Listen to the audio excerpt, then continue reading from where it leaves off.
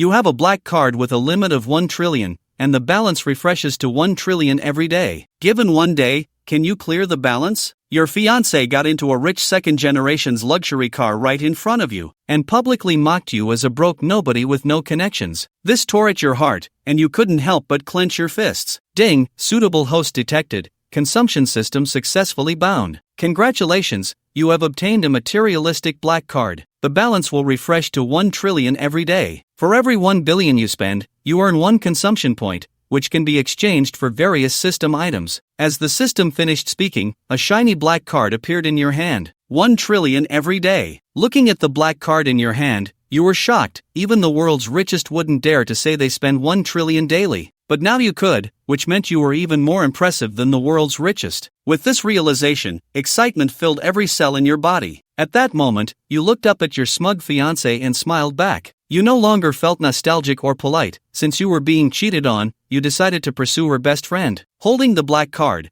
you walked towards a petite girl watching the scene unfold. Her name is Wang Jiao, a close friend of Lu Ruyan. She is also one of the 5 campus beauties. Before you even reached Wang Jiao, you directly transferred 100,000 yuan to her via WeChat, adding a message below. I know your brother is in the hospital. I'm willing to cover 100,000 yuan in medical expenses. I'm in a bad mood today, so come with me. You approached Wang Jiao and, in front of your fiancée Lu Ruyan, asked her directly, will you accompany me today? As soon as you said this, the crowd fell silent. The next second, a wave of discussions erupted. What is this? Don't tell me he wants to pursue Wang Jiao. Has he lost his mind? Everyone knows Wang Jiao is proud and has claimed she wants to marry a rich second generation. She's notorious for being materialistic. Does he really think he can pursue Wang Jiao? Is this a joke? Lu Ruyan watched the scene, chuckling disdainfully, her eyes showing clear contempt. He could already foresee how Wang Jiao would humiliate you next, a smug smile spreading across his face. He felt fortunate for having kicked this broke loser to the curb early on,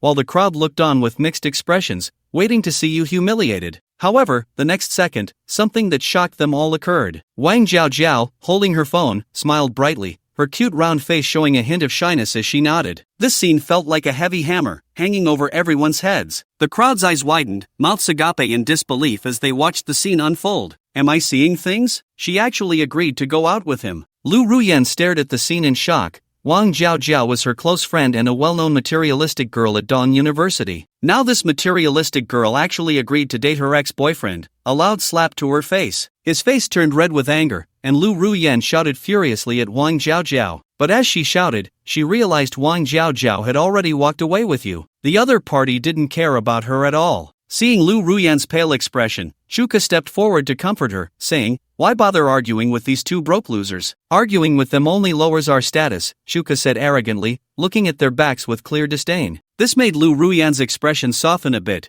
Being with such people, Wang Jiao must be blind, destined to be just an ordinary housewife. She looked forward to seeing how regretful Wang Jiao would be later, a cold smile appearing on Lu Ruyan's face. Alright, dear, don't be angry. Let's go. I'll take you to buy some jewelry at Qian de Plaza. Shuka said this while wrapping his arm around Lu Ruyan's waist, getting back into the car. On the other side, after receiving the 100,000 yuan, Wang Jiao's expression was a bit unnatural. She glanced at you and asked stiffly, where are we going? Where else but Qian de Plaza? It's a gold-plated nest, and I plan to spend lavishly today. The system said you earn 1 consumption point for every billion spent, which can be exchanged for various items. Although you don't know what those items are, surely they can't be ordinary things. This made you very eager for the exchanges. Can the system open the exchange interface? No, the first time it opens requires paying a heartbreak fee. What? You're saying I have to spend 1 billion first to unlock the exchange interface? Isn't that forcing me to spend money? Then can the system tell me what the exchangeable items are? The exchangeable items are carefully selected treasures by the system.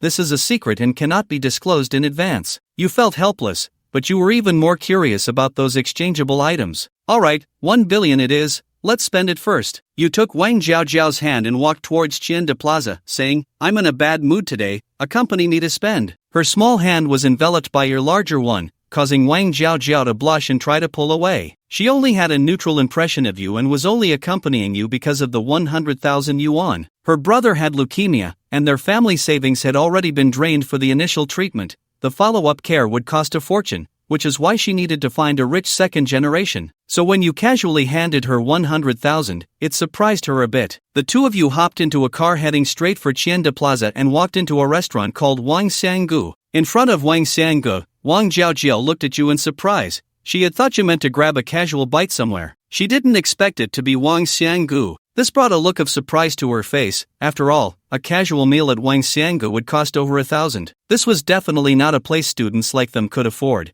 and yet this guy brought her here. While she was shocked, she also felt a bit disdainful, thinking you were just trying to show off in front of her to gain her favor. She thought you must have used your parents' savings to afford this. Thinking this way, Wang Jiaojiao's impression of you dropped to the lowest point, and she felt even more contempt for you. Wang Jiaojiao's expression was somewhat unpleasant, leaving you puzzled as to why she seemed unwilling to enjoy this lavish meal. Shaking your head, you strode towards a luxurious private room. The waiter informs that the minimum spending for the luxury box is 50,000. You can't stop grinning. Right now, you're not afraid to spend money, just afraid of not spending it. 50,000 seems a bit inadequate. After a moment's thought, you turn to the waiter and ask if there's a higher option, like a minimum spending of 100,000. The waiter is stunned, doubting if he's hearing things correctly. 50,000 isn't enough, and now you want 100,000? The waiter looks at you suspiciously, noting your obviously cheap attire, wondering if you're just here to scam a free meal. Beside you, Wang Jiaojiao looks utterly disappointed, thinking you're just trying too hard to show off. Seeing the waiter's strange expression makes her feel incredibly embarrassed. He thinks that going out with you today is his biggest mistake, and plans to block you as soon as he gets home. Wang Jiaojiao resolves in her heart that she'll slip away at the first opportunity. She's afraid if this continues,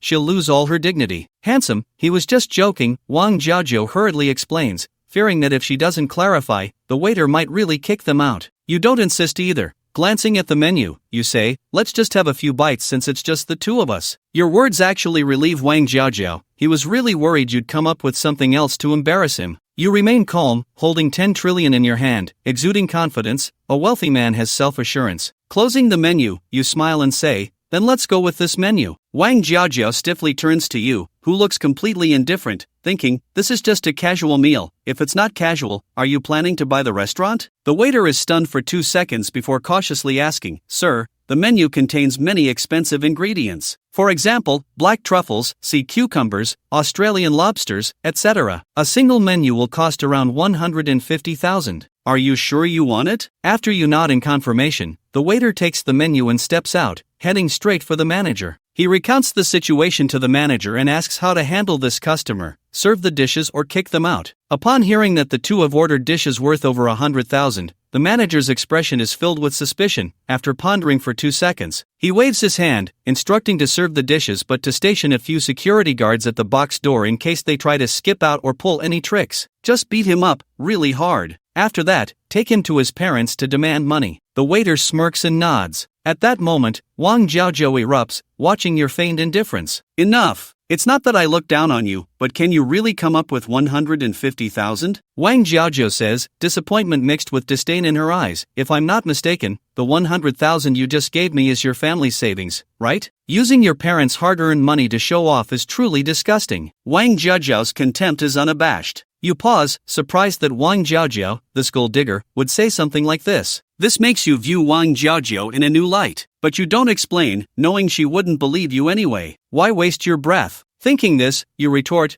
you don't have to spend a dime. Why are you so worried? Wang Jiaojiao is taken aback, then says angrily, fine.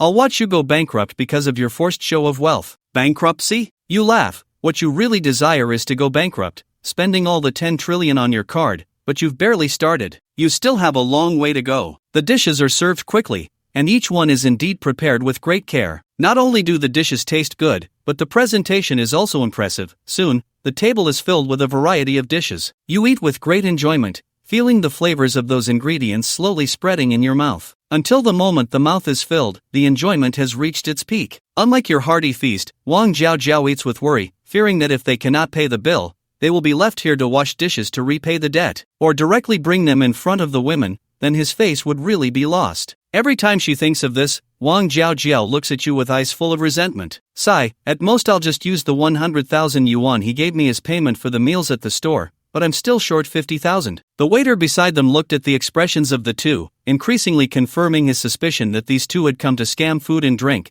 and he became fully alert towards you. And you swallowed half a dish in one bite, casually asking how it is the food here okay? Wang Jiaojiao absent-mindedly nodded and casually replied, it's okay. Just these two words, in Wang Jiaojiao's words, carry a hint of obvious sobbing. It is clear that she is truly afraid that the thing she imagines might really happen. But your next words made her already fear-filled little heart twitch violently once again. If it's delicious, then this will be our cafeteria from now on. Chatter made Wang Jiaojiao suddenly widen her eyes, about to explode. Then I heard you say to the waiter, check, please. The waiter's voice noticeably rose by 3 degrees. She was already prepared for these two who were trying to scam free food and drinks. But now the other party wants to check out, and the waiter is a bit confused. The script is not right. She shouldn't be picky about the dishes, or say that the service is bad. Either there is hair or a steel ball in the dish. To cheat for food and drink, how can he say the words check out? I'm not thinking about anything. The other party wants to settle the bill. The waiter suddenly reacted from his daze and hurriedly handed over the bill that had already been printed. The pen on his face completely disappeared at this moment, replaced by a charming smile. Sir, you have spent a total of 169,000 yuan, and the store has already waived the remainder for you.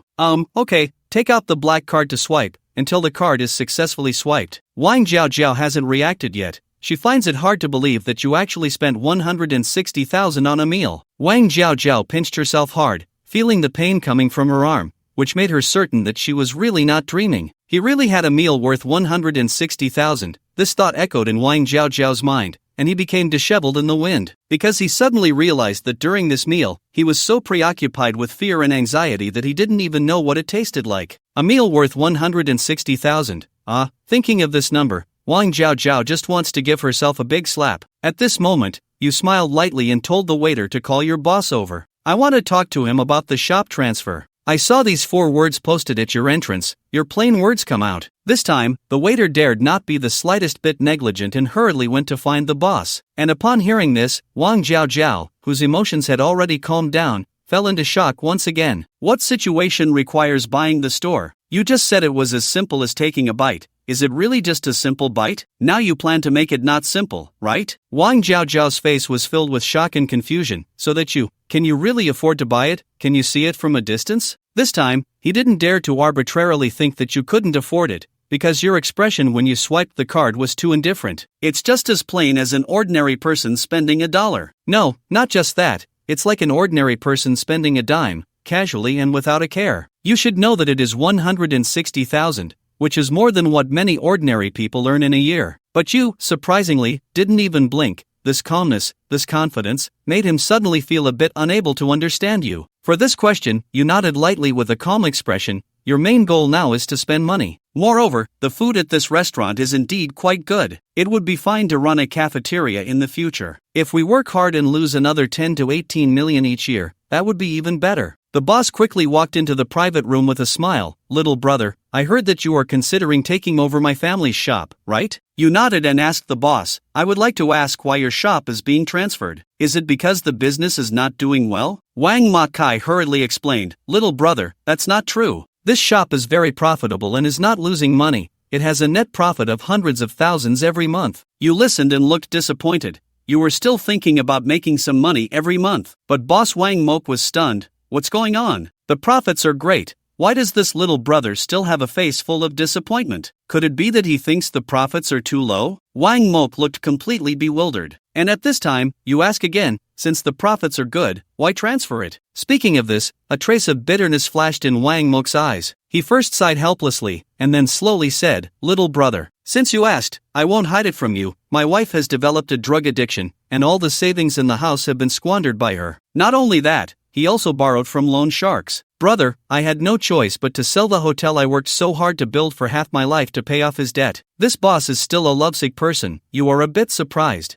I won't ask much about that boss anymore. Just give me a number for this hotel. I happen to need a cafeteria. The cafeteria owner was confused in the wind for 2 seconds, and then suddenly reacted, tentatively asking the little brother. My store is currently in a growth phase, and future profits will definitely get better and better, so I want to sell for 30 million. What do you think? 30 million, you are surprised too. Wang Makai felt a surge of excitement in his heart. Indeed, he wanted more. He was just about to say that the price could be negotiated. Just listening to you say, that boss, you seem to be at a bit of a disadvantage, right? Wang Mok was stunned by what he heard. He had seen buyers negotiate prices when buying hotels, but this was the first time he encountered a buyer raising the price. This made him doubt whether he was hearing things. Is this real? 30 million is already very high. I feel like I got a bargain. Since the other party has said this, what else can you say? 30 million is 30 million. Swipe the card and get ready to transfer. The contract is so straightforward. Wang Mok was shocked again. How can rich people now spend 30 million like it's just $3? After everything is settled, you hired the boss as the store manager, with a monthly salary of 50,000. At the same time, adhering to the principle that losing a little is better than nothing,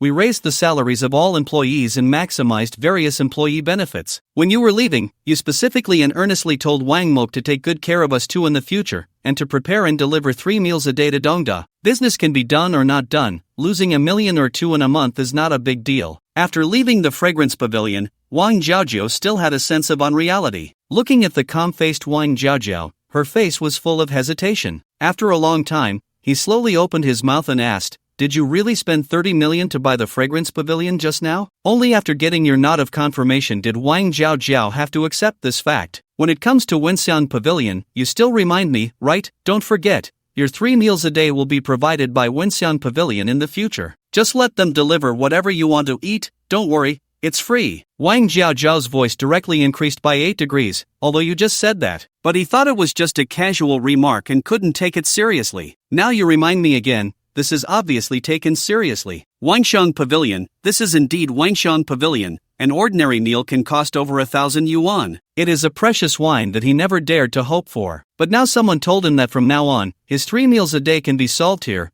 Wang Jiaojiao suddenly felt a strong sense of happiness. He is sure that if he talks about this matter, it will definitely make the sisters around him green with envy. This definitely includes Lu Ruyan. Lu Ruyan really is losing a watermelon to pick up a sesame seed. I don't know how she will react after seeing your current inhumanity. What will be the feelings?" Wang Jiaojiao was filled with immense joy in her heart. She looked at you and promised, "Brother, don't worry, I guarantee I won't order expensive dishes, and it's only occasionally that I will let them deliver. Just delivering a meal, you have turned from you into brother." You laugh coldly in your heart. It's just that this woman's words make you feel very helpless. If you don't order expensive dishes, where am I supposed to spend money? In fact, if it weren't for the fear of scaring Wang Jiaojiao, you would want to give this restaurant to her. From today on, it's not allowed. Every meal must have it. Not a single lobster or abalone can be missing. You can give the orders. This domineering tone not only did not make Wang Jiaojiao feel any disgust. On the contrary, it feels warm in my heart. Looking at your serious eyes, a bold thought emerged in Wang Jiaojiao's mind.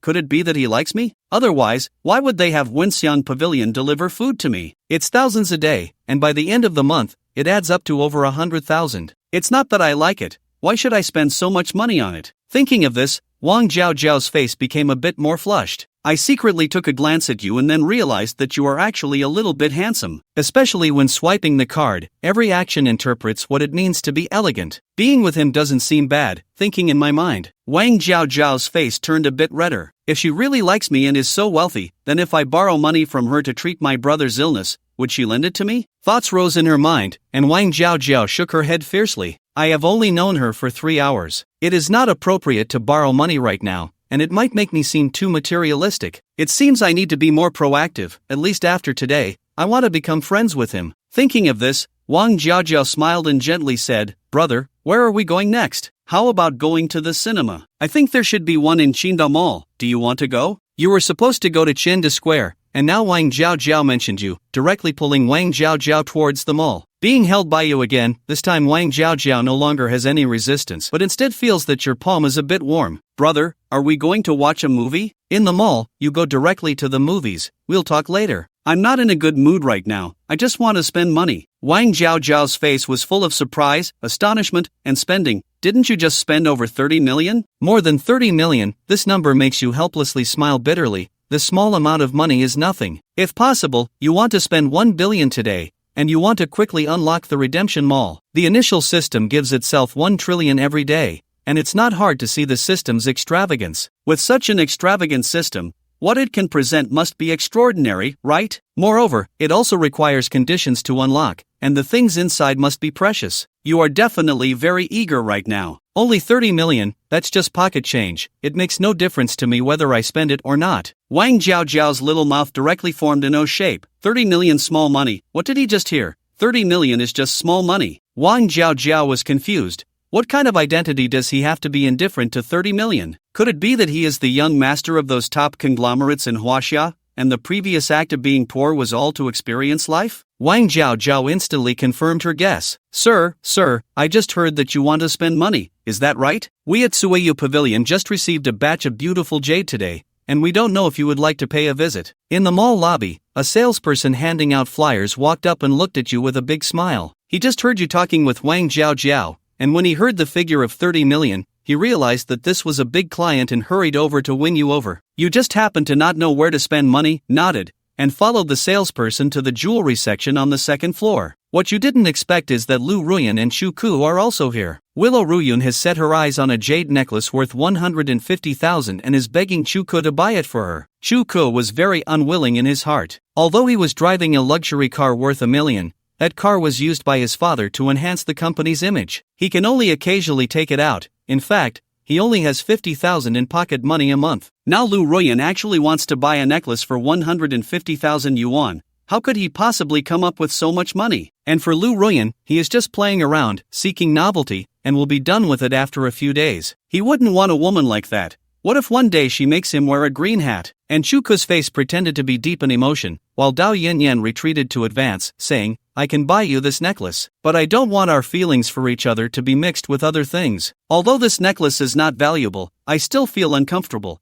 thinking that you are with me for money. Chuk's words were profound, and he didn't forget to put on a show, saying the necklace is not worth much. La Yuruyan, upon hearing this, looked reluctant and only put it back after glancing at the necklace. He just got together with Chuck. Although it was for money, since Chuck said that, he couldn't insist on it. I can only remember this necklace in my heart, preparing to buy it later, just about to leave. Turning around, I saw you walking into the Jade Pavilion, and beside you was Wang Jiao, the two of you holding hands. This scene made Lu Ruyan's expression very unpleasant, and she felt a sense of betrayal, which made her feel very unhappy. It's like having her own belongings taken away by someone. She may not like it, but it makes her very uncomfortable to have them taken away. She, already in a bad mood, immediately vented her anger on these two people, with a hint of obvious arrogance on Lu Ruyan's face. After glancing at the two people, they sarcastically said, people nowadays really have no self-awareness at all. A poor loser actually dares to come to Sueyu Xian, not knowing that Sueyu Xian is a top jewelry dealer. The items here are not affordable for ordinary people. That's right,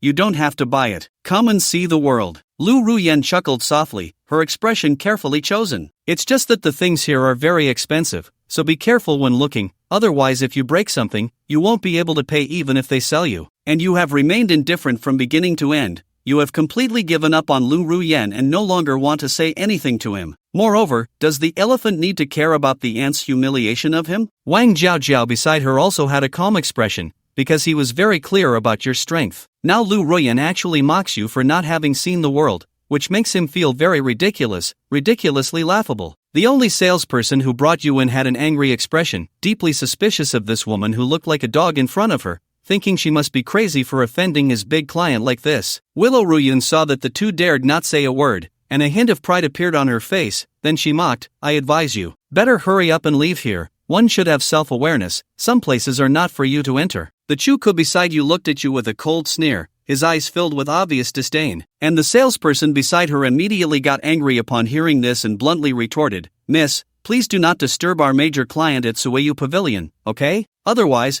I don't mind having the security chase you out. The salesperson actually wants to drive him out, and the disgust on Lu Ruyan's face instantly froze. He doubted whether he had heard it wrong. And your expression is bland, not paying any attention to Lu Ruyan's meaning, calmly walking past him. This indifferent attitude made his face look very unpleasant. But what made his expression even worse was that you actually picked up the jade necklace worth 150,000 that he had just placed on the counter. Just pointed at Wang Jiao's neck and said with a flat expression a statement that shocked him about the state of the world. This necklace is nice, I bought it with a credit card. The salesperson's face was ecstatic. It turned out to be a big client. He hurriedly took the black card you handed over. When the sound of 150,000 arriving was heard, shock filled every inch of Lu Ruyan's face. His eyes were dazed, looking at him in disbelief, surprisingly not asking the price, casually spending 150,000 to buy the necklace he had been longing for. When did he become so inhumane with his money? Lu Ruyen felt that everything happening before her eyes was extraordinarily absurd, and this absurd scene left him in a daze for a long time, standing in place like a wooden figure. Shuko was also plunged into great shock. He looked at your back, rubbed his eyes hard,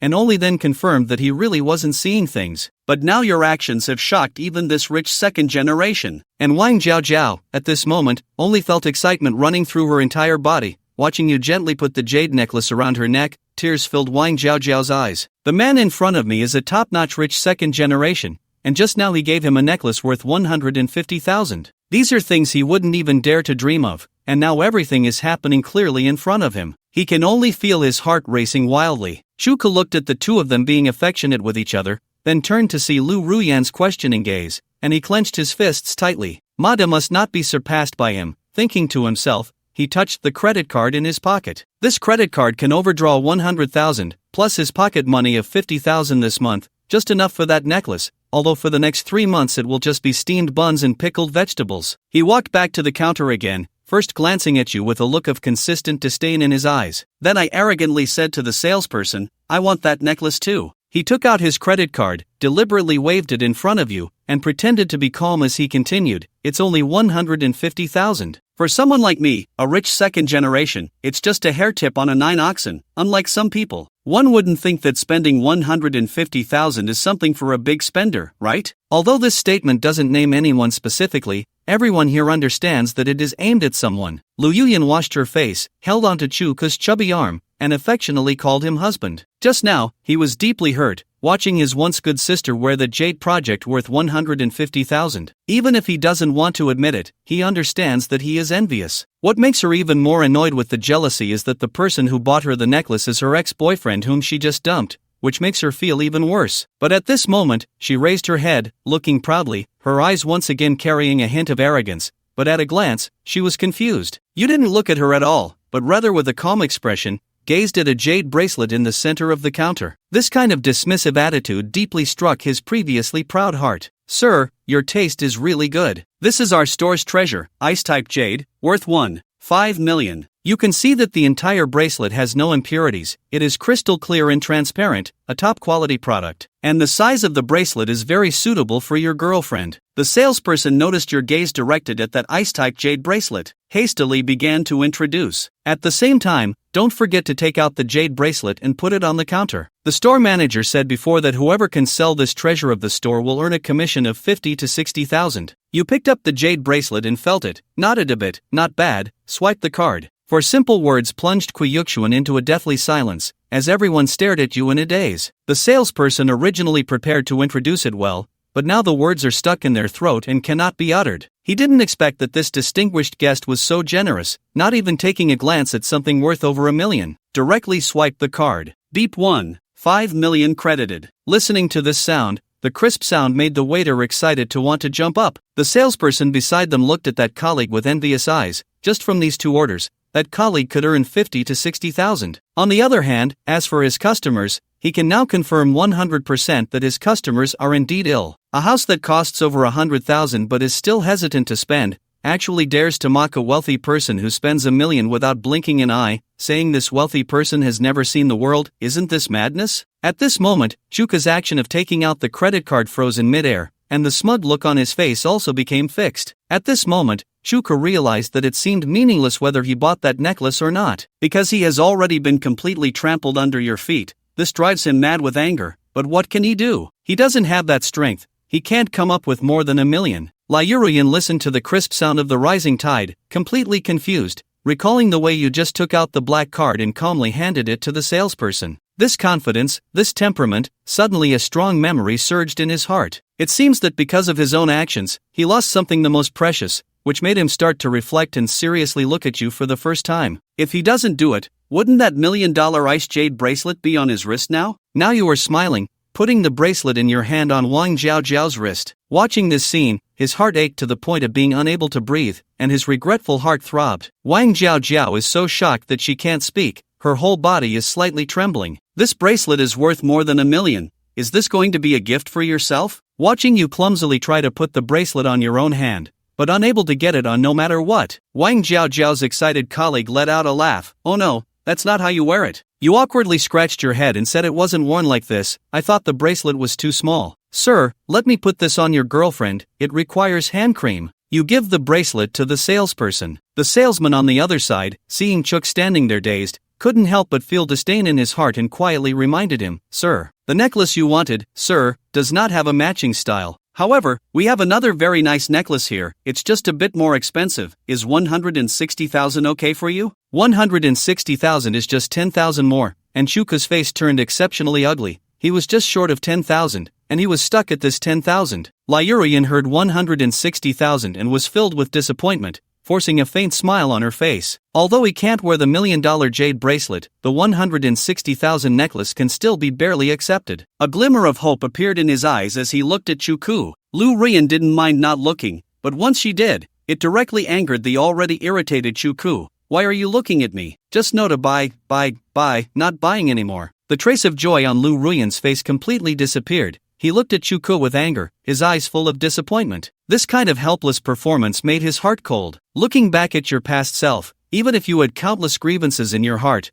you always greeted him with a smile. Comparing the two, regret filled Lu Ruyan's heart, and with remorse, Lu Ruyan turned and left. But just as he reached the door, he heard your plain words beginning. Create a membership card for this young lady, with a recharge of 10 million inside. The words made Lu Ruyan, who had left in anger, almost lose her footing and fall at the entrance of Cui Yuxian. What kind of person have I missed? Lu Ruyan thought to herself, tears of regret filling her eyes. On the other side, Wang Jiao, also teary-eyed, was overwhelmed with excitement. She looked at the calm Chen Mo fan and felt an impulse to throw herself into his arms. Chen Mo fan indeed wore a calm expression, but inside he felt quite helpless, as he had spent over 40 million in just half a day. He hadn't even reached 100 million. He was worried. As for the expensive gifts he had given to Wang Jiao, they didn't even count as a hair to him. Moreover, it was the girl's first time going out on a date with you. If you didn't buy her some small gifts, how could you say no? These were just small gifts. When the membership card was presented to Wang Jiao, she did not reach out to take it.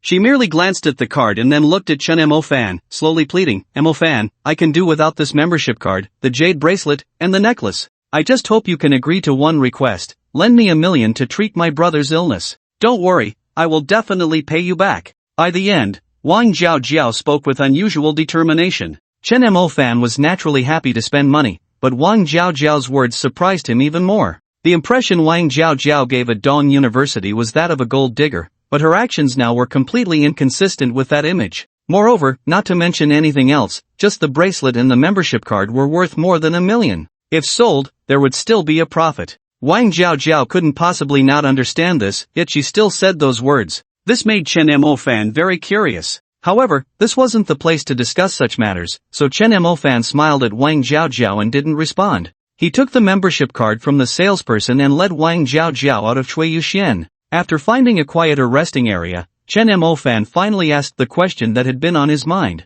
Jiao, the things I gave you should be worth more than $1 million. If you sell them, you would still have some left, you should know that. Wang Jiao nodded and softly said, Mo Fan, I don't want to lie to you. I'm so happy and excited to receive such valuable gifts for the first time, I can't bear to sell them. If I have to sell them, I'd rather never have had them. Besides, these are gifts you gave me. If I sell them, you would be very angry, right? You would be very disappointed. As Wang Jiao spoke, she stole a glance at Chen Mo Fan. She was now filled with affection for him and wanted to continue with him, which was why she said those words. Looking at Wang Jiao, who was clearly different from his impression, Chen Mo Fan wanted to tease her a bit and see how she would choose between money and family affection, so he followed her words and said, I can lend you $1 million, but I want all these gifts back, and I won't give them again. Who would have thought that as soon as Chen Mo Fan finished speaking, Wang Jiao didn't hesitate at all and nodded in agreement. This left Chen Mo Fan somewhat at a loss. He looked at Wang Jiao's determined little face and, not willing to give up, asked, Are you really willing? Wang Jiao revealed a shy smile and shook her head. To be honest, Mo Fan, I can't bear to part with them. This is over 10 million worth of gifts, very few girls would be willing to part with such a large sum, and I'm no exception. However, I care more about my brother's health. I'm not afraid you'll laugh at me, Mo Fan. The reason I said I wanted to find a rich second generation in school is that I hope he can pay for my brother's treatment. Of course, I won't deny that I really like money. This answer made Chen Mo Fan look at Wang Jiao with newfound respect. Although this girl had many flaws, she cared deeply about what he valued most. This was a significant difference from Lu Ruyan. In the grand scheme of things, it was fine, the small flaws could be completely overlooked. Chen Mofan smiled, gently ruffling Wang Jiajiao's hair, and boldly said, "I won't lend you $1,000,000. Upon hearing this, Wang Jiajiao's expression darkened. But then, Chen Mofan changed his tone, "But I can give you $2,000,000, directly letting your brother stay in a luxury hospital room, and I'll cover all future medical expenses." Joy instantly filled Wang Jiajiao's adorable face as she looked at Chen Mofan, her bright eyes glistening with tears. What made her even more excited was that Chen Mofan placed a membership card in her hand. "This card, I said I would get it for you, so you have to accept it." His tone remained domineering, but there was not a trace of resentment in Wang Jiajiao's heart, only gratitude. What she didn't know was that Chen Mofan actually wanted to thank her. Because of her, he had found a new way to spend money. After transferring the money to Wang Jiajiao, the two strolled until dark, watched a movie, exchanged contact information, and then returned to their dorms. When Wang Jiajiao got back to the dorm, everyone looked at her with strange expressions. They all knew that Wang Jiajiao had actually gone on a date with the famous dog god from Dawn University. They privately discussed the matter with mocking faces, saying things like, "A gold digger and a simp seem quite compatible." These words were laced with heavy sarcasm, as if they were laughing at Wang Jiajiao for being blind enough to fall for the poor loser Chen Mofan. As Wang Jiajiao approached the dorm building, a few Dawn University female students downstairs pointed at her and whispered,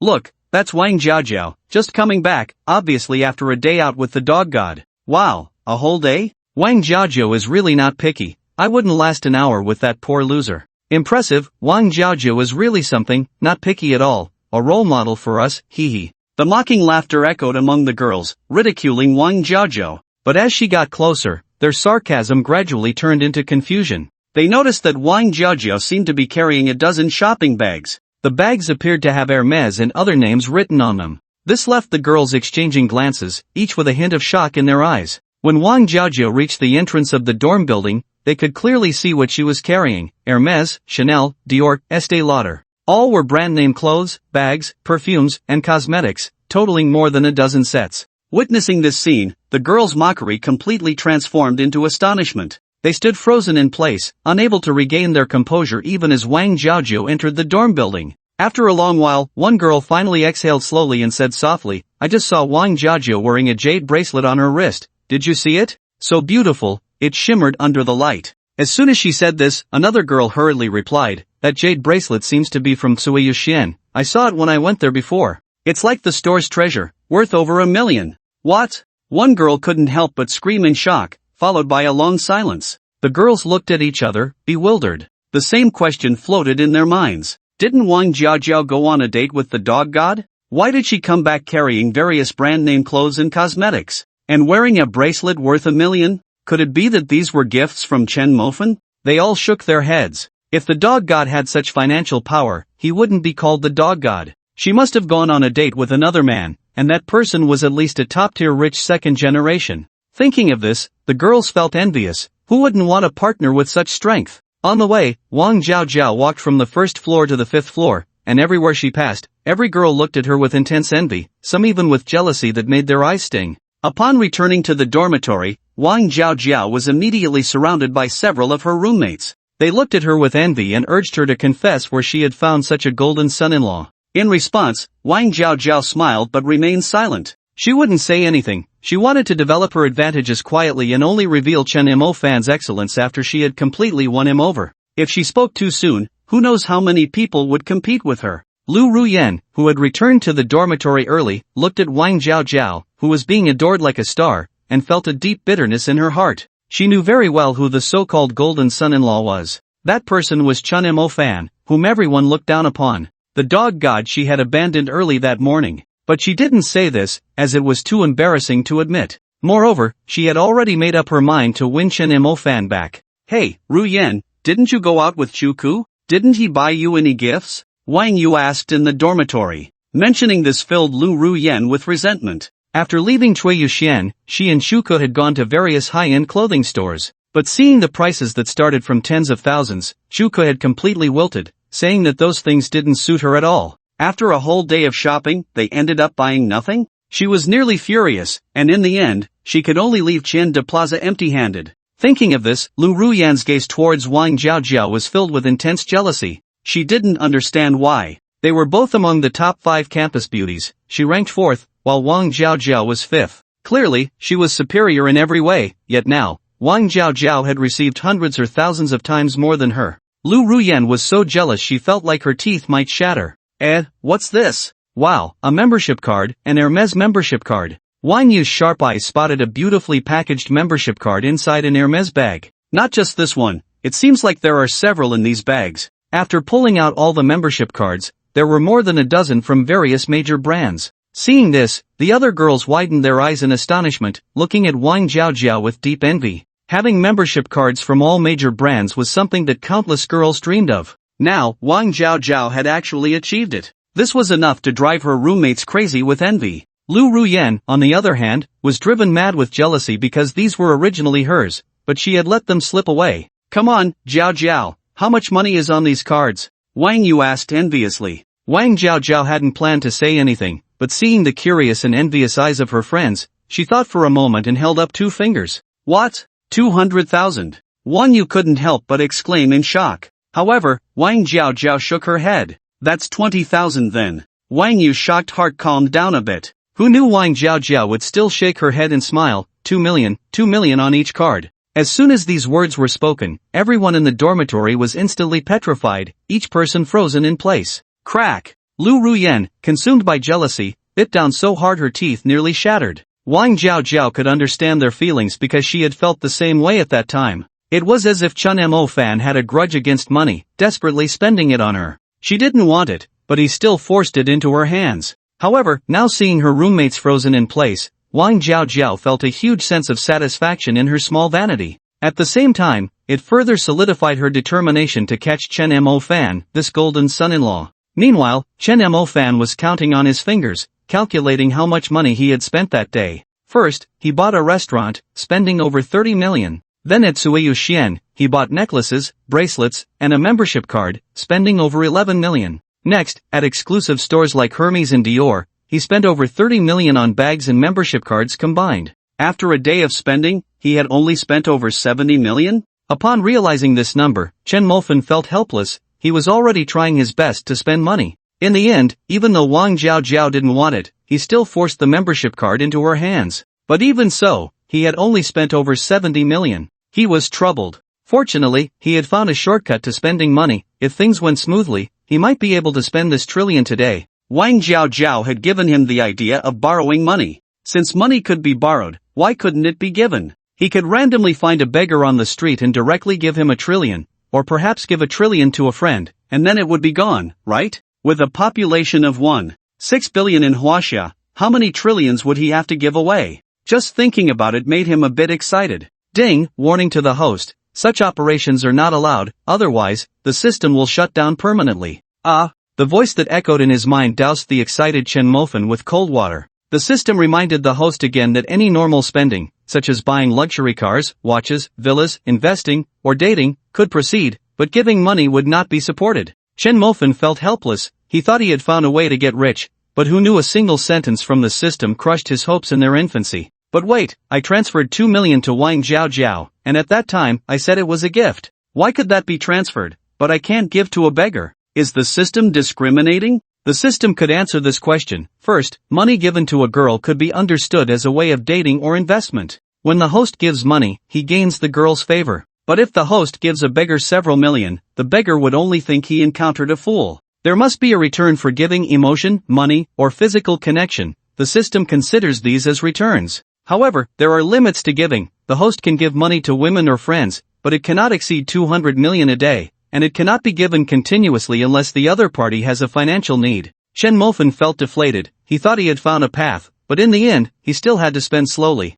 After a whole day, he hadn't even spent 100 million, which was quite discouraging. It seemed he still had to buy assets, companies, houses, cars, and occasionally flirt with a little star. Oh my goddess, the star known as the number 1 in the ant circle, Yun Moli, has entered Douyin and started a live broadcast. The boss exclaimed, as if discovering a new continent, and shouted out loud. This shout echoed throughout the boys' dormitory, startling the older sister who was about to go upstairs to check on them, causing her to stumble and fall hard on the stairs, losing 2 of her front teeth in the process. Chen Mofan rubbed his ears. That shout almost made him deaf. The boss's voice was truly terrifyingly penetrating. Rubbing his ears, Chen Mofan turned his head to look. Sure enough, in the Douyin live broadcast room, Yoon Moli's figure appeared. Speaking of which, Chen Mofan had a good impression of this female star. It was simply because Yoon Moli was too beautiful, embodying sexiness, maturity, and stunning beauty, a top-notch goddess, and she was even called the first goddess of the Central Academy of Drama in 100 years. He didn't know how many men were infatuated with her. In the dormitory, the third guy also came over, looking at Yoon Moli's figure on the phone, and sighed. I remember my first time was on a dark and windy night, paying tribute to my goddess with my hand. What the? Chen Mofan looked at the third guy with a strange expression and complained, Third brother, there's so much information in that one sentence. The third guy chuckled and then opened Douyin to watch Yoon Moli. The popularity of the cloud goddess isn't high, the gifts she receives are few, far less than some internet celebrities. Huang Tao, the leader, muttered quietly while sitting on the bed with his phone. Hearing this, Chen Mofan, who had no interest in watching the live stream, suddenly perked up. Damn! How could I have forgotten? You can give rewards during live streams. Chen Mofan slapped his forehead and laughed. After discovering he had money, he felt completely dazed, confused. So many ways to spend money had been overlooked. This is really frustrating. With that thought, Chen Mofan hurriedly opened Douyin. The first thing he did was recharge. Now he wasn't afraid of spending money at all. Recharging was no longer like before,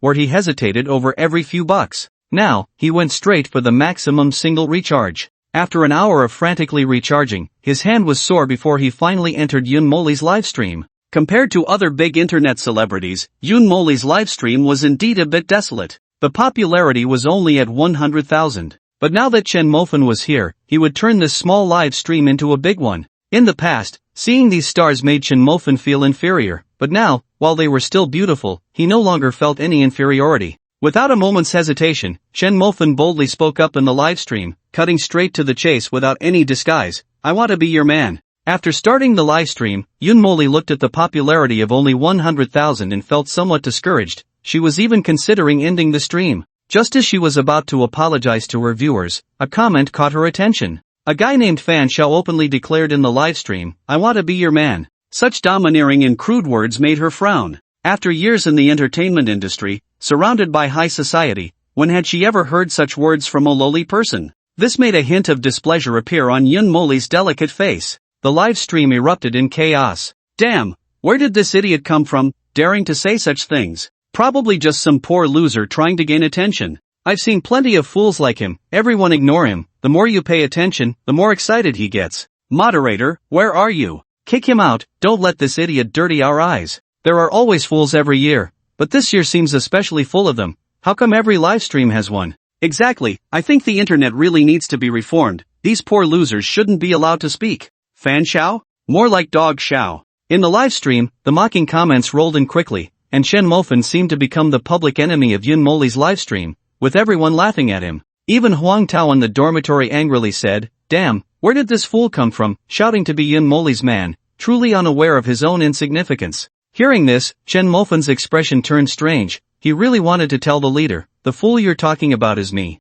Meanwhile, in Yoon Moli's livestream, Li Tiankai, the young master of the Li family chain hotels in Liuqing, looked at the comments from Chen Mofan with a disdainful sneer. He also liked Yoon Moli very much. How many times in the middle of the night had he fantasized about holding her in his arms, indulging in passion? Unfortunately, he had never had the chance to get close to her. Upon learning that Yoon Moli was live streaming, he immediately had his subordinates recharge 10 million. He thought that with this 10 million, at the very least, he could get her WeChat ID. But before he could even start spending, a fool popped up in the livestream, trying to gain attention, which made him very unhappy. The next second, something that made him even more displeased happened. The livestream was filled with carnival effects. The dazzling special effects covered the screen, reflecting the unpleasantness on his face. Just as he was about to go all out to attract the attention of everyone in Yoon Moli, someone else started to make a splash first. Looking at that. Damn, it's that idiot again. Li Tiankai was furious at that moment. Previously, in Yoon Moli's livestream, after 3 hours, the gifts were pitifully few, and large gifts were even scarcer.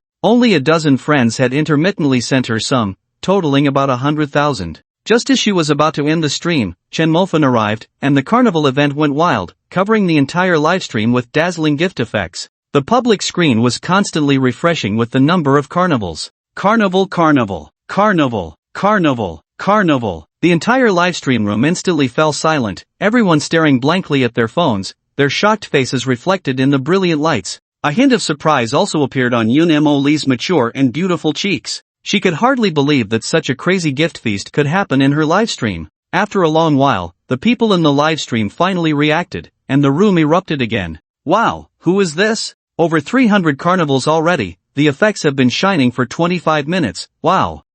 It seems to be that idiot from earlier. What was his name again? It's Muffin, that's it, I thought he was just a monkey. Is this idiot really that rich? Still calling him an idiot? This is a real rich kid, in just a short time, he's thrown in 900,000. Damn, I really underestimated this idiot. Still going, the carnival is still being sent, damn, is this an unstoppable rhythm? In front of his phone, Lee Tian-kai watched the screen full of effects, gritting his teeth in hatred. Especially when he saw the hint of surprise on Mo Lee's face, his resentment deepened. Originally, this should all belong to him, but at this moment, even if he started sending gifts now, he would only be second. The same thing, the second one could never be as stunning as the first. Fortunately, he had prepared 10 million, enough to crush everyone and make Mo Lee remember him. Thinking of this, the anger on his face dissipated a bit, and he began to send carnivals. 3,000 poured into the livestream, quickly attracting people's attention. Wow, what's going on? It seems another person is also sending carnivals. Really, another named Li Xiao has sent over 100 already.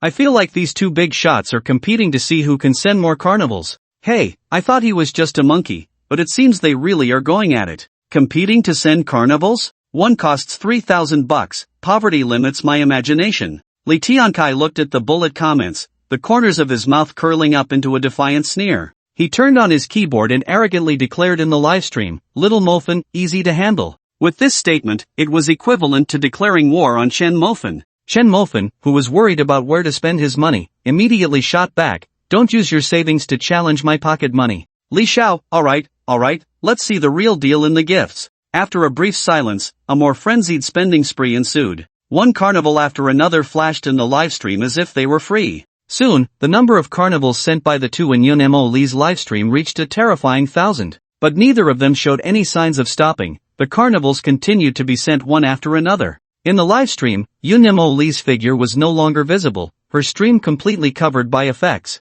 And everyone in the livestream was collectively petrified. The only thing they could do at this stage was count the number of carnivals. The news of the two big shots competing to send gifts in Mo Lee's livestream quickly spread. After hearing this news, everyone rushed into Mo Lee's livestream. The number of online users skyrocketed, quickly surpassing 1 million. After reaching 1 million, the momentum showed no signs of slowing down. Instead, it continued to rise at an even more terrifying pace. Meanwhile, all the streamers on the platform looked on with suspicion as their viewer counts steadily declined. This strange trend left many streamers bewildered, unable to comprehend the situation. Some even began to reflect on whether they had said something to offend their fans. It wasn't until they saw comments in the chat that they started to understand. In Mo Lee's livestream, two wealthy patrons were competing fiercely, with Fan Xiao and Li Xiao each sending thousands of carnival gifts. The latest news reported that the two had sent over 1,300 gifts. Now it was 1,500.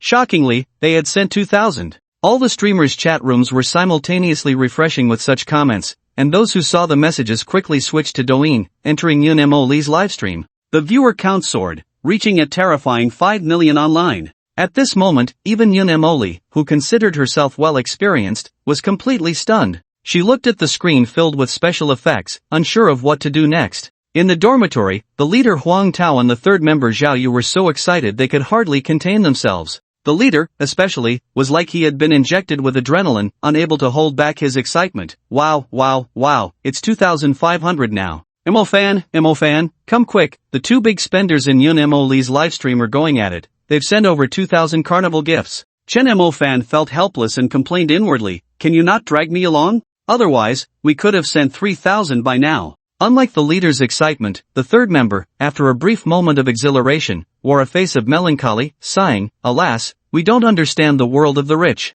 If only I had such wealthy friends around me, how wonderful that would be. Unfortunately, we're all broke in this dorm." Soon, the total number of carnival gifts sent by the two reached 3,200, and the audience's enthusiasm in the livestream peaked. However, at that moment, Li Tian-kai began to falter. 3,200 gifts were worth 9,600,000. He had only prepared 10 million, and now only had 400,000 left to spend. Looking at the remaining sound waves, Lee Tian-kai kicked the coffee table in front of him in frustration. Damn it, who the hell is that guy? Lee Tian-kai shouted angrily. As the heir of the Lee family in Liao City, he recognized all the top rich second-generation individuals in Liao City. Seeing that guy's address, it was clear he was also from Liao City, yet he was not someone Lee Tian-kai knew, obviously a wild kid who had popped up from nowhere. Being overshadowed by a wild kid on his own turf made Lee Tian-kai feel exceptionally stifled. Soon, the audience in the livestream noticed that Li Xiao's speed in sending gifts had noticeably slowed down.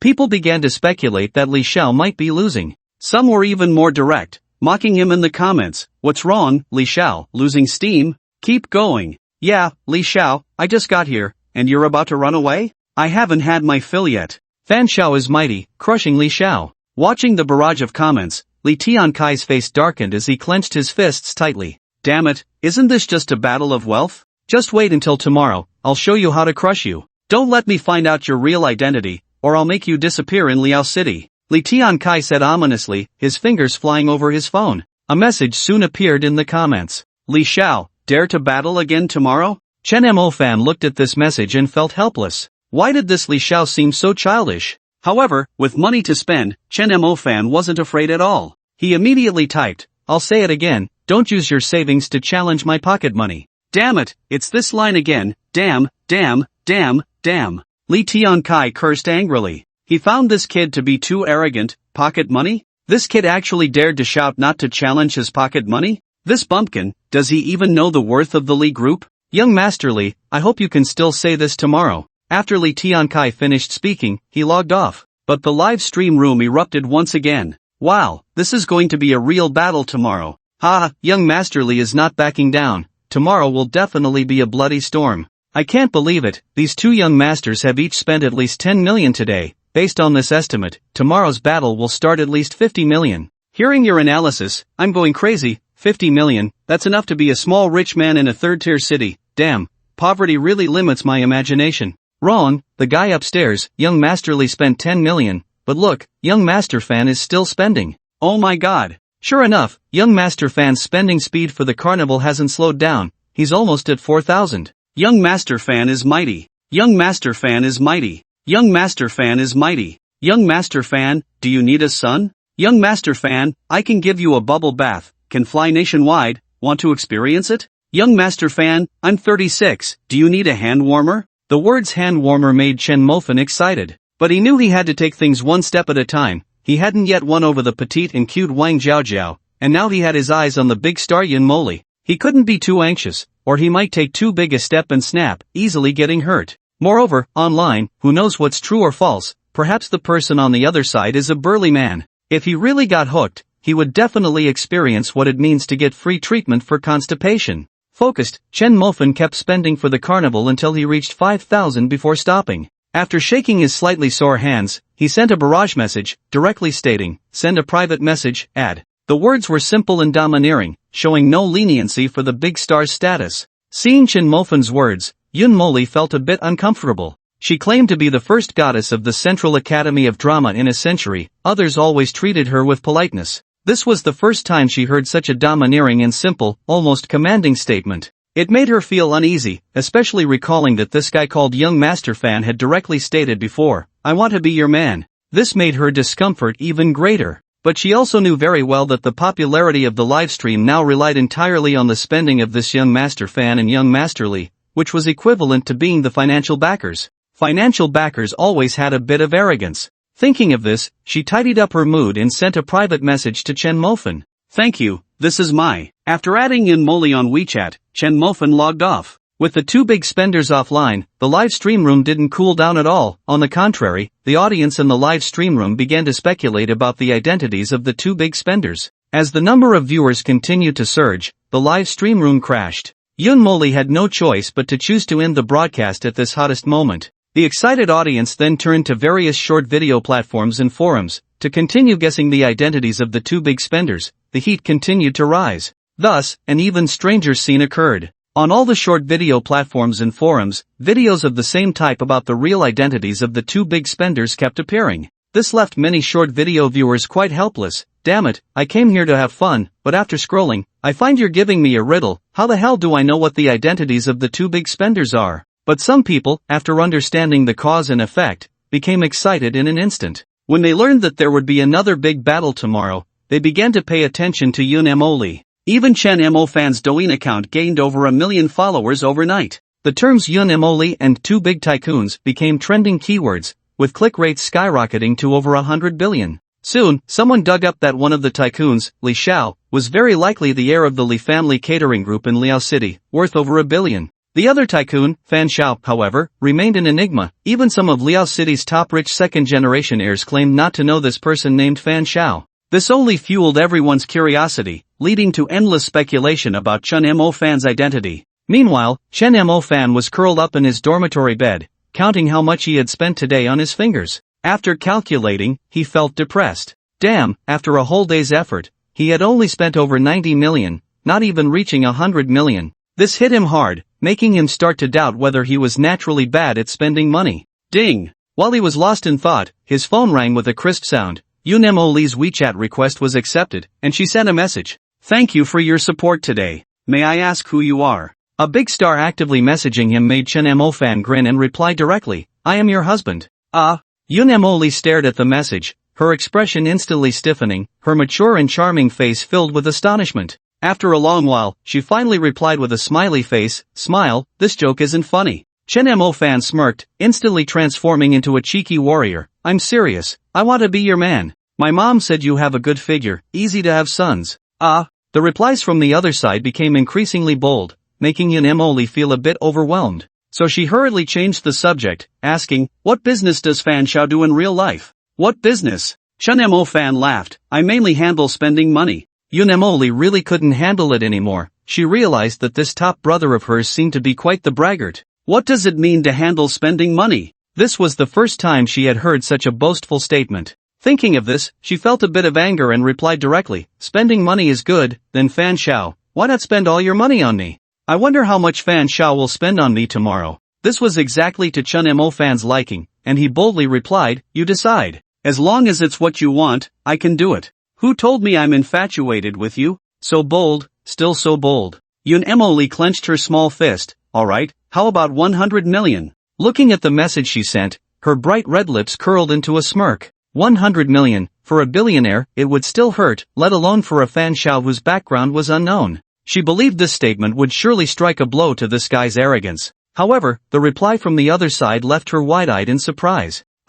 Only 100 million? I'm planning to start at 300 million tomorrow. 300 million starting. Yoon Mo couldn't help but exclaim, her bright eyes staring at the message on her phone, filled with disbelief. Bragging, this must be bragging. Yoon Mo thought to herself, replying, Fan Xiao, you're being a bit too grand, 300 million isn't 30,000. This was a challenge, and seeing this, Chen Mo Fan chuckled. What if I really spend 300 million tomorrow? You decide. Seeing Yoon Mo reply with you decide, Chen Mo Fan was even happier, replying, alright, I want you to send a voice message, calling me brother, and I want it to sound a bit more charming. Looking at the incoming message, Yoon Mo's face flushed bright red. This was clearly teasing her, which made her feel utterly absurd. She had never been teased like this before, but now, it made her a bit angry, and she replied, fine, if not, you have to call me sister and be a little more humble. Chen Mo Fan.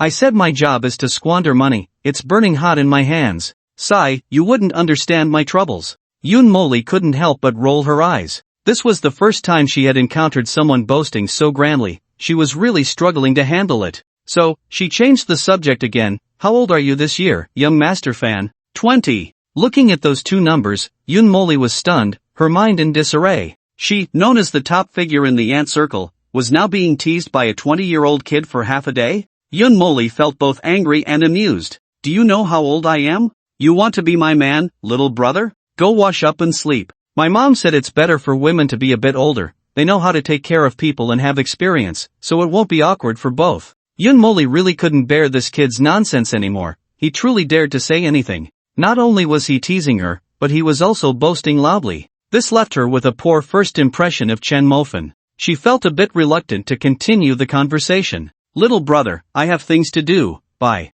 Just then, Chen Mo Fan also had no intention of continuing the chat, he still needed to recharge. He found a goodnight sticker and was about to send it when the boss came over. What are you grinning about? Boss Huang Tao kicked Chen Mofan and asked. This kick made Chen Mofan, who was chatting with Yun Moli, slip his finger, and instead of sending the goodnight sticker, he accidentally clicked on a suggestive sticker. Successfully sent. Chen Mofan was dumbfounded. Yun Moli looked at the picture Chen Mofan sent, watching the two little figures in intense motion, and her face instantly turned red. She was a big star. When had she ever been treated like this? But now, a little kid was openly teasing her? Yun Moli immediately felt an urge to delete Chen Mofan. Her dislike for him grew a bit more. Chen Mofan, on the other hand, was embarrassed. I said someone in the dorm kicked me, and my hand slipped. Do you believe me? Yun Moli, what do you think? Chen Mofan, Yun Moli, you just said you live in a dorm? Who exactly are you? Seeing this message, Chen Mofan didn't reply and directly sent a goodnight sticker. Yun Moli looked at the message he sent, her brows deeply furrowed. How could someone living in a dorm be a rich person? But if he wasn't rich, how could he have spent over 10 million on her? This left Yun Moli in deep confusion. She remembered reading a news article about an accountant embezzling funds to give gifts to a female streamer. Could it be? Had she encountered something like that? Thinking of this, Yun Moli hurriedly messaged, "Little brother, what is your real identity? Accountant? Bank teller? Or something else?" But Chen Mofan had already stopped paying attention to her. At that moment, he was being dragged out of bed by the boss. "Mofan, I'm asking you a question. What were you grinning about just now?" Chen Mofan had nothing to hide and honestly said, "I was chatting with Yun Moli." Hearing this, both the boss and the third guy's expressions froze simultaneously. Yun Moli, young master fan, Chen Mofan, these three seemed to have some connection. With this thought, the boss and the third guy's expressions instantly became interesting. The boss directly hit the back of Chen Mofan's head. "What are you dreaming about? Chatting with Yun Moli? The only connection among these three is the character fan. But if you are young master fan, I'll fly upside down." The third guy chuckled, I understand, everyone likes to fantasize, and so do I." Seeing that the two didn't believe him, Chen Mofan directly took out his phone. "If you don't believe me, look." The boss snatched the phone away with a flourish. "What are you looking at?" "Look at mine," he said, raising his own phone excitedly towards Chen Mofan. "Old 4, let me tell you, it just broke online that one of those two big tycoons, Li Xiao, is our Liao City's Li Tiankai, young master Li. They say he's worth over 10 billion? How about that? Excited? Thrilled? Just thinking about a young master worth over 10 billion battling it out online gets me all worked up." The boss, with his messy hair, was so excited he was practically dancing. Over 10 billion? Chen Mofan immediately lost interest. He had thought it would at least be 100 billion. But now, over 10 billion? What was that amount to play with? With his current funds, competing with Li Tiankai would just be bullying an honest person, wouldn't it? Chen Mofan admitted he was a bit carried away now, but didn't he have the capital to be? Seeing Chen Mofan's lack of enthusiasm, the boss felt a bit frustrated. "Old 4, you'll never get to eat 4 dishes in this lifetime. With such a big commotion, you're acting all uninterested. How did I find out that there seems to be a generation gap between us? Do you still want our bromantic friendship?" Chen Mofan didn't know how to respond. As the instigator, he really had no great interest in the commotion. Moreover, if he spoke the truth, they wouldn't believe him. All right, you keep lying in bed and daydreaming," the boss said, handing the phone back to Chen Mofan before turning around, excitedly chatting with old 3. The two kept guessing the real identity of Fan Xiao in reality. Little did they know, the Fan Xiao they were talking about had just been scolded by them. Lying in bed, Chen Mofan could finally recharge in peace, but just as he opened the recharge page, Yun Moli's message came through. "What's your real identity? Tell me clearly, did you embezzle money from your company?" Yun Moli had just looked at Chen Mofan's moments and found it to be a complete loser's circle. Most of the posts were just the daily grievances of a loser. It wasn't about the 30 years of the East River and 30 years of the West River. It was more like, now you ignore me, but one day I'll make you regret it. Even the occasional life photos were just plain and ordinary. There was no sign of a tycoon at all. Yun Moli could be 100% sure that this guy was just a poor loser. This made her anxious. She didn't want to be caught up in a public relations storm because of Chen Mofan. She just wanted to live a stable and ordinary life like this, which was good enough. If there were a bit more excitement in life occasionally, that would be even more perfect. Chen Mofan opened Yun Moli's WeChat and simply replied with 2 words, "Guess what? I can't guess, just tell me quickly." Chen Mofan chose to ignore this. Yun Moli waited for a long time but didn't see Chen Mofan reply. This made her feel a bit ridiculous. She was a big star. When had she ever been so ignored? Having experienced the fervor of fans before, now she was experiencing their indifference? After thinking for a moment, she edited and sent 2 more messages. If you embezzled company money, I can refund you the part that belongs to me in full,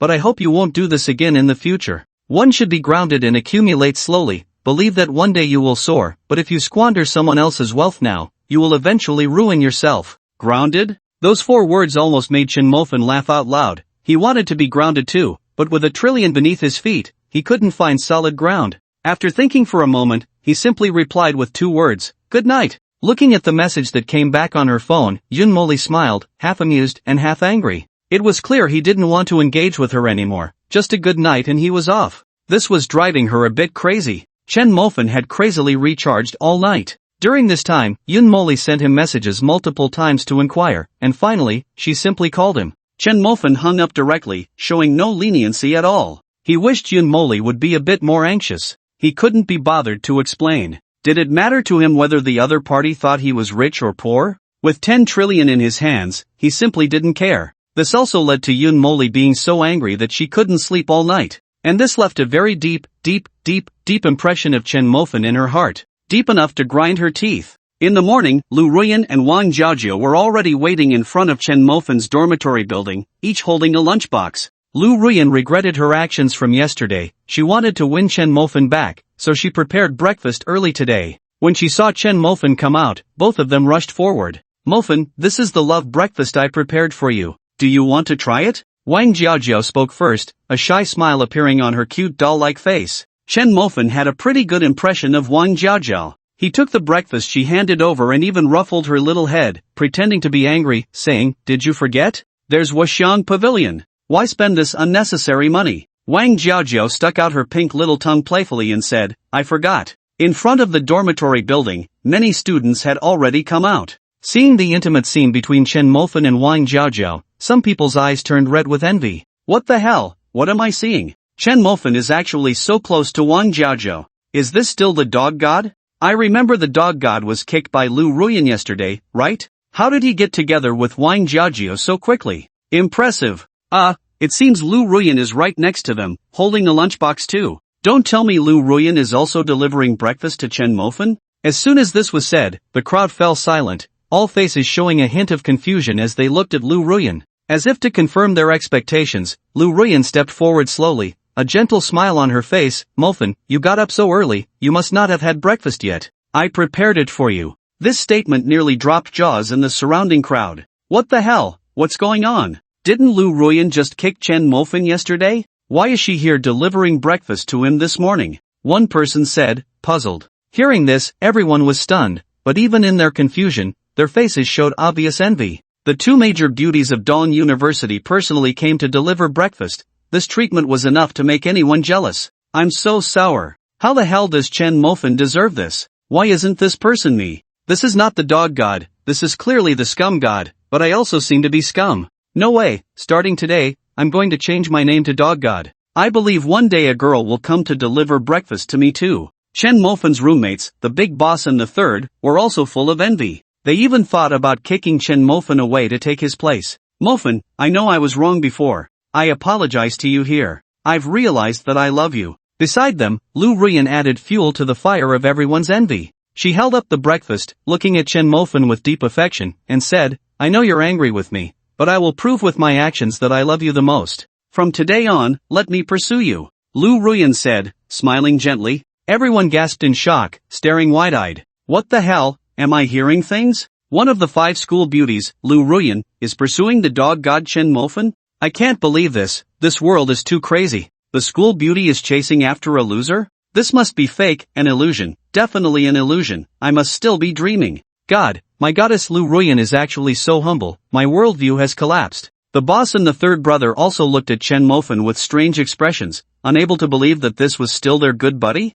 This famous dog god from Dongda was actually being pursued by the goddess? And not just 1, but 2. This was too much of a shock for them. Chen Mofun, however, had a calm expression, pulling Wang Jiaojiao and walking directly past Lu Ruyan without even glancing at her. This scene made everyone break down again. What the hell did I, Chen Mofun, do to ignore Lu Ruyan? Is this dog god floating in the air? Damn, ignoring the goddess, to be honest, I envy that. I wish I could do that one day. I want to challenge the dog god. Lu Ruyan is my goddess, how could he humiliate her like this? Why wasn't I the one chosen by the goddess? Amidst the murmurs, Chen Mofan had already walked far away with Wang Jiao. On the spot, Lu Ruyan looked at Chen Mofan's back, filled with humiliation, feeling so embarrassed. So this is what it feels like to be publicly ignored? She thought to herself, recalling the times she had publicly humiliated Chen Mofan. Thinking from his perspective, she somewhat understood the embarrassment Chen Mofan had suffered at her hands. This made her feel even more regretful. If she hadn't been so ruthless back then, would Chen Mofan still be willing to greet her with a smile now? Lu Ruyan clenched her fists tightly. She would not give up so easily. After having a sweet breakfast with Wang Jiao, Chen Mofan arrived at the classroom. Before class started, the classroom was buzzing with discussions about the biggest hot topic of the day, the battle of the two wealthy heirs. Among them, Li Xiao, Li Tiankai had already been exposed. His worth of over 10 billion was also the reason for everyone's excitement. The excited crowd instinctively gathered around Chang Hong. Everyone knew this guy knew many rich second-generation heirs and was well informed about some matters in that circle. Brother Hong, tell us what you think about this battle of the two wealthy heirs. You've seen and heard a lot, and you have connections. Chang Hong smiled proudly. Sure, actually, there's not much to say about this. Everyone knows that Li Xiao is a well-known young master in our Liuqing, and he's my cousin. As Chang Hong spoke, his pride became even more apparent. Sure enough, a wave of exclamations arose from the crowd, each person looking at Chang Hong with envy. Chang Hong enjoyed this feeling, continuing with a smug tone, and that Fan Xiao, the address shows he's right here in Liuqing,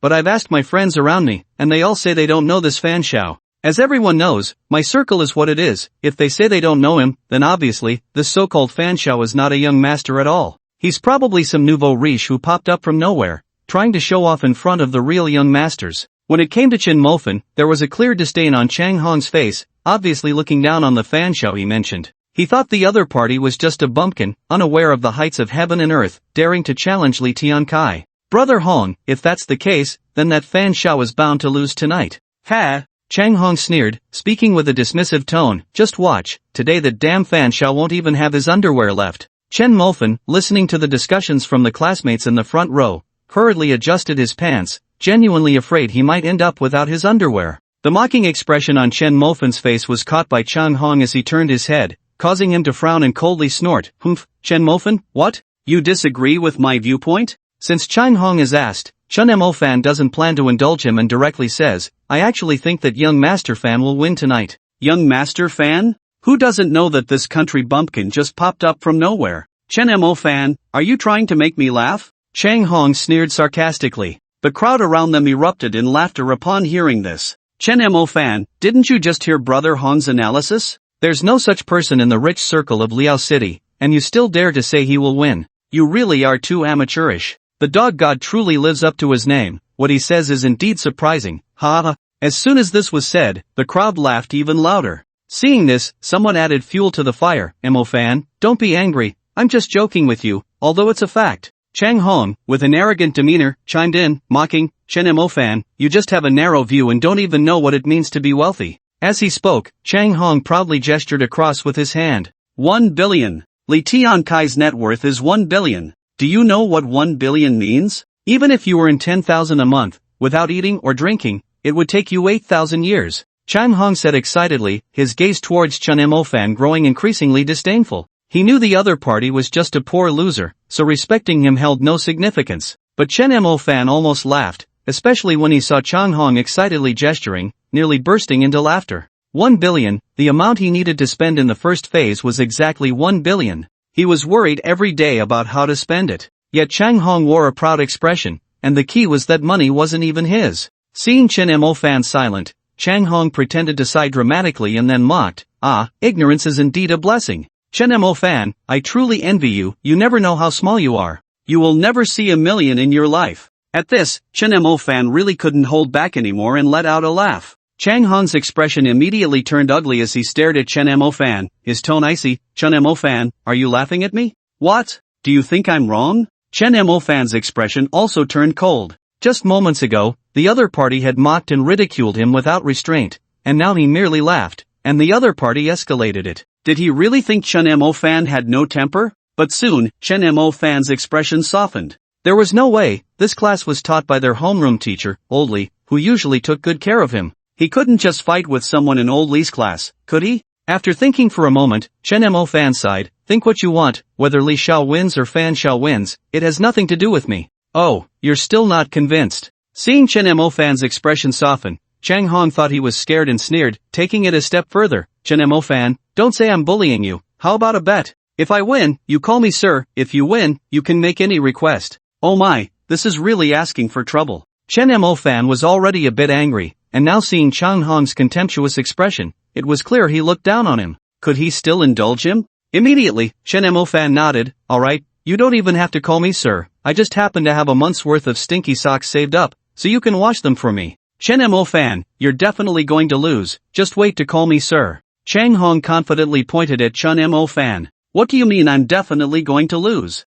As soon as Chang Hong finished speaking, Old Li, wearing old black-rimmed glasses, walked into the classroom. Some students, hearing Old Li's inquiry, laughed and recounted what had happened earlier. Seeing that this was the current hot topic, Old Li also smiled and said, I know about this too, the two big tycoons are crazily throwing money online, and it has already caused quite a stir. Old Li actually knew about it. Chen Mo Fan was a bit surprised. This matter was becoming common knowledge. Unexpectedly, one day I would become a celebrity. Chen Mo Fan shook his head and smiled bitterly. So, teacher, who do you think will win? Old Li laughed and said, between the two big tycoons, who loses and who wins is uncertain. It's not something we can guess. But seeing those tens of millions just turn into gifts like that, teacher, it hurts my heart. As Old Li's words came out, the whole class burst into laughter. Old Li continued to laugh and said, students, I'm not afraid of you laughing at me. I, Old Li, have no great ambitions. I once thought that if I could earn 10 million, I could retire in peace. But after stumbling through these decades, I haven't even seen the shadow of 10 million.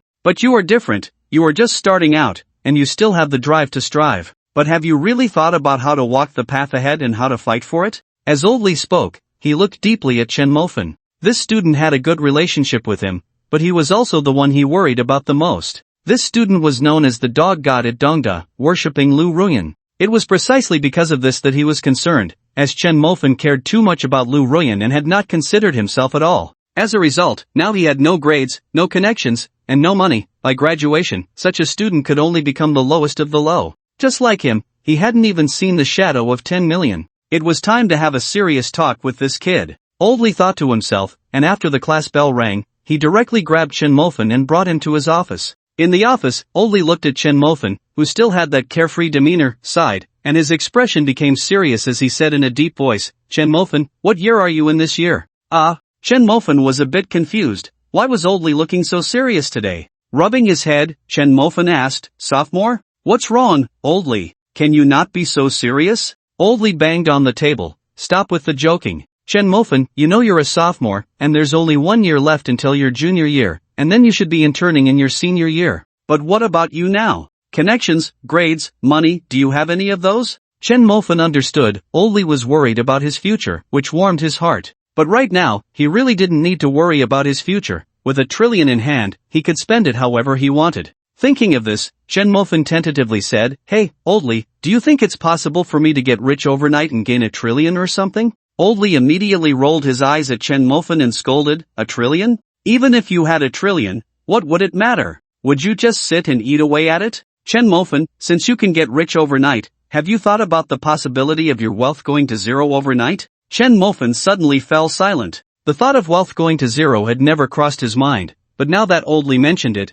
he suddenly realized that this possibility was not out of the question. His wealth was built on no foundation at all, entirely relying on the system. The system could appear suddenly, and one day it could just as suddenly disappear. Relying on the system was never a wise move. If that's the case, why not take advantage of the time the system exists to build a powerful business empire? Refreshing $1 trillion every day, that's an explosive amount of startup capital. Based on that, Chen Mo Fan couldn't even imagine what scale his business empire would reach. Would he become the new generation of business tycoon? At the same time, he could take the opportunity to spend money. Wouldn't that be killing two birds with one stone? His only asset right now was a restaurant, Wangshan Pavilion. Since that was the case, he should start with the catering industry. Alright, Chen Mo Fan, I won't say any more unnecessary words. You are an adult now and should have your own thoughts. Chen Mo Fan nodded, feeling even more grateful to Old Li. After casting a grateful glance at Old Li, Chen Mo Fan turned to leave. But just as he reached the door, Old Li called out to him.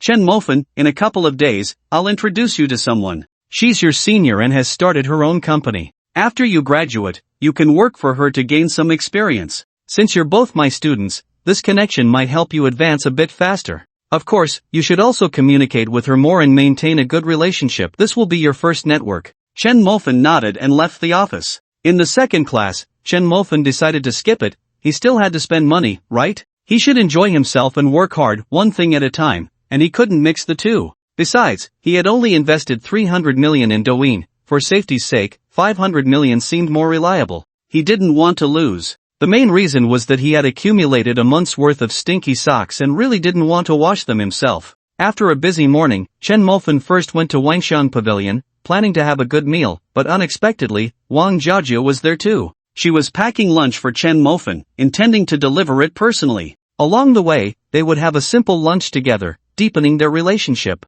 She even prepared a small gift for Chen Mofan, a top-of-the-line smartphone. She noticed yesterday that Chen Mofan's phone was quite old, so after having breakfast with him this morning, she went to Qianda Plaza to buy this phone. Chen Mofan had already spent over 20 million on her, and she felt she had to give him a small gift in return. Reciprocity was essential for a lasting relationship. Seeing Chen Mofan, Wang Jiajiao's doll-like face lit up with surprise. She smiled and ran over, standing in front of him, a hint of shyness on her face as she looked at him. "Here, Mofan, this is the gift I prepared for you. Do you like it?" Wang Jiajiao said as she pulled out the top-of-the-line smartphone from behind her. Chen Mofan's heart leaped with joy. He had wanted to change his phone for a long time. But when he was with Lu Ruyan, all his money went to buying her gifts, leaving him with just enough to eat instant noodles. There was no spare cash for a new phone. Lu Ruyan had never given him any gifts, and today was the first time he received a gift from a girl, especially such an expensive one. Chen Mofan was filled with excitement. At that moment, he could somewhat understand why Wang Jiajiu felt like crying when she received a bracelet.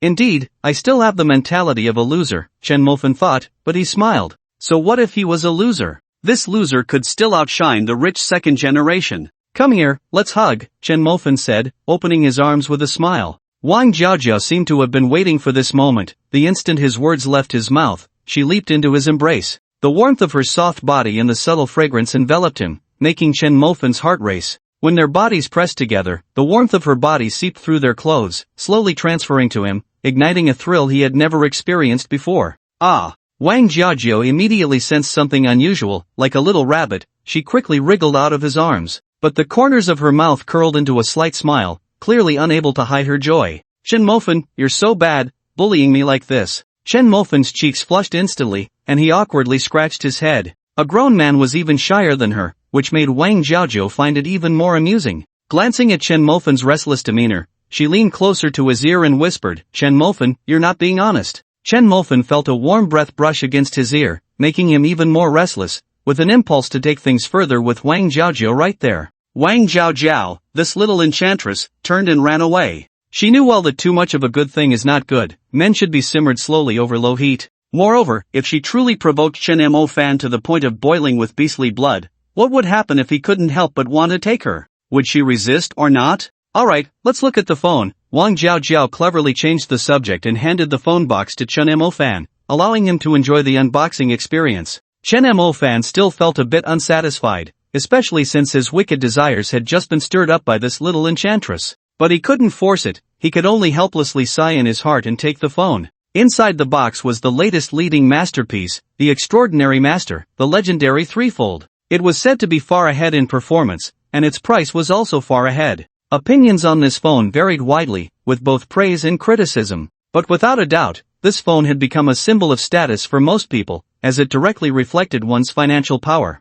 As he unwrapped the packaging and looked at the sleek body, Chen Mofan's excitement reached its peak. When he finally held the phone in his hands, feeling the texture against his fingers, he could feel his excited fingers trembling. His fondness for Wang Jiajiao increased by another degree. This woman really cared about him. At that moment, he had a thought like this in his heart. Without any hesitation, he switched the SIM card, transferred data, and logged into WeChat. Just as he logged in, the ringtone for a voice call rang out. Yun Mo Li. The three big characters were clearly displayed on the screen, and Wang Jiajiao saw it all too clearly. Yun Mo Li hadn't slept all night and had only dozed off for a bit this morning. She had just woken up and immediately called Chen Mofan.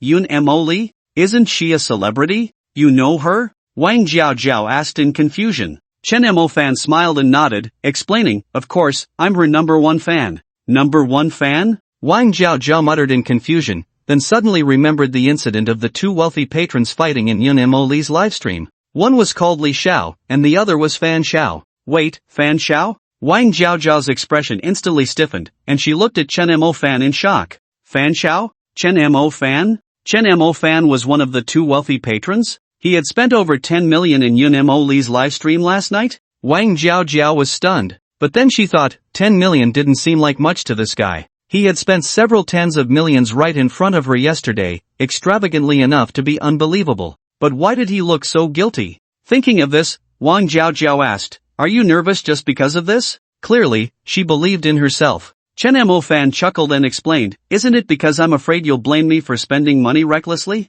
He actually cared so much about her thoughts, and a smile appeared on Wang Jiao's face, but she still said, "I'm not your girlfriend, why would I care about you? Or are you confessing to me?" Confess? Chen Mo Fan laughed. It was impossible to confess, he would never confess in his life. There's a saying, if you don't pay, it doesn't count as selling. Correspondingly, if you don't confess, it doesn't count as being a scumbag. He didn't say anything, but Chen Mo Fan's right hand had already climbed onto Wang Jiao's waist, and his left hand promptly hung up the call. Wang Jiao's slender waist twisted like a water snake, as if she wanted to refuse, but she only symbolically twisted a couple of times before allowing Chen Mo Fan to place his hand there. Her cheeks turned red, resembling a big apple, rosy and tempting, making one unable to resist wanting to take a bite. This coy demeanor made Chen Mo Fan's fingers itch, wanting to swallow Wang Jiao whole. The wicked fire that had just been suppressed flared up again, burning even more fiercely. Chen Mo Fan was very clear that if he wanted to do something now, Wang Jiao would definitely not refuse. With this thought, his courage instantly grew, and he wanted to wrap his arms around Wang Jiao and take a taxi to handle business. But there are always people who like to ruin your good plans. First, after Yun Mo Li hung up the phone, she called back, and then Wang Mo Kai walked over, leaning in front of them with a smile, calling out, "Boss." Once, twice, Chen Mo Fan's wicked intentions were forced to be interrupted. Looking at Wang Mo Kai, the original owner of Wang Xianggu, Chen Mo Fan pointed to the table beside him and said, "Come, sit down, let's eat together." Wang Mo Kai nodded and sat down. He was originally worried about what topic to discuss with this boss to build rapport. Upon hearing Yun Mo Li and the top brother, he smiled. Wasn't this just asking for trouble? He had done extensive research on live streaming and often watched secretly behind his wife's back. Does the boss also watch live streams? Those two big spenders last night were really spectacular. I heard they are going to compete today? Wang Mo Kai took the initiative to speak, his face full of smiles. You watch live streams too? Wang Mo Kai nodded. I watch often. I even tipped a lot to a female streamer before. Chen Mo Fan was somewhat surprised. Wang Mo Kai was in his 40s or 50s, and he didn't expect him to be so playful. Chen Mo Fan thought to himself and smiled, that's great, you can analyze who among the two big spenders will win. When it came to this, Wang Mo Kai's eyebrows danced with excitement, and he immediately said, Boss, I can confidently tell you that Li Xiao will definitely win. As soon as these words came out, Wang Jiao, who had just taken a sip of water, instantly sprayed it out. She knew that Chen Mo Fan was one of those two big spenders, Fan Xiao. Now, Wang Mo Kai didn't even hesitate and directly said, Li Xiao will definitely win. You're slapping your boss's face right in front of him. Thinking of this, Wang Jiao's expression became quite interesting. Chen Mo Fan's expression, on the other hand, stiffened. Damn, is there really no one who supports me? Even his own employee could confidently say, Li Xiao will definitely win. After Wang Mo Kai declared Li Xiao will definitely win, he began to analyze with great flair. First of all, Li Xiao is a regular in the live streaming world, and his account level has reached the top tier, which has spent at least 20 million.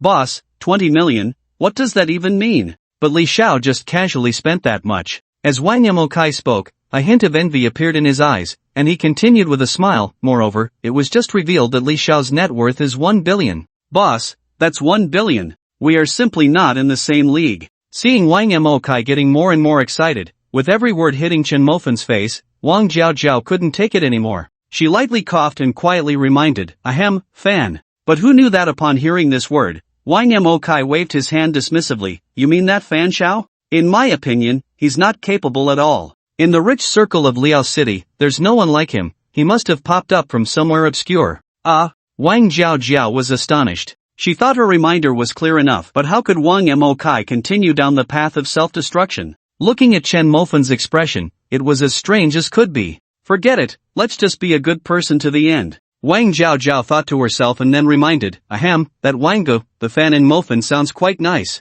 As soon as this was said, Wang Mo Kai was dumbfounded. What was wrong with this girl? They were talking about live streaming, and she suddenly brought up names. Moreover, that fan was just average. Wang Mo Kai scratched his head, looked at Wang Zhaozhao, then at Chen Mofan, and was about to speak again when Chen Mofan's phone rang once more. The three characters Yun Mo Li clearly appeared on the display. These three characters were like a thunderbolt. Click! A direct blow landed on Wang Mokai's head. In an instant, all the confusion cleared away. Yun Mo Li, Chen Mofan, Fan Xiao. What the hell? Wang Mokai was dumbfounded. What the hell is this? Did he just step on the horse's hooves while trying to flatter? It felt like a century had passed, and Wang Mokai's stiff expression finally slowly changed, revealing an awkward smile. He. Those two short words made Chen Mofan and Wang Zhaozhao's hair stand on end, their hearts feeling as if they had skipped a beat.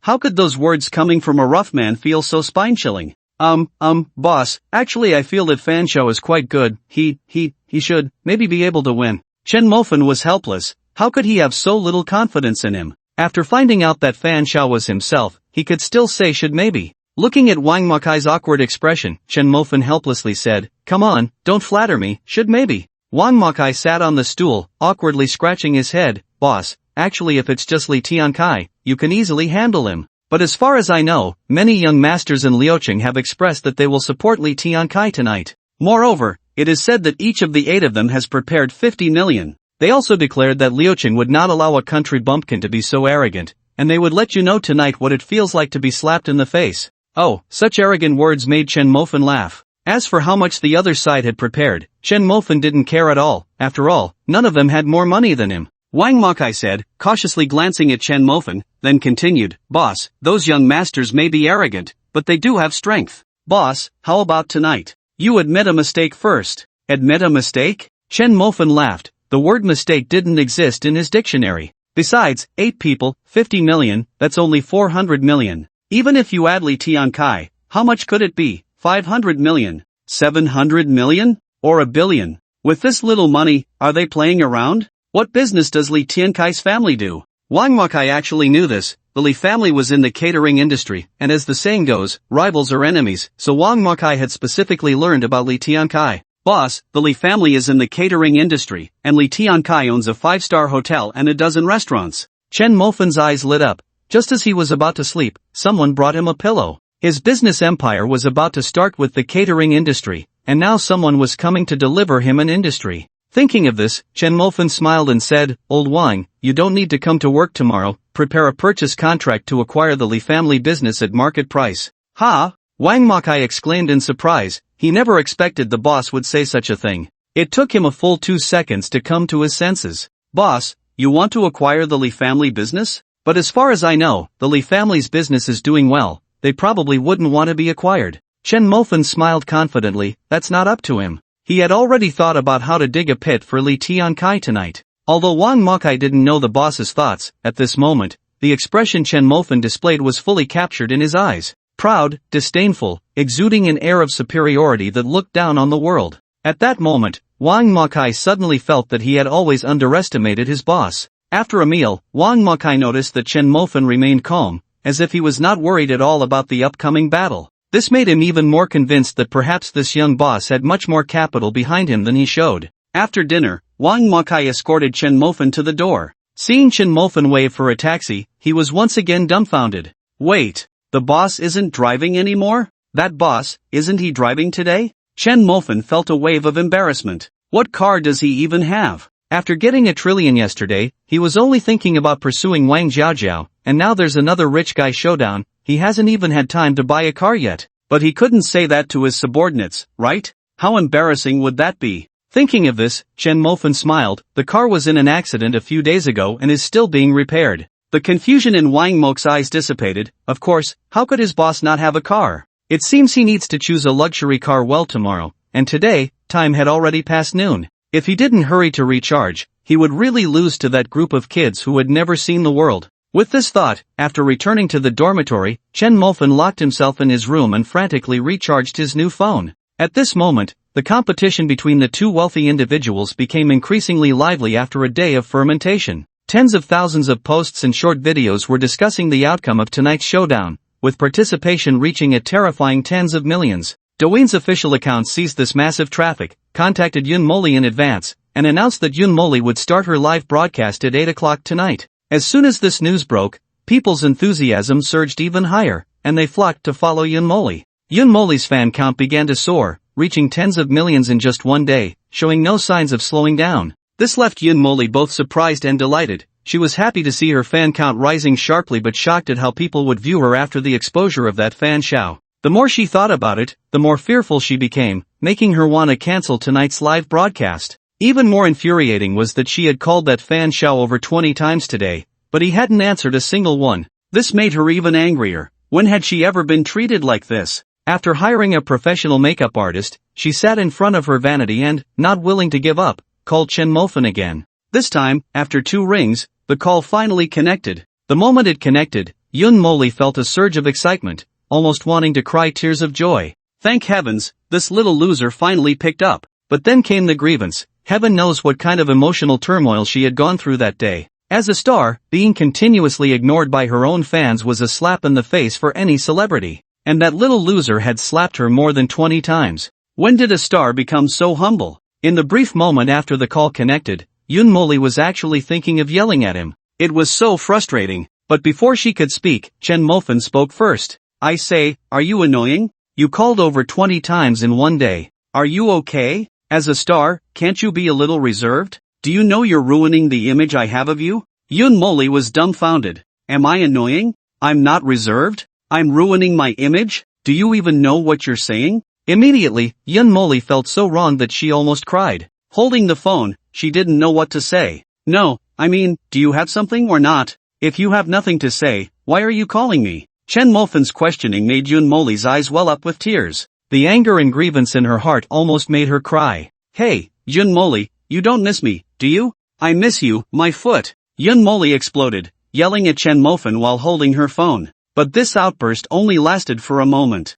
Because Chen Mofan continued, if you have something to say, then say it. If you don't miss me, then why are you calling? I'm hanging up. The anger Yoon Molly had just built up instantly deflated. Wait, I have something to say. On the other end, Chen Mofan chuckled, I don't want to listen anymore. Anyway, you don't want me, so I'm hanging up. How could he not want to listen? Yoon Molly was dumbfounded. After being anxious all day, she hurriedly said into the phone, I miss you, is that enough? Chen Mofan laughed even more, the corners of his mouth curling up with a hint of mischief. What did you just say? I didn't catch that, say it again. Upon hearing this, Yoon Molly felt her blood pressure rising in anger. Slowly exhaling, she managed to suppress the urge to strangle him. I said I miss you, is that okay? Hearing her clearly irritated tone, Chen Mofan was even happier. Alright, since you miss me, I'll reluctantly keep you company for a bit, 5 minutes, just 5 minutes. Yoon Molly clenched her fists in frustration. It used to be her who ignored others, and now here she was begging a little loser for attention.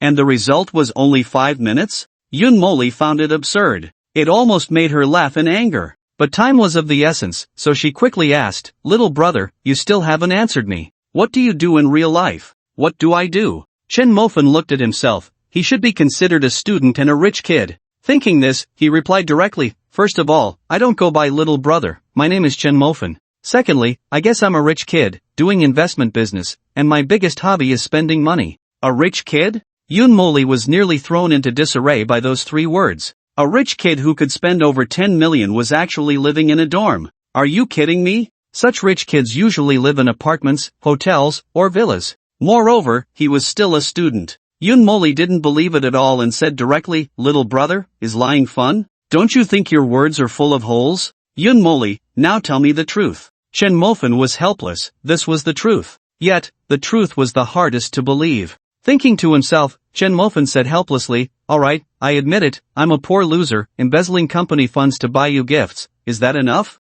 And after I finish spending today, I'm going to jail, and we'll never see each other again, bye. With that, Chen Mofan hung up the phone. Sure enough, just as he had guessed, Yoon Molly felt even more anxious. But when she called Chen Mofan again, he hung up directly. After 10 consecutive calls, all were hung up. With no other options, Yoon Molly sent a message. I miss you. Still no reply. So, I miss you. I miss you. I miss you. I miss you. A dozen messages sent out, all sinking into the sea like stones. By 7:50, Yun Moli was at her wit's end and sent another message to Chen Mofan. The message was simple, just 3 words. You bastard. Chen Mofan looked at the 3 words that came in, chuckled, and still ignored it, continuing to recharge. At 7:55, the online battle between the 2 wealthy individuals reached its peak. The number of participants in the discussion broke 10 million. Everyone unanimously believed that in this contest of wealth, the winner would undoubtedly be Li Tiankai. Compared to the unknown Chen Mofan, Li Tiankai's displayed financial power was more promising.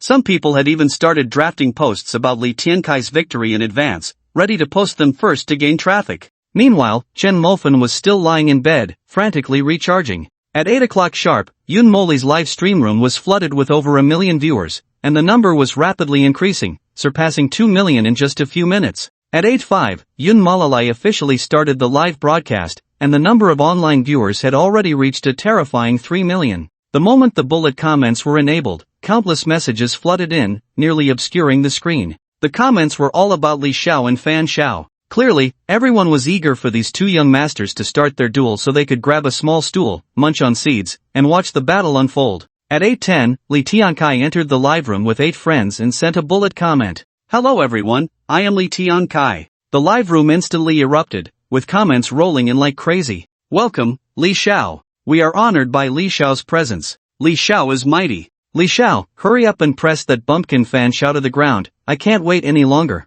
Similar comments kept appearing, and Li Tiankai couldn't help but smirk at his phone. He loved this feeling of being eagerly anticipated by the masses. The 8 friends beside him each had a young model in their arms, and as they looked at the comments, their lips curled up, clearly displaying their pride. Among them was a young master, Wang Zhe, whose family was in the building materials business, worth 900 million. He held a blonde, blue-eyed model, and with a smirk on his face, he said with obvious disdain, Kaigu, is that bumpkin not here yet? Is he too scared to show up? As soon as he said this, laughter erupted around them, filled with mockery. Li Tiankai chuckled, I actually hope that bumpkin isn't too scared, so I can properly humiliate him. Let him understand that in Liuqing, not just anyone can call themselves a young master. Wang Zhe laughed at this. At 8:15, the other main character, Fan Xiao, still hadn't appeared, and various viewers in the comments began to mock and insult Chen Mofan. What the hell? What's going on? Is Fan Xiao too scared to come? Damn, this coward has made me excited all day, just waiting for this big fight tonight.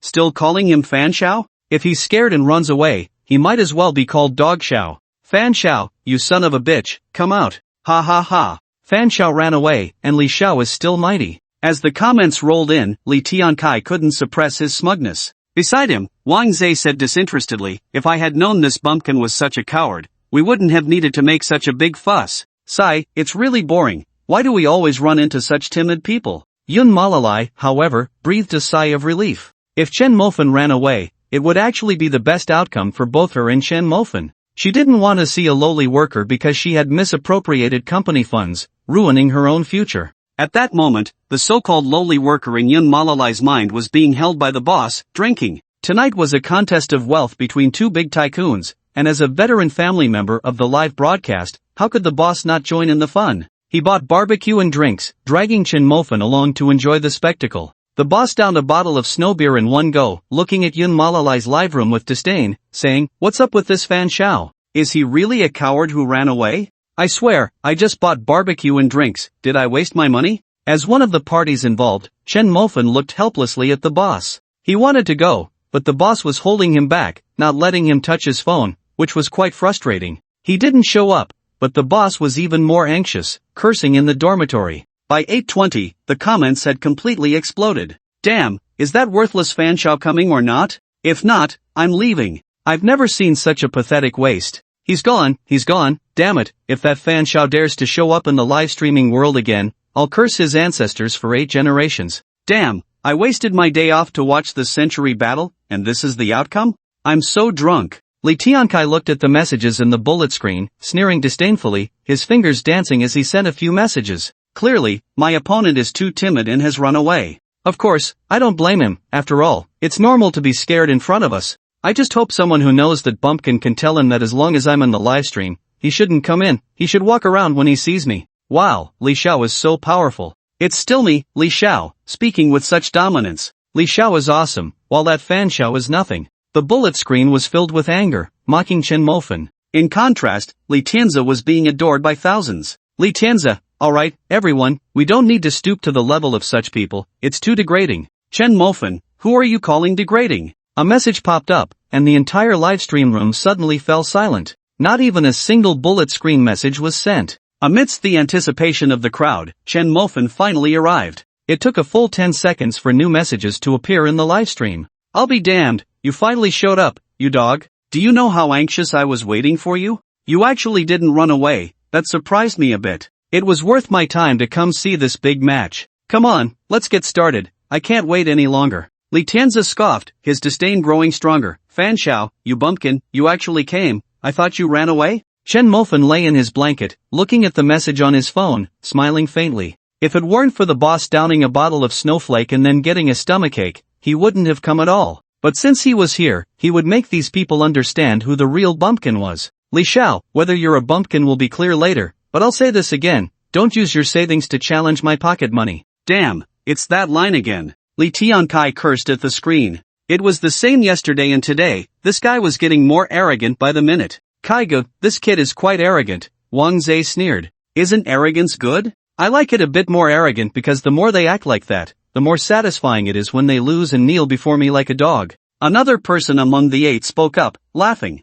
The tone was casual, clearly not taking Chen Mofan seriously. Right, Kaigu, tell him that if he loses, he has to kneel like a dog. Li Tiankai, Fan Xiao, my brother said he really doesn't like your arrogant demeanor. If you lose, you have to go live and kneel before us like a dog. The bullet screen went wild. Wow, is it that thrilling? Ha ha ha. The young master kneeling like a dog, it's definitely worth coming today. Fan Xiao, agree to it, you absolutely cannot let Li Xiao be so arrogant. Looking at the messages in the bullet screen, Chen Mofan's lips curled slightly. He had no interest in kneeling like a dog before Li Tiankai, but he was very interested in his family's business. While chatting with Wang Makai today, Wang Makai mentioned that Li Tiankai's family was also in the restaurant business. He owned a 5-star hotel and several restaurants. Chen Mofan had the idea of building a business empire, so why not start with the restaurants? Chen Mofan, Li Xiao, I don't have as many bad tastes as you do. I only have one. If you lose, I'll invest 2 billion to acquire your restaurants.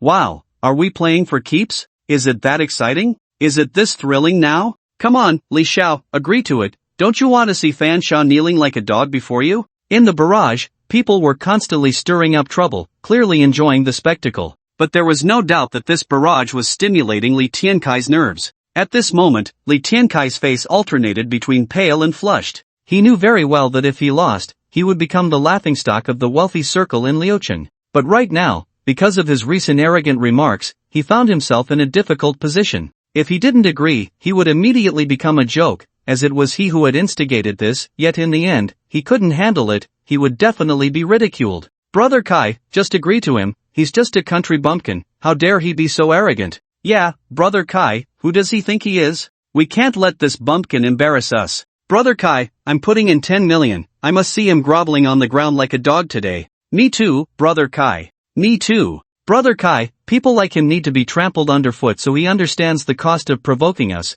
Wang Zhe arrogantly stated. These young masters were used to being arrogant, and today, seeing someone daring to challenge them made them furious. Looking at the 8 friends behind him, Li Tiankai gritted his teeth. He didn't believe this unknown bumpkin could defeat them. Fan Xiao, fine, it's a deal. As soon as Li Tiankai finished speaking, Chen Mofan's gifts began to flood in. There was no time for Li Tiankai's lengthy chatter, he was ready to sleep. One carnival after another flew out, and the special effects occupied half the screen. Seeing this, Li Tiankai also refused to back down and started spamming carnivals. In the barrage. Oh my, it's starting, the carnival is coming out. I can't believe it, poverty really limits my imagination. In just a short while, 500 carnivals have gone down. When will I be able to be as carefree as these young masters? That so-called Fan Xiao is nothing, just watch, he will definitely be trampled by Li Xiao. Exactly, a bumpkin who doesn't know where he came from dares to challenge a real young master, he's really asking for it. In her own livestream, gifts were flying,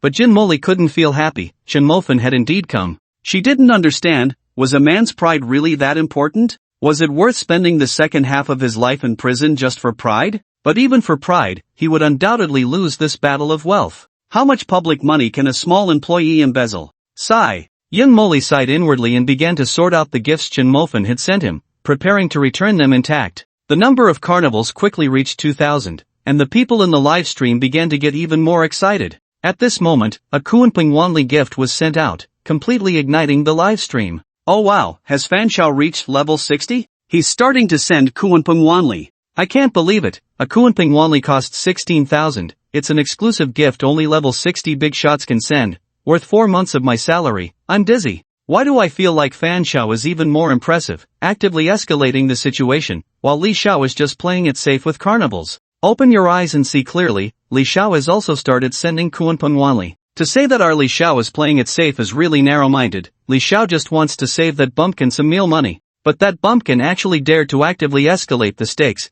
Li Xiao will definitely crush him in Goddess Yun's livestream. Damn, I feel like this is going to break 100 million. The online prediction of 50 million feels like it can easily be surpassed. Bumpkin, just watch, it will definitely break 100 million. As far as I know, Li Tiankai has 8 brothers supporting him, each prepared with 50 million, that's 400 million right there. How can that bumpkin compare? 400 million. My worldview. Soon it was 9 o'clock in the evening, and Kuanping Wanli had already spent 7,000, directly breaking 100 million. When they reached the critical point of 7,000, everyone understood that both had already spent over 100 million. At this moment, Li Tiankai's speed of sending gifts had noticeably slowed down. Oh my god, it's over 100 million, over 100 million, just like that. Both sides have spent 100 million, my worldview is shattered. What's going on? Why do I feel like Li Tiankai's speed of sending gifts has started to slow down? Don't talk nonsense upstairs, Li Xiao just has a sore hand, that bumpkin has no chance of defeating Li Xiao. No chance? Look at the speed, it's clearly slowed down. Li Xiao's speed really does seem slow. Holding his phone, Li Tiankai looked at the barrage of messages, his expression very grim. Especially when he saw those doubts, his face darkened even more. He never expected that this bumpkin would be so capable. 100 million, that's 100 million. How many people can only dream of such wealth in their lifetime? Yet that bumpkin he looked down on actually brought it out. Looking at the other party's speed in sending gifts, it was obvious that they still had plenty of energy left, and their funds were very sufficient. This made his expression even worse. Brother Kai, this bumpkin has some strength, but it's okay, we're here. Let's use our money. Wang Zhe sneered disdainfully and spoke. Although this bumpkin's strength surprised him a bit, let's not forget, there were 8 of them. What could that bumpkin compare with? This is the difference in connections and foundation. Wang Zhe thought to himself, sneering. Hearing Wang Zhe's words, Li Tiankai nodded with a grim expression. Although he understood that this bumpkin was destined to be no match for the 8 of them, there was one fact that none of the 8 could ignore. That is, in a one-on-one fight, they were no match for Chen Mofan. The thought of losing to a bumpkin made Li Tiankai's face darken, feeling as if he had swallowed something unpleasant. The key point was, that was 100 million. His total worth was only over 1 billion, and just like that, 100 million was spent for no reason. It made his heart ache as if it were bleeding. But to spend 100 million and still not defeat that bumpkin made him feel even worse. As for whether he would lose, Li Tiankai had never thought about it. Are you kidding? They had over 400 million here. How could that bumpkin come up with so much money? Using new funds, Li Tiankai's speed in sending gifts picked up again. In the barrage, people began to cheer for Li Xiao again. Where are those who said Li Xiao was done? Step forward, let me see. I told you, Li Xiao just had a sore hand. Bro, why bother with those people? Those who say Li Xiao can't do it clearly haven't seen the world. Arguing with them is beneath us. Li Xiao, I always believed in you, waiting to see you rub Fan Xiao into the ground. Li Xiao is mighty, Li Xiao is awesome. These people were desperately cheering, but by the time it reached 9:30, Li Tiankai's speed in sending gifts slowed down again. It was like a slap in the face, hard and loud. These people fell silent once more. The expressions of Li Tiankai and Wang Zhe both turned grim as 160 million just went down the drain. Then 460 million. 520 million. Only one person left. In Li Tiankai's room, the faces of the 9 people began to turn cold, looking at each other in silence. But what about that bumpkin? The speed of sending gifts remained unabated, as if he had gone mad, frantically throwing money around. The number of gifts has already exceeded 1,000. 1,000, that's over 10 million. Does this bumpkin have a grudge against money? The disdain on Wang Zhe's face completely vanished, replaced by a look of exasperation as he glared at his phone, gritting his teeth. No one in the room of 8 refuted this statement, because the way this bumpkin was acting really did seem like he had a vendetta against money. He was frantically sending gifts, as if money was burning in his hands.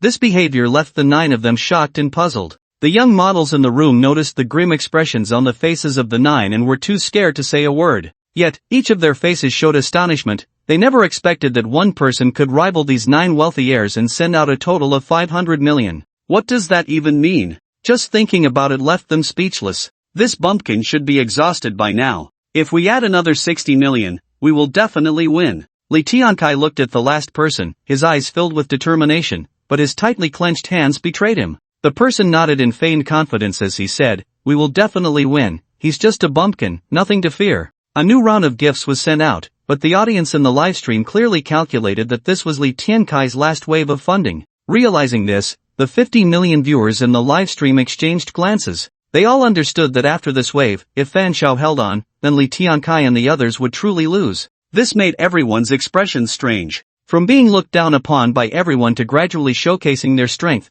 and now sending out 500 million. Fan Shao had slowly reshaped everyone's perception. They now felt as if their worldview had been shaken by Chen Mofen. Yun Moli in the livestream was even more shocked. She no longer doubted that Chen Mofen was just a loser. Come on, a company that could easily mobilize 500 million in funds by an employee? Sending out 500 million didn't even require Chen Mofen to explain anything. All doubts would turn to dust under this 500 million. Yun Moli recalled her previous doubts, and her face instantly flushed. A true big shot, and she had actually questioned him as a poor loser, even accusing him of embezzling funds? Her past words made her feel ridiculous. The strength that Chen Mofen displayed had completely piqued her curiosity. A big shot living in a dorm? And he particularly loved teasing her? He even sent her suggestive pictures? And would joke with her saying he missed her? Could these really be things a big shot would do? She knew very well that as long as Chen Mofen casually took out 100 million, he could have any woman he wanted. Yet, he treated her like this, like a little hoodlum, like a dirty rogue.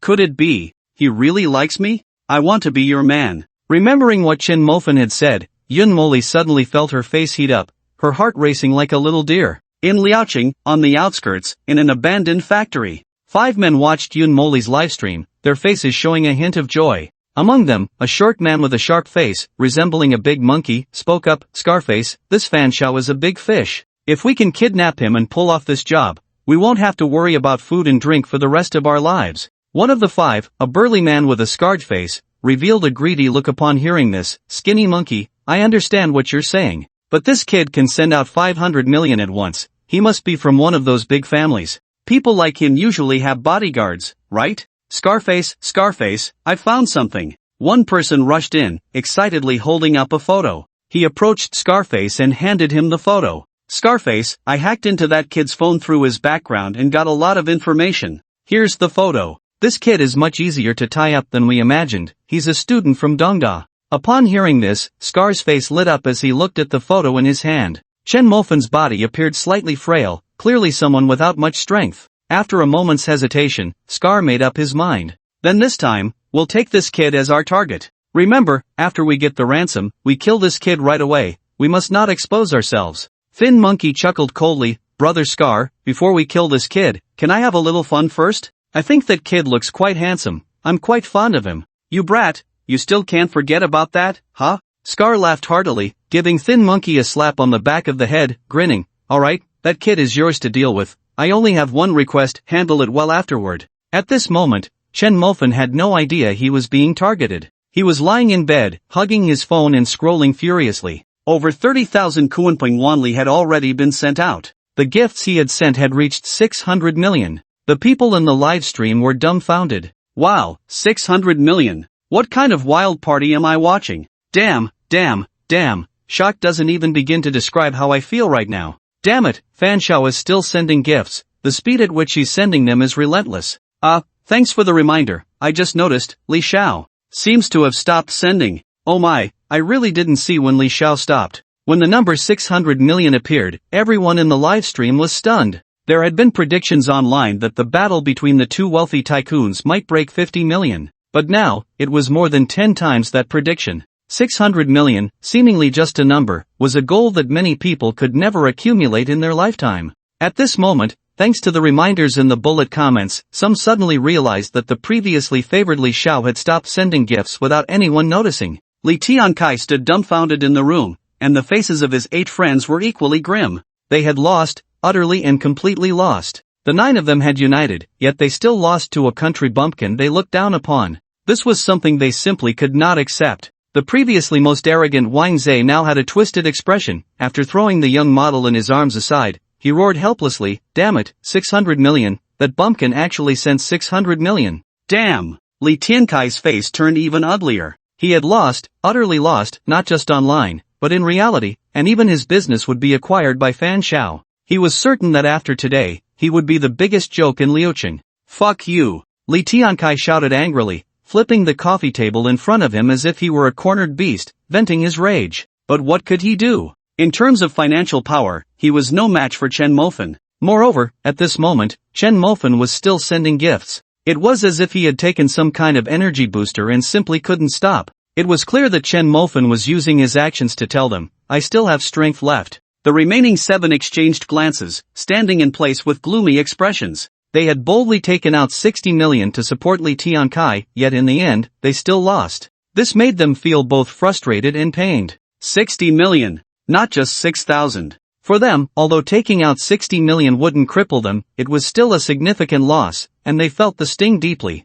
One, did they really win? Wang Mok looked at the live stream, feeling incredulous. At this moment, he stared at the phone screen, his mouth agape in disbelief. This was too shocking for him. For his boss, Chen Mofen, he had his first intuitive feeling. That was extravagance. It was so damn extravagant. Previously, Chen Mofen had said he would buy his hotel to turn it into a cafeteria. At that time, he scoffed at those words, thinking the other party was too arrogant. But now, looking back, was it arrogance? Not at all, rather, it was too low-key. Moreover, Wang Makai suddenly remembered that yesterday Chen Mofen had asked him to prepare the acquisition contract. Now that they had one, according to the bet they made, the Li family would be acquired by Chen Mofen.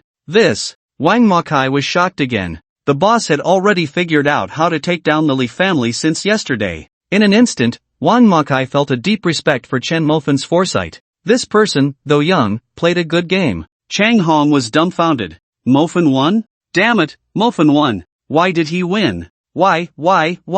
Chang Hong roared in his heart, filled with unwillingness. He hadn't forgotten that he had a bet with Chen Mofen. If he lost, he would have to wash the stinky socks that he had saved up for a month for that loser Chen Mofen. Thinking of this, Chang Hong felt a wave of nausea. But after the nausea came unwillingness and anger. Yun Moli felt she had seen big scenes before, but at this moment, watching Chen Mofen's gifts keep rolling in, she realized that the scenes she had seen before were nothing compared to now. Looking at her live streaming room, Yun Moli suddenly felt a sense of unreality. In just 2 days, she had become a billionaire? All of this was because of that little man, Chen Mofen. Thinking of Chen Mofen, Yun Moli recalled the bet they had made earlier. If Chen Mofen won, she would have to call him brother, and it had to be gentle. Just the thought of calling a man in his 20s brother made Yun Moli's cheeks flush instantly. In the barrage, everyone was shouting, "Mofen is mighty." Those 4 words filled the screen, continuously rolling and refreshing, as if endless. And the group that had praised Li Tianza had completely disappeared.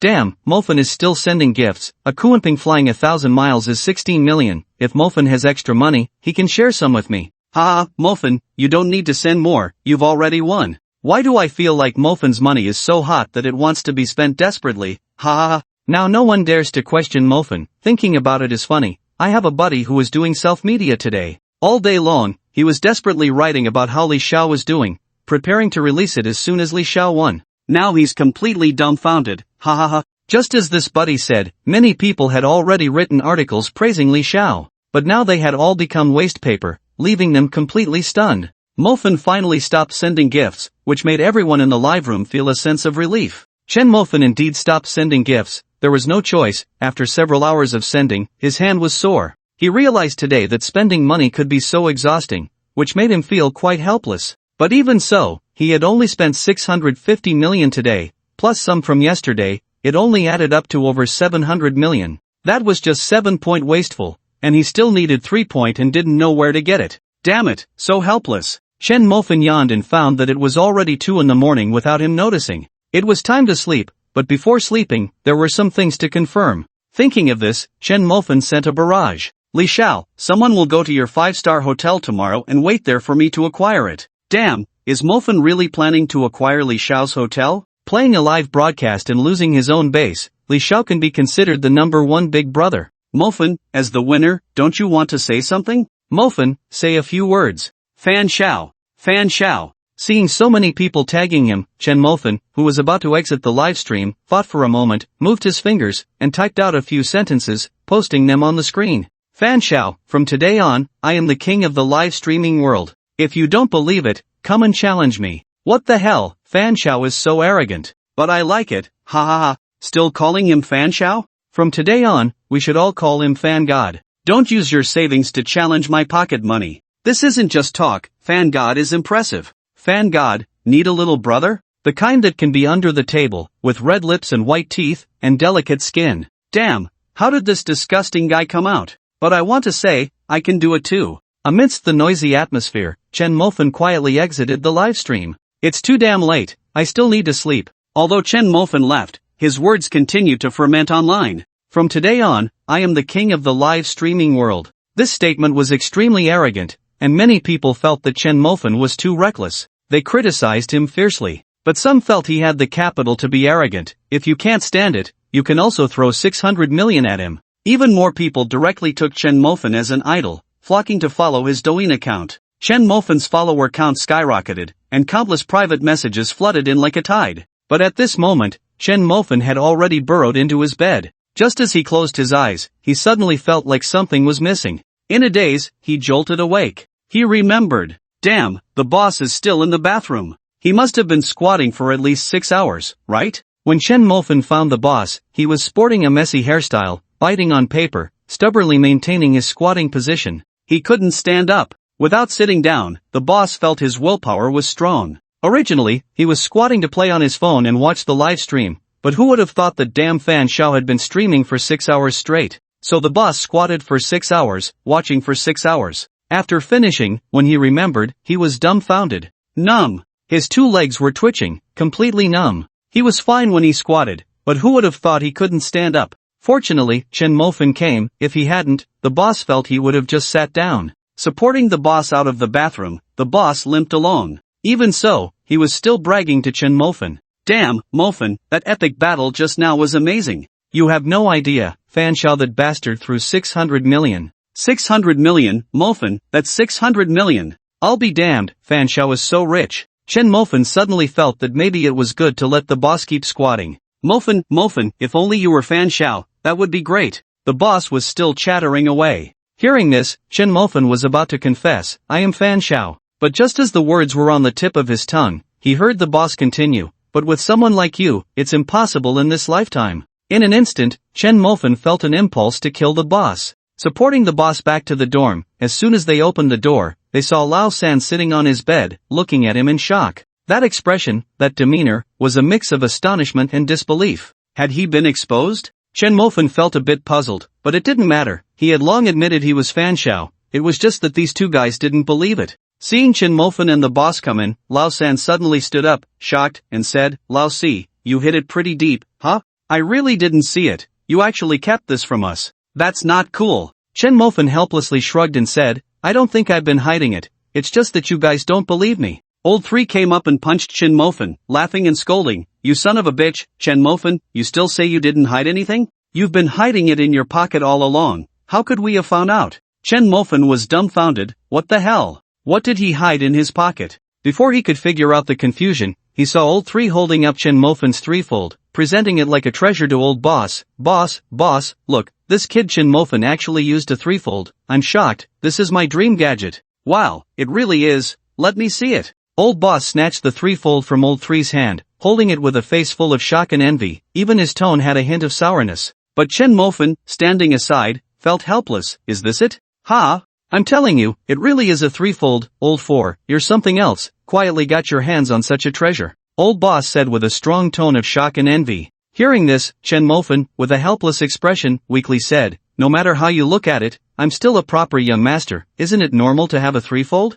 As soon as he said this, old 3 and old boss suddenly looked at Chen Mofan. Old 3 sized Chen Mofan up and then curled his lip. With someone like you being a young master, I can fly upside down. Chen Mofan was speechless at that moment. Fine, you guys enjoy yourselves, I'm going to sleep. Muttering to himself, Chen Mofan directly burrowed into his blanket. Sleep, replenish energy. He still had to spend money tomorrow. Spending money is a tiring job. But tonight, someone was sleepless, Yun Moli. After finishing her live stream, Yoon Molly waited for Chen Mofan to send her a message. She believed that with that little pervert's character, he would definitely come to her to redeem the spoils of victory, which was that call of brother. After all, this kid dared to send her lewd pictures on the first day they met, he must be itching to do it now. But she waited, and this kid never showed up. This made her doubt whether her charm was enough. Or was it that the kid was just playing around, and he never took it seriously? This instead left her with a slight sense of loss, more anxious about what she might lose. But no matter how she thought about it,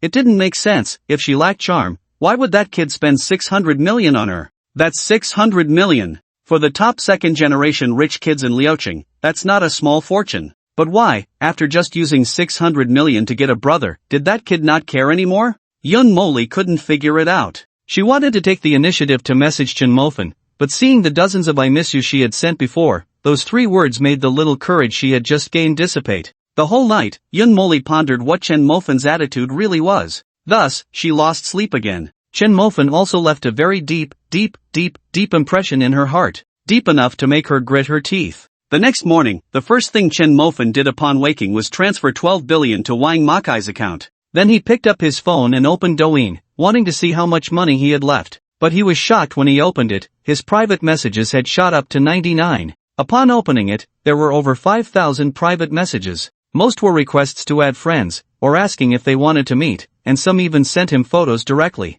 The photos all followed as standard, with sheer fabric covering their bodies, hazy and half-revealed, quite tempting. But there were also some useful messages. For example, a person named Long Xiao sent him a message. Hello, God fan, I heard you are also from Liaoqing. We have a wealthy circle here in Liaoqing. I wonder if you are interested in joining. Following that was a group number. A wealthy circle. Chen Mofan was indeed interested. He was currently worried about spending money, and this circle must have ways to spend it. According to the group number, Chen Mofan added himself in. Oh, a newcomer has arrived. As soon as he entered, someone sent a message. Who is this newcomer? Seeing these 2 messages in the group, Chen Mofan hesitated for a moment before editing a message to send. Hello everyone, I am Fan Xiao. As soon as the words Fan Xiao appeared, the group instantly erupted. Damn, it's Fan Xiao. What the hell, upstairs, how do you talk? It's Fan Shun. Oh, Fan Shun, welcome.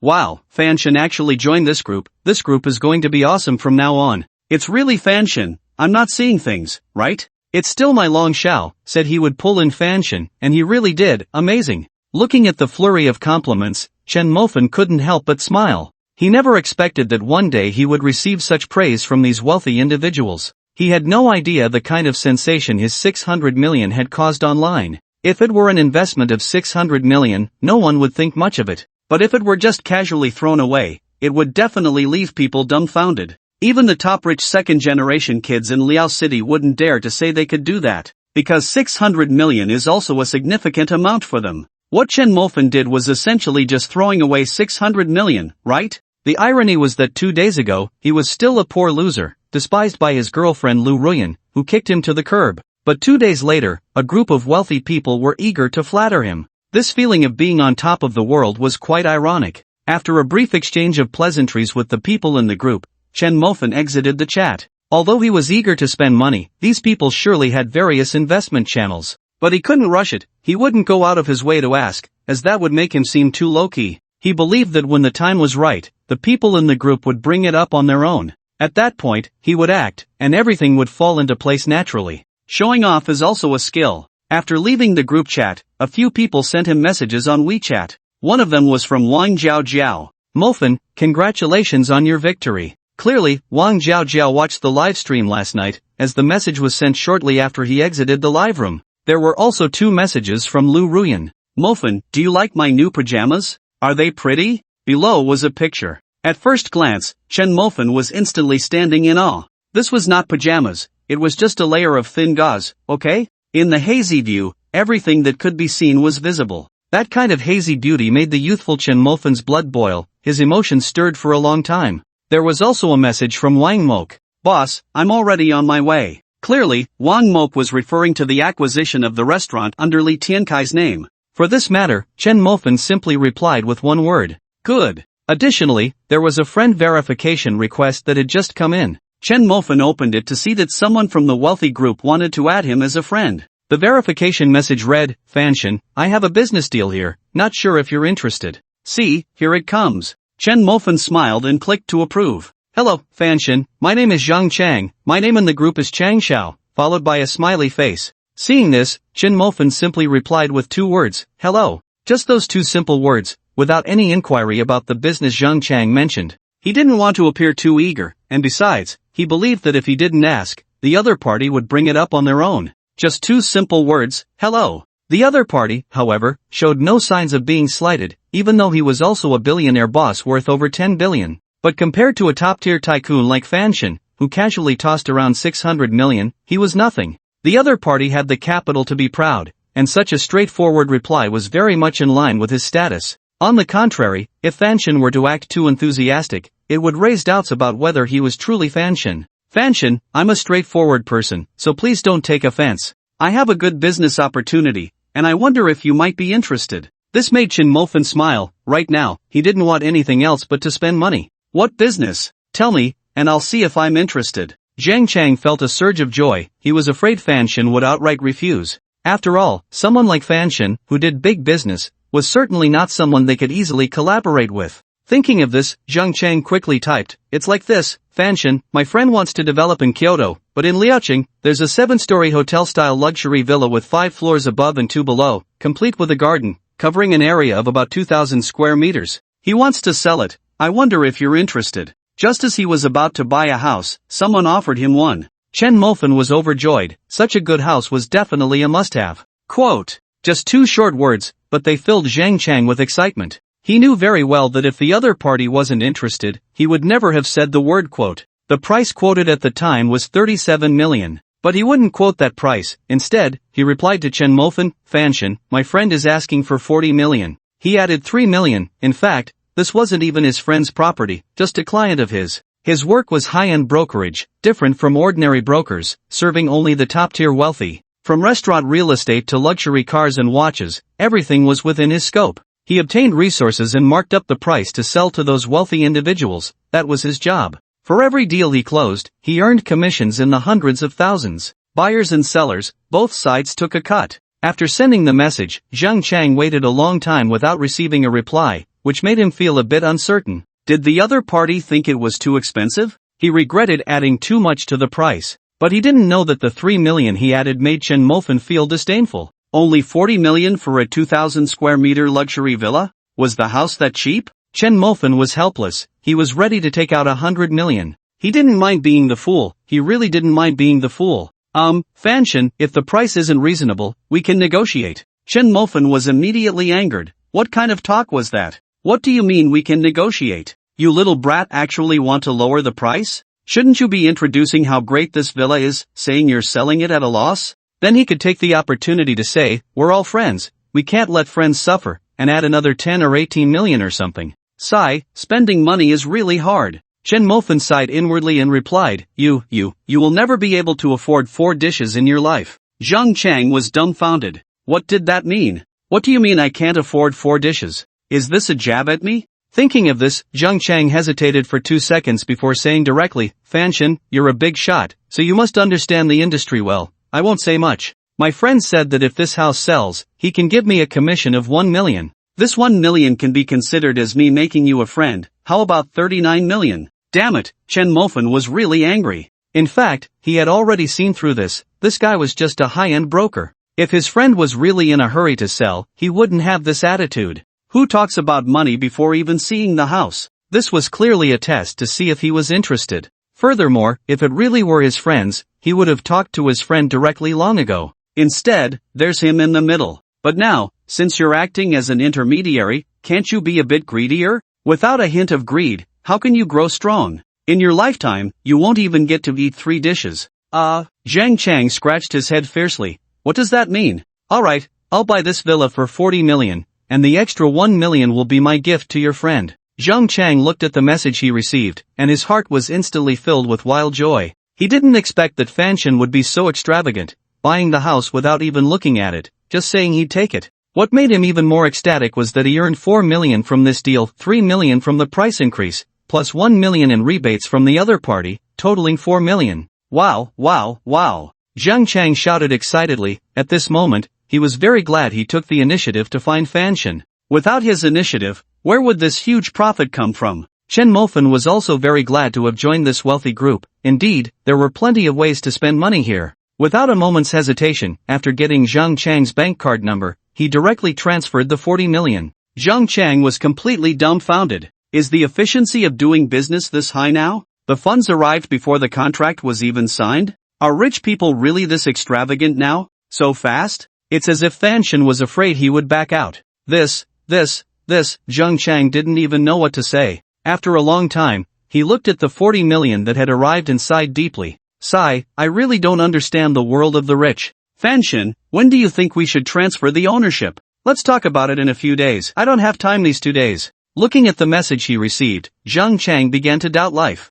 He knew Fanshan was extravagant, but he didn't expect him to be this extravagant. 40 million, just like that, casually placed in his hands? Was this too much trust in him, or did he simply not care about this money at all? Fanshan, this is 40 million, it's fine, I trust you. Jiang Chang felt a warmth in his heart. Being trusted by someone as important as Fanshan gave him a strange feeling. By the way, you should have connections to get a few good cars, right? Help me take a look. Chen Mofen sent another message. Jiang Chang thought for a moment. It seemed that a batch of good cars was arriving in the next couple of days. Fanshan, there are some sources, but it seems that Lord Hu has already taken them. But don't worry, I'll keep in touch and let you know as soon as there's stock. Alright, thanks. I have things to do, so I'll be busy first. Chen Mofen casually brushed him off and exited the chat. But when Jiang Chang saw this, a wave of emotion surged in his heart again. For those top-tier rich second-generation heirs, they were just small fries, not even bothering to pay them much attention, often speaking in a commanding tone as if giving orders.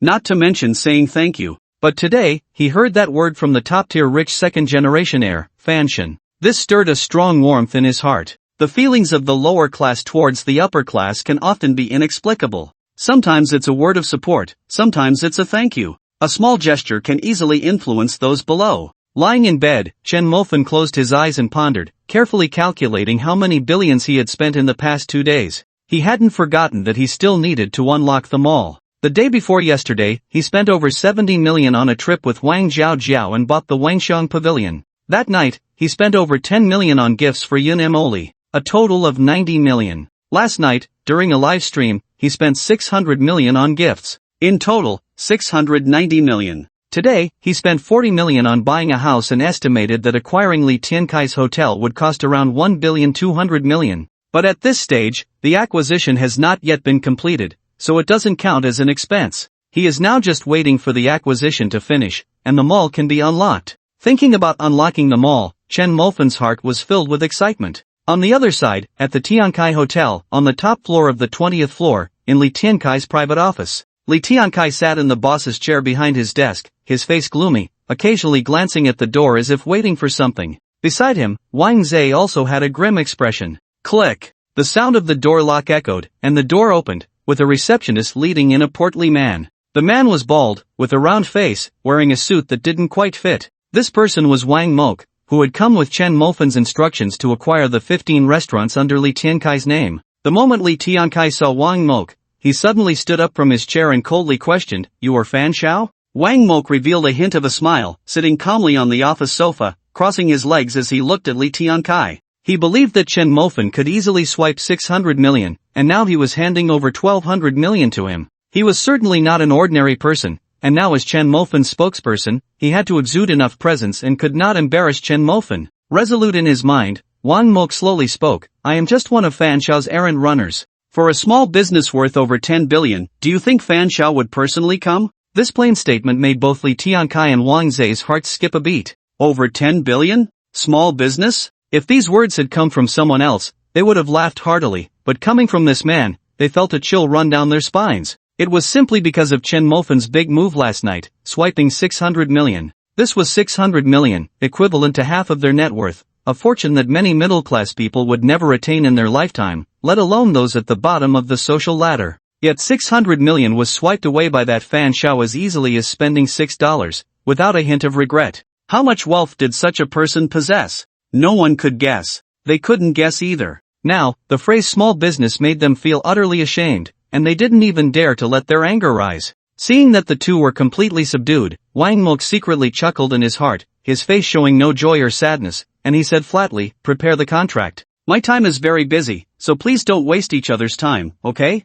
Li Tiankai's face was somewhat gloomy. He didn't want to sell his hotel, but now he was already in a difficult position. What happened yesterday had already caused a stir online, and everyone knew about it. If he didn't sell, his reputation would be completely ruined. Moreover, the other party was Fan Xiao. A person who could casually swipe away 600 million was not someone he could afford to offend. At this moment, Li Tiankai was filled with regret, lamenting that he had provoked such a formidable figure as Fan Xiao. With a helpless sigh in his heart, Li Tiankai took out the contract he had prepared earlier. After Wang Mok signed, he transferred 1,200 million to Li Tiankai's account. According to the market price, 1,150 million. The extra 50 million is Fan Xiao's pity for you. Both Li Tiankai and Wang Zai's faces stiffened simultaneously, but they could only force a laugh. They didn't dare to show any dissatisfaction with this statement. In fact, after hesitating for a moment, Li Tiankai said, "Hello, I only want to accept 1 billion for this money, the remaining 200 million will be my apology to Fan Xiao."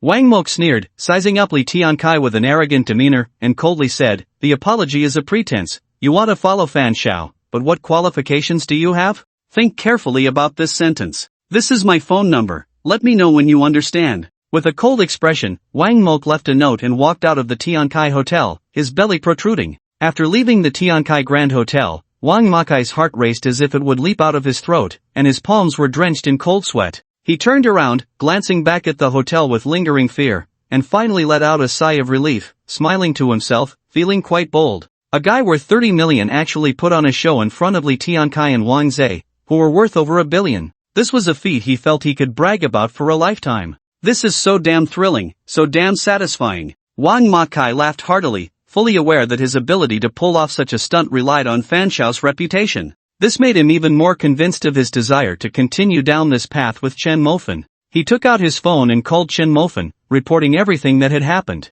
Li Tiankai and Wang Zai wanted to follow him? Chen Mofan was somewhat surprised. A day ago, he would have been pleased, but now he already had a circle of rich second-generation friends, and he could take them or leave them. Since old Wang wanted to test the two of them, it aligned perfectly with Chen Mofan's intentions. In the top-floor conference room, Li Tiankai and Wang Zai stared at the note in front of them, lost in thought. As the ancients said, it's good to lean against a big tree for shade. These second-tier rich kids from Liuqing needed a big tree to climb higher. Without someone to guide them, they would never reach the next level, nor would they have access to the resources of that level. Undoubtedly, Fan Xiao was that big tree. Both of them wanted to follow this big tree and seek its protection. What they didn't know was that the big tree they admired was currently lounging in bed, wearing big shorts and a tank top, studying the newly appeared mall. Ding! The system detected that the host's spending amount had reached 1.9 billion, earning 19 consumption points. Would you like to spend 10 points to unlock the mall? The voice in Chen Mofan's mind brought him joy. Finally, the mall he had been thinking about had arrived. Without any hesitation, Chen Mofan replied in his mind, "Unlock." Okay, 10 consumption points have been spent to unlock the mall. The mall exchange page has been opened for you. Chen Mofan felt a blur before his eyes, and then a transparent panel appeared. On the panel, numerous small square grids appeared before him. Inside the grids were various items: mastery of combat, mastery of firearms, body enhancement, mastery of medicine, mastery of painting. All sorts of things. There was even a square that said grow 1 more centimeter. That would be quite enough. The system was indeed all-encompassing. It could even manage this. However, as he flipped further, there were still many small grids. Those small grids were gray and could not be clicked on or viewed. System, what are those gray small grids? Responding to the host, subsequent items require the host to spend 1 trillion before they can be unlocked. Given the host's spending speed is indeed slow, this system has the responsibility to urge the host to spend money wisely. The first task is now issued to the host. Please spend 1 billion within 10 days. If not completed, the system will strip the host of his rights as a man. As the system's words fell, Chen Mofan felt a chill below, as if a cold wind blew through. Frightened, he quickly squeezed his legs together. The rights of a man? Damn, he had protected that 2 ounces of flesh for 20 years, a full 20 years. Not only had it been useless until now, but it was about to disappear? Chen Mofan nearly exploded with anger. He could endure missing an arm or a leg, but that 2 ounces of flesh absolutely could not be allowed to vanish just like that. Spending money was a must, but averaging 10 billion a day? That was a daunting task. Even with live streaming rewards, he only spent 6 billion in a day. Acquiring hotels cost him 12 billion, but there weren't that many hotels waiting for him to acquire endlessly. The key was that he had no connections. This was really a bit of a pain in the ass. Forget it, there are still 10 days left, so I can temporarily not think about these things.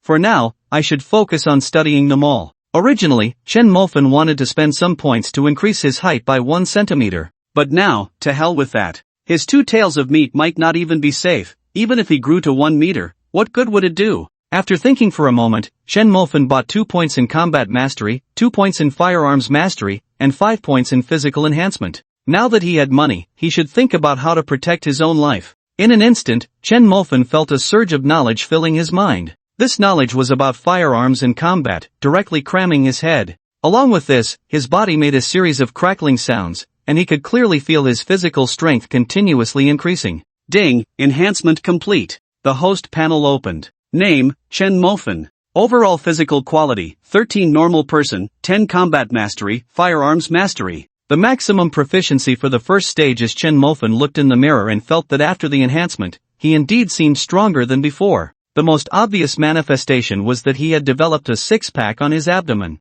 The muscle lines on his arms and thighs were also very pronounced, sharp and defined like they had been chiseled. What the hell, Mofan, what are you doing, admiring yourself in the mirror so early in the morning? The boss, still groggy, spoke up from the bed. It's Saturday, and you can't even sleep in? Chen Mofan really didn't want to sleep in anymore. There was so much to do today. Where would he find the time? Not to mention, he still hadn't gone to Chonghong to get reimbursed for his stinky socks from the past month. Thinking of this, Chen Mofan directly pulled out the pile of savings he had accumulated for a month from under the bed, grabbed a basin, and went to find Chonghong. When Chonghong saw Chen Mofan, his face turned green. When he saw the basin full of socks in Chen Mofan's arms, his face went completely dark. At that moment, he deeply regretted why he had idly bet with Chen Mofan. Now, it was a basin full of stinky socks. At this moment, Chonghong felt like he wanted to die. Chen Mofan wasn't going to go easy on him. This kid had been arrogant because his cousin was Li Tiankai, and now it was time to teach him a lesson. The people in Chonghong's dormitory laughed at this scene, looking at him with a playful expression. Clearly, this guy didn't have good relationships with others, and now no one was willing to speak up for him. Chen Mofan directly placed the basin under Chonghong's bed and turned to return to his own dormitory. But as soon as he opened the door, the scene before him surprised him. The boss and the third guy had actually gotten up. Seeing Chen Mofan come in, the boss anxiously said, Mofan, hurry up and get dressed. Wang Yu from the girls' dormitory invited us to hang out. The boss said this with a grin, a hint of obvious lewdness in his smile. Wang Yu? Chen Mofan frowned. He remembered that Wang Yu was in the same dormitory as Lu Ruyan and Wang Jiaozhou. How did the boss get in touch with Wang Yu? Boss, did Wang Yu say who else is going? Chen Mofan asked. The boss pulled up his pants and casually replied, I don't know that. She just said it's Saturday, and it's boring in the dormitory, asking if we want to go out and have fun. She asked you out? The boss nodded excitedly. Yeah, how about that? I still have some charm, right? Speaking of which, I just went to the cafeteria yesterday, and Wang Yu was captivated by me at first sight, insisting that I add her on WeChat. The boss said, grinning with pride. That expression was quite boastful. I also have a good impression of this girl. I want to see where it goes, hoping to end my single status. The boss's words were filled with obvious excitement and anticipation. Clearly, after being single for 20 years, he wanted to end the days of having only his right hand for company. Today, Chen Mofan originally wanted to invite Wang Jiaozhou. He had been longing to measure that magnificent pair. Unfortunately, Wang Jiaozhou had to go to the hospital to see her brother. Since he couldn't meet with Wang Jiaozhou, he decided to accompany the boss for a stroll. It was just right, as he also wanted to go out to clear his mind and see where he could spend some money. Outside the school gate, Lu Ruyan, Wang Yu, and another girl from their dormitory were already waiting there. It was said that Wang Yu invited the boss, Huang Tao, but in reality, it was Lu Ruyan who had asked Wang Yu to invite Huang Tao. The purpose was to get the boss to call Chen Mofan out. Lu Ruyan wanted to reconcile with Chen Mofan. Previously, Chen Mofan's display of wealth had truly shocked her, so she had no hesitation in kicking Chu Ke to the curb. Unfortunately, when she brought breakfast to Chen Mofan yesterday, he completely ignored her intentions. He didn't reply to her messages either. Thus, she thought of this plan, preparing to use a dormitory gathering as a pretext to lure Chen Mofan out. Once they were face to face, she didn't believe Chen Mofan would still ignore her. After all, she was one of the 5 campus beauties, She couldn't believe that Chen Mofen would be completely unmoved by her beauty. From a distance, Chen Mofen saw Lu Ruyan and the two girls standing at the school gate. The moment he saw Lu Ruyan, he understood. This was not a dormitory gathering. It was clear that Lu Ruyan wanted to use this opportunity to reconcile with him. He thought to himself. He remembered that Wang Yu had a boyfriend, so how could she still invite the boss? Mofen, you're out. Look, am I pretty today? Lu Ruyan, dressed in a pink sports outfit with her hair in a ponytail, added a touch of youthful innocence to her beauty, and she did look quite lovely. However, Chen Mofen had completely lost all affection for her. Moreover, even if he took a step back, he already had a giant lowly and a top-tier mature woman pursuing him. Why should he be with Lu Ruyan? Besides, her beauty had no distinctive features. When Chen Mofen arrived at the school gate, he did not notice a frail-looking man with a sharp face standing on the street beside the gate, occasionally glancing in his direction. Mofen, how about it? Am I pretty? Lu Ruyan smiled as she approached Chen Mofen and asked. To this, Chen Mofen directly replied with one word. Get lost. Mofen, are you still angry? I was wrong before, can I apologize to you? Lu Ruyan said with a gentle smile, taking the initiative to link her arm with Chen Mofen's right arm, making them look intimate like a couple. Without any hesitation, Chen Mofen pulled his arm back and said with a forced smile, Stop, don't let Chuku misunderstand. Mofen, don't be angry, I've already broken up with Chuku. I realized that the person I love is still you. Please give me another chance, okay? Chen Mofen felt a surge of irritation in his heart. Love me? You probably love my money. Thinking this, Chen Mofen chuckled dryly, not answering, and instead looked at Wang Yu, not wanting to deal with Lu Ruyan anymore. You, where are we going to have fun today? Let's go, let's get started, otherwise, it'll be dark soon. Wang Yu looked a bit embarrassed, it was still bright outside. Clearly, Chen Mofen didn't want to pay attention to Lu Ruyan, and Wang Yu understood that. But she also knew that too much was as bad as too little. With this in mind, Wang Yu gave Lu Ruyan a don't worry look and then smiled. I heard a new amusement park opened in the east of the city, they say it's quite nice. How about we go there? I have no problem at all, you decide, you. The boss was the first to speak, looking at Wang Yu with a beaming smile. This posture was undoubtedly that of a sycophant. Chen Mofen sighed, feeling melancholic. He wanted to tell the boss that being a sycophant had no future, he had seen the consequences firsthand. But looking at the boss's excited expression, he just couldn't bring himself to say it. The boss has been single for too long, mumbling to himself under the covers every night. Everyone understands, but no one has said it out loud. Now, finally, there's a girl who can be flirted with, and no matter how you look at it, it's a comfort for him. The boss has no objections, and naturally, Chen Mofen and the third brother have no objections either. The six of them took 2 cars, 3 girls in one and 3 boys in the other, heading towards the newly opened amusement park in the east of the city. Just as the 2 cars set off, a van stopped right in front of the skinny monkey. Once they got in, the van closely followed the 2 taxis. Inside the van, the skinny monkey was filled with excitement. Previously, it was only Chen Mofen's wealthy status that attracted him, but now seeing Chen Mofen's handsome face, the skinny monkey was even more unable to contain his excitement. He has a preference for pretty boys, he likes those with delicate features and also those in positions of power, as their status often stirs his blood. And Chen Mofen fits both criteria. Just thinking about the possibility of having his way with Chen Mofen made the skinny monkey's eyes shine. He pulled out the gun tucked at his waist and looked at the taxi ahead, revealing a cold, sinister smile. For this job, they were well prepared, not only finding a secluded spot but also spending a lot of money to acquire firearms. No matter how skilled you are, one shot solves everything. In the taxi, Wang Yu looked at Lu Ruyan with confusion. She just couldn't understand what kind of spell Lu Ruyan was under because of Chen Mofen. With a rich second generation like Chuku available, why choose that poor loser Chen Mofen? Just look at how Chen Mofen was dressed this morning. Baggy shorts and a tank top, he looked like a total bumpkin. Yen, I still think Chuku is more suitable for you, after all, he's a rich second generation. But look at Chen Mofen, he looks like a total loser. Aren't you afraid of being laughed at when you take such a boyfriend out? Lu Ruyan was also a bit puzzled. She clearly saw Chen Mofen's wealth, spending millions without hesitation. He was definitely a rich guy, so why did he still dress like a loser? As the saying goes, it's easy to go from frugality to extravagance, but that ease requires a process, doesn't it? Habits formed over more than a decade aren't so easy to change. Chen Mofen has a villa worth 40 million. But for him now, what does a villa matter when it's not as comfortable as his doghouse? Moreover, in the dormitory, he could still boast and play games with the boss and the third brother. Isn't that nice? Although Lu Ruyan found it strange, thinking of Chen Mofen's wealth, she firmly said, I still think Mofin is more suitable for me. Wang Yu, exasperated, tapped Lu Ruyan's forehead. You'll never get to eat 4 dishes in your life. Saying this, Wang Yu still offered Lu Ruyan some advice. This time, although they were going to an amusement park, the main destination was the haunted house inside the park. Speaking of the haunted house, a hint of fear flashed in Lu Ruyan's eyes. Yeah, I'm scared. Can we not go to the haunted house? Wang Yu rolled her eyes at her. Are you silly? It's precisely because you're scared that you should go to the haunted house. When you're scared, just stick to Chen Mofin, cling to him, rub against him. That little bit of flesh on your chest, if you don't use it now, when will you?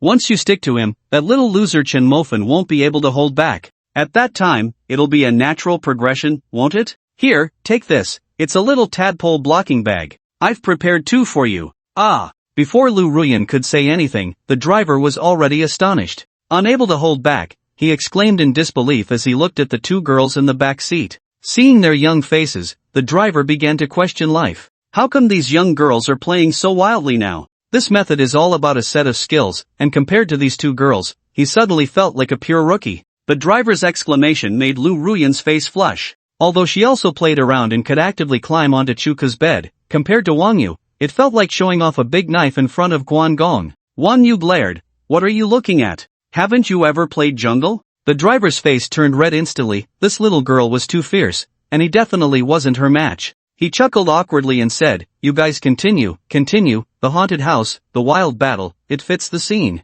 In the front seat, the boss was also discussing with Chen Mofin what to do next to win over Wang Yu. The boss had an excited look, his mouth almost stretching to the back of his ears. Chen Mofin felt helpless. He had just noticed during a brief chat at the school gate that Wang Yu completely ignored the boss, treating him like a passerby. Yet, the boss was so enthusiastic, naively thinking Wang Yu was his destined goddess. Sure enough, after being single for so long, the boss had become foolish. It was like someone who fell into the water. Even if they saw a straw, they would think it was their lifeline and cling to it tightly. He really didn't want to crush the boss's hopes. Mofin, do you have any money on you? Lend me some. I want to perform well later, the boss said excitedly. Chen Mofin sighed inwardly. Wasn't he once like that? Forget it, let's just help the boss see himself clearly. Chen Mofin directly transferred 20,000 to the boss. The boss looked at the transfer, staring at the 4 zeros, his eyes showing obvious shock. Damn, Mofin, you little brat, have you hooked up with a rich woman? So much money? He didn't believe it even as he said it. Was there any need to explain? Chen Mofin chose not to elaborate. Boss, damn, there's a haunted house in that amusement park, I just found out. The third guy in the front row excitedly raised his phone and laughed at the boss. Boss, let's say we're going to the haunted house. Those women are all timid. Once they enter, won't they be scared and cling to us? The third guy had a lewd grin, raising his eyebrows at the boss. At that time, boss, you can take the opportunity to hold Wang Yu, with your bodies close together, won't it just happen naturally? He. Hearing the third guy's lewd laughter, both the boss and Chen Mofin were shocked. What a talent! Today, I just realized, third guy, you are a real talent. Soon, the group of 6 arrived at the amusement park's parking lot. After getting out of the car, the boss hurriedly ran to the car where Lu Ruyan and the others were sitting, paid the fare, and didn't forget to say, when playing with beautiful women, how can I let them spend money? All expenses here today are on me. Huang Tao, I didn't see that coming, you can do it. Wang Yu, who had just gotten out of the car, smiled and gave him a thumbs up. This made the boss extremely excited. What project are we going to play? The 6 gathered again, and the third guy and Wang Yu spoke at the same time, asking. As soon as the words came out, both felt a bit awkward, as each side had their own little thoughts. How about we go to the haunted house? Again, both spoke simultaneously, their words almost identical. This time, all 6 felt awkward. A deathly silence enveloped them. For a moment, they were all at a loss for words. What a coincidence, if we all want to go to the haunted house, then let's buy tickets. Wang Yu was the first to break the silence. But just as she finished speaking, an angry shout came from behind. Wang Yu, you little bitch, didn't you say you had something to do today? Accompanied by the angry shout, a BMW nearby opened its door, and several men with brightly dyed hair, wearing earrings and dressed in denim, stepped out. The leader, with dyed yellow hair, wearing earrings and a nose ring, had a thick layer of smoky makeup on his face, looking like a ghost drawing symbols. The yellow-haired leader was holding a steel pipe and walking towards a few people, his nostrils flared, clearly displaying an air of arrogance. Wang Yu, didn't you say you had something to do today? So it turns out your something was to come out and play with these poor losers? The yellow-haired man gripped the steel pipe, pointing it at Chen Mofin and the other 2, insulting them. Upon seeing the yellow-haired man, Wang Yu's face showed a hint of panic, but she quickly stepped forward, wrapping her arms around his, and smiled. Honey, they are my friends. We agreed to come out together this time. Look, my 2 roommates are still here. Wang Yu said, pointing to Lu Ruoyan and Lu Mei. The yellow-haired man's expression did not soften at all. Used to being arrogant, he glanced disdainfully at Chen Mofan and the others and coldly said, just these 3 losers? You're playing with them, Wang Yu? Didn't I tell you not to make friends with these losers? Don't you know poor people carry germs? The yellow-haired man cursed angrily and raised his hand to slap Wang Yu across the face. Smack! The sound echoed in the parking lot for a long time. Wang Yu covered her face, looking at the yellow-haired man in disbelief. You actually hit me? What's wrong with hitting you? The yellow-haired man scoffed disdainfully. I hate 2 types of people the most. One is the poor, full of germs, and the other is students. When he mentioned students, the contempt on the yellow-haired man's face became even more pronounced, as if he genuinely loathed this type of person. With a mocking smile, he glanced dismissively at Chen Mofan and the others, sneering, students, delicate flowers in a greenhouse, weak like women, can they fight? Useless scholars. Pah! The yellow-haired man spat out a glob of phlegm, sneering contemptuously.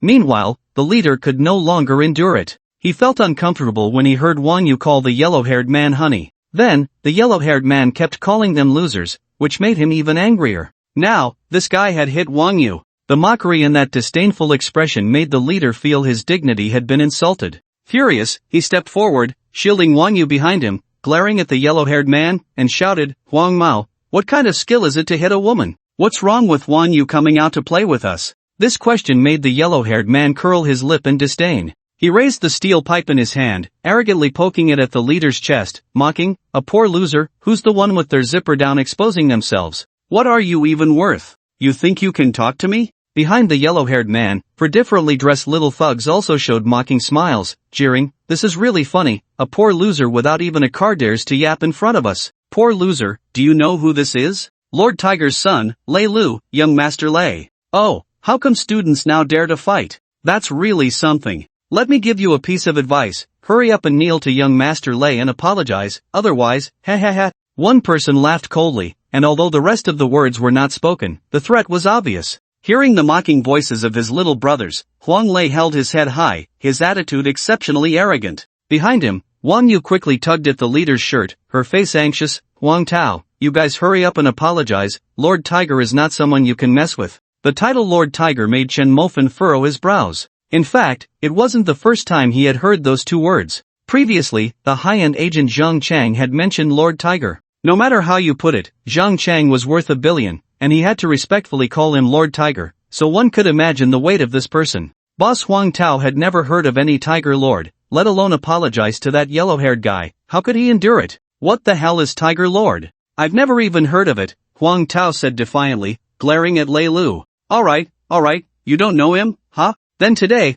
I'll make you get to know him. Lei Lu's eyes flashed with cold light as he raised the iron rod in his hand and swung it towards the boss's head. The iron rod whistled through the air, clearly packed with force. Lei Lu had no intention of holding back. The boss clearly didn't expect the other party to strike without warning, and it was too late to dodge. He could only watch in terror as the iron rod came closer to his head. Behind him, Wang Yu watched this scene, her eyes filled with fear, and she screamed in fright. Lu Ruyan covered her mouth, her face full of panic, unsure of what to do. The third brother cursed angrily and rushed over, his face full of anxiety. But he also understood that by the time he arrived, the boss would have already been knocked out. This made him even more anxious. Lei Lu looked at the iron rod descending, his face filled with excitement. He loved watching his prey show fear in front of him. He increased the force in his hand, and the iron rod came crashing down. At that critical moment, Chen Mofan made his move. He acted without hesitation, his enhanced body lifting a leg to kick Lei Lu away. Before the ecstasy on Lei Lu's face had faded, he was horrified to find his body flying backward uncontrollably.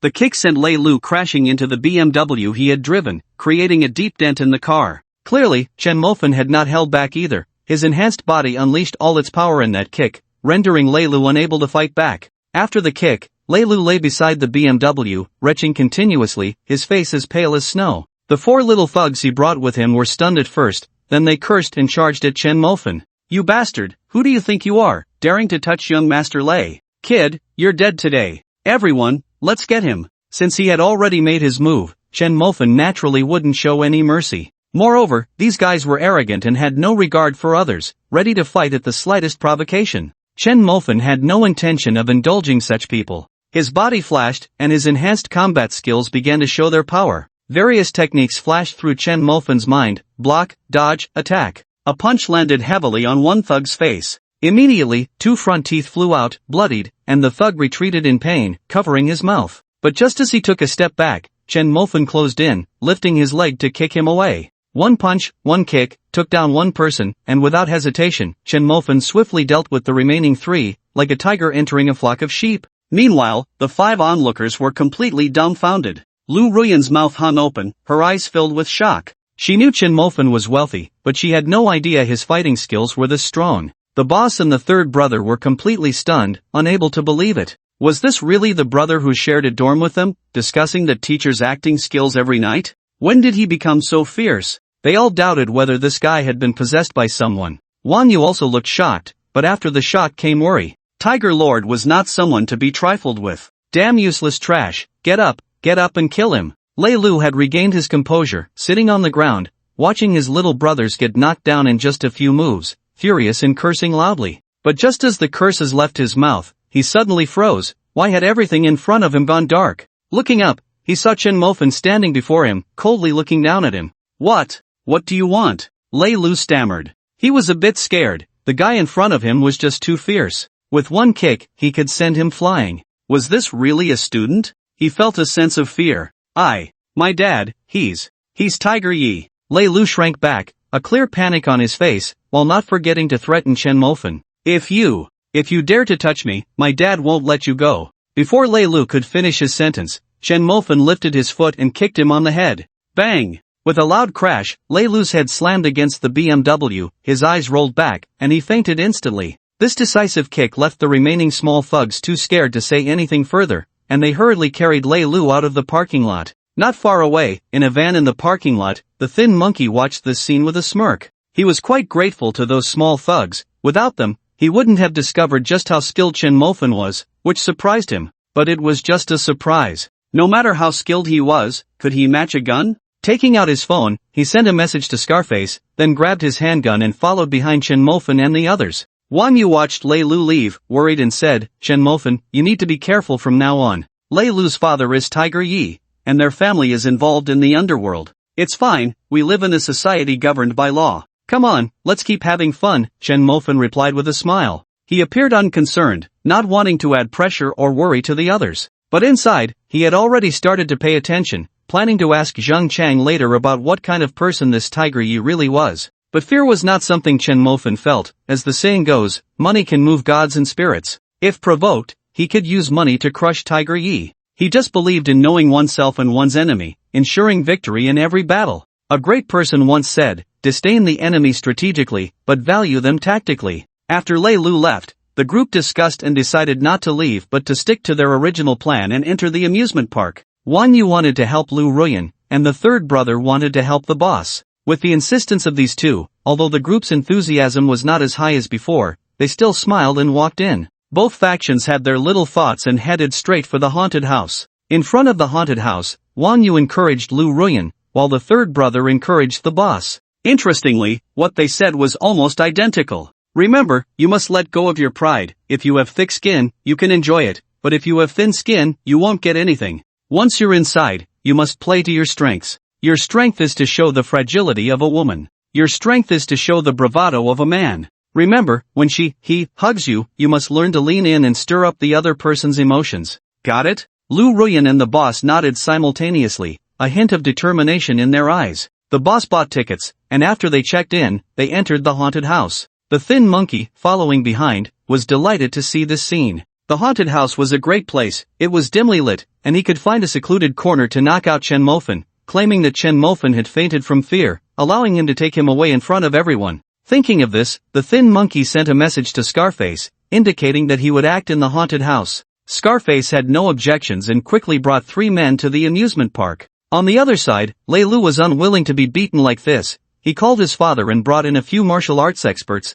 also entering the haunted house. In front of the haunted house, the ticket staff looked puzzled. The haunted house usually had no business, but what was going on today? In such a short time, more than 10 people had come? The staff scratched their heads, confused. In the haunted house, as soon as they entered, Lu Ruoyan and the leader began to position themselves selectively. Lu Ruoyan stealthily moved closer to Chen Mofan, while the leader quietly made his way to Wang Yu's side. Both were eagerly anticipating the appearance of the terrifying staff members in costume so they could execute their plan. After walking 20 meters and turning a corner in the corridor, the staff finally appeared, dressed like zombies, suddenly emerging from around the corner with a chilling roar that instantly heightened the atmosphere of fear. The sudden appearance startled everyone, causing their hearts to skip a beat. Lu Ruoyan, already prepared, immediately threw herself into Chen Mofan's arms. "Mofan, it's so scary," she said, clinging tightly to him. The two big bunnies pressed close together, instantly turning into two big persimmons. On the other side, the leader, who had just been rehearsing his plan in his mind,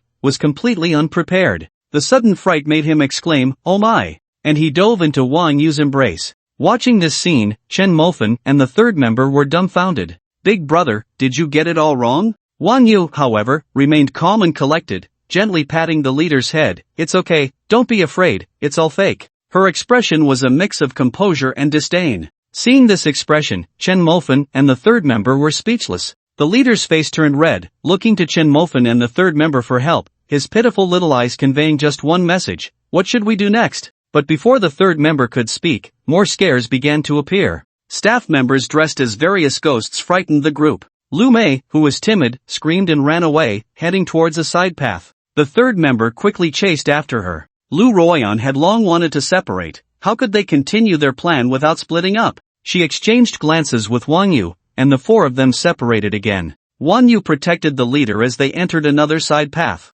Finally alone, Lu Ruoyan moved even closer, her whole body clinging to Chen Mofan like a big plush bear. Chen Mofan could easily feel the warmth radiating from Lu Ruoyan, stirring a slight restlessness within him. Especially when he felt certain softness rubbing against him, that pressure made his blood race, leaving him unable to calm down for a long time. "Mofan, I'm so scared, you have to protect me," Lu Ruoyan said, her big eyes glistening with tears, looking at Chen Mofan gently as she spoke. Facing such a gaze, Chen Mofan felt a stir in his heart. But it was just a stir, he wouldn't allow himself to develop any feelings for Lu Ruoyan. If it was just for fun, he would even disdainfully bring along a little tadpole blocker. "Mofan, why are you ignoring me?" Lu Ruoyan clung to Chen Mofan, acting like a spoiled child, twisting her body. Instantly, the two big bunnies became lively, bouncing on his body, stimulating him. Why not just go for it? Just as the thought crossed his mind, a staff member suddenly appeared, painted with terrifying ghost makeup, letting out a chilling low growl. Seeing this, Lu Ruoyan was so frightened that she fell off Chen Mofan, landing on the ground.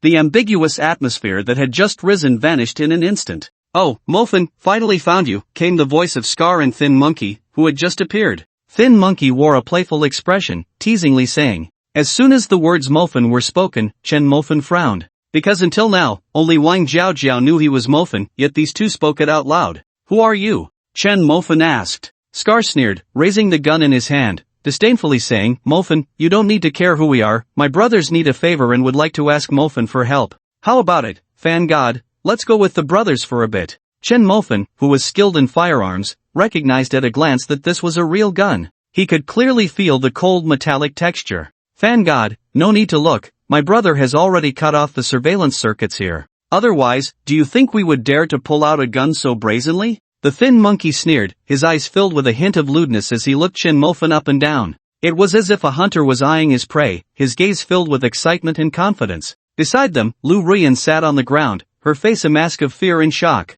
She knew Chen Mofan was incredibly wealthy, but she still didn't expect him to be this wealthy. Fan god? The one from the internet? The one who made 600 million in a day? Lu Ruoyan was stunned, sitting foolishly on the ground. For a moment, she forgot to be afraid. It was only at this moment that Lu Ruoyan gained a clear understanding of Chen Mofan's wealth. A wealthy family, this was definitely a top-tier wealthy family. At this moment, Lu Ruoyan's gaze towards Chen Mofan completely changed, as if she were looking at a great pie show, her eyes almost shining with light. If the occasion allowed, she would have wanted to hug Chen Mofan and lick him a couple of times. "Fan god, stop dawdling, let's go. You don't expect us brothers to carry you, do you?" The Thin Monkey sneered, his laughter filled with mockery. "Get lost, you bastard." Just as the Thin Monkey finished speaking, Lei Lu charged in with his men. This poor bastard, he had been looking for a long time and had not found him. He originally thought the poor bastard had run away in fear. Unexpectedly, he found the kid here. Without a word, a cold glint flashed in Lei Lu's eyes as he swung an iron rod. It struck the thin monkey's head directly. The blow left the thin monkey dazed, stars dancing before his eyes. "Get lost, you annoying thing." Beside him, Scarface was completely bewildered. What the hell was going on? Where did this idiot come from, just charging in to hit? He had no idea that Lei Lu was used to being arrogant, not putting anyone in his eyes. Whoever dared to stop him would be met with a stick. "Are you looking for death?" Scarface cursed angrily. As a desperate man, he never coddled anyone either. But before he could make a move, someone rushed out from the side, kicking him away while cursing. "Damn it, still daring to act tough in front of young Master Lei. Who do you think you are? And you even brought a toy gun? What, playing the role of a desperate man?" Scarface was dumbfounded. When did those who played with knives become more impressive than those with guns? He was holding a gun. Taking advantage of this moment, Chen Mofan pulled Lu Ruyan and ran. He wasn't foolish enough to confront them head-on, nor did he need to use his flesh and blood to block their guns. "Damn it, you poor bastard, you dare to run?" Lei Lu cursed angrily, raising the iron rod to chase after them. But at that moment, a gunshot rang out, echoing around them. Lei Lu's body suddenly halted, turning back in disbelief. He saw that one of the men he brought had been shot, lying in a pool of blood. Everyone around looked at Scarface with terrified expressions. Scarface rubbed the swollen lump on his face, stood up, and looked around with a dark expression. "Shoot! Keep shooting! Damn it! Aren't you tough?" Scarface shouted angrily, firing another shot that hit a man's head. The bullet, spiraling through the air, pierced through the man's skull, exploding from the back of his head, brain matter and blood splattering everywhere. This terrifying scene made Lei Lu sit down on the ground in fear, his face pale. At this moment, he finally understood what kind of person he had provoked. This was a real desperate man. He was not on the same level as them. They were worlds apart. And just now, it seemed these two desperate men had come to find that poor bastard. What kind of good person could possibly be involved with a desperate outlaw? Although he was arrogant, he understood who he could provoke and who he couldn't. Clearly, that poor loser he looked down on was someone he couldn't afford to mess with. Thinking this, Lei Lu's heart raced, and fear drenched his forehead in cold sweat. What kind of person had he provoked? He had even called the other a poor loser and said he was a useless student who couldn't even fight. Wasn't that just asking for death? Lei Lu felt as if the sky was about to collapse on him. At that moment, he was filled with regret, regretting why he had to provoke these three people. It was just a girlfriend, just a kick. What was the big deal about enduring it? Why did he have to act tough? Lei Lu felt like crying. "Kid, it's you, right? That hit with the stick felt good, huh?" The thin monkey walked over, picked up a fallen iron rod from the ground, and swung it down towards Lei Lu's head. Lei Lu was filled with terror. He wanted to dodge but found his body wouldn't listen to him, trembling in fear. Bang! With a single blow, Lei Lu let out a wail, his piercing cry echoing throughout the haunted house. After that, the thin monkey showed no signs of stopping, relentlessly bringing the iron rod down on Lei Lu. 1 hit, 2 hits. Lei Lu's cries continued to resonate. Outside the haunted house, the ticket collector heard these wails and smiled with satisfaction. He knew that his haunted house would definitely provide customers with a uniquely thrilling experience. People around wanted to intervene, but anyone who dared to move would be met with the swift trigger pull of the scar-faced man. As the iron rod continued to rain down, Lei Lu's cries gradually weakened, and he was now like a blood-soaked gourd, covered in blood and twitching uncontrollably. "Alright, we've wasted enough time, don't forget the main event," the scar-faced man said, reminding everyone. With that, he fired his gun, silencing all of Lei Lu's companions. Meanwhile, Lei Lu had been turned into a sieve by the thin monkey. A whole magazine of bullets remained lodged in Lei Lu's body. On the other side, Chen Mofan was sprinting with Lu Ruyan, while also pulling out his phone to call the boss and the third member. He urged them to leave the amusement park quickly. The two were somewhat confused, not understanding why they needed to leave when everything seemed fine. But hearing the urgency in Chen Mofan's voice, they didn't dare hesitate and immediately took Wang Yu and Lu Mei out of the haunted house. Chen Mofan kept running, searching for an exit with Lu Ruyan. Just as they turned a corner, a person approached them. That person glanced at Chen Mofan, quickly lowered his head, then raised it again to smile and nod at Chen Mofan. But in the moment they passed each other, that person suddenly drew a gun from his waist and swung it at the back of Chen Mofan's head. However, Chen Mofan was already a step ahead. The earlier action of glancing at him and then lowering his head clearly indicated that the person had something to hide. Chen Mofan saw it clearly. Although he felt fear, he struck without mercy. Before the gun could fall, Chen Mofan had already moved first, landing a punch on the man's throat. This punch made the man stagger back, clutching his neck in pain. He wanted to raise his gun to shoot at Chen Mofan, but before he could make any move, Chen Mofan had already closed in, delivering a powerful punch to his temple. In the man's terrified gaze, he was sent flying. In midair, the man rolled his eyes and fainted. Before Chen Mofan could catch his breath, 3 more people charged at him. Chen Mofan picked up the gun from the ground, his expression showing no signs of panic, his gaze calm as still water. He raised the gun, aimed, and shot in one fluid motion, as if he were a seasoned marksman. 3 shots rang out, directly taking down the 3 attackers. But after the 3 shots, his slightly trembling fingers revealed the anxiety within him. He was just an ordinary person, a college student, and after killing someone, he couldn't remain as calm as he appeared. He was afraid and panicked. But he understood that any fear or terror at this moment could cost him his life. He was just holding on. Beside him, Lu Ruoyan was completely paralyzed with fear. Looking at the twitching body on the ground and the unwillingly wide-open eyes, she screamed in terror and ran madly to the side. At that moment, Scar and Thin Monkey walked out from the side passage. The moment Chen Mofan saw them, he raised his gun. But before he could fire, Scar had already kicked Lu Ruoyan to the ground and pressed the gun against her forehead. "Fan God, my brothers admire you. You took out 4 of us right off the bat. Truly unexpected," Scar said, a hint of fear flashing in his eyes. Previously, he had looked down on this so-called Fan Shao, thinking he was just a rich kid. What was so special about him? But after a brief encounter, he was filled with shock. This Fan God was too fierce, his fighting skills were undeniable, and he struck cleanly and decisively, not the type to play around. But aside from his fighting, what shocked him was that Fan God was also so skilled with firearms. 3 shots, 3 headshots, this marksmanship astonished him as he arrived. But more importantly, it was the mindset. The calmness and lack of emotional fluctuation he displayed at that moment were remarkable. This was a case of shooting someone. If it were done by a desperate criminal, he wouldn't be surprised. But an ordinary student could remain so composed. His heart was filled with astonishment. Fortunately, no matter what, this kid was now under his control and couldn't stir up any trouble. Fan God, you wouldn't want such a beautiful woman to perish under my gun, would you? Scar suppressed his shock and sneered. Put down the gun, and I'll let this woman go. Under Scar's feet, Lu Ruoyan looked at the dark muzzle of the gun, her face filled with terror, tears welling in her eyes as she looked pleadingly at Chen Mofan. Chen Mofan sighed helplessly. He didn't want to save Lu Ruoyan. Her life and death had nothing to do with him, especially since this woman had betrayed him. However, Thin Monkey's gun was aimed at him, and the other 2 who had just arrived were also pointing their guns at his head. He was confident he could quickly take out the 2, but the 3rd would definitely shoot and blow his head off. Since that was the case, it was better to do a favor. You let her go, and I'll put down the gun, Chen Mofan said. Scar thought for a moment and nodded. Although this woman was beautiful and stirred his interest, he understood that the main task now was to make money. With money, he could have any woman he wanted. Moreover, having one more person meant one more burden. Get lost, Scar said coldly, lifting his leg. Lu Ruoyan looked at Chen Mofan in disbelief, tears swirling in her eyes before falling. Sure enough, he still loved me. For me, he was willing to sacrifice himself. He had a bright future, a fan god who commanded respect online, with wealth that no one could match. But for me, he gave up everything. Lu Ruoyan felt as if her heart had been struck hard by a hammer, causing it to tremble violently. She turned back 3 times, looking at Chen Mofan.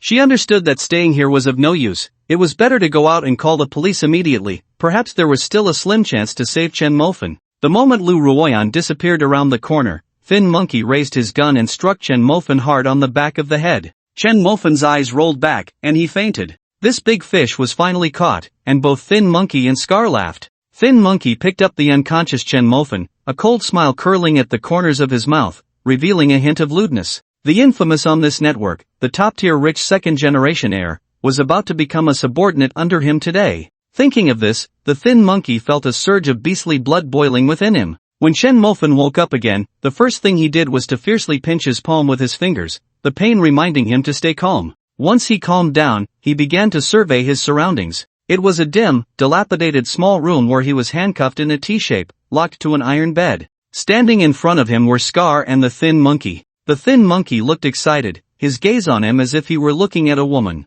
"Oh, the is awake." The Thin Monkey approached the bed, reaching out to touch Chen Mofan's face, sneering mockingly. Chen Mofan did not look at him but instead gazed at Scar. By his intuition, he could sense that he was the boss among these people. "Brothers seek wealth in life. If it's about money, just name a number, and I can definitely help you out," Scar said, surprised again by the calmness of this kid. Scar smiled. "You truly live up to your name, so calm. Since you've spoken, I have no need to hide anything. To be honest, my brothers are a bit tight on cash lately and want to borrow a couple of $100 million from you. What do you think? Scar said, a teasing smile appearing on his face, continuing with a playful tone. Oh, by the way, my buddy thinks you look quite beautiful, and he wants to have a deeper conversation with you. Scar pointed at the thin monkey, emphasizing the word deeper. Chen Mofan smiled, looking at the thin monkey with disgust, and said, money is fine, but for the other condition, I hope you think it through before you speak. As soon as he said this, the thin monkey slapped Chen Mofan's face. Smack! The crisp sound echoed in the room, and a clear 5-finger mark appeared on Chen Mofan's face. The thin monkey looked at Chen Mofan with disdain and shouted angrily, damn it, do you not understand the situation? Do you think you have the right to speak? Chen Mofan licked the blood from the corner of his mouth and smiled. With a look of contempt on his face, he stared directly at the thin monkey. What are you laughing at? The thin monkey roared, raising his hand again to slap him. The crisp sound lingered in the room. Yet Chen Mofan continued to smile, the contempt in his eyes for the thin monkey becoming more apparent. The thin monkey, furious, kept slapping him, and soon blood began to trickle from the corner of Chen Mofan's mouth. Enough! Scar intervened coldly, saying, I hope you understand the situation. Right now, you have no say. If you disagree, I have plenty of ways to make you agree. Do you understand? Scar said, humiliatingly patting Chen Mofan's cheek, the threat unspoken but clear. I don't want to say much more. My brothers want to borrow $500 million from you, not too much, right?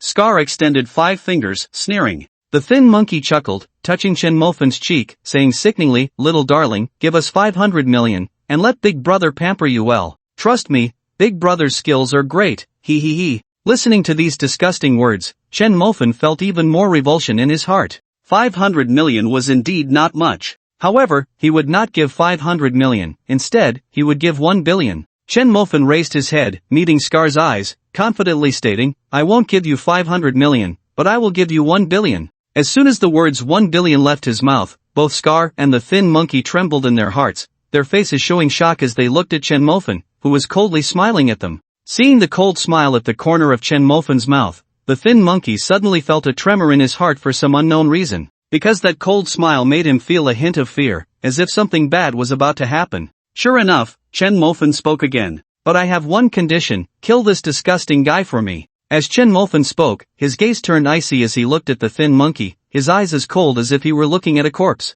The thin monkey's body trembled suddenly, and he hurriedly looked at Scar. Brother Scar, you can't listen to his instigation. Since he has $1 billion, under severe torture, we can also get it. Scar nodded, smiling, his eyes filled with pity as he looked at Chen Mofan, mocking, God fan, this kind of instigation is a bit too low level, isn't it? Is this all the means the famous God fan has? Scar sneered, his face showing obvious sarcasm, then continued, just like my brother said, if you don't agree, we can still get it through severe torture. Why should I betray my friends? I, Scar, am a person who values loyalty. Chen Mofan scoffed at this, unafraid, his eyes filled with confidence as he smiled. You can indeed use severe torture, but it will take time. Do you have that much time? My friend will call the police. If someone dies in the haunted house, the staff will also call the police. How much time do you have to stay here? A rhetorical question left Scar silent. He knew very well that since Chen Mofan dared to shoot and kill, he was certainly not a weakling. Such a person would not speak easily and would require time to deal with. Unfortunately, what they lacked the most was time. The thin monkey, hearing this rhetorical question, was clearly panicking. His face began to turn pale, and his eyes looked angrily at Chen Mofan. Damn it, kid, stop talking. With that, the thin monkey looked at Scar, pleading, Brother Scar, I am loyal to you, you can't kill me just because of this kid's words, right? Seeing the clearly panicked thin monkey, Chen Mofan added fuel to the fire, smiling as he uttered 3 words, 1.5 billion. The thin monkey's body trembled, his face turning even paler, he frantically reached out to cover Chen Mofan's mouth. Damn it, kid, don't say anymore. But just as his fingers touched the corner of Chen Mofan's mouth, Chen Mofan spoke again, 2 billion. This is my final bottom line. If you don't agree, then I won't give you a single cent. You can try severe torture if you want. 2 billion? What a massive fortune. This wealth was enough to completely daze a person's reason. The thin monkey naturally understood. On one side was 2 billion, on the other was nothing. Such a simple choice, anyone would make. It was precisely because he understood that he felt fear. A flash of murderous intent crossed the thin monkey's eyes. Damn it, I'll kill you first. The thin monkey roared, drawing the pistol from his waist, turning to shoot at Scar. Bang! With a gunshot, the thin monkey looked incredulously at his chest. A red blood hole appeared there, and then the hole quickly expanded, blood gushing out as if it were free, staining his clothes red. Watching this scene, terror instantly filled the thin monkey's face. Scar! Scar! Bang! The thin monkey's body fell to the ground, kicking up a cloud of dust, his terrified gaze fixed on the floating particles of dust before him. He was unwilling, the carefree life was beckoning to him, yet he had fallen here. At this moment, a strong sense of regret surged in his heart. If he hadn't provoked that kid, would he not have to die here? He thought that kid was already a fish on the chopping block, to be slaughtered at will, but the result was that it was not that kid who was slaughtered, but them instead. Is this what God fan is? A person who still holds the initiative even in such a dire situation. The thin monkey closed his eyes unwillingly, lost in thought. Scarface held a gun, looking at Chen Mofan on the iron bed, pressing the gun against Chen Mofan's jaw, and laughed. Fanshin really has a good way, effortlessly turning us brothers against each other. Actually, I find this guy quite disgusting too. Killing him would be a way for me to vent my anger. But Fanshin, 2 billion, you won't go back on this promise, right? Chen Mofan nodded and smiled. Of course, you have integrity, and I naturally do too. People like you should have prepared overseas accounts, right? Unlock my handcuffs, and I'll transfer the money to you. Scarface felt a surge of joy. He hadn't expected to gain much more than he imagined. However, this kid, Scarface thought, a flash of murderous intent crossed his mind. This kid is clearly from a top-tier family. Someone like him has too much power. If he wants to live comfortably for the rest of his life, this kid absolutely cannot be left alive. Once the money arrives, he must be killed. Scarface thought to himself, pulling out the key to unlock the handcuffs with one hand while keeping the gun pressed firmly against Chen Mofan's forehead with the other. The moment the handcuffs were unlocked would be this kid's only chance to resist. However, the development of events completely exceeded Scarface's expectations. Chen Mofan was very compliant. The 2 billion cash was quickly transferred. This left a hint of astonishment on Scarface's face. He thought this kid would definitely resist. He was so smart, he would surely realize that Scarface intended to kill him to silence him. But Chen Mofan cooperated, and when he was handcuffed back to the bed, Scarface's astonishment had not faded. Looking at this kid, he had actually closed his eyes? Scarface's doubts deepened. Little did he know, spending 2 billion would earn him 20 points in consumption. These 20 points were enough for Chen Mofan to do many things. For example, he was an expert at lockpicking. Chen Mofan knew very well that when he unlocked the handcuffs, Scarface's vigilance would surely reach its peak. This seemingly unique opportunity was, in fact, a dead end. Hey, why hasn't the money arrived yet? Scarface looked at his phone, a hint of confusion flashing in his eyes. Kid, you're not trying to pull something, are you? Why hasn't it arrived? Scarface was burning with anxiety. For him, every minute and second of waiting felt like an eternity. Chen Mofan lay on the bed, eyes closed, and smiled. Big brother, this is a cross-border transaction, and it's 2 billion. Such a large sum of money takes time to transfer. Do you think it's just 20 bucks? Don't make me think you lack experience, okay? Scarface understood this, but he didn't want to stay in this dilapidated factory any longer. He had killed someone in the haunted house, and Chen Mofan's companions would surely have called the police. Now, there were cameras all over the streets, it would be easy to find them, and he couldn't afford to wait. Scarface's face showed urgency as he looked at his phone, pacing back and forth in the dim room. The chaotic footsteps echoed continuously, and Chen Mofan smiled. Are you panicking? Fanshin, don't seek death. Scarface suddenly charged forward, raising the gun in his hand and pointing it at Chen Mofan, furious. I'm just stating a fact. If you can't even accept the facts, just pretend I didn't say anything, Chen Mofan said calmly with a smile. Scarface really wanted to blow this kid's head off, but he couldn't bring himself to do it before the money arrived. With a cold snort, Scarface turned to leave. He didn't want to stay in this dim room any longer. Facing Chen Mofan's calmness always gave him a bad premonition. You two, keep an eye on him, Scarface ordered the last 2 remaining people in the factory. There were originally 8 of them. In the haunted house, Chen Mofan shot and killed 3, knocked 1 out, and upon returning to the warehouse, under Chen Mofan's provocation, he killed the thin monkey. Now, only the 3 of them were left. However, the good thing is that the 2 billion will soon be in his hands, and he couldn't help but feel excited. Scar thought to himself as he walked out of the warehouse. The sky, he didn't know when, had been stained with a layer of dim yellow, the blood-red sunset hanging high in the west, illuminating the horizon like it was on fire, scarlet as blood. Looking at the sunset, Scar was somewhat dazed. He didn't know how long had passed when a crisp sound interrupted his thoughts. He picked up his phone and saw that the 2 billion in cash had been transferred to his account.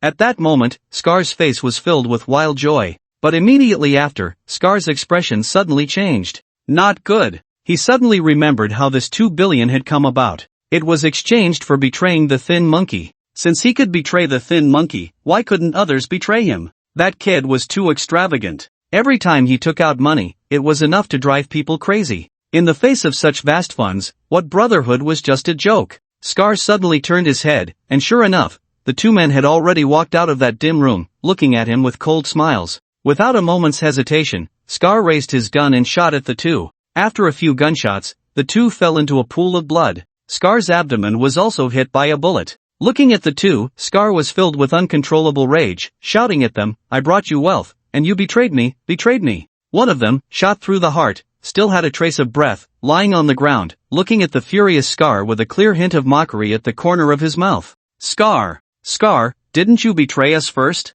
The thin monkey. You killed him, right?" At these words, Scar suddenly froze in place, his eyes filled with shock. He understood that from the moment he killed the thin monkey, he had already fallen into the pit that Chen Mofan had dug for him. His betrayal had laid the groundwork for others' betrayal. Then came the scene of brothers turning against each other. It could be said that when he killed the thin monkey, it was already destined that he would be betrayed by others. No, perhaps even earlier, from the moment he had the greedy thought, it was already destined. Obviously, that kid had taken advantage of this point to quickly persuade his two subordinates. "Mofan, you really have a good method," Scar muttered to himself, raising his leg to walk towards the dim room. Fortunately, in the end, he won. He survived, and now he just needed to deal with that kid. He believed that although his two subordinates were greedy, they were not fools and wouldn't be stupid enough to uncuff that kid. And that kid not coming out was the best fact. Struggling to reach the door, Scar pushed it open and smiled. "Mofan, you miscalculated. In the end, I survived."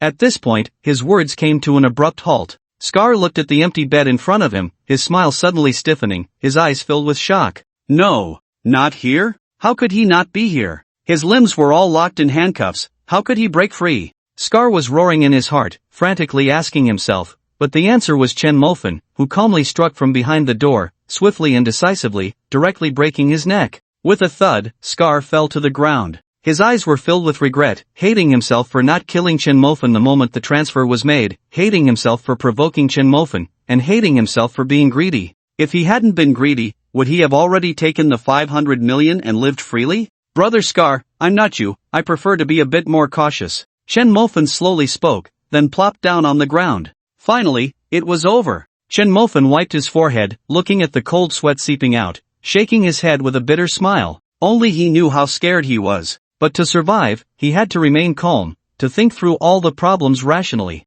Fortunately, he succeeded. The police quickly arrived and swiftly surrounded the area. "Raise your hands, don't move." A female officer in a blue uniform entered, holding a handgun. Chen Mofan cooperatively raised his hands and smiled at the officer. Not realizing it at first, he soon discovered that she was quite a beauty. With an oval face and shoulder-length hair, she looked very spirited. Her figure was tall and curvy, and even in her police uniform, her alluring curves were clearly visible. In terms of looks alone, she was no less than Lu Ruyan, and if she were in school, she would undoubtedly be one of the candidates for the school beauty. Tang Fei frowned slightly, looking at the young man in front of her. She couldn't understand how he could still smile when surrounded by the police. Moreover, looking at his delicate features, he was actually capable of committing murder. "Stop grinning like that, you are under arrest," Tang Fei said coldly, pulling out handcuffs. Chen Mofan was taken aback. "I'm under arrest? Beautiful lady, are you mistaken? Are you sure it's me who's being arrested?"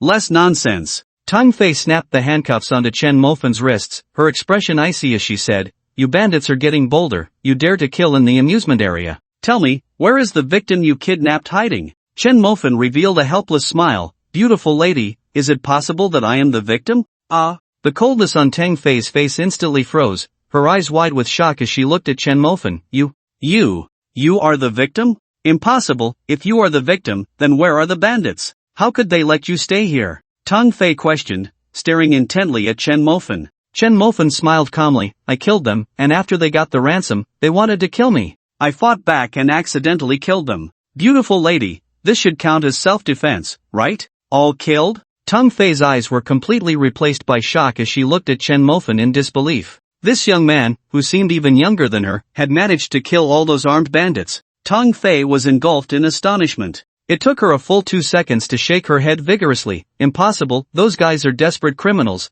How could they let a kid like you kill them? You are definitely one of the bandits. Tell me, why pretend to be the victim? Just as Tang Fei finished speaking, a police officer suddenly interjected. Look, there's a dead body here, preliminarily determined to be a gunshot victim. Before the officer's words had finished, another added, there's one here too. There are 2 more in the house, one shot, and the other has a broken neck. We can confirm that one of the 2 in the house is the wanted criminal Chendapeng, alias Scar, and the other is named Sulu, alias Thin Monkey. Aside from these 4 dead, there are no other people in the factory. Listening to the reports, Tang Fei's shock deepened. They were dead, really dead. Those ruthless bandits had actually been killed. And it was by this young man in front of her. She found it hard to believe, knowing that to capture these bandits, they had deployed a large number of officers, yet those guys had still escaped. Now, the ones that had given them such headaches were easily dealt with by this young man? Looking at him, he didn't seem to have sustained serious injuries, just a bit of redness and swelling on his face, as if he still bore some fingerprints.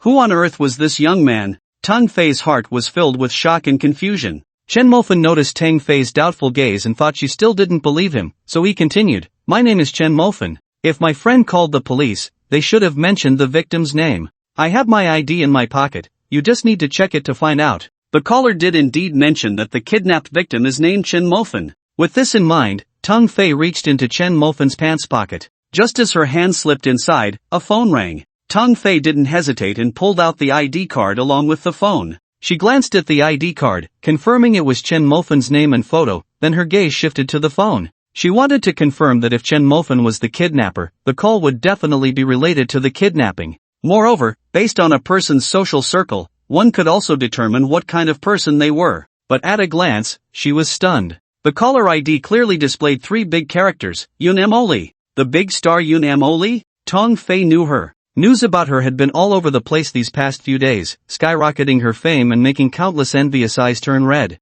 This was because a mysterious tycoon had gifted her 600 million in her live stream. 600 million. A sum that many people could never hope to touch in their lifetime. Yet that tycoon had casually spent it. It was shocking. Tang Fei remembered that the mysterious tycoon seemed to be called Fan Xiao, but online, people liked to refer to him as Fan Shen. The things he did were truly beyond what a rich second generation could accomplish. He seemed more like a god. This kid actually knows a big star? It seems this kid's identity is not simple? Tang Fei thought to herself as she answered the call. Chen Mofan. As soon as the call connected, Yun Li's voice, filled with resentment, came through. Yun Li hadn't slept well for 2 nights, which made her hate Chen Mofan even more. After he had teased her that time, he completely ignored her, which made her even angrier. After all, she was a big star. When had she ever been treated so coldly? It only fueled her indignation. Moreover, her popularity had surged in the past few days, surpassing even her peak period by several times.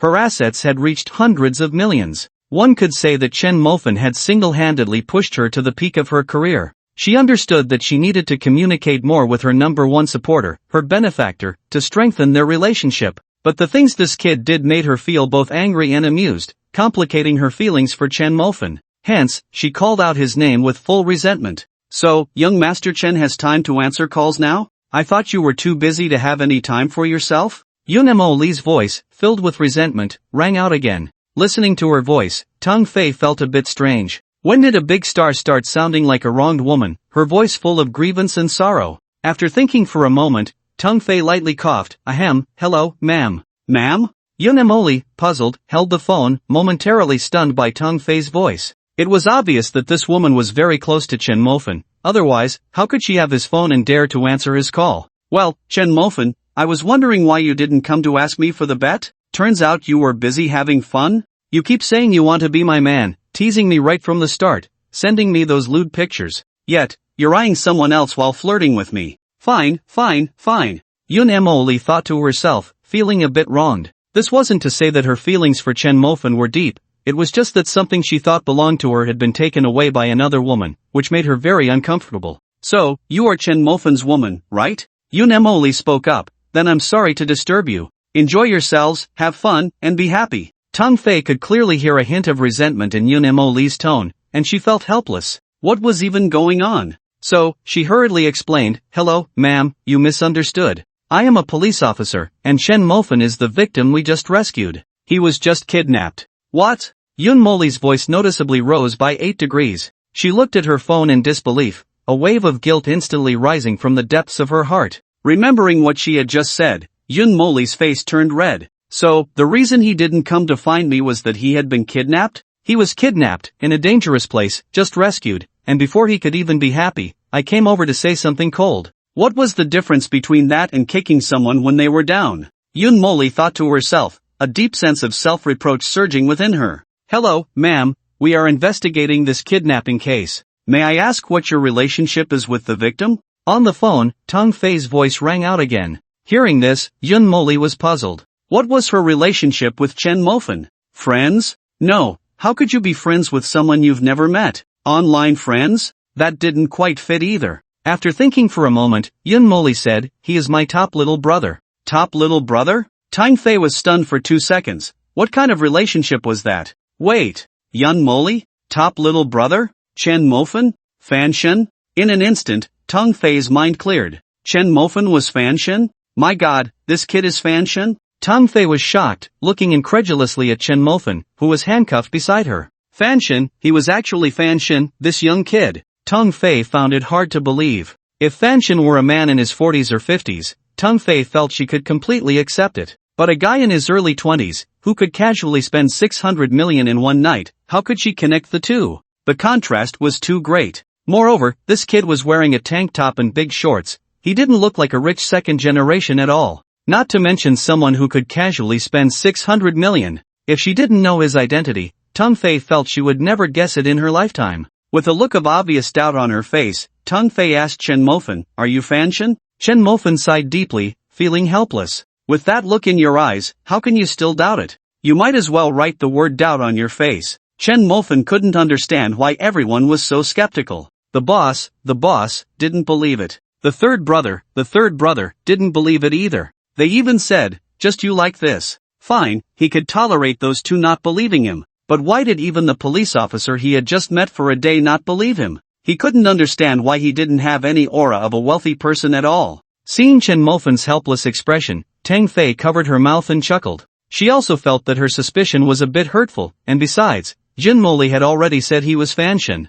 Holding her phone, Tang Fei could now completely confirm that Chen Mofan was not the kidnapper but the victim. Thinking of this, Tang Fei picked up her phone and said to Yun Moli, he must have spent 600 million on you yesterday, which aroused the kidnapper's suspicion. Coincidentally, one of the kidnappers is a hacker who tracked him down, which is why he was kidnapped. Don't worry, he has already been rescued by us. Tang Fei's words left Yun Moli unable to calm down for a long time. She never expected that Chen Mofan was kidnapped because he had spent 600 million on her, showing off his wealth, which made him a target. At that moment, Yun Moli's heart was once again filled with self-reproach. Thinking about it, Chen Mofan had done so much for her, not only helping her return to the peak of her career but also suffering an undeserved disaster because of her. In contrast, what had she done for Chen Mofan? When Chen Mofan was in deep trouble, she had actually said something cold. In that instant, Yun Moli felt an impulse to slap herself hard, to vent her anger for Chen Mofan. Clenching her fists tightly, Yun Moli made up her mind.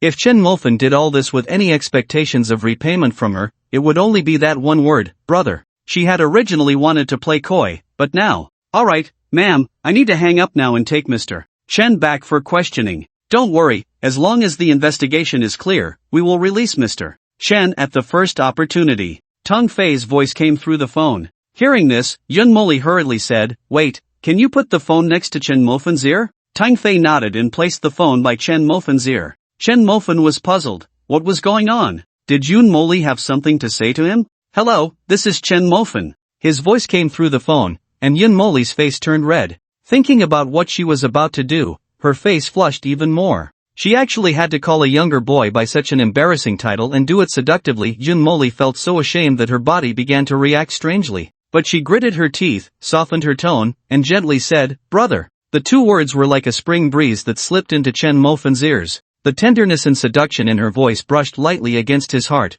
causing his heartbeat to involuntarily quicken. Worth it, this 600 million was so worth it. Chen Mofan wanted to swipe that 600 million right now. He wanted to hear Yun Moli call him that in person. When their eyes met, what kind of beautiful scene would it be when this exquisite woman displayed both shyness and allure? After hanging up, Yun Moli's face was as red as a ripe apple. Remembering her earlier madness, she shyly smiled and buried her head in the pillow. She never expected that one day she would experience such girlish craziness again. And the object of her craziness was actually a boy more than 10 years younger than her. Thinking of this, Yun Moli smiled shyly. Grabbing the pillow beside her, she waved her fist and lightly hit the pillow. Chen Mofan, you bad guy, I'll beat you up.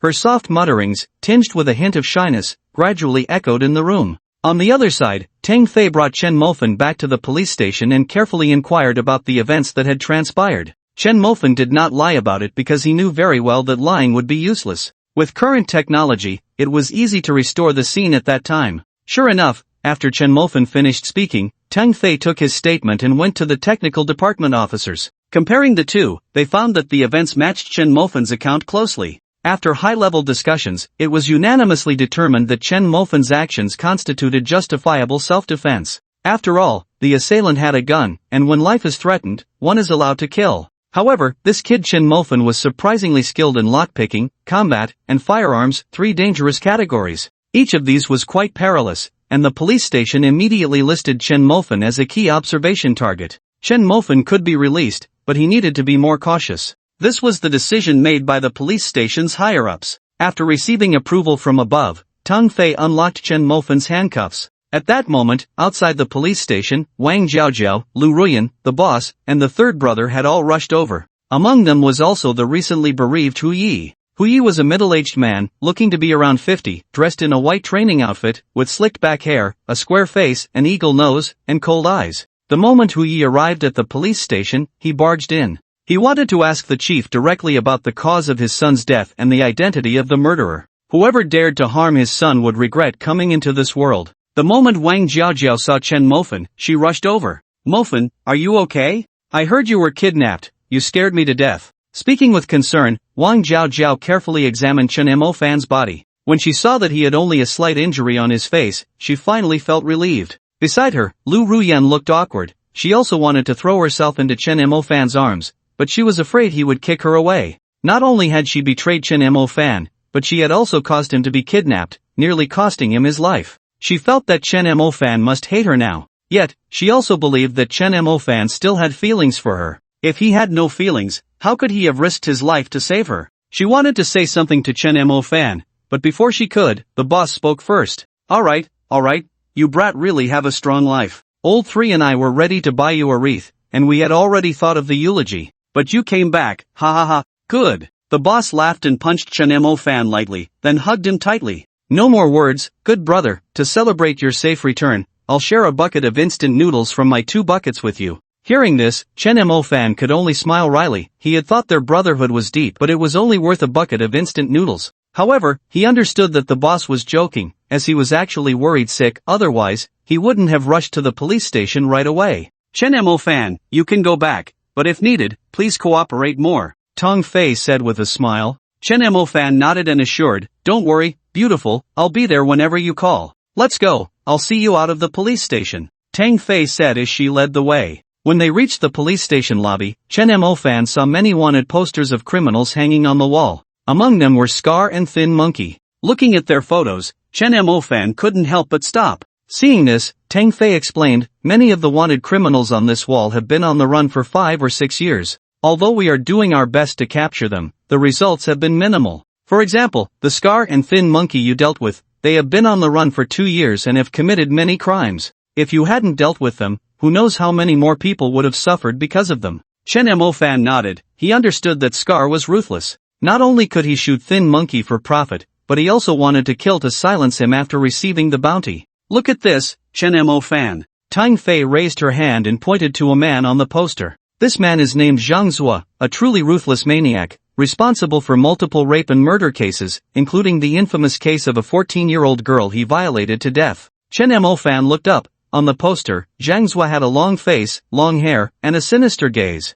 In the photo, he wore a cold smile, the corners of his mouth curled up, as if mocking and disdainful. Chen Mofan, I know you are capable. If one day you encounter this Zhang Zhuo, I hope you can take him down. This is my plea to you, Tang Fei said with an extremely serious expression, a hint of tears glistening in her eyes. You don't know, Chen Mofan, that after the 14-year-old girl was raped and murdered, her mother went mad upon seeing her daughter's tragic death. The girl's father, in a frenzy, searched for the murderer.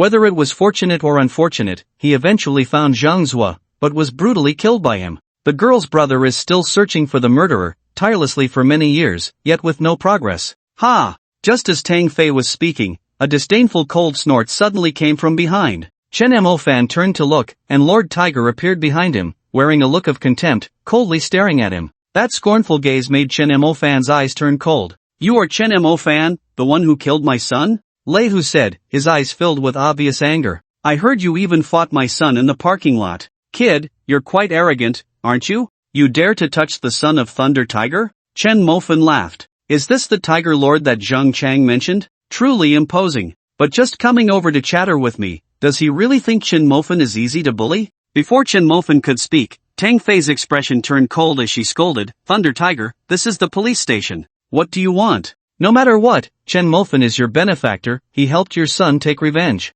The corner of Thunder Tiger's mouth curled up with a hint of disdain as he sneered, benefactor? He's not worthy. I see him more as an enemy. It was this kid who let those bandits die so easily. Is that called a benefactor? That's called enmity. What kind of twisted logic is this? Chen Mo-fan was speechless. He understood that Thunder Tiger meant to capture the murderers of his son and slowly torture them to death, making them regret killing Lei Lu. But in the end, it was Chen Mo-fan who helped him take revenge. There was no need for such harsh words. Clearly, Thunder Tiger had always been domineering, never considering anyone, not even his benefactor. Moreover, to Thunder Tiger, he might not even be a benefactor, but an enemy. Kid, I just watched the surveillance video from the parking lot. Those 2 kicks you gave my son were quite powerful. 2 kicks? I want your 2 legs, Thunder Tiger said coldly, threatening him. Thunder Tiger, that's enough. This is the police station. We haven't come to you for those issues, and you jump out first, huh? Tang Fei scolded again.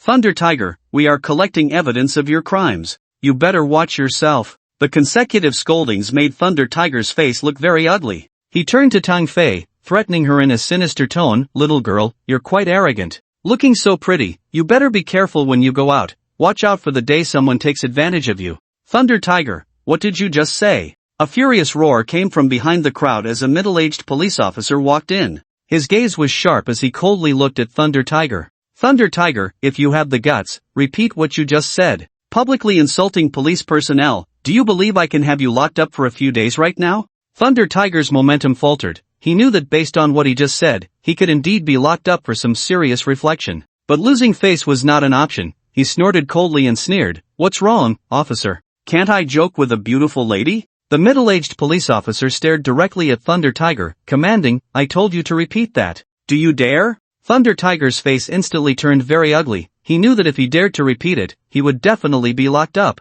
But if he didn't repeat it, he would lose face here. After several moments of hesitation, he grimaced and turned to walk outside. At the door, he didn't forget to cast a cold glance at Chen Mo-fan, his eyes filled with a strong sense of threat. The middle-aged police officer approached, having seen the look just now, and understood that Thunder Tiger would never let Chen Mo-fan off easily. Thinking of this, he patted Chen Mo-fan on the shoulder, young man, be careful of Thunder Tiger in the future. Although he's arrogant, he indeed has the capital to be so. Chen Mo-fan nodded, indicating that he understood, and left the police station with the boss and the others. Watching Chen Mo-fan's back, Tang Fei hesitated for a moment and said, Brother Zhao, you might not know, but this Chen Mo-fan is the so-called god of ordinary who has been making waves online. What? The middle-aged police officer exclaimed, his eyes filled with shock. The next moment, he smiled. He knew that Thunder Tiger had encountered a tough opponent this time. A god-level rich man who could generate 600 million in one night couldn't be an ordinary person, could he? One playing dirty and the other a god-level rich man. When these two collide, the sparks will definitely ignite the entire Liao city.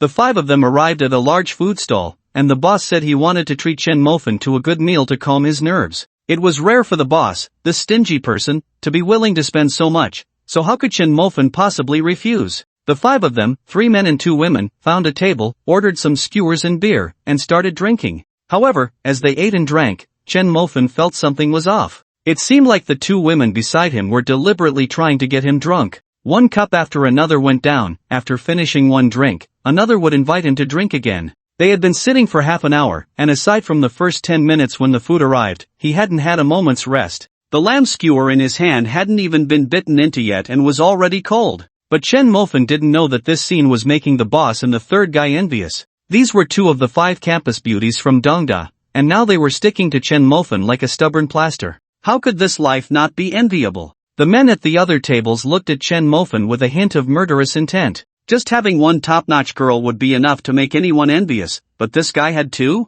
The key point was that he seemed somewhat reluctant, his eyes constantly glancing at the skewers. Wasn't that infuriating? Ahem, Mofan, why don't you stop eating? I'm afraid you might get beaten up later, the third guy lightly coughed and reminded him. Upon hearing this, Chen Mofan looked around and saw the murderous glares directed at him. He smiled slightly. To be honest, this kind of envious gaze felt quite nice. After all, just a few days ago, he was one of those who envied others. But now, Chen Mofan's lips curled up, instantly transforming him into a crooked-mouthed war god. But to be honest, he felt indifferent towards Lu Ruyan, while he had long been itching for Wang Jiaojia. Especially whenever Wang Jiaojia clung to his arm, acting cute while toasting him, her impressive curves pressed against his arm, instantly making his blood boil. Here it comes again. The huge white rabbit suddenly squished into a persimmon cake. He was truly itching to take a bite and see if this persimmon cake was sweet. Moreover, he had heard that washing one's face with white rabbit was good for the skin. He didn't know if it was true or not, but he was always curious about the unknown and wanted to try it.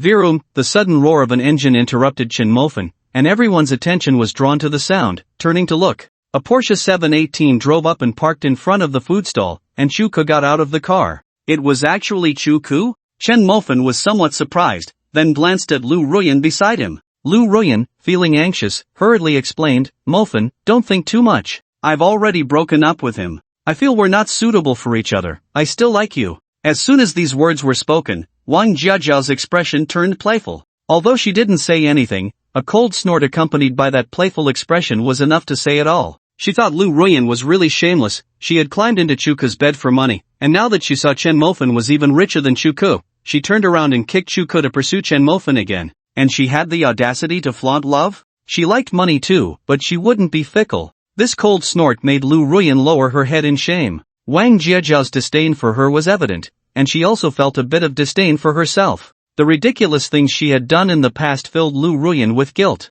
Especially after Chen Mofan saved her, that guilt deepened even more. Chuku got out of the car with a big belly, looking around at the people staring at him, a smug smile curling at the corners of his mouth. He really enjoyed this envious scene, especially when the girls looked at his sports car with deep longing in their eyes. That feeling was even more exhilarating. Back then, he had won Lu Ruyan over with this sports car. But unfortunately, before Lu Ruyan had enough fun, she kicked him away. He knew that she had dumped him to pursue Chen Mofan again. This made him feel very displeased with the pair of dog men and women, Chen Mofan and Lu Ruyan. However, the strength Chen Mofan displayed that day made him very cautious, leaving him somewhat unable to see through him. But he couldn't swallow this anger, especially since Chen Mofan was a well-known loser at Dawn University, a poor nobody. Although he didn't know how this guy had recently come into some money, he couldn't possibly swallow the humiliation of being stepped on by a loser. Damn it, I'll kill you too sooner or later. Chuku cursed angrily and walked towards the food stall. But after just a couple of steps, he saw Lu Ruyan and Chen Mofan sitting at the food stall.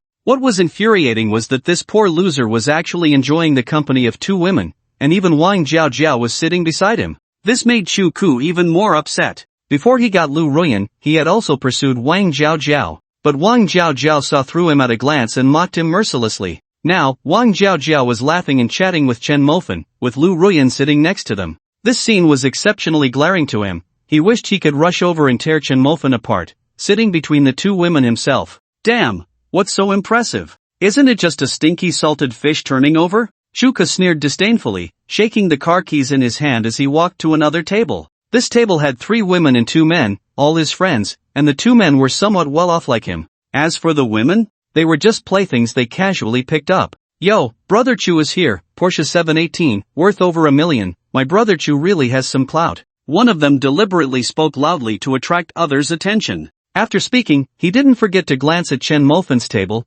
clearly saying it for their benefit. He had been eyeing the 2 women next to Chen Mofan for a while, and he really wanted to hold them in his arms and have some fun. Unfortunately, these 2 women only had eyes for Chen Mofan, who was dressed in baggy shorts and a tank top. He couldn't understand how such a loser could attract 2 top-notch beauties. He was going crazy with jealousy. Chuku could see clearly the look in that guy's eyes. He naturally understood what he was thinking. With a cold laugh, Chuku began to set a trap for that person, saying, Zheng Xian, you probably don't know, but this guy is called Chen Mofan, a well-known poor loser at our Dawn University, nicknamed Dog God. I just don't know why this guy has suddenly hit the jackpot, being favored by two top beauties. Isn't that infuriating? Zheng Qian nodded, his gaze towards Chen Mofan growing more disdainful. Damn, now even poor losers are having more fun than us brothers. It's really infuriating. These two are truly top-notch, 100 times better than the ones around us. How great it would be if they were with our brothers. As soon as Zheng Qian said this, the girl next to him immediately became unhappy. Zheng Qian, what do you mean?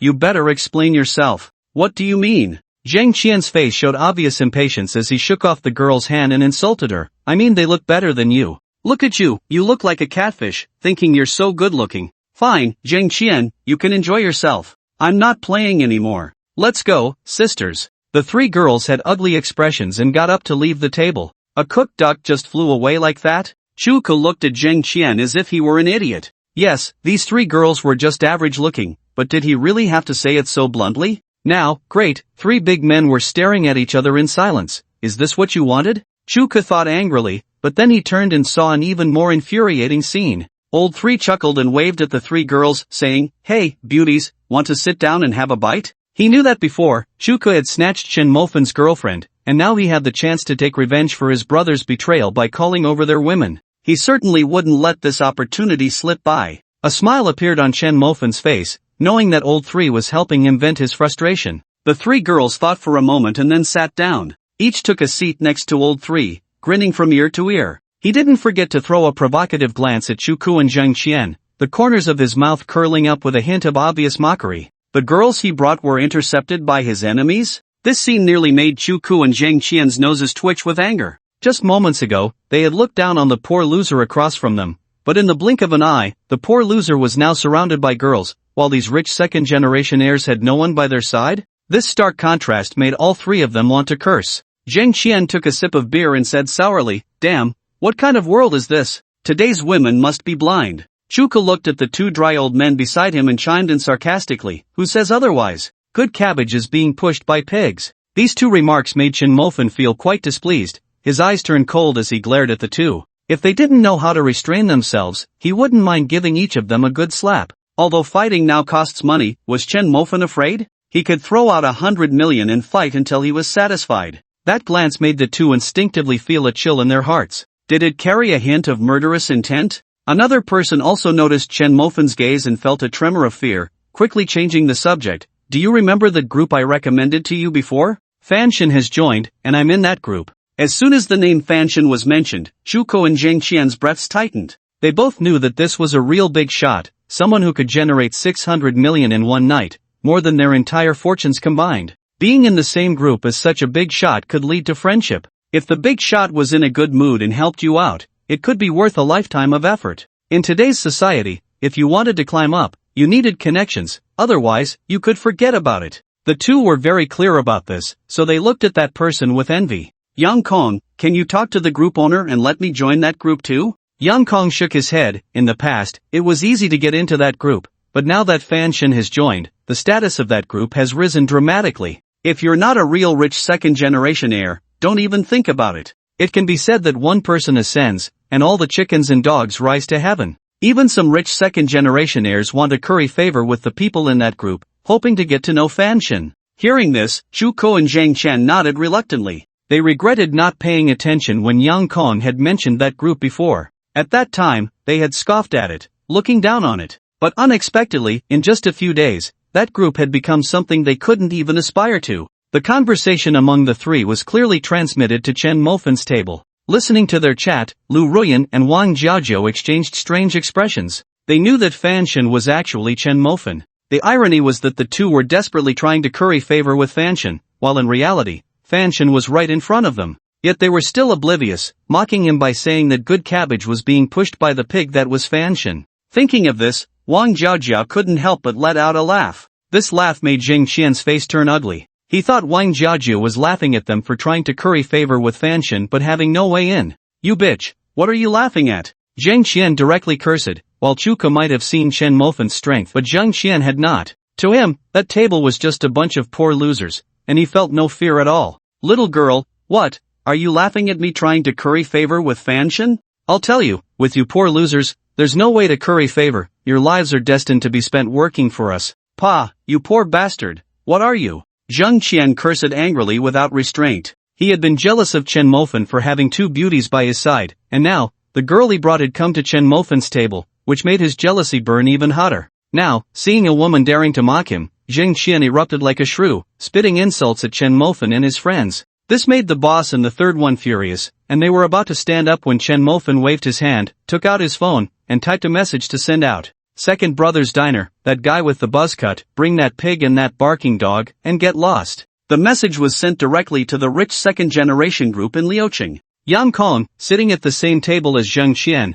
was startled when he saw the message. Wasn't he at second brother's diner? Didn't he have a buzz cut? And that pig and dog. Thinking of this, Yang Kong's heart skipped a beat. The god of ordinary had personally spoken, it was clear that he was right there. And his friend's show-off behavior had displeased the god of ordinary. What would happen if they angered him? He didn't dare to think further. Without a moment's hesitation, Yang Kong quickly stood up, pulling Chu Ku and Zheng Qian to leave. Seeing that he had made a scene, Zheng Qian felt even more smug that these people didn't dare to make a sound. Damn, you coward, weren't you just acting tough? Let me tell you, my name is Zheng Qian, if you have the guts, come at me. Poor loser, do you dare? As soon as he said this, before Chen Mofan could respond, Yang Kong couldn't take it anymore. The god of ordinary clearly didn't like being disturbed while eating, but this guy kept showing off again and again. This was looking for death, or dragging him along to die. Thinking of this, he slapped Zheng Qian across the face. Stop barking and get lost. The slap made Zheng Qian see stars. He didn't understand why Yang Kong wasn't helping him but instead siding with outsiders. Taking advantage of Zheng Qian's confusion, Yang Kong hurriedly pulled him and Chu Ku away. Once they reached the street, Zheng Qian finally reacted and shook off Yang Kong's hand. Yang Kong, what the hell do you mean? Not helping your brother but helping outsiders? This made Yang Kong scoff. The laugh only made Zheng Qian angrier. He grabbed Yang Kong by the collar and shouted, "What do you mean, laughing at me?" Yang Kong didn't waste words and directly opened the group chat to show him the message from the god of ordinary. Second brother's diner, that guy with the buzz cut, bring that pig and that barking dog, and get lost. The moment Zheng Qian saw the message, he froze. The meaning was clear, the god of ordinary was there and clearly disapproved of them. As soon as the thought crossed his mind, Zheng Qian's heart raced. They didn't know what kind of power the god of ordinary had, but one thing was certain, someone who could casually throw around 600 million could easily wipe out these small fries who didn't even qualify as rich second-generation kids. Chu Ku, seeing the message, was also shaken to his core. They had inadvertently offended the god of ordinary. What was the difference from seeking death? But what Yang Kong said next made their legs go weak. You too, I don't know if you noticed. Don't you think the god of ordinary's profile picture looks familiar? Yang Kong said, clicking on the god of ordinary's profile. In the photo, the god of ordinary was wearing a tank top and shorts, looking completely like a loser. And that familiar face. Chu Ku was so scared that he collapsed onto the ground. Chen Mofan. The moment Zheng Qian saw that photo, he felt as if the sky was about to fall. The person in the photo turned out to be that loser I looked down on? I just mocked a mortal god? Zheng Qian's face instantly turned pale, filled with regret. He stiffly lowered his head, looking at Chu Ku, who was slumped on the ground. The next moment, he let out a roar and raised a foot to kick Chu Ku in the face. Did you not tell me he was just a poor loser? But what's the result? This is a mortal god. You dare to harm me, I'll kill you. Zheng Qian cursed angrily, swinging his fists wildly at Chu Ku's head. Watching these two fight like dogs, Yang Kong sighed helplessly, feeling very anxious. He never expected that just by having a meal, he would encounter a mortal god, and just by pretending to be cool, he would end up pretending in front of a mortal god. What's the difference between this and seeking death? A mortal god, that's someone who can casually pull out 600 million. How could someone like him afford to offend such a person? But he was different from these two. He understood that offending someone was already a fact that couldn't be changed. What he could change was how to seek the mortal god's forgiveness. With this in mind, his brain kept thinking, searching for a way to turn hostility into peace with the mortal god. On the other side, the rich second-generation group in Liao City was in an uproar. Shortly after Chen Mofan sent that message, a flurry of messages appeared below. Worship the god. Worship the god. Worship the god. What are we still worshipping for? It's obvious the mortal god is at the food stall. I'm going to see the real person. Damn, why didn't I think of that? Brothers upstairs, wait for me. Damn, who knew the second brother's food stall was there? I want to see the mortal god too. I know, but I won't tell you guys. I'll send you the location after I get there. I want to be the first to see the mortal god.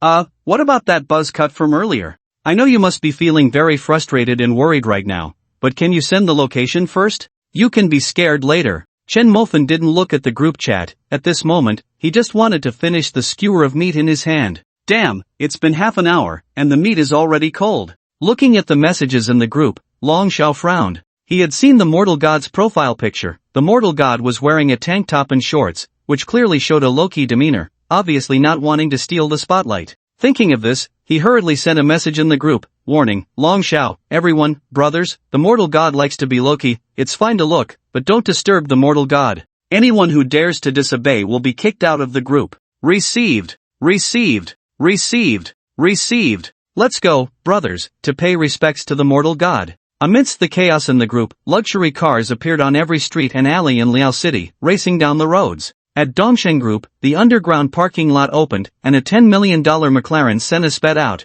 racing down the street, heading straight for the second brother's food stall. At Nanchan Manor, a Cullinan was cruising high-profile through the streets, attracting countless gazes, while its destination was an unimaginable food stall. At Longyin Company, Long Xiao walked downstairs, where a wind child was already parked below. This top luxury car started up, roaring through the night, drawing envious glances from countless people. Soon, Tianhe Investment, Qingmu Import and Export, Yueshang Heavy Industry. At the same time, rich second-generation heirs from various companies in Liao City drove their luxury cars through the streets. With so many luxury cars appearing at once, the people of Liao City were left in shock, collectively guessing what madness these rich second-generation heirs were up to. In front of the second brother's food stall, luxury cars came to a stop. Boss Urge was directly thrown into confusion. He recalled carefully that he hadn't offended these rich second-generation kids, so why were they blocking the street with luxury cars today, surrounding his food stall so tightly that not even a drop of water could leak through?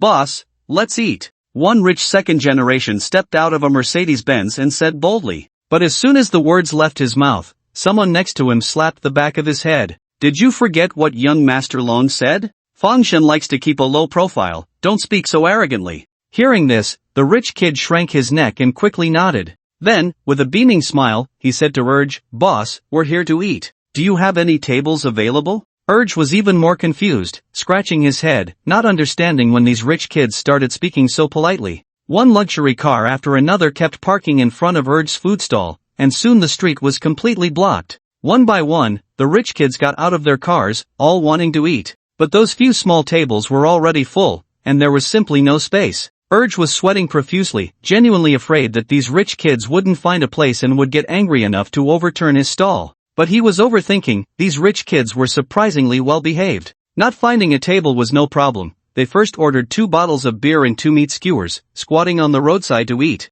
Thus, a strange scene unfolded. Those rich second-generation kids, who usually drove luxury cars and stayed in high-end hotels, were now neatly squatting on the curb, row after row, like little mice, each holding a big green stick and gnawing on meat skewers, looking incredibly happy. When did these rich kids start adopting a commoner's lifestyle? The onlookers were bewildered. Urge was also confused, carefully attending to them. But the diners were dumbfounded. How were they supposed to eat? One by one, the rich kids squatted right next to them, while luxury cars worth millions and tens of millions were parked all around. Looking around, they couldn't even count them. In the past, seeing a luxury car would excite them, but now, surrounded by luxury cars, everyone felt a chill down their spine. This meal was the most nerve-wracking one they had ever had since birth. The boss and the third brother felt the same, sitting as if they had nails stuck in their butts, unable to find a comfortable position. Lu Ruyan and Wang Jiaojiao, however, remained indifferent. So what if they were rich second-generation kids? Compared to the man beside her, were they really that wealthy?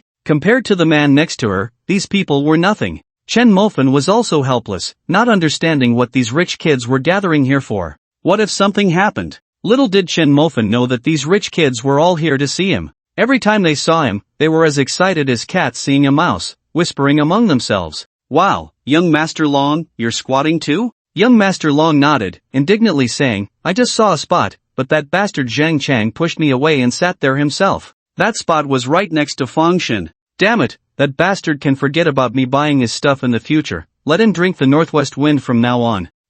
Young Master Long, as far as I know, Zhang Chang is hooked up with Fangshen. Young Master Long's face stiffened, then forget I said anything. Young Master Long, is that guy in the tank top and shorts Fangshen? He looks like a total loser, not like a rich heir at all. Another person spoke up, puzzled. Young Master Long slapped the back of that person's head. What do you know? This is called keeping a low profile. Besides, don't you feel it? Even though Fang Shen is dressed like a loser, he always exudes an air of superiority, doesn't he?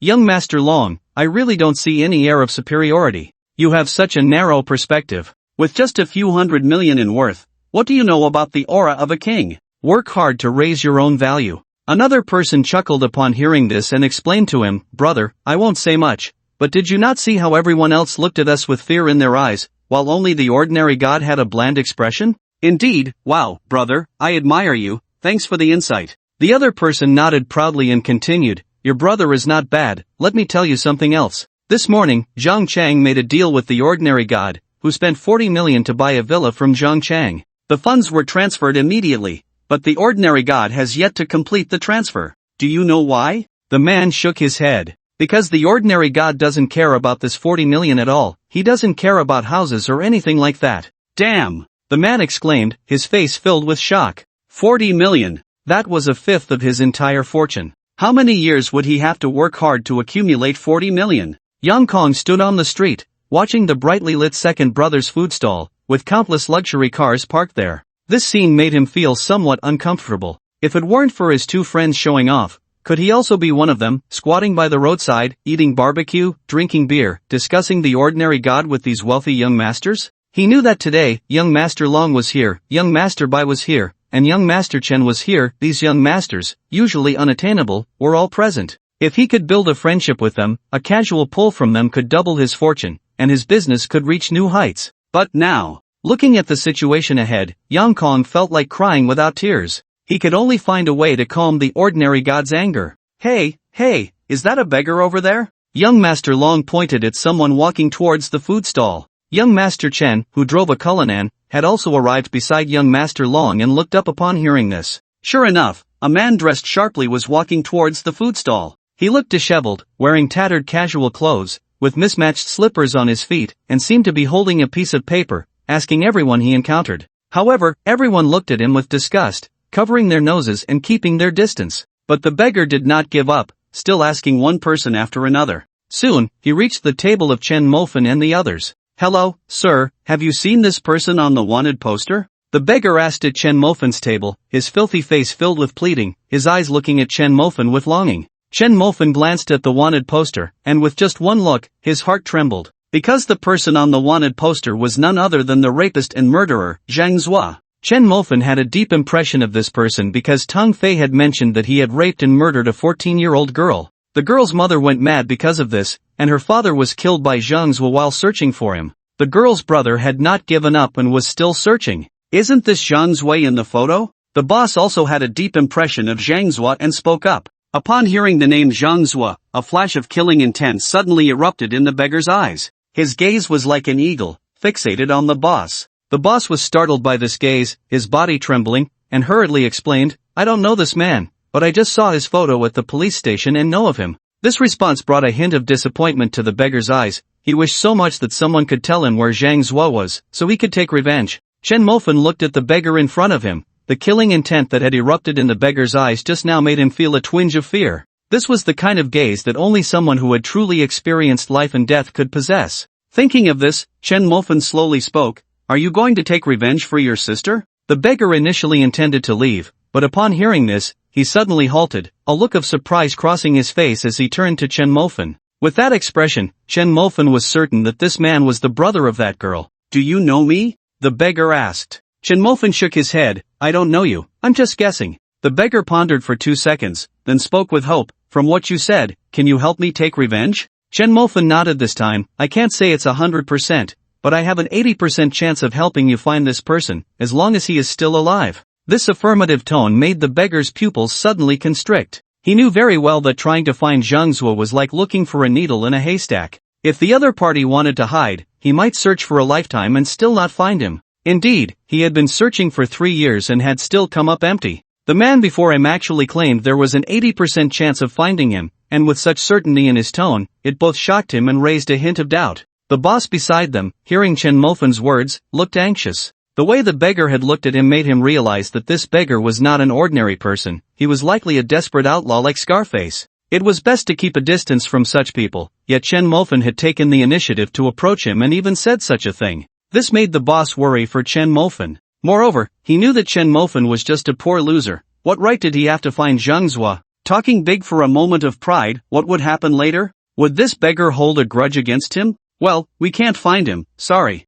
You might want to ask someone else, the boss said with a smile, trying to be amiable. Hearing this, the beggar's face fell in disappointment. He understood that while Chen Mofan said he could find him, the boss clearly stated they couldn't, which was obviously an attempt to avoid trouble. He could understand that getting involved with a murderer was not a good thing. But what about his sister's revenge? The beggar looked at Chen Mofan with pleading eyes, and finally, with a thud, he knelt before Chen Mofan, choking back tears. Little brother, I beg you to help me. No matter if we find him or not, I will be grateful to you for life. Chen Mofan had been waiting for this. This man had experienced life and death, seen great storms, he was a talent. Chen Mofan already had a blueprint for a business empire in his mind. He understood that it would be impossible to sail smoothly in the future. There would be countless challenges waiting for him, both overt and covert. He could find ways to solve normal business problems, but what if the enemy played dirty? At that time, he would need someone like the beggar. However, even if the beggar hadn't said this, Chen Mofan would still help. After all, a beast that had committed the crime of murdering a woman, what use was there in keeping such a person alive? Should he wait for him to target his girlfriend? I can help you, but I have a request as well. Chen Mofan's calm voice rang out. But this statement filled the beggar with joy, and he nodded eagerly. Benefactor, you say it, as long as I can do it, I will do it immediately. Chen Mofan smiled but did not speak. Instead, he pulled the beggar up, made him sit down, and placed some skewers in front of him. First, eat something. The beggar did not reach for the food but looked at Chen Mofan with an anxious expression. Chen Mofan pondered for 2 seconds and slowly said, I can help you find Zhang Zhua, that's completely fine, but I need time. After all, finding a person in a vast sea of people is not easy. I hope you understand this. The beggar nodded vigorously, I understand. I've been looking for this murderer for 3 years, and I've had no news. How could I not know how difficult it is to find someone? Seeing that the other party understood, Chen Mofan let out a sigh of relief in his heart. He was afraid that if he couldn't find him, the beggar would see hope and then be disappointed, becoming agitated and unreasonable. Do you have a place to stay nearby? The beggar shook his head. To find this murderer, he had sent his mother to a nursing home and sold the family house, using the money to pay for his mother's future care. With no source of income, he had no place to live. For the past 3 years, he had just found a corner to sleep in. Chen Mofan thought for a moment and decided to take him to the Tianpai Grand Hotel, leaving the matter to Wang Makai to handle. Coincidentally, the final transfer contract for the hotel also needed his signature. With this in mind, Chen Mofan got up to settle the bill. Seeing this, the boss didn't want to stay any longer. After all, it was too eerie here now, surrounded by luxury cars and rich second-generation heirs, with a fugitive sitting next to him. Staying any longer would be nerve-wracking. After bidding farewell to Chen Mofan, they returned to Dongda. Chen Mofan also prepared to leave, calling a car online to take the beggar to Wangxiang Pavilion first, and then have Wang Makai take him to Tianpai. But as soon as the rich second-generation heirs saw that everyone had left, they immediately swarmed over. Long Xiao, Bai Xiao, and Chen Xiao directly surrounded Chen Mofan. The other wealthy heirs stood on the periphery, all smiles. The onlookers were eager to see who could attract such enthusiasm from these rich kids. But even if they stood on tiptoe to look, all they could see were a sea of heads. It was impossible to distinguish anyone, even in broad daylight. Hello, God fan, I'm Long Outyan, in the group I'm called Long Xiao, my family is in real estate. Long Outyan smiled and extended his hand for an introduction. The name Long Outyan made Chen Mofan's mouth twitch. Could the name be any more ostentatious? With a name like that, didn't he fear getting beaten up? But then again, such names have their own protagonist aura for protection. No need to be so polite, we're all brothers. I'm Chen Mofan, just call me Mofan from now on. At this, everyone forced a dry smile. Who would dare to call Godfan Mofan? Godfan, let me explain, this is Bai Xiao, Bai Yu, his family is in the pharmaceutical business. And this is Chen Xiao, Chen Xiaokuan, his family is in the building materials business.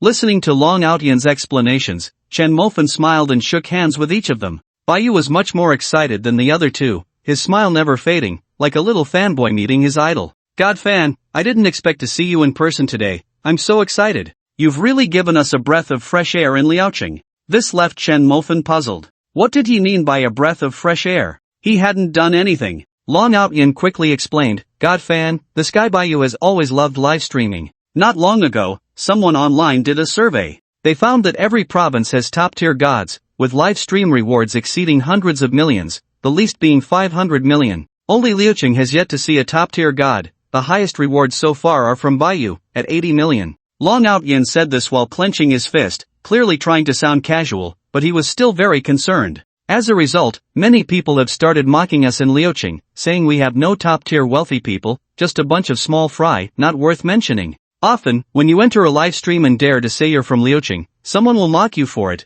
making you furious but helpless. Now, God fan, you've spent 600 million, and we can finally hold our heads high in front of them. Long Outyin finished with a smile. Chen Mofan felt a surge of frustration. Why didn't they say this earlier? If they had, he would have spent 100 or 80 billion. Right now, all he wanted to do was spend money. He hadn't forgotten that his spending was on a mission. He had 10 days to spend 1 billion. Although it had only been a day, he had already spent 2 billion. But wasn't it a coincidence to encounter a kind-hearted person? Such good fortune doesn't come by every day. It seems he would have to continue swiping for a while longer. Meanwhile, the observant Chen Xiaoquan had been paying attention to the beggar for quite some time. He couldn't understand how a disheveled beggar ended up mingling with someone from a wealthy family like Fan Shen. Fan Shen, this brother is. Chen Xiaoquan hesitated for a moment before tentatively asking. Chen Mofan was just about to ask for their help but didn't know how to start. Hearing his cousin bring up the topic, he felt a surge of joy and immediately introduced, "This is a friend I just met." As for his name. At this point, Chen Mofan paused. The beggar understood that he was being asked to introduce himself, so he hurriedly said, "Hello, my name is Chu Feng. I used to be a mercenary abroad." Chen Mofan's eyes lit up. He had already sensed that this Chu Feng was not an ordinary person, but he didn't expect him to have been a mercenary, a truly dangerous job. No wonder he exuded such a strong killing intent. This was a talent. Hearing the word mercenary, the young masters all gasped. They were all intellectuals and had never experienced violence. They looked down on such people and were reluctant to associate with them. But now, one was standing right beside them, and it seemed he had even faced death, emanating a fierce aura. At that moment, the young masters felt a chill run down their spines.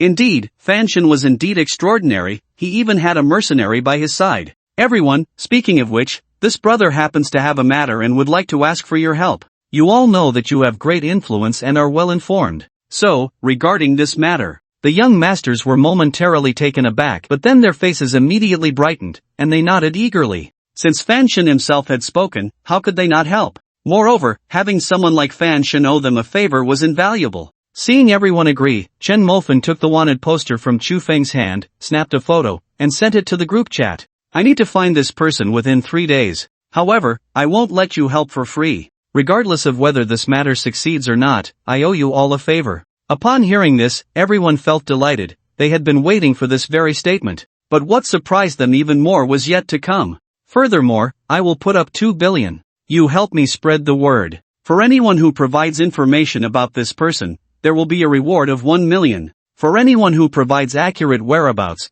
the reward will be 10 million. For anyone who can help us capture this person, the reward will be 100 million. You can use your connections to spread this information, and afterward, the remaining 2 billion will be considered a reward for your hard work." As these words fell, everyone was left dumbfounded. They knew Fan Shen was wealthy, but they never expected him to be this extravagant. To find one person, he was willing to put up 2 billion. Most of them were worth less than that. Meanwhile, Chu Feng was also stunned. He hadn't expected that the Fan Shen spoken of by others would be so generous in helping him. 2 billion! Even if he were sold, he wouldn't be worth that much. This kindness was immense. After discussing the main issue, Chen Mofan's ride arrived at the intersection. However, it could only reach the intersection because the road was blocked by the luxury cars of these rich second-generation heirs. Chen Mofan had to walk to the intersection to catch a ride. Seeing Chen Mofan about to leave, the rich second-generation heirs all rushed to send him off. They surrounded him, treating him like a high-ranking leader on an inspection tour,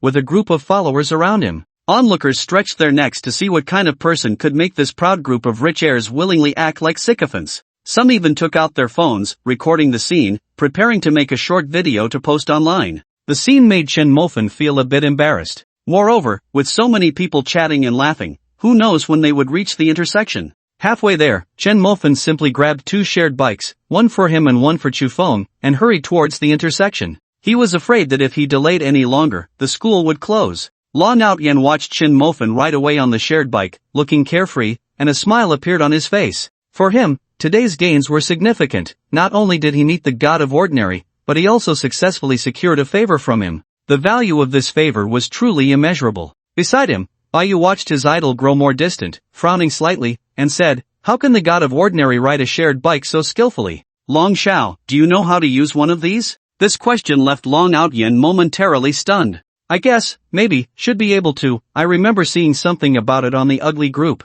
Why does the god of ordinary ride it so well?" His cousin Chen Xiaokuan chimed in to explain, "You don't understand. I've heard that rich young masters want to experience the life of ordinary people. The god of ordinary has definitely taken action. This is called being rooted in life and close to life. This is called a realm we don't understand." Once this was said, Long Outyin and Bayu looked at him with newfound respect. Indeed, they could never ride as well as the god of ordinary because they simply wouldn't. It turned out that the wealthy young masters were just playing around. The onlookers, however, were confused, watching the big shot ride the shared bike, his legs pedaling furiously. They were utterly bewildered. Why were these rich second-generation kids so respectful towards a poor guy? However, many who were filming short videos laughed. This was the contrast they wanted. The greater the contrast, the easier it was for the video to go viral. They had already thought of a title: "The Shared Bike Boss Dominates a Group of Rich Second-Generation Kids." Shocked, why does the shared bike owner command such respect from the rich second generation? It was just a pity that while the big shot was riding the shared bike, surrounded by a group of rich kids, they didn't capture his face, only a figure pedaling away into the night. What a regret. At this moment, Chen Mofan, who had taken a taxi, was unaware that his figure on the shared bike would soon go viral on short videos, being referred to as the shared bike boss. Arriving at Wang Xiang Pavilion, Wang Mok was already waiting outside. When he saw Chen Mofan get out of the car, he greeted him with a smile. "Boss, you're here. I've prepared the acquisition documents. Li Tiankai has already signed them. Once you sign, we can fully take over all the hotels under Li Tiankai's name." Chen Mofan nodded and followed Wang Mok to his office. Meanwhile, Xu Feng was left in the private room downstairs, his stomach growling with hunger. The meal had already been prepared for him, and Wang Mok had thoughtfully arranged for teacher Tony in a clean, tidy suit. In the office, Chen Mofan sat in the boss's chair, casually flipping through the contracts on the desk. After reviewing them, he signed his name. Wang Mok stood beside him, looking a bit hesitant, stammering several times without speaking.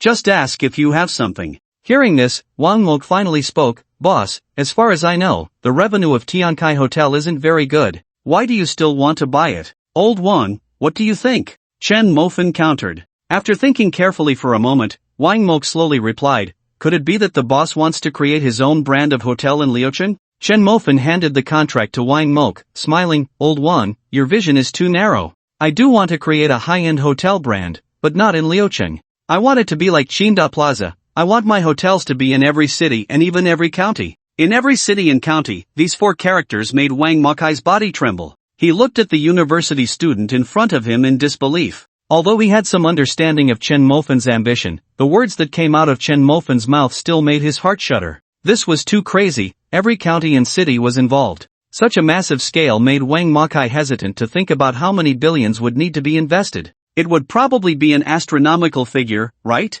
Seeing Wang Mokai's stiff expression, Chen Mofan smiled helplessly. This was just the beginning. He wanted to build a huge business empire, involving the restaurant, medical, financial, and industrial sectors, among others. But that wasn't all. His business empire would encompass the globe, covering the entire world. What Bill Gates, what Steve Jobs, he wanted to hit Wall Street and see just how sharp those financial tycoons' teeth were, biting like dogs every day. He also wanted to chat with Musk about how to use chopsticks to pick up firecrackers and discuss Sichuan opera face-changing with Trump. And the restaurant business was just his first step. He wanted to start from Liucheng and gradually encompass the world. "Boss, if you really want to create a national restaurant brand, the investment will probably not be less than $1 trillion. Wang Mokai's tone carried an obvious tremor, clearly shocked by Chen Mofan's words. In fact, Wang Mokai really doubted whether the boss's imagination at this moment was just youthful impulse. Perhaps he didn't even have a clear concept of this fantasy. $1 trillion, could a young man come up with that kind of money? Even if he were a wealthy heir, how much capital could he mobilize before fully inheriting the family business? And this crazy acquisition plan, without massive financial support, could very well falter halfway. If the plan failed, the loss would be an astronomical figure. "Boss, $1 trillion is too huge a sum. Are you sure you can mobilize this money?" Wang Mokai asked again, full of doubt. Chen Mofan smiled. $1 trillion? Was that a lot? He would have 1 trillion arriving every day. This money could never be fully spent, and whatever was left would be cleared the next day. Chen Mofan felt heartbroken, that was all his money, just gone like that. Moreover, with such a massive amount of capital, wouldn't it be a pity not to do something with it? He either wouldn't do it at all, or he would do it to the best of his ability. Old Wang, money is not a problem. From now on, you will be fully responsible for the acquisition plan and also recruit hotel management talent. I don't care if you dig them up or find them, in short, I want all top talents. Don't worry about the money, I can offer you 30% above the market price. Wang Wakai's heart shook, he didn't expect Chen Mofan to be so eager. Boss, are you sure? I am very sure. This is 100 billion in initial funding, I've already transferred it to your account. Just kidding, what Chen Mofan wanted to do most right now was spend money. If he couldn't spend it, in 10 days, he would lose his manhood. Ding! A crisp sound, the funds arrived. Wang Makai looked at the dizzying string of zeros on his phone. His heart was filled with excitement. Indeed, following the boss could lead to great things. Chu Feng was left to Wang Makai, and if there was any news from Zhang Zhuo, Chen Mofan would notify him immediately. On the way back, Chen Mofan carefully calculated the money he had spent today. The scar-faced kidnapper received 20 billion, and for finding Zhang Zhuo, Chen Mofan had given Long Outyin 20 billion. The remaining amount was for Wang Makai's acquisition plan, with an initial fund of 100 billion. But aside from the money given to the scar-faced kidnapper, which was truly spent, the other two amounts didn't count as real expenditures, so there were no consumption points. The 20 billion given to Scarface, Tang Fei said there was a possibility of recovering this money. They would do their utmost to retrieve it, and once recovered, it would be transferred back to Chen Mofan's account. When Chen Mofan heard this, he felt helpless. He silently prayed that the money would not be recovered. Was it easy for him to spend 20 billion? Moreover, how would it be calculated once it was retrieved? There were 20 points of consumption, and to unlock the handcuffs, Chen Mofan directly allocated 5 points to lock-picking proficiency. Even so, it took him quite some effort to unlock the handcuffs, as all his limbs were restrained. If it weren't for Scarface waiting outside for the funds to arrive and having turned against his brothers, he might not have been able to free himself. He then added 10 points to body enhancement. Now, his level of physical enhancement had reached a terrifying degree. Name, Chen Mofan. Overall physical quality, 23 normal person, 10 fighting proficiency, firearms proficiency, lockpicking proficiency. Although Chen Mofan still looked weak on the outside, he could feel that his strength now could knock out a cow with a single punch. He did not immediately use the remaining 5 points. Always keep a hand in reserve, a household with surplus grain is not anxious. Ding-a-ling-a-ling. The phone rang, interrupting Chen Mofan's thoughts. He picked up his phone and saw it was Yun Moli calling. For this exceptional woman, Chen Mofan felt quite eager. Thinking about it, he really felt like a failure. One was a busty loli, and the other an exceptional woman, yet he hadn't managed to win either over. What a disgrace to his identity as a god. With a bitter smile, he answered the call. Hello, Chen Mofan, how are you? Did the police give you a hard time? As soon as the call connected, Yun Moli's gentle voice came through. This big star was quite concerned about him, there might be hope. Chen Mofan's lips curled into a smile as he replied, I was acting in self-defense, the police didn't give me any trouble. Did you get hurt? Yun Moli continued to ask. Chen Mofan initially wanted to say no, but after thinking for a moment, he said with a hint of grievance, yes, it's quite serious. I got hurt on my face, and it hurts a lot. If only someone could give me a massage. Ah! Hearing that the injury was serious, Yun Moli became a bit worried, but as she listened further, she realized this brat was clearly being a rogue again. Humph, your face hurts? You deserve it, Yun Moli snorted coldly into the phone, laughing. Upon hearing this, Chen Mofan directly hung up the voice call and switched to a video call. Seeing the incoming video call, Yun Moli's expression showed clear hesitation. She didn't like to video chat with someone she wasn't very familiar with, and besides, it was already dark, she had changed into her pajamas. Her pajamas were a light pink silk nightgown, revealing a large expanse of snow-white skin and a deep cleavage. She had never worn this nightgown in front of a man, and Chen Mofan was no exception. Therefore, without a second thought, she hung up the video call. The other party has hung up. Seeing these 5 words appear on the chat panel, Chen Mofan felt no discouragement. If he were the old loser, he might have hesitated, wondering whether to call again. What if he angered the goddess?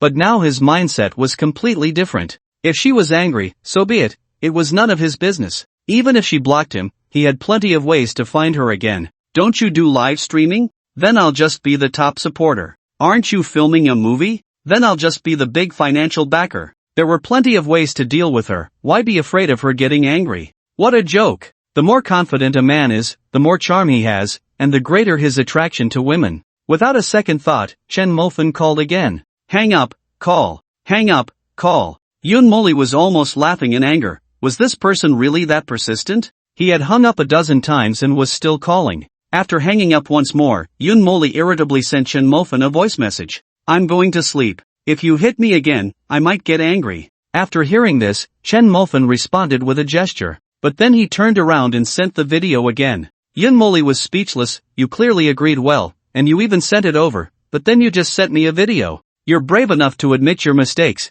but you just won't change, right? She understood in her heart that if she didn't answer this video today, Chen Mofan would definitely not let it go. With a helpless sigh, Yoon Moli answered the video call. Chen Mofan, are you sick? If I don't answer this video, will you just keep going? As soon as the video connected, Chen Mofan's eyes went wide, staring intently at a certain spot. Ah, it's a vacuum. There were 2 little cherries printed on her pajamas. Yoon Moli waited for a long time without receiving a response, and when she looked up, she saw that Chen Mofan's gaze was fixed. Chen Mofan, if your eyes dare to wander again, do you believe I'll poke them out? Chen Mofan awkwardly scratched his head, feeling a bit embarrassed. Chen Mofan, you really aren't afraid of me getting angry, are you? To this question, Chen Mofan honestly nodded. Yoon Moli immediately got angry. Alright, Chen Mofan, dare to nod again and see what happens. Chen Mofan immediately put on a heartbroken expression, looking at Yoon Moli with deep affection, saying, I really want to see what you look like when you're angry because I've seen your beauty too many times.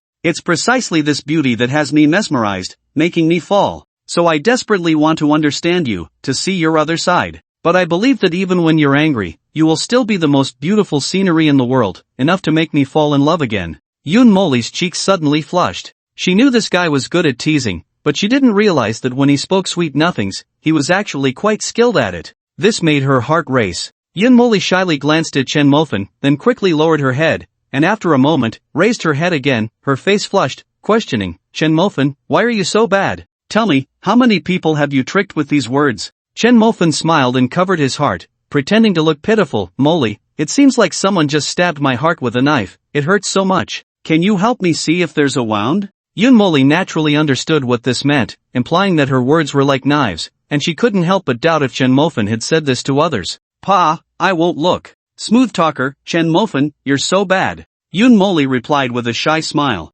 She didn't feel that the intimate address of Moli coming from Chen Mofan was somewhat inappropriate. Does your face still hurt? After the teasing, Yoon Moli looked at Chen Mofan's slightly flushed cheeks and asked with concern. Chen Mofan nodded. It still hurts a bit, feels tingly, but it's nothing serious. That won't do, you need to apply medicine and ice it, or it'll easily swell up tomorrow. Chen Mofan shook his head. I don't think it's necessary because medicine isn't as effective as a goddess's kiss. If a certain goddess could kiss me, I feel like I'd definitely be better by tomorrow, and maybe my skin would even be smoother. Yoon Moli's cheeks turned even redder, but this time she didn't playfully tease him. Instead, she looked at Chen Mofan shyly. Are you serious? Hearing this, Chen Mofan's heart stirred.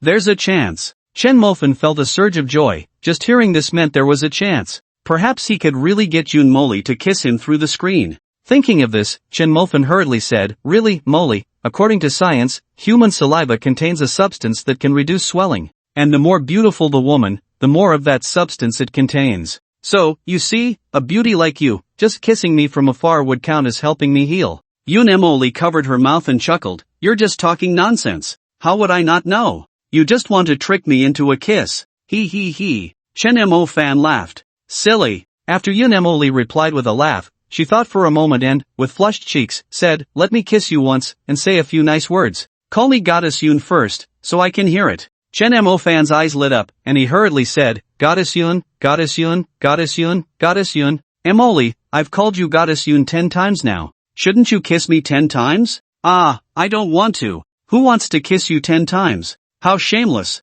Yoon Moli shook her head with a smile. Well, I don't care. Since I've called you, you have to kiss me 10 times. As a goddess, you can't go back on your word, Chen Mo-fan teased with a smile. Yoon Moli patted her flushed cheeks. Alright then, you little rascal, but let me make it clear. I'll kiss you once first, and the rest will depend on my mood later. Hearing this, Chen Mo-fan nodded eagerly. Yoon Moli took a deep breath, mustered her courage, and kissed the camera. Watching those bright red lips slowly approach the camera, the enticing red kept enlarging on the phone. Chen Mo Fan's heart raced wildly, thumping nonstop, blood rushing through his body, making him feel a surge of excitement. If he could, he really wished this mature and charming older sister was right beside him. At that moment, he would probably be unable to resist pouncing on her. The driver in front, listening to Chen Mo Fan's conversation, secretly admired him. He learned something here. This little brother was too good at flirting. After dropping off this little brother, he would also try it with his wife. All the way, Chen Mo Fan chatted with Yun Mo Lee non-stop.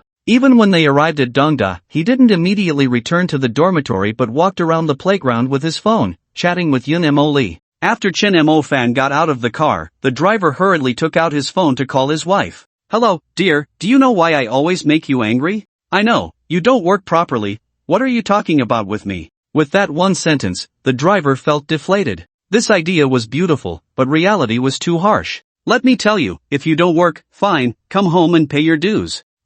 The driver felt even more deflated and quickly hung up the phone. Working, making money is what matters, no need to talk about unnecessary things. Chen Mo Fan chatted with Yun Mo Lee until midnight. Before hanging up, he invited her to Liao City, but Yun Mo Lee didn't agree immediately, saying she would think about it. After the call ended, Chen Mo Fan spent 200 yuan to bribe the dormitory sister to get into the dormitory. After a quick wash, he crawled into his dog bed and slept soundly. The next morning, while Chen Mo Fan was still in a dream, his roommate kicked him awake. Mo Fan, wow, we've made it. We're famous." In his daze, the roommate's loud voice echoed in his ears. Chen Mo Fan reluctantly opened his eyes and said helplessly, "Dude, what is it? It's Sunday, don't you want to sleep in?" The roommate, frustrated with his lack of ambition, kicked Chen Mo Fan again and excitedly said, "Still sleeping in? Get up and take a look. We're on TV, bringing glory to our family, wow." The roommate excitedly said, holding up his phone, almost dancing with joy. The phone was playing a video. In the video, the words "Second Brother's Food Stall" could be clearly seen, and under the stall, the blurry figures of the roommate and Chen Mo Fan flashed by in the video. The focus of the video was on the rich second-generation kids squatting by the roadside, drinking beer and eating skewers. Chen Mo Fan took a glance and was speechless. Was it really necessary? They just recorded them in the video. Was it worth being this excited? Mo Fan, do you know? It said that the god of ordinary visited the second brother's food stall last night. How about it? Excited? Thrilled? Can you understand the significance of this? The boss saw Chen Mo Fan's lackluster expression and pulled him up, shouting with excitement. "The god of ordinary. He could have been sitting at the table right next to me. Just thinking about how close I was to the god of ordinary makes me so damn excited." The boss was flailing his arms, almost stumbling over his words in his excitement. Sigh. Chen Mo Fan let out a deep sigh, looking at the boss with a gaze that said "You're an idiot," and explained again, "Boss, I'll say it one more time, I am the god of ordinary. That group of rich second-generation kids came to see me yesterday." The boss suddenly froze, and the next second burst into laughter. Third brother, listen to this, Mo Fan is bragging again, ha ha ha." Damn it, Chen Mo Fan clenched his fists at that moment. "Boss, don't pay attention to Mo Fan. Look, the latest news online, the god of ordinary riding a little yellow bike. That little yellow bike, it's not just cool, it's beyond description." The third brother held up his phone, showing the footage of Chen Mo Fan pedaling the little yellow bike furiously. That outfit." The boss hesitated, looking at the clothes, lost in thought. Then he suddenly turned to Chen Mo Fan and glanced at the clothes on his bed. Chen Mo Fan almost cried. "Could I finally prove myself? The clothes I wore yesterday, can they finally prove that I am who I am?" But the next second, the boss slapped his thigh. "Damn it, who took this picture? How could they mistake this idiot Chen Mo Fan for the god of ordinary? Isn't that an insult to my idol? Damn it." Chen Mo Fan tightened his fists, making a creaking sound. The third brother hesitated for a moment and said, Boss, many people have posted videos saying that riding the little yellow bike is the god of ordinary. Could it be that the god of ordinary really is this idiot Mo Fan?" Chen Mo Fan felt helpless. "Whether I am or not is another matter, can you not add idiot to it?" The boss looked at the third brother sideways and countered, "What do you think?" The third brother lowered his head and thought for a minute, then slapped his thigh. "That can't be. If someone like Chen Mo Fan were the god of ordinary, I'd fly upside down." The boss grinned at the third brother, giving him a thumbs up. "Great minds think alike, ha ha ha, ha ha ha ha. Damn it, I can't stay in this dorm anymore." Chen Mo Fan was so angry that he covered himself with a blanket and went to sleep. But just as he was about to doze off, someone wouldn't let him. As soon as he closed his eyes, Zhang Chang's call came in. Hello, God of Ordinary, do you know Chu Ku and Zhang Qian? Chu Ku? Zhang Qian? Chen Mo Fan thought for a moment. He knew Chu Ku, Lu Ruyan's ex-boyfriend, but who was Zhang Qian? After thinking for a while, Chen Mo Fan didn't answer but asked back, what happened to those two? God of Ordinary, I heard that they offended you last night. They were so scared of your revenge that they sold their family business overnight and are planning to leave Lia City. It's said that Chu Ku was in such a hurry to leave that he didn't watch the road and got his leg crushed by a car. Hearing Zhang Chang say this, Chen Mo Fan realized. This Zhang Qian should be the guy who shouted at him at the second brother's food stall last night. He remembered that this guy had arrogantly claimed to be Zhang Qian, but these two, Chen Mo Fan had long forgotten about, let alone any thoughts of revenge. Besides, was I really that terrifying? Just because they were scared, they sold their family business? Do their parents support them that much? Chen Mo Fan had no idea that his reputation had already spread throughout Liao City. Moreover, the more of a businessman one was, the more shrewd and thoughtful they became. For them, a person who could casually swipe 600 million must have an incredibly terrifying potential behind them. That was the root of their fear. Zhang Chang, you specifically called me. It can't just be to tell me this, right? Is there something you want to say? Go ahead. Zhang Chang felt a tightness in his chest and hurriedly chuckled twice. Nothing can be hidden from Fan Shen. There is indeed something. One of the three came to me yesterday. He wants to apologize to you and hopes I can make an introduction. Chen Mofan was surprised. Zhang Chang was quite capable. Zhang Chang, you're impressive. You have quite the network. Why don't you act as a matchmaker tomorrow? Zhang Chang's face turned awkward, and he forced a smile. Fan Shen, please don't make fun of me.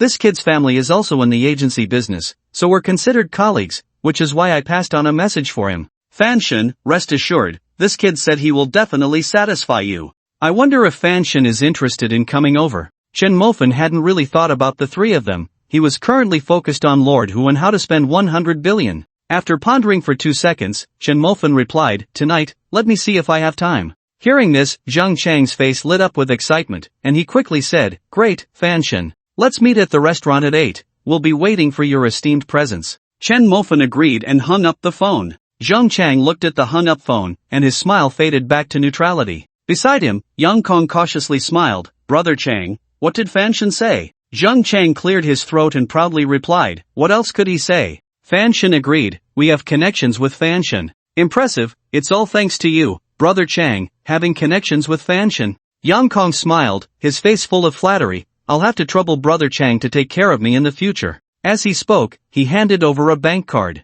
Zhang Chang's eyes brightened at the sight of the bank card. Regardless of anything, Yang Kong was quite capable. After taking the bank card, Zhang Chang nodded with a smile. Chen Mofan completely lost the desire to sleep, got up, washed up, and prepared to tackle the mess left over from the past 2 days. The first thing he did was call Long Outyen to inquire about finding Zhang Zhua. Long Outyen was very invested in this matter and had already spread the news last night. The 20 billion reward had completely exploded online. Information about Zhang Zhua came pouring in like rain. However, most of it was trivial. Only a few pieces were somewhat useful. One was that they found a former lover of Zhang Zhua, another was news about Zhang Zhua's hometown, and there was also a sighting of him there. One piece of information was particularly interesting. Zhang Zhua had even been to South Korea. After filtering through the information, Long Outyen deemed it useful and sent out the reward to the informants. The starting amount was 1 million. Those who actually received the reward were ecstatic. Some even posted videos online to show off.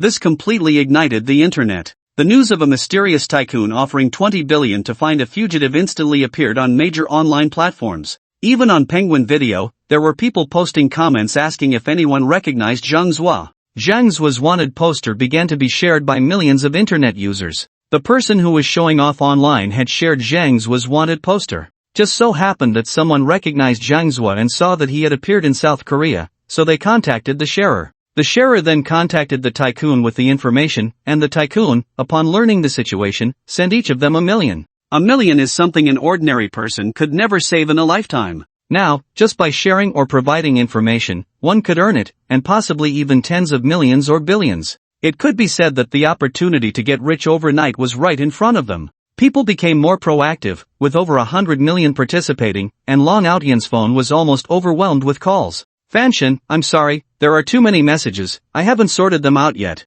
I was planning to organize everything and send it to you first, but I didn't expect you to call first. Chen Mofan could hear a hint of obvious fatigue in Long Outyen's tone, it was clear that Long Outyan was quite concerned about his matters, which made him feel a bit guilty. But he also understood that in this world, there is no love without reason, and even less hate without reason. If he weren't a god, would the other party care so much? Brother, I appreciate your help. Upon hearing this, Long Outyan's lips curled into a smile. He understood that the efforts of this night were not in vain. You're joking, brother Fan. Although I might be reaching a bit by saying this, I truly consider you a friend. Alright, Long Shao, I accept you as a friend. After this matter is settled, I'll treat you to a drink. Long Outyan's face lit up with joy, and he hurriedly assured, Brother Fan, don't worry, within 3 days, I will definitely find this Zhang Zuo for you. Meanwhile, at the East University gate, Zhang Zuo looked at his bounty notice on the Douyin platform, his expression darkening. He couldn't understand who he had offended. Clearly, no one was paying attention to him anymore.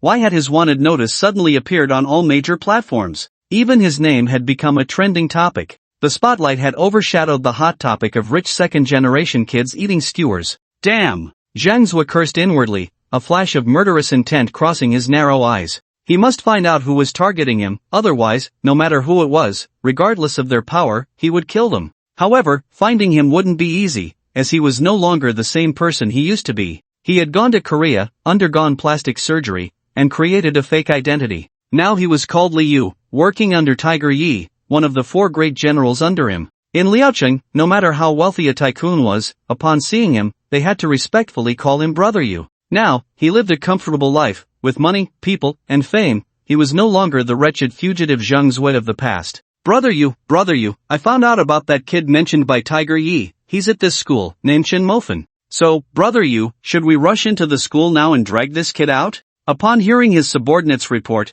Zhang Zuo slapped the person across the face, scolding, Did you forget? Tiger Yi said that Tang Fei's nasty woman is already watching us. We need to be more discreet these days, don't act so arrogantly like before, grabbing people at will. The man covered his face and nodded hurriedly. Zhang Zuo pondered for 2 seconds and said, Go, bring that kid out for me. I want to meet him first and see what kind of ability this kid has to deal with Scarface. Just after Chen Mofan hung up the phone, the dormitory sister shouted from downstairs that someone was looking for him. Someone was looking for him? Chen Mofan was a bit puzzled. He was known as the poor loser at East University, and people usually avoided him. Who would be looking for him? Wearing slippers, Chen Mofan went downstairs. As soon as he reached the first-floor corridor, he saw a little punk with dyed yellow hair peering at him from outside the dormitory. The moment the punk saw Chen Mofan, his eyes lit up. The punk was looking for him? Chen Mofan quickly realized. Clearly, the punk represented Tiger Yi. Damn, you're Chen Mofan, huh? As soon as they met, the punk cursed, then looked at Chen Mofan with disdain, curling his lip. Chen Mofan smiled, not indulging him at all, and kicked him out. Bang! This kick sent the yellow-haired punk flying into the flower bed in front of the dormitory. The flower bed was filled with roses, and in August, the roses were thriving, with sharp thorns that were both fine and pointed. The outcome of being kicked into this bed was easy to imagine. With a mournful howl, the yellow-haired boy rolled out from inside, covered in sharp thorns that pierced his body, causing him to gasp in pain. Damn it, you're looking for death. He cursed again, clenching his fists, ready to charge forward. But as soon as he took a step, Chen Mofan kicked him back again. The yellow-haired boy felt a blur before his eyes, followed by a sharp pain in his chest, and a powerful force propelled him back into the garden. Howl! The wolf-like cry echoed again, and this time, the yellow-haired boy rolled out of the flower bed as if fleeing for his life. But before he could steady himself, he was sent flying back into the flower bed once more. The third time, the yellow-haired boy learned his lesson. Before he could crawl out, he cried out, Bro, let's talk this over, don't kick me. The roses in the flower bed have no thorns left, they're all on me. As he spoke, he nearly cried. He felt like a hedgehog with all the thorns sticking into him. If there was one difference, it was that the thorns were stained with blood and still oozing out, complete with sound effects. Chen Mofan halted his leg, which was about to kick again, and said flatly, This guy doesn't like to hear others call me dad or mom. If I hear it once more, I'll make sure you can't leave this flower bed today. Do you believe me? The yellow-haired boy nodded eagerly, genuinely frightened. His whole body ached terribly. If he had to stay here for a day, he felt he wouldn't survive. Bro, Tiger. Tiger's underling, the 4 great kings, Liu, is looking for you. He pointed cautiously towards the school gate. The 4 great kings sounded impressive. Chen Mofan thought to himself as he walked towards the school gate. He wanted to meet this so-called Gu, curious to see if he was like Lei Hu, someone who repays kindness with enmity. Remembering Lei Hu's arrogant demeanor at the police station, Chen Mofan's expression turned cold. He avenged the murder of Lei Lu, but Lei Hu showed no gratitude. Instead, he felt it was meddling and threatened him arrogantly. Clearly, Lei Hu was used to being domineering and looked down on everyone. As he got closer, Chen Mofan gradually saw the so-called four great kings, Liu, that the yellow-haired boy mentioned. It was a guy with a buzz cut and a muscular build. Chen Mofan felt no fear, he was confident in his own strength. Not to mention this Gu, even a bull, he could knock out with one punch. Zhang Zhuo also saw Chen Mofan approaching. Noticing Chen Mofan's lean physique, he scoffed, a clear disdain on his face. How could someone like this kill Scar? He must have gotten lucky. As a fellow wanted criminal, he knew Scar well. Scar was a skilled fighter, and usually, 2 or 3 people couldn't even get close to him. But now, Scar had his neck broken by someone. Breaking the neck of an adult, what kind of strength did that require? This weak-looking kid in front of him had such strength? Zhang Zhuo didn't believe it. He thought the police must have made a mistake. You are Chen Mofan? Zhang Zhuo asked coldly, with a hint of obvious contempt in his tone. Chen Mofan frowned. He didn't like the other's arrogant tone at all. But before he could speak, Zhang Zhuo continued arrogantly, Kid, let's go, you're coming with me to apologize to Tiger. The same arrogant posture as the yellow-haired boy almost made Chen Mofan laugh in anger. He didn't understand where the other's arrogance came from, daring to speak to him like that. Seeing Chen Mofan standing still, Zhang Zhuo's face flashed with obvious impatience, and he said even more arrogantly, Hey, are you dumb? I'm talking to you, why are you pretending to be deaf? Chen Mofan smiled, is this how the underworld operates now, so arrogantly? The Thunder Tower is like this, and so is Thunder Tiger, along with Huang Mao and this yo-yo brother. Lighting a cigarette, Chen Mofan took a puff and looked at Zhang Zhuo with a smile, saying, Thunder Tiger wants me to apologize, but as far as I know, I helped him avenge his son, right? This kind of repaying kindness with enmity doesn't seem right. Ha! Not right? Zhang Zhuo sneered, mocking, Kid, whether it's right or not is something you can say? This is Liao City, if Tiger says it's right, then it's right. You don't have the right to speak here. So domineering, Chen Mofan's expression gradually turned cold. He had seen many arrogant people, but this was the first time he encountered someone so overbearing that he didn't even have the right to speak. But before Chen Mofan could respond, Zhang's was even more domineering words came through. Kid, go and bow down to Tiger and apologize now, and leave a leg behind, today's matter will be settled. Otherwise, I'll make sure you won't see tomorrow's sun. Do you believe it? As Zhang's was threatening words fell, Huang Mao limped over, Yo-yo brother, yo-yo brother. Huang Mao was covered in small red spots, looking aggrieved as he gazed at Zhang Zhuo, hesitantly saying, Yo-yo.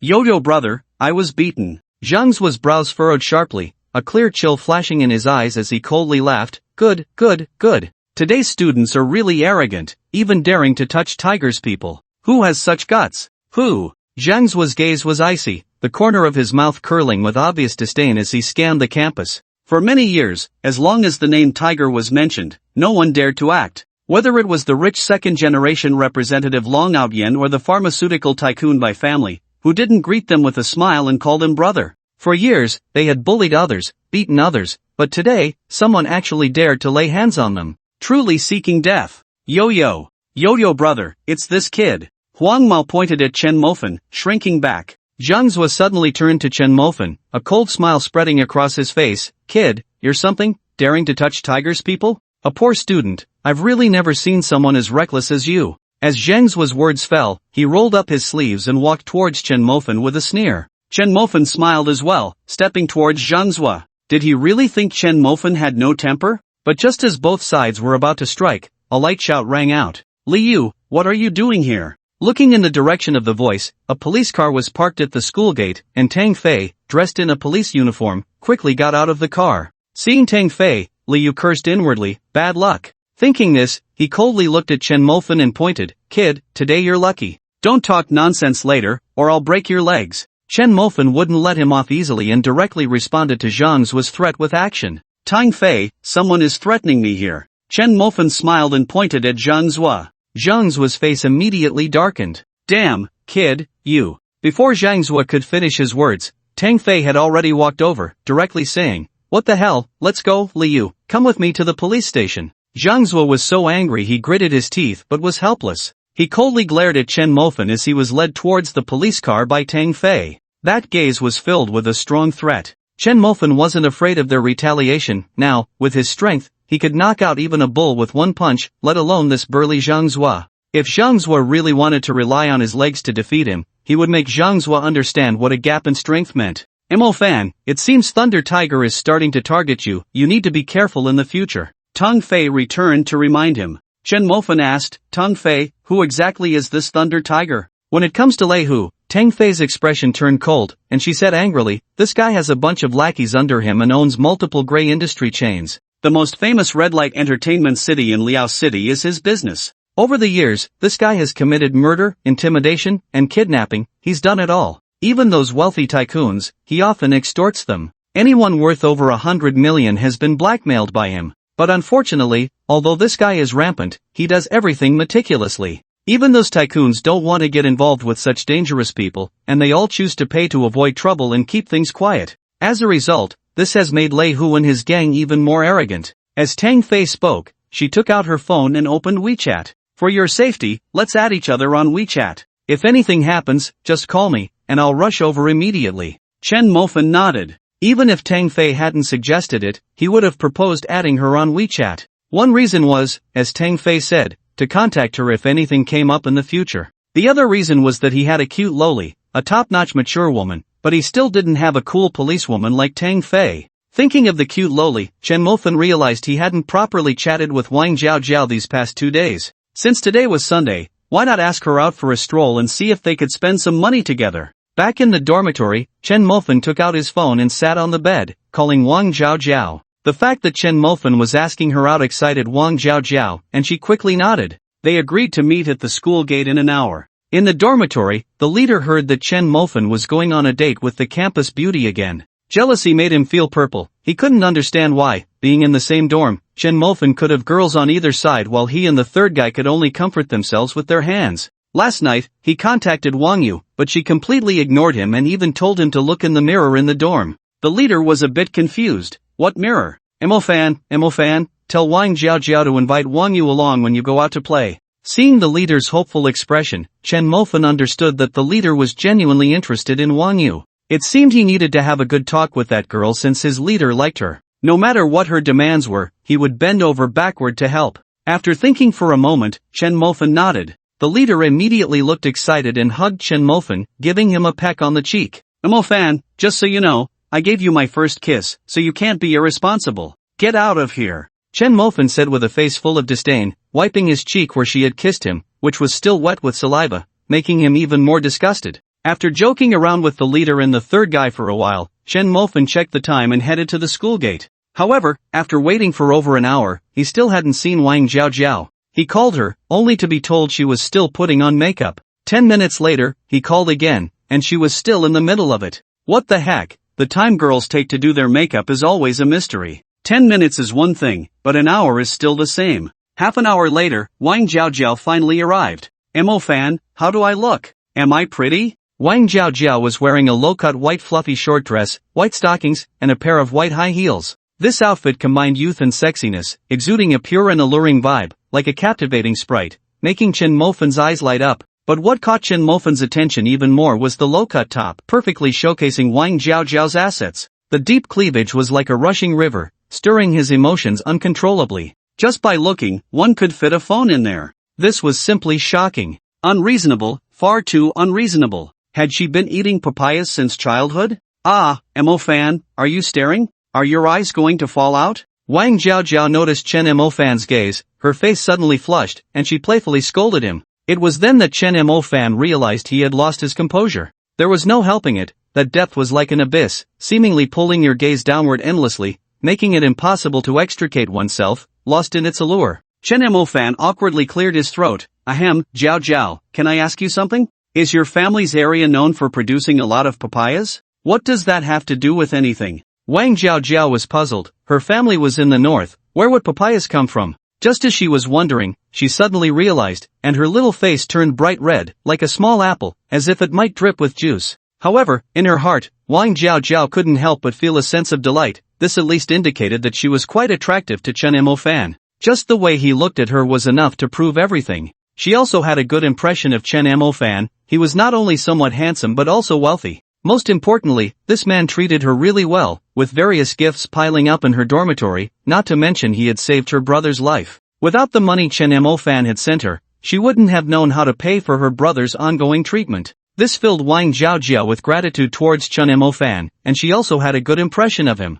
Now, seeing Chen Mo Fan's silly appearance made her even happier. Because this proved that Chen Mo Fan was still quite innocent. If he were experienced, he would never have shown that foolish look just now. What woman wouldn't want her man to be a pure little white mouse who was only fascinated by her? Moreover, this was a golden mouse. Thinking of this, Wang Jiaojiao smiled happily and reached out her small hand, pinching Chen Mo Fan's waist hard. Silly, stop looking. Chen Mo Fan hurriedly averted his gaze, scratching his head, awkwardly unsure of what to say. Seeing this, Wang Jiaojiao stood on her tiptoes, leaned close to Chen Mo Fan's ear, and said in a charming voice, "Do you like it?" Chen Mo Fan instinctively nodded. "Then can you block me for a moment?" Wang Jiaojiao's face was so red it seemed ready to drip with water, she whispered. Chen Mo Fan was taken aback. "Block what?" The next second, Wang Jiaojiao suddenly reached out and pulled her clothes down a bit. Instantly, a large portion of the view fell into Chen Mo Fan's sight, and that beautiful scene made Chen Mo Fan feel as if his head had exploded with a buzz. His heart raced to 200, the intense pounding echoing violently in his chest. Although it was just a brief moment, Chen Mo Fan felt as if he had seen the snow-capped mountains, with the peaks peeking out from the white snow. "Ah, Mo Fan, you're bleeding." Just as Chen Mo Fan was completely in shock, Wang Jiaojiao exclaimed, pointing at his nose in surprise. Saying this, she opened her bag and took out a wet wipe. Chen Mo Fan wiped his nose and looked at the bright red blood on his hand, instantly speechless. This was so embarrassing. The legendary fan god had a nosebleed from looking at something stimulating? If this got out, it would surely make people laugh to death. Wang Jiaojiao held the tissue, carefully wiping the blood from Chen Mo Fan's nose, laughing as she did so. Originally, after making such a bold move, she felt shy and wanted to find a crack in the ground to hide in. But now, seeing Chen Mo Fan's silly expression, she realized this man was even more innocent and shy than she had imagined. At this point, she didn't need to feel shy anymore. That was quite nice. Chen Mo Fan looked at Wang Jiaojiao in front of him, the two of them so close, and his excited heart made him hug Wang Jiaojiao tightly. "Jiaojiao, let's go book a room." As soon as these words came out, Wang Jiaojiao's face turned so red it almost reached her ears. She understood what that meant, but she was not Lu Ruyan. Although she was materialistic, she was not a casual woman. She had only known Chen Mo Fan for 3 days. Although she had feelings for him, that was not a reason for her to casually give herself away. She could occasionally engage in some light flirtation, but in the face of such significant matters, she felt she should have some principles. She believed she should spend some time with Chen Mo Fan before deepening their feelings. Then, at the right time and in the right place, she would give him everything. Moreover, a woman who is too easily obtained is often not cherished by men. "Mo Fan, this is my first time, and I don't want to be so hasty." As she spoke, Wang Jiaojiao raised her head, staring intently at Chen Mo Fan, wanting to see this man's expression clearly. The words "first time" caused a flicker of obvious surprise and delight in Chen Mo Fan's eyes. He didn't expect that Wang Jiaojiao, the well-known gold digger from Dongda University, would be so principled. It made sense. If it weren't her first time, he would have already covered his brother's medical expenses. Since it was her first time, he indeed had been a bit hasty. Realizing this, Chen Mo Fan apologized. "I'm sorry, I was a bit anxious and didn't consider your feelings." The legendary Mo Fan apologizing filled Wang Jiaojiao's heart with joy. But the next moment, Chen Mo Fan, blushing, continued, "Actually, it's my first time too." Wang Jiaojiao's eyes lit up. This wealthy young master actually. She covered her mouth and chuckled, her face full of disdain. "Ah." Chen Mo Fan awkwardly scratched his head. What was this? Was he being looked down upon? By a virgin? Let's go have some fun. Wang Jiaojiao wrapped her arm around Chen Mo Fan's, inevitably brushing against his arm. "No peeking now. This is a little benefit for you," she said shyly, her face turning even redder. Chen Mo Fan's appetite was whetted. "Where are we going?" he asked, suppressing the wicked thoughts in his heart. Wang Jiaojiao thought for a moment, a mischievous smile appearing on her lips. "Let's ride a little yellow bike. I saw you yesterday, you looked so cool riding it." She playfully winked at Chen Mo Fan. Chen Mo Fan felt embarrassed. After all, he still didn't have a decent bike, or rather, he didn't have a bike at all. Zhang Chang had mentioned that he was helping to contact a batch of bikes, and it seemed they were for Lei Hu. If they belonged to someone else, he wouldn't have any thoughts about it, but if they were Lei Hu's, then sorry, he was going to claim them. It seemed he needed to have a good talk with Zhang Chang tonight. He had to get that batch of bikes. Since Lei Hu dared to send someone to trouble him first, he would dare to take Lei Hu's things in return. Everyone plays their part. Let's see whose abilities are stronger. With that thought, Chen Mo Fan took out his phone and scanned the little yellow bike at the school gate. Wang Jiaojiao had already scanned hers and was sitting on the bike, waiting for Chen Mofan. After Chen Mofan finished scanning, he looked at Wang Jiaojiao, and just one glance made his nose bleed again. Riding a little yellow bike in a short skirt, this girl was simply irresistible, especially when she was stationary, her legs apart, the short skirt lifting, certain areas starting to become vaguely visible. Wasn't this tempting? It was one thing to tempt him, but this was a public display. How could he endure this? Chen Mofan hurriedly got off the bike and walked over quickly. Wang Jiaojiao was still a bit confused. What's wrong, Mofan? Let's go. Ahem. Chen Mofan cleared his throat, blocking Wang Jiaojiao's way, and leaned close to her ear, whispering, I saw it, pink, with little bears on top, very kawaii. With that one sentence, Wang Jiaojiao instantly reacted, her face turning bright red. Chen Mofan, you really are a pervert. Where are you looking? She said shyly, reaching out her small hand to pinch Chen Mofan's lower back hard. What should I do? If that's the case, I can't ride the little yellow bike, Chen Mofan said, grinning through the pain. No worries, just wait for me, I'm going to get some clothes. Chen Mofan ran back to the dormitory and grabbed a piece of clothing to tie around Wang Jiaojiao's waist, finally covering a certain area. Mofan, you have a nosebleed again, hee hee. After finishing some things, Wang Jiaojiao covered her mouth and chuckled. As if finding it amusing, Wang Jiaojiao continued to tease, did it look good just now? The top also has a little bear, you know. Upon hearing Wang Jiaojiao's words, Chen Mofan paused for a moment, his mind filled with strange fantasies, his blood boiling even more. Seeing that Chen Mofan was silent, Wang Jiaojiao asked again, did you count just now? How many little bears were there? Chen Mofan suddenly froze. From that hurried glance, it seemed there were three. Three, I guess. Hee hee. Wang Jiaojiao laughed, hugging Chen Mofan, who was blocking her, and continued to tease, this one is made of sheer fabric. Besides the little bears, what else did you see? Wang Jiaojiao's reminder made Chen Mofan suddenly realize that in that hasty glance, besides the little bears, he indeed seemed to have seen other sights. Those unique sights, just recalling them, made his blood surge, and Chen Mofan couldn't help but shiver with excitement. But just as this ambiguous atmosphere was about to reach its peak, someone came to disrupt it. A Mercedes-Benz, a luxury car worth millions, stopped at the school gate. A boy wearing glasses and an expensive Armani suit got out of the car. The glasses-wearing boy glanced at the two and walked straight over, sneering, Wang Jiaojiao, I heard you found our Dongda's famous dog god.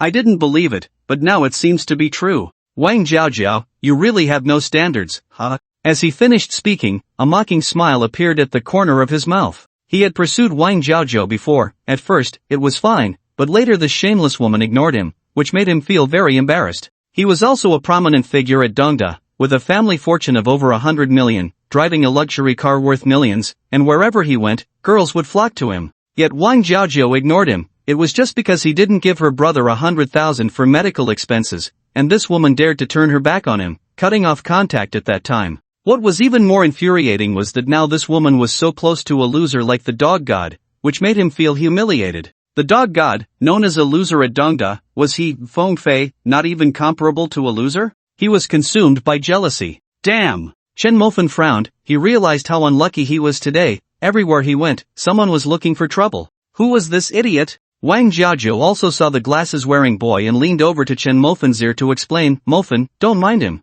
He's Feng Fei from the finance department, a junior. His family runs a financial company, and he used to pursue me, but I didn't agree to him. The two didn't want to pay attention, but Feng Fei was relentless, wearing a clear look of disdain as he mocked, Wang Jiaojiao, can you really lower yourself to someone like the dog god? Or are you so desperate now that one dog god can't satisfy you? Do you want me to call a few brothers to help out? Haha. Chen Mofan's eyes turned cold, and just as he was about to step forward, Wang Jiaojiao pulled him back. Mofan, don't pay attention to him. Oh, what's going on? Is the dog god trying to bite? Feng Fei said mockingly, looking down at Chen Mofan. Come here, dog god, do you want some meat bones? Feng Fei's face was arrogant, humiliating Chen Mofan as if he were teasing a dog. He just wanted to play with the dog god. He couldn't accept that this poor loser could pursue Wang Jiaojiao, just because he wore cheap clothes? Or because he was a poor loser? He couldn't accept being stepped on by a poor loser. Mofan, forget it, let's go. Wang Jiaojiao pulled Chen Mofan again, her face filled with concern as she softly advised. Chen Mofan nodded, got on the little yellow bike, and left Dongda with Wang Jiaojiao. But some people are just like that. Enduring for a moment won't bring about calm from the other side, only an escalation. After riding for just 10 minutes, a series of urgent honks erupted from behind, the sound sharp and irritating, and it showed no signs of stopping. Chen Mofan turned his head in the direction of the noise and immediately spotted Feng Fei driving a Mercedes behind him. Sitting in the car, Feng Fei had a smug smile on his face, clearly pleased with himself, as he pressed the horn repeatedly. The jarring honking echoed around them, making both Chen Mofan and Wang Jiaozhou feel increasingly agitated.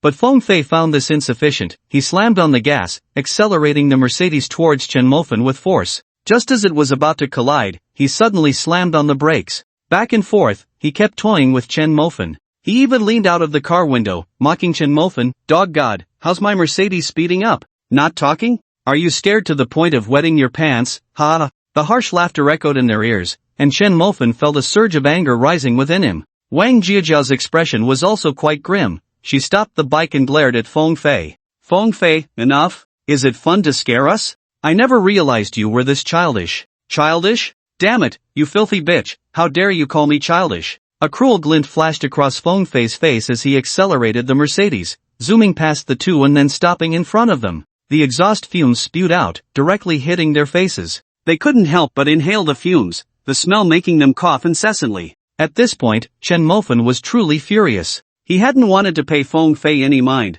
but after being humiliated time and again, did Feng Fei really think he had no temper? But seeing Chen Mofan's darkening expression, Feng Fei pressed the gas pedal again, quickly increasing the distance. Leaning out of the window, Feng Fei looked at the two with disdain, taunting, "Filthy bitch, enjoy the exhaust. Now you know the difference between having money and not, right? Dog God, you like it, huh? Truly blind." Seeing Chen Mofan's face grow even uglier, Feng Fei laughed heartily, his face full of arrogance. "Dog God, are you angry? Come on, if you have the guts, come bite me. I'll wait for you here." Saying this, he slammed on the brakes and stopped. He was confident that as long as Chen Mofan dared to chase him, he could easily pull away with a press of the gas pedal. At that point, the car's exhaust would cover this loser completely. But just as those words left his mouth, the smugness on Feng Fei's face froze instantly. Chen Mofan moved like a cunning rabbit, his speed akin to that of a released crossbow bolt. He barely had time to react before Chen Mofan was already in front of him. By the time he realized and tried to hit the gas,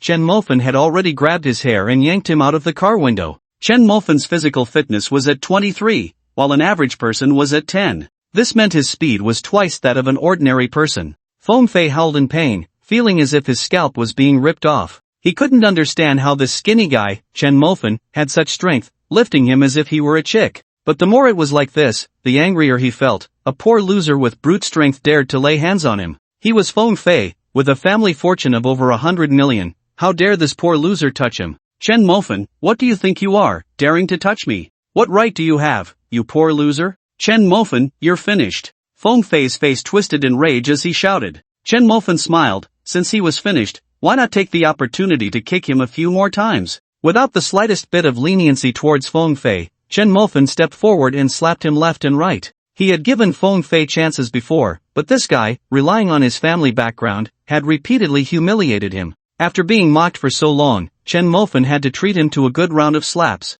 The sound of smack echoed on the street. Feng Fei's angry roars grew weaker with each slap. "Chen Mofan, you're dead. I know Bai Xiao from Liuqing, Bai Yu. He can crush you like an ant." Feng Fei's bruised face wore a cold smile, still not forgetting to threaten Chen Mofan. Just as he finished speaking, Feng Fei's gaze caught sight of a few people riding yellow bikes on the road. The moment he saw the leader, his face lit up with joy, and he hurriedly shouted, "Bai Xiao, Bai Xiao." Bai Yu was riding a yellow bike on the road with a group of brothers. Yesterday, he saw how well Chen Mofan rode the yellow bike and felt inspired to try it himself. After riding for a whole morning, just as he was about to stop and take a break, he heard someone calling for him. Looking up, Bai Yu frowned. Who was that bruised pig head? He didn't want to pay attention and was about to turn away when he caught a glimpse of Chen Mofan wildly slapping Feng Fei. "What the hell, Fan Shen?" Bai Yu exclaimed, quickly riding over. Feng Fei thought Bai Yu was coming to save him. His face instantly brightened, and the marks on his face were suddenly filled with pride. He wiped the blood from the corner of his mouth and threatened Chen Mofan, "You poor bastard, you're dead. Don't come crying to me later. Of course, if you kneel down and beg me now, I might consider sparing you." Feng Fei wore a disdainful expression, sneering at Chen Mofan, his attitude as arrogant as before. But when Bai Yu and the others arrived, his expression changed again, turning to one of flattery as he smiled broadly. "Bai Xiao, Bai Xiao." Bai Yu frowned. Why was this pig head so clueless? Didn't he see he was trying to chat with Fan Shen? Why was he blocking him? Showing a hint of impatience, Bai Yu asked, "Who are you?" "Me? I'm Feng Fei, the one whose family runs a financial company. Little Feng, that's me. Feng Fei pointed at himself with a flattering face, then cast a contemptuous glance at Chen Mofen, continuing, by Xiao, this kid actually dared to lay hands on me. You have to help me. Feng Fei pointed at Chen Mofen, but seeing that Chen Mofen showed no fear and instead wore a smile, he became furious. Chen Mofen, you still dare to be arrogant in front of Bai Xiao. Bai Yu doubted his ears. This so-called little Feng was actually cursing Fan Shin and dragging him into it?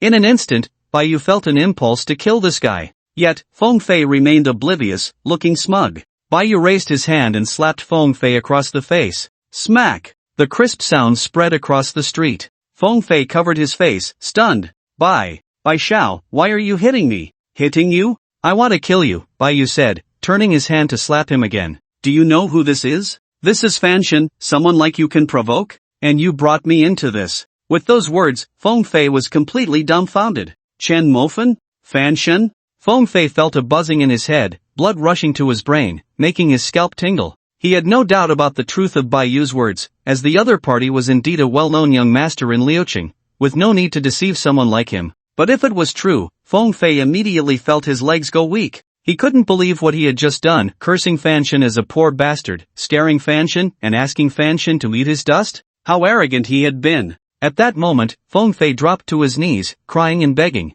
Venerable God, I was wrong, I didn't know, I really didn't know. You are magnanimous, just treat me like a fart and let me go. Feng Fei was crying and snotting, his heart filled with fear. At this moment, he was no longer the slightest bit arrogant, his face pale with terror. Because he knew that their Dongdos Chuka seemed to have offended the venerable God, selling off his family's assets overnight, and he himself had his legs crushed by a car. Now everyone guessed that the car might have been arranged by the venerable God. He was afraid of ending up like Chu Ku. Venerable God, I didn't recognize the great mountain, please spare me. Chen Mofen looked at him with disgust. This guy was clinging to his leg, crying like a woman. The key was that if you were going to cry, could you at least control that big snot? It was all over my leg. Chen Mofen, full of disdain, kicked the guy away. Venerable God, you don't need to lift a finger for this little pest. I'll take care of him tonight. Bai Yu, seeing Chen Mofen's disgust, quickly stated. Saying this, he raised his foot and kicked Feng Fei unconscious.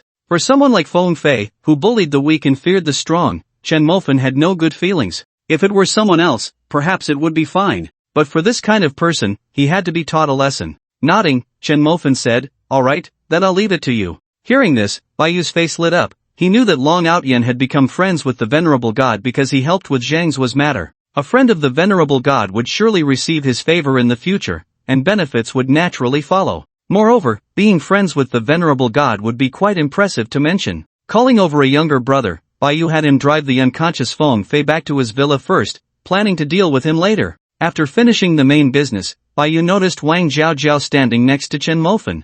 Venerable God, who is this beautiful lady? Chen Mofen smiled slightly. Even if Bai Yu didn't ask, he would introduce them. Bai Yu and his group were the true rich second generation of Liao City, and getting familiar with them would only benefit Wang Zhaojiao. Thinking this, Chen Mofen smiled and took Wang Zhaojiao's hand, introducing, this is my classmate, named Wang Zhaojiao. Classmate? More like sister-in-law, Bai Yu teased with a laugh. Then, looking at Wang Zhaojiao, he continued, sister-in-law, hello, I'm Bai Yu, you can call me Yuzi. If you need anything in Liao City, just let me know. With Bai Yu speaking, his group of friends behind him quickly chimed in with smiles. Hello, sister-in-law. Sister-in-law is really beautiful. Sister-in-law, do you have any more beauties to introduce to me? A chorus of sister-in-law made Wang Zhaojiao's face flush with embarrassment. She naturally knew Bai Yu, aware that he was a famous rich second generation in Liao City. In the past, their statuses were worlds apart. But now, Bai Yu was respectfully standing in front of her, calling her sister-in-law.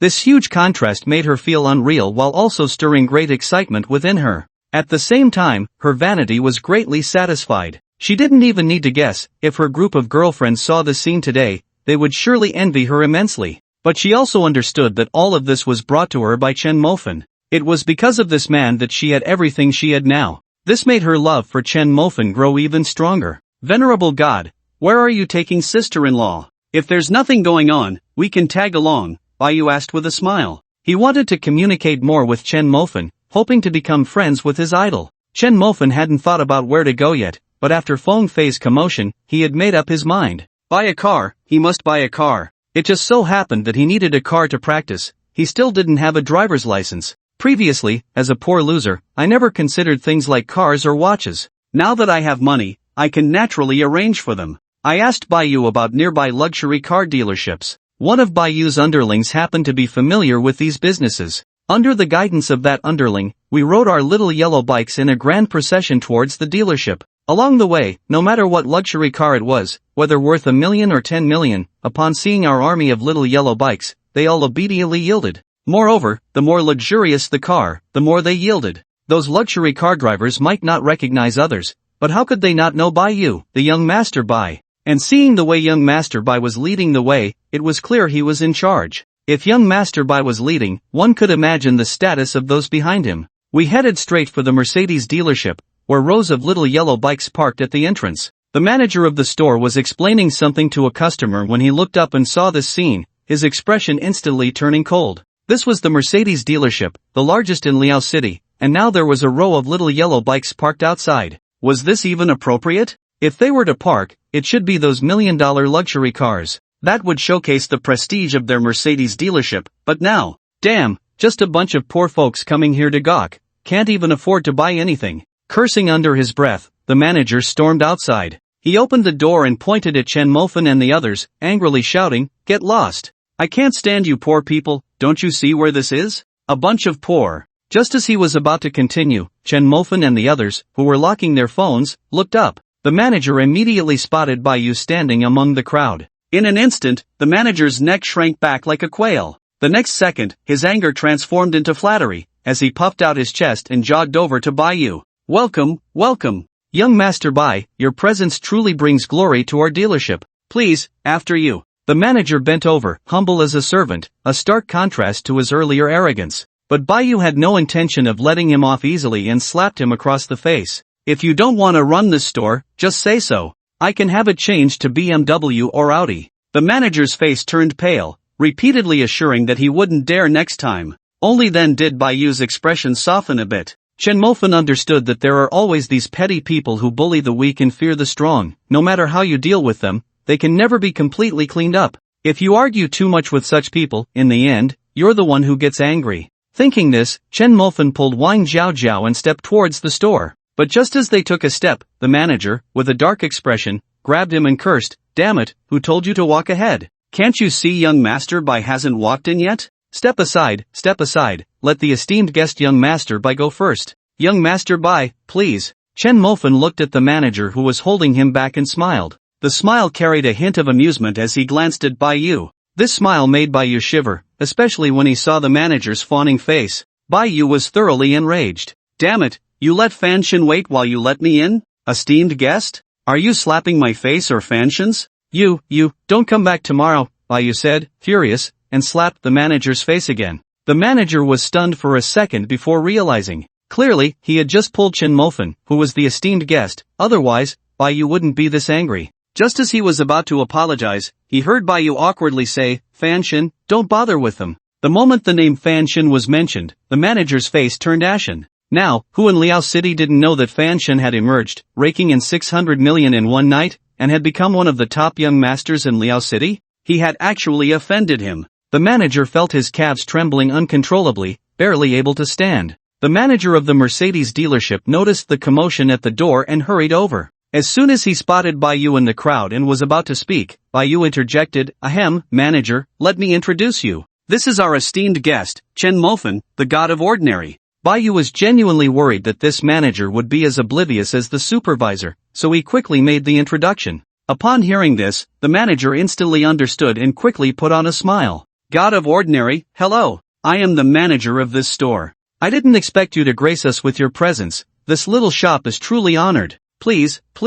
The manager gestured for them to enter, and only then did Chen Mofan lead Wang Zhaozhao into the Mercedes store. As Baiyu passed by the manager, he glanced at the supervisor and meaningfully said, "Manager, your supervisor is quite impressive." No further words were needed, the manager understood immediately, his expression turning cold as he pointed at the supervisor, "You don't need to come in tomorrow. You're fired." Hearing this, the supervisor's face was filled with bitterness. At that moment, he deeply regretted looking down on others. Now, having offended both Baiyu and the god of ordinary, he feared he wouldn't be able to survive in Liao City. Wang Jiao, walking ahead, heard the manager's words clearly. In fact, she had visited this dealership a long time ago, wanting to broaden her horizons. But she had been stopped outside by that supervisor who had humiliated her. But now, Wang Jiao's lips curled into a smile as she unconsciously tightened her grip on Chen Mofan's hand. The blonde guy followed closely behind, watching as Chen Mofan and the others entered the dealership, pulling out his phone to send Zhang Zhua their location. Zhang Zhua had already paid his fine and was currently receiving some loving education from his uncles. When his phone rang, he glanced at it and saw it was the location sent by his little brother, the blonde guy, and a smirk appeared on his face. How dare that kid offend him and Tiger Yi? Today, he would make that kid pay the price. Even more infuriating was that he had been played by a student today? He couldn't swallow that. After finishing his education, Zhang Zhua called a few more little brothers and drove straight to the location sent by the blonde guy. Today, he was going to deal with Chen Mofan. Chen Mofan looked at the Mercedes in front of him. The price was reasonable, and it was a pretty good car for practice. He just wondered how well it could withstand a collision. With that thought, Chen Mofan lifted his leg and kicked the front of the car. Bang! A loud sound echoed throughout the dealership. The onlookers were completely dumbfounded by Chen Mofan's action. Everyone in the store wore expressions of pain and shock. This was a luxury car worth millions. And with just one kick, the new car instantly became an old one. That kick had cost tens of thousands. The manager stood there in a daze, unsure of what this gentleman meant. Why would he kick a perfectly good new car? He wasn't worried that Chen Mofan couldn't afford it. After all, the person Baiyu brought could definitely buy a luxury car. Baiyu also looked puzzled. God of ordinary, what is this? Is there something you're not satisfied with? Chen Mofan looked at the dented area and the obvious large footprint, nodding slightly. Overall, it was acceptable. It wasn't something that would shatter with a single touch. I just wanted to test its collision resistance. I'm quite satisfied. The manager was completely petrified. This was a luxury car worth millions. Although he knew that anyone who could be with Baiyu was either rich or noble, he never expected this wealth to be so immense. The manager was left in a state of confusion. The group of little brothers around Baiyu, upon hearing this, wore expressions of envy and shock. They couldn't compare to Baiyu, otherwise, they wouldn't be his little brothers. For them, a luxury car was the car of their dreams. But now, is the big guy just a tool for testing whether the mortal god can withstand a collision? In an instant, they felt a sense of imbalance in their hearts. Comparing people really could drive one mad. A hint of shock flashed across Baiyu's face. Although he was wealthy, doing this still caused him a twinge of heartache. After all, this was a luxury car worth millions. But the mortal god? That kick was delivered without the slightest hesitation, effortlessly and calmly, as if he didn't take the big guy in front of him seriously at all. This mindset left Baiyu feeling inferior. The mortal god truly was a mortal god. Alright, I want this big one. Do you have any other better cars? Don't try to fool me with this low-end $1 million car. The store manager wiped the cold sweat from his forehead. A $1 million luxury car was considered low-end? It was the first time he had heard such words. But the calm expression on the other party's face made the manager realize that this gentleman was indeed unfathomable, buying a $1 million luxury car without batting an eye. He could even kick the big guy with a straight face and then nod with a smile. Just how wealthy was this gentleman? The manager couldn't even begin to imagine. It seemed he could only bring out their store's treasure. The store's treasure was a supercar worth 10 million. A Mercedes-Benz, valued at 18 million. This was a true luxury car, the top of the series. This car had already been reserved, but the owner had yet to come to pick it up after its arrival. Now that Bai Xiao and this gentleman were here, since the other party had failed to pick up the car as scheduled and pay the remaining balance, they at the store had the right to dispose of the car again. Mortal god, Bai Xiao, we do have a top-tier supercar here, but it's a bit pricey, 18 million. I wonder if it meets the mortal god's taste. 18 million made Chen Mofan's eyes light up. Now, spending a little was better than nothing. Let's go, show me. They walked straight through the store to a small warehouse at the back. After unlocking the warehouse, it opened to reveal a pure black supercar in front of Chen Mofan. The entire car was pure black, giving off a unique sense of mystery, but under the light, its body shimmered with dazzling brilliance, making it hard to look directly at. The whole car was made of carbon fiber, with an exaggerated and shocking design. Its streamlined curves resembled a woman's perfect figure. Just one glance, and as a man, Chen Mofan fell in love. Unfortunately, he didn't have a driver's license. Mortal god, how about this car? The store manager asked cautiously. Chen Mofan didn't answer but looked at Wang Jiao and smiled, asking, what do you think? Wang Jiao was in shock. It's so cool. This one it is, swiped the card.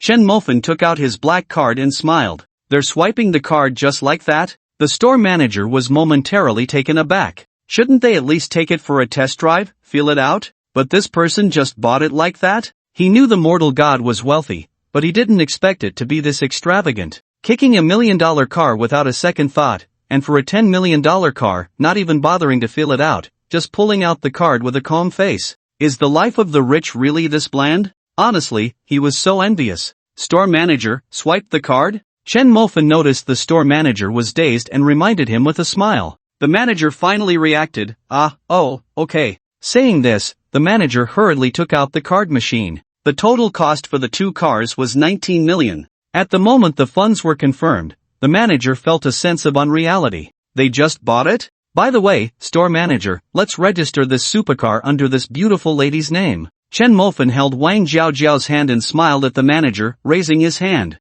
Hearing this, Wang Jiaojiao froze in place, her eyes widening in disbelief as she looked at Chen Mofan. He was giving it to her? This was a luxury car worth 18 million, just like that? Wang Jiaojiao's heart was filled with surprise. The moment she saw the supercar, she fell in love with it, but she understood that with her financial situation, even working hard for 100 years wouldn't allow her to buy it. Yet now, this luxury car belonged to her, and she was so excited she wanted to cry. Without a moment's hesitation, Wang Jiaojiao stood on her tiptoes and kissed Chen Mofan on the cheek, then covered her mouth and wept. She was too excited, too happy, and felt too blessed. She had once dreamed of sitting in a luxury car, and now, not only was she sitting in one, but this luxury car truly belonged to her. She felt as if her excited heart was about to leap out of her throat. Seeing Wang Jiaojiao's tearful, excited expression, Chen Mofan smiled and reached out to ruffle her hair. So, how do you like it? Upon hearing the question, Wang Jiaojiao threw herself into Chen Mofan's arms, nodding vigorously. She loved it so much. Mofan, I feel so excited, so happy, so thrilled, I feel like I can hardly speak, Wang Jiaojiao choked out. Then hurry up and get inside to experience it, Chen Mofan said with a smile. The store manager, hearing this, quickly handed over the car keys. Watching Wang Jiaojiao get into the car, the manager's eyes were filled with envy. This was a top-tier supercar worth 18 million. Was it really just given to this girl by the god of wealth? In an instant, the manager was left in shock. The little brothers that Baiyu brought were equally stunned, as they once again realized the wealth of the god of wealth. That seemingly bottomless fortune made them envious to the core. Many in the crowd were thinking about whether they could introduce their sisters to the god of wealth. Perhaps if he was in a good mood, he might reward them with a supercar to play with.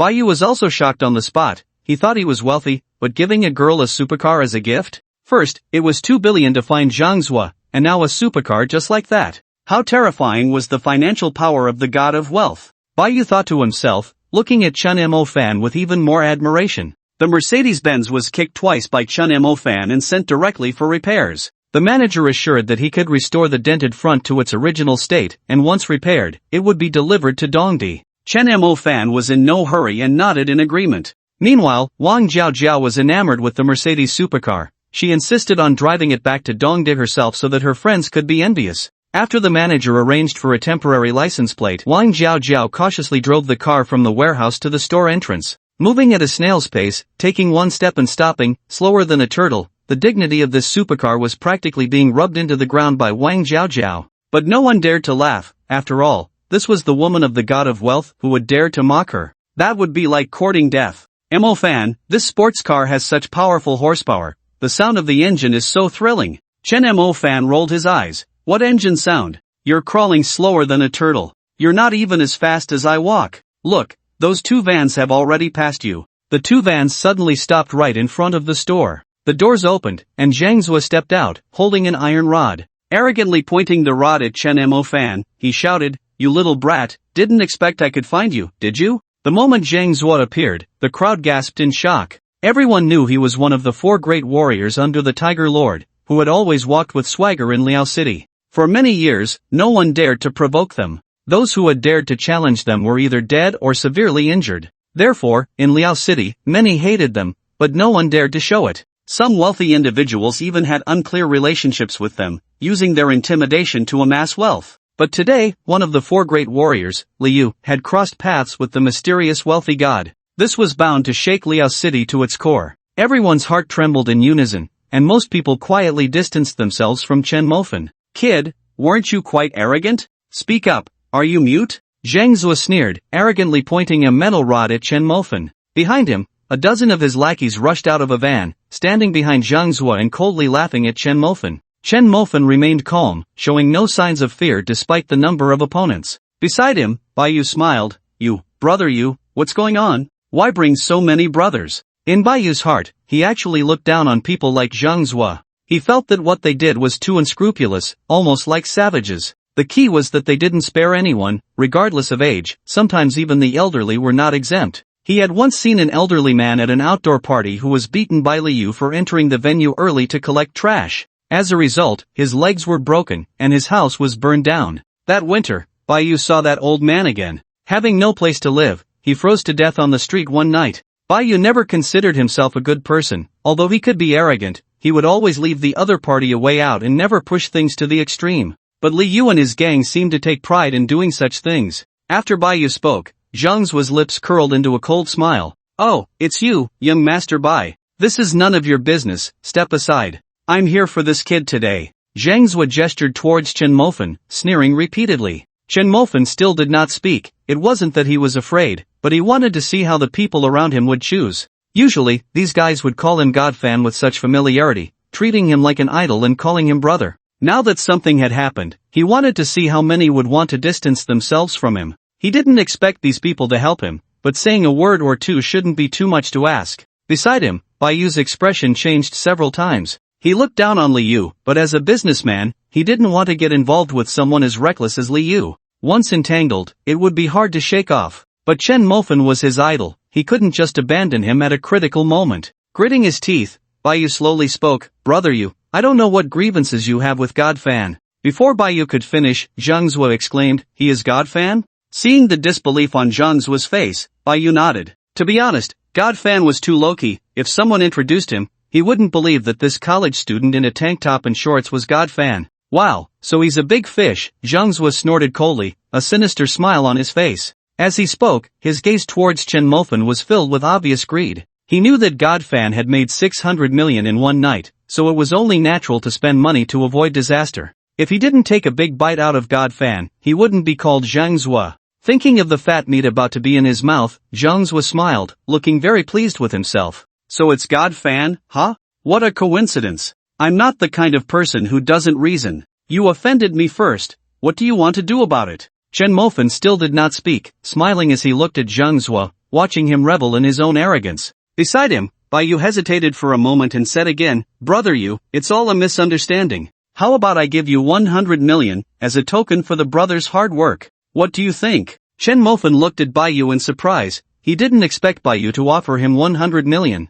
These young masters seemed glamorous, but before inheriting their family assets, their funds were not that substantial. 100 million was still a significant amount for them. Surprisingly, after Baiyu spoke, Zhang Zuo scoffed disdainfully, Heh, young Master Bai, I took you as a friend, don't take me for a beggar, okay? 100 million, are you sending beggars away? Zhang Zuo's gaze turned cold as he looked at Baiyu, then he extended his hand and slapped Baiyu's cheek in a humiliating manner, the sound echoing sharply. Young Master Bai, I advise you not to meddle in this. This is between me and the mortal god, getting you involved won't end well. As for today, mortal god, without a billion, don't even think about walking out of this store on your own 2 feet. Zhang Zuo's chilling words fell, and he swung the iron rod in his hand menacingly, shattering the glass in front of the store. With a loud crash, the glass shattered. I don't care if you're a mortal god or some dog god, once you're in Liao City, in front of us, you're nothing. I'm extorting you, what are you going to do about it? Do you dare to do anything? One arrogant remark after another, Zhang Zuo coldly reached out, intending to humiliate Chen Mofan just as he had Baiyu. But at that moment, Chen Mofan smiled. There are always some people in this world who enjoy playing with death. Since the other party wants to die, why not satisfy them? Chen Mofan moved, his physical prowess surpassing that of ordinary people, and when he struck, it was like thunder. A punch landed squarely on Zhang Zuo's face before he even had time to react. Bang! A muffled sound echoed around them. This punch caused Zhang Zuo's nostrils to bleed, his nose shattered, and he was sent flying 3 meters, crashing onto the road. Shock. Petrification. Everyone stared at this scene, frozen in place, each face filled with disbelief. Even Baiyu unconsciously dropped his jaw enough to fit an egg inside. Zhang Zuo was actually hit? This was something no one had anticipated. All along, it had been Zhang Zuo bullying others, and no one had ever heard of anyone daring to insult them. Now, the mortal god had actually sent Zhang Zuo flying 3 meters with a single punch? This was utterly insane. He hit him? The mortal god actually hit Li Yu? Everyone's minds went blank. This was Li Yu, one of the 4 great warriors under Tiger Lord, a figure who had always walked with swagger in Liao City. Now he was bleeding from his mouth and nose, sprawled on the road after being punched by the mortal god. Damn, this was completely irreconcilable. Such thoughts raced through everyone's minds. But Chen Mofen was just an ordinary person. What right did he have to fight against Tiger Lord? Those were a group of ruthless killers. Realizing this, everyone instinctively kept their distance from Chen Mofen, fearing they might get caught up in it. Even the store manager quietly shifted aside. Clearly, between Tiger Lord and the mortal god, no one had faith in Chen Mofen. Only Bai Yu and Wang Jiaojiao remained by Chen Mofen's side. At that moment, Zhang Zuo's little brothers suddenly reacted. Damn, you dared to touch brother Yu. You little brat, you're dead. Get him. One after another, angry shouts erupted as those little brothers swung their iron rods and charged forward. Chen Mofen's expression remained calm. Before the iron rods could fall, he kicked out first, sending one of the little brothers flying. Then he seized a steel pipe and smashed it down on the one charging at him. Bang! A muffled sound followed, and that little brother howled, clutching his head and retreating repeatedly. Blood oozed through his fingers, quickly staining his entire face. Chen Mofen charged into the crowd like a tiger among sheep, and wherever he passed, the dull thuds of iron rods striking flesh echoed continuously. Cries of anguish accompanied the sounds, resonating at the store entrance. But as Chen Mofen delved deeper into the crowd, surrounded by these little thugs, he found himself outnumbered. Inevitably, he took a hit from behind. A sharp pain spread through his body. Chen Mofen knew this was due to his insufficient fighting experience, which had led to his injury. With a thought, Chen Mofen spent 3 of his remaining 5 consumption points on mastering combat skills. His combat mastery reached level 5. Name, Chen Mofen. Overall physical quality, 23 normal person, 10 combat mastery, firearm mastery, lockpicking mastery. In an instant, countless combat techniques and experiences flooded into Chen Mofen's mind. A series of cracking sounds echoed through his body as his joints began to stretch. At that moment, looking at the group of small thugs in front of him, a bloodthirsty smile crept onto Chen Mofen's lips. Without waiting for these thugs to strike first, the iron rod in Chen Mofen's hand began to dance. Accompanied by dull thuds, one thug after another fell to the ground, each with blood streaming from their heads, clutching their heads and wailing. At this moment, Zhang Zuo had also recovered. Just now, Chen Mofen's punch had left him feeling dizzy, the whole world spinning around him. But as he regained his senses, the situation had completely changed. All the little brothers he had brought were lying on the ground, each one wailing and clutching their heads. What the hell just happened? Zhang Zuo was filled with astonishment, a hint of fear in his eyes as he looked at Chen Mofen, who was wielding the iron rod. At that moment, he believed. He believed that this kid in front of him had broken Scar's neck. But it was all too late. Chen Mofen smiled coldly, swinging the iron rod, and struck it against his head. Bang! Zhang Zuo felt a buzzing in his head, his body went limp, and he fell to the ground. The next second, intense pain swept through his entire mind, making him unable to suppress his cries of agony. But before he could utter a word, Chen Mofen stepped on his head, the cold sole of his shoe pressed against his face, applying more and more force.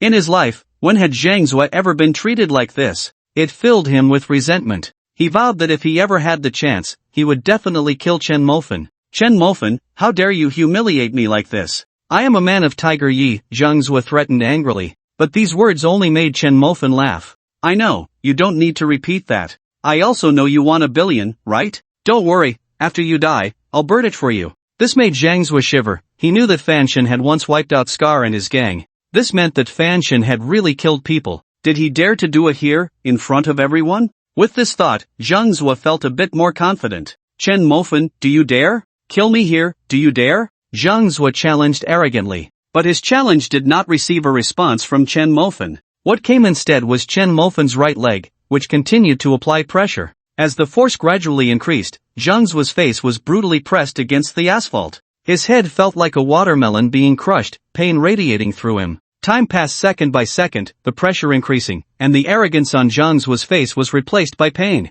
As time went on, the pain gradually morphed into distortion. Is Chen Mofen really going to crush my head? This thought flashed through Zhang Zuo's mind, and the next second, fear spread wildly in his heart like wild grass. He was scared, terrified, afraid that his head would explode like a watermelon. Just thinking about that scene made his heart tremble uncontrollably. This kid had really killed before. He wasn't one of those sheltered flowers. He could really go through with it. Zhang Zuo's body trembled, fearfully saying, "Fanshan, let me go. How about we settle your business with Tiger Yi and my business in one go?" As Zhang Zuo spoke, he was already preparing to get up. In his view, reconciling with Tiger Yi was something Chen Mofan would want. After all, opposing Tiger Yi in Liao City would be extremely difficult. However, what he didn't expect was that as soon as he said this, the force under Chen Mofan's foot suddenly increased. In that moment, Zhang Zuo felt as if his head was about to explode. His face, having been forcefully pressed against the asphalt, had already been scraped open, and blood was pooling on the ground.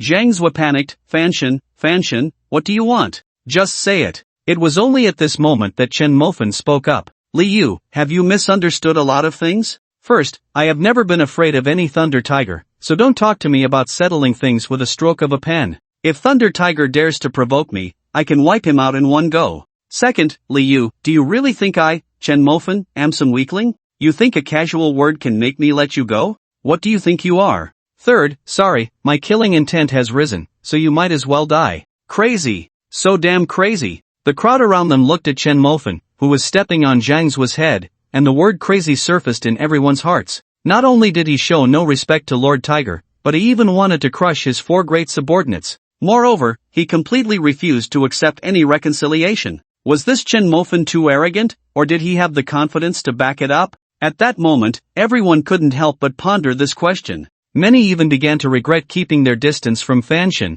regretting that they had distanced themselves too early. Fanshan clearly had a strong foundation. How could someone who casually made 600 million not have some depth? Thinking this way, many people's faces turned ugly. If they had just stood firmly by Fanshan's side instead of keeping their distance, they could have soared with this wave of support. But now, many sighed heavily in their hearts. Baiyu smiled. He knew he had bet right this time. From now on, he and Fanshan would definitely be brothers. Chen Mofan's words echoed in his ears, and Zhang Zuo understood that if he couldn't satisfy Chen Mofan, he would definitely die here today. Thinking of death, Zhang Zuo's body trembled. At this moment, he deeply regretted provoking Chen Mofan. If he had known Chen Mofan was this fierce, he would never have been so arrogant. He was afraid of death. It was evident from the fact that he had only dared to commit heinous acts against women before. And now, Chen Mofan's right foot was pressing down on his head, constantly applying force, clearly intending to slowly crush him to death. "Fanshan, I was wrong. I apologize to you," Zhang Zuo shouted.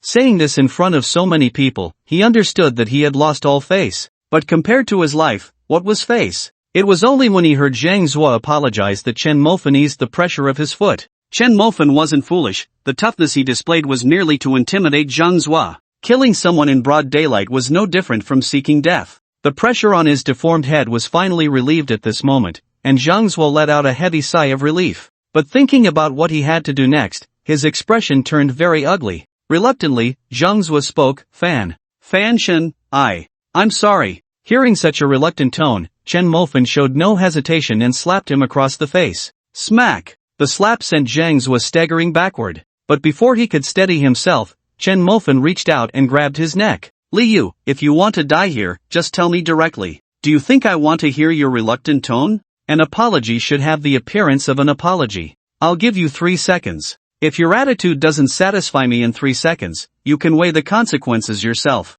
Chen Mofan's tone was domineering, a stark contrast to his previous indifference. Such a tough attitude left the crowd around them wide-eyed. Li Yu actually apologized? This was something they could hardly imagine. But now, not only had Li Yu apologized, but Fanshan also thought his attitude was unacceptable. Apologize again. This toughness, this arrogance, left everyone dumbfounded in place. The store manager began to doubt whether he was hearing things. Li Yu actually apologized? The Li Yu who had been domineering for years actually apologized? This made it hard for the manager to believe what was happening before his eyes. The small gangsters looked at Zhang Zuo with complex expressions. They often heard others say that Li Yu had killed people and was not afraid of death at all. But now, seeing Li Yu bowing his head and apologizing sincerely, they felt their worldview collapse. Baiyu was equally shocked. Was this still the Li Yu he knew? Was this still the 4 great kings who often bullied them? He couldn't believe it. Remembering how he had been submissive to Li Yu and then seeing Fanshan's domineering attitude towards them,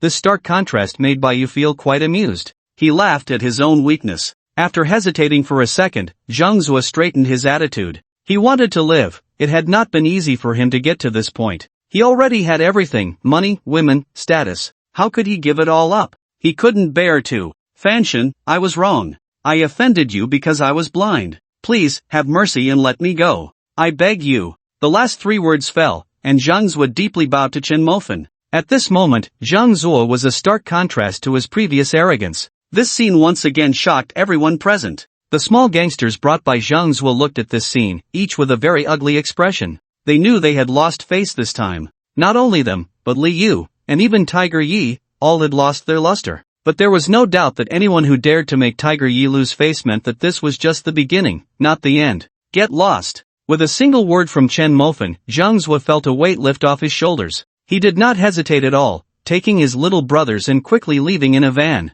As the van gradually drove away, Zhang Zuo, who had escaped the threat of death, had a frighteningly dark expression. He would not let this matter rest. Fanshin, if you can defeat a dozen, then I will bring 100, 1,000. I want to see if you can withstand it, if your family and friends can withstand it, Zhang Zuo said viciously, his face full of malice. Watching the van disappear, Baiyu withdrew his gaze and looked at Chen Mofan, who was full of excitement. I can't believe it, Fanshin, you were so fierce. But Fanshin, you need to be careful. That group of Lei who was very underhanded, your family and friends are likely to suffer because of this. Chen Mofan naturally understood this, so he was going to meet Chu Feng. As the crowd saw Chen Mofan about to leave, they all gathered around, their faces full of flattering compliments for him. Among them, the store manager was especially smiling, constantly praising him. Chen Mofan felt disdain for these people. When they had trouble, they stood far away, afraid of being implicated. But when there was no trouble, they shamelessly came over to flatter him. Such people were the most disgusting.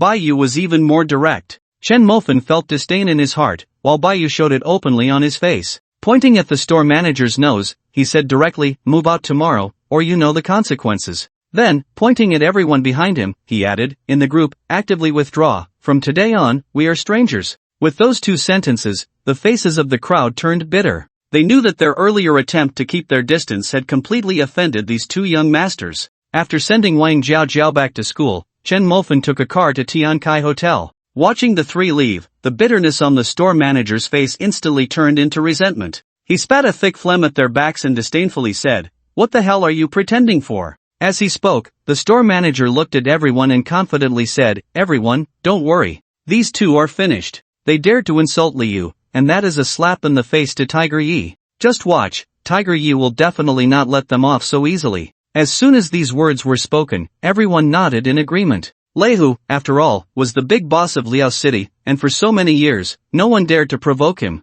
They had never heard of anyone who offended Lei Hu and came out unscathed. What Bai Xiao, what Fanshin, they think they can compete with Tiger Yi. Smiles appeared on everyone's faces as they laughed. That's right, no one in Liao City dares to slap Tiger Yi's face. Just wait, tonight they will face Tiger Yi's revenge, not just them, but even their family and friends will suffer. Exactly, let this so-called Fanshin show off, thinking we care about him. Does he really think we want to worship his stinky feet? Hee, one person showing off brings disaster to the whole family. Interesting, I can't wait to see their regretful expressions. Going against Tiger Yi is just looking for death. Listening to the mocking voices around him, the store manager sneered repeatedly. Move my ass, after tomorrow, will you Baiyu even be alive? Let me move, someone who offended Tiger Yi is worthy of that. Damn, what a thing. The store manager spat out a sticky phlegm and coldly returned to the store. In front of the Tian Kai Grand Hotel, Wang Mo Kai had been waiting there early. After Chen Mofan called, he cancelled all his work and waited in front of the hotel. Accompanying him was Chu Feng.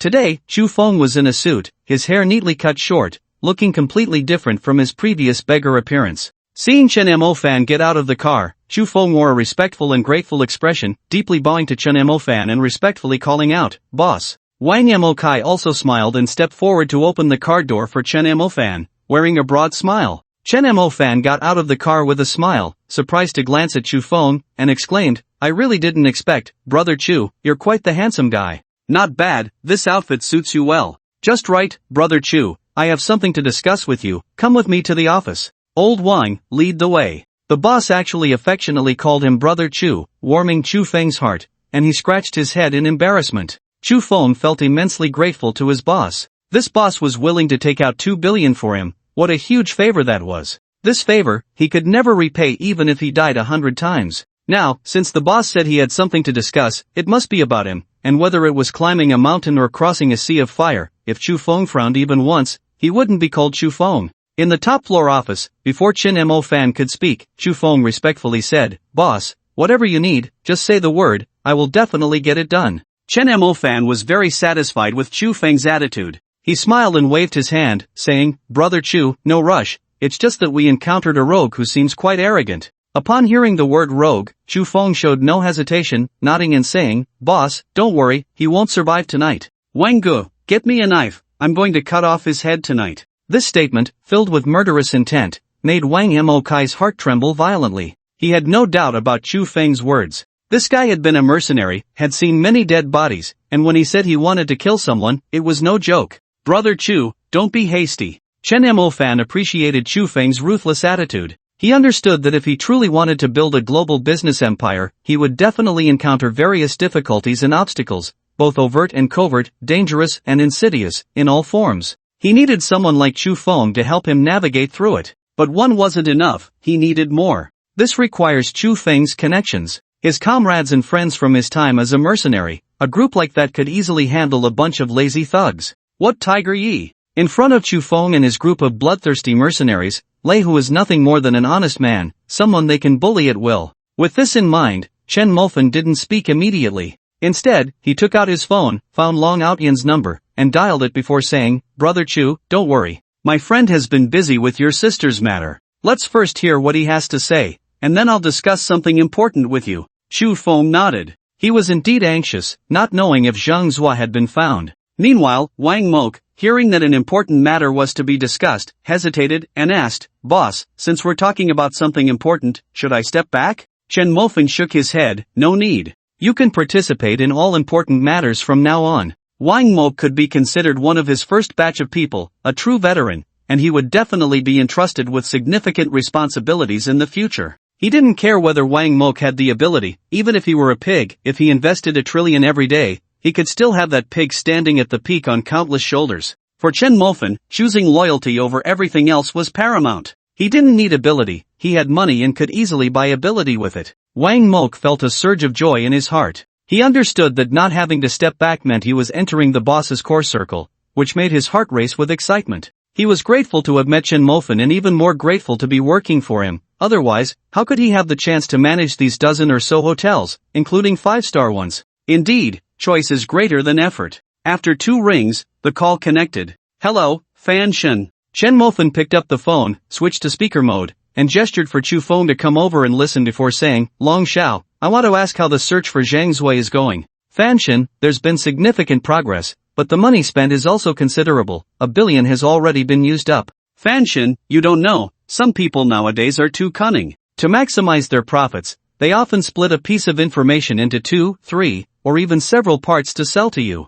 They reveal bits and pieces to you, aiming to get more money." This surprised Chen Mofen a bit, but he wasn't afraid of spending money. If he could spend 100 billion, that would be even better. The other party might profit, but he would definitely not lose, which felt great. "Long Xiao, the cost doesn't matter, I don't care about spending money. I just want to find Zhang Zui quickly." "Understood, Fan Shen. The current information is that Zhang Zui went to Korea for plastic surgery, changed his appearance, and then returned to the country. However, his identity after returning is not well known, making him difficult to find. But I will intensify the effort and strive to find him tonight, at the latest by tomorrow." "Alright, I won't ask further, you can spend 20 billion as you see fit. With your words, I can rest easy. Wait for good news, Fan Shen." After hanging up, Chen Mofen looked at Chu Feng. At that moment, Chu Feng was full of excitement. He didn't expect to uncover so much information in just one day. He even found out about Zhang Zui's plastic surgery and change of appearance. If he had to investigate this himself, he might have taken ages. "Boss, thank you." Chu Feng bowed deeply again, his excited face trembling. "Brother Chu, no need to be so polite. Speaking of which, I have a favor to ask of you. Just give the order, boss." After pondering for 2 seconds, Chen Mofen said, "Brother Chu, how many people like you do you know? I mean real men who are as ruthless as you. I want to hire them, offering a salary of 1 million per person per month. What do you think? 1 million? Chu Feng was clearly taken aback, his face showing unmistakable shock. He had previously worked hard abroad, earning less than 1 million a month, and that was only to pay for his mother's medical treatment, out of necessity. But now, this young boss had actually offered a sky-high price of 1 million directly. He believed that once this price was announced, those brothers would definitely be so excited they wouldn't be able to sleep. Speaking of which, his brothers all came from poor families. If it weren't for desperation, who would be willing to risk their lives? He was confident that with this price, those brothers would be more than willing to work for the boss. After all, in Huaxia, the frequency of life-threatening situations was far less than abroad. After thinking carefully, Xu Feng said, "Boss, the number of people might be a bit too many. I'm not sure how many you need." Chen Mofen boldly replied, "I want as many as you have. To take them all would be an astronomical expense." Realizing this, Xu Feng hurriedly said, "Boss, there are at least 30 or 40 people. If each one is $1 million, that could cost tens of millions. You don't need to worry about these things, just contact them immediately. I hope they can arrive at the Tianpai Grand Hotel today, and all round-trip travel expenses will be reimbursed. Old Wang, if necessary, arrange for a charter flight. It doesn't matter how much money is spent, I only require one thing, immediate action." Wang Mok nodded, "Don't worry, boss, if necessary, I will contact and arrange it right away." Xu Feng nodded in agreement, "Boss, rest assured, I will get this done." Hearing Xu Feng's assurance, Chen Mofen felt overjoyed. Indeed, money could make the devil push the mill. Buying a person's absolute loyalty for 2 billion was, in Chen Mofen's view, a great deal. He had so much money that he couldn't spend it all every day. Wasn't this like picking up a loyal heart for free? And not just one, but soon it would be a whole group. With these people, Chen Mofen felt fully confident against Lei Hu. It was no joke, Xu Feng and his team were systematically trained mercenaries who had seen blood and fire, surviving countless life and death situations. Facing those little thugs under Tiger Yi, it was like an adult beating a child, easy to play with. What was the difference from bullying honest people? Before evening, the friends Xu Feng had called had already arrived at the Tianpai Grand Hotel. Wang Mok arranged rooms for them to rest. The first batch consisted of 19 people, and at 6 o'clock sharp, these 19 gathered in the largest private room of Tianpai, the Mogu. It was their first time in such a luxurious room, and it was evident that they were all very excited, touching this and looking at that. One young man with a buzz cut, only around 21 or 2, not much older than Chen Mofen, was even curious about the roulette on the table, spinning it non-stop. He had seen roulette before,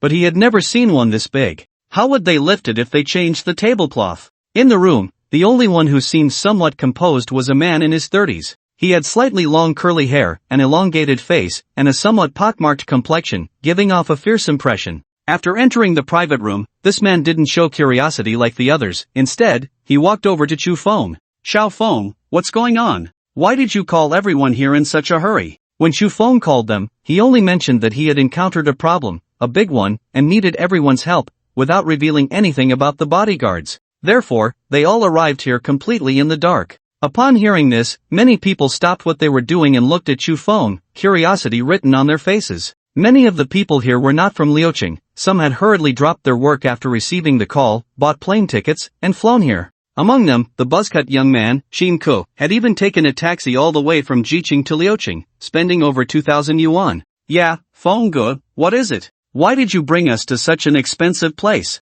A meal here must cost quite a bit, right?" Looking at these former comrades in arms, Xu Feng felt an indescribable emotion in his heart. They all came because of his words. Some others, due to the distance, could only arrive after nightfall. This warmed his heart. Suppressing his emotions, Xu Feng smiled and said, "Brothers, there are indeed some matters, but they are good things. Someone wants to hire us as bodyguards." At this point, Xu Feng paused and looked at everyone. "Brother Feng, how much can a bodyguard earn? I'm currently working in a factory tightening screws. Although it's long hours and tiring, sometimes I even have to work overnight, but I still make over 10,000 a month." Xin Ke raised a finger proudly. The fierce-looking curly-haired man also spoke up at this moment. "Yeah, Xiao Feng, how much can you give? I'm currently guarding a venue, although it's dangerous work, I make 30,000 a month." "Brother Feng, I have to say something unpleasant. If you have something going on, I'll help you, but if it's a job and the pay is low, I really can't do it, Brother Feng." "Right, Brother Feng, how much are you offering?"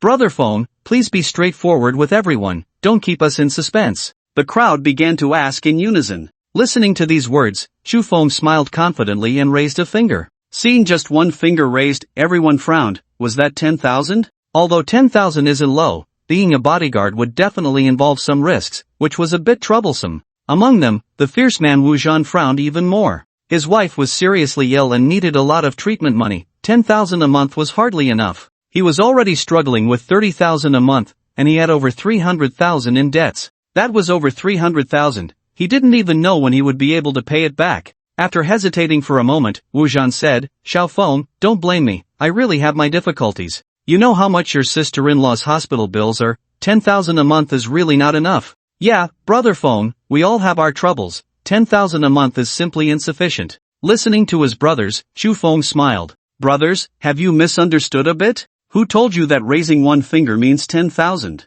Everyone's expressions suddenly froze. If it's not 10,000, then it must be 100,000. My God, 100,000 a month. The shock on everyone's faces was replaced by ecstatic joy. They used to earn so little abroad risking their lives, but now they could earn 100,000 a month after returning home. Brother Phone, 100,000 a month, I'm in. Shin Ko was the first to speak. Brother Phone, I'm in too, 100,000 a month. Wow, Brother Phone, you're amazing. Where did you find such a high-paying job? My God, 100,000, I can't even imagine it. No doubt, Brother Phone, I'm in too. Wu Zhan nodded as well. Xiaofeng, I'm in too. Hearing everyone agree, Chu Feng smiled. Then let's congratulate ourselves on reuniting. However, there's one thing you've misunderstood. Misunderstood? What's misunderstood? Everyone looked confused. It's not 100,000, it's 1 million. 1 million a month, per person. 1 million, everyone froze in place, each person shocked as if struck by lightning, dumbfounded. They looked at each other and all laughed, silly grins on their faces. This surprise had completely stunned them. Before they could react, the private room door opened again, and Chen Mofen walked in with Wang Mok. Smiling as he surveyed the crowd, he saw that although these people were dressed simply, their eyes were filled with fierce energy, which made Chen Mofen very satisfied. Everyone, this is our boss, Chen Mofen, also a celebrity online, known as Fanshin. The words Fanshin didn't cause any commotion here at all. They rush around every day, with no time to play on their phones or watch live streams. However, seeing such a young boss, everyone wore expressions of surprise and doubt. They were skeptical. This boss looked like just a young man. Did he really have the ability to hire so many people? And a salary of 1 million a month? Are you really the boss? You look about my age. Are you really going to give us 1 million each month? Shinko was the first to speak, his tone laced with obvious skepticism. Chen Mofen smiled but did not answer. Behind him, Wang Makai clapped his hands. Clap, clap. With the sound of two claps, 2 rows of waiters entered the private room, each carrying a box. Seeing this, everyone looked puzzled, unsure of what was happening. The 2 rows of waiters stood in the private room, lifted the boxes, and then opened them. Inside the boxes were neatly stacked piles of 100 yuan bills. Under the light, the money seemed to radiate a glow. In an instant, everyone's attention was captured. They had never seen so much money in their lives, and now it was right in front of them. This left them stunned, their eyes glued to the cash inside the boxes, reluctant to look away. Everyone, each box contains 1,500,000, which is your salary for the first month. The extra 500,000 is a welcome gift from me. Brother Chu said that you all have difficulties, and I am willing to help with those difficulties. As Chen Mofen finished speaking, he waved his hand. At the boss's gesture, the waiters, smiling, handed the money boxes to each person in the private room. It was indeed 1 million. And actually 1,500,000. Everyone looked at the money in their hands, their faces filled with surprise and excitement. After receiving the money, Wu Zhan looked at the bright red bills in the box, his eyes moist with excitement, his hands trembling.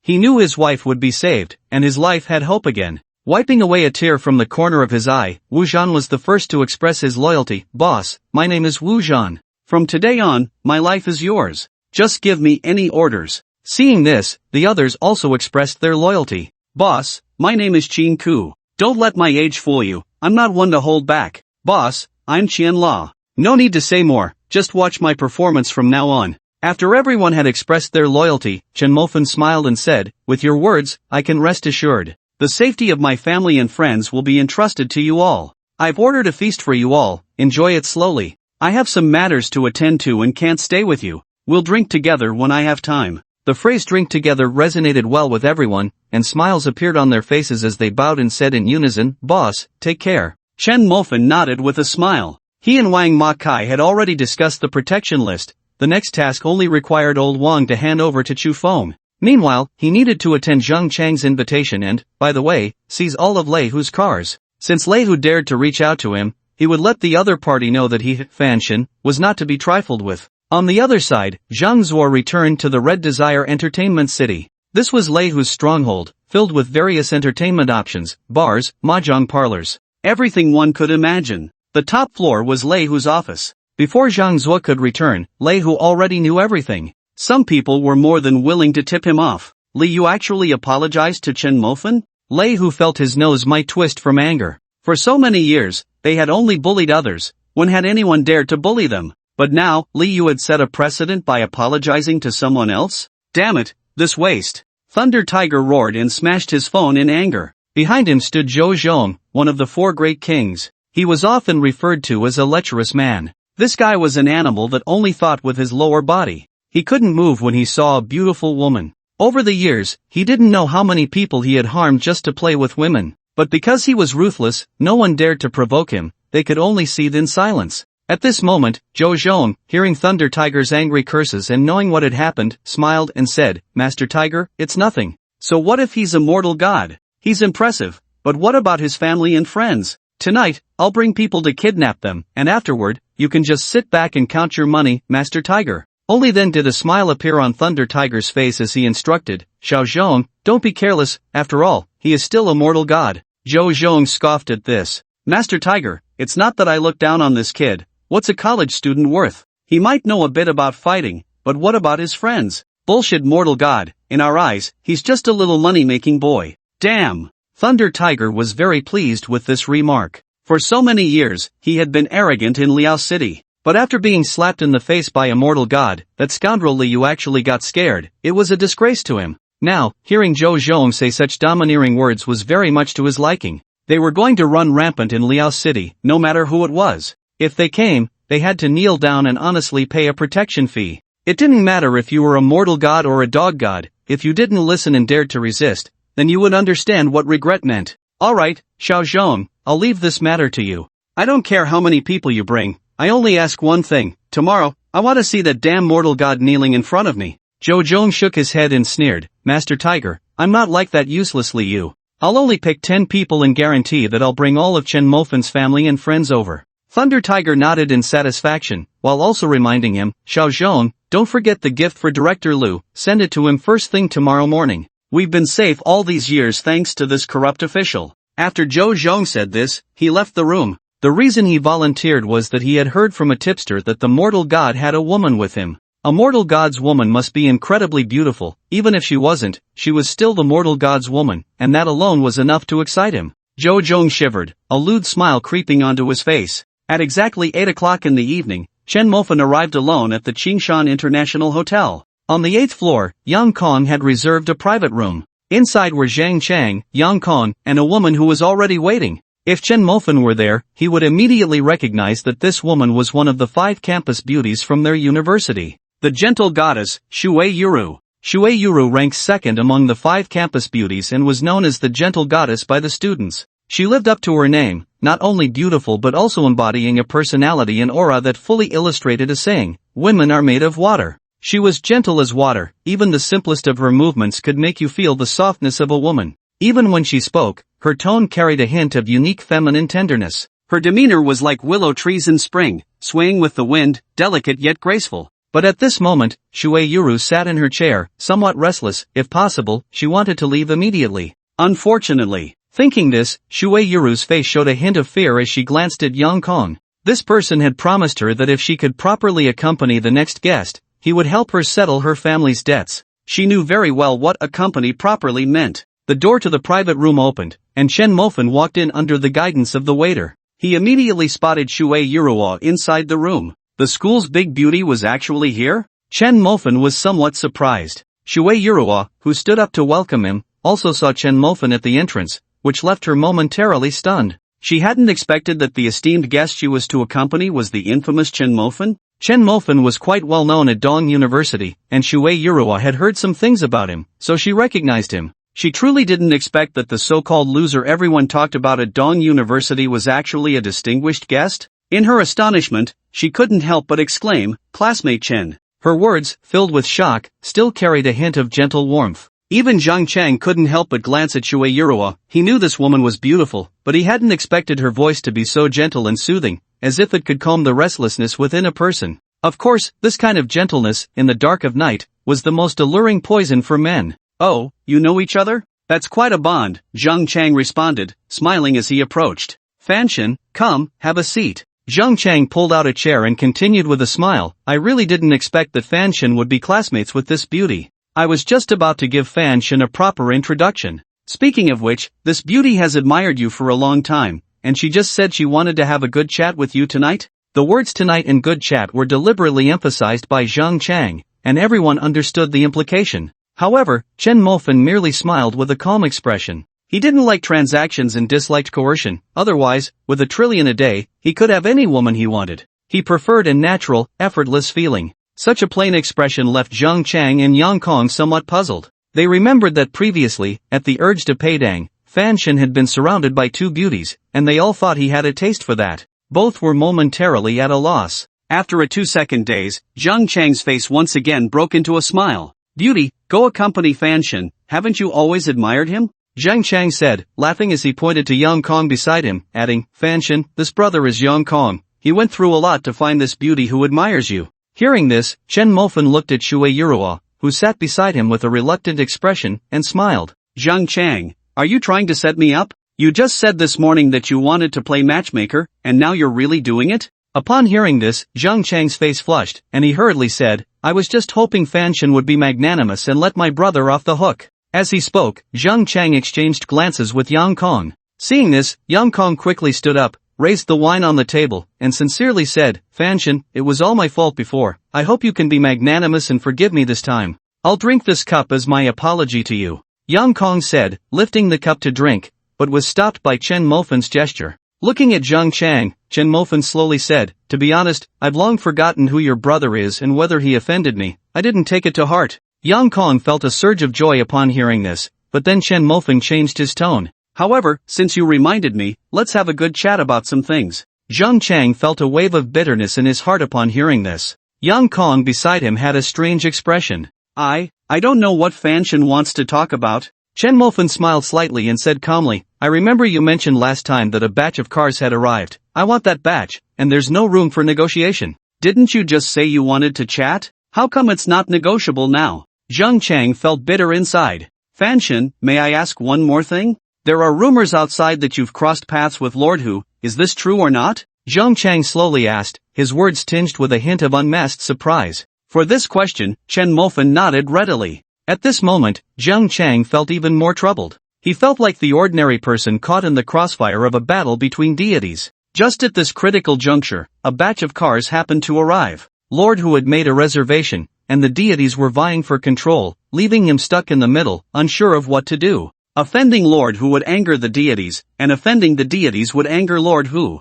Zhang Chang wanted to cry but had no tears. After hesitating for a moment, Zhang Chang cautiously probed, Deity, I'm just a small fry, a second-tier player in the rich second-generation circle of Liaocheng. What do you think? After Zhang Chang finished speaking, Chen Mofan remained silent. Inside the private room, the atmosphere suddenly became somewhat oppressive. Yang Kong lowered his head, lost in thought. Beside him, Shui Yuru dared not speak. To her, everyone sitting in this room were big shots, and as a small woman, she had no voice. She just wanted to quickly end this social engagement to pay off her family's debts. The atmosphere in the private room grew increasingly quiet. The sound of a pin dropping could be heard. After a full 2 minutes, seeing that Chen Mofan still had no intention of speaking, Zhang Chang bitterly smiled to himself. He understood that today he had to make a decision. Either the deity or Lord Hu. Sigh, deity, aren't you just giving me a tough problem? Zhang Chang sighed, complaining with a bitter smile. Hearing this, Chen Mofan laughed. You, Zhang Chang, are a high-end intermediary thriving in the industry, who in the circle doesn't know you? You're smooth and adept, this little matter shouldn't be difficult for you. Zhang Chang felt even more troubled. He was indeed smooth, yet now he was being forced by the deity to make a choice. Deity, I want to know, what gives you the confidence to challenge Lord Hu? Chen Mofan still did not answer. Zhang Chang took a sip from the glass in front of him and directly said, Chen Mofan, classmate Chen, even if you want me to choose, you should at least let me see your cards. Chen Mofan remained silent. Zhang Chang felt helpless. Deity, Lord Hu can be said to be an old power in Liaocheng. For many years, no one has been able to shake him. Why should I believe you? Moreover, you don't even reveal a hint of your cards. Choosing Lord Hu would be the wiser choice for me. This time, Chen Mofan spoke up. He looked up at Zhang Chang and smiled. Are you sure? Zhang Chang shook his head. Deity, can you stop playing games? I just want to see your cards. Is that so hard? Chen Mofan still remained silent, only smiling at Zhang Chang. Damn it! Zhang Chang slammed the table in anger. He was truly exasperated. Wasn't the deity just forcing him? The atmosphere grew tense again. After Zhang Chang slammed the table, neither of them spoke, and time seemed to freeze at that moment, the oppressive atmosphere making it hard to breathe. Gulp! After a long while, Yang Kong swallowed hard, the sound echoing clearly in the private room. He quickly covered his mouth, cautiously glancing at Chen Mofan and Zhang Chang. To him, these two were deities, and he, an ordinary person, did not want to incur their wrath over some trivial action. Fortunately, the two deities were completely oblivious to him. They were just staring at each other. However, it was evident that Zhang Chang appeared somewhat anxious and weak, his gaze towards Chen Mofan carrying a hint of evasion. Knock, knock, knock. With 3 knocks on the door, the waiter walked in. Boss, may I serve the dishes now? Serve your damn dishes. Zhang Chang cursed angrily, grabbing the utensils on the table and smashing them down hard. Bang! With a crisp sound, the utensils shattered into pieces, the noise echoing in the private room for a long time. The waiter, startled, shrank his neck and carefully closed the door, retreating outside.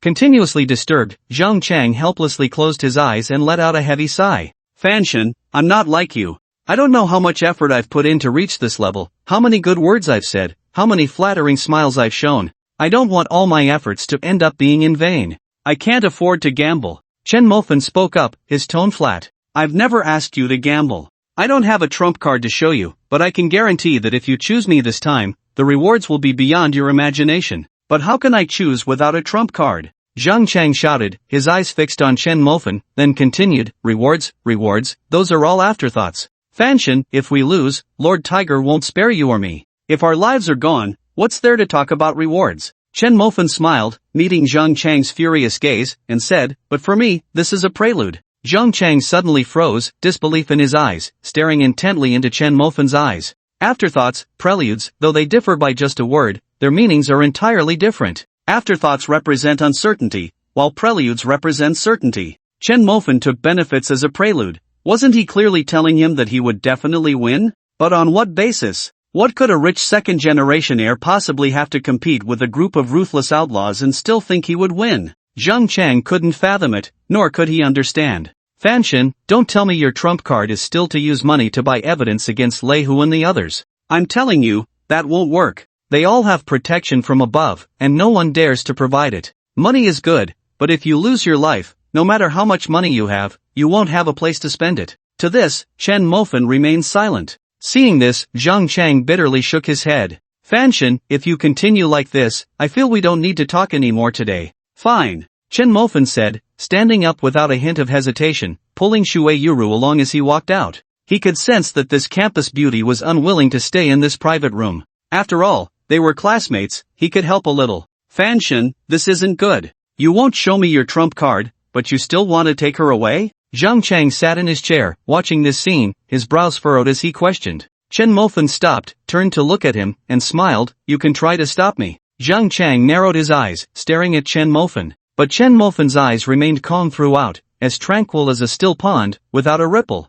Fanshin, are you really that confident? Whether I'm confident or not, you can just try it. With that, Chen Mofan pulled Shui Yuru and continued walking out. This calm confidence made Zhang Chang hesitate again. Fanshin, you're really putting me in a difficult position. Let's sit down and talk. Zhang Chang said in a low tone. Upon hearing this, Shui Yuru stopped. But Chen Mofan did not pause, pulling her toward the door. His steps did not falter, which made Zhang Chang a bit anxious. He stood up and hurriedly said, Fanshin, I want to talk. Chen Mofan halted at the door of the private room, turned to look at Zhang Chang, his smile gone, replaced by a hint of coldness. Zhang Chang, have you misunderstood something? Asking you to choose me is not me begging you, on the contrary, I'm giving you a chance. But if you refuse to accept it, do you really think I, Chen Mofan, have no temper? Zhang Chang's body trembled suddenly. He knew very well that Chen Mofan's strong attitude must be backed by confidence. Only those with confidence can be assertive, those without it can only be submissive.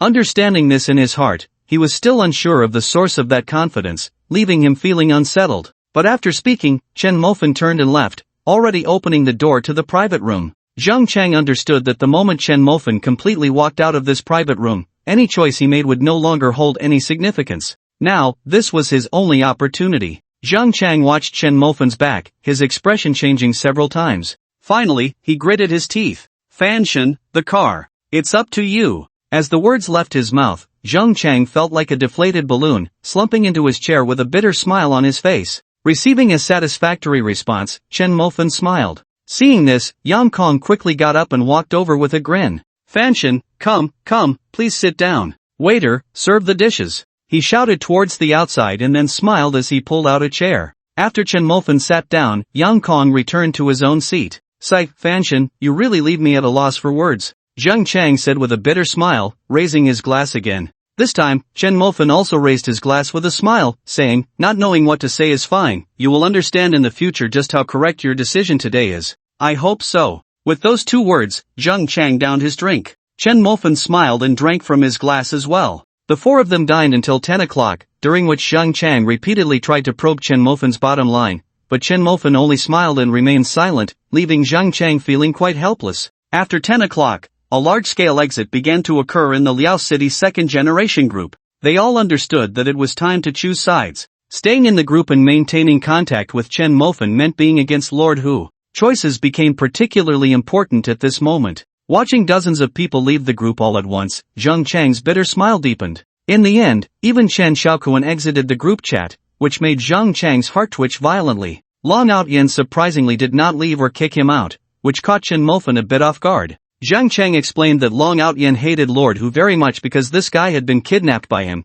and the Long family had been extorted for $1 billion by Lord Hu. This was something Chen Mofan had not anticipated. At exactly 10 o'clock, Chen Mofan left the private room. Just after leaving, Long Outyen called him. Zheng Zhua had been found. After returning to the country, Zheng Zhua's new identity was Li Yu, one of Lord Hu's 4 great generals. The person who sold out Zheng Zhua was his good friend, who had extorted the remaining $1 billion from Long Outyen. When he called Long Outyen, he made a clear offer, stating that without $1 billion, he would not say a word. However, with $1 billion, he would reveal all the information about Zheng Zhua. Long Outyen had no choice but to spend the remaining $1 billion. Spending $20 billion to find someone, Long Outyen felt this deal was a huge loss. But Chen Mofan smiled. He wasn't afraid of spending money, just afraid of not being able to spend it. In just 2 days, he had spent over $40 billion, and with 8 days left, he still had $60 billion to spend, which was quite a dilemma. But no matter how one looked at it, this was a good start. Just as Chen Mofan hung up the phone, Tang Fei called again and shared some good news with him.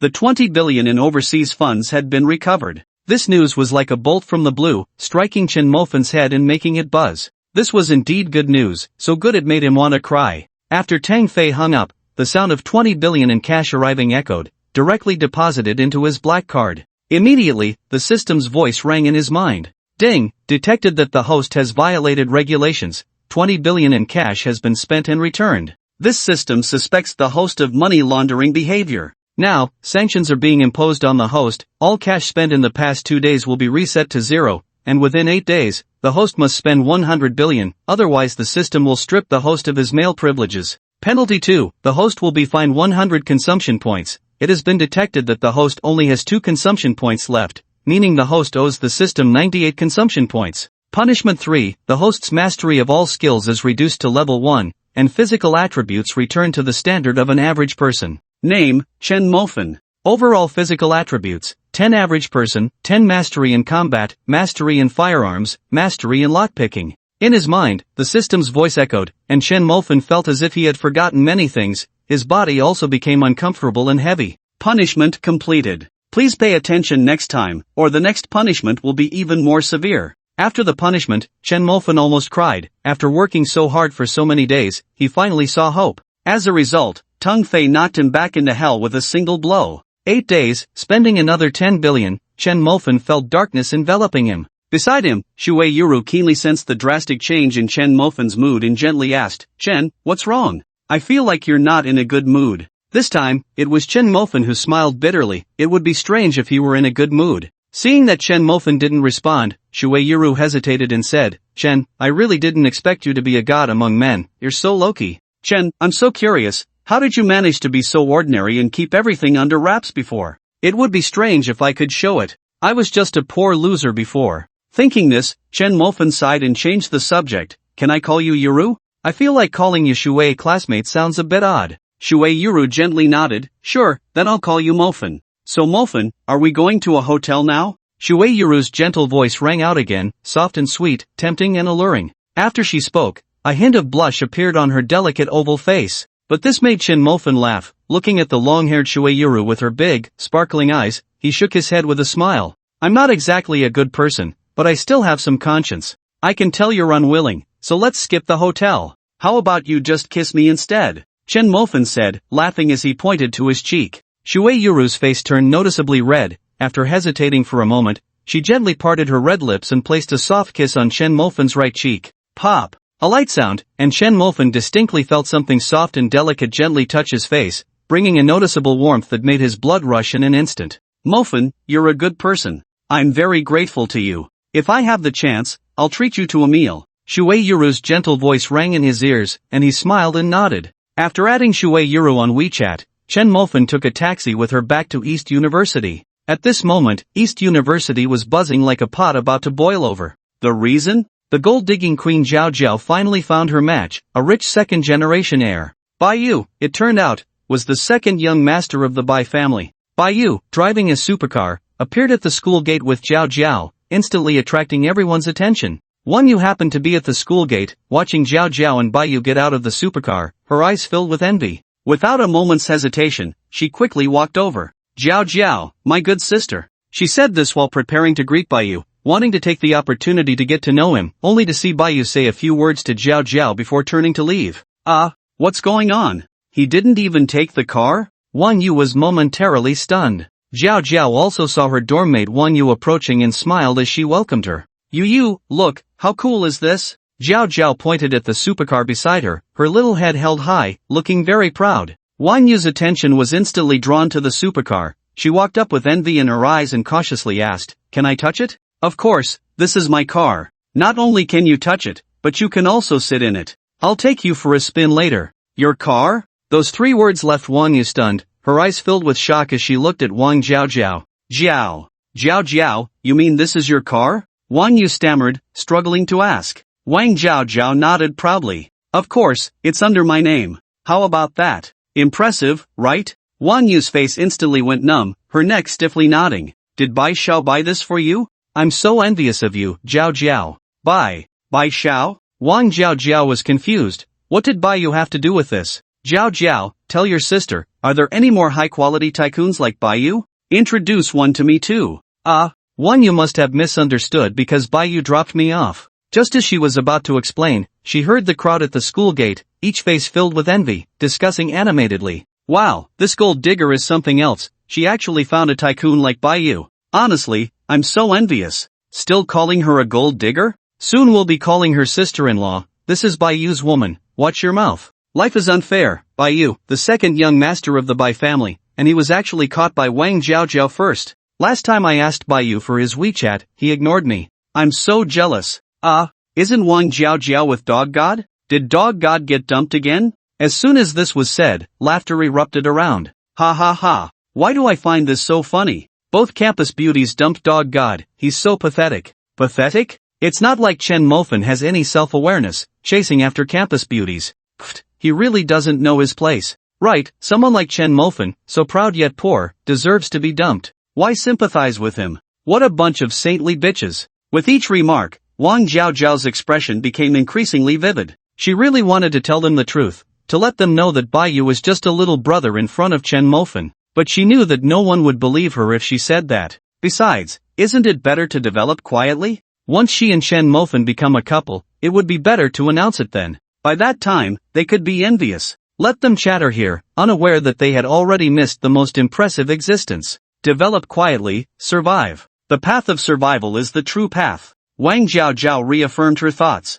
With a slight smile and no explanation, she turned to Wang Yu and said, Yu, get in the car. I'll take you for a spin. Hearing this, Wang Yu excitedly got into the car. She thought she would experience speed and passion, but unexpectedly, it was crawling in awkwardness. It had been 5 minutes, and they hadn't even left the school gate yet? The pedestrians beside them were walking faster. And Wang Zhao Zhao still planned to take a tour around the campus before heading out to play. Forget it, no matter what, she was still riding in a supercar. Wang Yu thought to herself, sighed, and comforted herself. At 7 o'clock, at the school gate, Chu Feng was dumbfounded, looking at the road race beside him, then at the supercar crawling ahead. Helpless, he had brought 5 brothers, tasked with protecting Wang Zhao Zhao. Wang Mo Kai had specifically arranged for them to have a road race because he learned that their boss had bought a sports car for Wang Jiaojiao. They were worried that Wang Jiaojiao might get too excited and speed off, leaving them behind. But now, how could they keep up with this slow pace? Push the race along? On the other side, the lecherous Zhou Zhong was also at a loss. Should they make a move at the school gate? But with so many people? If they didn't act, when would this young lady be able to drive out of Dong University? In the car, Wang Yu's eyes were filled with envy. Looking at Wang Jiaojiao and then at herself, Wang Yu's face was filled with frustration as she complained to Wang Jiaojiao, Jiaojiao, what should I do? After I contacted that Huang Tao last time, it feels like he's become attached to me. Huang Tao? That Huang Tao? Wang Jiaojiao asked casually while driving. The one from Chen Mo Fan's dorm, it seems Chen Mo Fan calls him boss. You don't know, Jiao, he's so annoying. He messages me every day, and just now he said he wants to buy me a gift. Do you know what it is? A keychain. I can't believe it. Wang Yu complained disdainfully. She really looked down on Huang Tao. Not only was he average looking, but he was also poor. Indeed, birds of a feather flock together. Those who hang out with a dog god are just as much a dog god themselves. Hearing Wang Yu say this, Wang Jiaojiao remembered. She had a good relationship with Wang Yu, who had once lent her money to help her brother with medical treatment. Out of gratitude, she felt she should help Wang Yu. With that thought, Wang Jiaojiao smiled and said, You, trust me, just go for Huang Tao as your boyfriend. Wang Jiaojiao understood that since he was a friend of Chen Mo Fan, would Chen Mo Fan treat Huang Tao poorly in the future? Definitely not. Who knows, maybe one day Huang Tao would have a place among the famous wealthy in Liao City. But Wang Yu didn't understand this. Her face instantly filled with disbelief as she looked at Wang Jiaojiao, not understanding why her friend would say such a thing. Wasn't this pushing her into a fire pit? Jiaojiao, are you joking? Wang Jiaojiao shook her head seriously. You, I'm serious. While Huang Tao is infatuated with you, you should seize the opportunity. Seize the opportunity? Wang Yu scoffed disdainfully. Being with Huang Tao was no better than being with that 80-year-old man who was pursuing her. At least the old man was worth over 100 million. Jiao, this joke isn't funny at all. Pull over, I want to get out.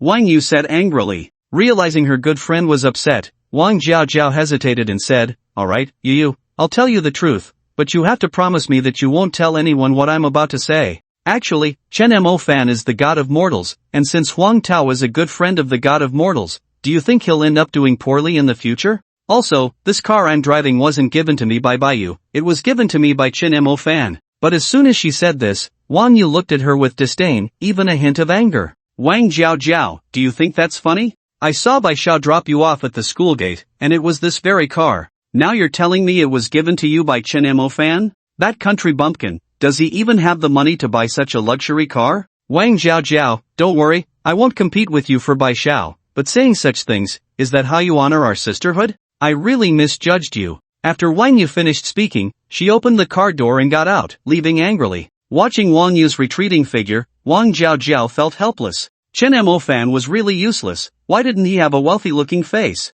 Not to mention Wang Yu didn't believe her. Sometimes she herself felt dazed. Sigh. With a deep sigh, Wang Jiaojiao began her serious speeding again. At 9 o'clock in the evening, while Chen Mo Fan was having a friendly conversation with Zheng Chang, Wang Jiaojiao finally drove out of Dongde and onto a road. Zhou Zhong, who was following behind, was crying at that moment. Damn it, thank the heavens, they finally arrived at a relatively secluded place. 9 hours. 9 hours. God knows how he endured those 9 hours. First, he was sunburned, looking like he had just escaped from Africa, with his whole body, except for his teeth, being white. Finally, it was night, and this was good. His whole body was almost completely bitten by mosquitoes, and damn, what enthusiasm. He had 2 big lumps on his groin, and it was still itching like hell. Damn it, I can finally make a move. Zhou Zhong cursed angrily, grabbing an iron rod and leading his 10 brothers forward. Chu Feng had already noticed Zhou Zhong and his crew. Seeing them make a move, he sneered and stepped out with his brothers, blocking Zhou Zhong's path. The sudden appearance of 6 people made Zhou Zhong frown. He had already been in a bad mood after waiting for 3 hours, and now seeing someone daring to block them made him furious. Who the hell dared to stop them? They were really asking for death. Zhou Zhong looked at Chu Feng, who was blocking the way, and scoffed disdainfully, arrogantly cursing, Damn it, don't you know who I am? I'm one of the 4 great kings under Lord Hu, Zhou Zhong. I'm here doing business for Lord Hu, so get the hell out of my way. As the word get out fell, Zhou Zhong raised the iron rod in his hand, pointing it at Chu Feng's nose, looking arrogant and reckless. But Chu Feng showed no intention of speaking, just watching Zhou Zhong walk towards them slowly. Zhou Zhong sneered, the corners of his mouth curling up in a contemptuous smile, and said even more arrogantly, "Hey, damn, are you all deaf? What do you mean? Don't tell me this group of deaf people wants to practice with me?" As Zhou Zhong finished speaking, his little brothers erupted in laughter, mocking Chu Feng and his crew. Just these 6 people? We could take 1 each, it's too easy. I've been fighting for years, I could take on 2 of them by myself. What are they even worth? Do they know how to fight? I've seen plenty of people looking for death, but I've never seen anyone so eager to die. How dare they block our way? As the mocking voices rang out, Chu Feng and his crew approached. Zhou Zhong sneered, his face full of arrogance as he gripped the iron rod and swung it directly at Chu Feng's head. But before the rod could land, Zhou Zhong felt a blur in front of him as Chu Feng kicked out. The kick sent him flying. He flew 3 meters away. Shocked, Zhou Zhong's little brothers were instantly petrified, staring in disbelief at Zhou Zhong, who had been kicked away. They hadn't even seen how Chu Feng had made his move. It was too fast. They only felt a blur in front of them. Little did they know, they could fight, but Chu Feng and his crew had come from the battlefield, having experienced countless life and death situations. Their various fighting skills and physical abilities were far superior to theirs. Fighting them was like an adult fighting a child. They were stunned, but Chu Feng and his crew were not. They moved like lightning, 6 people rushing into the crowd, striking fast, accurately, and fiercely, targeting their vital points. At that moment, the arrogance on those faces disappeared, replaced by sheer terror. They were horrified to find that even though they had the numerical advantage against Chu Feng and his crew, they had no power to resist. The previously arrogant guy who claimed he could take on 2 was kicked away by Chu Feng before he could even make a move. Lying on the ground, he groaned in pain, unable to get up. Zhou Zhong was dumbfounded. Were these really the elite he had carefully selected? How could they be like children in front of these people, completely incapacitated by just a few punches and kicks? No! One of the guys was even crying? Zhou Zhong was completely frozen in place. In just a brief moment, all the dozen or so people he brought were lying on the ground, clutching their bodies in pain and crying for their mothers. Zhou Zhong wanted to get up, but Chu Feng stepped on his chest. Only at this moment did Chu Feng speak. Go back and tell Lei Hu what he is worth for daring to provoke our boss. This is just a little lesson. If you can't learn to keep your tail between your legs, then don't bother being a person. Get lost. A word of warning fell, and the terrified Zhou Zhong hurriedly got up, nodding repeatedly. Just as he was about to leave with his little brothers, a hint of hesitation crossed his face as he asked, that brother? No, brother, may I ask who your boss is? Chu Feng almost laughed in anger. Didn't you know who you were up against? But seeing Zhou Zhong's confused expression, he still spoke up, Shen Mofen, the god of ordinary. Zhou Zhong's body trembled. It was actually the god of ordinary. The god of ordinary was so formidable, having such powerful subordinates? Zhou Zhong was dumbfounded. He remembered that he had been thinking about playing with the god of ordinary's women before. What if he really did that? Zhou Zhong didn't dare to imagine what consequences he would face. Thinking of this, Zhou Zhong shivered, breaking out in a cold sweat. Sing conquer on your way back. Just as Zhou Zhong was about to leave, Chu Feng's voice came again. Without any hesitation, Zhou Zhong led a group of brothers, singing as they walked. Just like this, I am conquered by you, drinking down the poison you hid. Just like this, I am conquered. The melodious singing echoed down the street, spreading from East University all the way to the Red Desire Entertainment City. Zhou Zhong and the others didn't want to sing all the way, but every time they stopped, someone would emerge from the shadows. Without saying a word, they simply made a gesture of cutting their throats. Each time this gesture made Zhou Zhong's heart race, he knew someone had been following them, and if they didn't do this, they would probably be killed. Therefore, they sang all the way to their base. Along the way, Zhou Zhong even gained 2 fans. One could say that the more arrogant they were coming, the more miserable they were going back. Upstairs, Lord Hu listened to the singing of Zhou Zhong and his 10 or so men, and his heart instantly filled with joy. So happy? Still singing, this clearly meant they had accomplished something. But when Zhou Zhong came upstairs, looking bruised and battered, as if mourning a loss, he understood. This was not accomplishing something, this was being completely subdued by someone else. Looking at Zhou Zhong in front of him, Lei Hu was furious. Stop singing, Zhou Zhong. Didn't you say you would definitely take them down? A college student, what the hell is the god of ordinary, and you let them subdue you? Lei Hu's face twitched with anger. Zhou Zhong wore a look of grievance and honestly said, Lord Hu, Shen Mofen has fierce men, 6 of them. They crushed us like we were little chicks, incredibly strong. Lei Hu was even angrier. He hadn't forgotten that not long ago, Zhou Zhong had boasted with arrogance, but now after one outing, How had he turned into someone like Liu? He knew he didn't want to hear this, yet Zhou Zhan was still bragging about the opponent. Liu slammed the table hard, fuming. 6 people? What can 6 people do? If those 6 are so impressive that they can take down 10 of you, then I'll send dozens, hundreds, and crush him to death. Go, immediately bring me people. Tomorrow, I want to see Chen Mofen kneeling in front of me. Go! Get lost. Zhou Zhan's face showed reluctance, but he still left. An hour later, more than 20 vans rumbled out of Red Desire, heading towards various places in Liao City. At this moment, at the Tian Kai Hotel, the second batch of people had also arrived. The 2 batches combined had a total of 50 or 60 people, and they were dispatched to various locations. Only half of these people were Chu Feng's friends, the other half were friends brought by Chu Feng's friends. When Chu Feng contacted them, he hadn't mentioned anything specific, so they all thought Chu Feng had offended someone and hurriedly called their friends to come over in a grand procession. For these people, Chen Mofen accepted them all, offering each one 1 million. He wanted to form a powerful force that could help him deal with all troubles. He had already planned that these people would undergo specialized military training, honing them into an incredibly sharp knife, a knife held firmly in his hand. Of course, he had to equip these people with all kinds of cutting-edge weapons, giving them the strongest combat power, powerful enough to sweep away all enemies in front of him. By the way, various cutting-edge weapons could also help him spend his money, which felt quite satisfying. That night, for Liao City, was destined to be an unsettled night. Various vehicles roared through the dark Liao City, and sounds of fighting erupted from different places. It wasn't until dawn that the sounds gradually subsided. At this moment, just as the sky was beginning to brighten, the square downstairs of the Red Desire Entertainment City was completely covered with the injured. Lei stared at the crowd of injured people filling the square and was dumbfounded. In just one night, his subordinates had been beaten to this state? He realized he had encountered a tough opponent, and if things went wrong, the reputation he had built would vanish today. He knew very well that he could be so carefree in Liao City solely because of his fearsome reputation. Everyone was afraid of him and dared not provoke him, allowing him to sail smoothly. Once everyone was no longer afraid of him, he would be finished. Thinking of this, his face turned anxious, and he immediately sent people to seal off the area, ensuring that no one could take photos and that the news could not leak out. Lei was dumbfounded. His men had all ended up like this, some were bruised and battered, others had broken bones, and out of hundreds, not a single one was unscathed. Lei stood frozen in place. It was only at this moment that he began to understand the weight of the words fanshin. On the other side, throughout the night, good news kept coming in, and Wang Makai smiled as he looked at the messages coming back.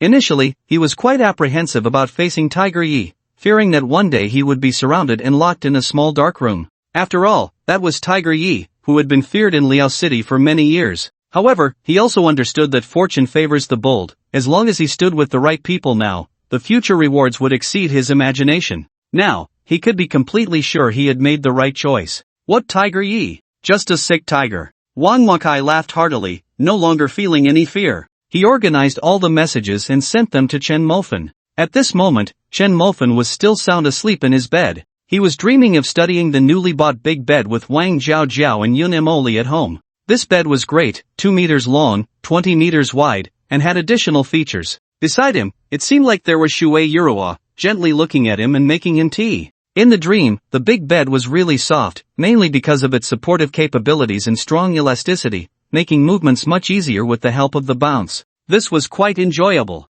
Just at the crucial moment, the boss kicked him awake. Damn, Lao Si, look, it seems like Fanshin has gone up against Tiger Yi online. Damn, this kid is too explosive. Chen Mofen groggily woke up, looking at the excited expression on the boss's face, filled with resentment. Damn it, I didn't see it in reality, and just wanted to feel it in my dream, but you had to kick me awake? Disturbing a spring dream is like killing one's parents. How could this grudge not be avenged? Huang Tao! Chen Mofen shouted angrily and lunged at him, but he moved quickly forward and retreated even faster. Xiao CZ, it seems you haven't experienced fermented durian in a long time. The boss shouted excitedly, kicking off his slippers and extending his foot. Instantly, a smell reminiscent of durian that had fermented for millions of years rushed into Chen Mofen's brain. Damn, boss, you didn't wash your feet last night. Chen Mofen shrank into the corner of the bed, trembling. There was no way around it. The boss's feet were too terrifying, akin to a biochemical weapon.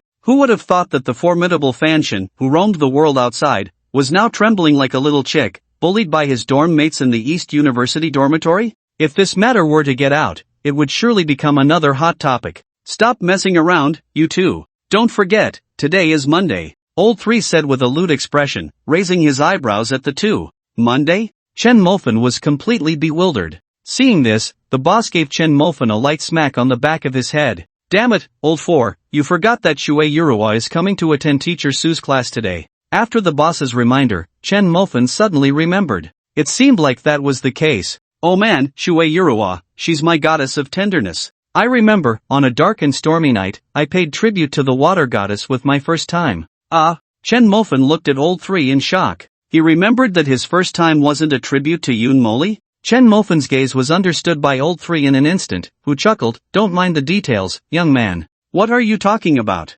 Hurry up, wash up, and go see the water goddess. I must have an amazing hairstyle today. Boss, don't you like Wangyu? What do you know? Wangyu is reality, Shui Yuruwa is a dream. The two are not in conflict. Chen Mofan was momentarily speechless. But Shui Yuruwa. Chen Mofan recalled that just in his dream, Shui Yuruwa was squatting by the bed, gently making him tea. She was only draped in a light veil, nothing else. Moreover, her complexion was flushed, her face showed a hint of satisfaction, and her breathing was slightly hurried, as if she had just finished exercising. Remembering that scene, Chen Mofan shivered, feeling a chill run down his spine. So refreshing. Get up, get up. He also wanted to see Shui Yuruwa. But before looking, he first sent a message to Baiyu. He hadn't forgotten that yesterday Long Outyan had sent him a message, telling him that Liu was Zhang Zhua. Since that was the case, he needed to make a final confirmation today. He remembered that at the Ben's 4S shop, Liu's face had been severely stepped on, leaving blood, skin tissue, and hair. There should still be remnants at the entrance of the shop,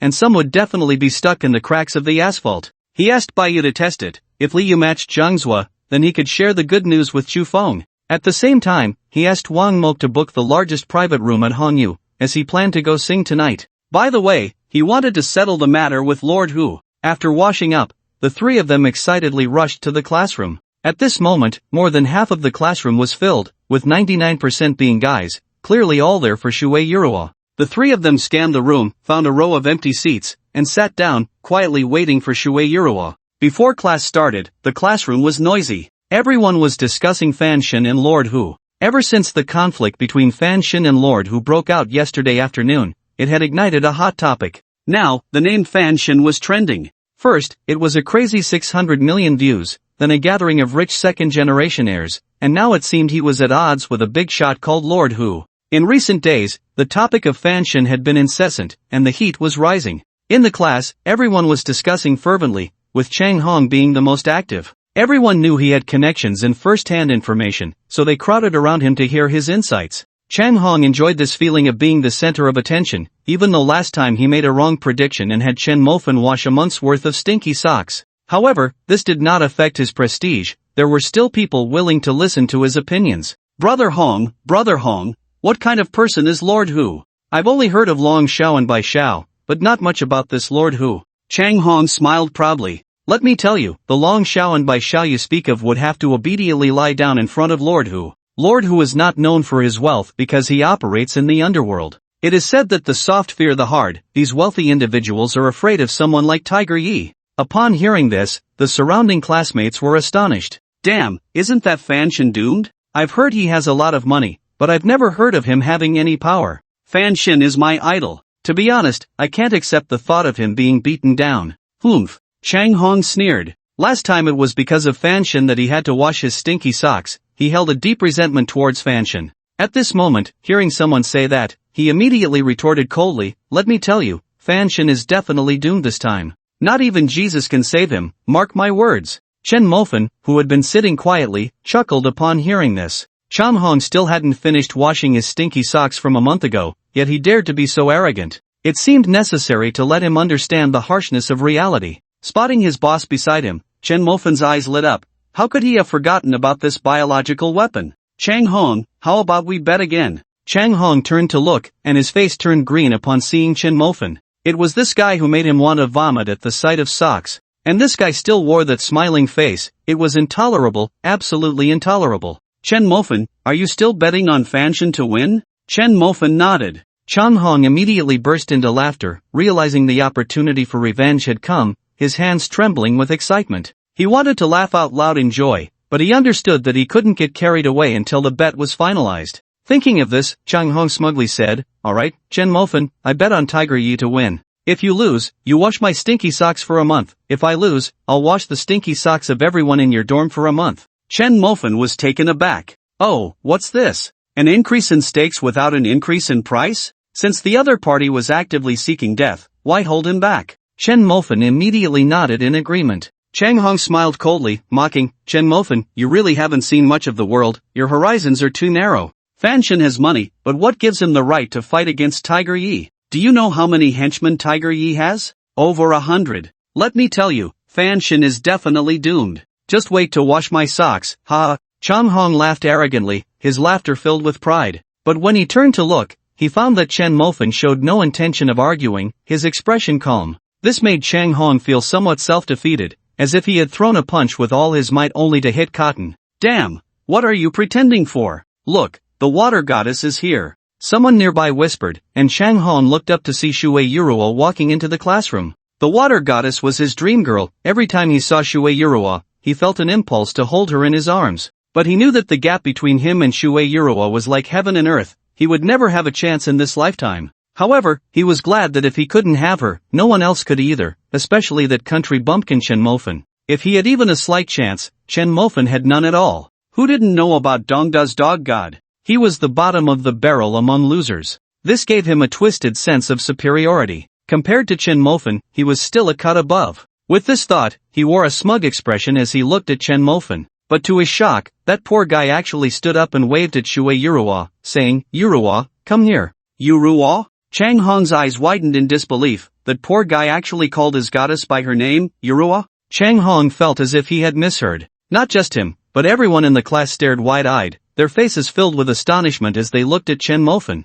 The next second, a wave of discussions erupted. "Damn, what did I just hear? The dog god actually called Yuruo? Such an intimate address from the dog god is simply an insult to my goddess. Mad, the dog god is really overestimating himself. First, he was dumped by Lu Ruoyan, then by Wang Jiao, and now he wants to pursue Shui Yuru? This is simply a desecration of the water goddess. Damn, I wouldn't even dare to call him that, but the dog god actually does? He's so shameless, truly a person without shame is invincible in this world. This is not just shameless, it's utterly disgraceful, lacking even the most basic self-awareness." Chang Hong directly mocked, "Dog god, do you have any dignity left? Just look at your status, a poor loser, and you want the water goddess to be by your side? Are you joking?" This statement received unanimous agreement from everyone. Even the first and third members thought Chen Mofan had gone mad. How could the water goddess possibly sit beside them? But just as Chang Hong's words fell, everyone saw Shui Yuru actually nodding gently and affectionately calling out, "Mofan."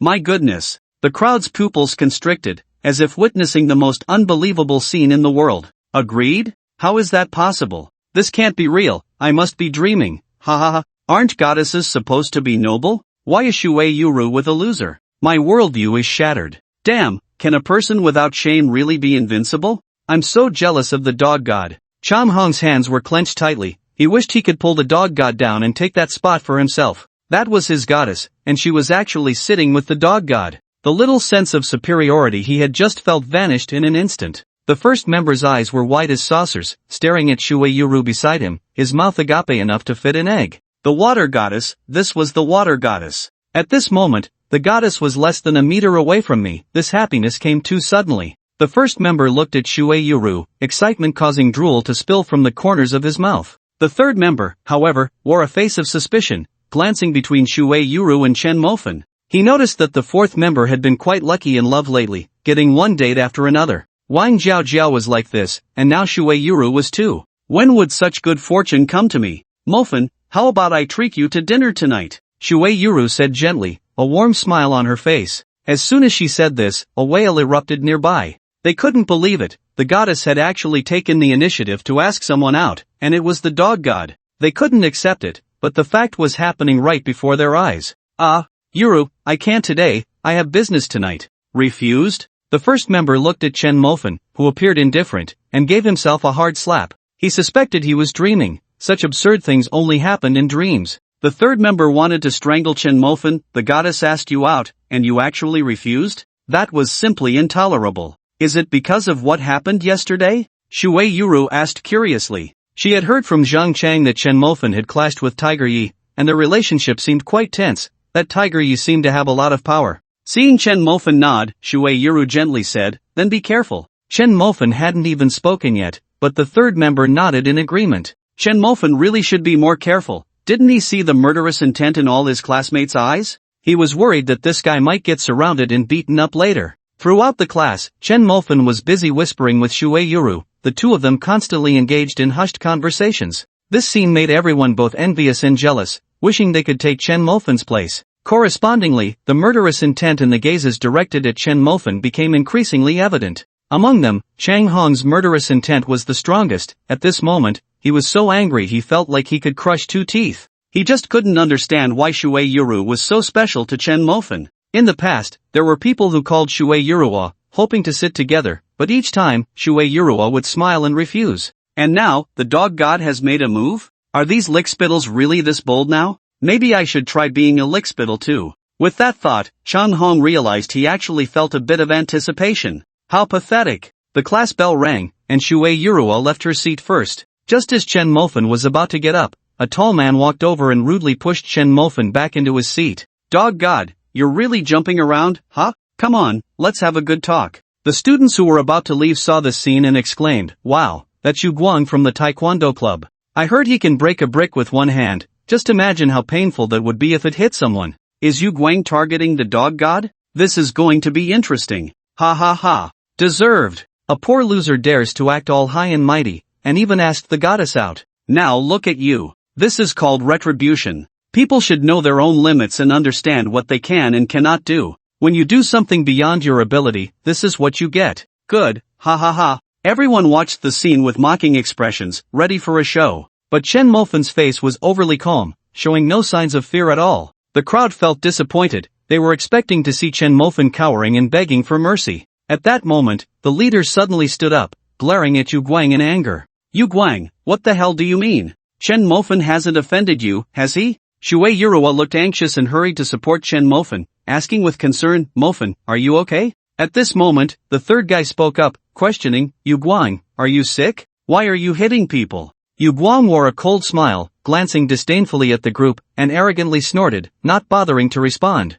His arrogant demeanor made Chen Mofan's gaze turn cold. Did he really think he could bully him for no reason? But he felt it was inappropriate to fight in class, especially since teacher Su was Old Li's wife. He had to give some face. After all, Old Li took care of him so much. Thinking of this, Chen Mofan suppressed his anger and smiled at Shui Yuru, shaking his head. I'm fine, let's go. We shouldn't stoop to the level of a lunatic. As soon as he said this, a chorus of boos erupted around them. Those who had long been jealous of Chen Mofan began to mock him even more. Oh, the dog god has wilted. Talking big, but in the end, he's just scared. The dog god admits defeat. This scene is quite nice. I knew it, the dog god is just a dog, not a bit manly. Ignoring the voices around him, Chen Mofan stood up with Shui Yuru and was about to walk out. But while Chen Mofan wanted to avoid trouble, Yu Guang was intent on pushing further. He stood tall in front of Chen Mofan, a cold smile on his face, looking extremely arrogant. Yu Guang, what are you doing? We're all classmates, can't we just talk things out? Shui Yuru said coldly. Yu Guang's attitude clearly changed towards Shui Yuru. He smiled and said, sister-in-law, this guy actually wants to pursue you. He should take a look in the mirror. What is he? Sister-in-law? Chen Mofan was puzzled and looked at Shui Yuru. Her cheeks flushed, and she hurriedly explained, Yu Guang, what nonsense are you talking? I have nothing to do with Feng Fei, don't call me that. Chen Mofan felt helpless at that moment. Feng Fei, the guy who drove a BMW yesterday? Wasn't he taken away by you? He didn't know how that was handled afterward. It seemed Feng Fei was now pursuing Shui Yuru, and this Yu Guang should be Feng Fei's lackey. Sister-in-law, I'm not going to argue with you. Anyway, you're Feng Fei's now. Whoever wants to pursue you, I'll kill him. Wow, Chen Mofan laughed. Is he really this overbearing? Shui Yuru didn't like it, yet still insisted, am I supposed to be killed just for talking to Shui Yuru? This was the first time Chen Mofan witnessed what it meant to be domineering. After all, wasn't Feng Fei just like this yesterday? Even when Chen Mofan smiled, in Yu Guang's eyes, it became an excuse to pick a fight. He cast a disdainful glance at Chen Mofan and insulted, what the hell are you laughing at? Who the hell gave you permission to laugh? As he spoke, he reached out to grab Chen Mofan by the neck, clearly intending to humiliate him thoroughly. The boss couldn't hold back any longer, cursing angrily as he lunged at Yu Guang. Damn, you guys are really bullying people too much. Just as the boss made his move, Yu Guang slapped him across the face. Having practiced taekwondo for many years, Yu Guang's speed was quick, far beyond what a homebody like the boss could contend with. Smack! The crisp sound echoed in the classroom for a long time. Accompanied by the sound, the boss's right cheek swelled up high. Dare to hit people? The third brother's face turned cold, and he also stepped forward. But as soon as he moved, Yu Guang kicked him away, his body crashing heavily against the desk behind him with a dull thud. This made the third brother gasp in pain. Watching this scene, Chen Mofan's expression turned completely cold. He wanted to make a move, but Shuei Yuruo was blocking him, and with someone in the way, he couldn't act. Dog God, your brother is useless, just like you. After defeating 2 people in 2 moves, Yu Guang wore a smug expression, mocking without restraint. Chen Mofan's face was icy as he pushed Shuei Yuruo aside and looked up at Yu Guang. Seeing Chen Mofan angry, Yu Guang felt even more pleased. Oh, dog God, you're angry. But so what? I just beat your 2 brothers. What are you going to do about it? Today, I'll let you, a poor loser, understand that some people you can't afford to provoke. After Yu Guang finished speaking, he raised his hand to slap Chen Mofan. But at that moment, Chen Mofan struck. Yu Guang only felt a blur before Chen Mofan's palm landed on his face. Smack! With a forceful slap, Yu Guang stumbled unsteadily, nearly falling to the ground. Yu Guang was stunned. Although he was just an ordinary member of the Taekwondo club, his speed was still faster than that of an average person. How could he have struck first, yet Chen Mofan's slap landed on his face first? He had no idea that even though Chen Mofan's fighting skills were only at level 1, they were genuine fighting skills, not something someone like him, who practiced a bit of flashy moves, could contend with. This slap left Yu Guang's eyes red. He had always been the one to bully others, never had he been slapped in the face. Moreover, the opponent was the dog god, whom everyone at Dongda looked down upon. This made him feel humiliated. Damn! Yu Guang cursed angrily, but before he could make any move, Chen Mofan had already raised his hand again and slapped him hard across the face. Smack! This time, Yu Guang still didn't see how Chen Mofan made his move. It wasn't until the slap landed on his face that he reacted, adding a hint of confusion to his heart. Was this really the dog god? When did the dog god become so formidable? But he had no time to think, as Chen Mofan didn't intend to let him off easily. Slap after slap landed on his face. Smack! Smack! Smack! Each slap forced Yu Guang to retreat until he was cornered against the wall. At this moment, Yu Guang's mouth was bleeding, and his face was swollen like a bun. This scene left everyone in the classroom dumbfounded, their faces filled with disbelief as they stared at the unfolding drama. Those who had mocked Chen Mofan earlier were now terrified, their hearts racing. Is this really the dog god? When did the dog god become so powerful? A classmate asked with a trembling voice. But no one could answer him, as everyone felt that everything before their eyes had completely overturned their understanding. In their perception, the dog god was just a poor weakling, looking easy to bully. But now, Chen Mofan was calmly slapping Yu Guang's face, one slap after another, with a composed demeanor and swift movements. No matter how you looked at it, he did not appear to be someone easy to bully. In fact, some felt that Chen Mofan was quite strong. After all, everyone knew that Yu Guang was a member of the Taekwondo club, and even as an ordinary member, he was not someone just anyone could defeat. But to be so easily suppressed by Chen Mofan? Even the dullest among them understood that Chen Mofan's fighting skills were very strong. Beside them, Chang Hong trembled in fear, his heart filled with dread. At this moment, he was grateful that he had only had a verbal dispute with Chen Mofan and that it hadn't escalated to physical confrontation. If it had, would he end up like Yu Guang, being taught a lesson by Chen Mofan as if he were a child? The thought just crossed his mind, and Chang Hong realized he was so scared that his liver was trembling. Yu Guang felt as if he could no longer feel his face, his head was dizzy, and all he could hear were the sounds of slaps, yet he felt nothing hitting his face. Mofan, that's enough. Shuei Yuru, being a woman, couldn't bear to see Yu Guang looking like a pig's head and stepped forward to advise. But Chen Mofan showed no signs of stopping. Since the first and third brothers had been hit, he wouldn't stop until they spoke up. His brothers absolutely could not be bullied like this. Women were nice, but sorry, he was here to avenge his brothers. If his brothers didn't speak, the women could just stand aside. The third brother saw Chen Mofan's intentions and grabbed his arm. Fourth, let it go. This kid looks like his father wouldn't recognize him after you're done. Upon hearing this, Chen Mofan looked at the third brother. So, how does it feel to get kicked? Still hurt? The third brother shook his head with a smile. It doesn't hurt at all anymore. At this moment, the first brother also came over. Fourth, let it go. I feel like this guy is about to get a concussion. Chen Mofan nodded and finally stopped. Seeing that Chen Mofan had finally stopped, Shuei Yuru smiled. She felt no displeasure. Instead, she was even more curious about Chen Mofan. She really liked that he valued brotherhood, unlike other boys who would stop in their tracks when they saw a woman, treating everything a woman said as a decree. She believed that only a man who valued relationships could love a woman better. Because he valued relationships, he cared about feelings, and because he cared about feelings, he would take on responsibilities. Responsibilities to family, responsibilities to women. Such a man was more attractive to her and gave her a greater sense of security. She decided she wanted to get to know Chen Mofan better because he was simply the perfect partner. Wealthy, emotionally invested, and seemingly very graceful. At least, he hadn't taken the opportunity to take her to a hotel yesterday. Chen Mofan was unaware of Shui Yuru's thoughts, and even if he knew, he would probably just smile wryly. He did value relationships, but he also aspired to be a player.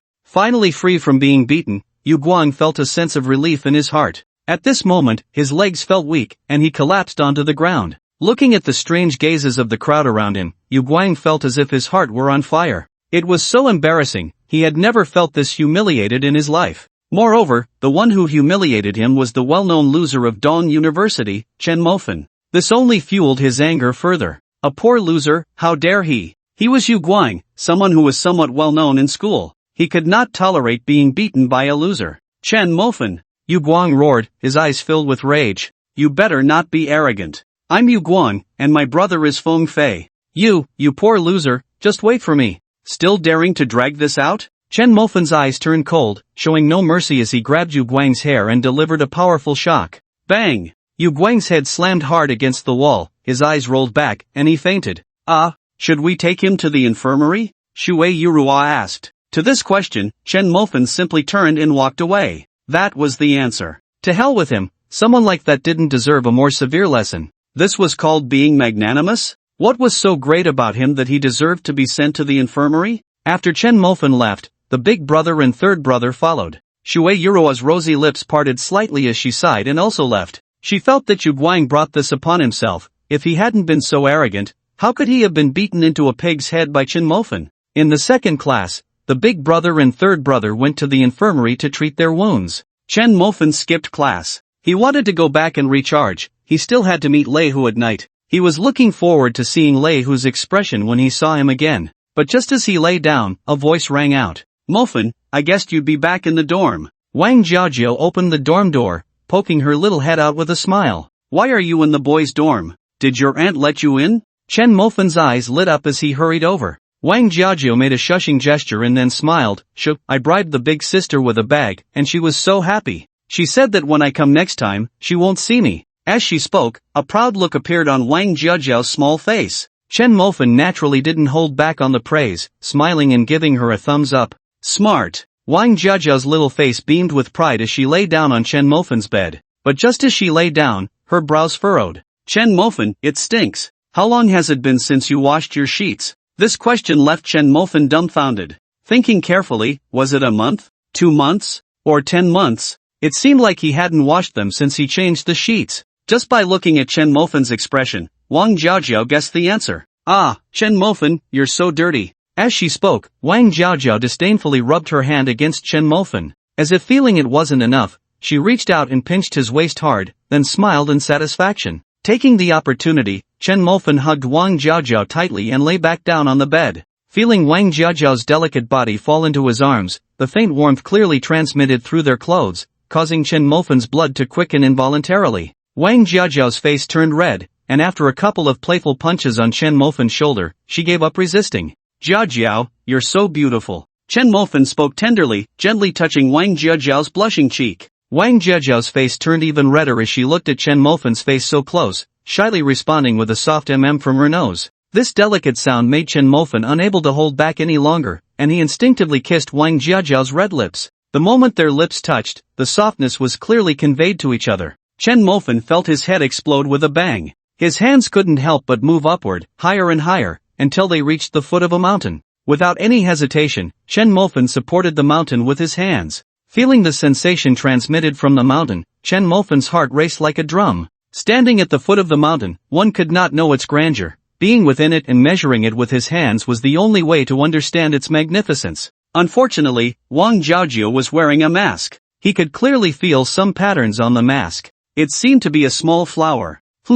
Wang Jiaojiao let out a soft gasp, opening her hazy eyes to look at Chen Mofan's fiery gaze. Unable to help herself, she reached out her hands and wrapped them around Chen Mofan's neck, her red lips slightly parted. Mofan, I want. Bang! With a loud crash, the door burst open, and the older brother and the third brother barged in, laughing and joking. But once they entered, they were dumbfounded. 4 people, 8 eyes locked in a stare, a deathly silence instantly enveloped the entire dormitory, and awkwardness spread from each person's heart, quickly covering their entire bodies. The usually cheerful older brother scratched his head, awkwardly saying, "That's Jiao Jiao, I thought it was Shuei Ro?" Chen Mofan was stunned. "Big brother, I know the atmosphere is a bit awkward, but you can't just say something to break the silence like that." Wang Jiaojiao keenly caught the key point in his words. "Shuei Ro?" As the 3 words left her mouth, her small hand quietly reached behind Chen Mofan's waist. "Mofan, you know Shuei Ro?" The older brother realized he had misspoken and hurriedly explained, "No, Jiao Jiao, you misunderstood. What happened was, it was in class today. Chen Mofan sat next to Shuei Ro, and Yu Guang thought they looked bad together, saying Shuei Ro was his sister-in-law and told Mofan not to have any ideas about her. Then Mofan got into a fight with Yu Guang." Chen Mofan was completely dumbfounded. Although that was what happened, the situation felt entirely different when it came out of your mouth. Well, the older brother's explanation was brief and easy to understand. The truth was very clear. Upon learning the truth, Wang Jiaojiao's expression turned playful as she looked at Chen Mofan. "Mofan, you're amazing. You didn't like it when others called Shuei Ro's sister-in-law, did you?" As she spoke, her hands didn't stop. Her small hand fiercely pinched Chen Mofan's waist, turning it purple. Chen Mofan gasped in pain, looking at the older brother with a gaze full of grievance, like a wronged concubine in a deep palace. The third brother was also helpless. It was the first time he realized that the older brother had a talent for sowing discord. It seemed quite strong, as he could twist a fact into 2 different outcomes. The older brother watched Wang Jiaojiao's small hand fiddling behind Chen Mofan's back and realized he might have misspoken again. He scratched his head hard, revealing an awkward yet polite smile. "How about I explain again?" "Stop, stop, stop." As soon as the older brother finished speaking, Chen Mofan hurriedly interrupted. He was afraid that if the older brother continued, who knows what might happen. Now that she was already pinching him, if he said a couple more things, would he still have a back left? Meanwhile, the third brother also chimed in, pointing at the older brother's face. "Jiao Jiao, don't misunderstand. The reason Chen Mofan fought with Yu Guang is that he hit both of us. That's why Mofan fought back." The older brother nodded along, just about to speak when he was scolded back by the third brother and Chen Mofan. "Shut up." Upon hearing the third brother's explanation, Wang Jiaojiao's expression softened considerably. She shot a fierce glare at Chen Mofan, then kicked him with her small foot, angrily saying, "Get out of the way, I'm washing the sheets." "Ha!" Chen Mofan was taken aback for a moment, then quickly lifted his butt. He understood that the matter with Shuei Ro was now in the past. In the future, even if something really happened with Shuei Ro, Wang Jiaojiao's capacity to accept it would be much stronger than now. The older brother and the third brother looked on with envy. A girlfriend coming to the dorm to wash sheets was a scenario that many single guys dreamed of. But now, it was happening right in front of their eyes. The key was that Wang Jiaojiao had just been angry with Chen Mofan. They had no idea that while she was angry, she actually cared a lot about Chen Mofan. Because everything Chen Mofan did for her fulfilled all her fantasies over the years. Whether it was her brother's medical expenses, the dream of a luxury car, or her requirements for a partner, Chen Mofan had satisfied them all. This is like encountering a beautiful woman who, without you saying a word, actively expresses her love for you, has money, and is willing to spend it on you. She can handle the bed and the kitchen, and she doesn't even ask for a betrothal gift. The key is that she is gentle and considerate, strictly holding herself to your standards in everything. Such a woman makes you wonder if you care or not. Can you really say that because of a little anger, you would turn your back on her? Or perhaps, you have 2 women by your side, one beautiful and one plain. Judging solely by looks, you would always be more forgiving towards the beautiful one. Holding a wash basin and laundry detergent, Wang Jiaojiao took the sheets to the boys' sink. It was class time, and not many were skipping, so when Chen Mofan saw that no one was around, he smiled and hugged Wang Jiaojiao from behind. Wang Jiaojiao struggled a bit, and seeing she couldn't break free, she lightly stepped on Chen Mofan's foot in annoyance. Seeing this, Chen Mofan understood that Wang Jiaojiao's anger was probably about spent. "Jiao Jiao." He called her cheerfully, tightening his embrace. Wang Jiaojiao's face flushed, and she shyly said, "Don't mess around, I'm washing the sheets." Though she said this, she had already shaken off the water droplets from her hands and gently leaned against Chen Mofan's chest. "Let's go out together tonight?" "Ha!" Wang Jiaojiao's face turned red, and she shyly replied, "Didn't we talk about this yesterday? Mo Fan, I know you're feeling bad, can you hold on a bit longer?" After saying this, Wang Jiaojiao turned her head and gently kissed Chen Mo Fan. Kiss. Chen Mo Fan laughed, resting his head on Wang Jiaojiao's shoulder, teasingly whispering, "Where are you thinking of going?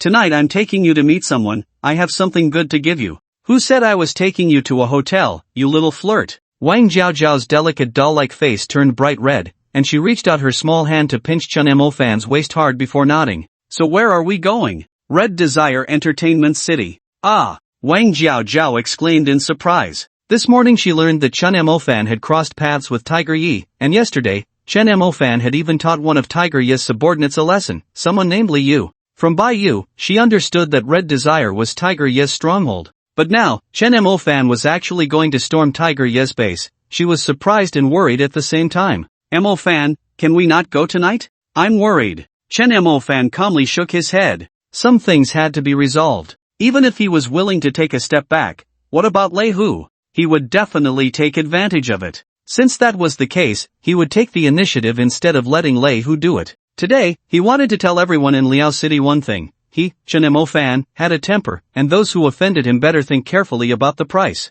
Tonight, he not only wanted to meet Tiger Yi but also to slap him hard in front of everyone in Liao City, a slap that could not be concealed. Chen Mo Fan had considered that this was actually a good thing. First, he would establish his reputation, and later, building his business empire would be much easier. At this moment, the outside world was already in an uproar, with news of the conflict between Fanshan and Tiger Yi spreading like wildfire. In Liao City, some powerful figures had already received this news. Most believed that Fanshan had kicked a metal plate, daring to confront Tiger Yi. Wasn't that courting death? And this morning, the news of Tiger Yi's men appearing in front of Red Desire with bruises had been completely sealed off by Tiger Yi, so they didn't know the truth and naively thought that Fanshan was doomed this time. Among them, the manager of Ben's 4-store, Feng Fei, and Shen Xiaokuan all shared this thought. Some had even set up betting odds regarding this matter. Tiger Yi winning was at 0.3-1, while Chen Mo Fan winning was at 10-1. The odds of 1 to 10, such an astronomical payout clearly indicates that it has been determined that Chen Mofan will undoubtedly lose.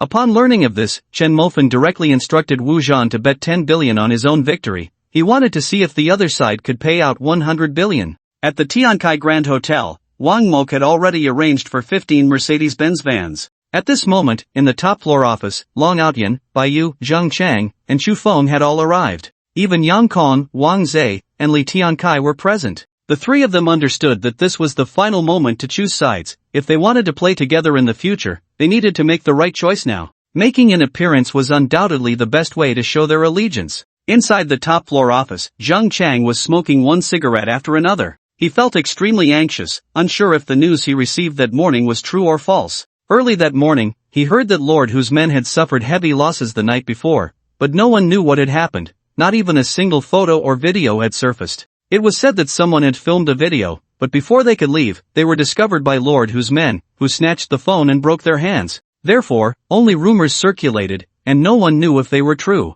Long Outyan, with a cigar in his mouth, sat on the large sofa in the office, exhaling smoke. Everyone knew he had been kidnapped by Lord Hu before, but no one knew how much humiliation he had suffered during that kidnapping. Those people seemed eager to humiliate him, the young master, as it satisfied their twisted pleasure. After that incident, he vowed to never rest until he had dealt with Lord Hu. Now that someone had finally stepped forward, he felt nothing but excitement, devoid of fear. Bai Yu sat at the edge of the sofa, looking at a report in his hands. This was a test report, indicating that Li Yu and Zhang Zuo could be confirmed as the same person. He knew this report was something the man standing at the door desperately desired. However, this report should not be delivered to Chu Feng by him. Chu Feng stood at the door, dressed in a sharp suit, like a mannequin, motionless at the entrance. Yet his gaze was fixed intently on the few pages of paper in Bai Yu's hands. His sixth sense told him that the paper contained what he needed most. If he wanted to, he could easily snatch it away, but he wouldn't do that. He believed the boss would hand it to him personally.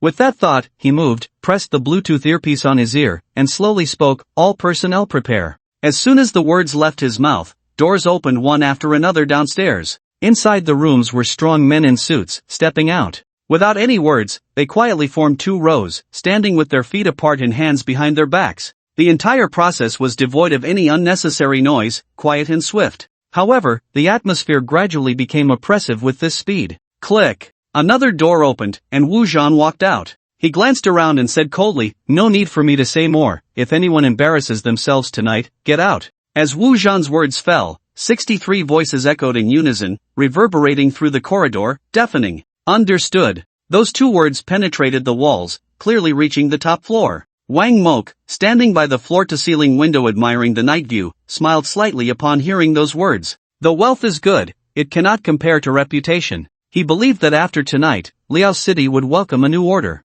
Hongyu, Lei Hu looked at the thick stack of hospital bills in front of him, and his head felt like it was about to explode. In fact, since early that morning, when he saw his underlings lying on the square with bruised faces, he had already felt a tingling sensation on his scalp. In Liao City, he had always been invincible. For years, no one dared to say no to him. But ever since the sudden appearance of Fan Shen, everything had changed. The thugs he was proud of had been beaten to a pulp overnight by Fan Shen's men. He couldn't believe that the foundation he had built up over the years was so easily shattered in front of a mere mortal god. Mortal god, Chen Mofen, these 5 characters, 2 words, he had spent the entire day investigating. He had pulled strings in Kyoto, Magic City, Guangzhou, Shenzhen, and various major cities. The only result he obtained was that Chen Mofen was just a child from an ordinary family. This result filled Lei Hu with doubt. "Boss, the total medical expenses this time amounted to 2,370,000 yuan, Zhang Zhua said cautiously from behind. "I understand," Lei Hu replied absently.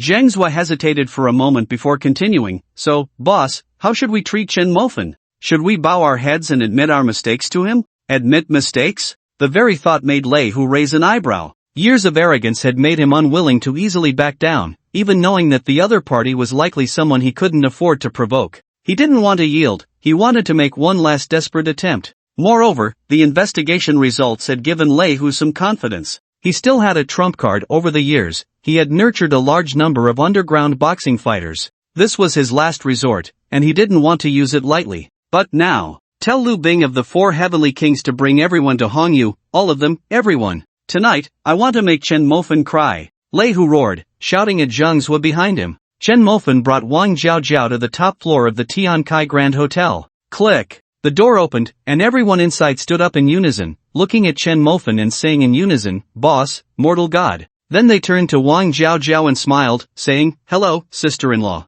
Wang Jiaojiao instantly felt nervous as she held Chen Mofen's hand. By Yu and Long Aotian, these 2 top young masters, one day would actually smile and call her sister-in-law, along with Li Tian Kai and Wang Zhe. This was something she had never even dared to imagine before. "Mortal god, this is the information you wanted," Bai Yu said as he walked over, smiling and handing the identification report to Chen Mofen. After looking at the results on the report, a smile appeared on Chen Mofen's lips. Without any hesitation, he handed the report to Chu Feng, who was standing behind him. "You have not disappointed me, you can take revenge for your family now." Chu Feng trembled, and a hint of mist filled his eyes. He deeply bowed to Chen Mofen, though he said nothing. The trembling hands and the gratitude in his eyes spoke volumes. "Boss, everything is ready." Wang Mokai also came over, smiling. "Then let's go and take a look at Hongyu," Chen Mofen said casually, smiling without a hint of progress. The others laughed along with him. The group walked out of the office and headed downstairs. Downstairs, 15 Mercedes-Benz vans were already parked there.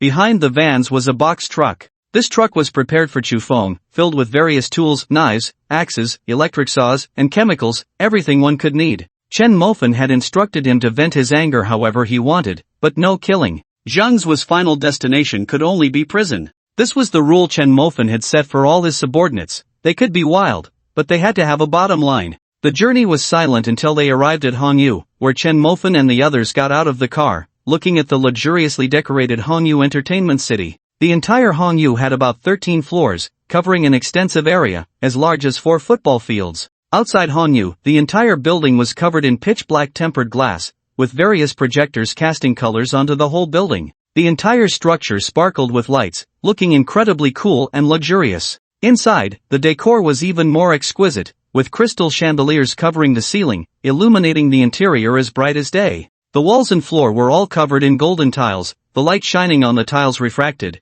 causing the entire space to shimmer with specks of golden light, as if it were a building made of gold. At the entrance stood 2 rows of beautiful women in uniform, who, upon seeing Chen Mofen and his group get out of the car, all bowed in unison. "Hello, boss, welcome." This was quite the spectacle. Chen Mofan smiled and was the first to step into Han Yu. In the lobby on the first floor, a flamboyantly dressed manager with slicked back hair and a strong scent of perfume looked at Chen Mofan and his large group, resembling a rowdy crowd. He frowned and quickly approached them. Before getting close, the manager spoke first. "Are you here to have fun?" The tone carried a clear hint of skepticism. He had expected better service, but hearing this doubt made Chen Mofan chuckle. "What, do we not look like we're here to have fun?" The manager smiled at this, saying, "I don't know if you are here to have fun, but it doesn't matter. This is Lord Tiger's place, just a reminder." This was clearly a warning. However, Chen Mofan did not get angry. Instead, he nodded with a smile. He wanted to see what kind of entertainment venue Han Yu was, having never experienced it before,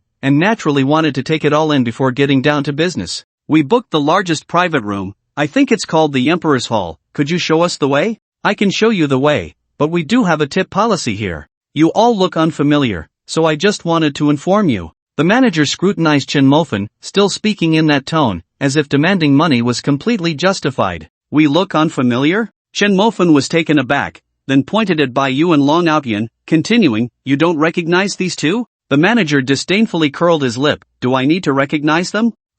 This retort left Chen Mofan speechless. Han Yu was indeed impressive, just as arrogant as its owner. The manager didn't recognize his biggest enemy, nor did he recognize the two prominent figures from Liuqing, Bai Yu and Long Outyan. How confident was Han Yu? In fact, Bai Yu and Long Outyan rarely came here, as they were not on good terms with Lei Hu. But as a top-tier entertainment venue, they should at least pay attention to the big shots from Liuqing. Clearly, Han Yu had not provided any training in this regard. For the people at Han Yu, their boss was untouchable in Liuqing, and naturally, the staff followed suit with their arrogance. The leadership at Han Yu did not care about this kind of improper conduct, and over time, it fostered a mindset among the staff that they were above ordinary customers. They even looked down on unfamiliar faces, as if talking to these people was a degrading act. When Long Outyan and Bai Yu heard this retort, they also laughed. This laughter was quite ordinary, but the manager raised an eyebrow and coldly questioned, "Is it funny?" "I'm just reminding you, this is Han Yu, Lord Tiger's place, don't cause trouble."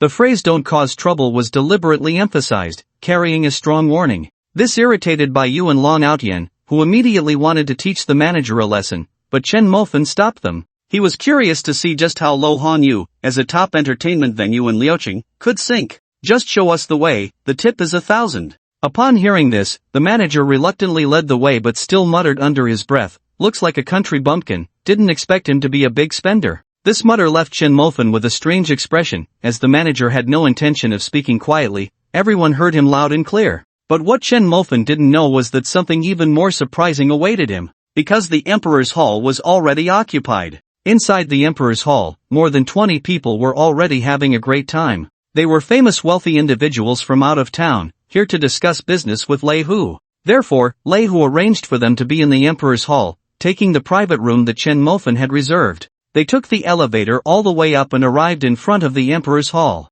It was awkward. The head waiter looked inside the Emperor's Hall, then at Chen Mofan and his group, and immediately became dissatisfied. "Sir, do you think this is funny? The Emperor's Hall is clearly occupied. Why are you lying to me, saying you reserved it?" Chen Mofan was speechless and kindly reminded him, "Isn't it possible that the people in the private room are the ones deceiving you?" This rhetorical question stunned the head waiter for a moment, but he quickly regained his composure. However, he showed no signs of embarrassment and instead complained, "It's you guys, what are you talking about? Trying to show off your cleverness? Ha!" Chen Mofan smiled bitterly and shook his head. This was truly refreshing his understanding. It was quite an eye-opener. This was a real talent. If he were to hire them in his restaurant, they would probably lose a lot of money every month. Shaking his head with a bitter smile, Chen Mofan pushed the door and walked in. Hey, sir, don't just barge in." The head waiter tried to stop him but was pushed aside by Chu Feng. The head waiter stumbled backward, nearly falling to the ground.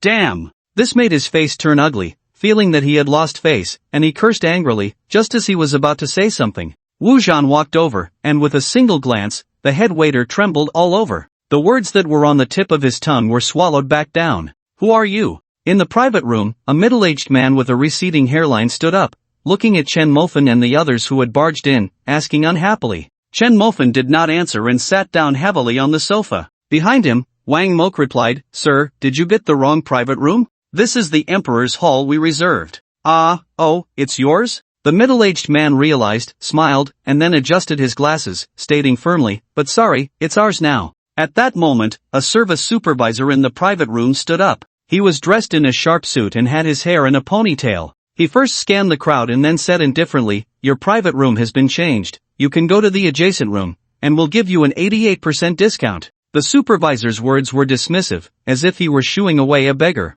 The head waiter quickly squeezed in, first respectfully calling the supervisor brother, then quietly advising Chen Mofan, "I advise you not to cause trouble here, just follow our arrangements. Besides, aren't we giving you an 88% discount? That's enough face for you." Just like that, he was dismissed? Chen Mofan shook his head with a bitter smile. He was really curious when these people would recognize him, when they would recognize Long Outyan and Bai Yu. Without Chen Mofan needing to speak, Wang Mo coldly shook his head. "Sorry, our boss doesn't have a habit of changing private rooms, and besides, this is our reservation." "Ha!" The supervisor sneered, his face showing no sign of apology, but rather a look of disdain. "You guys want to cause trouble, huh? Let me tell you, the people in this private room are all guests of Lord Hu. Lord Hu said to arrange them in the Emperor's Hall. You don't need me to say anything about Lord Hu's weight, right?" The supervisor said, glancing at Chen Mofan with a clear look of contempt. "Hurry up and come with me." Seeing that the supervisor was clearly more confident,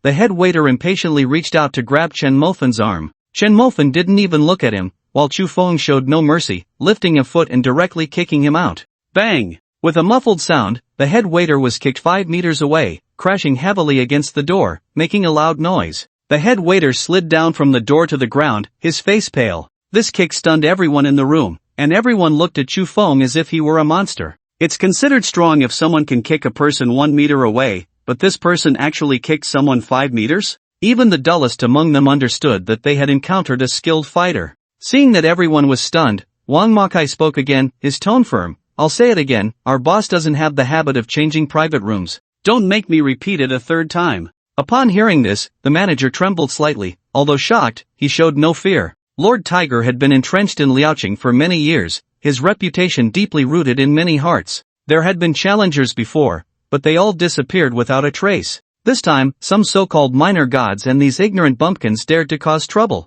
The manager believed the outcome would be the same, but he wouldn't be foolish enough to confront them head-on. With a cold sneer, the manager said in a sarcastic tone, "Fine, since you all like this private room, I'll give it to you. I hope you enjoy yourselves from now on." His sarcastic tone, combined with the playful cold smile on his face, clearly conveyed that it was a threat. Chu Feng immediately lifted his leg, ready to teach the manager a lesson, but was stopped by Chen Mofan's gesture. He looked up at the manager, smiled, a very friendly smile. "Don't worry, we're here just to have some fun today," Chen Mofan said, looking at the middle-aged man with a receding hairline, then continued, "Sorry, but it seems this private room doesn't belong to you." The middle-aged man's expression turned cold. He was not a good person, having done business with Lord Tiger. In other cities, he was a figure who walked with arrogance, always bullying others, never having been bullied himself. His face darkened as he met Chen Mofan's gaze, and he said defiantly, "What if I don't leave? Then we'll carry you out." Chen Mofan had no intention of wasting time with him. With a light remark, without any further instructions, Chu Feng understood what to do. His expression icy, he stepped forward, heading straight for the middle-aged man. "What are you doing?"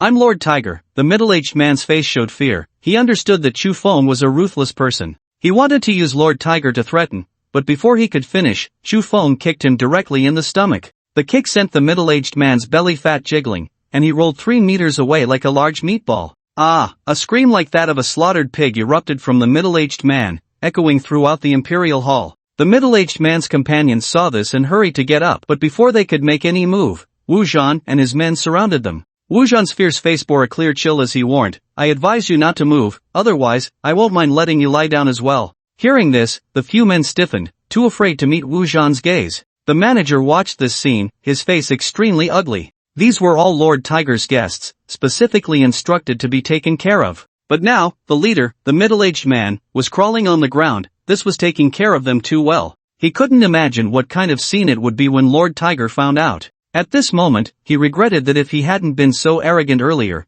perhaps this situation could have been avoided. Or if he had pulled the middle-aged man away sooner, he wouldn't be crawling on the ground now. Bang! Chu Feng kicked again, sending the middle-aged man flying once more. The boss had ordered him to lie down and leave, not crawl out. The middle-aged man screamed in pain, no longer showing any arrogance. he couldn't even dare to shout loudly now. Stop, stop, I'll leave, I'll leave. The middle-aged man covered his stomach, pleading. But Chu Feng showed no mercy, coldly saying, sorry, it's too late. Our boss said to let you lie down and leave. With that, he kicked again. In just a few steps, the Mediterranean completely fainted, being carried away by the people he brought, leaving the Emperor's hall to find Thunder Tiger on the top floor. The supervisor wiped his cold sweat and quickly followed. On the top floor, the people brought by the Mediterranean exaggeratedly recounted what had just happened. Thunder Tiger immediately flew into a rage. Chen Mofen hadn't dealt with the situation yet, and now a group of reckless fools dared to cause trouble at Red Desire. He immediately decided to use this group of people as an example. Lu Bing, take your people to the Emperor's hall and break the legs of everyone there first, Thunder Tiger said angrily. Forget it, I'll go too. I want to see what kind of reckless thing dares to cause trouble at Red Desire. With more than 30 fighters, Thunder Tiger strode towards the Emperor's hall with an imposing presence. At this moment, inside the Emperor's hall, Bai Yu unabashedly picked up the microphone and started singing. Wang Jiaozhou also wanted to sing, but after witnessing the earlier scene, she felt a bit of fear, and could clearly feel Chen Mofen's hand trembling as she held it. Zhang Chang's smoking never stopped. He felt they were being too audacious, coming to Thunder Tiger's territory and still being so arrogant. Wang Zhe and Yang Kong simply shrank into the corner of the sofa. Chu Feng and Wang Mok looked indifferent because they were originally Chen Mofen's people, and nothing they did at this moment could change that fact. Moreover, they were confident they could easily deal with Thunder Tiger. After all, they had already done so the night before. Thunder Tiger arrived at the Emperor's hall and kicked the door open. Before even stepping inside, he arrogantly declared, "Who the hell is so arrogant as to come to my Red Desire to cause trouble? Don't you know this is my territory?" Chen Mofen looked at Thunder Tiger walking in, a smile appearing on his face. Thunder Tiger was still as arrogant as before, head held high, like a ridiculous swan. "Thunder Tiger, long time no see. Who the hell dares to call my name?" Thunder Tiger cursed angrily, but halfway through, upon seeing Chen Mofen in the room, he swallowed the words back and exclaimed in surprise, "Chen Mofen? This person is Chen Mofen? The god of ordinary?" Lu Bing, who was following behind, squinted his eyes, looking at Chen Mofen with a hint of disdain. He simply couldn't associate the god of ordinary with the young man before him. In his imagination, the god of ordinary should be a middle-aged man, dressed exquisitely, with a cold face, giving off an aura of authority without anger. But now, the young man in front of him, wearing baggy shorts and a tank top with a plain smile on his face, looked just like a loser. He would believe he was the servant of the god of ordinary, but he would never believe he was the god of ordinary. The supervisor who finally entered the private room, upon hearing this, felt his legs go weak and nearly collapsed to the ground. "This person is Chen Mofen? Thunder Tiger's #1 enemy." The supervisor felt a buzzing in his head, not knowing what he had just done. This person didn't even regard Thunder Tiger, yet he dared to be arrogant with him. He must be seeking death. Looking at Chen Mofen's smiling face, Thunder Tiger's expression immediately turned cold. "Chen Mofen, you really are impressive. Coming to my territory, beating my people, is the next step to beat me?" Chen Mofen smiled and nodded. "That is indeed the thought, depending on the situation." Young people are really arrogant," Thunder Tiger said, sitting down next to Chen Mofen, coldly adding, "but young people should be more restrained, otherwise, you might not wake up one day." Chen Mofen's lips curled up, his eyes fixed on Thunder Tiger without a hint of fear, smiling as he said, "Yes, so I'm thinking, should I let you not wake up first, Thunder Tiger? I really want to broaden my horizons and see if your funeral, Thunder Tiger, will be more luxurious." "What the hell did you just say?" Before Thunder Tiger could speak, Lu Bing suddenly shouted angrily from the side. For so many years, no one dared to speak to them like this. "Chen Mofen, what the hell are you?" Before Lu Bing could finish his words, Chu Feng struck fiercely. The other guy's lackey dared to insult his boss, that was asking for death. Lu Bing snorted coldly. "You think you're worthy to fight me?" He had been fighting in underground matches for years, his skills far surpassing those of ordinary people, and he didn't take Chu Feng seriously at all. Chu Feng, however, wasted no time. He unleashed a punch with the force of 1,000 pounds, and Lu Bing raised his hand to block. Bang! A dull thud echoed in the private room, and Lu Bing couldn't help but take a step back. His heart was instantly filled with surprise. He believed his strength was not inferior to anyone else's, but now facing Chu Feng, he felt a soreness in his arm that shocked him. Just as he was about to shake off the pain in his arm, Chu Feng stepped forward and attacked him again. His fists fell like a torrential rain, landing wildly on Lu Bing. Lu Bing barely managed to block, but after just 3 or 5 punches, he was overwhelmed and received a punch to his temple from Chu Feng. Slap! Lu Bing let out a muffled groan. his body involuntarily retreating 3 steps to the left before he collapsed to the ground. "Enough!" Lei Hu shouted loudly. But Chu Feng ignored him, stepping forward to kick Lu Bing in the head. Lu Bing watched as Chu Feng's right foot loomed larger in his vision, his heart racing in fear, his body twisting like a caterpillar trying to retreat. It was only at this moment that Chen Mofen smiled and waved his hand. At Chen Mofen's gesture, Chu Feng instantly stopped. Lu Bing was already drenched in sweat, his face flushed with embarrassment. He had thought he could easily deal with Chu Feng, but in reality, he was easily dealt with by Chu Feng. Remembering his earlier arrogance, he felt his cheeks burning. Lei Hu watched this scene, his teeth grinding in frustration. He had lost a lot of face today. At the same time, he realized that the 30 or so fighters he had brought were no match for Chen Mofen's subordinates. Even his best fighter, Lu Bing, had been taught a lesson by Chen Mofen's men in just a few moves, let alone the others. This made his expression even more unpleasant. After a long while, Lei Hu finally spoke slowly. "Mofen's subordinates are truly hidden dragons and crouching tigers." The obvious shift in attitude from Chen Mofen to Mofen made Chen Mofen smile. Was this a sign of surrender? Chen Mofen looked at Lei Hu, his eyes clearly questioning. "Mofen, I won't beat around the bush anymore, let's reconcile. You should understand, when 2 tigers fight, one will surely be injured." Lei Hu took out a cigar, lit it, took a puff, and spoke leisurely. Chen Mofen remained silent. "Mofen, I'm giving you face, I hope you can give me face too. I, Lei Hu, haven't been in Liucheng for nothing all these years." Lei Hu spoke again, his tone noticeably heavier. Chen Mofen let out a laugh. "Lei Hu, are you mistaken? What are you? You want to fight, you fight, you want to stop, you stop. I'm your father, taking care of you like this." Lei Hu's face suddenly turned red, a clear flash of anger crossing his cheeks. "Lei Hu, back then I avenged your son, and you didn't even say thank you. I don't blame you, but you turn around and want to teach me a lesson? Aren't you being a bit too arrogant?" Lei Hu's face went from red to awkward in an instant. Remembering how he had been arrogant when he first met Chen Mofen, and now being scolded like a grandson, the stark contrast made him feel so embarrassed he wished he could find a crack in the ground to hide in. After hesitating several times, Lei Hu finally said slowly, "Mofen, I can apologize to you, but this is my final bottom line." Slap. As soon as Lei Hu finished speaking, Chen Mofen slapped him across the face. "What are you to talk to me about bottom lines?" The sound of the slap, accompanied by this arrogant remark, echoed in the private room, leaving everyone stunned in place.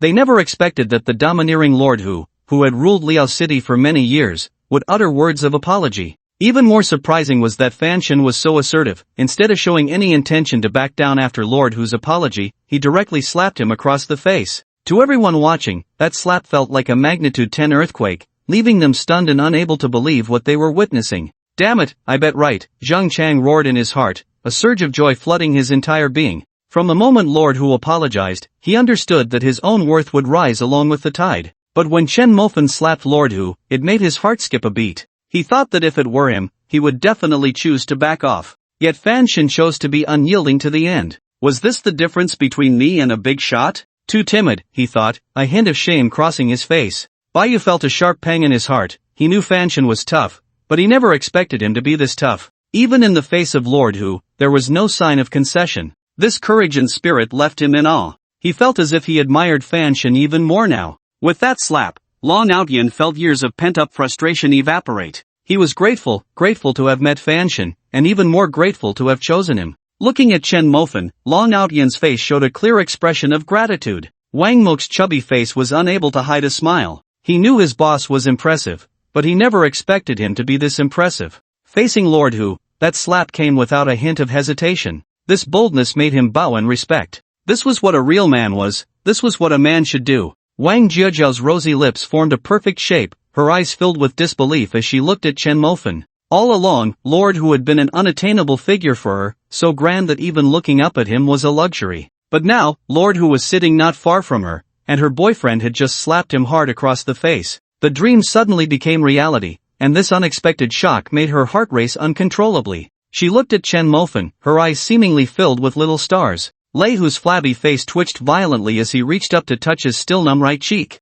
The next second, he suddenly exploded in rage, pulling a gun from behind his waist and pointing it at Chen Mofen, shouting, "Chen Mofen, you're looking for death." But facing the dark muzzle of the gun, Chen Mofen showed no fear. Come on, there were so many people here witnessing everything. After firing the gun, Lei Hu wouldn't be able to escape. Moreover, if Lei Hu truly had the courage for mutual destruction, he wouldn't have just suggested a truce. Sure enough, 1 second, 2 seconds passed, and time went by just like that. Lei Hu merely held the gun, pointing it at Chen Mofan. Chen Mofan smiled and slapped Lei Hu's face again. If you dare not shoot, then why the hell are you waving it around? Lei Hu gritted his teeth, squeezing out a sentence through clenched jaws. Chen Mofan, I don't dare, but don't push me. I'm still saying the same thing, reconciliation, this is my final bottom line. Chen Mofan did not respond immediately. Instead, he pulled out a photo from his pocket and tossed it onto the coffee table in front of the sofa. The person in the photo was Zhang Zhuo, who was now Li Yu. Then, Chen Mofan slowly spoke, if you want to reconcile, fine, find this person and let me take him away, we can talk. Li Yu? Lei Hu's brows furrowed sharply as he looked at the photo of Li Yu and then at Chen Mofan. Although Li Yu was dispensable to him, this concerned his face and the attitude of his subordinates towards him. Li Yu is one of the 4 great kings, after all. If he surrenders for the sake of reconciliation, how will his subordinates view him? They would probably think he betrayed his brothers for his own sake. Such a person cannot stand firm. Lei Hu shook his head. Chen Mofan, I can consider other conditions, but this one is not acceptable. Chen Mofan's expression remained calm as he smiled and said, then I'm sorry, reconciliation is off the table. Lei Hu's voice turned cold. Chen Mofan, you're making this very difficult for me. Chen Mofan laughed. Difficult, huh? Then let's not do it. With that, he flipped the coffee table in front of him and angrily shouted, smash this place from top to bottom. Find Li Yu and take him away. Yes. 63 people shouted in unison, each drawing out their batons from their waists. In an instant, the sound of bang bang bang spread from the Imperial Hall throughout the entire Red Desire. Chen Mofan had never intended to reconcile with Lei Hu. He wanted nothing more than to crush this parasite underfoot and see him receive the punishment he deserved. However, he also understood that now was not the time. For many years, Lei Hu had been deeply rooted and held great prestige. What he needed to do now was to slowly shatter that prestige piece by piece. Lei Hu watched as his stronghold gradually fell apart before his eyes wide with rage, bloodshot as he glared at Chen Mofan. But when Chen Mofan met his gaze, he merely smiled calmly, took Wang Zhao's hand, and stood up to leave. Wu Zhan and Xu Feng flanked him, and no one dared to approach Chen Mofan. Just as they reached the entrance of the Imperial Hall, Lei Hu's furious roar echoed behind them. Chen Mofan turned around and said firmly, Lei Hu, I'm still saying the same thing. What the hell do you think you are? You want to negotiate while expecting to have it both ways? Do you think the good things in this world are all for you? Lei Hu, I'm telling you again, I'm not your father, and there's no need for me to accommodate you in everything. With that, he turned and left. The explosive sounds from within Red Desire quickly began to spread widely. The guests inside, startled, scrambled out with their heads covered, screaming as they fled. Some guests initially wanted to scold them, relying on their status, but Xu Feng and his group showed no mercy. Dare to say another word, and they would be met with a baton swing. The screams of women mixed with the sounds of chaos echoed throughout Red Desire. The noise spread, and nearby merchants and residents rushed out to see what was happening. At a glance, they saw Red Desire being smashed. Everyone looked at this scene with shock in their eyes. They knew whose property Red Desire was. It belonged to Lord Hu. For so many years, only Lord Hu bullied others, who dared to make him lose face. But today, Lord Hu's Red Desire was actually being smashed? This was no different from a loud slap across Lord Hu's face, and this slap was loud enough to shake Liao City 3 times. Lei Hu, escorted by Lu Bing and Zhou Zhong, also came out and immediately spotted Chen Mofan sitting in a business Mercedes. Chen Mofan! Lei Hu roared angrily as he strode over.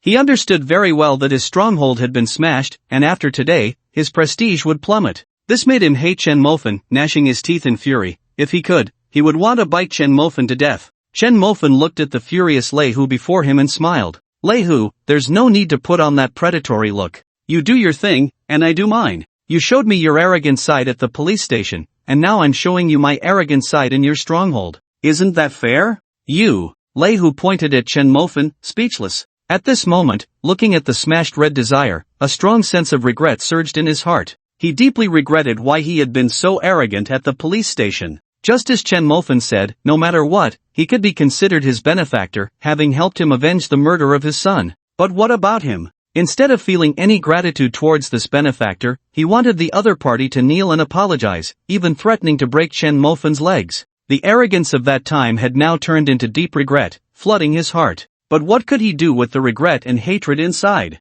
He was no match for Chen Mofan, and he didn't have the courage to go down with him. Now he had a fortune of billions. Could he bear to part with that pile of silver? He couldn't. Some things, once experienced, are a completely different concept from never having experienced them. Because once you have experienced them, you can't let go. The pleasures of wine, sex, and wealth are a knife that kills, and this knife had already cut him to pieces. Zhang Zuo was brought out under restraint. At that moment, he looked bewildered, staring at Chen Mofen, and anxiously asked, Fanshan, what's going on? Didn't I already apologize? What? If you feel unsatisfied, I can apologize again. Chen Mofen smiled, shook his head, and the first two words made Zhang Zuo's body stiffen suddenly. Zhang Zuo, we meet again. No, Fanshan, this is a misunderstanding. My name is Li Yu, not Zhang Zuo. Panic instantly filled Zhang Zuo's face, his eyes darting around, not daring to look into Chen Mofen's eyes, desperately struggling and arguing. Fanshan, listen to me, I'm really not Zhang Zuo.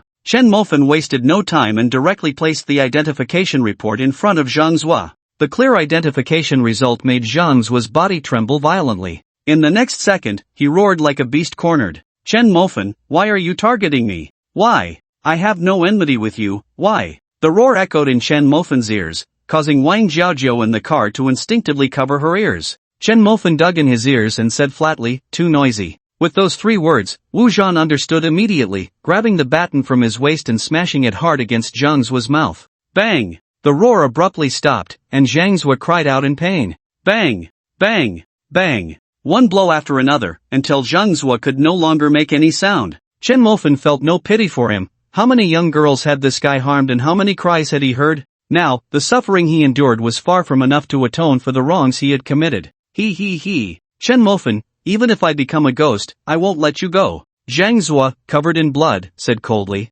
Upon hearing this, Chen Mofen grabbed Zhang Zuo's chin. You still want to be a ghost? How beautiful you think that is? Do you see that car? As Chen Mofen spoke, he forcefully twisted Zhang Zuo's head, making him look at a van behind a Mercedes-Benz. Xin Ke quickly opened the van, revealing a dense array of tools inside. These tools were all prepared for Zhang Zuo. Looking at those tools, Zhang Zuo's body trembled violently, his eyes filled with fear. He anxiously questioned, Chen Mofen, what are you going to do? What are you going to do? Chen Mofen turned Zhang Zuo's head to make him look at him again and smiled.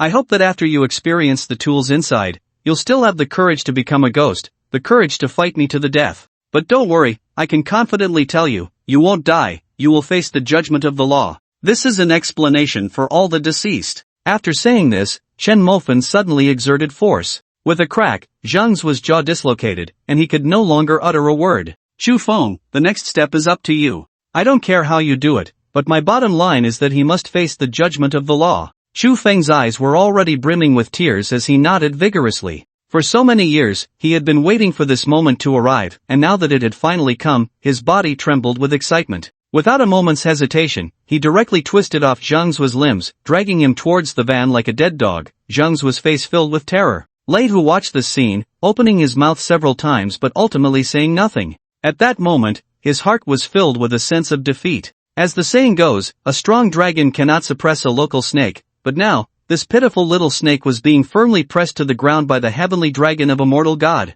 From top to bottom, the entire Hongyu was smashed clean. The luxury of the past had turned to ruin, every floor in every household, as if a hurricane had swept through, leaving nothing but devastation in sight. That night, Lei Hu sealed off Hongyu. He no longer wanted to renovate it again. He was contemplating whether he should withdraw from the world. 15 luxury Mercedes-Benz vehicles drove majestically, heading straight for the Tian Kai Grand Hotel. It was still the top-floor conference room, with Long Ao Tian, Baiyu, Zheng Chang, Wang Mo Kai, along with Chen Mo Fan and Wang Jiaojiao, a total of 6 people. Inside the conference room, Chen Mo Fan introduced Wang Jiaojiao to everyone one by one. She was somewhat familiar with Baiyu and Wang Mo Kai. As for Long Ao Tian, Wang Jiaojiao had heard of him long ago. As for the last one, Zhang Chang, she truly did not know him. His name is Zhang Chang, a high-end intermediary who holds many resources. In the rich circle of Liao City, he knows 90% of the people. If you want to buy anything in the future, you can contact him. In the conference room, Zhang Chang stood up with a smile, extending his hand. Hello, sister-in-law, my name is Zhang Chang. I hope you will take care of me in the future. Wang Jiaojiao's face flushed as she hurriedly reached out to shake his hand, saying, Hello, my name is Wang Jiaojiao. By the way, Zhang Chang, about that 40 million villa, when you have time, please transfer it to Jiaojiao's name. Zhang Chang's face changed in shock. That was a luxurious villa worth 40 million. Just like that, it was given away? Seeing Chen Mo Fan's calm expression, Zhang Chang felt admiration. Indeed, the mortal god was like a mortal god. Spending 40 million was as easy as spending $4. Wang Jiao was stunned, realizing that Chun Mo Fan seemed to have a grudge against money, desperately spending it and giving her gifts. Today, he said he had something good to give her, but she never expected it to be a villa worth 40 million. 40 million, that was a full 40 million. Chun Mo Fan just gave it to her like that? Wang Jiao felt as if she were dreaming. In fact, her life these past few days felt like a dream. First, there were jewels, then various luxury brand membership cards, followed by supercars, and now a villa. She had seemingly become a little rich woman, with assets nearing 100 million in her hands. While her heart was excited, it was also filled with shock. Similarly, she felt increasingly unable to accept any other boys besides Chun Mo Fan. Because Chun Mo Fan was too extravagant, the gifts he gave her were measured in millions. This raised her standards, making gifts worth thousands or tens of thousands no longer surprising to her. Alas, Chun Mo Fan had completely spoiled her taste. Wang Jiao thought to herself, unsure whether to cry or laugh. Alright, everyone, now we should get down to business, Chun Mo Fan said slowly after looking around. As soon as he spoke, everyone shuddered and quickly sat up straight, looking at Chun Mo Fan. Mortal God, may I ask what you mean by business? Zhang Chang hesitated for a moment before asking. Chun Mo Fan smiled, took out a cigarette, lit it, and took a puff, slowly exhaling. As the white smoke rose in the room, Chun Mo Fan's voice echoed again. Everyone, I want to establish a secret business force, similar to the Freemasons or the Illuminati. These secret organizations. Are a few of you interested in joining? As these words fell, the expressions on everyone's faces stiffened, each person looking at Chun Mo Fan in disbelief. It is known that the Freemasons and the Illuminati, these mysterious Western organizations, have immense power, their tentacles reaching into every industry, like a giant net enveloping the West. Some even say they are the true rulers. Such a vast force is beyond their imagination. Compared to such power, they, as young masters, are undoubtedly just small fry. And now, Chun Mo Fan actually said he wanted to establish such an organization. How could they not be shocked? They were not unaware of Chun Mo Fan's ambition, but they never expected it to be this grand. This was something they wouldn't even dare to dream of. Mo Fan, you must be joking, Baiyu asked, his tone carrying a noticeable tremor. As a well-known young master in Liaoqing, Baiyu rarely lost his composure like this. Chun Mo Fan's words had left him too stunned. At the same time, he felt this was a fantasy, an impossible dream. Chun Mo Fan took a drag from his cigarette without answering, instead asking, "What, are you, young master, willing to spend your whole life cooped up in Liaoqing?" Baiyu shook his head. "I certainly don't want that, but what you said, Mo Fan, is just too far-fetched. If you said to establish a business organization for mutual assistance and benefit, I would believe it and be willing to join. But to compare with the Illuminati and the Skull and Bones, it really feels unrealistic." Upon hearing this, Chun Mo Fan smiled slightly and looked at Long Outyan, Zhang Chang, and Wang Mok, asking, "What about you guys?" Wang Mok was the first to respond. "What the boss said, I haven't considered, but whatever you say, boss, I will do." Zhang Chang hesitated for a moment, then said, "Well, Mo Fan, I think it's better to be a bit more realistic. Drawing the pie too big can easily lead to disappointment." This made Long Outyan chuckle, clearly implying that Mo Fan was daydreaming. However, he also agreed with this point. Chun Mo Fan laughed as well. "Alright then, let's not discuss the rest for now. Just like Baiyu said, mutual assistance and benefit, do you have any objections to this, and are you willing to join?" Upon hearing this, everyone nodded in agreement, indicating they had no objections. "So what should we name it?" Long Outyan asked. Baiyu spoke up, "Something striking, so it sounds more imposing. Tianxia, under heaven, how about that?" "It's quite imposing," Zhang Chang laughed. But for this name, Chun Mo Fan shook his head. He looked out the window. Outside, the night was shrouded like a giant black curtain, covering the entire world. Although people lit fires to fight against the darkness, those flickers were so insignificant compared to the endless black. Watching this scene, Chun Mo Fan slowly spoke, "Our organization will be called Nightfall. Under the shroud of night, the world will be ruled by us." Everyone was shaken by these words. How arrogant, with a hint of darkness. Could it be that Mo Fan had really decided to align Nightfall with the Illuminati? "Do you have any objections?" Everyone shook their heads again. They wanted to have objections but didn't dare to. After all, this was not their creation. "Alright then, from today on, Nightfall is officially established, and initially, the members of Nightfall will only be the 6 of us. Anyone who wants to join later must get my approval." The 5 nodded in agreement, indicating they had no objections. "Mo Fan, I don't know how you plan to assist each other," Zhang Chang said. When this issue was raised, Chun Mo Fan had already thought it through. Zhang Chang, as a high-end intermediary, from now on, you will help me acquire industries in Liaocheng. I don't care what kind of industry it is, as long as the other party is willing to sell, you can buy it, and I even allow you to go 30% above the market price. 30%, this number made Zhang Chang's heart skip a beat. He knew exactly what this meant. It meant that the mortal god was giving him a huge amount of money. Industries are generally measured in tens of millions, and it's even more common to talk in billions. Just imagine, a restaurant valued at 300 million could be bought for almost 400 million with that 30% increase. The extra 100 million could be entirely at his disposal. With so many industries in Liao City, he would make a fortune in one go. The thought flashed through his mind, and in an instant, Zhang Chang felt as if he had been struck by an electric current, a tremor coursing through his entire body, excitement filling every cell within him. Indeed, mingling with the mortal god was the most promising path. Just by standing in line, the mortal god rewarded him with such a large fortune, and he didn't even know what other benefits awaited him. The most important thing was that he had already touched the core of the mortal god.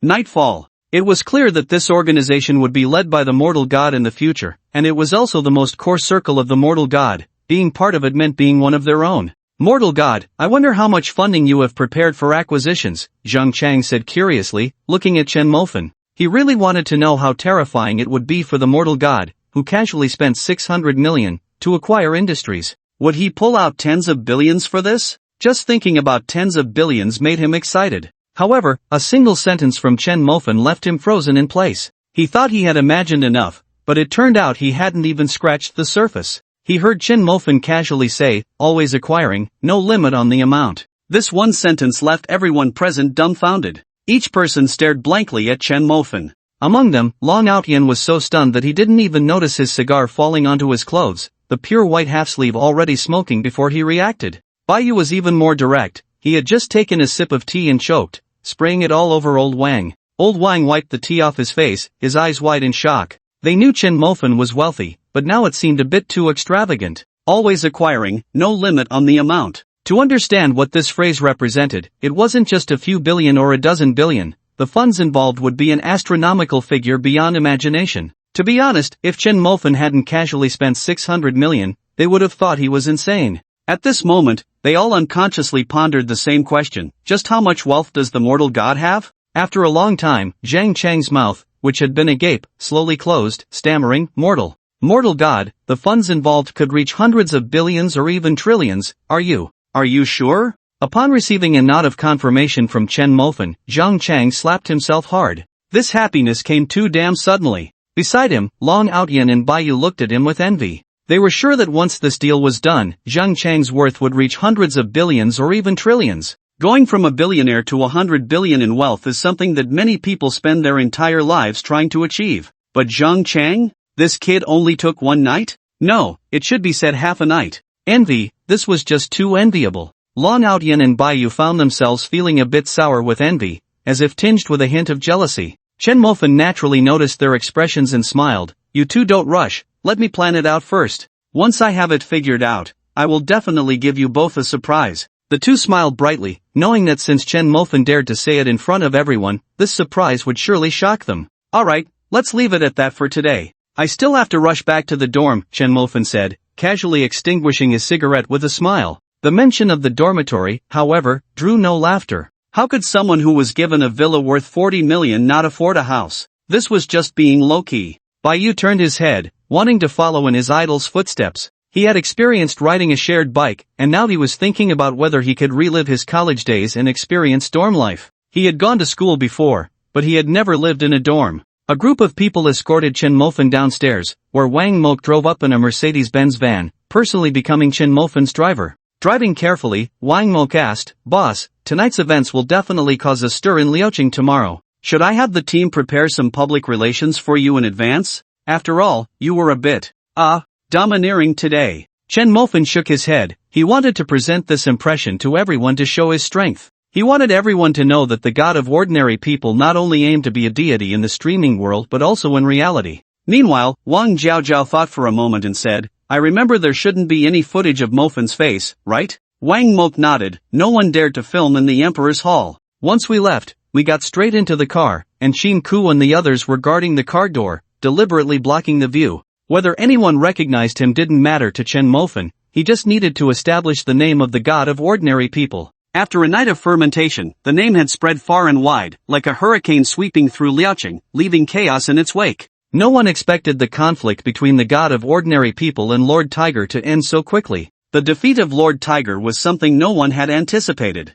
According to reports, those who received the news claimed that Lord Tiger was even considering retirement. This was a complete surrender. When this news broke, it was undoubtedly a seismic shock, leaving those in the know stunned. At that moment, many began to feel fear, as they had unhesitatingly chosen to side with Lord Tiger at the start of the conflict. Now that Lord Tiger had fallen so quickly, they started to fear retribution from the god of ordinary people. Among them, the managers of the 4 stores, Feng Fei and Chen Xiaokuan, were particularly terrified. When they learned the news, it felt like a thunderclap had struck above their heads, leaving them dazed. Those who had exited the group chat were filled with regret at that moment. They wanted to rejoin, but even if they said all the right things, Lan Outyan would not pay them any mind. The one who regretted the most was the owner who had set the odds. With Chen Mofan winning at 10-1, he would have to pay out over 10 billion. Even if he sold his underwear, he wouldn't have that much money. The owner directly fled. But the owner didn't know that there was someone who regretted even more than him, Chang Hong.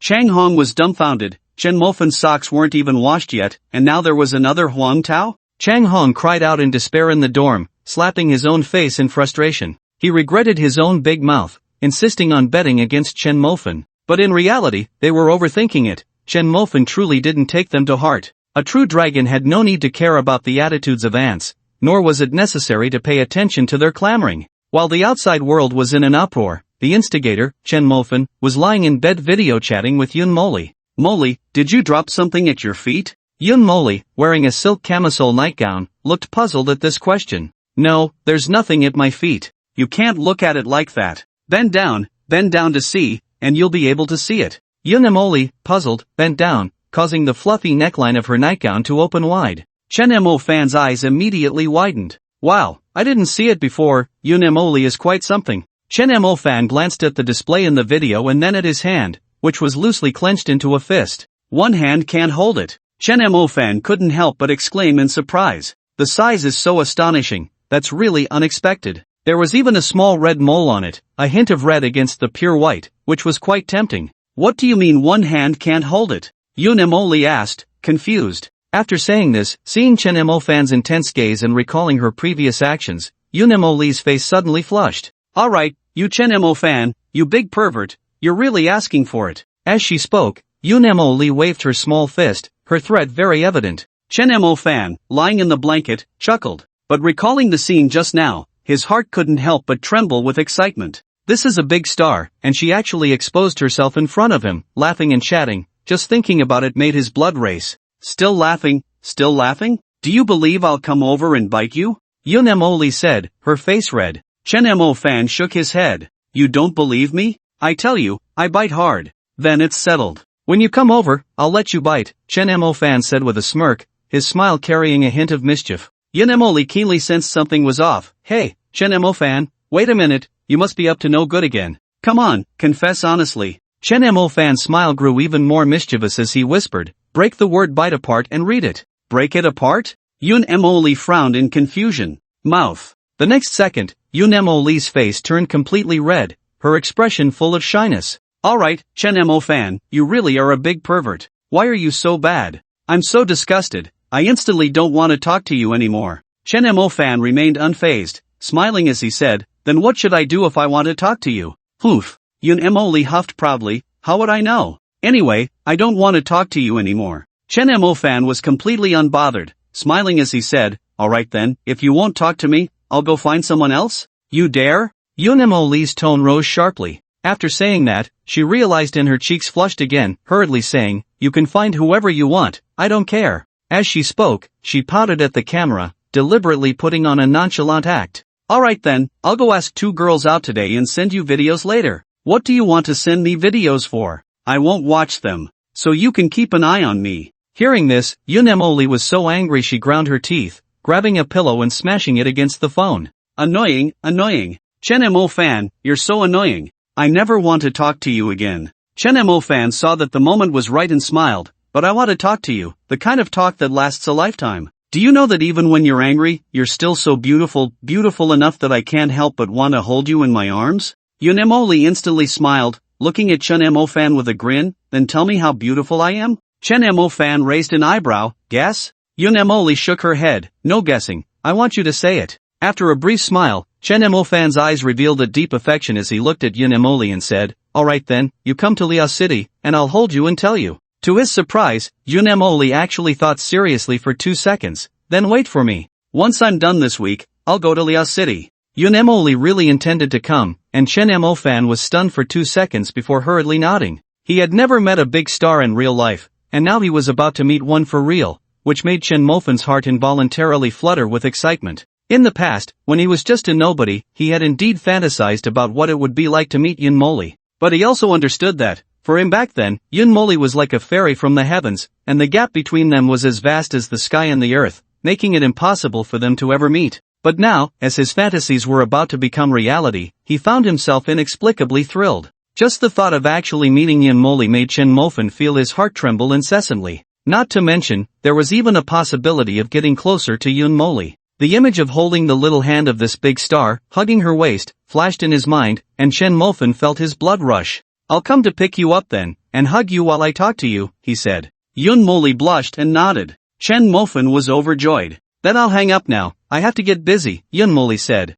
After hanging up the phone, Chen Mo-fan poked his head out from under the covers. Beside him, Lao-san chuckled. Lao-si, who was that? I didn't think it was Wang Zhao's voice. Your luck with the ladies seems to be quite good lately, he added. Chen Mo-fan replied honestly, I told you guys, it's Yunemoli. Damn, you're really involved with her, Lauda muttered, then kicked Chen Mo-fan playfully. Lao-san chuckled twice, then with a serious expression, said, Lao-si, I actually wanted to tell you yesterday that I think it's better for you to keep some distance from Wang Zhao. You don't know, Lao-si, now everyone at Dongda is saying that Wang Zhao is with the rich kid Baiyu from Liucheng. The day before yesterday, Baiyu even sent her a sports car. The key is that Wang Zhao accepted it, and many people saw it. Lauda chimed in, yeah, Lao-si, Bai Xiao is a real big shot, someone we small fries can't compete with. I also think you should break it off with Wang Zhao sooner rather than later, to avoid getting burned. Lao-san nodded, it's not just about you getting burned, mainly, you can't figure out Wang Zhao's thoughts.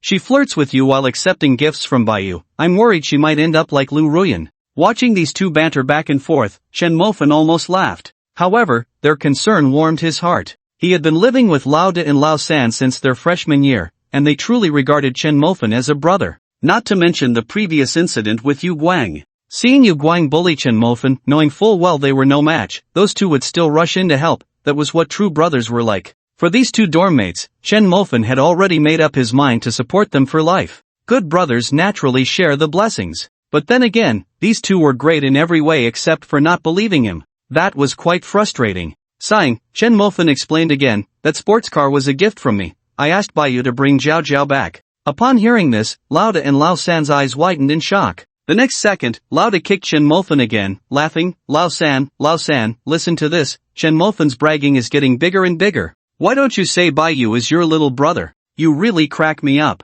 Lao-san shook his head with a wry smile, Lao-si, as your brother, I should unwaveringly believe in you. Even though what you said made Lauda laugh so hard, I'm your brother, and I believe you. Speaking of which, I happen to know a good psychiatrist. They say he treats delusions particularly well, should I recommend him to you? Ha ha ha. Listening to their laughter, Chen Mo-fan felt a deep sense of helplessness. He was directly covered by the blanket, not wanting to argue with these two anymore. He still needed to think about where to take Yunemoli after she arrived. A small hotel? That seemed pretty good, Chen Mo-fan chuckled to himself. Just right, Zhang Chang had mentioned before that a batch of cars would arrive in the next few days, and at that time, he would choose a nicer supercar to give to Yunemoli as a gift. Old four, if you don't want to break up with Wang Zhao, then it's perfect. Since you have connections now, let Wang Zhao bring Wang Yu out tonight. Wang Yu is ignoring me again. Chen Mo-fan kicked the blanket off and sat up, helplessly looking at the boss. Boss, what's wrong? Are you infatuated with Wang Yu?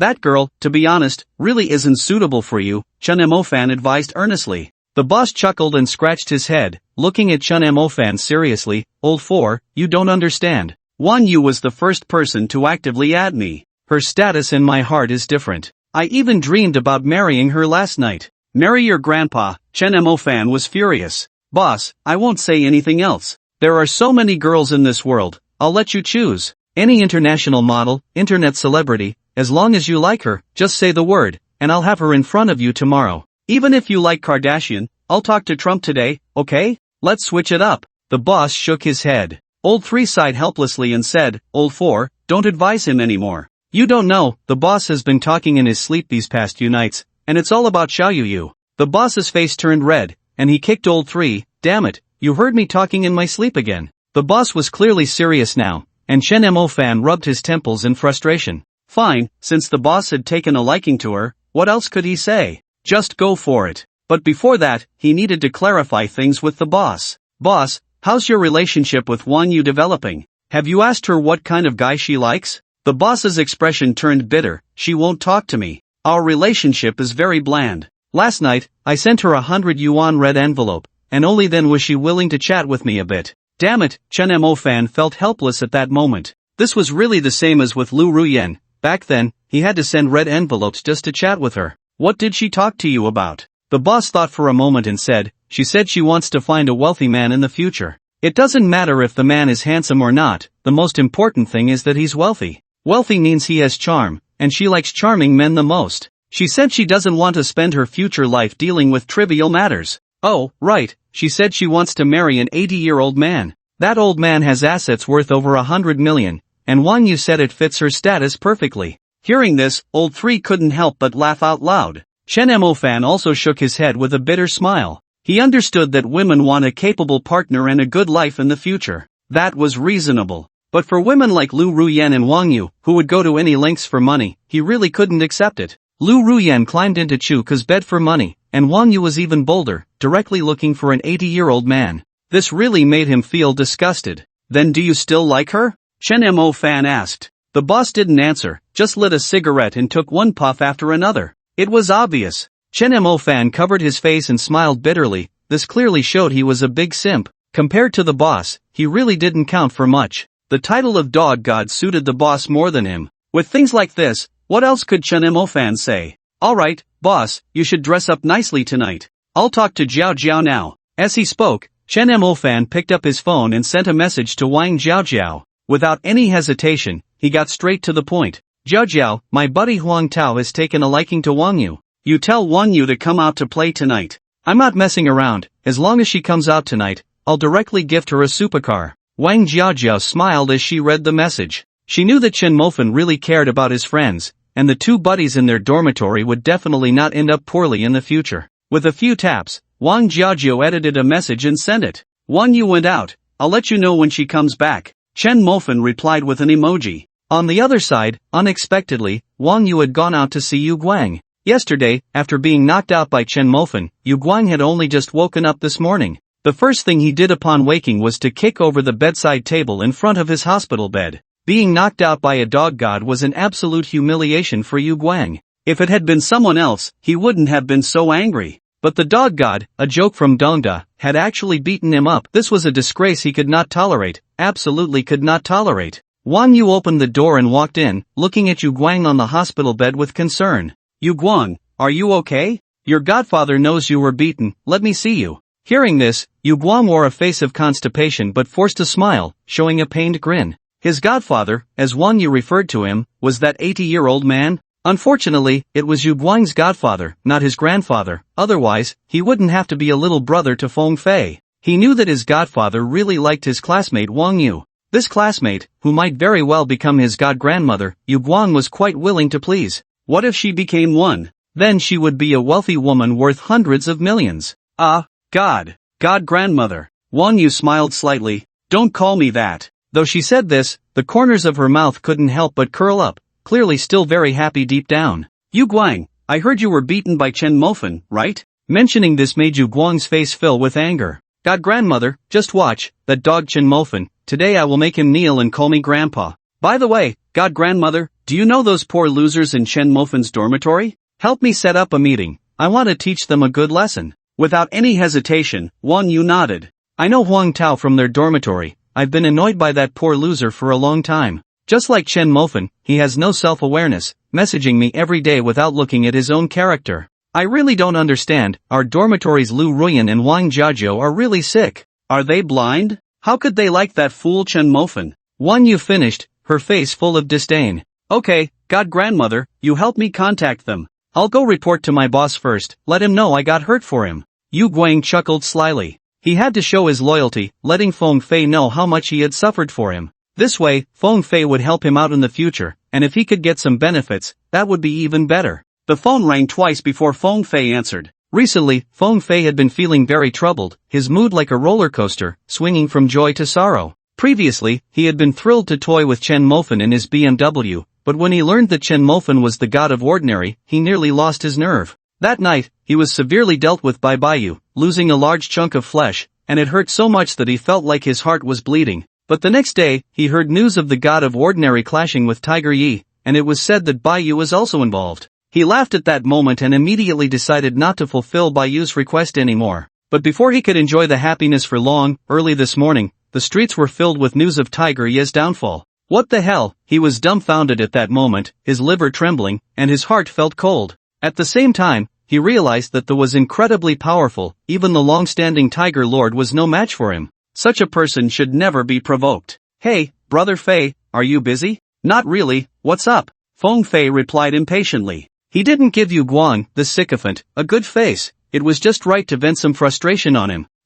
Brother Fei, yesterday there was a reckless poor guy who dared to have thoughts about Shui Yuru. Everyone knows you're pursuing Shui Yuru, yet he still dared to reach out. I was really unhappy about it and went up to teach him a lesson. Hearing this, Feng Fei looked annoyed. Did he really need to call him about such trivial matters? Didn't he know Feng Fei was in a bad mood? This sycophant was too clueless. Thinking this, Feng Fei impatiently said, is there anything else? Are you sick? Don't bother me with this kind of nonsense. Feng Fei's dissatisfied voice on the phone left Yu Guang puzzled, not understanding why his brother Fei was in such a bad mood. Could it be that relatives had come to visit recently? Is there anything else? If not, I'll hang up. Yu Guang hurriedly said, there is, Brother Fei. This time, Yu Guang didn't dare to dawdle and quickly got to the point. Brother Fei, I went up to beat that poor guy, but I ended up getting slapped around by him and got knocked out. Yu Guang spoke with a pitiful tone, hoping to receive some comforting words from Feng Fei, something about being the most loyal brother, or something like that.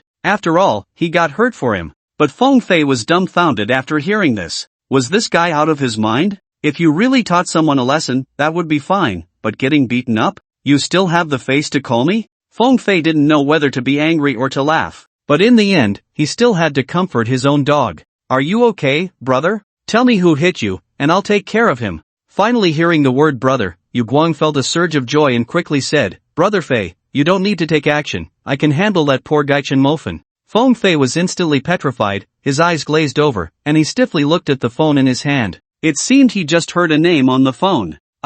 Brother, you just mentioned a name. Who are you talking about? Brother Fei, that poor guy Chen Mofan. I told him that Shui Yuru is your woman, and he still dared to have ideas. Feng Fei almost cried. The person he feared the most right now was Chen Mofan, yet his little brother went and provoked him, looking for death. The key was that not only did he provoke him, but he also dragged him into it, saying my woman. Did he want to see him die faster? Feng Fei immediately exploded, cursing into the phone. Yu Guang, you bastard, you big fool. Yu Guang was stunned. What was going on? Just a moment ago, they were brothers, and now he was cursing his parents? He hadn't even offended him.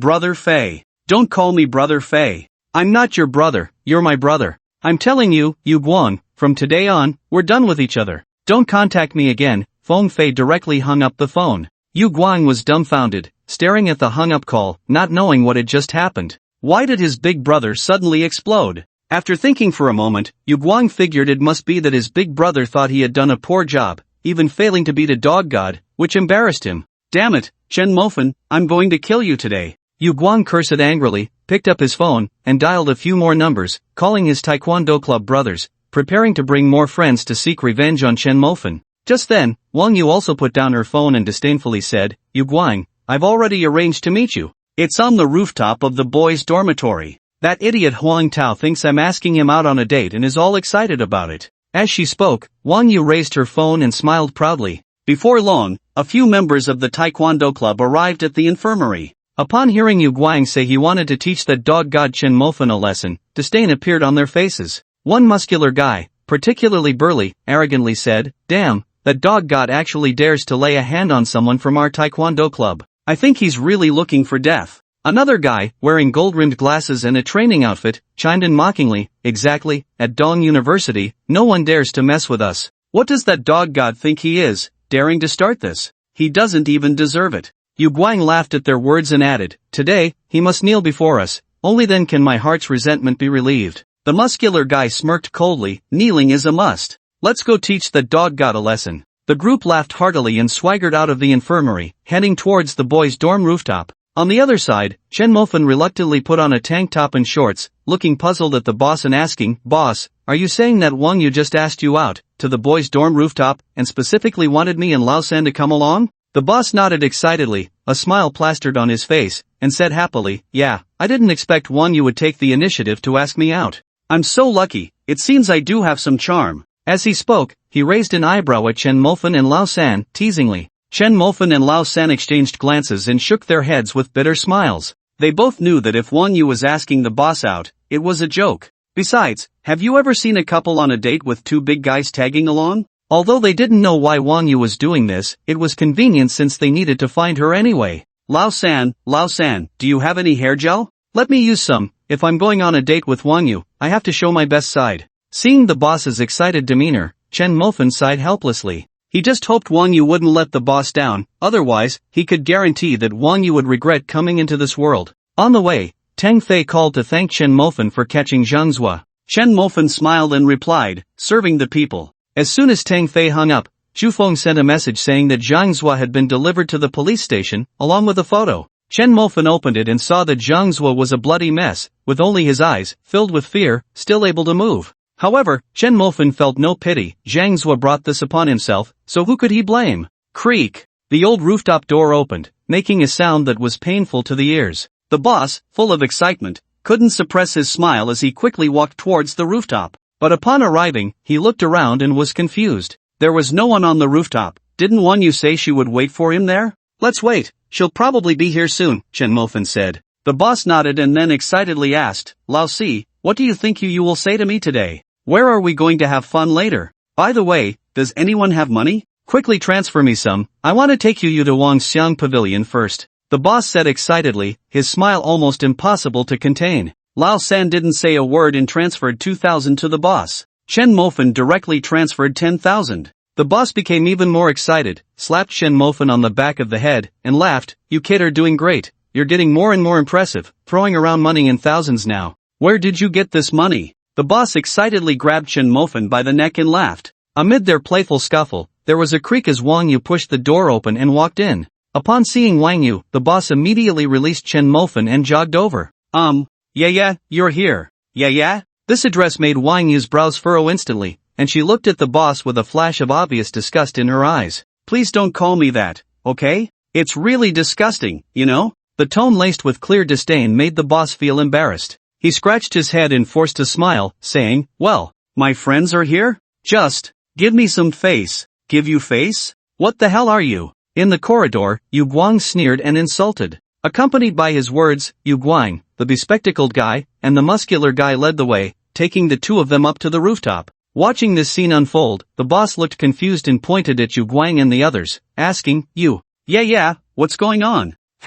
What's going on? It's about to be your beating, Yu Guang coldly laughed, raising his leg and kicking the boss to the ground. Then, stepping on the boss's chest, he smugly said, you poor loser, you really thought Wang Yu would go on a date with you? You should take a look at yourself in the mirror, with that pathetic look of yours. Wang Yu will be my god-granddaughter in the future, so stop dreaming. With that, he kicked the boss in the cheek. The kick made the boss bleed from the corner of his mouth, lying on the ground for a long time without getting up. Seeing this, Chen Mofan rushed over, his gaze icy as he looked at Yu Guang. Seeing Chen Mofan angry made Yu Guang very happy. He sneered proudly, saying, oh, what's this? The dog god is angry? You're not thinking of biting someone, are you? But look here, I have 5 people. Yu Guang pointed behind him, his face brimming with arrogance. But Chen Mofan only glanced at Yu Guang before pulling the boss up, then turned his cold gaze toward Wang Yu. Wang Yu, you didn't invite the boss out for a date, did you? It was just to help Yu Guang teach us a lesson, right? Wang Yu impatiently rolled her eyes, pointing at the boss with disdain. Date?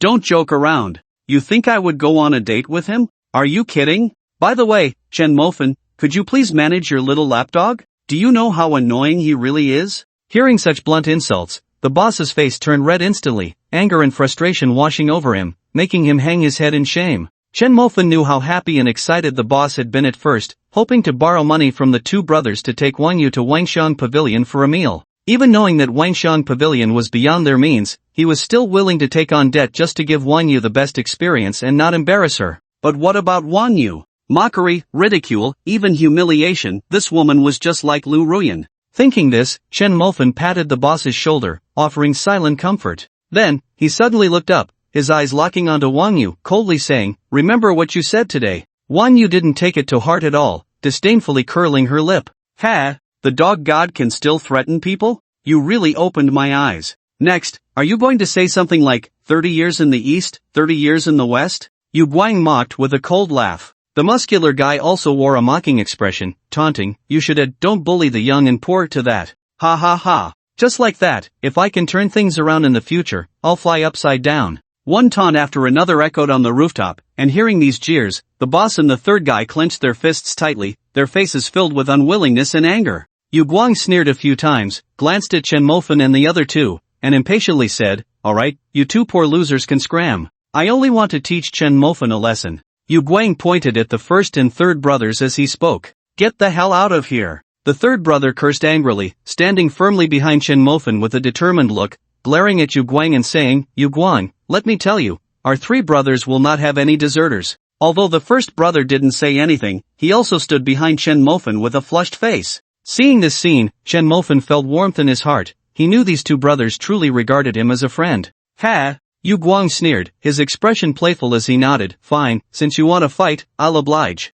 Today, all three of you will kneel and call me master. Come at me." As Yu Guang said this, he charged forward first. Chen Mofan was already filled with rage. He clenched his fists tightly, power rapidly gathering in his arms, and activated his mastery of combat, countless fighting techniques flashing through his mind. He had already rushed out. Before Yu Guang could throw a punch, Chen Mofan had already landed a punch on his abdomen. The smug look on Yu Guang's face froze at that moment. He looked at the close Chen Mofan in disbelief, his eyes filled with shock. He could hardly believe that Chen Mofan was so strong. Just yesterday, he had experienced Chen Mofan's slap, and he remembered that Chen Mofan hadn't been this fast. But now, his speed was clearly a notch faster. Little did Yu Guang know that at this moment, Chen Mofan was filled with anger, striking without holding back, and his speed was naturally faster than before. Moreover, Chen Mofan was a true master of combat, not someone like them who had practiced a few days of flashy taekwondo moves, capable of putting up a fight. Yu Guang hunched over like a boiled shrimp,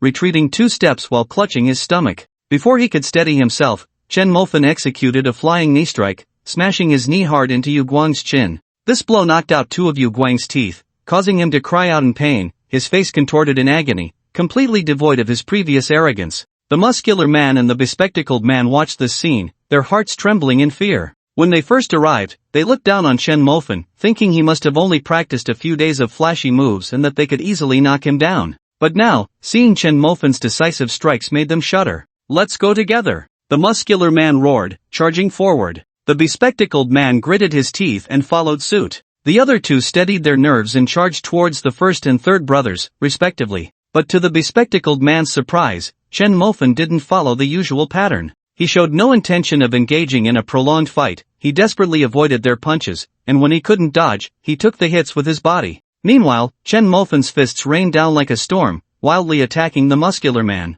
Chen Mofan knew very well that his mastery of combat was only at level 1. In a one-on-one situation, he wasn't afraid of these guys who had only practiced for a few days and could easily crush them. But in a 2-on-1, he couldn't handle it so easily, and there was a possibility of being held back by the muscular man and the bespectacled man. If it dragged on until the other 2 dealt with the first and third brothers, he would be facing 4 opponents, and he would undoubtedly lose. Therefore, the best strategy was to quickly take down one person first, even if it meant getting hurt in the process. The muscular man and the bespectacled man were clearly aware that the former had greater strength. Taking a hit from him would definitely be painful, so he prioritized taking down the muscular man. Under Chen Mofan's storm-like assault, the muscular man was continuously pushed back, having taken 4 or 5 punches from Chen Mofan, gasping in pain. The physical pain also slowed his movements, and seizing this opportunity, Chen Mofan struck even faster. He could only passively block while continuously retreating. But with one more step back, he stumbled, and in his panic, his legs got tangled together, causing him to fall to the ground.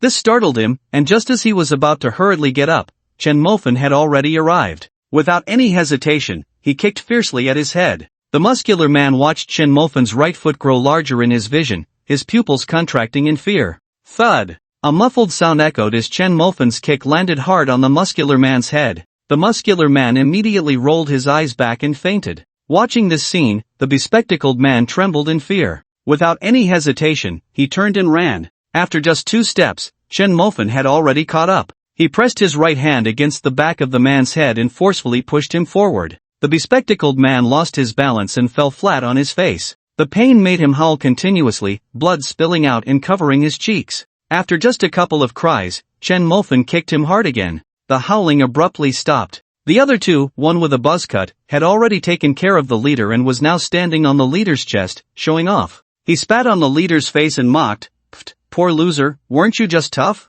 Show me again, look at what you are, daring to act tough in front of our taekwondo club. You're really asking for it." Just as he finished speaking, he suddenly sensed something was off, as if something was standing behind him. He turned his head sharply and immediately saw Chen Mofan's cold eyes. The sight made him exclaim in shock, his scalp tingling. At that moment, Chen Mofan struck. Without any flashy moves, he delivered a direct kick to the man's joint. A crisp crack sounded as the man's foot, which was on the leader's chest, twisted and deformed. Ugh! A scream like that of a slaughtered pig erupted from his mouth. He hugged his leg, fell to the ground, and rolled around in agony. The other man, terrified to the core, turned and ran without hesitation. How could Chen Mofan let him go? Since he had already made a move, he couldn't return without inflicting some injuries. That would be too lenient for the man's previous arrogance. Chen Mofan directly grabbed the man who was wailing on the ground, exerted force, swung him around, and then smashed him towards the last fleeing man. Bang! The two collided and fell to the ground together. Before they could get up, Chen Mofan went up and kicked them both, knocking them out. Wang Yu watched the scene, frozen in shock, her body trembling uncontrollably, her eyes filled with fear. She could hardly believe how ruthless Chen Mofan was. This was no ordinary student fight. Moreover, Chen Mofan was too strong, taking down 5 people by himself. Was this still the taekwondo club that flaunted its power at Dong University? In front of Chen Mofan, they seemed like weaned children, easily dealt with in just a few moves. Yu Guang had just stood up,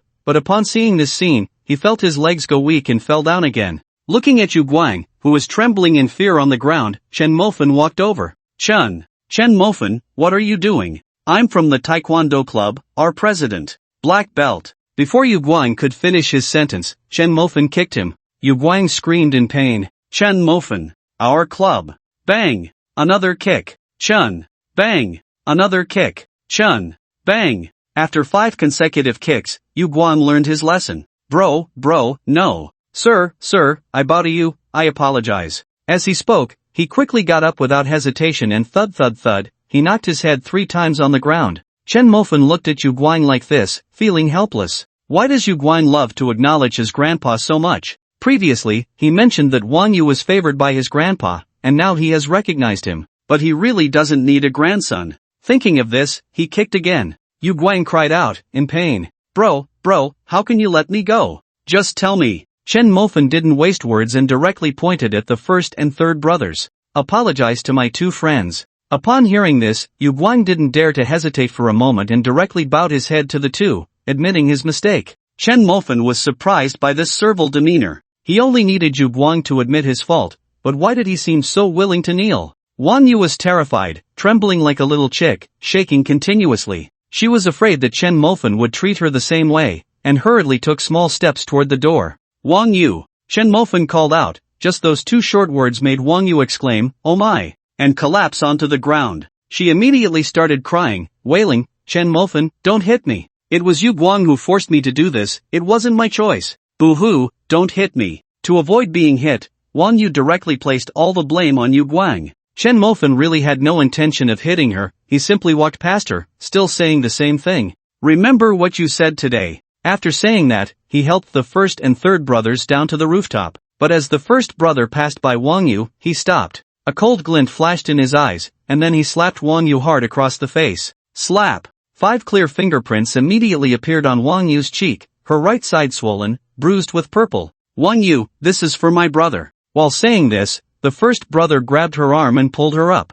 Watching this scene, Chen Mofan felt helpless. Great, this really can't be let go. This title of dog god is truly a disgrace. Back in the dormitory, the first brother hugged the blanket and cried silently. Seeing his body shuddering, Chen Mofan was also at a loss for words. He really didn't see this coming. He was such a sentimental type, and a big fool at that. Chen Mofan fought helplessly, took out his phone, and called Bai Yu and Long Outyan separately. There were no other words on the call, just, find me, whether it's international models, stars, or internet celebrities, or company executives, in short, gather 100 beauties with a score of 9 or above within an hour. He really hoped the first brother could give up on Wang Yu. He believed that after being hurt by her, if other beauties actively threw themselves at him, the first brother could fall in love with someone else and directly dump Wang Yu. No matter the cost, as long as it could make the first brother forget Wang Yu, Chen Mofan thought it was worth it. Not to mention, just for the friendship shown on the rooftop, knowing he would be beaten but still not abandoning him, it was worth it.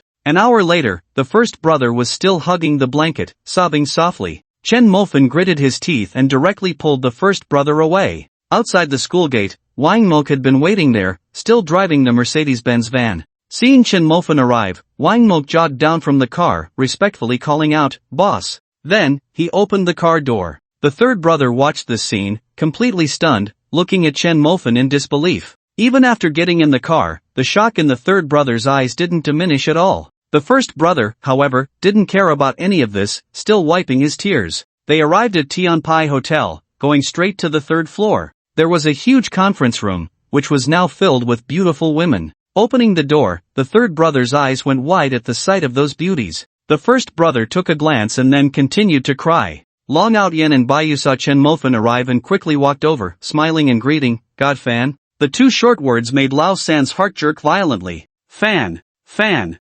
god? Lao San's eyes widened in disbelief as he looked at Chen Mofan. His mouth dropped open in shock, almost big enough to fit an egg inside. Lao si, what did they just call you? Lao San stammered, pointing at Bai Yu and Long Outyan, his face filled with astonishment. Chen Mofan smiled helplessly. He had explained to Lao San long ago that he was the fan god, but the guy simply didn't believe it. Now, with the truth laid bare before him, Chen Mofan felt a secret thrill at seeing Lao San's shocked expression. Nodding, Chen Mofan said with a smile, "They called me fan god, the one you were thinking of. You now have a wealthy brother, and a super wealthy one at that." Lao San was instantly petrified. He stood there in a daze, taking a full minute to react. In an instant, his face was replaced by wild joy, and he excitedly danced around, shouting incoherently, Damn,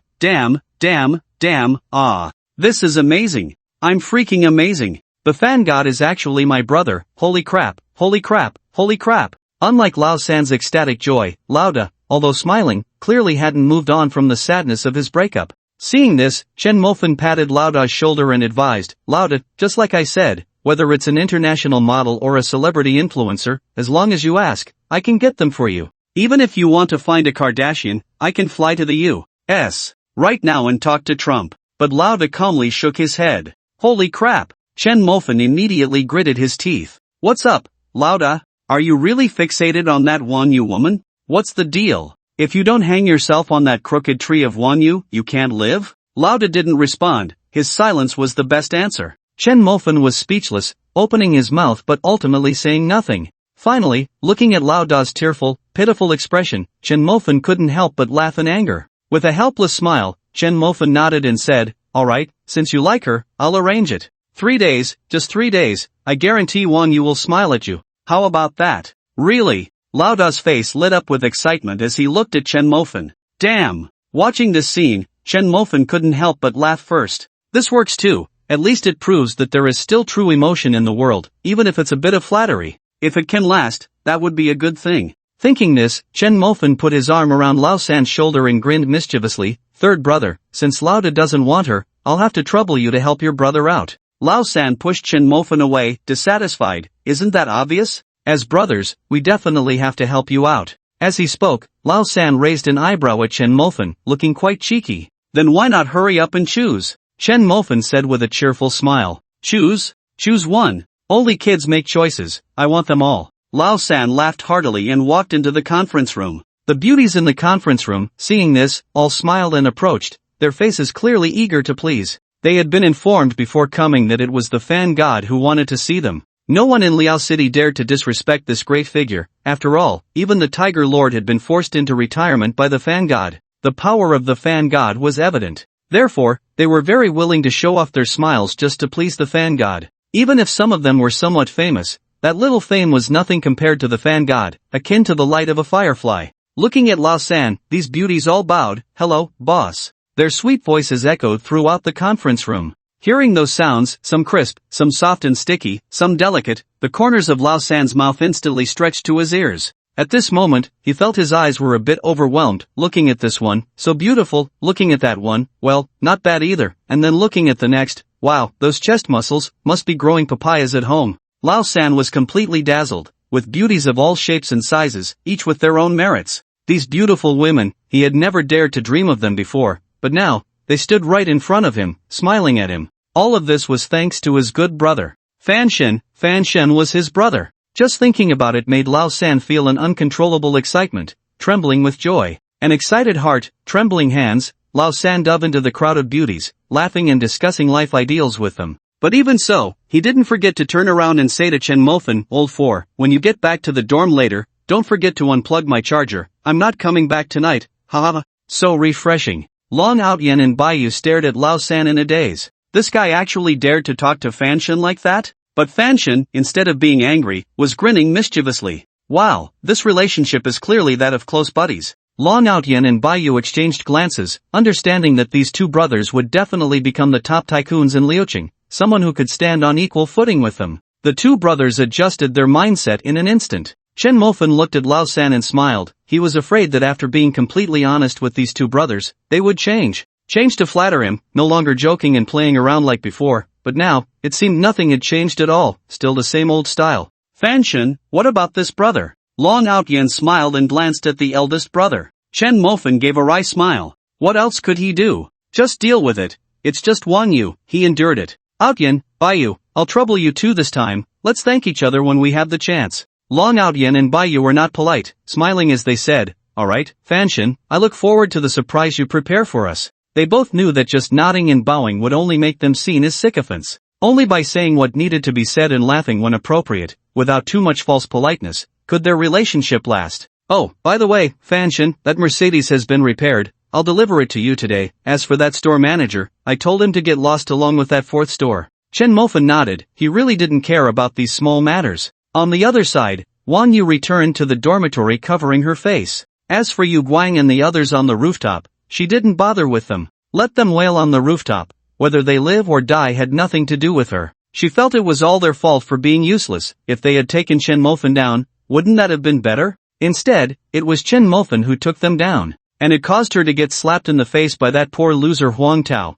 If it weren't for Yu Guang and their uselessness, would she have been slapped? How would she go meet her dear North baby tonight? Seeing Wang Yu covering her face as she returned to the dormitory, Wang Jiajiu immediately noticed something unusual on Wang Yu's face and asked, "Yeah, what happened to your face? Did someone hit you?" "Humph." Wang Yu snorted coldly and didn't answer. Wang Jiajiu looked at Wang Yu in confusion and said with a smile, Yeah, I didn't provoke you. Why are you giving me a cold shoulder as soon as you come in?" Wang Yu didn't respond but sat down in front of the vanity, fiddling with her swollen cheeks. Seeing Wang Yu's dismissive attitude, Wang Jiajiu frowned slightly but still patiently said, "Wang Yu, Mofan said that if you're willing to go out for a stroll with Huang Tao tonight, he's willing to give you a supercar." Upon hearing this, Wang Yu scoffed disdainfully, "Heh, just him? That poor loser even bought me a supercar." "Wang Jiajiu, can you stop making me laugh?" Wang Yu said disdainfully, her expression clearly showing contempt, obviously looking down on Chen Mofan. "Wang Jiajiu, I considered you a sister, but you keep deceiving me with your words every day. Do you think it's funny? I was really blind back then, giving you money to treat your brother." Wang Jiajiu was speechless. She didn't know how she had deceived Wang Yu, as she had always been looking out for her. Earlier in the supercar, she had told Wang Yu that Chen Mofan was a god among men, and that Huang Tao wouldn't have a bad future. But Wang Yu didn't listen and thought she was trying to harm him. She claimed to be a sister, yet didn't believe her at all. Wang Jiajiu didn't want to explain anymore. Let Wang Yu be, and if she regretted it later, she shouldn't come looking for her. That was what she thought, but Wang Jiajiu still reminded her one last time, "Wang Yu, if you don't choose Huang Tao, you will definitely regret it in the future." "Regret?" Wang Yu sneered, pointing at herself, her tone dripping with disdain as she mocked, "If I choose that poor loser, then I would regret it, okay? Alright, Wang Jiajiao, you don't need to deceive me here anymore. From now on, I'll pretend I don't have a sister like you. Humph, now that you have money, you can't stand to see your sisters doing as well as you. A sister like you is better off without," Wang Yu said, curling her lip at Wang Jiajiao with a face full of contempt. Wang Jiajiao laughed in anger, deciding not to indulge Wang Yu any longer. She immediately took out her phone and cheerfully called Zhang Chang. "Hello, Changge, I happen to have nothing to do today, I can go transfer the villa," Wang Jiajiao said, deliberately glancing at Wang Yu with pride, emphasizing her tone. "Yes, it's that 40 million villa, transferring it to my name." 40 million. As soon as this number came out, Wang Yu was almost driven mad with jealousy. She couldn't help but clench her teeth, making them grind. She was so envious, her eyes turning red with jealousy. How she wished she could also live in a 40 million villa, drive a luxury car worth over 10 million, and have membership cards for all the major brands. She wanted all of that, but unfortunately, it was her sister who had it. Because she was her sister, her jealousy only grew stronger. Truly afraid of her sister suffering, yet also afraid of her sister driving a Land Rover. Ding ding ding, the phone rang, and Wang Yu picked up her phone to see it was her old boyfriend calling. Although her old boyfriend wasn't as generous as Bai Yu, he was still worth over 100 million, which gave her a bit of confidence back. She provocatively glanced at Wang Jiajiao and answered the phone with a smile. "Hello, darling." The way she said darling was so flirtatious that it almost made Wang Jiajiao sick. She grabbed her car keys and fled the dormitory. Meanwhile, Wang Yu didn't think there was anything wrong with calling him darling, flirting as she chatted with her old boyfriend. He had bought her a bag today and hoped she would come out tonight, both to meet his old friends and to win Wang Yu over. A typical case of an old man not knowing when to stop. She just didn't know who was in charge of whom in their current situation. To put it another way, at over 80 years old, with such a frail body and severe osteoporosis, even if Wang Yu was in charge, if she wasn't careful and sat too hard, would she end up breaking her hip? Sigh, at this age, still so daring? Wang Yu hesitated for a moment but then nodded in agreement. In the evening, Wang Yu dressed herself up nicely and arrived at the Taozi Mahjong Hall as promised. Her old boyfriend was inside playing mahjong with 3 of his friends. Pushing open the door to the innermost private room of the Mahjong Hall, Wang Yu walked in. This private room was like a presidential suite, not only having a mahjong table in the center but also sofas, a bedroom, tea sets, and a refrigerator around it, resembling a small house. It was said that this private room cost 10,000 a day. Wang Yu surveyed the private room, feeling elated. She believed she should frequent such high-class places, this was her life. If she were with Huang Tao, she didn't know how long it would take to save up 10,000 just to spend time in a place like this. As Wang Yu entered the room, 4 old men simultaneously looked up, their eyes gleaming with desire as they appraised her. As the saying goes, birds of a feather flock together. Old baby's 3 friends, like him, had also found themselves a young and beautiful girl. At that moment, 3 girls, only 21 or 22, were smoking, each lounging in the arms of the 3 old men. Only old baby was alone. At 87, old baby had a head full of gray hair, his face wrinkled like tree bark, and he had lost more than half of his teeth, causing his speech to leak air.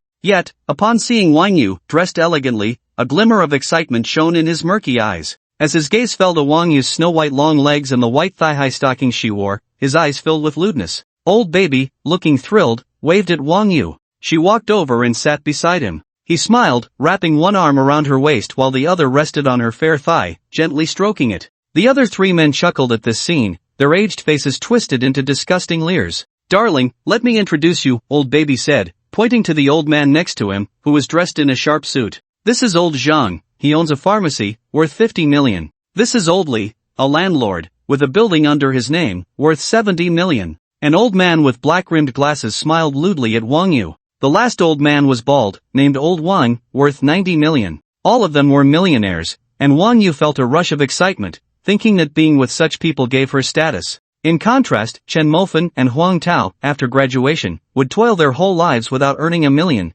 Being with them was nothing but suffering. Only a fool would choose Huang Tao. Wang Yu's resolve strengthened. "Little darling, here at Taozi's Mahjong parlor, we are the VIPs among VIPs. The boss Taozi bows and scrapes when he sees us," old baby boasted, flaunting his influence. "Let me tell you, little darling, this Taozi is a little brother of Tiger Yi. If he bows to us, our power speaks for itself." Wang Yu's spirits soared even higher upon hearing this. Wasn't Chen Mofen quite capable? But what did that matter? Could he compete with Taozi? If Taozi had to bow to old baby, he would naturally have to do the same for her in the future. Just thinking about it made Wang Yu feel exhilarated. She couldn't wait to show up with Taozi in front of Chen Mofen again. She was eager to see what his expression would be like when he had to bow and scrape. Old baby continued to boast about his power, proudly stating, "Little darling, not to brag, but in this area, my word carries weight. You can walk around here with confidence. Of course, don't go out too much. After all, Liao City is so big, you never know when a tough guy might show up. I've heard that a new god has emerged in Liao City, someone who even made Tiger Yi submit. We can't mess with those big shots, but if anyone dares to bully you, you can definitely use my name to scare them off." Old baby snorted with pride, striking a haughty pose. Hearing this, Wang Yu hesitated for a moment before removing her mask. She had been seething with hatred, hating Huang Tao even more than Chen Mofen, her teeth itching with resentment. Huang Tao actually dared to slap her face. She absolutely could not let this dog lick her off easy. "Little baby, what happened to your face?" Old baby immediately noticed the marks on Wang Yu's face, frowning and asking with dissatisfaction. Wang Yu recounted what had happened during the day. Hearing that someone dared to slap his little baby, old baby slammed the table in anger. When he learned it was two poor losers, he laughed disdainfully. "Damn it, two poor losers actually dared to lay a hand on my woman. I have to let them know what the consequences are for offending someone they can't mess with." Wang Yu's face lit up with a smile. This was her man, wealthy and powerful, speaking with such overbearing confidence. "Then let's go. I can't wait to teach those two poor losers a lesson," Wang Yu said with a smile. But old baby shook his head, saying dismissively, "Little baby, don't be in such a hurry. Tomorrow, I'll bring some people to properly teach them a lesson. As for today, let me pamper you first." Hearing brother from the mouth of an 80-year-old man was truly nauseating. As old baby spoke, he pulled Wang Yu into his embrace. When Chen Mofen returned to the dormitory with the boss, it was already dark. At Tian Kai Hotel, he had a detailed conversation with Wang Mok. He was preparing to establish a company and planned to rename these hotels and restaurants. He had already thought of a name for the company, Longtongue. The dragon represents China, symbolizing the rise of the nation. Back in the dormitory, Chen Mofen immediately called Wang Jiajia to ask how things were going with Wang Yu, whether she agreed to come out. Originally, Chen Mofen didn't plan to bother with Wang Yu anymore, but seeing the boss's demeanor, he could only endure his disgust for Wang Yu and help the boss. When Chen Mofen called,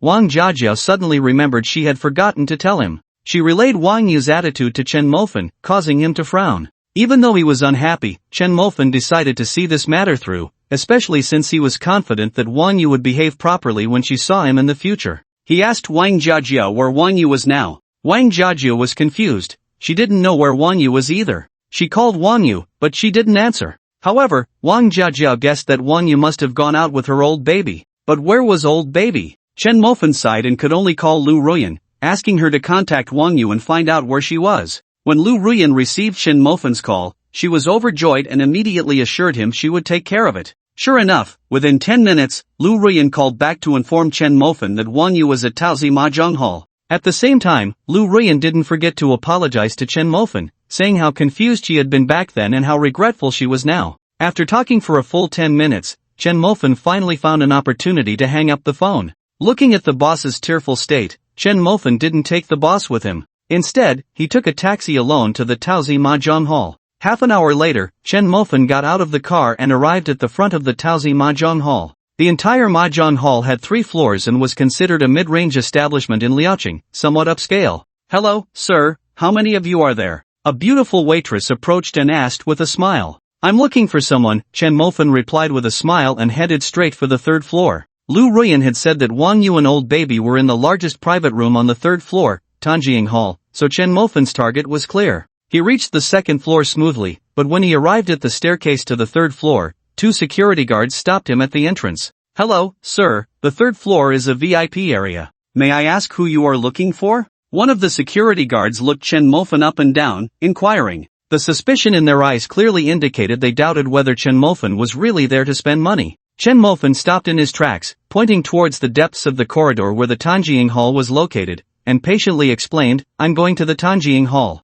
A friend of mine is there, a girl named Wang Yu." "Tanjiang Hall?" The 2 security guards exchanged glances, and one of them coldly replied, "Sorry, the people in the Tanjiang Hall told us that their people are already here. Please do not disturb them unless it's necessary." Hearing this icy response, Chen Mofen sighed and said patiently, "Buddy, I'll say it again. Wang Yu inside is my friend, and I need to see her. Can you please go and let her know? It's not that difficult, right?" After Chen Mofan finished speaking, the security guard showed no hesitation and sneered, "What does it have to do with me if you have something to say?" "What the hell?" Chen Mofan was stunned. He just asked him to go and say a word. Wasn't that too much to ask? But this guy was being a bit too aggressive. "Sir, please leave quickly and don't cause a scene here, or don't blame us for throwing you out." Wow! Chen Mofan was both angry and amused. In just a moment, he had become the unreasonable one. "Come on, if you're not going to help, at least don't bully me like this." But the security guard showed no signs of backing down. Seeing that Chen Mofan had no intention of leaving, he angrily said, "Kid, I'll say it again, get lost now, or don't blame us for being rude. Get lost." Chen Mofan was completely furious. Who the hell did he think he was? He charged forward and kicked the security guard, who immediately hunched over in pain. The other guard tried to move, but Chen Mofan knocked him out with a punch. After glancing at the two, Chen Mofan stepped inside. He felt helpless. He didn't know if he had been cursed lately. He just wanted to spend some money quietly, but why was there always someone forcing him to take action? Inside the Tanjiang Hall, Wang Yu was currently sitting on the lap of Lao Baby, playing mahjong in his place, while Lao Baby's two thin arms roamed up and down her body. When Chen Mofan opened the door to the Tanjiang Hall, he immediately saw Lao Baby sitting in the main seat with Wang Yu in his arms. Seeing Lao Baby's hand on Wang Yu, a clear anger flashed in Chen Mofan's eyes. The boss was his brother, and Wang Yu was, after all, his sister-in-law. But now, his sister-in-law was being touched by someone? Chen Mofan's anger surged. "Who the hell are you, blind enough to come here?" Lao Zhang, who owned a pharmacy and was worth 50 million, stood up and pointed at Chen Mofan, humiliating him. He was quite old but had quite the temper. Chen Mofan smiled as he walked towards Lao Zhang. He considered himself a person who respected the elderly and cared for the young, but that was excluding the immoral. With a swift kick, Chen Mofan sent Lao Zhang flying, his body crashing onto the sofa behind him with a dull thud and a crisp sound of bones cracking. Bang! Crack! Ugh! Lao Zhang lay on the sofa, wailing incessantly. Seeing this scene, the three old men in the room trembled in fear. But Wang Yu frowned and angrily said, "Chen Mofan, you are going too far. Do you know who these people are? How dare you lay a hand on them?" Chen Mofan ignored Wang Yu's words and walked up to Lao Zhang, who was still moaning. He grabbed his neck and said coldly, "If you dare to make another sound, I'll make sure every bone in your body breaks." Lao Zhang trembled in fear, and upon seeing Chen Mofan's icy gaze, he no longer dared to make a sound. Meanwhile, Lao Baby took this opportunity to ask Wang Yu about Chen Mofan. Upon learning that Chen Mofan was the one who had bullied her, Lao Baby's fear instantly turned into disdain. He had thought he was some big shot, but it turned out he was just a poor loser. As Chen Mofan approached, he disdainfully snorted through his nose, shaking his head in contempt, adopting an arrogant posture. "You seem quite proud," Chen Mofan said with a smile to Old Baby. Old Baby smiled back, curling his lip at Chen Mofan, appearing too disdainful to speak to him. Seeing this, another old man, coldly snorted and said arrogantly, "Young man, let me introduce myself. My net worth is 70 million, that old Wang over there is worth 90 million, and this one," Oldly pointed at Old Baby and continued proudly, "is worth 100 million. Now tell me, do you have any worth? Why shouldn't we be proud in front of a poor loser like you?" As the words fell, a mocking cold smile appeared on Old Baby and bald Old Wang's faces as they looked at Chen Mofan. Chen Mofan shook his head and smiled bitterly. He had no idea that being worth 100 million was such a source of pride, but he truly didn't feel it. Grabbing Oldly by the hair, Chen Mofan slammed him onto the mahjong table. Bang! With a loud crash, Oldly's head was split open, blood streaming down his face, mixing with tears and snot. The young girl beside him was so frightened that she almost fell off her chair. Old Baby's face darkened, his old face, resembling tree bark, was filled with gloom. He never expected this poor loser to be so rampant, daring to strike after learning their net worth was in the tens of millions. Bald Old Wang jumped back in fright, retreating repeatedly. But thinking that he was scared of a poor loser, the old man's face flushed with embarrassment. He quickly took out his phone and called his boss, Taozi. At that moment, Taozi had just received a report from his subordinates that someone on the third floor was causing trouble and had injured a security guard. Taozi was furious and headed straight to the third floor with a few people. He had to make that troublemaker pay today. Meanwhile, in the private room, after Bald Old Wang finished his call, Wang Yu also spoke up. "Chen Mofan, do you dare to hit people? Don't you know these people are all millionaires? If you lay a hand on them, you're looking for death." As soon as she finished speaking, perhaps feeling unsatisfied, Wang Yu walked over and mockingly faced Chen Mofan, saying, "Chen Mofan, you're dead today. They are not like you, Guang. If you touch them, I guarantee you won't even know how you die." Listening to Wang Yu's noisy words, Chen Mofan showed no courtesy and directly slapped her. The first time on the rooftop, He hadn't acted out of respect for the boss and Wang Yu, but now that she dared to make a fuss in front of him again, he had to teach her a lesson. With one slap, he sent Wang Yu back to old baby's side. Wang Yu's already purplish cheeks turned red with anger. Seeing his woman being hit, old baby was furious. He slammed the table and shouted, "Young man, don't be so arrogant. There are many people in this world you can't afford to offend. You're so ignorant of the world, even if Jesus came today, he couldn't save you. I'm telling you this." Such arrogant words were rare for Chen Mofan to hear, and hearing them again only made him feel amused. Pfft, Chen Mofan laughed out loud. Laugh? Yes, go ahead and laugh now, otherwise, when you cry later, you won't be able to, old baby said with a sarcastic tone, his words dripping with obvious mockery. Wang Yu covered her face. Although she had just been slapped again, she wasn't afraid. She was well aware of old baby's strength.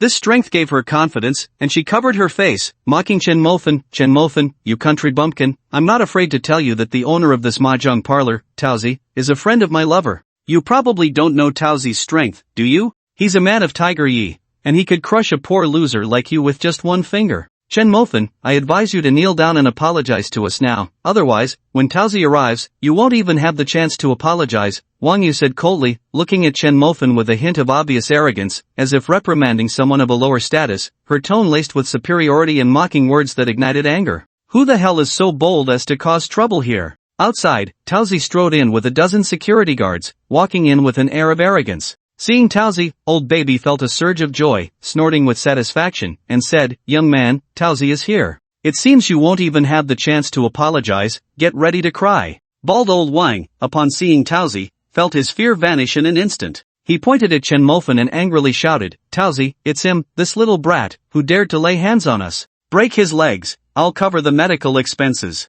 Taozi followed old Wang's finger and immediately spotted Chen Mofan sitting at the mahjong table. The moment he saw Chen Mofan, Taozi felt as if he had been struck by lightning, his scalp tingling. Fengshen? How did this deity end up here? He had witnessed the Hongyu incident yesterday, where he saw this deity's arrogance firsthand, slapping Lord Hu twice right in the face. That was Lord Hu. Fengshen actually dared to slap him, and in the end, Lord Hu didn't even dare to retaliate. If Lord Hu was afraid, could he, a mere little Karami, dare to act? On the third floor, the two beaten security guards saw Chen Mofan, whom old Wang had pointed out, and they became energized. One of them looked at Chen Mofan with a cold smile, and although he didn't say anything, the smirk on his lips was thick with threat. The other one also pointed at Chen Mofan, laughing arrogantly, and insulted, Kid, it felt great to hit us, huh? This time, I'm going to make you crawl on the ground. You dare to mess with us without knowing who you are. Saying this, he flattered Taozi, Boss, after we take this kid down, I want to break his legs so he understands that causing trouble in our Taozi mahjong hall comes with a price. What the hell? Taozi was about to cry. How bold was this guy to make this deity pay a price? Seeing his subordinates still wanting to mock, Taozi didn't hesitate for a moment and slapped one of them across the face. Smack! The crisp sound echoed in the private room, leaving everyone stunned. They couldn't understand what was happening. Why was Taozi hitting his own man? The security guard was even more confused, covering his face and saying aggrievely, Boss, why are you hitting me? It's this kid, he's the one causing trouble here. You dare to point? Taozi slapped him again. Smack! After two hard slaps, blood trickled from the corner of the security guard's mouth, and he no longer dared to say another word, left with a dazed expression, not knowing what had gotten into his boss today, who was disregarding enemies and hitting his own men. Taozi didn't care what he thought. He hurriedly jogged to Chen Mofan's side and respectfully called out, Fengshen. These two words reverberated like an earthquake in the private room. Everyone who heard these words was stunned, their faces stiff as they stared at Chen Mofan.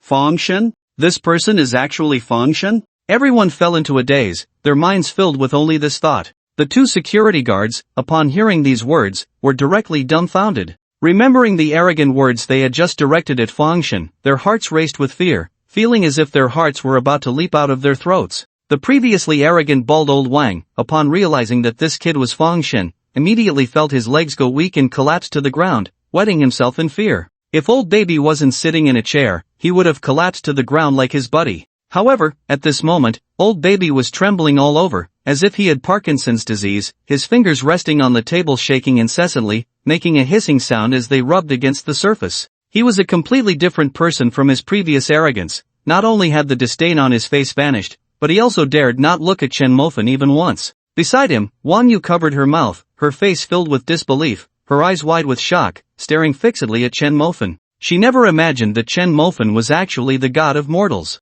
This revelation felt like a magnitude 10 earthquake to her, leaving her stunned in place. At that moment, she suddenly understood why Wang Zhaojiao had been desperately trying to persuade her to be with Huang Tao. She had even told her that if they didn't end up together, she would definitely regret it in the future. At that time, she had scoffed at it, even thinking that Wang Zhaojiao had ulterior motives, and she had mocked her fiercely. But now, looking back, it was not ill intent. She had treated her like a true sister. Unfortunately, she had ruined everything herself. She had arrogantly thought that this old man was 1,000 times better than Huang Tao. Now, how ridiculous that seemed. At this moment, Wang Yu looked at old baby beside her and felt that he was utterly disgusting. God of mortals, what brings you here? Taozi bowed slightly in front of Chen Mofan, his attitude exceptionally humble and respectful. Chen Mofan was somewhat surprised that the boss recognized him. This was good, it saved him from having to say much. Looking at the smirking Taozi and the shocked crowd in the private room, Chen Mofan smiled lightly and replied, "Nothing much, someone stole my brother's girlfriend, so I came to take a look, but it seems someone thinks I'm easy to bully and even threatened to kill me?" His words echoed in the private room, and old baby could no longer sit still. With a thud, he fell from his chair and landed on the ground. He knew that even Lord who had retreated in front of this person, in the eyes of the god of mortals, they were nothing. He hurriedly pushed the chair in front of him aside and crawled over to Chen Mofan, crying out, "Fan. God of mortals, I was wrong, please spare me, I beg you, I apologize." It turned out he was spineless. Chen Mofan had thought that he would have some backbone after being so arrogant before, but now, if it were just Chen Mofan, he could let it go, but what about his brother? Just a moment ago, old baby had been all over Wang Yu with a lewd grin, acting so arrogant. If he didn't pay a price, he would be letting his brother down. Watching this scene, Taozi understood and without a second thought waved his hand, hit him, beat him to death. The four old men were so scared they exclaimed, "Oh my!" But Chen Mofan gestured to stop. "Don't be so violent, in peaceful times, let's resolve things peacefully." Hearing this, Taozi felt a bitter laugh in his heart. Hearing peace and no violence from this person was simply ironic. He didn't know who it was that had given Lord Who no face, directly slapping him twice with a hard attitude, and even smashed him in the end. Chen Mofan smiled as he spoke, reaching out to pull up the kneeling old baby, and continued, "I heard you're quite wealthy, with a net worth of 100 million, not bad, quite the capital for arrogance, huh?" Old baby's face instantly flushed red. He was rich, but that was relative to whom? In front of this god of mortals, who casually brushed off 600 million, his 100 million was nothing. Old baby wore a bitter expression, trying to ingratiate himself. "God of mortals, compared to you, I'm just a small fry. I was wrong before, and I apologize to you." If it were someone else, Chen Mofan might have really let him off the hook because of his age, but not this one. First of all, he disrespects his elders. He's over 80 and still full of scheming thoughts, using his wealth to specifically harm young girls. Just look at the girls in this private room, all around 21 or 22. How many single brothers are there in Huaxia? Those guys are waiting eagerly, but in the end, they are first harmed by these disrespectful old men. Moreover, as an elder, not only does he lack any kindness in his heart, but he also has an arrogant and overbearing attitude, showing no restraint whatsoever. Most importantly, Chen Mofan hasn't forgotten that this old bastard groped Wang Yu all over, which is like blatantly putting a green hat on Huang Tao. As for Huang Tao, there's no doubt about it, he naturally has to help Huang Tao vent his anger. Picking up the mahjong on the table, Chen Mofan glanced at the old man and said in a calm tone, "I won't make it difficult for you. You love playing mahjong, right? I'm not very familiar with it, but we can play a bit. As for the rules of mahjong, let's skip that, let's play for 10,000 a hand." Hearing this, the old man felt a surge of joy. Playing mahjong with Fanshin is fine, he can afford to lose 10,000. Thinking this, the old man quickly nodded, alright, if Fanshin is interested, I will naturally accompany you." Chen Mofan's lips curled up, revealing a playful smile. The mahjong was set up, and the two began to draw tiles. The old man played first, discarding a 2 of dots. Chen Mofan declined it and chose to draw a tile. However, Chen Mofan's draw was a direct choice of 10 tiles, keeping the useful ones and discarding the useless ones. The old man was dumbfounded. Can it be played like this? The crowd around them was also stunned.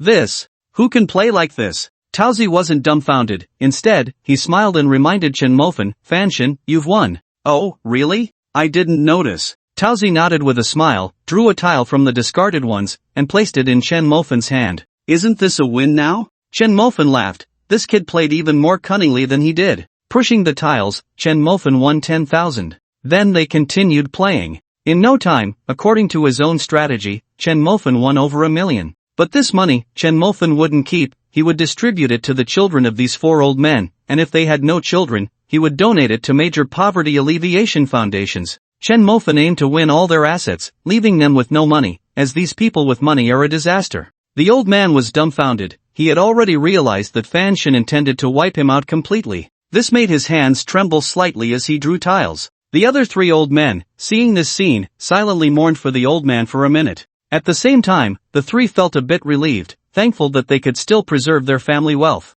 The 3 had already decided that after this, they must find a young girl to relieve their frustrations. Just as their thoughts arose, they heard Chen Mofan say, "Don't just let us 2 play, there are still 3 old men here. Taozi, find 3 people to play with them, until all the assets are lost, no one should leave the table." Upon hearing this, Taozi nodded with a smile. The 3 old men turned ashen at this statement, with the bald old Wang even rolling his eyes and fainting directly. The old man was trembling all over, his face filled with fear and reluctance. Watching the 10,000 after 10,000 transfer from his phone, the old man's face began to pale. At this moment, he was filled with regret. If he hadn't been so arrogant, if he hadn't loved playing with young girls, would there have been none of this? It was precisely because he had so many sordid thoughts that he offended Fan Shan, leading to his current punishment. The old man regretted so much that he wanted to slap himself several times. Chen Mofan felt no pity for these people. All the money he won, he gave entirely to their children, which could be seen as a way of helping these old folks divide their inheritance in advance. Without money, these guys would behave themselves. After playing a couple of rounds, Chen Mofan found it uninteresting and handed the table over to one of Taozi's underlings. Seeing Chen Mofan leave the table, Taozi hurriedly said, "Fan Shan, we have a private room here. Would you like to go rest in the private room?" "Everyone, this chapter is quite toxic. You can choose to skip it directly. I apologize for what I wrote here. I know my book has its toxic points, and I am working hard to improve. I will write better in the future, so please believe me." Bowing, apologizing, Chen Mofan nodded. He had been busy all day and hadn't taken a break, so it was just right to sit in Taozi's private room. Taozi's face was filled with joy. He knew Fan Shan was a big shot, and if he could build a good relationship with him, a little generosity from Fan Shan could make him wealthy for life. Taozi quickly made a gesture inviting him and then hurriedly led the way. Chen Mofan didn't leave immediately but pointed at Wang Yu. He really didn't want to deal with this woman, but unfortunately, the boss was very fond of her. What could he do? He could only hold his nose and accept it.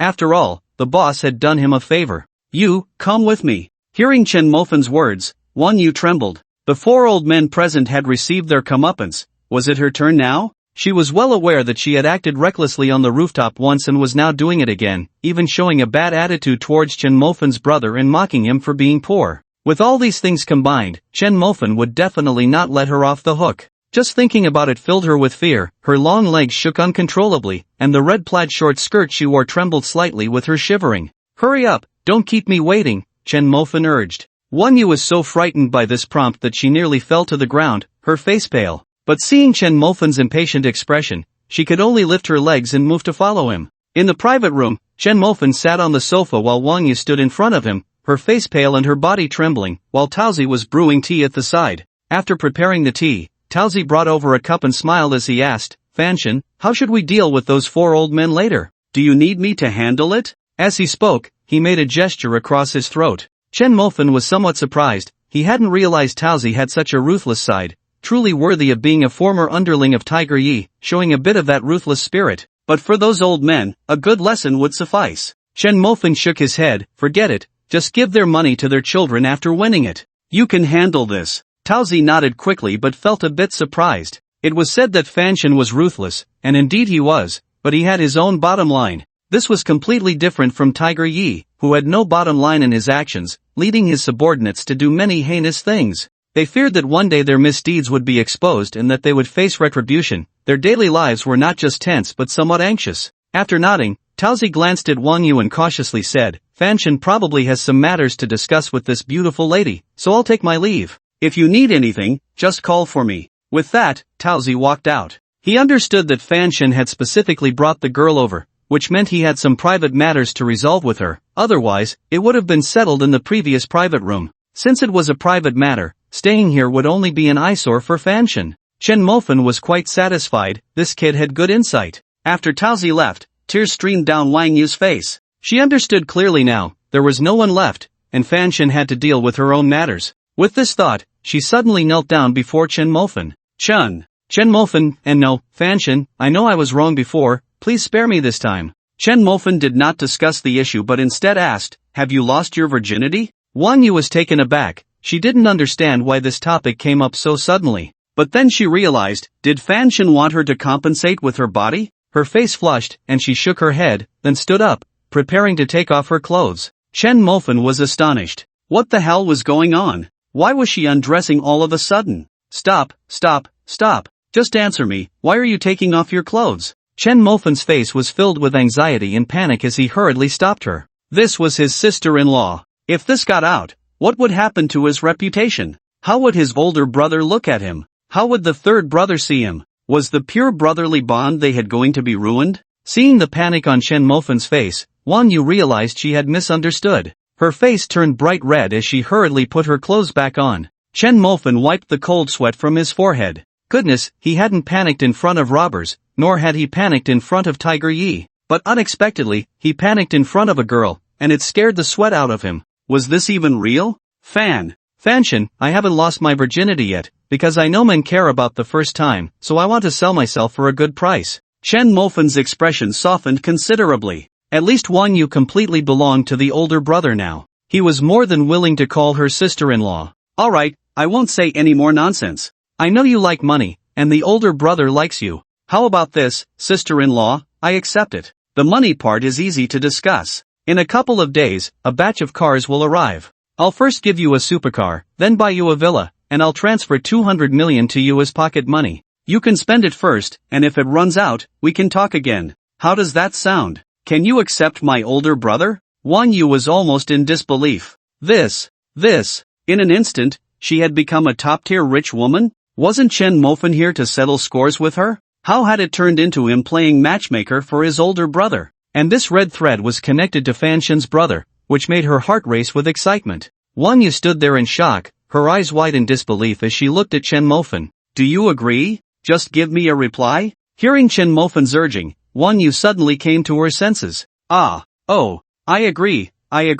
As the words left her mouth, Wang Yu was overwhelmed with joy and tears. She knew that from now on, she could live a life that others would envy. Luxury cars, villas, and that 200 million in pocket money. She had never dared to dream of such things before. But now, Fanshin had promised her in person. She had thought she was finished, that offending Fanshin meant her doom, and that she would have to say goodbye to the life she wanted without ever experiencing it. But who would have thought that after the darkness, there was light? Her emotions were like a roller coaster, soaring and plummeting. She understood very well that the reason Chen Mofan was giving her all this was because of that man, Huang Tao. In her eyes, he was just a lovesick fool. She knew Huang Tao liked her a lot, but she didn't think much of him. Yet now, the person she thought the least of had given her everything, which made her feelings very complicated. At the same time, she decided that she would take good care of this man for the rest of her life, because this person had fulfilled her long-held wish. Alright, you call my older brother. He's probably still crying now? This made Wang Yu's heart skip a beat.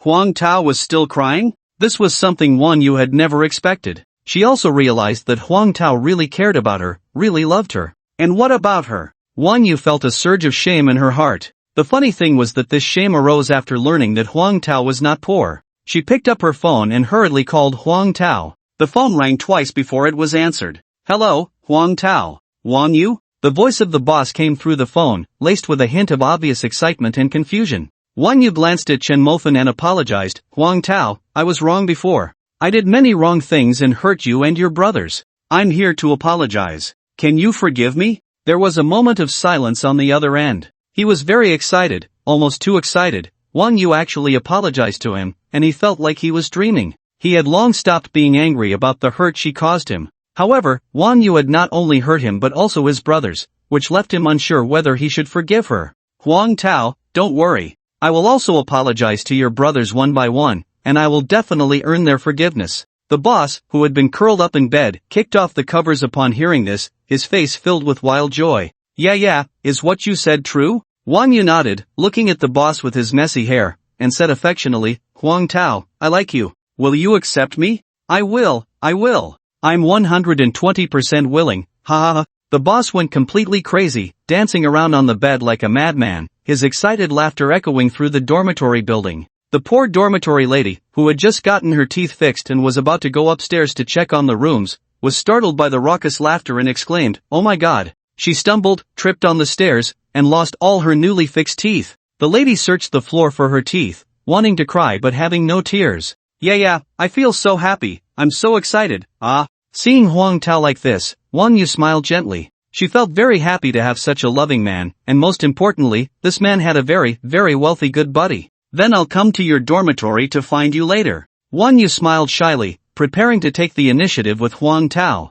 After hanging up the phone, she turned to Chen Mofan and said apologetically, Fanshan, I was wrong before. I apologize to you and hope you can forgive me. Chen Mofan waved his hand impatiently. Alright, sister-in-law, you don't need to say that. I can't be angry with you because of the boss. But I have to say, if you dare to do anything to wrong the boss in the future, I will definitely make you understand what fear is. Wang Yu nodded eagerly, having no doubt about his words. The name Fanshan had firmly established itself in Liao City. Everyone knew that going against Fanshan was no different from seeking death. The Tiger Lord was impressive, but wasn't he still honestly keeping his head down, not daring to say a word? You and the boss should be good from now on. You don't need to worry about the boss, he won't be lacking in the future. Wang Yu was full of joy, understanding that with Fanshan's words, she and Huang Tao would definitely not be lacking in the future, and they might even become top tycoons in Liao City. This is Zheng Chang's WeChat. I'll send it to you. Tomorrow you can find him and just say you are Chen Mofan's sister-in-law, here to pick up a car and a house. Also, give me your bank account number, Chen Mofan said calmly. But looking at the calmness on Chen Mofan's face, Wang Yu completely lost her composure. A car and a house, just like that? Shouldn't it be after marriage? Or after a foundation of feelings? But now it was just given like that? Wang Yu was overwhelmed with excitement, her heart racing uncontrollably. She even doubted whether she was dreaming, it felt too unreal. But what made her even less able to believe was Chen Mofan's next words. 200 million has been transferred to you. Ding, 200 million funds received. Wang Yu picked up her phone, staring at the countless zeros, her heart racing not just faster, but almost leaping out of her throat with excitement. Did they really just give her 200 million? To think this was 200 million, while her old darling was only worth 100 million. But looking at the expression on Chen Mofan's face, turning out 200 million seemed as casual as spending $2, his demeanor calm and unruffled. Just how much wealth did Chen Mofan have? She could hardly believe it. Now she was beginning to understand Wang Zhao's words more and more. Firmly holding onto Huang Tao would definitely lead to a bright future.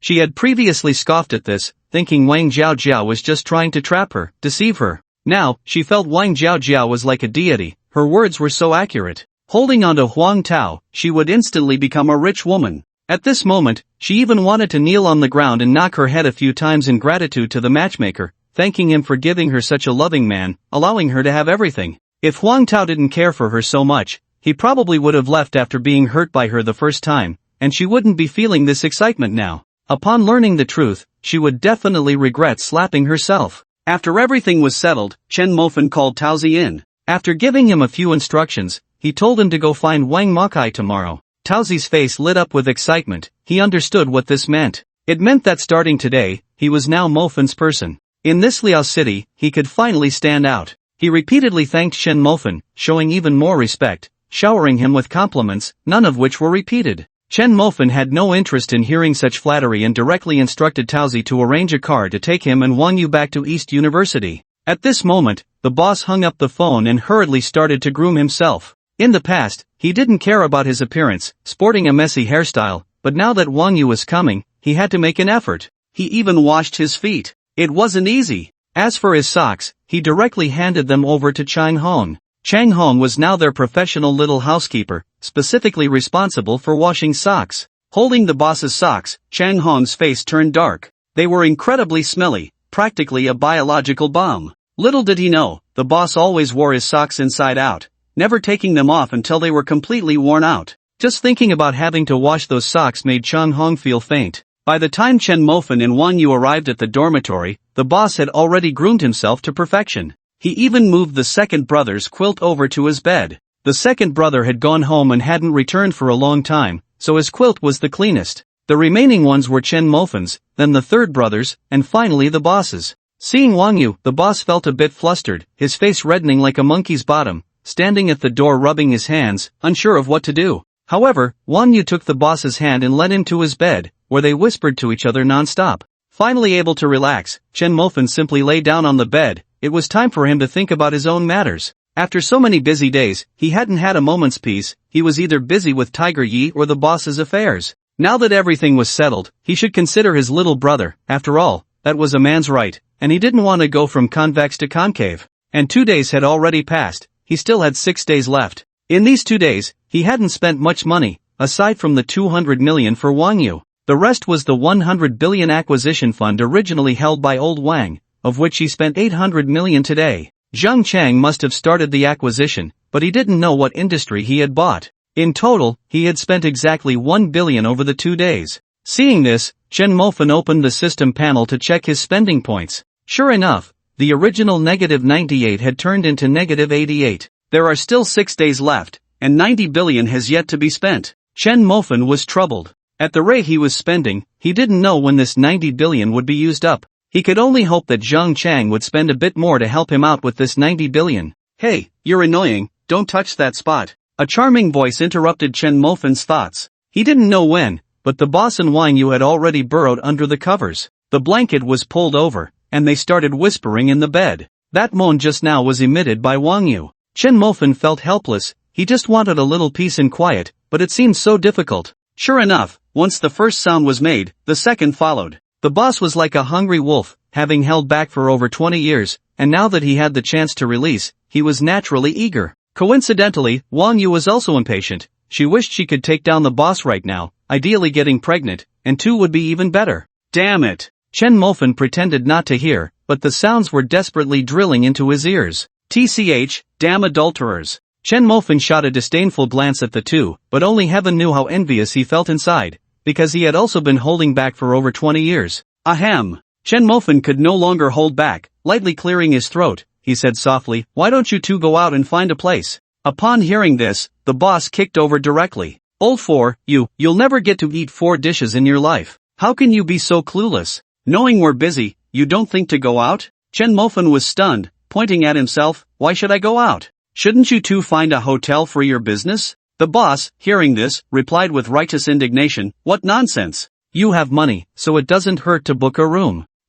Chen Mofan was speechless, so it was his fault for having money. In the blanket, Wang Yu pinched the boss. Chen Mofan was now a mortal god. How could Huang Tao talk to him like this? Fearing her husband would continue to make Chen Mofan unhappy, Wang Yu hurriedly said, "Honey, let's go book a room." Wang Yu's words were 10 times more effective than Chen Mofan's. The boss nodded directly. Climbing out of the blanket, he kicked Chen Mofan again. "Transfer me some money." "Why should I?" Chen Mofan looked at the boss, who was so self-righteous, with a helpless expression. The boss then said with righteous fervor, "What do you mean why? We're making a fuss in the middle of the night to avoid disturbing you. We're doing this for your sake, and you're not even grateful." Hearing this, Chen Mofan felt both angry and amused. This was not finding a friend, this was finding a father. Wang Yu was dumbfounded. This was a mortal god. When had he ever been treated like this? Was her husband being a bit too overbearing? Thinking of this, Wang Yu quickly grabbed Huang Tao. "I have some, I'll pay." "What do you mean you'll pay? This kid can pay, he's a mortal god, very rich. I'll help him spend some." "Hurry up, be quick." Huang Tao kicked Chen Mofan again, grinning. Chen Mofan was both angry and amused. The boss really hadn't changed at all, demanding money with such confidence. Nodding, Chen Mofan said, "All right, how much do you want? Let me calculate." "Room, late-night snacks, tomorrow I'll take my wife out for a stroll, buy her some things, miscellaneous expenses. Let's start with 20,000, I have 10,000 left, 30,000 should be enough." Chen Mofan sighed. What could 30,000 do? "Fine, let's just transfer 1 million, let the boss spend first." Thinking this, he directly transferred 1 million. Ding! The notification of the transfer sounded, and the boss looked at his phone. "Damn, old four asked you to transfer 20,000, who told you to transfer 1 million? 1 million? I can't pay that back in this lifetime. No way, you need to retract it." Chen Mofan directly rolled his eyes at the boss. "What do you mean you owe me? You take the flowers first, stay in college for 2 years, and then come work at my company. I'll give you an internship salary of 100 million a month." The boss curled his lips and said domineeringly, "Work at your company? I'm a man, how could I ever bow down to someone else? Forget about 100 million, I wouldn't go even for 1 billion. Chen Mofan laughed and nodded. "Alright, if you won't go, then you can return that 1 million to me." The boss's expression changed immediately. "Return it? You should have said that earlier. I've already taken it, it's in my pocket now, and I can't get it out. This was clearly just being unreasonable. Chen Mofan shook his head with a bitter smile. Then you should come to my company. The boss grinned mischievously. Then you beg me. To hell with you, I don't care if you go or not. Wan Yu watched the two of them bickering, completely dumbfounded. She was sure that if this scene were captured and posted online, it would definitely cause a huge stir. No one would believe that the god had a day of being humiliated and could be so much of a loser. She couldn't understand how someone so high and mighty could have such a good relationship with someone so utterly broke. It simply defied logic. After the boss and the third guy went out to a hotel, Chen Mofan finally had a moment of peace. He could think about his own matters. Time flew by, and 3 days had passed. The 6 days had shrunk again, leaving only 3 days. During these 3 days, Zhang Chang spent 20 billion, purchasing some small companies and properties. Meanwhile, Chen Mofan still owed the system 68 consumption points, with 70 billion left to spend. Spending 70 billion in 3 days made Chen Mofan's head hurt. During these 3 days, the boss and the third guy had not returned. They were clearly having a wild time. Chen Mofan envied them with a headache. On the 4th day, early in the morning, the boss and the third guy returned, leaning against the wall. Both of their faces were a bit sallow, their eye sockets deep set, bags under their eyes swollen, and they had obvious dark circles. Seeing this scene startled Chen Mofan. He thought he was seeing ghosts in broad daylight. What the hell happened to you two? Chen Mofan couldn't help but exclaim. The boss and the third guy exchanged glances, both revealing a bittersweet smile. Farming is really damn exhausting. The third guy was the first to speak, sighing. The boss nodded in agreement, then lamented, clearing land is even more exhausting. Chen Mofan bit his lip, feeling wronged. This was just too much bullying. Ding ding ding. The phone rang, and the aggrieved Chen Mofan picked up his phone to see it was Shui Yuru calling. Shui Yuru wanted to invite Chen Mofan to dinner as a thank you for not taking advantage of her during that incident. With the campus belle taking the initiative to invite him, Chen Mofan naturally wouldn't refuse. Although he only had 3 days left and should think about how to spend his money, 3 days and 2 days weren't much different. He grabbed his clothes and didn't forget to toss the keys to his big Mercedes to the two of them before running out. Shui Yuru was already waiting at the school gate, dressed in a white casual outfit and white breathable sneakers, looking like a fairy in the snow, ethereal and gentle. White was not a color that ordinary people could pull off, as it would make their skin look dark in contrast. But Shui Yuru's skin was as fair as snow, and with her all-white outfit, it not only didn't make her skin look dark but instead made her skin appear even more delicate, like, surpassing ice and snow. Seeing Chen Mofan arrive, a shy smile appeared on Shui Yuru's exquisite oval face. For so many years, she had never gone out alone with a boy, and going out alone with Chen Mofan was the first time in her life. To be honest, she felt a bit shy. So, Mofan, where are we going? Shui Yuru's words carried a hint of obvious softness, and with the slight blush on her face, it made one want to commit a crime. Suppressing the chaotic thoughts in her heart, Chen Mofan scratched his head and said, "Didn't you say you wanted to treat me to a meal?" Oh. Shui Yuru's face turned red, and she stuck out her pink little tongue, feeling embarrassed as she said, I was a bit dazed just now. While saying this, Shui Yuru wished she could pinch herself hard. Shui Yuru, what are you thinking? It's just a simple meal. Look at how shy you are. You've even forgotten the purpose of coming here and need someone to remind you. Get a grip.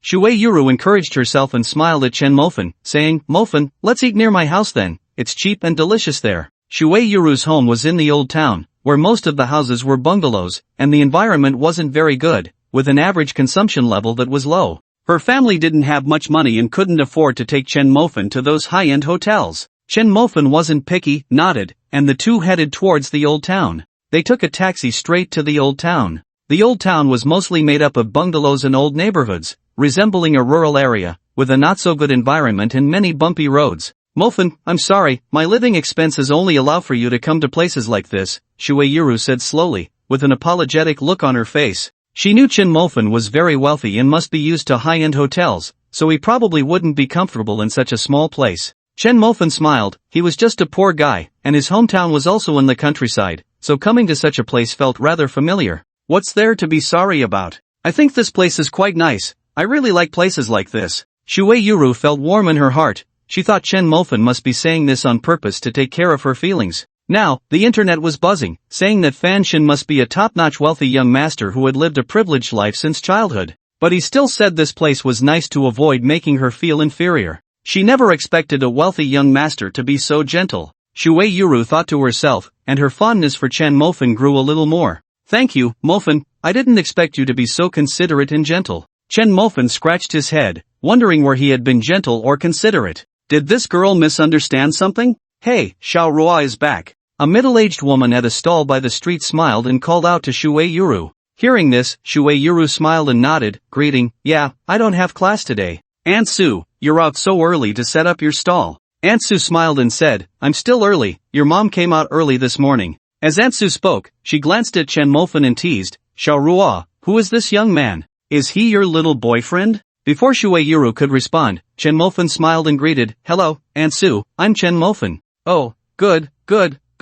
Xiao Ruo, your little boyfriend really knows how to talk." Shui Yuru's face turned even redder. Chen Mofan was her boyfriend, but he was Fanshin, how could he possibly like her? But explaining it now would seem a bit unnecessary. Seeing Shui Yuru blush, Aunt Su was even more certain of her guess and said with a smile, "Oh, you little girl are blushing. What's there to be shy about? This is quite normal. I think this young man is good, you should get along well. Auntie supports you both." Shui Yuru's face turned even redder, like a big apple hanging on a branch in late autumn, very tempting. With Chen Mofan, Shui Yuru hurriedly left the place. As they walked further away, Shui Yuru shyly said in a low voice, Mofan, don't mind me, the old district is like this, the older aunties just love to speculate about things. Chen Mofan smiled and replied, I don't mind at all, in fact, I'm quite happy. After all, I just got a beautiful school flower as my girlfriend, right? Shui Yuru's face instantly turned even redder, and she lowered her head as she walked, pinching the hem of her clothes, softly saying, Don't tease me, how could you possibly like me?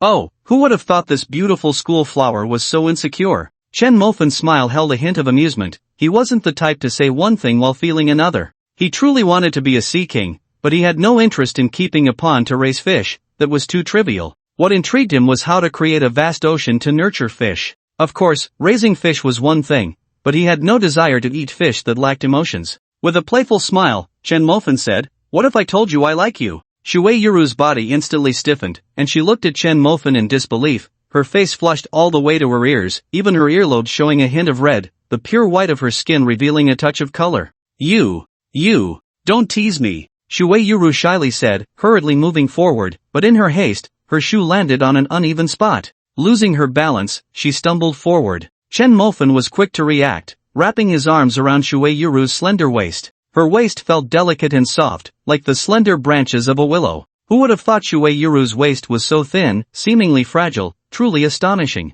They say a woman's waist is a deadly weapon. Shui Yuru's tiny waist was more than just a weapon, it was like a Gatling gun spitting blue flames. Shui Yuru looked at Chen Mofan, who was holding her in his arms, feeling his breath clearly transmitted to her body. Her face turned even redder, and even her snow-white neck was tinged with a rosy hue. Are you okay? Chen Mofan asked with a smile. Shui Yuru quickly shook her head, breaking free from Chen Mofan's embrace, shyly saying, I'm fine, thank you, Mofan. Come on, let me hold your hand, you really need to be more careful, or you'll fall again. Chen Mofan smiled and reached out to take Shui Yuru's small hand, but she darted away like a startled little rabbit. Mofan, I'm fine, let's hurry up and go, Shui Yuru said, her face so red it seemed like it could drip water. Chen Mofan nodded with a smile, he knew this couldn't be rushed. If he could hold her hand, that would be great, but if not, there was no need to feel discouraged. There was no need to rush, they could take their time. Shui Yuru walked ahead with her head down, her heart racing like a startled deer, pounding wildly. She had a good impression of Chen Mofan, after he didn't take advantage of her vulnerability. Her feelings for him grew significantly. That night, to her, Chen Mofan undoubtedly descended like a hero from the sky, rescuing her from Zhang Chang and Yang Kong. Most importantly, Chen Mofan didn't take advantage of the situation to pull her into a hotel room. In fact, to pay off her family's debts, she had sold her first night to Yang Kong for 100,000. If that night, Chen Mofan hadn't taken her away, she believed that either Yang Kong or Zhang Chang would have claimed her first night. Even though she was extremely resistant and fearful of it, the reality was in front of her, and she had no power to choose. Chen Mofan's appearance shattered all her choices and saved her. The classic hero saving the beauty story, though cliched, was the most touching for a girl. As they walked, they unknowingly arrived in front of a small snack shop. Fat Ant's Snack Shop. The shop was not large, about 50 square meters, with a few scattered tables inside. The environment looked relatively tidy, but it had clearly been open for a long time, as the tiles on the walls and floor had yellowed. Even the originally bright red wooden tables and chairs had some paint chipped off, revealing the blackish yellow wood underneath. Shui Yuru entered the shop and gently called out to a middle-aged woman busy inside, Aunt Fat. Aunt Fat was busy in the kitchen, and upon hearing the call, she quickly walked out. Wiping her hands on her apron, she greeted with a smile, Xiaoro is here. Come in quickly, is this your little boyfriend? Not bad, the young man is quite handsome. Shui Yuru, whose mood had just calmed down, felt her face flush again. You little girl, what's there to be shy about having a boyfriend? Your Aunt Xiong has already spread the word in the group, saying you brought a little boyfriend back. She's currently teasing your mom in the group. Aunt Fat said with a chuckle. Chen Mofan, seeing this, was naturally happy to go along with it, smiling as he introduced himself. Hello, Aunt Fat, my name is Chen Mofan. Oh, good, good. Look at this young man, not bad, very straightforward. Come on, come in. Aunt Fat welcomed him with a smile. Shui Yuru was completely at a loss for words. It had already spread in the group, how could she explain? She had only wanted to bring Chen Mofan out for a meal to save some money, and now it seemed she had not only saved money but also ended up with a boyfriend. Shui Yuru felt like crying but had no tears. She could only blush and lead Chen Mofan into Aunt Fat's snack shop. Sitting at the table, Shui Yuru felt too shy to look at Chen Mofan. However, Chen Mofan smiled, took the menu Aunt Fat handed over, and generously began to order dishes. Meanwhile, Aunt Fat, while noting down the order, said with a smile, Young man, Xiaoro is a good girl. You must treat her well. If I find out you bully Xiaoro, just wait and see how I deal with you. Chen Mofan nodded with a smile upon hearing this. Alas, it's a pity that Xiaoro's family is not good. She didn't end up with a good father. You have to bear with that, Aunt Fat sighed. Upon hearing this topic, Shui Yuru's expression visibly darkened, and her bright eyes were misty with tears, filled with grievance. Mofan, you order first. I need to go to the restroom, Shui Yuru said softly before getting up and walking toward the restroom at the back. Clearly, something was going on. Taking this opportunity, Chen Mofan asked, Aunt Fat, can you tell me about Yuru's family situation? You know she is strong-willed and won't talk to me about these things. Alas, this child is just too strong-willed, Aunt Fat sighed and continued, Xiaoro's family is poor. It's not an exaggeration to say they are dirt poor. When she was in middle school, she was still wearing patched clothes. Can you believe that? This is all because of Xiaoro's father. He has high aspirations but low abilities, always dreaming of making big money and looking down on working for a living. When Xiaoro was in elementary school, her father borrowed a large sum of money from somewhere, claiming he wanted to start a business. But he wasn't cut out for business, he lost everything, and the creditors have been blocking their door for money. It has been many years, and they still can't pay it back. Xiaoro's mother works tirelessly, setting up stalls during the day and doing manual work at night, but even so, they can't even pay the monthly interest. And her father, don't even mention him, he refuses to work, always thinking about how to get rich without labor. Hearing all this, Chen Mofan could imagine how Shui Yuru had been living all these years. Though she was called the second school flower of Dongda and known as the goddess of tenderness, who knew how much hardship she had endured in private? Thinking about this, Chen Mofan assured, Aunt Fat, don't worry, I will definitely not let Yuru suffer or be wronged. Good, good, this young man is not bad. As the two were talking, Shui Yuru walked out of the bathroom, her eyes noticeably red, clearly having just cried. Seeing this, Chen Mofan and Aunt Pang ended their conversation. Alright, Aunt Pang, you go ahead and get busy inside, Aunt Pang said as she walked into the kitchen to work. I'm sorry, Mofan, for making you witness this, Shui Yuru said softly, her head lowered. She had heard their conversation clearly while hiding behind the door. Although it was the truth, Shui Yuru still felt a bit uncomfortable. She had always been strong-willed since childhood, not wanting others to pity her and do things that would benefit her. She believed that with her own efforts and hard work, she could lead her family out of the mire. Therefore, she had worked hard since she was young, but no matter how she ran on this dark road, she could never reach the bright exit ahead. That exit seemed infinitely far away, so distant that it felt unattainable in her lifetime. Chen Mofan didn't speak, he simply reached out and gently wiped away a tear still lingering at the corner of Shui Yuru's eye. Shui Yuru shivered, about to say something, but then saw Chen Mofan smiling at her, handing over the menu and saying, Look, I ordered the 3 delicacies, braised fish, and stir-fried meat. These are all my favorites. I didn't consider you, do you want to order a couple more dishes? Chen Mofan said, deliberately raising an eyebrow at Shui Yuru with a teasing expression. Looking at Chen Mofan like this, Shui Yuru couldn't help but chuckle, quickly waving her hands. That's enough, that's enough. Aunt Pang's portions are quite large, if I order more, I won't have enough money to treat you. While saying this, Shui Yuru felt a surge of gratitude towards Chen Mofan. She knew very well that he was intentionally changing the subject to cheer her up, and she was deeply touched. She never expected to be treated this way by such a top-tier young master one day. Everyone hopes that Cinderella will meet her prince one day, but everyone understands that this is just a dream. Now, that dream had seeped into reality. Chen Mofan, the god of the ordinary, a top-tier rich second generation, the true Buddha of Liuqing, even the wealthy like Yang Kong and Zhang Chang, whom she had to look up to, seemed like mice before a cat in front of Chen Mofan. Such a person is not a prince in reality? And what about her? A true Cinderella. Now, that prince, admired by countless people, was comforting the injured Cinderella in his unique gentle way. At this moment, an indescribable feeling of emotion surged in Shui Yurua's heart. But just then, someone liked to cause trouble. An Audi parked in front of Aunt Pang's snack shop. A man stepped out of the car, dressed in Adidas casual wear, wearing large sunglasses, swaggering into the shop. The moment he entered, the man exaggeratedly took off his sunglasses, tilted his head, bent down, and mockingly sized up Shui Yurua, making dog-like teasing sounds that were quite humiliating. TSK TSK TSK, who is this? Isn't this our Shui University flower? Oh, and she's with a rich guy, playing quite lavishly, University flower. The man's mocking voice was very uncomfortable to hear, and Chen Mofan's brows furrowed. He glanced at Shui Yurua across from him and found her also frowning. The gentle expression that usually adorned her cheeks had vanished, replaced by a hint of disgust creeping onto her delicate oval face. Chen Mofan looked at the man and asked, "Do you need something? If not, please don't disturb us while we eat, okay?" But unexpectedly, the man forcefully ruffled Chen Mofan's hair from behind, arrogantly saying, "What the hell do you have to do with this?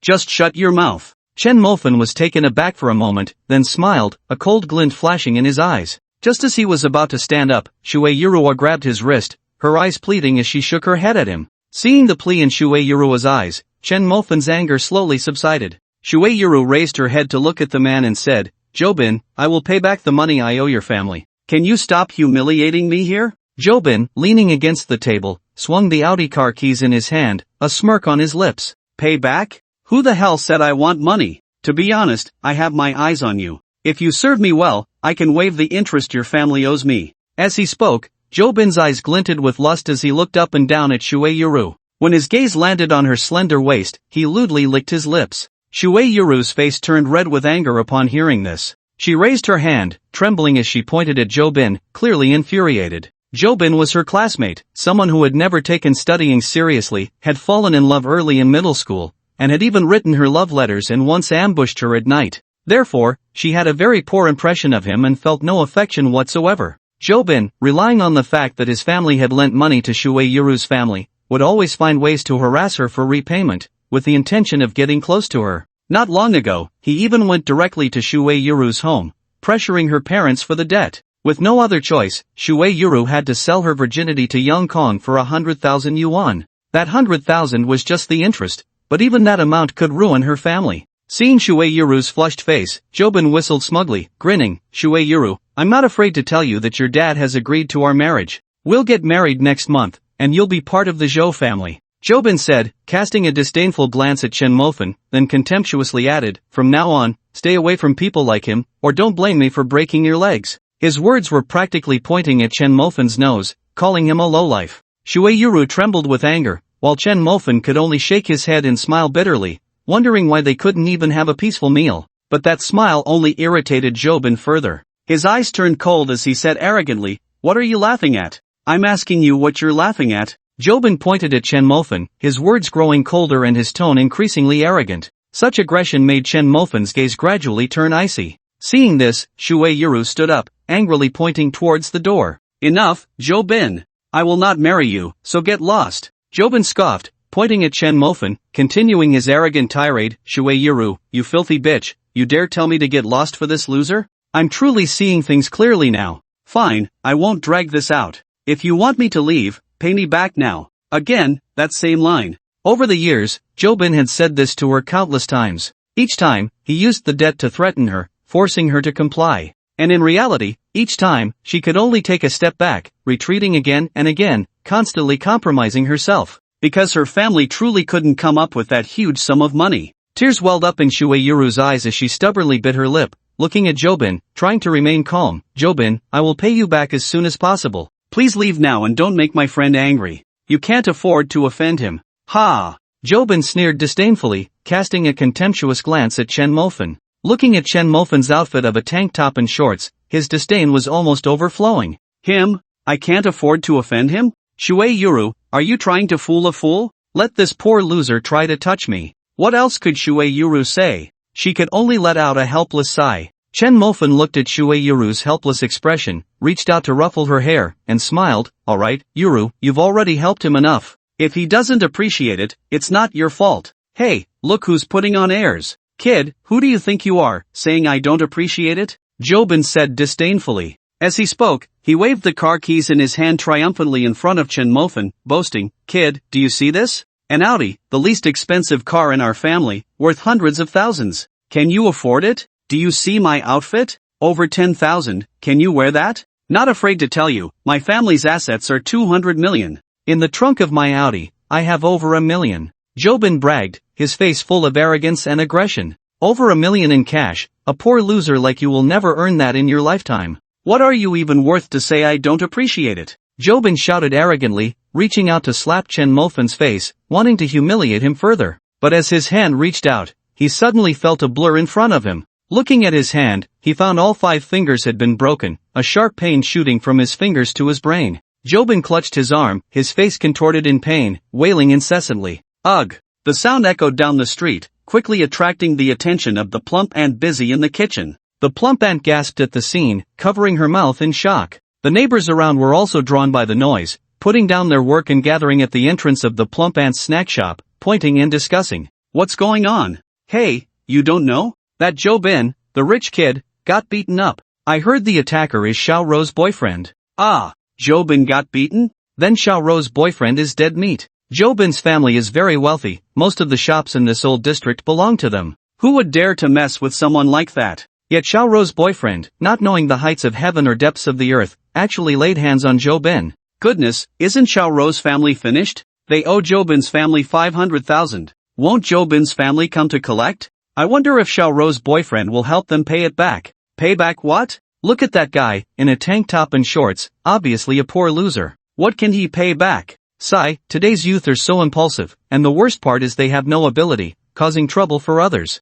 Who says otherwise? People like that are the most annoying, no ability and still so arrogant, just like Xiao Rou's dad. Pfft, what a piece of work. The discussions were clear, and Chen Mofan felt helpless. Why did he seem so unlike a wealthy person? The plump aunt, listening to the gossip, turned even paler. She had always treated Shuei Yuru as her own daughter, and now seeing the two of them causing such a big mess, she hurriedly pulled Shuei Yuru aside, her face full of anxiety, saying, Xiao Rou, you should run away with your boyfriend. The Zhou family won't let you go. The plump aunt glanced at Chen Mofan, her tone reproachful. You too, how could you come here and cause such a big mess for Xiao Rou's family? Can't you control your temper a bit if you have no ability? I used to think you were a decent young man, but now I see, what decent? Just like Xiao Rou's dad, all talk and no skill. Chen Mofan understood that the plump aunt cared for Shuei Yuru, so he wasn't angry. Instead, he smiled bitterly and said, Auntie, don't worry, there's no need to run away. I've already paid off the money for Xiao Rou's family. You paid it off for her? The plump aunt looked at Chen Mofan with a sideways glance, her eyes filled with obvious doubt and disdain. You should take a look at your poor appearance. How much can you take out? Do you know how much Xiao Rou's family owes Jobin? The plump aunt said, looking at Chen Mofan with contempt, extending 5 fingers, and continued, 500,000, that's 500,000. Can a poor kid like you come up with that? With no ability, still bragging, pfft. Xiao Rou, hurry up and go, Aunt Peng said, pushing Shuei Yuru. Get lost, you dog couple. If I don't kill you, I won't be surnamed Zhou. Jobin stood up, covering his fingers, his face twisted in rage as he glared at Chen Mofan, cursing him. The Zhou family was a well-known landlord in the old city, owning 80% of the shops there. He had always walked with arrogance in the old city, who dared to oppose him? But today, a poor loser actually dared to break his finger. If he didn't teach this poor loser a lesson today, he wouldn't be able to stay in the old city anymore. You poor loser, you're dead. How dare you lay a hand on me, Jobin? If you don't crawl out of the old city today, I, Jobin, will change my surname.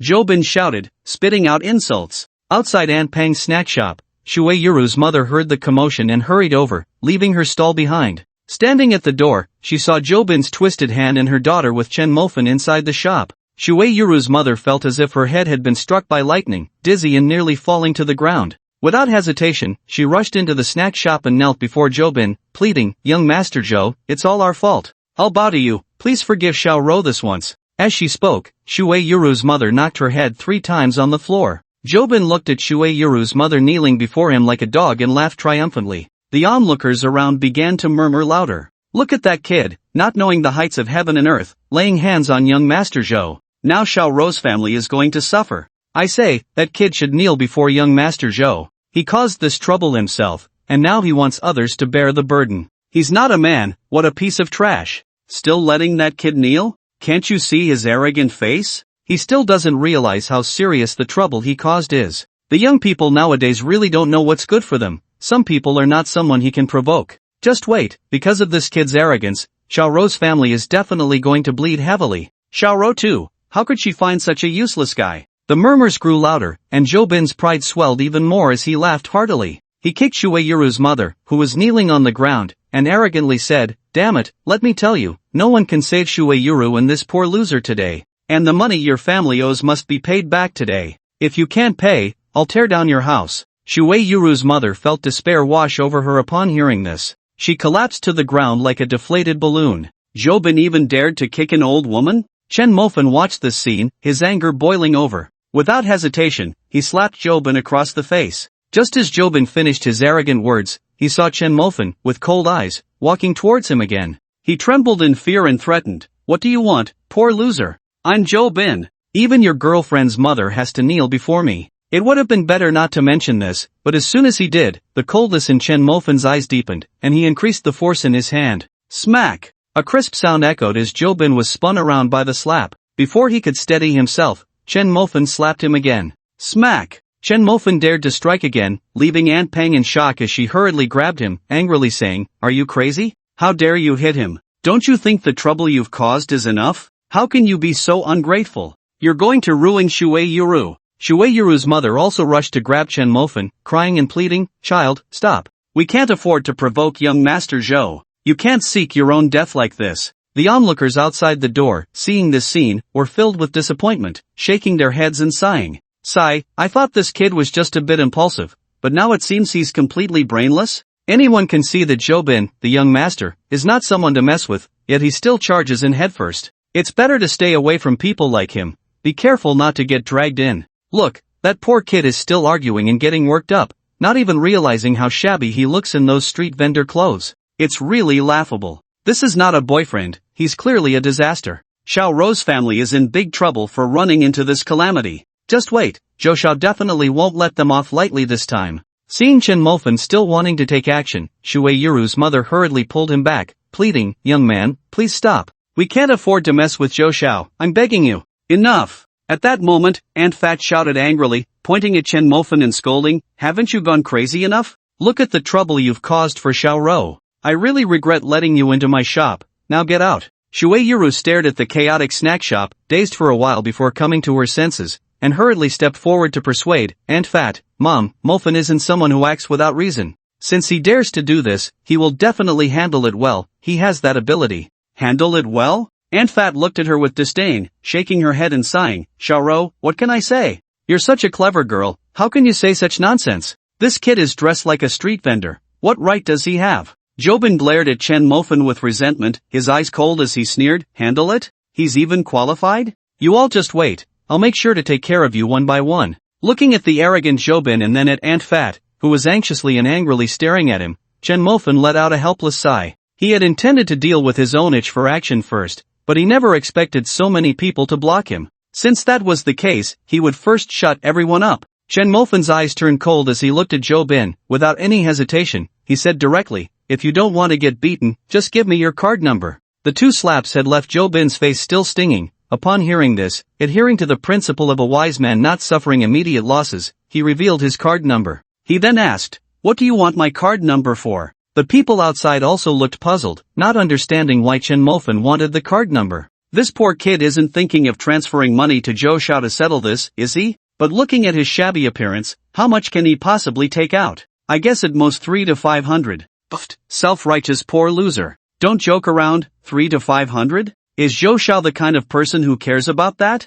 This kid can't possibly think that 300 to 500 will settle this, right? This kid must have been kicked by a donkey. How can he think so naively? 300 to 500, I can only laugh. Sigh, no money, and still trying to show off, harming others and himself. The surrounding neighbors kept discussing, their words filled with disdain and contempt for Chen Mofan, with some even spitting on the ground in disgust as they looked at him. Even Aunt Fat's gaze towards Chen Mofan carried a clear hint of disgust. Shui Yuru's mother looked at him with deep disappointment. She never expected her daughter to find such an unreliable boyfriend. Chen Mofan didn't care what they thought, pulling out his phone and entering the card number, directly transferring 10 million. Alright, what are you pretending for? Transferring 3 to 500 and still dragging it out. Someone outside shouted, their tone filled with contempt. Everyone nodded in agreement with this remark. But the next second, Jobin's phone rang with a notification of the transfer. Ding, 10 million received from the construction bank. This crisp sound exploded in the crowd like a bomb.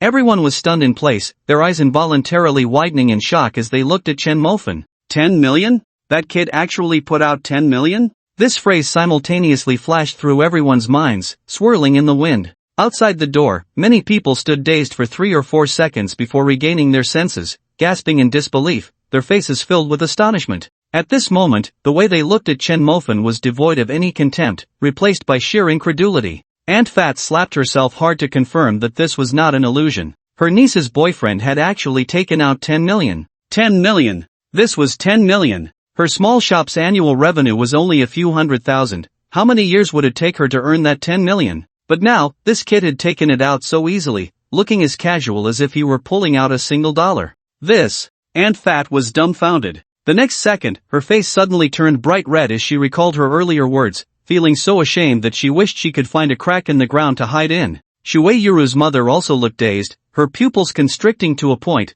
unable to believe that her daughter's boyfriend had actually taken out 10 million. Jobin was stunned, staring at the incoming payment notification on his phone, muttering to himself repeatedly. Impossible, this can't be, how could this poor loser possibly come up with 10 million? Time seemed to freeze at that moment, and everyone unconsciously turned to look at Chen Mofan, their eyes filled with obvious shock. But Chen Mofan merely smiled calmly and said, 10 million, 5 million for repayment, the remaining 5 million is for your medical expenses. 10 million, 5 million for repayment, the remaining 5 million is for your medical expenses. Chen Mofan's calm words made Jobin gasp in horror. Medical expenses of 5 million? Wouldn't that cripple him? Just as Jobin was about to run, Chen Mofan kicked him out of the store. Jobin fell hard, landing face first, losing 2 of his front teeth and crying out in pain. As he was about to get up, Chen Mofan approached from behind and stepped on his back. Without any hesitation, Chen Mofan swung the king of hidden weapons, a folding stool, and smashed it down on Jobin. Bang! Bang! Bang! 1 hit, 2 hits, 3 hits, Chen Mofan showed no mercy, raining down blows one after another. This guy had relied on others' debts to threaten people repeatedly, bully girls, and beat up the elderly. A person like this, Chen Mofan wouldn't stop until he couldn't take care of himself for the rest of his life, even if he was lucky. Jobin's screams echoed around, his wails piercing the air. Hearing the cries, Shui Yuru trembled and hurried forward. Mofan, that's enough, if you keep going, I feel like he might die. Only then did Chen Mofan put down the folding stool and kick Jobin in the waist. Get lost. Watching this scene, everyone surprisingly felt a sense of relief. This Chen Mofan was too fierce, showing no mercy in his beating. That big folding stool was swung down with a bang, leaving Zhou Deshao lying on the ground, groaning incessantly. This fierce demeanor was hardly that of a college student. And that 10 million, he had just taken it out without a second thought, it was so inconsistent with his image. Thinking of this, the expressions of the onlookers turned quite awkward. Just moments ago, they had crazily belittled Chen Mofan, some even cursing him as a poor loser and a nobody. This made many people blush, feeling quite embarrassed. Aunt Fat also had a flushed face as she walked over, saying apologetically, "That young man, I'm really sorry about what I said earlier. Aunt Fat said a lot of excessive things, please don't take it to heart. Today's meal is on me, consider it an apology." After the plump aunt spoke up, many neighbors outside also expressed, "Yes, young man, we're sorry, we misunderstood you. Just think of it as barking dogs, don't take it to heart. Young man, I was wrong just now. Next time you come over, I'll treat you to a drink to make amends." Listening to the apologies, Chen Mofan smiled indifferently. He really didn't take it to heart. He knew these people were concerned about Shui Yuru, afraid that their impulsive actions would further bring disaster to her family. Shui Yuru's mother also looked at Chen Mofan with a hint of regret. Just now, she felt this young man was too unreliable, not only impulsive but also reckless, and such a boy couldn't take care of her daughter. Now looking at him, well, not bad, capable, not arrogant, humble with others, a good support. Most importantly, he was wealthy. He could casually take out 10 million, such a good son-in-law was hard to find. After so many years of hard work, she knew very well that money was the emotional foundation of a marriage. Without money, one could only live like her, waking up earlier than roosters and sleeping later than dogs. Even so, working desperately, she hadn't seen a penny. All the money went into the bottomless pit of debt repayment. She had long had enough of such a futureless life. In fact, she had even thought about suicide. If it weren't for her daughter, she wouldn't have to endure this bitter life anymore. Years of suffering had made her increasingly realistic and timid, so timid that she didn't dare to conflict with anyone, retreating again and again. Now, she had completely lost her dignity and hope. As the matter concluded, the crowd gradually dispersed, and Shen Mofan lost his appetite. But the plump aunt insisted, feeling embarrassed, that he must stay for a meal. She would treat him. Unable to resist the plump aunt's enthusiasm, Shen Mofan nodded in agreement. At the dining table, Shui Yuru, blushing, helped her mother to a seat and introduced, "Mom, let me introduce you. This is my classmate, Chen Mofan." Hearing this, Chen Mofan smiled and extended his hand. "Hello, Auntie. Good.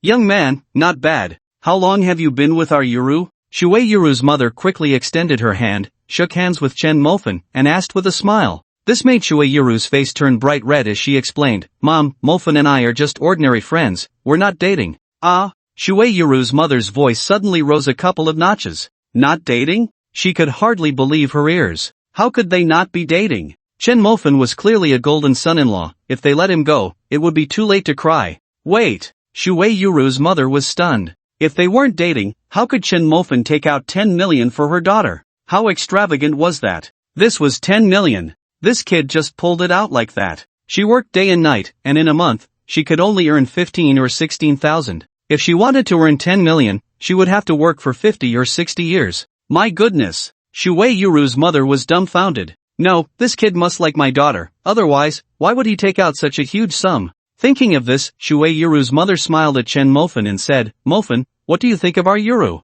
Let me tell you, our girl is really good, gentle, can do housework, and is a flower at school. Most importantly, our girl has never dated. Auntie, are you single too? Why not try with my daughter?" This was clearly an attempt to introduce herself to Chen Mofan, and Shui Yuru immediately blushed, all the way to her ears. She shook her mother's hand, feeling embarrassed, and said, "Mom, what are you talking about?" Chen Mofan smiled upon hearing this. Just as he was about to speak, Aunt Fat spoke first. "Come on, the dishes are here." Several large plates of food were brought to the table, filling it to the brim. Seeing this, Shui Yuru hurriedly changed the subject. "Let's eat, everyone, let's eat first. Mom, why don't you join us for a bite?" Shui Yuru's mother felt a bit embarrassed. She was wearing work clothes that were black and shiny from dirt, with a large plastic apron over it, clearly stained with grease, and her hair was simply tied back, now somewhat disheveled. However, it was evident that Shui Yuru's mother must have been a great beauty in her youth, with an oval face just like Shui Yuru,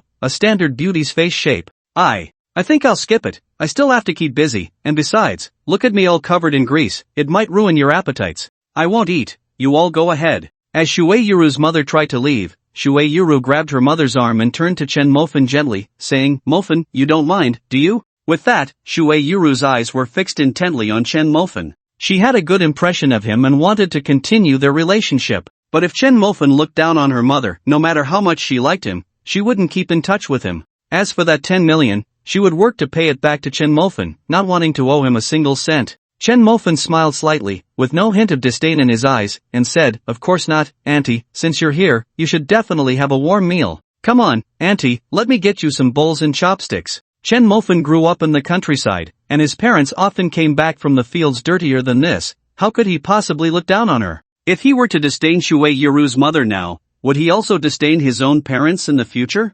Moreover, Chen Mofan felt he could never disrespect his elders. Watching Chen Mofan show no disdain at all, but instead kindly offering bowls and chopsticks to her mother, Shui Yuru's eyes suddenly lit up. She was very aware of her family's situation. Being looked down upon was normal. Moreover, for someone like the pampered Fengshen, it was natural to have higher standards. But now, Chen Mofan's actions not only showed no disdain, but he also thoughtfully unwrapped the bowls and chopsticks, carefully placing them in front of her mother. At that moment, Shui Yuru felt as if a heavy hammer had struck her heart. Shui Yuru's mother, Huang Lijuan, trembled as she accepted the bowls and chopsticks, her eyes sparkling with excitement. Her daughter must have struck gold. Such a good son-in-law absolutely could not be let go. Thinking of this, Huang Lijuan prepared to bring up the topic again. she had to solidify their relationship today. But before she could speak, Shui Yuru smiled and began to introduce Chen Mofan to her mother. Mom, you don't know yet, my classmate is not only a rich second generation but also a celebrity. Celebrity?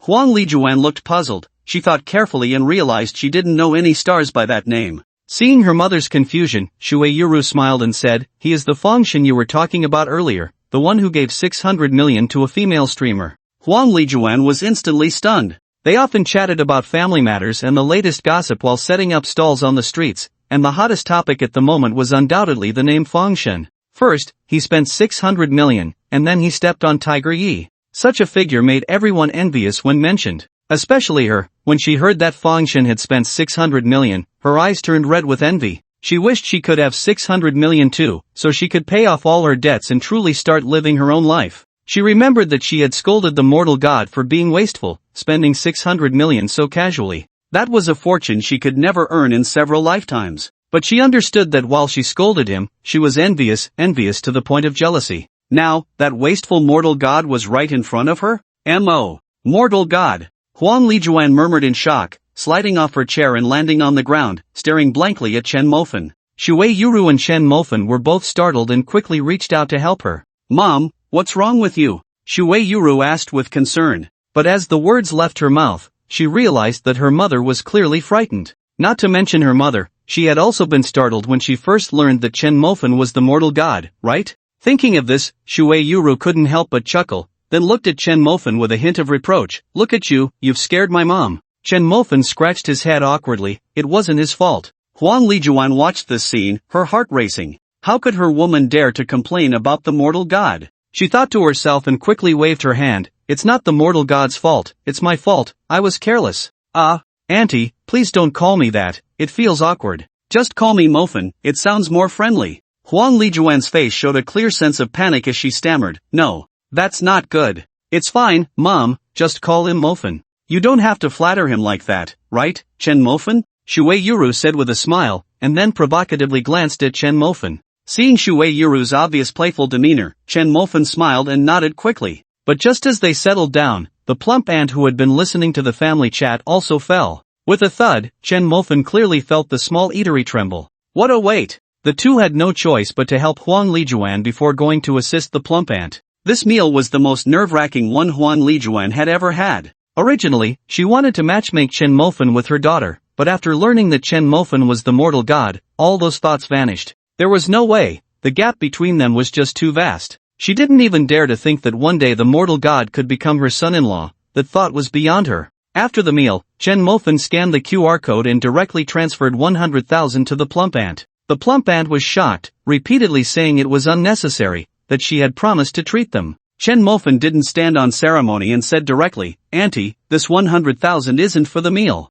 I just saw that Yuru's mother is frail and probably suffers from long-term malnutrition, likely not willing to spend money on groceries. If you have time in the future, cook some meals for her family and calculate it as normal meal expenses. If the money runs out, I'll transfer more to you, this is my phone number. Alas! The plump ant sighed and said softly, Mortal. Mofan, you're really thoughtful. Let me say something extra, Yuru is a really good child, treat her well. Chen Mofan nodded. Outside the kitchen, Shui Yuru, who was about to pour water for her mother, overheard their conversation. When she learned that Chen Mofan had spent 100,000 to have the plump ant deliver meals to improve her mother's health, her eyes couldn't help but fill with tears. What was even more commendable was that Chen Mofan was doing all this secretly, not showing off in front of her. This silent dedication moved her even more. After finishing the meal, Chen Mofan and Shui Yuru left the eatery first. Huang Lijuan was still sitting in her seat, hardly able to believe that she had just had a meal with the mortal god. It felt like a dream to her.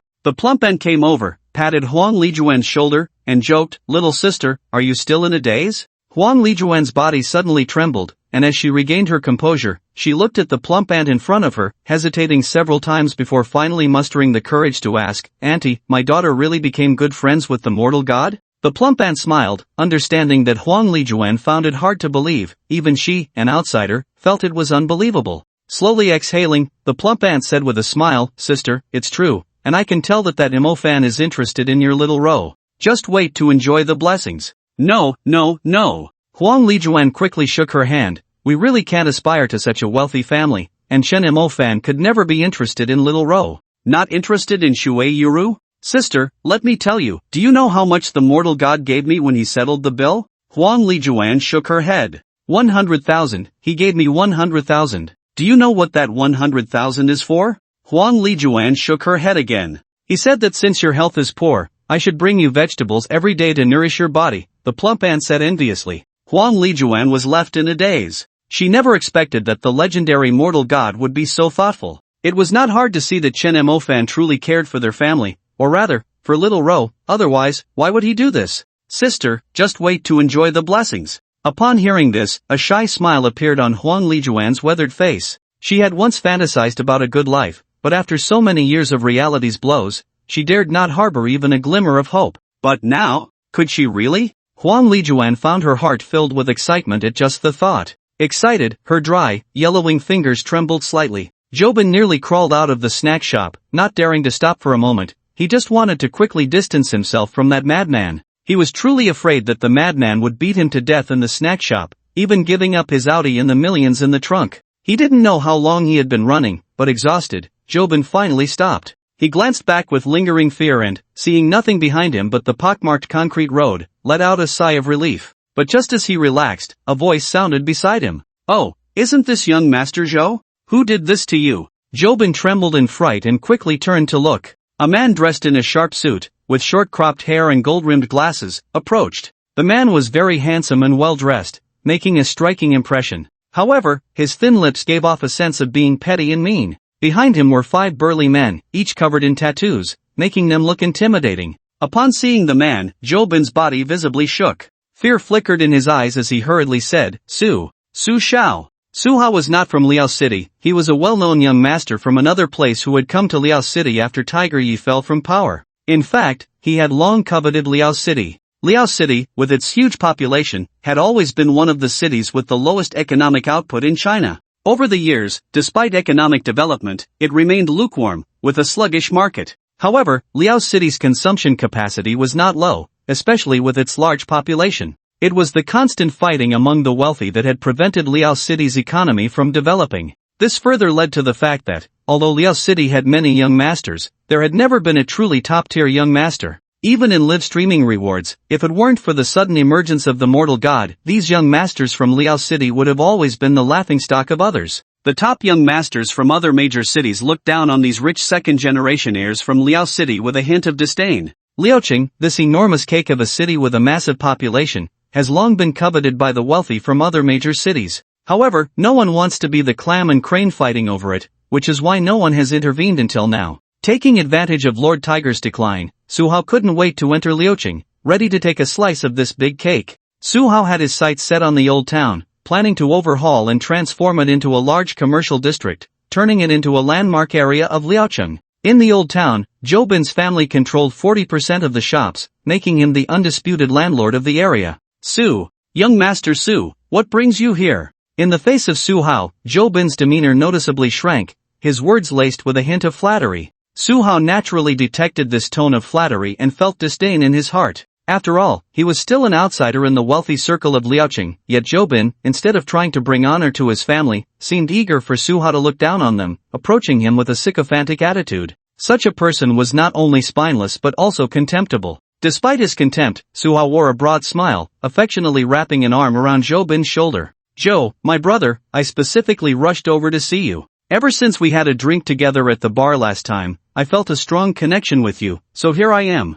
Jobin's face lit up, followed by a surge of excitement. Su Hao's worth was in the billions, a top-tier rich second generation he could never have aspired to. But now, young Master Su actually said they had a connection. This was truly flattering. Thinking this, Jobin beamed with a smile and quickly pulled out a cigarette. I'm honored that someone as important as young Master Su remembers a small fry like me. Here, have a smoke. Su Hao took the cigarette, smiling as he waited for Jobin to light it for him, then said with a grin, Joe, my brother, what's going on with you? Why are you letting others bully you? Speak up, and I'll help you solve it. At the mention of this, a sinister look crossed Jobin's face. He didn't need Su Hao, he could make that poor guy pay himself. To him, 10 million was nothing. He wanted that kid to know the terror of a billionaire. And then there was Shui Yuru, that filthy bitch. Thinking of Shui Yuru, Jobin's eyes brightened, and an idea formed in his mind. Joe, what good thing are you thinking about? You're grinning so lewdly, Suhao asked with a laugh. But his disdain for Jobin deepened.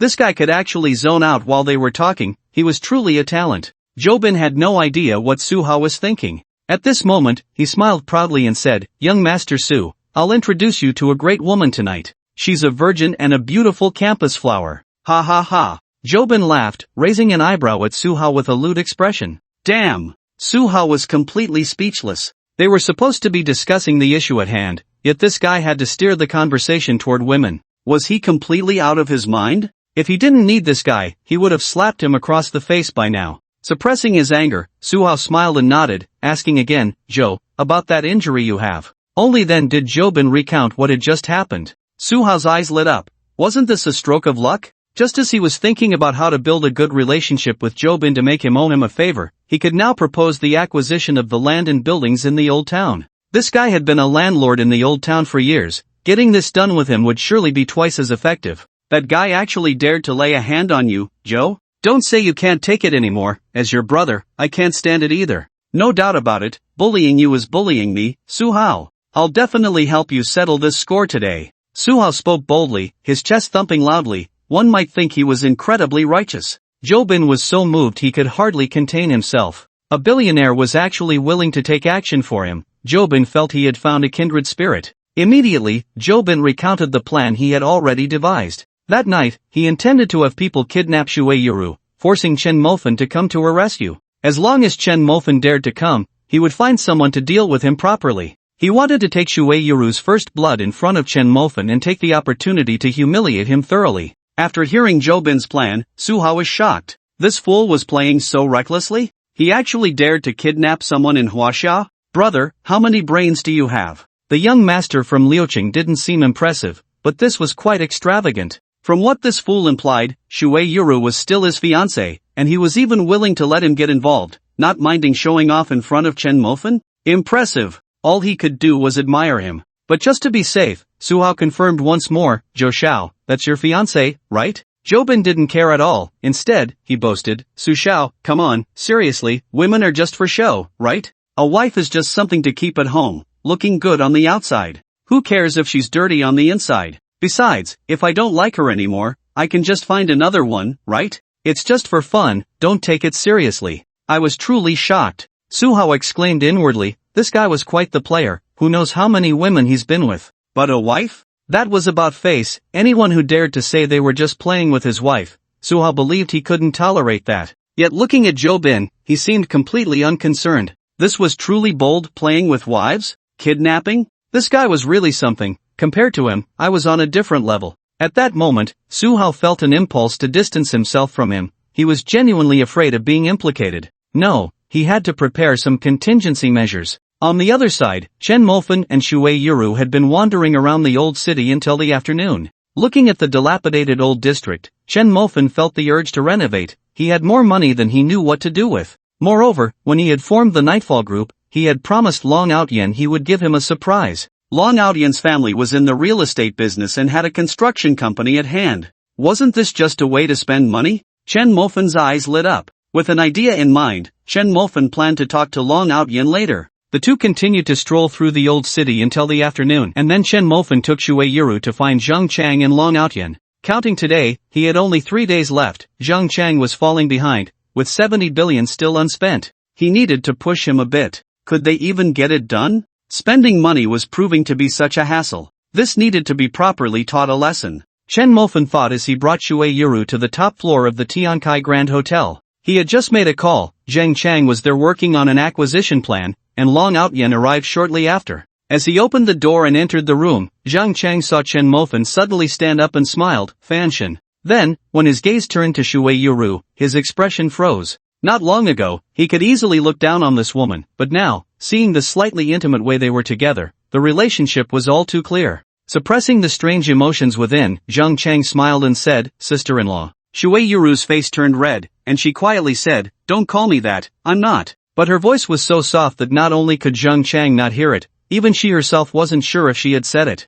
"Fanshin, this is the acquisition plan I drafted, take a look," Zhang Chang said, handing over a document. The document detailed the companies to be acquired, the amount of money needed for the acquisitions, and why these companies were valued so highly. Chen Mofen didn't want to look at these, his gaze went straight to the bottom, where the total funds were listed. Within a week, Zheng Chang expected to mobilize 5 billion. Looking at this number, Chen Mofen smiled, a furious smile. He directly crumpled the acquisition plan and tossed it into the trash can. Zheng Chang, a week? 5 billion? Zheng Chang's expression changed, and he hurriedly explained, Fanshan, mobilizing 5 billion in a week is indeed a bit much, but these companies are all highly promising. I carefully selected them. Still promising? Chen Mofen was even more furious. In just 3 days, he would lose his manhood, yet Zheng Chang wanted to spend 5 billion in a week. Wasn't that ridiculous? I told you to spend money generously, and this is how you do it. 5 billion in a week? Are you telling me this is generous spending? Ha! Zheng Chang was dumbfounded. It turned out Fanshan wasn't complaining about spending too much but rather about spending too little? This was unexpected. Ah, damn it, you have 3 days, you must spend 70 billion. I don't care if those companies have potential or can make money, just acquire them all. Chen Mofen was furious, pointing at Zheng Chang's nose. I don't even want to say anything to you. You can't even spend money properly, how useless are you? If I were you, I'd just find a block of tofu to smash my head against. Zheng Chang's face turned awkward as he looked at Chen Mofen in disbelief. Brother, do you have a grudge against money? I think spending 50 billion in a week is already a lot, and now you want me to spend 70 billion in 3 days? Is money burning a hole in your pocket or what? Zheng Chang felt like his worldview was shattering. What's got Fanshan so angry? I heard it outside. Long Outyan walked in, smiling. Upon hearing this, Chen Mofen sighed helplessly and pointed at Zheng Chang, saying, it's because of him. He said he wants to spend 50 billion in a week. Long Outyan was taken aback, then smiled wryly. Indeed, 50 billion is a bit much. Much? Chen Mofen was exasperated, glancing at Long Outyan. What's so much about it? What can 50 billion even do? Can't you broaden your horizons a bit? Ah! Now Long Outyan was also stunned, completely bewildered. This was truly unexpected. Was this the rhythm of shattering worldviews? What's going on? Why do they both look so confused? Old Wang walked in, pointing at the two in puzzlement. Before he could speak, the kind-hearted Shui Yuru spoke up first, fearing that this uncle might also get scolded by Chen Mofen. Mofen said to let them spend 70 billion in 3 days, and they were shocked. Shui Yuru said slowly, her tone as gentle as ever. But deep down, she was also filled with shock. How much money did Chen Mofen have to spend 70 billion like this? But who knew that old Wang reacted very calmly to this? There was no way. He had been with Fanshan the longest and understood his extravagance. After all, Fanshan was someone who could spend 30 million to buy a cafeteria. Long Outyan, who was already confused, became even more bewildered. Old Wang wasn't surprised? What was going on? Compared to Old Wang, it seemed like they had never seen the world. Old Wang, 3 days, 70 billion, aren't you surprised? Old Wang nodded calmly, isn't that normal? Broaden your horizons a bit. Damn it. Long Outyan was even more helpless. A guy worth 30 million was telling him, 100 billionaire, to broaden his horizons. This was quite painful. And you, Old Wang, how's the hotel acquisition I asked you to handle? Several days have passed, and I haven't seen a single hotel. I can tell you, what I initially wanted to do was build a catering empire. Upon hearing this, Old Wang's face also turned bitter. He wanted to buy, but someone had to be willing to sell. Those who could afford to open large restaurants surely had some capital. They wouldn't be selling their assets unless they were truly desperate. After listening for a while, Shui Yuru finally understood that Chen Mofen wanted to buy up assets on a large scale and establish himself in Liucheng. Everyone knew that the mortal god had suddenly appeared, with money that was frighteningly abundant, but no one had heard that he was the young master of any major group or owned any assets or companies. There were always speculations online that Chen Mofen was a young master sent by some wealthy family to gain experience, and that he came to Liucheng to create his own foundation and own assets. Was Chen Mofen about to start now? But with this haphazard approach, even if he had a lot of assets, it would be like a pile of loose sand, unable to operate effectively, let alone make money. Should I remind Mofen? Shui Yuru thought to herself, feeling quite conflicted. On one hand, she was just friends with Chen Mofen, and financial matters were inherently sensitive. On the other hand, everyone present was a top figure in Liucheng, and what right did a college student have to speak up? But if she didn't say anything, would she just watch as Chen Mofen squandered his funds on a pile of loose sand? Little did she know, Chen Mofen just wanted to spend money. He hadn't even considered whether it was loose sand or not. Come on, if he lost even 2 taels of meat, what was there to consider about loose sand? Isn't a man's life all about that 2 taels of meat? If that's gone, what good is having more money? Shui Yuru's conflicted expression clearly caught Chen Mofan's attention, and he curiously asked, "Yuru, what's wrong? Are you feeling unwell?" Hearing this question, Shui Yuru made up her mind. "Mofan, I think your approach to purchasing assets is wrong. I study finance, so I understand that the accumulation of funds and the generation of profits cannot be achieved simply by having many industries. In fact, having too many industries can lead to a situation like a pile of loose sand. Each one acts independently, like headless flies, unable to consolidate their strength, leading to significant losses. Because a person's energy is limited, you can't manage so many industries. Without proper oversight, various problems can easily arise within the industries, resulting in a decline in work quality, while high-level elites take the opportunity to line their own pockets. The rise of a business empire has never been about one person managing multiple industries simultaneously, but rather about strengthening a core pillar industry before radiating into another." As Shui Yuru finished speaking, the office fell silent. Long Outyan, Zhang Chang, and the others had always thought of Shui Yuru as just a pretty face, someone who was merely good-looking and could respectfully call Chen Mofan brother-in-law just to give him face. But now, after her words, they suddenly realized that this woman was not simple at all. Not only was she beautiful on the outside, but more importantly, she was not empty-headed, she was a vase filled with real substance. Chen Mofan smiled. Shui Yuru's words really brought him honor. "Very good, Yuru, please continue."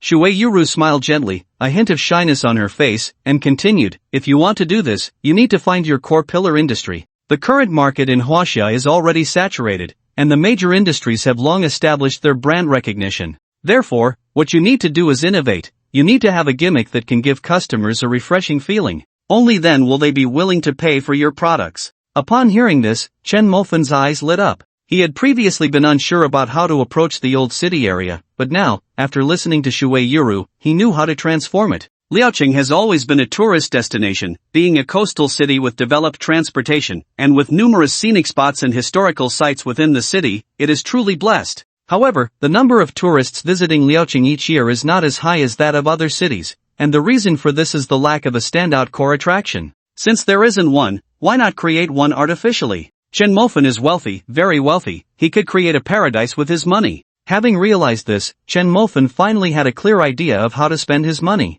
In the past, he could be said to have had a shallow understanding and experience. With money, he didn't know how to spend it, and the amounts he spent were just small change, yet he still exhausted himself in the process. Now, after a conversation with Shui Yuru, Chen Mofan felt a sense of enlightenment. He still intended to focus on the catering industry, but this catering would no longer be simple. He wanted to combine tourism with catering to create the world's top hotel. This hotel would encompass the entire old city. Inside, there would be countless recreational activities and a true paradise on earth. At the same time, there would be arable land next to the old city. The farmland could also be contracted on a large scale for farming and breeding. These two aspects would be one of the attractive selling points, with all planting done using pure organic methods. Nowadays, as people's quality of life improves, everyone wants to eat truly healthy and safe food. And pure organic undoubtedly represents the true desire of the wealthy. For breeding, they could contract thousands of acres of land to plant various trees and raise various animals.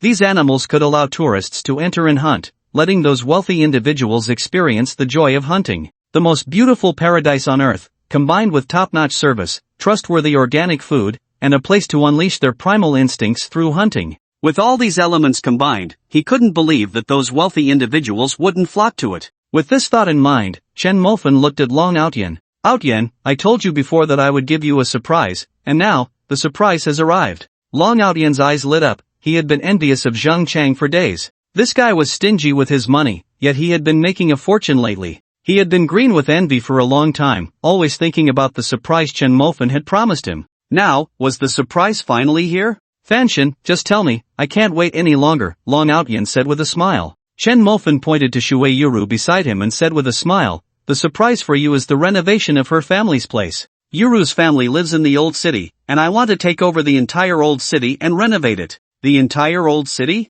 Long Outyan was stunned. This surprise seemed a bit too big. One must understand that this was an entire district. How much funding would be needed to take it all? Hundreds of billions? Or even trillions? However, if the buildings could be pre-sold, that could help recoup the funds. But even so, the amount of money needed would still be astronomical. Long Outyan, still in shock, slowly said, Fanshin, I don't know how much funding you plan to use. Our family's finances might not be that ample." Chen Mofan didn't hide anything and directly held up 5 fingers, smiling as he said, initially, I plan to invest 5 billion, and I will continue to increase the investment amount based on the situation. 5 billion. Long Outyan's eyes widened immediately. Their family's assets were only a few hundred billion, but now Chen Mofan was planning to invest 5 billion up front.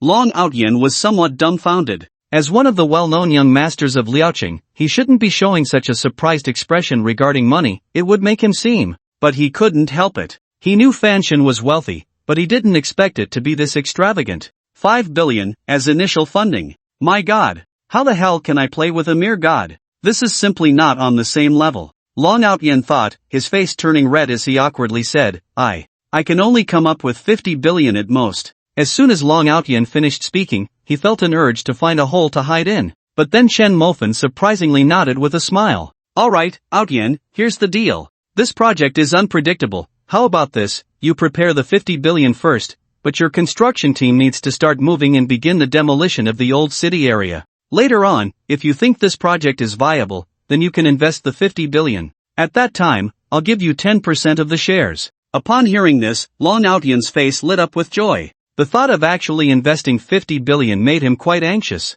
This was 50 billion, not 50 bucks. If he lost it all, the Long family would be finished, and when the cash flow broke, he wouldn't even have time to cry. But now it was different. Mofan allowed him to assess the situation first, and if he thought the project was feasible, he could invest later. This was an enormous benefit for him. Earning money and then reinvesting was like getting a free gift, a chance to make money without any initial cost. Mofan wasn't just doing business with him, he was actively giving him money. Long Outyan felt a wave of emotion rise within him, realizing for the first time that he hadn't made a mistake in recognizing Mofan as his boss. Mofan, can I interject? Zhang Chang spoke up, I'm curious about what Mofan plans to turn the old city into. A high-end residential area? Or a regular residential area? Chen Mofan shook his head. The old city is quite large. Initially, I plan to divide it into 3 parts. One part, occupying 1/10 of the area, will be developed into the world's top luxury villa district. Another part will take up 1/5 of the area, which will be a high-end community.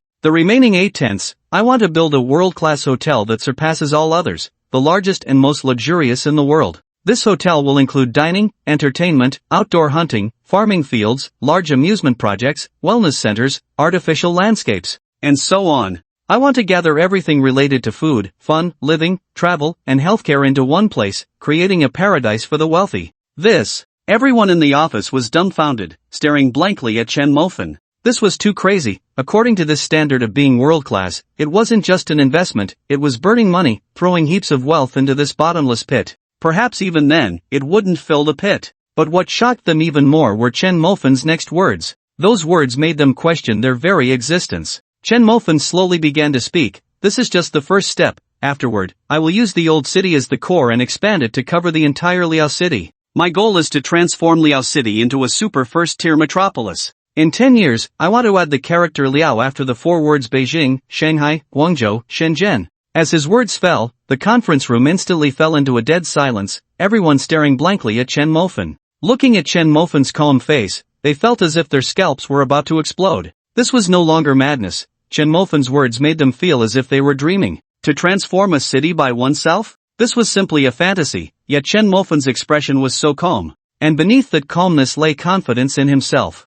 Could it be? Chen Mofan actually had the confidence to do it? Everyone gasped in disbelief. It was too crazy, simply too crazy. Fan. Mofan, let me interrupt. Long Outyan stammered as he spoke, his tone carrying a hint of undeniable shock as he asked, Fanshan, do you know how much funding this will require? Can you tell us how much you have prepared? Funding? The 2 words made Chen Mofan smile. His funds were so abundant that no one could possibly imagine it. How much does the world's richest person have? 1 trillion, or 10 trillion? Comparing the world's richest with him was like bullying honest people. 10 trillion a day. To put it arrogantly, national tax revenue was like a younger brother in front of him. How much does it cost to build a city? 1 trillion isn't enough. Then it's 10 trillion, 100 trillion, 1,000 trillion. He could pile up wealth to create a prosperous era. But if he said this, no one would believe it, and the people present certainly wouldn't believe it. Such matters involving the trump card were not something Chen Mofan would disclose.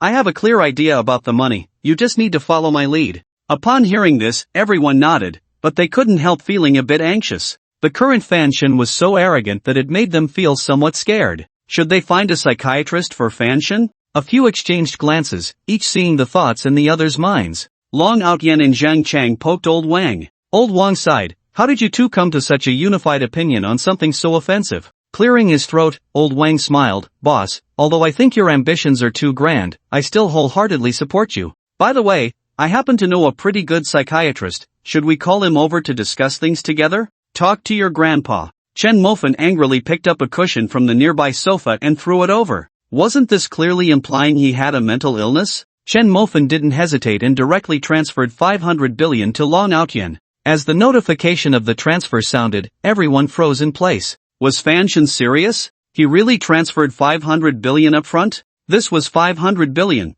just like that? This indicated that the funds behind Fanshin were extraordinarily sufficient, otherwise, 500 billion couldn't just be taken out like that. Did Fanshin really have this kind of strength? Just thinking about it made everyone excited. They understood very well that if such a massive project were truly implemented and operated, the subsequent profits would be astronomical. Wow, wow, wow. Every person present was filled with excitement. Just the thought of this enormous project being developed by them made their skin crawl with anticipation. Seeing the shock on everyone's faces, Chen Mofan smiled with satisfaction. 500 billion had stunned them. They probably didn't know he had tens of trillions in hand, and that was every day. If they knew this, they would surely explode with excitement. On the other side, Jobin had just simulated a kidnapping, which Suhao euphemistically called a rehearsal. After simulating the kidnapping, Suhao talked to him about the renovation of the old city. Jobin's eyes lit up at the mention of demolition. This was a big cake. If operated well, it could be a hefty bite.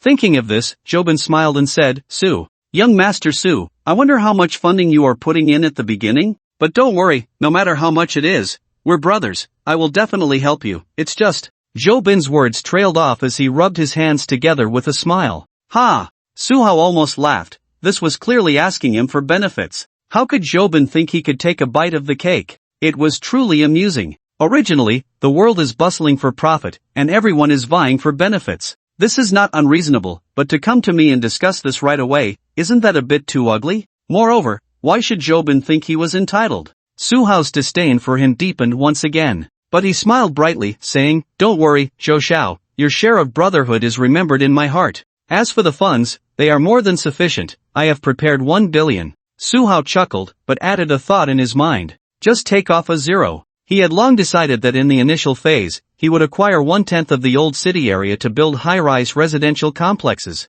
After the foundation was completed, he would start pre-sales to gather funds. With the money from the pre-sales, he would continue construction. This way, he would only invest a small amount of capital and reap huge profits. As for Jobin's benefits, what qualifications does a convict have to talk about benefits? He currently had a complete video on his phone of how Jobin had kidnapped him. This was kidnapping, with a minimum sentence of 10 years. Jobin was still unaware of Suhao's thoughts. At this moment, he was filled with excitement, thinking only of the benefits Suhao had just mentioned. This was 1 billion. With so much money thrown in, how could he not pocket at least 100 million? He excitedly slapped his thigh and exclaimed, Su Xiao, no need to say more. Tonight Shuei will be yours. Brother will let you have a taste. Damn! This left Suhao momentarily speechless. Dude, are you that generous? That's your fiancé. Night. At the top floor conference room of the Night Kai Hotel, everyone had arrived. Chen Mofan, Long Outyen, Baiyu, Zheng Chang, Wang Mok, and Shuei Yuru. Even Li Tiankai, Wang Zhe, Yang Kong, and Taozi, these second-tier rich kids, made an exception to appear here today. Among them, Taozi was the most enthusiastic, smiling broadly as he lit cigarettes for all the big shots present. Boss, Chu Feng is back. Before the meeting started, Old Wang spoke softly. A couple of days ago, after capturing Zhang Zhua, Chu Feng had dealt with him properly in the truck and sent him to the police station. After that, he went to pay respects to his sister and father, returning only today. Chen Mofan didn't hesitate and said directly, let him come over too. Old Wang nodded and called for Chu Feng. At this moment, Chu Feng's eye sockets were dark, bloodshot, and his face was pale as death, looking extremely haggard. Clearly, he hadn't rested well these past few days. The long-suppressed vengeance had been released in an instant, and no one could face it calmly. Even this mercenary, accustomed to life and death, was no exception, right? Boss. Chu Feng called out in a low voice. Chen Mofan nodded and patted his shoulder. He knew very well that no amount of comforting words would mean anything now. He needed to find his own way out. Alright, everyone. Chen Mofen looked around and spoke. Upon hearing this, everyone straightened up, understanding that the meeting had officially begun. Before it started, they had already learned what the meeting would discuss: the old city area. This was a massive project involving billions, even trillions, and it was the first truly significant investment project since Fanshin became famous. Starting with 100 billion, it was nothing short of extravagant. Once everyone was seated, Chen Mofen slowly began to speak. Everyone, this is the first meeting since the establishment of Night Kai. You are the first batch to join Night Kai, and here I assure you that, barring any accidents, you will be the founding members of Night Kai. Although Night Kai may not be well known now, in the future, you will understand what these two words represent. As this is the first meeting of Night Kai, I hope everyone can treat it with the seriousness it deserves. At this point, Chen Mofen paused, looking at everyone. Seeing this, they all nodded in unison. I believe everyone has already heard that the topic of this meeting is the old city area. I plan to invest 500 billion initially to transform the old city into the world's most high-end commercial district. 5 billion is just my investment. If you are interested, you can add more investment. Of course, those who contribute money, manpower, or effort can all obtain a certain share. Nightfall will distribute dividends at the end of the year, and based on the number of shares, everyone will receive corresponding rewards. When the word rewards was mentioned, everyone's eyes lit up. They understood very well. A major project with an initial investment of 5 billion, as long as it becomes profitable later, the returns will be astronomical. The question is how much one dares to put into this bottomless pit, which concerns everyone's courage. Thinking of this, each person's face showed a different expression as they sized each other up, hoping to read the thoughts in each other's hearts. Baiyu was the first to speak. I am willing to invest 2 billion in the initial funding, but I need time to discuss it with my father. Long Outyen followed suit. I will also invest 2 billion in the initial funding. Long Outyen's statement surprised Chen Mofen. He had given Long Outyen the privilege to observe first and invest after confirming profitability. With two people speaking up, Zheng Chang also expressed his willingness to contribute 800 million. Surprisingly, Li Tiankai, after speaking, did not immediately say how much he would invest. Instead, he asked Chen Mofen, Fanshin, if this project incurs losses and I have no funds left, will I still have the right to stay in Nightfall? Chen Mofen nodded. Of course, you can still stay in Nightfall. Whether you have the right to stay is not determined by your financial capacity. As I said, you are the first batch of Nightfall members, and barring any accidents, you will be the founding figures of Nightfall. I won't do something like abandoning you after using you, so please rest assured. Hearing this, Li Tiankai clenched his fist tightly, and after exhaling, he said, in that case, Fanshin, I will invest my entire worth of 1.2 billion. Everyone was taken aback, their eyes filled with obvious shock as they looked at Li Tiankai. No one expected him to be so reckless. Even Chen Mofen felt a bit surprised. The reason Li Tiankai was so reckless was that he always remembered what Wang Mok had said when they first met. Why would Fanshin take you along? If you can't show sincerity, who would want to look at you, a surrendering captive? Since he had lost everything and wouldn't leave Nightfall, why not take a gamble? If he won, he would achieve success and fame. If he lost, there would still be room for a comeback. Meanwhile, Wang Zhe suddenly stood up. My worth is 1.1 billion, and I will invest it all. Chen Mofen smiled and assured, you too can rest assured, you will understand how correct today's decision is for you. In the end, the total initial funding reached a staggering 571 billion. Among them, Yang Kong, Wang Mok, Taozi, and Xu Feng either had no money or were prepared to contribute effort. Fanshin, will you be the main person responsible for this investment plan? Yang Kong asked. Chen Mofen directly shook his head. This beautiful lady beside me, Shui Yuru, will be the main person responsible for the renovation of the old city. She can represent me fully. When Chen Mofen said this, everyone was shocked. A project worth hundreds of billions was just handed over to this girl? Shui Yuru was also stunned. She had never expected Chen Mofen would entrust such a large project to her.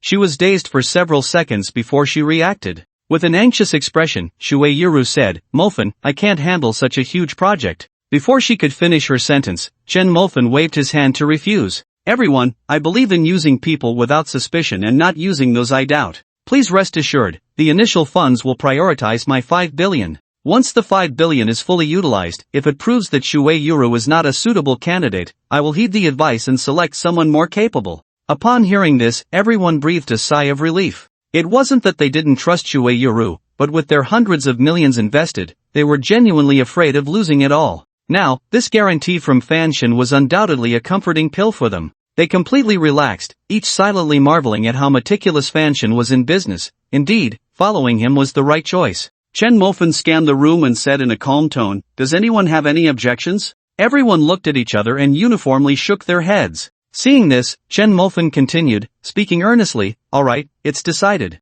The initial investment amount is 5,700,000,000, and this project will be fully managed by Shui Yuru. I will name this investment plan the Heavenly Capital Plan. It signifies transforming Liaoqing into a heavenly palace. All manpower, material resources, and assets held by the Nightshade members must be directed towards the Heavenly Capital Plan to ensure its smooth implementation." "Yes." Everyone responded in unison, their voices echoing in the conference room. After the meeting adjourned, Chen Mofan called a car for Shui Yuru and sent her to the hotel entrance. He was busy looking for Zhang Chang. Although the Heavenly Capital Plan was costly, the fire wouldn't burn too quickly. He needed to have Zhang Chang spend another 7 billion in the next couple of days to continue purchasing assets. He planned to hand over these scattered assets to Wang Zhaojiao for her to practice with. Sitting in the car, Shui Yuru's face was still somewhat dazed. She found it hard to believe that such a large project was entrusted to her just like that. Was it really just because she had said that one sentence? Shui Yuru felt it was unbelievable. But along with the disbelief came a surge of joy. When Chen Mofan sent her off, he mentioned that starting today, her annual salary would be 1,200,000,000. 1,200,000,000. Shui Yuru felt she could wake up laughing from this dream. If she worked for just 1 year, not only would her family's famine be resolved, but she could even buy a house and a car, allowing her parents and younger brother to live a truly happy life. Just thinking about it made her smile, her lips curling up in delight. After years of hardship, she was suddenly rich. Her heart raced wildly, and she couldn't wait to share this good news with her family. Every minute and second in the car made her anxious. But when she rushed into her home, she was stunned. The cramped house was already in tatters, with signs of human destruction everywhere. On the blackened, yellowed floor, her parents and younger brother lay in a pool of blood. In front of them stood Zhou Bin and a group of people, looking at her with arrogant sneers. In an instant, Shui Yuru felt as if struck by lightning, her excitement turning into terror. Heaven and hell switched places in an instant, and she couldn't help but scream. "Shut your mouth, you filthy bitch," Zhou Bin shouted angrily, slapping her across the face. "Take her away." Zhou Bin roared arrogantly, striding out with a smug expression. Suha watched this scene and laughed. He had no interest in the woman Zhou Bin mentioned. How beautiful could a woman from an old district be? But upon seeing Shui Yuru's face, he was suddenly excited, his heart racing with anticipation. Ding ding ding. Just as Chen Mofan was about to leave the Tiankai Grand Hotel, his phone rang. He picked it up and was surprised to see it was Shui Yuru calling. Logically, Shui Yuru should be sharing her joy with her family right now, so why was she calling him? Looking at the caller ID, Chen Mofan frowned, a bad premonition rising from the depths of his heart. Sure enough, after the call connected, Zhou Bin's arrogant voice came through. "Broke loser, do you remember me?" Chen Mofan's expression turned cold. "Is it Zhou Xiao? How come Yurua's phone is with you?" "Oh, you still remember me. That Yurua sounds pretty intimate, but I wonder if you dare to come save her. She's tied up by me, come if you can, I'm waiting," Zhou Bin said, then hung up the phone, sending a location. Looking at the location, Chen Mofan smiled, but a layer of coldness gradually crept into his eyes. "Very good, just great. The Tianzidu plan has just begun, and the main person in charge has been kidnapped?" Chen Mofan was so angry he wanted to laugh. Old Wang beside him clearly sensed the change in Chen Mofan's mood and cautiously asked, "Boss, what's wrong?" "What's wrong?" Chen Mofan repeated the 3 words, then said coldly, "Can you believe that our main person in charge has actually been kidnapped? Call Wu Zhan, get him over here immediately." Chen Mofan shouted in anger. He was genuinely furious. The Tianzidu plan was the first plan of the Nightfall organization. If the initial plan couldn't be implemented smoothly, the blow to everyone's confidence would be unimaginable. Moreover, if Shui Yurua really came to any harm and couldn't continue working, then the Tianzidu plan would completely become a joke. The main person in charge being forced offline after just 1 day of work. If this news got out, it would make the rich second-generation kids in Liaoqing laugh their heads off. Wang Makai didn't dare to delay for a moment, quickly pulling out his phone to call Wu Zhan, while carefully asking during the brief moment of no answer, "Boss, what about Chu Feng? Should I call him too?" After thinking for 2 seconds, Chen Mofan shook his head. "Chu Feng's condition is clearly not good, so don't disturb him. By the way, tell Wu Zhan not to make a big fuss, our people should gather secretly downstairs. After notifying Wu Zhan, you go find a car." Wang Makai nodded, talking to Wu Zhan while contacting vehicles. On the other side, outside the old city, in a dilapidated factory, Shuei Yuruwa was tied up with her hands and hung up. At this moment, she was already awake, looking at Jobin, who had a lewd smile on his face, with anger. Jobin, the money I owe you has been paid back by Chen Mofan. Why are you still doing this to me? Why do you want to hurt my family? Shuei Yuruwa recalled the scene of her relatives lying in a pool of blood, filled with rage, her cold eyes staring at Jobin as she questioned him. Jobin grabbed Shuei Yuruwa's chin, a wild sneer on his face, arrogantly saying, "Damn, you filthy bitch, who the hell do you think you are to teach me how to act? What are you even worth? Oh, you asked me why I targeted you, right?" Jobin's face was filled with resentment as he pointed to the injuries on his body, roaring with a twisted expression, Look here, and here, all from that broke loser you call a boyfriend. My dad never hit me growing up, and that broke loser dares to hit me? I'm Jobin, what is he? Does he dare to hit me? Does he dare to hit me?" Hearing this, Shuei Yuruwa's face turned even angrier. "Jobin, you started the trouble first, humiliating Mofan at every turn. He only acted against you because of that. You deserve it." "Deserve it? Screw you and you're deserving." Jobin's face twisted in rage as he slapped her. A clear 5-finger mark appeared on Shuei Yuruwa's snow-white oval face, turning blue and purple. "Filthy bitch, what does it matter if I provoke you? I'm worth 200 million. What is he? In my eyes, he's just a dog. Can't I just tease a dog?" Jobin sneered, his tone filled with obvious disdain. "I can provoke him, that's giving him face, yet he doesn't know what's good for him and even dares to hit me? Dares to hit me, Jobin? I think he's just looking for death." Hearing such arrogant words, Shuei Yuru was speechless. It was the first time she realized that being provoked by Jobin was Jobin giving others face. To say such a thing, how arrogant had Jobin become? "You filthy bitch, who are you making that dumbfounded expression for? It's fine, being speechless is good. I'm really looking forward to the process of you going from speechless to screaming later. I'm not afraid to tell you, I just sent your rich guy the location. I want to have you in front of him. I want to see how wonderful his expression will be when he sees this scene, haha." Jobin laughed triumphantly, his face full of arrogance. He pointed to the dozen or so little brothers behind him, excitedly saying, "Do you see my brothers? They've been drooling over you for a long time. After I'm done playing, I'll let my brothers enjoy themselves too. Ha ha ha." Looking at Jobin's triumphant laughter, Shuei Yuru also laughed. "Jobin, do you know who the rich guy you mentioned is? Are you sure you want to go all out against him?" Jobin scoffed, "Damn, I don't care who he is, just a poor loser. Today, I'm going to crush him and make him understand that Jobin is not someone he can offend." Listening to Jobin's arrogant tone, Shuei Yuru's anger reached its peak. She slowly spoke, "His name is Chen Mofan." As soon as these 3 words came out, Jobin curled his lip in disdain. Chen Mofan? What a ridiculous name, he had never even heard of it. Suhao beside him also sneered in disdain, thinking he would hear the name of some big shot. But in the end, it was just such an ordinary name? Ha! He really laughed. Shuei Yuru looked at their disdainful expressions and also laughed, then continued, "People online like to call him the god of ordinary." Boom! This sentence was like a nuclear bomb exploding in the crowd. In an instant, Jobin felt as if his head had exploded. Shuei Yuru's second sentence made his scalp tingle, and his hair stood on end. God of ordinary. Jobin murmured in his heart, instantly filled with fear. The meaning of these 2 words was too heavy, it was something he couldn't bear at all. Lord Tiger had dominated Liao City for many years, but what happened? After offending the god of ordinary, he was directly slapped in the face in front of everyone. Did Lord Tiger dare to say a word? But what about him? Mocking the god of ordinary as a poor loser and even kidnapping his woman? Was he looking for death? Just a little thought, and he went limp all over, collapsing to the ground, trembling like a sieve, his face pale as death. Suhao beside him also twitched his mouth fiercely. He never expected that the first thing he did upon arriving in Liao City was to offend such a big Buddha.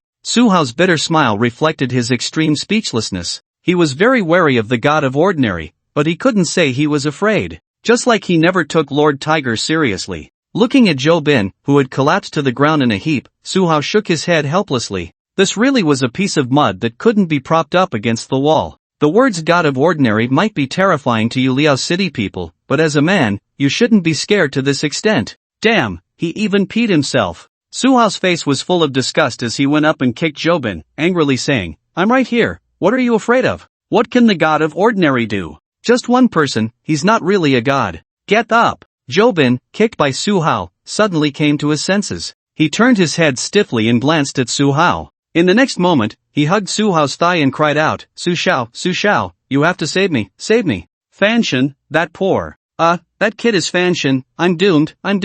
At this moment, Jobin was completely a different person compared to his previous arrogance. The more arrogant he had been before, the more terrified he was now. Looking at Jobin, who was a mess of snot and tears, Suha was filled with disdain. If it weren't for the fact that Jobin's family owned 40% of the shops in the old district, the kidnapping video in his hand could threaten him into selling at a low price, otherwise, he would have kicked him away long ago. As a man, shouldn't he have some backbone? Shueiyuru looked at Jobin, who was crying at her feet, with a face full of disgust. With this, he still wanted to marry her? Although she had a gentle personality, she hoped her future man would be strong and upright, not like Jobin, who was scared to tears just by hearing a name. Such a man who bullied the weak and feared the strong was the most despicable in her eyes. Enough! Suha shouted angrily, get up! The other party just mentioned a name, do you know if it's true? What if he's framing you? Jobin suddenly froze, a dazed look on his face as he glanced at Shueiyuru and then at Su Hao. Su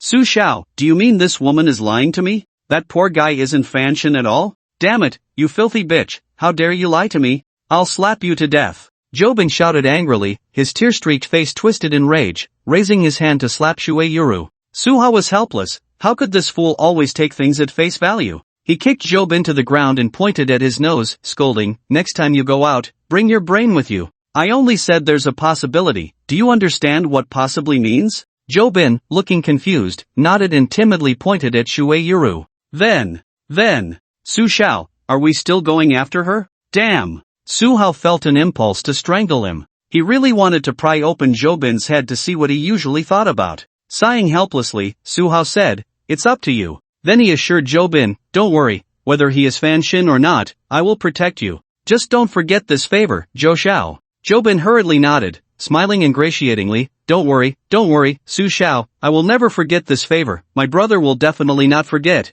and I will prepare a big gift for you. Su Hao nodded. With Su Hao's assurance, Jobin's confidence grew, and he straightened his back. He knew very well that Su Hao was genuinely powerful, others might fear Fanshin, but he did not. Relying on this big shot, Jobin could walk with his head held high. As for Fanshin, what was he worth? He looked at Shueiyuru, a cold, arrogant smile returning to his face. You little bitch, what can Fanshin do? I'm set on you today, just wait to prepare your moans. Saying this, Jobin took out a bottle of grey pills, pried open Shueiyuru's mouth, and fed them to her. Shueiyuru struggled desperately, twisting her body, but her hands were tied, and no matter how hard she tried, she couldn't effectively resist. Ha ha ha. Baby, the more you resist, the more excited I get. Come on, eat a few more. Jobin laughed, grabbing a handful of pills and stuffing them into Shueiyuru's mouth. Watching Shueiyuru struggle, Jobin's tear-streaked face was filled with arrogance, revealing his cowardly side, completely a small man. Meanwhile, Chen Mulfin was sitting in a Mercedes van, quickly heading towards the factory.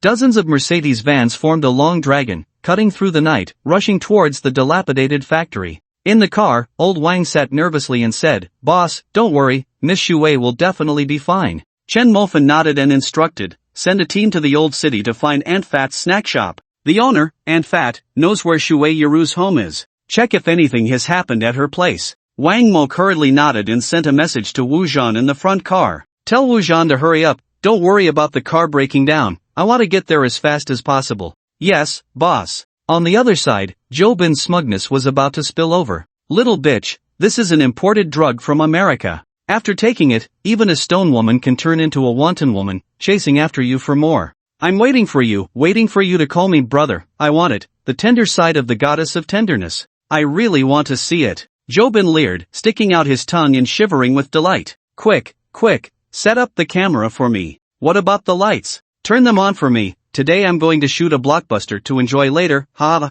Jobin commanded his subordinates, laughing triumphantly. Everyone, don't rush, after I'm done playing, I'll let you enjoy yourselves too. This is a woman of the mortal god, aren't you excited? Ha ha ha. The dozen or so subordinates Jobin brought, upon hearing this, all leered. As the saying goes, birds of a feather flock together, Jobin's subordinates were all lecherous like him. Now, hearing they could play with a mortal god's woman, their first thought was not fear, but excitement. Some guys even whistled at Shueiyuru, looking frivolous. Su Hao, standing nearby, watched this scene with a calm expression. The 5 strong men who came with him also wore lewd smiles, clearly not good people either. No way, I can't take it anymore, Jobin said, looking at the blush on Shueiyuru's delicate oval face, excitedly tearing off his clothes and throwing them on the ground. Is the camera set up? I'm going to get to work now. As he spoke, Jobin couldn't help but reach out to caress Shueiyuru's face. Shueiyuru shook her head in fear, her once bright big eyes filled with tears. Good, good. I like to see women cry. Play some music, hurry up and play some music to liven things up. Ha ha ha. Jobin's wild laughter echoed in the dilapidated factory, filled with arrogance. Zhou Xiao seems quite interested. Accompanying Jobin's laughter, a calm voice echoed in the rundown warehouse. Although the tone was calm, anyone could hear the anger hidden beneath it. This voice made Jobin, who was about to unfasten Shueiyuru's underwear, pause. He remembered that this voice belonged to that poor guy. No, he should now be called the mortal god. Shueiyuru naturally heard this voice too. Her tear-filled eyes, which were once full of grievance and despair, suddenly lit up with hope at that moment. She had never been so eager for Chen Mofan, hoping he would appear to rescue her from Jobin. Now, that man had truly appeared. Shueiyuru felt as if the entire world was filled with hope in that instant. Her heart, which had been in despair, was illuminated once again. Tears streamed down her face, but this time it was not from fear, but from being moved. Everyone in the factory turned to look outside at the sound of the voice. Outside the dim factory, the moonlight poured down like water.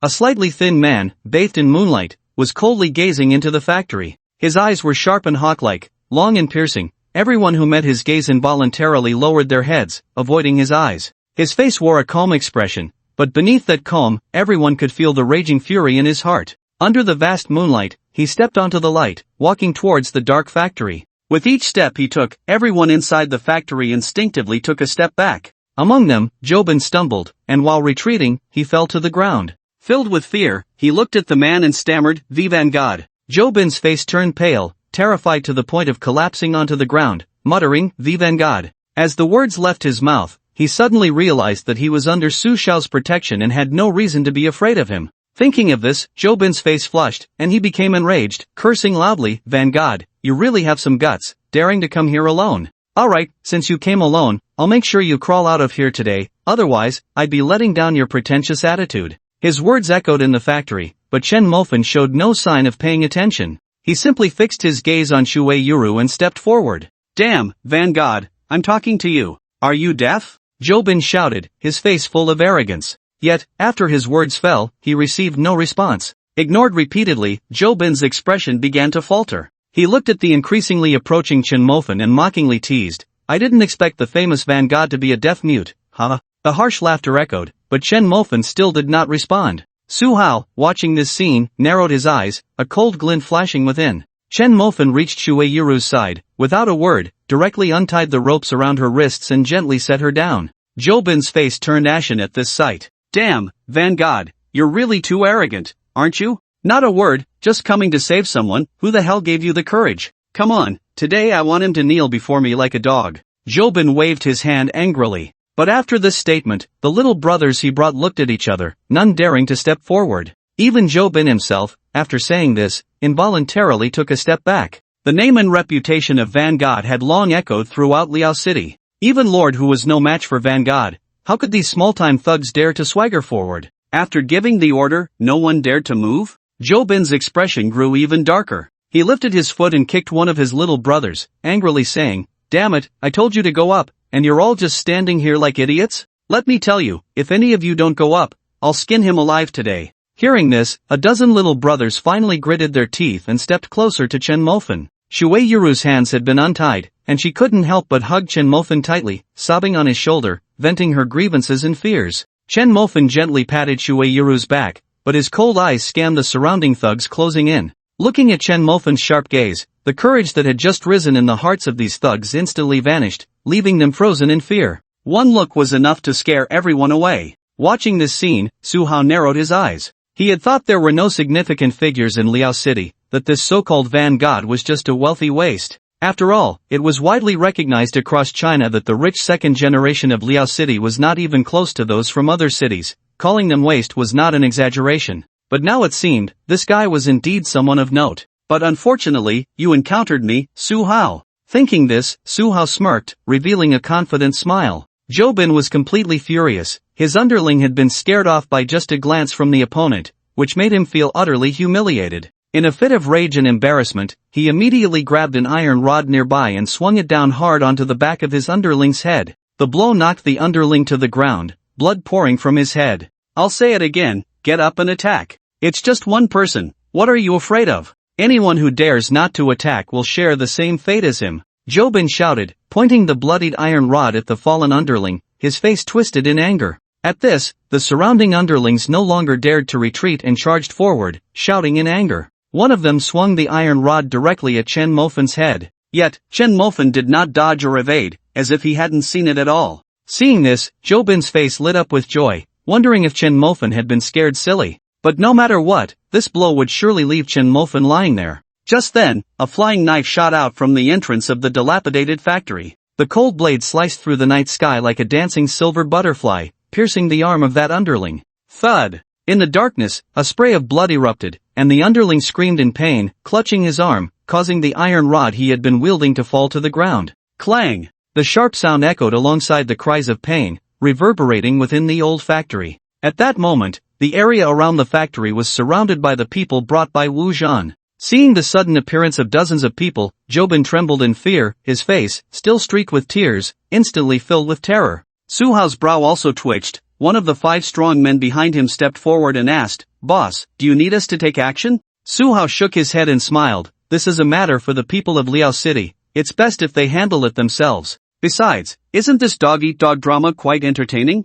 He. Su Hao sneered. Initially, he had considered helping Jobin, but now, seeing the dozens of people from Wuzhan, that thought vanished in an instant. At this moment, it was most important to protect himself. The more than 10 underlings Jobin had brought were quickly dealt with by Wu Zhan's men in just a moment. Watching this scene, the arrogance on Jobin's face completely disappeared. He felt his legs weaken, as if he might kneel on the ground. Spotting Su Hao nearby, Jobin rushed over, crawling and rolling as if he had found a lifeline. Su Xiao, save me. Didn't you say you would protect me?" Jobin looked at Su Hao with a pleading expression, tears spilling from his eyes, tracing down his terrified face. Su Hao shook his head with a smile, speaking in a calm tone, "Zhou Xiao, this is your own business in Liao City. It's best if you resolve it yourselves. What would my involvement mean?" Upon hearing this, Jobin's face turned ashen. Although he was foolish, he understood that the gap between him and the immortal was like heaven and earth. Facing the immortal alone, he would undoubtedly die. Thinking of this, Jobin trembled in fear, grabbing onto Su Hao's leg and pleading, Su Xiao, you must save me. Didn't you just promise me? You said the immortal is nothing in front of you." As soon as these words left his mouth, Su Hao's expression changed instantly. He kicked Jobin away and then smiled at Chen Mofan. "So you are the immortal? Nice to meet you. I'm Su Hao, one of the top young masters from San Province. Oh, by the way, he was just trying to frame me. You should have seen that, right?" In just a brief moment, Su Hao, after confirming that Chen Mofan had a powerful influence, indeed abandoned the idea of being his enemy, even contemplating whether he could ally with him to jointly develop the lucrative Old City area. However, Chen Mofan still showed no intention of paying attention to Su Hao's words. After handing Shui Yuru over to Old Wang, he picked up a steel pipe and walked towards Jobin. It was this guy who dared to kidnap the person in charge of his Tianzadu project. Almost because of him, the Tianzadu project, which had just begun that night, was about to be forced to change leadership? If this got out, people would laugh their heads off. Chen Mofan was furious and approached Jobin with the iron rod in hand. Su Hao frowned, a clear anger appearing on his face. Just now, he had spoken, and this guy didn't even glance at him. No matter how one looked at it, he was one of the top young masters of the 3 provinces and had never been so ignored before. At this moment, Jobin was so scared that he wet himself. He collapsed to the ground, looking at Chen Mofan approaching him with the iron rod, terrified and crying uncontrollably. It was only at this moment that Chen Mofan spoke. "I originally thought that the 5 million in medical expenses would be off the table, but I didn't expect that Zhou Xiao has been thinking about it all along, eager to get his hands on it. Since that's the case, I'm the kind of person who likes to help others. That 5 million in medical expenses is yours, Zhou Xiao." With those words, Chen Mofan showed no mercy and brought the rod down hard. "Ugh!" Jobin cried out in pain, rolling and crawling, wailing incessantly. "Fangshan, let me go. It wasn't me who wanted to do this. Woo. After I knew you were Fangshan, I regretted it. It was him. It was that Su Hao. He said he could handle you. Woo. He kept urging me. Bang. Ugh, it really wasn't me, Fangshan, it was Su Hao. Woo. Hearing these words, Su Hao showed an awkward smile. "Fangshan, do you believe this?" Chen Mofan still didn't answer, just turned around and made a silencing gesture towards Su Hao. Su Hao's face darkened further. What did the other party mean by this? Not saying a word, was he looking down on him? Over the years, in the 3 provinces, no one had ever dared to treat him this way. Liuqing was just one of the 3 provinces, and this Chen Mofan actually dared to continuously ignore him. Was he looking for death? Su Hao thought, feeling increasingly displeased with Chen Mofan. He originally thought that since they were both top young masters, they could laugh it off and move past some misunderstandings. Surely they wouldn't fall out over a woman, especially since she wasn't even yours. But seeing Chen Mofan's attitude now, Su Hao felt a bit uncertain. However, he believed that as a fellow top young master, the other party would never resort to violence over such a trivial matter. It wasn't until Chen Mofan had beaten Jobin into a bloody mess that he finally dropped the iron rod. At this moment, he looked up at Su Hao and smiled. "You're Su Hao? Finally remembered me, huh?" Su Hao's face darkened, forcing a perfunctory smile. "Fengshen, you finally deigned to speak to me. I thought you looked down on talking to me?" But what Su Hao didn't expect was that Chen Mofan actually nodded. "A bit." "You, Chen Mofan, don't be too arrogant." Su Hao gritted his teeth suddenly. No one had ever dared to speak to him like this. Many people might not like him, but at least they wouldn't show it. As fellow top young masters, it was enough to save face. But Chen Mofan's actions completely disregarded his face? This made his expression very unpleasant. Really has quite the power, but Chen Mofan, San province is very large, and Liao City is just one of the 3 provinces. Don't think that just because you have a bit of fame and can call the shots in a small city, you can raise your tail to the sky. However, Chen Mofan did not respond to this, but instead asked, "You were involved in the kidnapping of Shui Yuru, weren't you?" Su Hao also did not answer, but countered, "We are all top young masters. I say this is a misunderstanding. Mofan should believe me, right? Surely we wouldn't fall out over a woman?" Chen Mofan did not reply, his gaze growing even colder. Seeing that Chen Mofan was not going to answer, Su Hao's expression darkened further. His eyes icy, he threatened, "Mofan wouldn't be thinking of taking action against me, Su Hao, would you? I advise you not to do that, because such thoughts are too foolish." The 5 strong men behind Su Hao stepped forward, positioning themselves protectively around him. "Mofan, let me introduce you. These 5 are top mercenaries from abroad, capable of taking on 10 by themselves. If Mofan wants to fight, those little punks under you, ha ha." Hearing this, Chen Mofan burst into laughter. "Ha ha ha." Su Hao, amidst the laughter, detected a clear disdain and angrily retorted, "What the hell is so funny?" Su Hao's question went unanswered, as Chen Mofan had already responded with action. With a calm expression, Chen Mofan stepped towards Su Hao. Wu Zhan, seeing this, flicked his wrist, revealing a dagger, and followed Chen Mofan forward. "Damn!" Su Hao clenched his fist in anger, realizing that Chen Mofan was a madman, willing to turn against a top young master for a woman. To him, this was simply a losing deal. Unwilling to give up, he spoke again, "Chen Mofan, are you really looking for death?" Still no response, only Chen Mofan approaching him with a calm demeanor. Su Hao was completely enraged. "Damn, Chen Mofan, in my eyes, you're nothing. Get him." The 5 strong men rushed out at his command. But before they could reach Chen Mofan, Wu Zhan and Qingku had already met them head-on. 5 against 5, the 2 sides clashed. Meanwhile, Chen Mofan, with a calm expression, walked through the fray of 10 fighters and stood before Su Hao. Without a moment's hesitation, he raised his hand and slapped him across the face. Smack! The sharp sound echoed through the dilapidated factory alongside the sounds of fighting. Su Hao was dumbfounded. He had just been slapped? No one had ever dared to treat him this way from childhood to now. Su Hao's face twisted in rage as he looked at Chen Mofan. But before he could utter a word, Chen Mofan struck him again, another slap landing on his face. Smack! This slap forced the roar that was on Su Hao's lips back down, causing him to grimace in pain. Smack! Before he could even rub his face, Chen Mofan slapped him again. Smack! Smack! Smack! After one slap followed by another, Chen Mofan continued without pause, causing blood to trickle from the corner of Su Hao's mouth. Throughout it all, Chen Mofan did not say a single word. At this moment, Su Hao was completely enraged, roaring at his subordinates. "You 5 useless fools, why aren't you quickly taking care of these little punks?" After his furious shout, Su Hao looked up and was stunned. His carefully selected 5 subordinates were actually being blocked by the 5 sent by Chen Mofan? When did his subordinates become so useless? No, it wasn't that his subordinates were useless,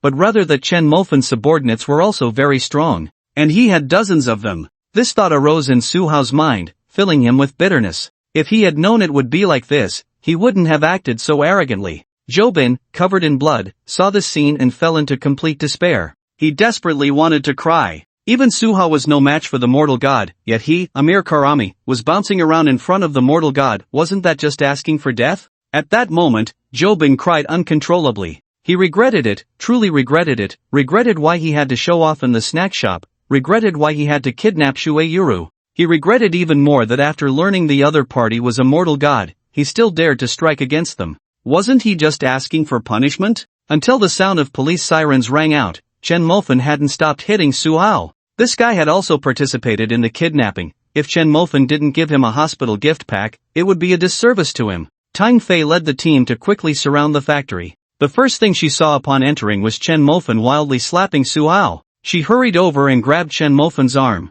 Chen Mofen, enough! If you keep hitting him, he'll have a concussion. Look, his face is swollen like a steamed bun. He doesn't even look human anymore. Only then did Chen Mofen stop, slowly saying, he and Jobin carried out the kidnapping, abducting the project leader, this Miss Shueiyuru. Tang Fei nodded. This had already been mentioned in the previous report. She took out handcuffs and walked towards Su Hao and Jobin. You two, get up and come with us. Su Hao gasped in pain. He felt like his face had gone numb. But upon hearing this, he immediately shook his head, took out his phone, and handed it to Tang Fei, signaling her to take a look. On the phone was a video of Jobin practicing the kidnapping of him. With this video as evidence, it could completely prove that he was also one of the victims. Chen Mofen was somewhat surprised. This Su Hao was actually smart enough to find a scapegoat in advance. But thinking this would resolve everything was too simplistic. At the very least, he, Chen Mofen, wouldn't simply let him go after slapping him a few times. Jobin was completely dumbfounded. Earlier, Su Hao had said to practice on him.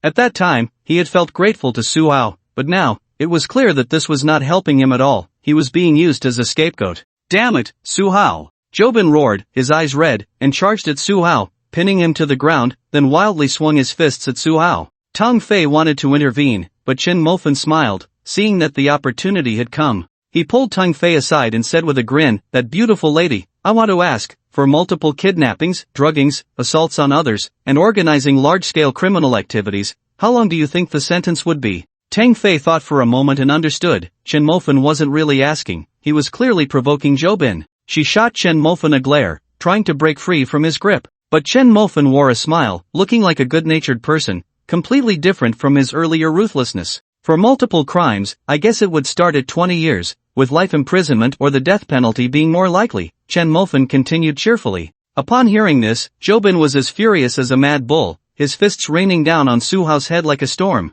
Su Hao screamed in pain while angrily roaring at Chen Mofen. Chen Mofen, stop provoking him. You're too damn insidious. Tang Fei looked at Chen Mofen, who was holding her, with a strange expression, shaking her head and smiling wryly. Was this really a mortal god? One moment fierce as a hungry wolf, the next cunning as a fox. Looking at Su Hao, who was being beaten on the ground, a trace of pity flashed in Tang Fei's eyes. She couldn't understand why that guy on the ground had to provoke Chen Mofen for no reason. Look, now he was definitely going to have a concussion. Sigh. It wasn't until after 5 minutes of beating that an uncle broke through Wu Zhan and the others' enthusiastic consultation and ran over to pull the two apart. In those 5 minutes, Jobin had performed exceptionally, leaving Su Hao on the brink of death. But after being handcuffed, Jobin cried, collapsing on the spot like a deflated balloon. He knew it was over for him, his life was finished. Regret washed over him like a flood, instantly drowning him. Both Su Hao and Jobin were taken away. Chen Mofen was also supposed to be taken in for questioning.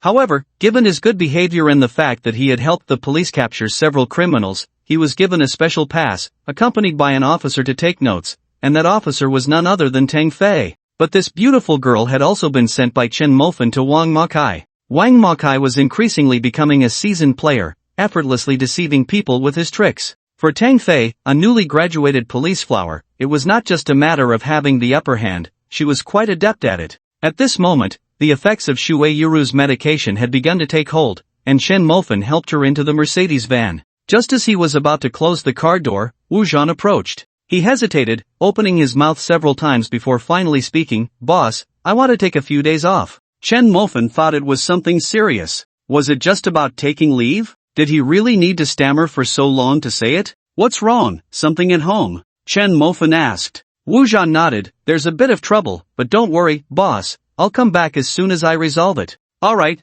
go take care of it. No need to say anything about leave, your salary will still be paid. If you run into any difficulties, just contact me. I can provide manpower, effort, or funds. Chen Mofan valued Wu Zhan highly, not to mention anything else. Wu Zhan's martial arts skills were even stronger than Xu Feng's. Among the 5 big men Su Hao had brought, the strongest one couldn't last 10 moves against Wu Zhan and ended up with a broken right leg joint. However, when it came to marksmanship, Wu Zhan was slightly weaker than Xu Feng, but still at a top level. Hearing this, Wu Zhan deeply bowed to Chen Mofan. Boss, don't worry, I guarantee I'll come back. What kind of talk was that? Chen Mofan was a bit confused and was about to ask when Wu Zhan had already turned to leave. Just then, the effects of the medication on Shui Yuru kicked in, and she reached out her hands from behind Chen Mofan to hug him. Mofan, how is my family? Don't worry, the latest news is that they are all fine, they have woken up in the hospital. Upon hearing this, Shui Yuru completely relaxed, the insistence on staying awake dissipating in that moment, fully controlled by desire. Thank you, Mofan. Shui Yuru exhaled softly, her warm words like a gentle breeze brushing against Chen Mofan's ear, making his heart race. Mofan, do you think I'm beautiful? Shui Yuru's flushed face carried a unique softness and shyness, wrapping around him like a beautiful snake. A pair of snowy white hands unconsciously caressed his chest. Damn! Who can stand this? Chen Mofan murmured, forcing himself to stay calm. But Shui Yuru, the goddess of tenderness, displayed her beauty and softness to the fullest at that moment, her jade-like fingers gently tracing circles on his chest. The half-touching sensation made it even more unbearable. Then, her hands traveled down, past the lower abdomen, vaguely. It was like a little cat's paw, scratching at the tip of his heart, teasing and teasing. Chen Mofan felt his blood rush, heading straight for his head, making his breathing involuntarily heavier. Mofan, why aren't you talking? With a soft gasp, Shui Yuru's rosy lips parted, gently biting Chen Mofan's earlobe. Chen Mofan only felt a shiver run through his body, every hair standing on end. After being teased repeatedly, he felt that his rationality was nearly exhausted by this little cat. But this little cat was still not satisfied, walking further down the path of self-destruction. Grabbing Chen Mofan's hand, Shui Yuru placed it on her own chest. Mofan, have you ever kneaded dough? Let me teach you how to knead dough, okay? Chen Mofan's face instantly turned red. He really didn't expect this Shui Yuru to be bolder than him, kneading dough? Mofan, I have a little bear in here too. Do you want to take a look? Shui Yuru gently bit Chen Mofan's earlobe, her voice sweet and soft, laced with temptation, whispering in his ear. Before Chen Mofan could respond, Shui Yuru pulled open her top and pressed his head down. The contact of skin against skin made Chen Mofan shudder. What the hell, this is a fairy. The moment their skin touched, all of Chen Mofan's rationality vanished. Endure my ass. Damn it, I can't endure anymore. Chen Mofan roared in his heart. Click. Just as he was about to push Shui Yuru down for a wild ride, a sound of a door opening interrupted him, and Qin Ke, who was driving, wore an awkward smile. Boss, I'm getting out, I didn't see anything. This awkward laugh pulled Chen Mofan's rationality back. Boss, I'll be back in half an hour, I'll clear the scene for you right now. Seeing Chen Mofan's impatient expression, Qin Ke hurriedly spoke. Get your ass back, drive me to the hospital now. Chen Mofan shouted angrily, slapping Shui Yuru unconscious in his arms. He didn't think of himself as a gentleman, he had developed quite a fondness for Shui Yuru over the past 2 days, but he wasn't into exhibitionism. Qin Ke reminded him by opening the car door. This was right in the open, with so many people watching. If the car started shaking, everyone would know what was going on inside. Although the car was blocking the view, it was no different from a live broadcast. He certainly didn't have that kind of exhibitionist tendency. Qin Ke quickly nodded and pressed the accelerator. Upon arriving at the hospital entrance, Chen Mofan hurriedly ran inside with the unconscious Shui Yuru. At this moment, Shui Yuru was flushed all over, her internal desires reaching a peak. If not released soon, it could easily harm her body. The hospital nurses also noticed Shui Yuru's condition, bringing a stretcher and calling for a doctor. Dr. Lee, this young lady has been given an aphrodisiac, please take a look quickly. Dr. Lee rushed over, opened Shui Yuru's eyes to examine her closely, then shot a disgusted glance at Chen Mofan, angrily saying, You must have fed your girlfriend a strong aphrodisiac, right?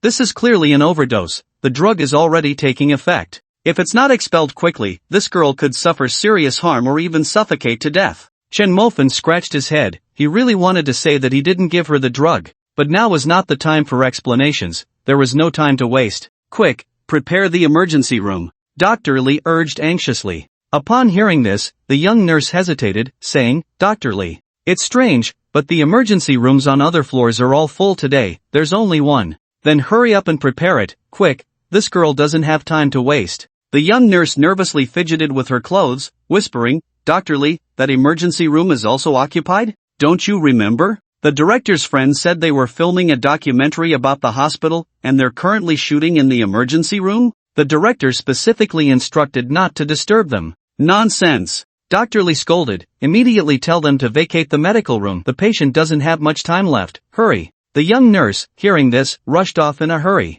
Just as they had entered, within 2 minutes, a thin man with a ponytail and black-rimmed glasses pushed the little nurse out, his face full of impatience, cursing as he did so. What's wrong with you guys? Do you still want to work? Don't you know I'm a friend of your director? How dare you disturb me? Do you want to die? Get out, get out, get out. The little nurse's face flashed with grievance as she patiently explained, Sir, we really have someone who needs emergency care. Could you please be accommodating? But the ponytail man was rude, directly saying, What does your emergency have to do with me? It's not like I need emergency care. If she dies, what's it to me? His heartless words made the little nurse's face show anger, and suppressing her fury, she patiently explained, Sir, human life is at stake. Once we finish the emergency care, we will immediately clear the rescue room for you. How does that sound? Sounds like crap. The ponytail man arrogantly pointed at the little nurse, shamelessly insulting her. Are you deaf? I told you, my documentary is halfway done. You're telling me to clear the rescue room?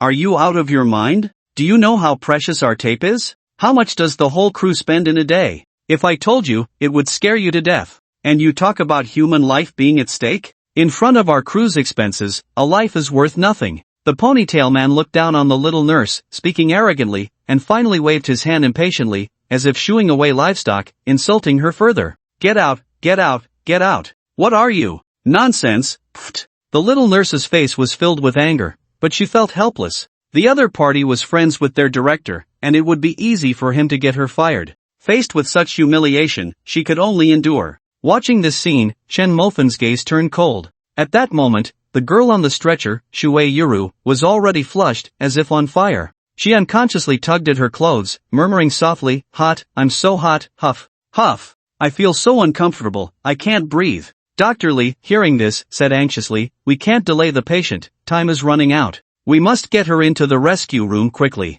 I'll go talk to them. Dr. Lee said, quickly walking over. Sir, I'm a doctor at this hospital. We really have a patient in critical condition. Before Dr. Lee could finish, the ponytail man scoffed and interrupted him. Ha! Why are there so many deaf people in your hospital? I told you, once we finish filming, if her condition is critical, let her die. Perfect, there's a funeral supply store next to the hospital. I'll buy her a wreath later, that should be fine, right? This is really interesting. We just want to film a documentary, but there are always these idiots coming to disturb us. Are they all sick? The audacity of such twisted words, where a human life seemed less important than their filming, was infuriating. Just as the ponytail man's arrogant words fell, Chen Mofan kicked him directly. Bang! With a loud crash, the ponytail man slammed into the door of the rescue room behind him and fell inside. This sudden action startled both Dr. Lee and the little nurse, who looked at Chen Mofan in shock. They were stunned, but Chen Mofan was not. Dr. Lee, I'll leave the rest to you, Chen Mofan quietly reminded.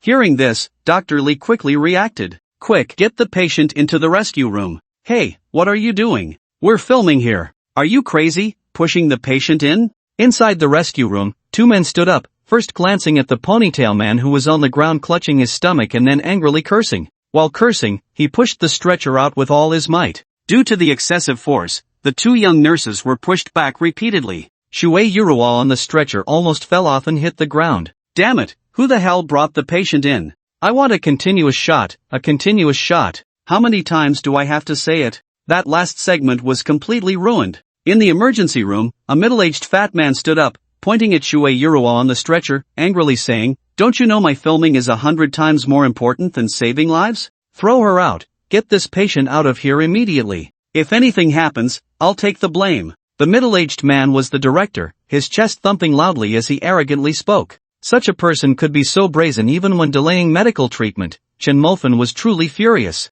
Without saying a word, he walked in, grabbed the director's hair, and forcibly pulled him out. At the same time, he shouted at Shin Cook, Everyone here except the doctors and nurses, get out. Anyone who doesn't want to leave or dares to say a word, throw them out of the emergency room. Yes. As soon as Chen Mofan finished speaking, Shin Cook charged in first. He strode over to the two who had pushed the stretcher. The two tried to resist, but Chin could directly punched one in the temple. The man rolled his eyes and fainted on the spot. The other one, scared out of his wits, turned to run. Chin-ka grabbed his hair and delivered a powerful blow to his waist. The last man crouched on the ground, clutching his stomach and howling in pain. But just after a couple of cries, someone who had just entered covered his mouth and dragged him out of the emergency room. The middle-aged director, held by Chen Mofan by his hair, screamed like a pig being slaughtered, his fat face turning red from the pain. "Damn it, do you know who I am? I'm a famous director, Yu Zhu. Kid, do you want to die? I can make you disappear from this planet with just a flick of my finger, do you believe it?"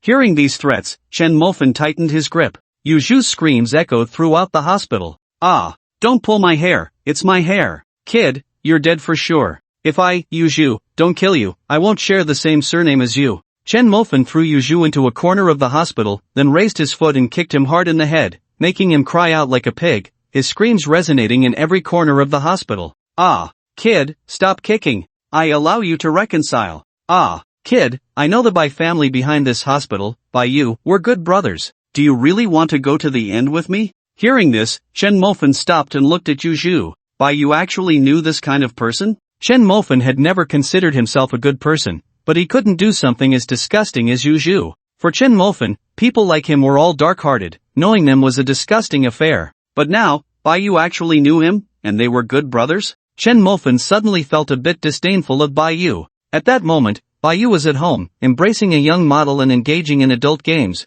when he suddenly felt a tickle in his nose and sneezed. "Strange, who's mentioning me at this late hour?" Seeing that Chen Mofan had finally stopped, Yu Zhu thought he was scared, and a smug smile appeared on his face. "Kid." Just as he uttered those two words, Yu Zhu was horrified to find that Chen Mofan had raised his foot again. "Damn it!" Bang! Ah! A pig-like wail echoed through the hospital, causing the busy Dr. Lee and the nurses to shudder in fear at the sound. In fact, the shock in their hearts had not dissipated, they were still recalling the bloody scene from just moments ago. One by one, they were thrown out. Anyone who dared to disobey was met with a powerful electric shock, knocking them unconscious before being directly tossed outside the hospital. The speed was astonishing, one person after another was flung out, and in a brief moment, the emergency room was cleared, the efficiency terrifying. Steadying his mind, Dr. Lee began to get busy. Fortunately, the arrival was timely, and the rescue went very smoothly. The aphrodisiac in Shui Yuru's body was quickly expelled. After the rescue was completed, Shui Yuru remained unconscious and was arranged into a hospital room.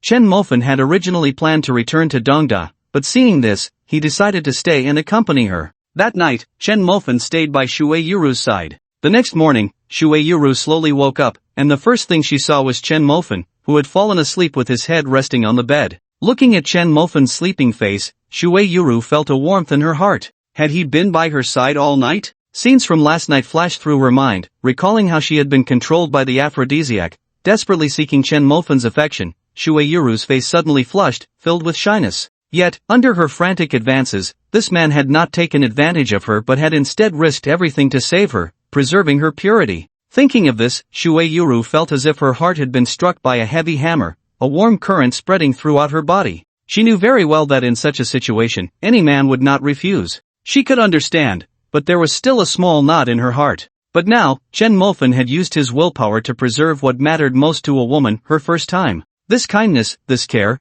filled Shui Yuru's heart with gratitude. Twice. He could have easily had me both times, but he didn't. Likewise, he saved me twice. Shui Yuru thought to herself, looking at Chen Mofan's sleeping face, and involuntarily lowered her head, gently kissing his cheek. Pop! A soft sound echoed in the silent hospital room, and upon hearing it, Shui Yuru's face immediately turned red. Reflecting on her impulsive action, Shui Yuru scolded herself internally. Shui Yuru, oh Shui Yuru, how can you still be such a little flirt? You actually took the initiative to kiss a man, you really have no shame. Shui Yuru thought, her face burning, but looking at Chen Mofan, she couldn't help but smile shyly. This man is really charming, isn't he? Handsome, wealthy, and more importantly, he has grace and masculinity, never taking advantage of the situation, but instead coming to her rescue time and again when she was at her most desperate. Such a man is worth her love. Chen Mofan groggily opened his eyes, looking at Shui Yuru, who was blushing and staring at him in a daze, and asked in confusion, "You're awake?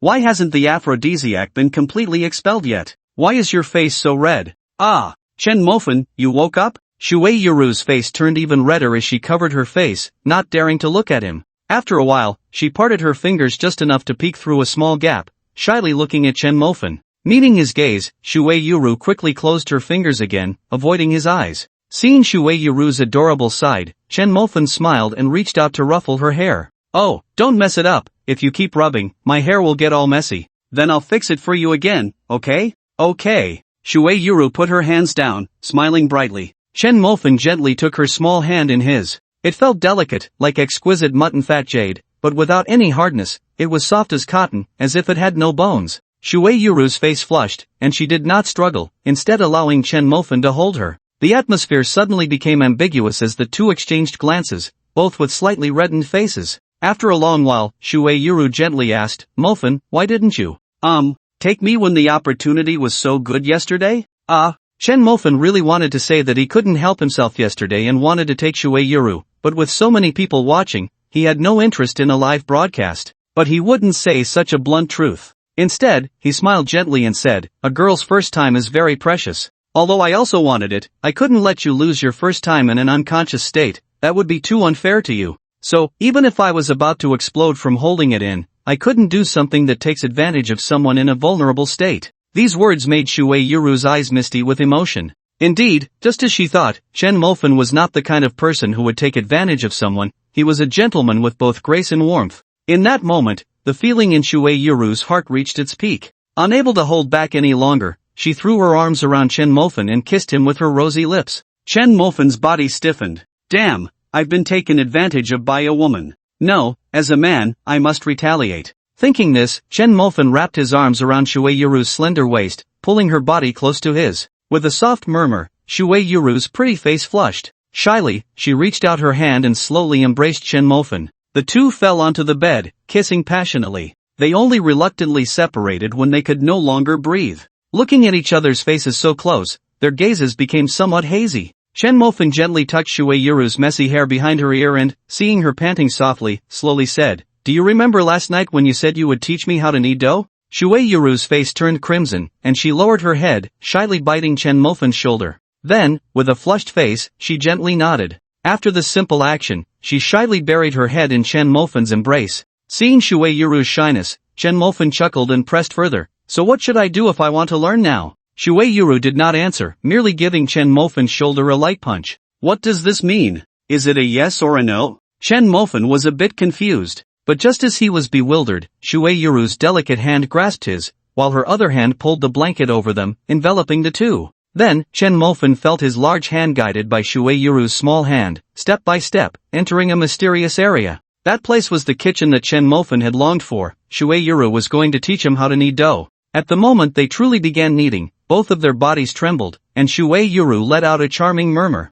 This sound was both soft and sticky, captivating Chen Mofan's heart, causing his eyes to redden immediately. He quickly used both hands, engaging in a playful duel with himself. Shuei Yuru shyly clung tightly to Chen Mofan's neck, her face so red it seemed like it could drip water, continuously murmuring. If it weren't for the inappropriate setting, Chen Mofan, whose blood was boiling, would have felt it was a disservice to Shuei Yuru's education not to take down this actively flirting campus beauty. After an hour of playful struggle, they reluctantly separated. At this moment, Shuei Yuru's face was so red it almost reached her ears, and she closed her eyes, not daring to look at Chen Mofan. This posture made Chen Mofan's blood boil even more. He felt he was losing control. Fortunately, at that moment, a knock sounded at the door. Knock, knock, knock. After 3 knocks, 2 minutes passed before the door finally opened. Outside the door, Wang Makai held a food box in his hands, looking at Chen Mofan, who was already settled. Both of their faces still bore a lingering flush, and with just one glance, Wang Makai knew what had happened.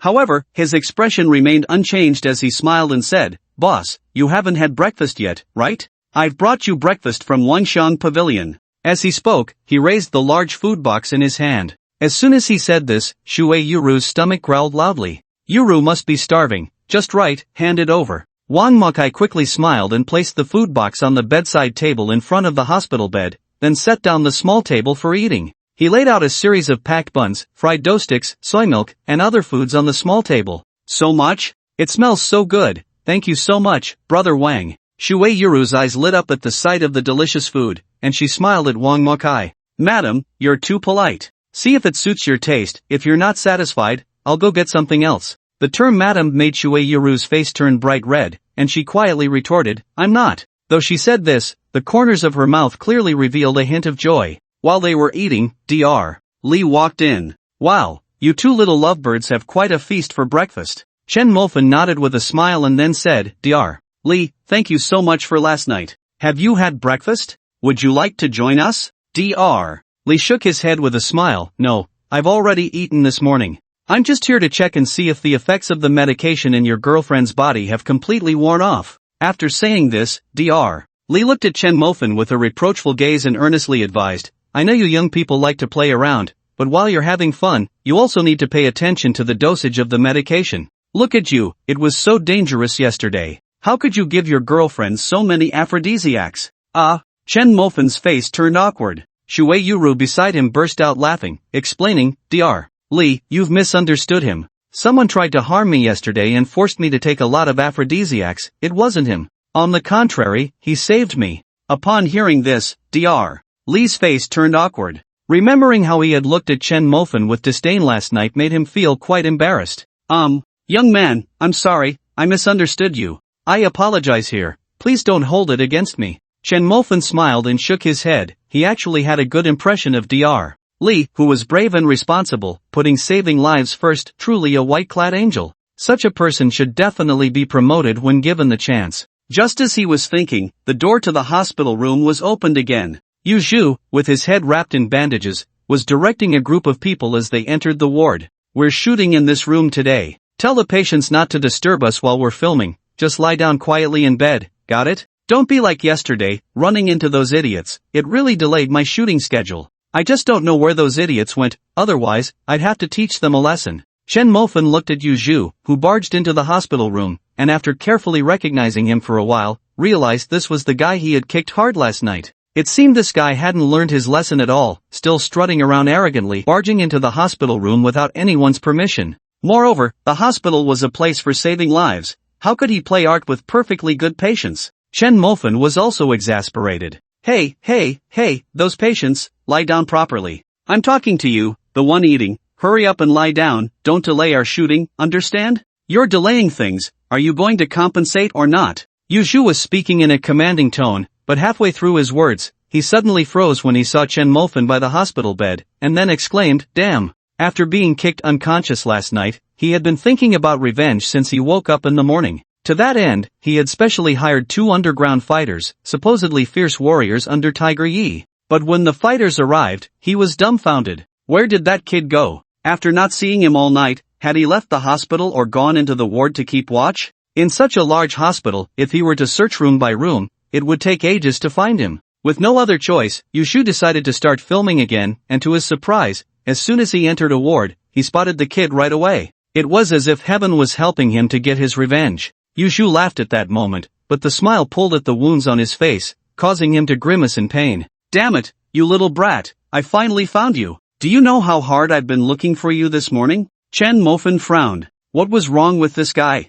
If he was looking for him, why was he speaking so resentfully, as if he had been abandoned? A brother can start something, but would never abandon it. Stop, if you're going to talk, just talk. Why does it sound like we had something going on? Chen Mofan said with a look of disdain. Yu Zhu was stunned for 2 seconds, his 2 small eyes peeking out from the bandages blinked for a while before he reacted. Damn, kid, you dare to talk back to me? If I don't make you kneel and call me grandpa today, I won't share your surname. Chen Mofan smiled slightly. Sorry, I don't have a habit of adopting sons, so you don't need to share my surname. You little brat, you're asking for death. Yu Zhu's face twisted in rage as he shouted, waving his hand, go, beat him up for me, I'll cover the medical expenses. Hearing Yu Zhu's words, the 2 fighters stepped forward, but as soon as they took a step, they suddenly froze in place. They exchanged glances at Chen Mofan, stunned, rubbed their eyes hard, and after confirming they weren't seeing things, 2 words popped into their minds simultaneously. Damn! Wasn't this the god of ordinary?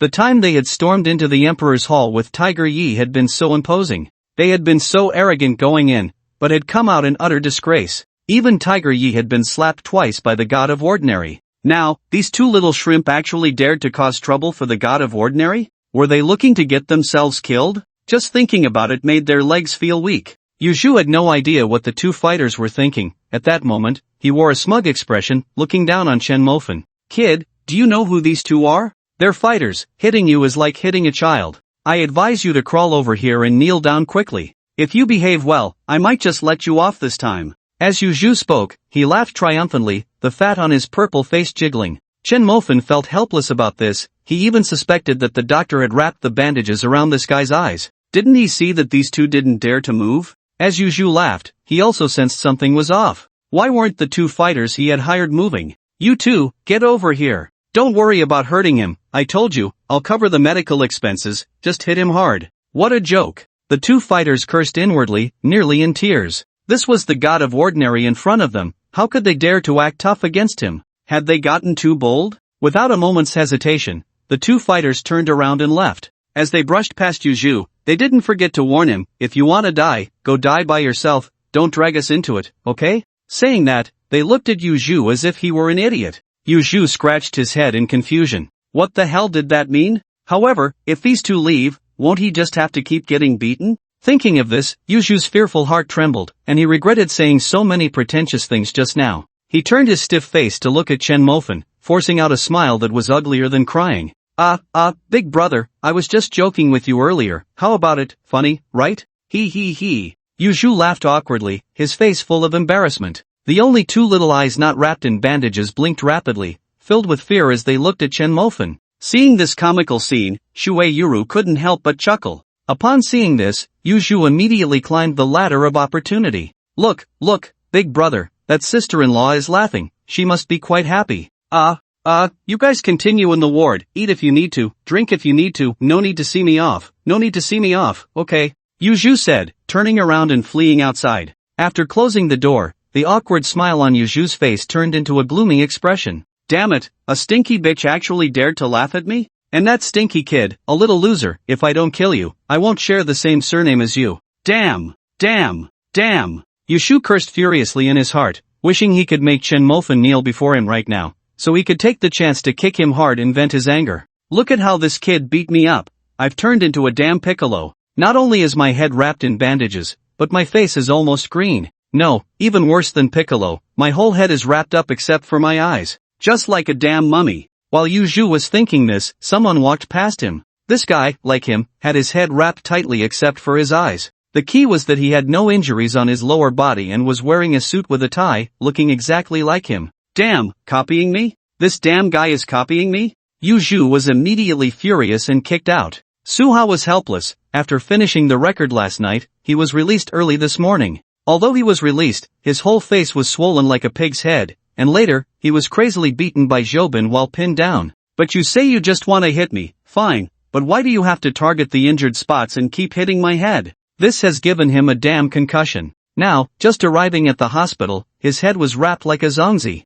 Damn, definitely a piccolo. He was just about to leave the hospital to find a place to vent his anger. As he walked through the corridor, he saw a guy who looked just like him, beaten up to the point of looking like a damn grandson, with only two little eyes left exposed. He almost laughed out loud. He tried to hold back as he walked past the guy, but just as they brushed shoulders, the guy kicked him. It landed directly on his kidney, and his already battered face hit the ground, making him feel like he was about to wet himself from the pain. Suha was furious. The people from Liuqing are too arrogant. Fine, Fanshin, slapping my face is one thing, but how come a fool pops up out of nowhere and kicks my kidney as soon as we meet? If I don't get revenge for this, Suhao, might as well not live. Damn, you're looking for death. He roared angrily and immediately swung his fists left and right. Hey, you dare to resist. Yuzhu cursed angrily, raising his little fists and wildly hitting Suhao's face. The pain made Suhao scream. The cries echoed through the hospital corridor. People in the hospital corridor were dumbfounded. How did two big-headed babies end up fighting in the hospital? Looking at your behavior, it's obvious you're from the same family. You were born from the same root. Why are you fighting so urgently? At this moment, both of their grievances were vented, and they were both smart enough to hit each other's sore spots, making them scream in pain. The bandages on his head had all been removed, fluttering like a silk scarf in the hospital corridor. It was quite a sight, to say the least. The people brought by Yuzhu were dumbfounded, and the 5 strong men beside Suhao had just arrived and were equally stunned. Are they really enjoying themselves while fighting? Everyone was bewildered. With all the bandages gone, Yu, who was straddling Su Hao and preparing to continue punching his face, froze. Su Xiao? Su Hao was taken aback. What was going on? This fool who was brawling with him recognized him? He looked up and was equally confused. You Dao? Oh wow, the onlookers around them laughed. It really was a family affair. Indeed, you can't enter the same door if you're not family. Not only did they have similar injuries and bandaging, but even their fighting styles were the same. They both targeted each other's weak spots. Look, his face was swollen all around, and his head was as round as a bear's. Yu and Su Hao exchanged glances, feeling awkward. This was ridiculous, like a flood washing away the Dragon King temple. In a secluded hospital room, Su Hao looked at Yu with a puzzled expression. His face had been slapped by Chen Mofan and then further assaulted by Zhoubin. He had been battered by two people to end up like this. What had happened to Yu Dao? Su Hao voiced his curiosity. Upon mentioning this, Yu's expression turned grim as he recounted everything that had happened to Su Hao. Hearing that a little nobody dared to kick Yu Dao? Su Hao immediately scoffed. Yu Dao, you're a well-known director in Kyoto. How could someone dare to lay a hand on you? They really don't know what they're getting into. Tell your brother, I must avenge this grudge for you today. Yu was from Kyoto and was quite famous there, knowing many of the local young masters, which was why Su Hao was willing to befriend him. Yu Dao, don't worry, it's just a little nobody. Look at these 5 strong men behind me, they're all mercenaries, one can take on 10, no problem. Yu's face lit up with joy as he said fiercely, damn it, that little nobody won't survive this. Su Xiao, don't say anything else. As long as you can help me get revenge this time, I will definitely treat you well when you come to Kyoto in the future and introduce you to some powerful figures. Su Hao had been waiting for this sentence, but he smiled and said, Yu Dao, I'm not doing this for your introductions, I just think you're a good person and worth getting to know better. Ha, Su Xiao, you have a good eye. I can only say that my brother has no other skills but values loyalty. Ding ding ding. The phone rang, and Yu picked it up to see it was the hospital director calling. After answering, the director's enthusiastic voice came through. Hello, Yu Dao, how's the filming going? It must be going very smoothly. Yu Dao, I'm not bragging, but when my brother speaks in the hospital, it's definitely effective. Hearing this, Yu laughed. Smoothly? It's going so smoothly that my head is almost split open. Listening to the director on the other end bragging about himself, Yu suddenly cursed. What the hell do you mean by smoothly? Come over and take a look. My head is about to be chopped off, and I almost peed my pants from the beating. Ha, Yu Dao, that can't be. I've already made arrangements with the hospital, specifically holding a meeting to tell the doctors and nurses not to disturb you. Damn it, are you saying I'm joking with you? Come on, come over and take a look. I'm almost turning into a big demon king, and the only thing on my head besides the bandages is nothing else. Hearing Yu's furious voice, the director hurriedly said, Yu Dao, don't worry, I'll come over right away. If anyone dares to trouble you, I'll fire them and kick them out immediately. As the director spoke, he parked his car in the underground garage and rushed over. This Yu is truly a benefactor on his future path, he must curry favor with him. He has always had the intention of developing in Kyoto, and Yu has deep connections there. As long as he ingratiates himself with Yu, this guy could arrange for him to become the director in Kyoto. At that time, his status would rise along with the tide. Being the director of a hospital in Kyoto, wouldn't that be impressive? But now, his benefactor has been beaten in the hospital under his jurisdiction? From the sounds of it, did they even knock his head off? The director's heart trembled, and he hurriedly rushed to the ward that Yu had just mentioned. He had already made up his mind, no matter who had laid a hand on Yu, he would make them pay the price. Daring to hinder my future, they are truly asking for death. Cursing under his breath, the director quickly arrived at the ward. Opening the door, what he saw was Yu's already pig-like head now completely resembling a pig's head. This scene made the director's heart tremble. If this wasn't handled well, Yu would definitely hold a grudge against him, and wouldn't that ruin his future? How could that be allowed? Without a moment's hesitation, the director immediately stated, Yu, no need to be polite. If someone dares to touch you, just watch how your brother handles it. I won't rest until I drive him out and teach him a good lesson, making him kneel and apologize to you. No need, Yu replied discontentedly. This young master Su has already decided to help me. No, Yu, give me a chance. Let this young master Su rest for a bit. I'll handle it. I promise to do it clearly and well, okay? Yu, just give me a chance to show you how your brother performs next. Looking at the fawning director, whose pleading expression was almost on his knees, he was quite satisfied with this dog-like behavior. After thinking for a moment, Yu nodded. Alright, you handle this, but one thing, you must teach that kid a severe lesson. Otherwise, I won't be able to vent my anger, and if that's the case, you can forget about going to Kyoto. The director's heart trembled, and he quickly assured, Yuju, rest assured, no matter who in this hospital has offended you, I will make them regret their actions. Not only them, but I want their families to regret what they did today. As the director spoke, a cruel smile flashed across his face. How dare they obstruct his future? They were asking for death. If he didn't make them crawl out of the hospital, then he was not fit to be a director. Yuju, please, let's go deal with that ignorant fool right now. Yuju nodded and strode towards the ward where Chen Mofan and the others were. He couldn't wait to press Chen Mofan down to the ground. As a well-known director in Kyoto, he had always been flattered and fawned over wherever he went. But now, he was facing such misfortune in Liao City, and his head had been knocked around, he had lost all face. If he didn't make the other party pay a painful price, how could he continue? With a kick, he once again kicked open the ward door, striding in with his swollen pig-like head held high. Kid, I'm back to find you again. Yuju sneered, his gaze towards Chen Mofan filled with ferocity. It was this kid who dared to lay a hand on him. Wasn't it just that he didn't let his girlfriend have surgery? This guy actually dared to hit him? Truly outrageous, he didn't even consider who he was. Daring to offend him was asking for death. Chen Mofan had just finished the last sip of soy milk when he saw Yuju, who was puffed up and arrogant in front of him. His eyes turned cold. This guy was relentless, and he was just about to talk to Shuei Yuru to cultivate their feelings. But this guy kept coming back, again and again. What was he playing at? And that guy next to him in the white coat, why does he look at me with such hostility? The director's icy gaze fixed on Chen Mofan, a hint of obvious disdain on his face. This guy, he hit director you? He thought he was some big shot? In the end, with that tank top and those shorts, where did he dig those up from? A garbage heap. A person like this, does he even deserve to be in his hospital? Are those security guards blind? Why keep this poor loser around instead of kicking him out? He almost ruined his future, it's infuriating. However, this guy's girlfriend is quite nice, she could be used to intimidate, and if she performs well, keeping her as a mistress later wouldn't be bad at all. So you hit director you? The director spoke arrogantly, glancing at Chen Mofan before sneering. His demeanor was like that of an ancient noble treating a servant, filled with disdain and contempt. This tone made Chen Mofan feel very uncomfortable. Suppressing his anger, Chen Mofan retorted, why don't you ask me why I hit him? Ha, the director scoffed disdainfully, speaking arrogantly,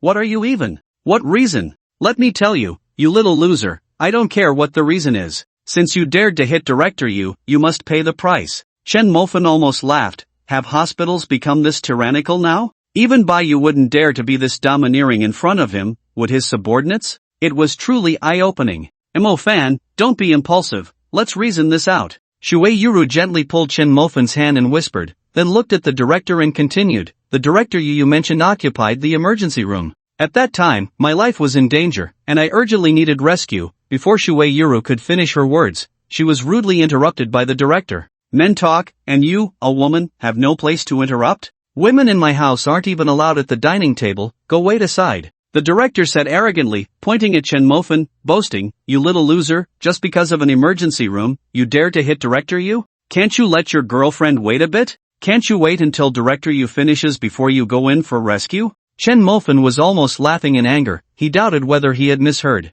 Does this person not understand what an emergency is? What it means to be on the brink of death? As a doctor, to say such things was simply laughable. Excuse me, are you a doctor? Chen Mofan asked. The director shook his head, his face full of arrogance. Ha, doctor? What's that? I'm the director of this hospital. Seeing the director's proud demeanor, Chen Mofan truly found it laughable. As the director of a hospital, he didn't understand what it meant to save lives, didn't take healing the sick as his duty, wielded power but didn't prioritize the benevolence of a healer, and casually lent such an important place as the emergency room to others for filming a documentary? A hospital like this, a director like this, such utilitarianism, truly opened his eyes. Little loser, I won't beat around the bush. If you want today's matter resolved, you can kneel before director you and apologize now, otherwise, don't blame me for being rude. The director pointed at Chen Mofan, his tone like that of a superior issuing orders, domineering yet firm. Chen Mofan didn't want to waste time with him, he directly found Bai Yu's number and dialed it.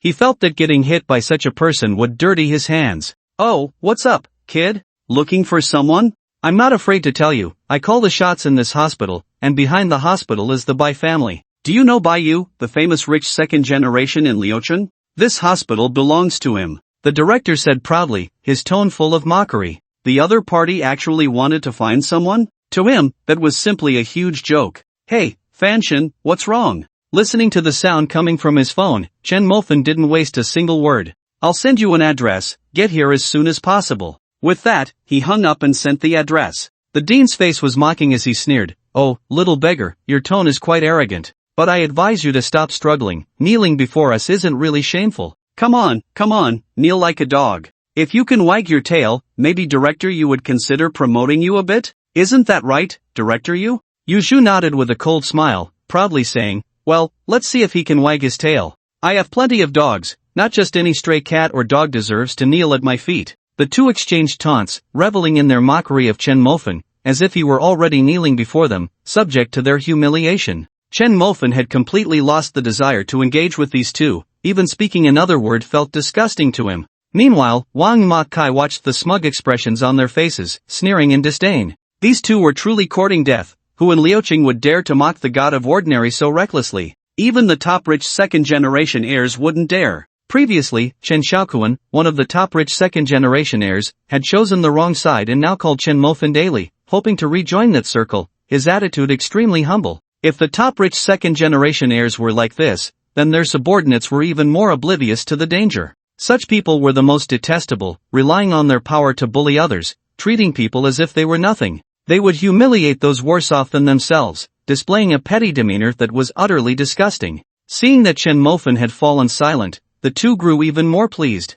The dean took out his phone and laughed. Director you, don't worry. I'll call security right now. I don't care who comes, if this kid doesn't kneel and apologize to you today, making you satisfied, I'll make him crawl out of the hospital. This made Yuzhu laugh. Indeed, the dean wasn't bad. As a dog, he not only knew how to please him but also had some capability. Yuzhu nodded in satisfaction, his small eyes occasionally glancing at the bed where Shui Yuru lay. The dean naturally understood what this meant and chuckled. Director Yu has taken a liking to her. Don't worry, just watch my arrangements. I guarantee this little girl will crawl into your bed willingly. Director Yu, this little girl isn't bad, look at her waist, like a water snake. If I could hold her in my arms, he. The dean leered. He. Not bad, not bad. Yuzhu patted the dean's shoulder in satisfaction, nodding with a smile, his face beaming with pride. Their words were not hidden from anyone, clearly echoing in the hospital room. Hearing this, Shui Yuru's face was filled with anger. She couldn't fathom how someone could be so shameless, treating her as nothing more than an object to be appraised. The cold light in Chen Mofan's eyes intensified. He had initially planned to teach the two a lesson and be done with it, but now, if he didn't give them a profound lesson, it would be an insult to their arrogant demeanor. Security quickly arrived, with over a dozen guards standing in the room, all looking at Chen Mofan with unfriendly expressions. With security present, the dean and Yuzhu felt emboldened. The dean pointed at Chen Mofan, proudly declaring, little beggar, you need to have some self-awareness, to know who you can provoke and who you can't. Someone like you, who lacks insight and can't read the room, I'm going to make you remember today. Who needs to remember what? A voice came from outside the room. Baiyu entered with a scowl, accompanied by the model from last night. When he first arrived at the ward, seeing so many people crowded inside made his heart skip a beat. He then saw his dean humiliating Chen Mofan, pointing a finger at his nose, and he felt a tingling sensation on his scalp. Not daring to delay any longer, he hurried into the ward. Upon seeing Baiyu, the dean's face lit up with joy. With such a powerful ally present, he felt even more confident. Still unclear about the situation, he pointed at Chen Mofan and, with a fawning smile, said to Baiyu, young Master Bai, you came just in time. This kid is too arrogant. He actually dared to hit someone in our hospital. The dean, playing the victim, looked smugly at Chen Mofan and continued to boast, you little beggar, now that young Master Bai is here, why don't you hurry up and kneel before us? As soon as the dean finished speaking, he was horrified to see Baiyu raise his hand and slap him across the face. Smack! The sharp sound echoed in the ward for a long time. This scene left everyone in the ward stunned. The dean covered his face, looking bewildered at Baiyu. Why young Master Bai, why did you hit me? It was that little beggar. Before he could finish his sentence, Baiyu slapped him again. Smack! Yuzhu, watching Baiyu's dark expression, felt a surge of unease rising from the depths of his heart. After being slapped twice, the dean began to realize that perhaps this kid knew young Master Bai. Sure enough, the next moment, Baiyu smiled and said, Fanshin, I'm sorry, let me apologize for the trouble.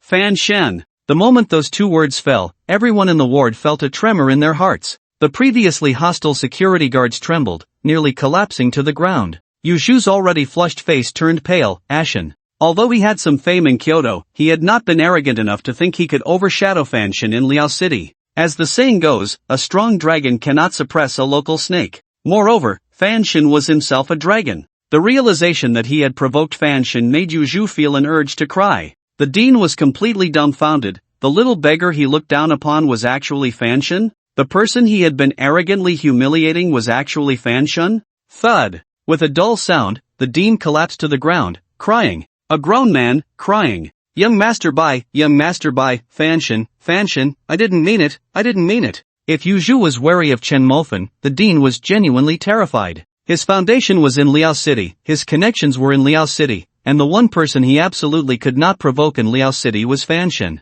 Now he had provoked him, not only humiliating Fanshin but also forcing him to kneel and trying to get Fanshin's woman into bed. He felt he must have gone insane to have made so many self-destructive moves. In an instant, the dean sat on the ground, his face ashen.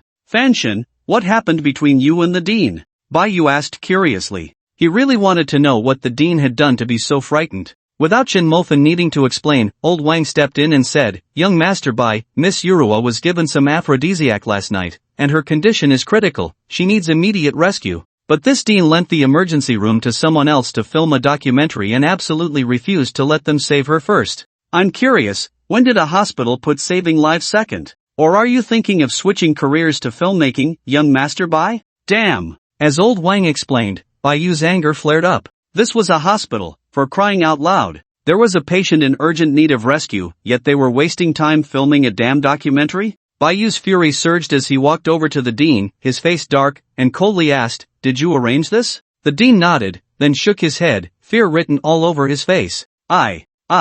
I didn't know she was Fanshin's girlfriend, Ha! Bai Yu laughed in anger and kicked the dean in the face. No one's girlfriend can do this. The fundamental purpose of a hospital is to treat and save lives. You are now shaking my foundation. Bai Yu was truly furious this time, shouting as he raised his leg to kick the director. Although my Bai family is not a family of great virtue, since we opened this hospital, we will not turn a blind eye to those in need. If we, the Bai family, dare not do it, do you dare? Damn! Bang, bang, bang. Bai Yu cursed while kicking the director wildly. The director fell to the ground, groaning in pain. Alright, young Master Bai. Wang Mo came over and grabbed Bai Yu. He was genuinely afraid that if Bai Yu continued, the director would be done for. The anger in Bai Yu's heart had not diminished at all. He pointed at the director and shouted, I won't beat around the bush. From today on, pack your things and get the hell out. The director, like a deflated ball, slumped on the ground and nodded. He knew he was completely finished.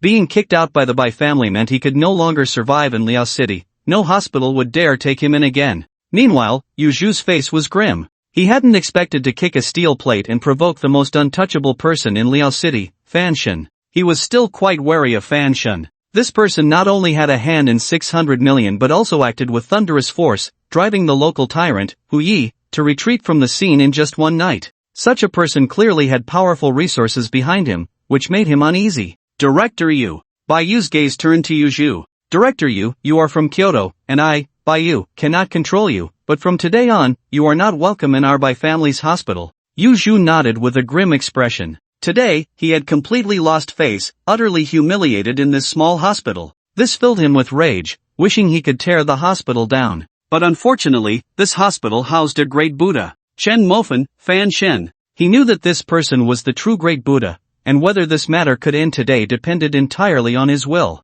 Thinking this, Yuzhu looked at Chen Mofan with a wary gaze. A big director from Kyoto truly had a great presence. Chen Mofan approached Yuzhu with a cold smile. This guy had just been thinking about getting Shuei Yuru to climb into his bed, hadn't he? Fanshin, since we are all people of status, let's not act like thugs shouting and fighting. Yuzhu said, somewhat fearfully. He was genuinely afraid of Chen Mofan. The previous kicking had left his face still swollen and numb. If it happened again, it would only add insult to injury, and he couldn't even imagine how swollen his face would be then. Fanshin, I won't beat around the bush. What I did today was wrong, and I can apologize to you. Yuzhu pleaded, his tone softening, not daring to look into Chen Mofan's eyes. However, Chen Mofan did not say a word. He simply grabbed Yuzhu by the hair and dragged him to a secluded corner. Yuzhu cried out in pain, his face turning pale with fear, repeatedly saying, Don't hit my face, Fanshin, please don't hit my face. Su Hao, who had just reached the door of the ward, saw this scene and shrank his neck in fright.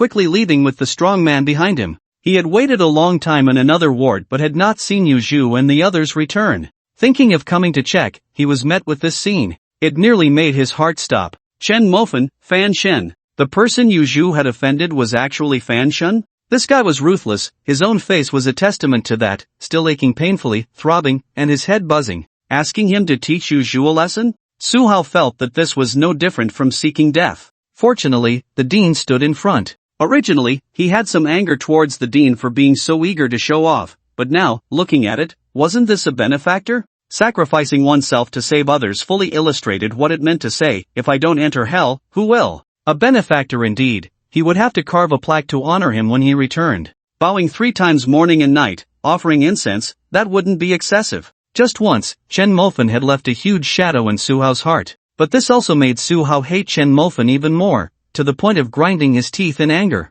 However, until the people from the Su family arrived, he wouldn't act rashly. But this grudge, he would definitely repay. Ah, Yu Zhu's wailing echoed through the hospital, accompanied by the sound of frantic kicking. When Chen Mofen came out, he was clean, except for a pair of shoes covered in blood. Yu Zhu had collapsed directly at the stairway, his fat body still twitching. With both of them dealt with, Chen Mofen took Shui Yuru out of the hospital. Shui Yuru was anxious to see her parents and younger brother, so Chen Mofen had old Wine drive him there. As for him, he took a taxi to the Tiankai Grand Hotel. The batch of cars that Zhang Chang had mentioned had finally arrived. There had been a delay due to some issues, so this batch hadn't been delivered on time. Just now, Zhang Chang had called him to come see the cars. Arriving at the entrance of the Tiankai Grand Hotel, Zhang Chang was already waiting there. Upon seeing Zhang Chang, Chen Mofen's first question was how the money had been spent. Counting today, there were only 2 days left. He could already feel a certain part of him starting to ache. But there was still 7 billion left to spend.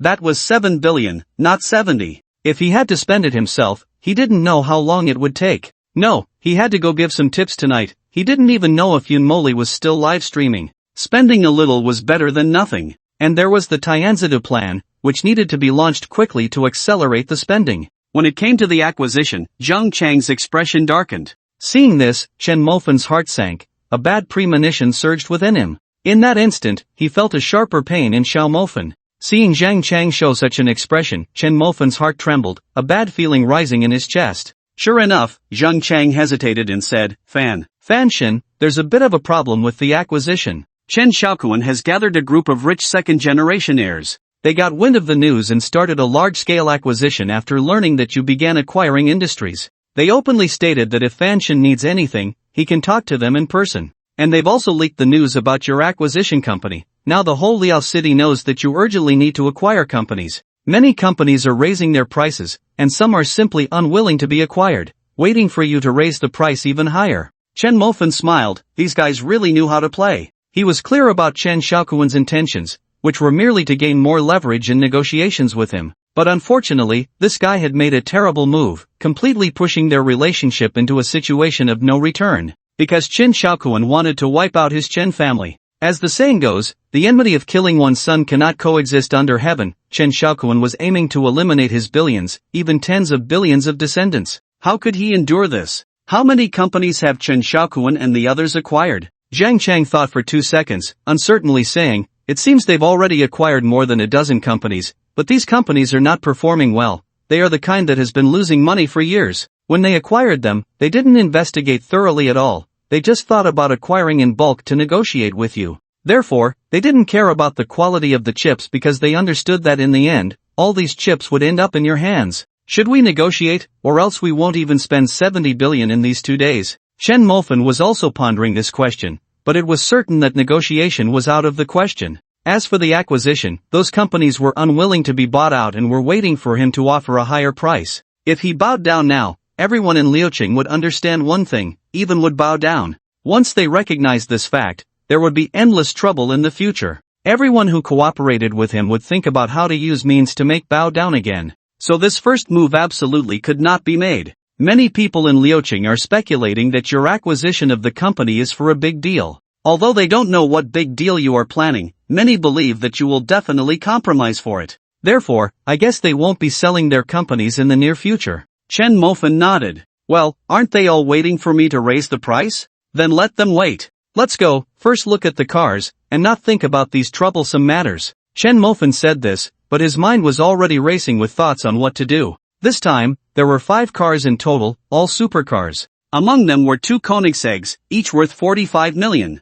1 Lamborghini Veneno was worth 80 million. 1 Ferrari LaFerrari was 50 million. 1 Bugatti Chiron was 80 million. The total for the 5 cars was 300 million. How about it? Are you satisfied with these cars? Zheng Chang asked with a smile. Chen Mofan nodded. To be honest, the cool appearance of the supercars was indeed shocking. Seeing Chen Mofan nod, Zheng Chang felt a surge of joy in his heart. Based on the prices of these cars, the total was 300 million. He was asking for 302 million, which meant he could earn 2 million just from this trip, but he estimated that if was satisfied, he would probably give him an extra 1 or 2 million, plus the commission from the seller. In this way, he could earn 3 to 4 million from this trip. 3 to 4 million. Just thinking about it made Zheng Chang feel exceptionally excited, almost wanting to roar in delight. Alright, I'll take these cars. Name your price. Forget it, you don't need to say anything. Chen Mofan didn't hesitate and directly transferred 400 million to Zheng Chang. This made Zheng Chang earn over 100 million from this trip. Looking at the incoming amount on his phone, Zheng Chang felt as if his heart had stopped beating at that moment. 400 million? Actually transferred him 400 million? Zheng Chang's face turned ecstatic, and he kept wiping the phone screen, afraid that he had misread it. When the zeros kept appearing and didn't disappear, Zheng Chang was so excited he couldn't speak, his mouth twitching uncontrollably. Really, this was actually true. This time, actually made him earn 100 million. At that moment, Zheng Chang had an impulse to hug Chen Mofan and kiss him wildly. If he weren't a man, he would have wanted to warm the bed for Chen Mofan. This was truly unexpected. Zheng Chang stammered, struggling to get the words out for a long time. Finally, using all his strength, he said, I love you. What the hell? Chen Mofan was filled with black lines on his forehead. Was this for real? Buying a car and turning it into a love confession? Buy one, get one free? Should I send the car to you, or will you drive it back yourself?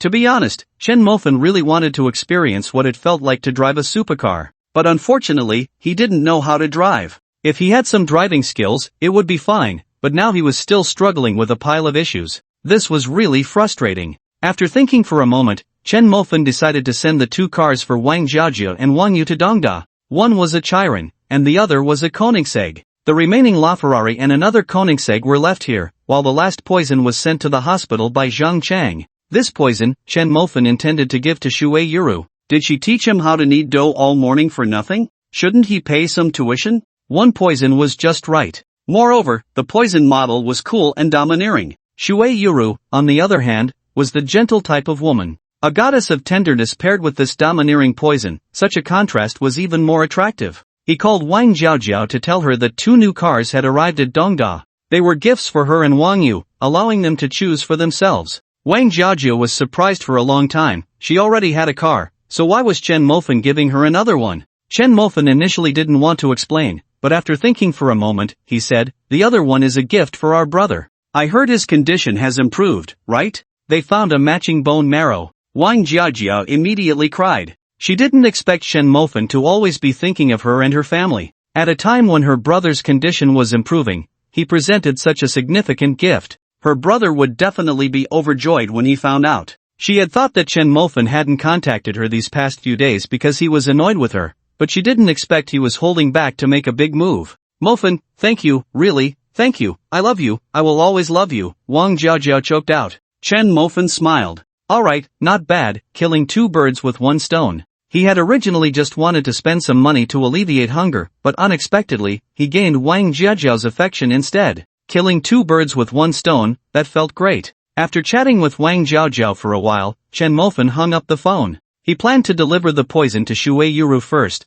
then think carefully about how to spend the remaining 7 billion. There was no doubt that live streaming rewards were a way to go, but it was just a small avenue. How many billions could one earn in a day? Last time he competed with Li Tiankai in wealth, his fingers were sore, and he had only spent a few billion. If he were to spend 70 billion on live streaming rewards, it would be too late. Sigh, after all, it was past poverty that limited my imagination. Chen Mofan thought to himself, letting out a sigh. On the other side, Shui Yuru arrived at the hospital where her parents were staying. At this moment, the 3 of them had already woken up. Although they all had injuries, they were not in serious condition. Seeing the three chatting in the ward, Shuei Yuru felt a pang in her nose and almost cried out loud. Huang Lijuan saw Shuei Yuru standing outside the door through the small glass window and quickly walked over. With a reproachful look on her face, Huang Lijuan anxiously said, "You child, where were you last night? We were so worried about you, do you know?" Shuei Yuru's brother, Shuei Yubing, also hurried over. "Sister, are you okay? Did Jobin make things difficult for you?" Yesterday, Jobin had barged into their home, specifically looking for Shuei Yuru, and ended up fighting with them. After not seeing Shuei Yuru for a whole night, they all thought she had been kidnapped by Jobin. She had indeed been kidnapped, but in the end, Jobin had paid for it himself. Looking at her concerned brother, Shuei Yuru smiled and shook her head. "I'm fine. Jobin did want to kidnap me, but I was saved by Mofin." "Humph, Mofin, it's always this Mofin. I know it's because he offended young Master Zhou that our family is being targeted by him." Lying in the hospital bed, Shuei Yuru's father, Shuei Jun, coldly snorted in dissatisfaction and spoke. "Girl, it's not that I'm saying this as your father, but marrying young Master Zhou would be so much better. If you were willing to marry him, our family wouldn't have gotten into this mess. It's all your fault." Shuei Jun lay calmly in the hospital bed, complaining about Shuei Yuru. Hearing this, Shuei Yuru's expression darkened. Jobin is nothing but scum. He dares to indulge in drinking, gambling, and even kidnapping. With someone like him around, can she have a good life? Enough! Huang Lijuan glared at Shuei Jun and scolded. "How can you say that? If it weren't for you, would Yuru have to suffer like this? Would our family have to endure this?" Shuei Jun's bravado faltered, but he still stubbornly retorted, "What's wrong with me? I'm just trying to make our family live better. Is there something wrong with doing business? So what if I lost? Is there something wrong?" Hearing those three words, Huang Lijuan almost laughed in anger. If it were normal business, with gains and losses, she wouldn't say a word. But Shuei Jun? He wasn't doing business at all. "Yes, I didn't go into business. I went to Dancheng to gamble on stones. But isn't gambling on stones the same as doing business? You either lose or win, and if you win at gambling, the returns are dozens of times that of business. How much can you earn from doing business?" Shuei Jun said disdainfully, curling his lip. Looking at Shuei Jun's contemptuous demeanor, Huang Lijuan wished she could chop him in half. How could he equate doing business with gambling on stones? Business relies on intelligence and hard work. And gambling on stones? That's all about luck. Ultimately, Shuei Jun is just someone who doesn't want to put in any effort but fantasizes about instant success. Unfortunately, before he could reach that height, reality kicked him down, leaving him in this current predicament. Not only does the family owe a mountain of debt, but his wife and children also have to suffer, even to the point of having to sell their daughter. And he still fantasizes, even now looking down on the slow accumulation of doing business. "Girl, I tell you, you must marry Zhou Xiao. I've already talked to Zhou Xiao. He said he would take me to a good place the day after tomorrow. Oh, don't forget to apologize to Zhou Xiao today." Hearing this, Huang Lijuan was filled with disappointment. Their family had been beaten, yet this husband still thought about apologizing to the assailant? How could he lack even a bit of backbone? She knew what Shuei Jun meant by a good place. He had already mentioned it several times. Tomorrow night, there would be a large auction in Liaoqing, rumored to feature a large quantity of jade transported from Dancheng, with live bidding that had attracted many wealthy individuals. This man still thought about gambling on stones? Huang Lijuan felt a mix of disappointment and bitterness. Meanwhile, Shuei Yuru, hearing this, smiled. She shook her head and said, "Dad, I won't apologize. Jobin probably doesn't need my apology anymore." "What? Not going?" Shuei Jun's eyes widened, and he looked at Shuei Yuru with rage, shouting, "I raised you this big, and you won't even do this little thing? I see you've really gotten bold. I might as well beat you to death." As he spoke, he made a move to get out of bed. But as he lifted the blanket, he remembered that his leg had been broken by Jobin. Even so, he was still thinking about apologizing to Jobin, while he glared at his own family, a typical case of a rat wielding a knife in its own nest. Shuei Yuru shook her head in disappointment and continued, "Dad, you don't need to think about Jobin anymore. He's gone in, and he won't come out for the rest of his life." As she spoke, she looked at Huang Lijuan and Shuei Yubing, adding, "Moreover, the money from Jobin's family has already been repaid by Imofan. He also helped us take revenge by sending Jobin in." Huang Lijuan's face brightened. She had met this Chun Imofan yesterday morning and knew he was quite a decent young man, with a surprisingly high status, being the most powerful figure in Liaoqing, the god of ordinary. When she first learned of this, she was shocked, standing there dumbfounded, not knowing what to do. Shuei Yubing didn't know who this Chen Mofan was, but he could tell that his sister had a good impression of him. Would he be his future brother-in-law? Shui Yubing thought, feeling even more curious about Chen Mofen. He really wanted to meet him right away. He cared deeply for his sister, and if he was just an ordinary person, then sorry, you don't deserve my sister. Mofen, it's always this Mofen. Can't you say something that makes me happy? Shui Jun said with a displeased expression, impatiently. Is this Chen Mofen sick? What does he have to do with Zhou Xiao? Now look, I can't even go to see the gambling stones, it's all gone to waste. Let me tell you, girl, if that fool is willing to pay us back, then let him. We won't spend a dime of our family's money. If he wants to be a fool, then let him keep being one, Shui Jun said, waving his hand arrogantly. Shui Yuru felt a deep disappointment in her father. Their family was in dire straits, not thinking about how to pay off their debts, but instead focused on playing and gambling? Where was the responsibility of a father in that? Suppressing her emotions, Shui Yuru's gaze became resolute as she spoke. I will pay back the money, whether to Mofen or to the creditors, I will repay it. I don't want to owe Mofen anymore. Repay? Ha! Shui Jun sneered, don't daydream. Do you know how much our family owes? Tens of millions of debts, what do you have to repay that? Just living one more day is enough. Shui Jun had completely given up, indifferent to what others said, he only cared about his own comfort. Responsibilities, family, forget it. Who told you I can't repay? Shui Yuru looked directly into her father's eyes and said seriously, Mofen just arranged a job for me yesterday, with an annual salary of 1.2 billion. Mentioning this figure, Shui Yuru slightly raised her delicate chin, a hint of obvious pride on her face. Only 1.2 billion. Shui Jun was about to refute, but as soon as he spoke those 4 words, he suddenly sat up, looking at his daughter in disbelief, his eyes wide as saucers. Shui Yubing was also shocked. 1.2 billion. Although he hadn't yet left school and entered society, he knew that 1.2 billion was an astronomical figure. It was wealth that was completely out of reach for their family. But now, his sister could have this wealth just by working for a year? He felt incredulous and filled with shock. Huang Lijuan's expression was completely dazed. 1.2 billion, an annual salary of 1.2 billion. This phrase echoed in her mind for a long time, like thunder, making her head buzz. She wasn't like Shui Yubing, having been in society for many years. She understood very well what a huge sum 1.2 billion was. This amount was so large it could fill a room. 1.2 billion. What an enormous figure. Huang Lijuan knew very well that she worked hard every day to earn money, but even if she worked herself to death, she could only earn at most 500 a day. To earn 1.2 billion, even if she didn't eat, drink, or spend, it would take 240 million days, which translates to 6,575 years. Even if she lived to be 100, it would take 65 lifetimes to earn that. How despairing that number was. And now, her eldest daughter, in just 1 year, only 1 year, could earn back the wealth that would take her 65 lifetimes to accumulate. Just thinking about it made her feel overwhelmed with emotion, almost making her wet herself. And all of this was because her daughter had found the right person, effortlessly obtaining everything others dreamed of. In comparison, Huang Lijuan felt a deep sense of frustration. Miss, how much did you just say? Dad didn't hear clearly? Shui Jun's expression completely changed, a flattering smile on his face as he asked. 1 billion, this is 1 billion. A lifetime wouldn't be enough to spend it all. Aunt, miss, did that big spender really give you that much money? As soon as Shui Jun finished speaking, he slapped himself hard. Pa, look at how your father can't speak properly. That fan zone really gave you an annual salary of 1 billion? Looking at her father's fawning expression, Shui Yuru was speechless. This was her own father, otherwise, she would really want to throw him out. The speed of his change was too fast. One moment he was arrogantly calling someone a big spender, and the next he was meekly flattering Fanzone. Sigh. Shui Yuru sighed inwardly and nodded.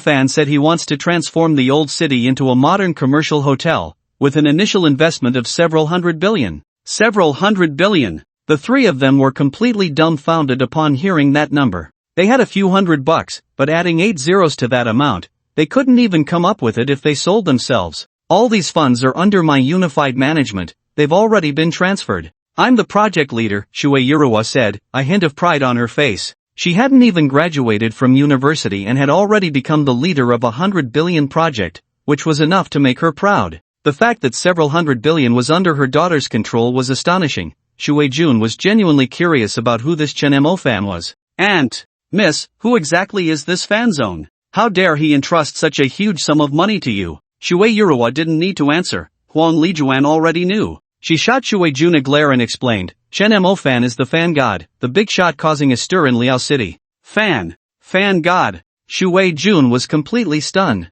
His daughter actually knew such a person? It felt as if a massive cake had fallen from the sky and knocked him out. Shui Yubing was equally dumbfounded. At his age, filled with youthful passion, he naturally hoped his brother-in-law would be an impressive figure, wealthy and powerful. And the fan god almost perfectly matched his ideal. It could be said without hesitation that the fan god was born for his sister's husband. Ding-dling! The phone rang. Shui Yuruwa picked up her phone and saw it was Chen Mo Fan calling. They had just been discussing him, and now he was calling. Remembering the absurdity of this morning with Chen Mo Fan, Shui Yuruwa suddenly felt a bit shy in front of her family. Huang Lijuan, sharp-eyed, immediately noticed the caller ID on her daughter's phone. She nudged Shui Yuruwa and complained, Mo Fan is calling, hurry and answer. Only then did Shui Yuruwa, her face flushed, pick up the phone. Hello, Mo Fan. Downstairs at the hospital, Chen Mo Fan smiled and asked when the call connected, are you visiting uncle and aunt at Sunshine Hospital? Shui Yuruwa nodded and softly replied,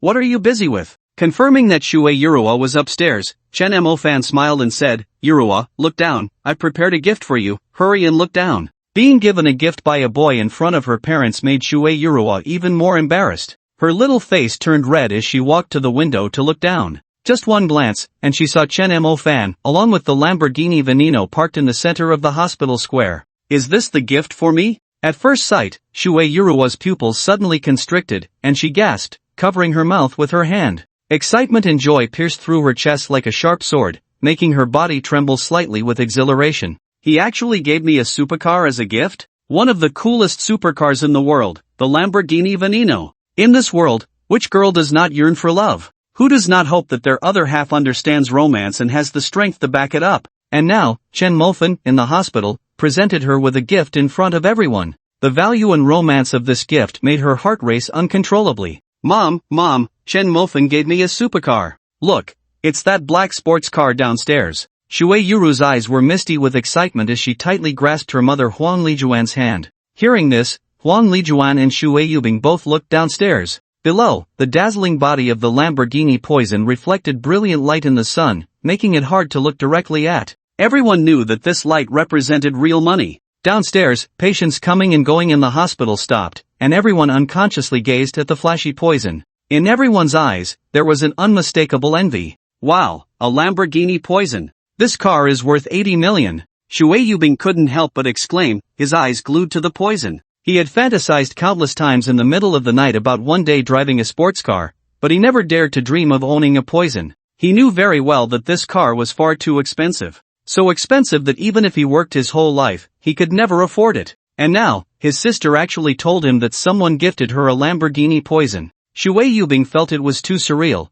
so surreal that he could hardly believe it was real. No, it should be said that this was even more dreamlike than a dream. He held onto his sister's hand tightly, his body trembling slightly. Huang Lijuan was so excited she almost bit her tongue. She knew about sports cars and understood they must be very expensive, but she never expected it to be worth 80 million. Their family was impoverished, yet now her daughter was telling her they had a sports car worth 80 million? It felt unbelievable and absurd at the same time. Just yesterday, their family couldn't even afford decent furniture, yet today they had a supercar that countless people dreamed of? Could the contrast be any stronger? Shui Jun crawled to the window, looking at the supercar below, and at that moment, he felt as if his broken leg didn't hurt anymore. 80 million, just like that, was right in front of him. If this car were sold, how many times could he gamble on stones? That would definitely make him rich. Chen Mofan also saw Shui Yuru and her family smiling and waving at them. The god of ordinary was so young? Shui Jun and Shui Yubing were a bit surprised. They thought the so-called god of ordinary would at least be a middle-aged person over 40.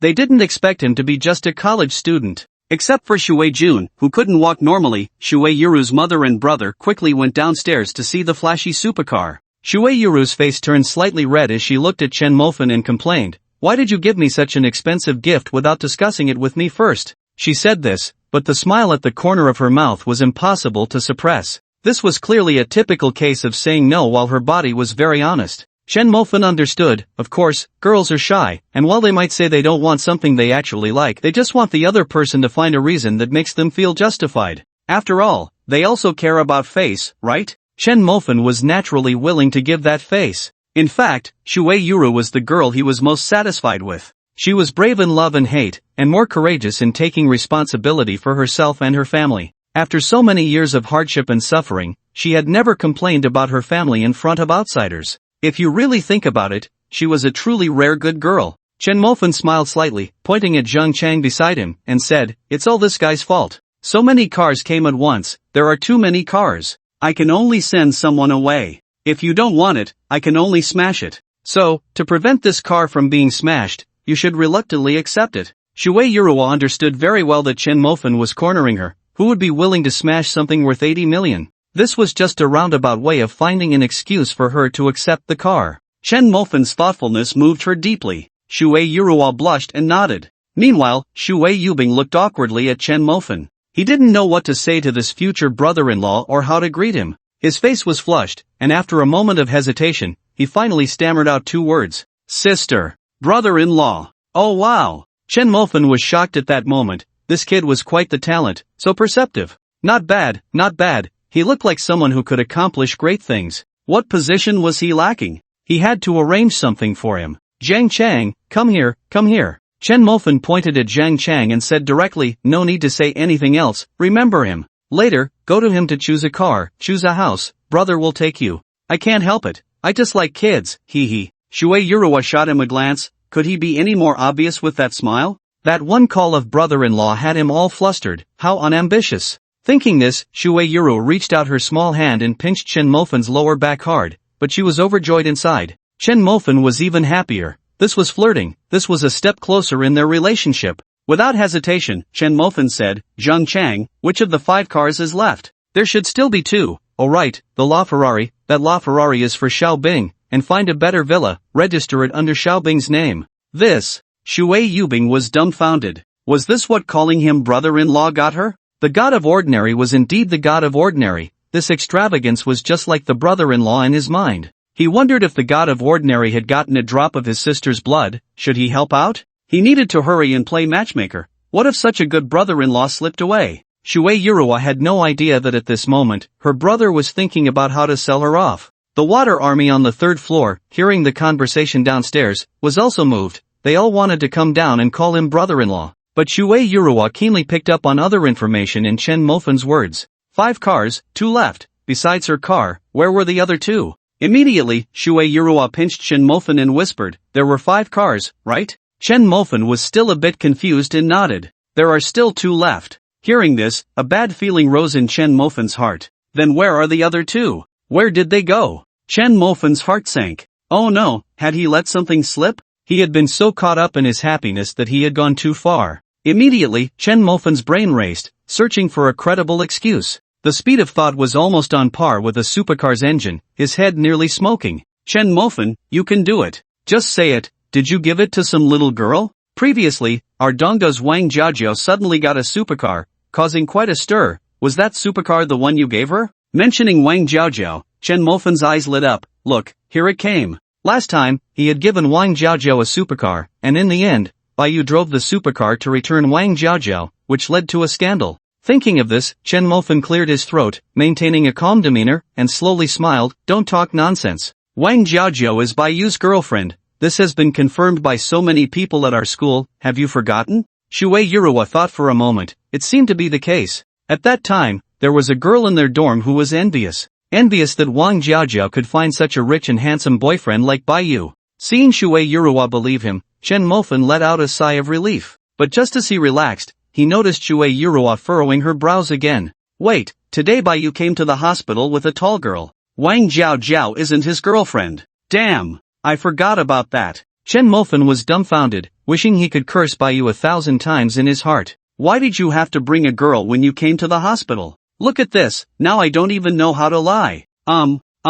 Actually, that Wang Jiajiao and that girl, you know what I mean, right?" Chen Mofan said, giving Shui Yuruwa a knowing look. But honestly, he didn't even know what he was saying. "Ah!" Shui Yuruwa exclaimed, covering her mouth in surprise. "You mean, the 3 of them?" Yeah, exactly." Chen Mofan laughed and nodded eagerly. "They say women have wild imaginations, and it turned out to be true. How can Baiyu be like this? He looks so refined, but he's actually thinking about someone else while eating from his own bowl." Chen Mofan quickly interjected, stepping in to add fuel to the fire. Who says otherwise? I was also dazzled. If I had known he was this kind of person, I wouldn't have invited him to hang out. Right, Zhang Chang? Zhang Chang was confused. Should he answer yes or no? Oh, Mofan, how can you be so shameless? Why drag me into this? One is immortal, and the other is a young master. I can't afford to offend either. Isn't this just a fight between gods, with mortals suffering? How am I supposed to answer? Zhang Chang looked at Chen Mofan with a resentful gaze, as if saying, if I had known you were this kind of man, I wouldn't have let you have me.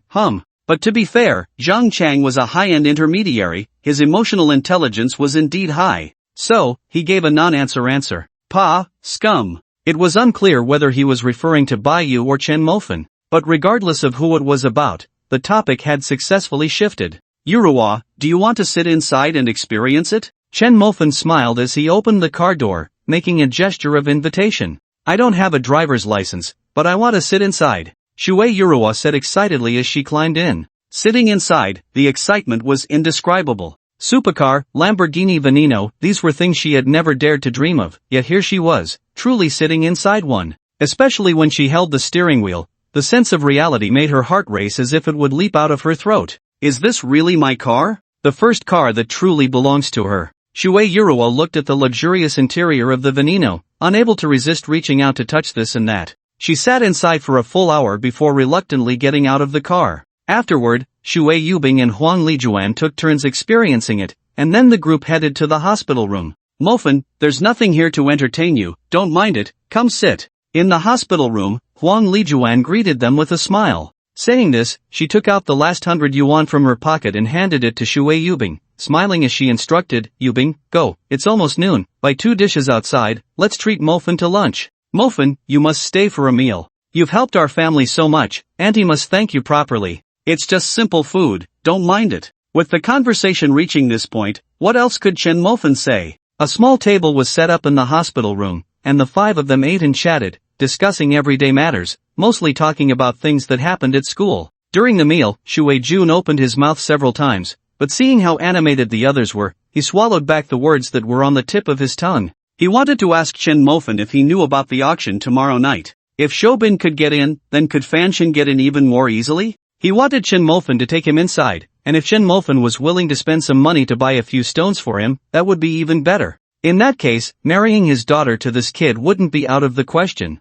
Until they finished dinner, when Chen Mofan was about to leave, Shuei Jun finally couldn't hold back and spoke up. Mofan, do you know about the Jade Stone auction tomorrow? Auction? Chen Mofan was taken aback for a moment. What auction? No one had told him about it. However, if there was an auction, that would be a great place to spend money. He was just worried about how to spend it, and tomorrow happened to be his last day to spend money. Thinking of this, Chen Mofan became interested. Huang Lijuan, seeing that her husband dared to mention gambling on stones, immediately turned cold and scolded, Shuei Jun, are you not going to have a good life? You still want to gamble on stones? If you gamble again, I'll take the kids and leave you. Mentioning divorce made Shuei Jun shudder, a hint of fear showing in his eyes. Although he had high aspirations but low abilities, he knew that the whole family relied on Huang Lijuan to support them. Without her, he wouldn't know how to eat or dress. Shuei Jun chuckled awkwardly, no, I was just asking, I'm not going, I won't ask anymore, don't worry. But Chen Mofan shook his head with a smile, he was still counting on spending money. Actually, Uncle Shuei, I think we should talk about it. Shuei Yurua's family all looked at Chen Mofan with strange expressions. Fanshin was also interested in this gambling thing? Under everyone's odd gazes, Chen Mofan smiled and said, I think this thing is still worth playing with. Smack! Shuei Jun slapped his thigh and gave Chen Mofan a thumbs up. See, I told you, Mofan is a good kid, much better than Jobin. A good kid like this is hard to find even with a lantern. Yuruwa, you have to work harder. At this moment, Shuei Jun's tone completely changed. So, to win over the father-in-law, one must cater to his interests. Then, Shuei Jun hurriedly explained about the auction tomorrow night, but he didn't know much, only hearing a few things from Jobin. It was said to be held at the largest workers' stadium in Liucheng. The entire stadium covered an area of 24 hectares, and one could not see the end at a glance. In the middle of the stadium was a closed building that could host various indoor sports events, but this time it was temporarily converted to serve as the auction venue. From the closed building to outside the stadium, there were various small stalls. Many jade stone merchants from Diancheng had come in response to the news, bringing raw stones and jade to set up stalls starting tomorrow. Enthusiasts from major cities had also flocked to Liucheng, ready to witness this jade stone feast tomorrow. It had caused such a big stir? Chen Mofen was somewhat surprised. How could he not know about such a big event in Liucheng? Little did he know, when the organizers arrived in Liucheng, Chen Mofen had not yet made a name for himself. By the time Chen Mofen became prominent, the organizers were eager to send out invitations. But when it came time to send them, they were dumbfounded. Where did Fan Shun live? What did he look like? Who knew? Therefore, in the past few days, the organizers had been trying to contact the wealthy second-generation kids who were close to Chen Mofen, hoping to get information about Fan Shun from them to send out the invitations. Moreover, the workers' stadium was located in the suburbs of Liucheng, a full 3-hour journey from Dongda. One could say one was in the south and the other in the north, perfectly separated by Liucheng. Mofen, if you go, you must take your uncle with you. Uncle is a master at gambling on stones. He has studied hard for so many years and has thoroughly grasped the art of stone gambling. Take your uncle, and he'll ensure you sweep the board. Looking at the excited water army, Huang Lijuan poured cold water on them, saying, yes, it could lead to ruin, leading to your own family being wiped out. The water army fell silent. After leaving the hospital room, Shui Yurua accompanied Chen Mofen downstairs. All the way, Chen Mofen could clearly sense that Shui Yurua was somewhat unhappy. It must be because he was also going to gamble on stones. From their earlier conversation, Chen Mofen knew that the water army had gone bankrupt because of gambling on stones. Sure enough, the next moment, Shui Yurua spoke up. Mofen, can you not go to that auction? Our family went bankrupt because my dad gambled on stones. Shui Yurua looked up, her eyes filled with expectation, really hoping that Chen Mofen would nod in agreement. As if, would Chen Mofen agree to this? If he didn't go, where would he get the money to spend? Even if he didn't consider himself, he had to think about Xiao Mofen. This child was still young and had never seen the world. He always wanted to see the abyss, enjoying the feeling of being swallowed by it. This was just a single thought of his, and he had to help him realize it. After all, he had accompanied him for 20 years, raising him with great effort for 20 years, and now it was about to be used up, gone. Who could bear that? He didn't want to become the last eunuch of Huaxia. Chen Mofen didn't offer comfort or answer directly but instead asked a question in return. Yurua, do you think I'm that kind of person? Shui Yurua was taken aback for a moment, looking at Chen Mofen, and after a moment, her eyes suddenly lit up. I got it, Mofen. You must be trying to win my dad's favor, right? Wanting to please him and build a good relationship with him. You're so bad, Chen Mofen. Shui Yurua said, her face flushed, pinching Chen Mofen's waist hard. Chen Mofen laughed. See, did I say anything? Women are always overthinking. So sometimes when talking to women, you don't have to say everything, they prefer to believe in their own assumptions.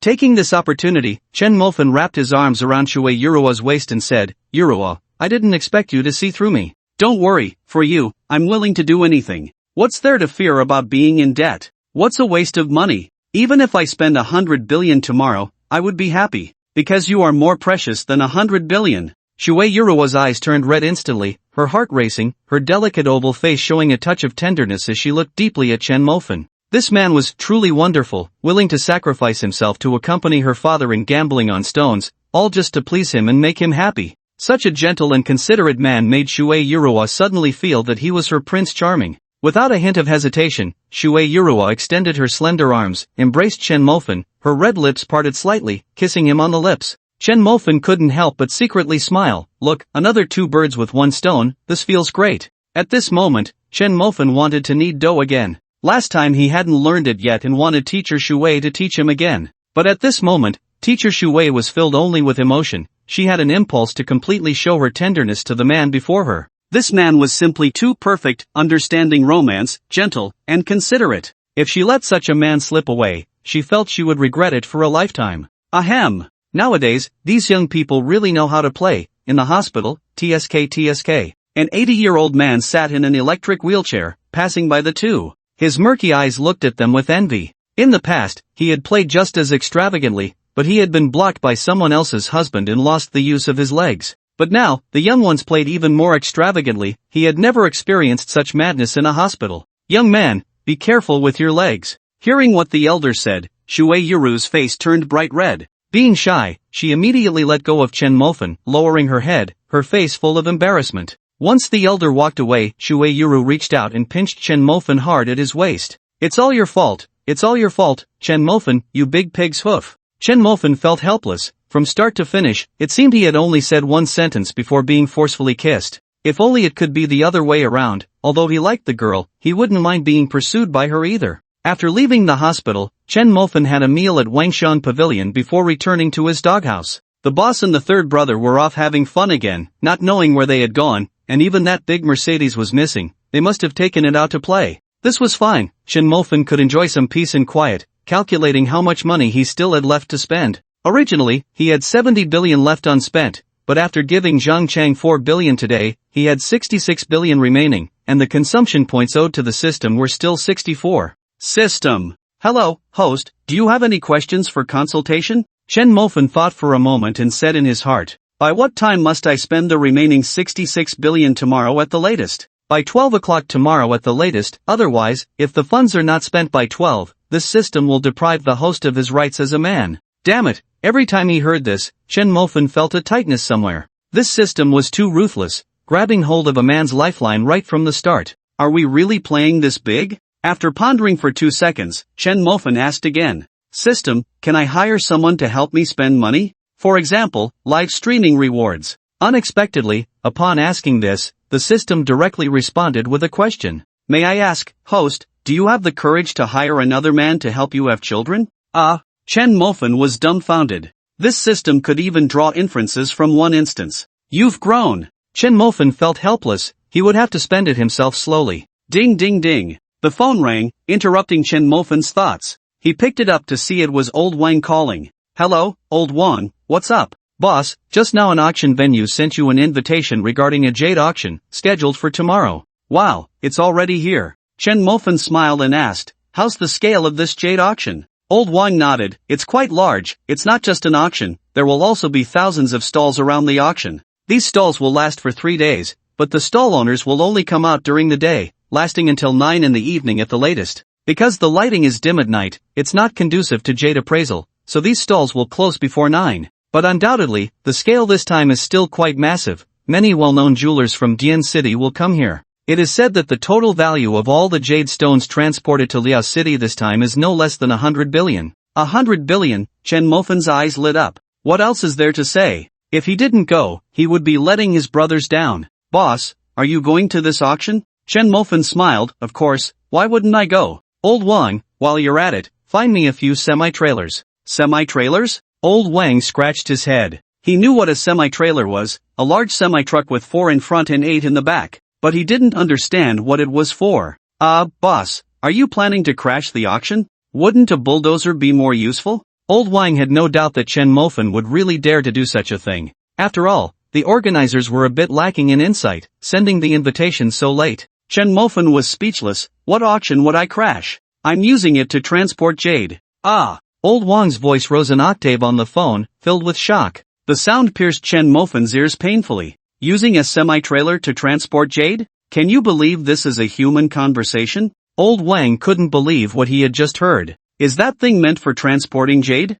That's jade, a top-tier luxury item in the world. But now, Chen Mofan actually said he wanted to use a semi-trailer for jade? One is a high-end jade, and the other is a cargo semi-trailer. How can these two be combined? Old Wang was left bewildered in the wind. Boss, do you think it's possible I misheard? Are you looking for a high-end freight truck, not a semi-trailer? Stop talking nonsense, it's a semi-trailer, bring over a dozen of them. And don't forget to find me a few bulldozers, I still need to load the goods. Bulldozers? Wang Makai listened to the voice on the phone, feeling a wave of embarrassment. Can you really load things with a bulldozer? If 2 of them get damaged by accident, who will pay? He felt like his boss was getting bolder, so bold that his heart couldn't take it anymore. It seemed he needed to keep some heart-saving pills on hand. Working a job, and the risk of a heart attack could strike at any moment. What kind of situation is this? Time flew by, and soon it was the next morning. Last night, Chen Mofan did nothing but recharge and send gifts, finally spending the extra 600 million.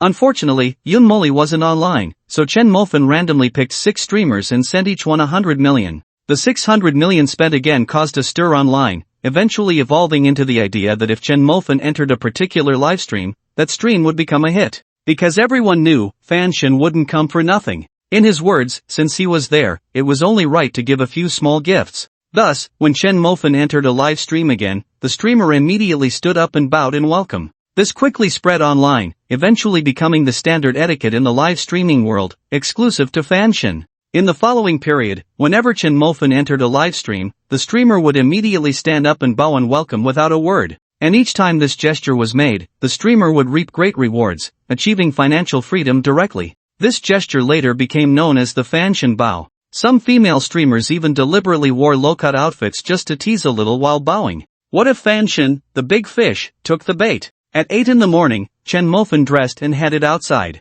Wang Makai had been waiting early on, as he needed to take Shui Yuru and her family, so he brought 2 cars. The other car was driven by Qin Ku. Seeing Qin Ku, Chen Mofan stopped and asked, "How's Wu Zhan's family? Do they need help? If there's any financial need, just let me know." Qin Ku felt a warmth in his heart and hurriedly replied, "Boss, I just called Brother Zhan this morning. He said there are many issues at home and it will take a few more days. As for any difficulties, he didn't mention." Chen Mofan nodded and turned to Wang Makai beside him, instructing, "Find out what Wu Zhan is lacking or if there's anything he needs help with, and help him out immediately." Wang Makai nodded in understanding. The 2 Mercedes vans quickly drove towards the workers' stadium after picking up Shui Yuru and her family. On the way, Shui Jun was exceptionally excited. Chen Mofan had promised him he would buy some raw stones, and no matter what was mined, the final profits would all belong to him. Shui Jun had made up his mind that this time he would clear his name, showing everyone that the skills he had learned over the years were not in vain, and that gambling on stones could also lead to wealth.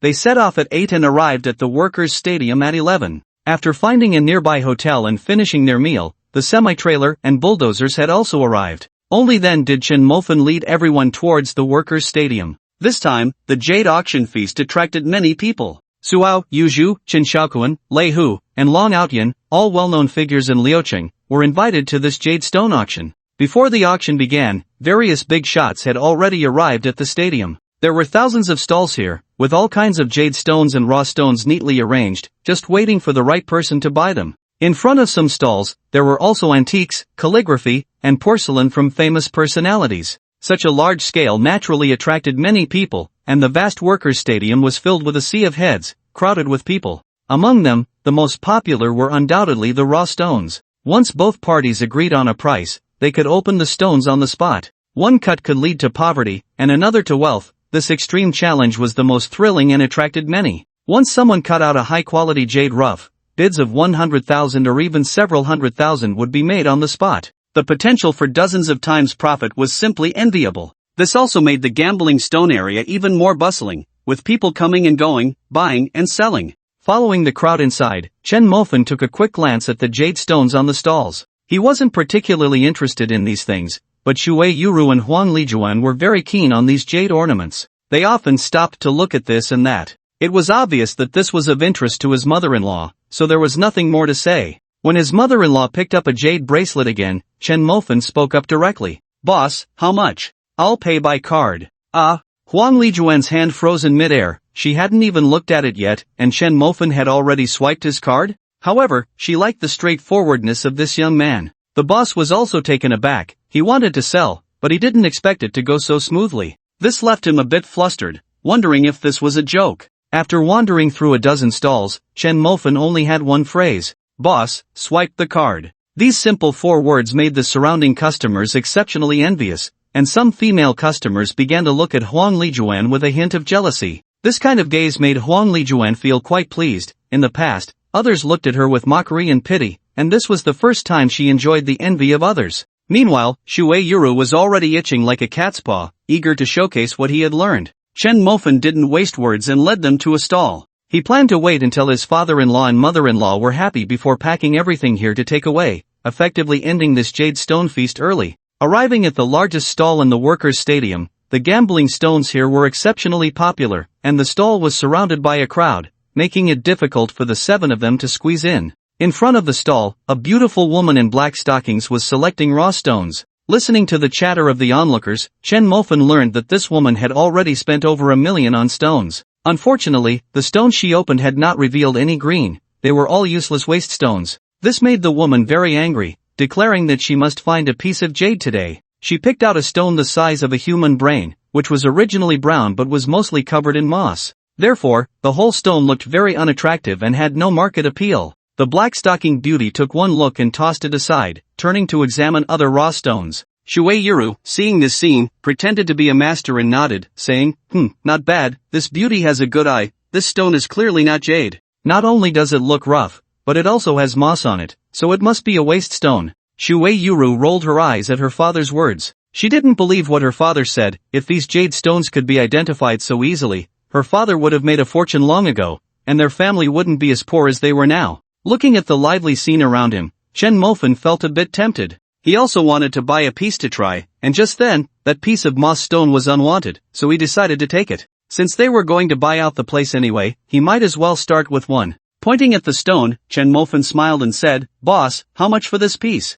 The black-clad beauty was somewhat surprised, glancing at Chen Mofan, then hurriedly said, "I had my eye on this stone first." Saying this, she used all her strength to move the moss stone to her feet. What was this? A sudden change of heart? But Shuei Jun laughed and quickly said, "Mofan, let her buy it. We don't want this one. I just looked at it, and I can guarantee it's 100% waste stone." Shuei Jun spoke confidently, assured of his judgment. The crowd around, watching the spectacle, began to murmur. "Look at this stone, it has no selling points at all. Can it produce jade? This beauty looks pretty, but her brain seems a bit off for choosing this piece of waste stone. Hey, someone is willing to be a fool with money, let's see who is the real idiot." The chatter around made the black-clad beauty hesitate again. She looked at the moss stone in her hand, then raised her head to look at Chen Mofan. Seeing that he was about her age, she figured he probably didn't understand jade either, and he was likely just trying his luck by choosing this stone. Thinking of this, she found it quite amusing that she was trying to grab what everyone considered a waste stone.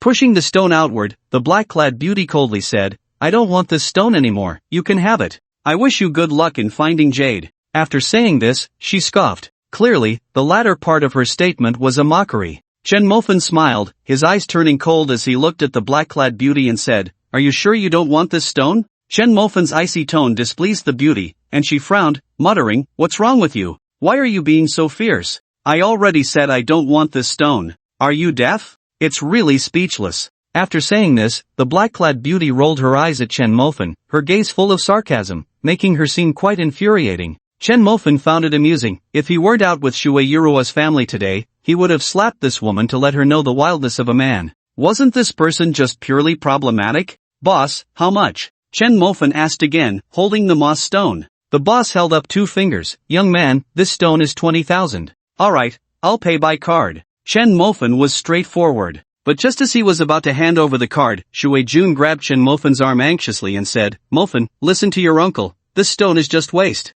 For Chen Mofan, whether it was waste stone or jade, it didn't matter, his main purpose was just to have fun. "It's fine, uncle. I'm just buying one to play with. I think this stone looks pretty good." You are just becoming a fool giving money away, aren't you?" Shuei Jun complained, looking at Chen Mofan with a face full of disbelief, his eyes treating him like an idiot. Chen Mofan felt helpless. "Brother, could you make your expression any more obvious? You might as well have fool written on your face." If Shuei Jun weren't an elder, he would have slapped him by now. "Sai, you don't listen to the advice of the elders, trouble is right in front of you," Shuei Jun said with a tone of someone older than his years. After that, he picked up a piece of white raw stone beside him and confidently said, "Mofan, this raw stone I chose definitely has jade inside." Chen Mofan smiled. Was he trying to compete with him? Nodding, Chen Mofan said, "Alright, boss, let's settle both pieces together. We'll open the stones on site and see whose choice is better." Put. Just as Chen Mofan finished speaking, a clear laugh erupted from the crowd behind, mocking him.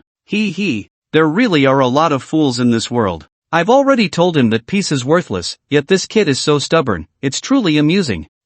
Today I've finally witnessed what it means to be a foolish person with too much money. Behind him, mocking voices arose, as those self-proclaimed experts in stone gambling ridiculed Chen Mofan, their words dripping with sarcasm. The black-clad beauty also looked at Chen Mofan, her disdain completely unmasked. In her eyes, this kid must be out of his mind to pick a piece of stone that had no selling point whatsoever. It even made her take a second look at that worthless stone, which led to her being mocked as well. Among the crowd of mockers, an elderly man, around 70 years old, stepped forward. His hair was gray, and he shook his head inside at Chen Mofan, like a disappointed elder looking at a wayward junior. "Young man, I'm called Shi Shang. I have some advice for you. If you want to hear what I have to say, then return that stone. I can assure you, this stone has no jade." As the old man's words fell, murmurs erupted from the surrounding crowd. Did I hear that right? This person is Master Shi Shang, the one known as the Stone King. If Master Shang says this stone has no jade, then it must undoubtedly be a worthless stone. They've already said it's a worthless stone, but why does that kid seem unwilling to let go? Chen Mofan was indeed somewhat reluctant to let go. Whether it was a worthless stone or jade, this was the first stone he had chosen, and he wanted to see it through to the end. Besides, he didn't care about the money. Moreover, nowadays, experts and masters seem to be the least valuable, right? Chen Mofan shook his head and refused. Sorry, I think this stone is quite good. The crowd erupted in laughter at Chen Mofan's refusal. Ha ha. I've seen foolish people, but never someone this foolish. It's truly eye-opening. The master has said this stone is worthless, yet this silly kid insists on buying it. He really is a foolish person with too much money. Hee hee, I'm waiting to see this fool's regret later. It must be quite entertaining. The black-clad beauty looked at Chen Mofan as if he were a fool. She thought this person must be mentally ill to not believe Master Shang's words. What else could he be but a fool? The water army looked at Chen Mofan with helpless expressions. This son-in-law truly lived up to their words, a foolish person with too much money.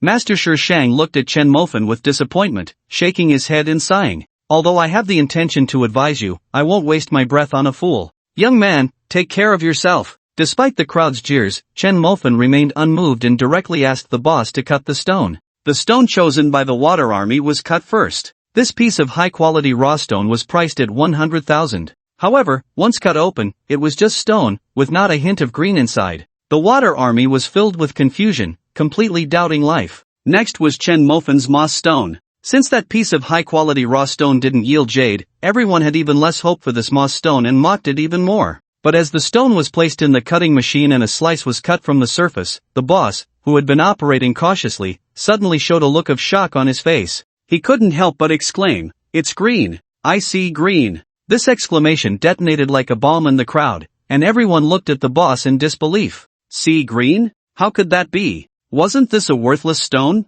Such questions arose in everyone's hearts. As a corner of the raw stone was completely cut open, a deep green appeared before everyone's eyes. That deep green was crystal clear, with not a trace of impurity, not even a single crack, and the surface was only covered by a thin layer of stone skin. Watching this scene, everyone present collectively gasped. Shock was etched on each face as they stared incredulously at the stone. Imperial green! Top quality jade! Someone shouted, and everyone around fell into a daze. A piece of rough stone that no one had high hopes for had actually revealed top-quality imperial green. That deep green was like the loudest slap in the world, striking everyone's face, making them feel their cheeks burn and flush. Just moments ago, they had desperately mocked, saying this rough stone was worthless, urging Chen Mofan to give up, with some even laughing at him for being a fool. But now, who was the fool? Wasn't it obvious? Shui Jun was engulfed in deep doubt. He couldn't believe that a piece of rough stone he had deemed worthless had actually produced top-quality imperial green.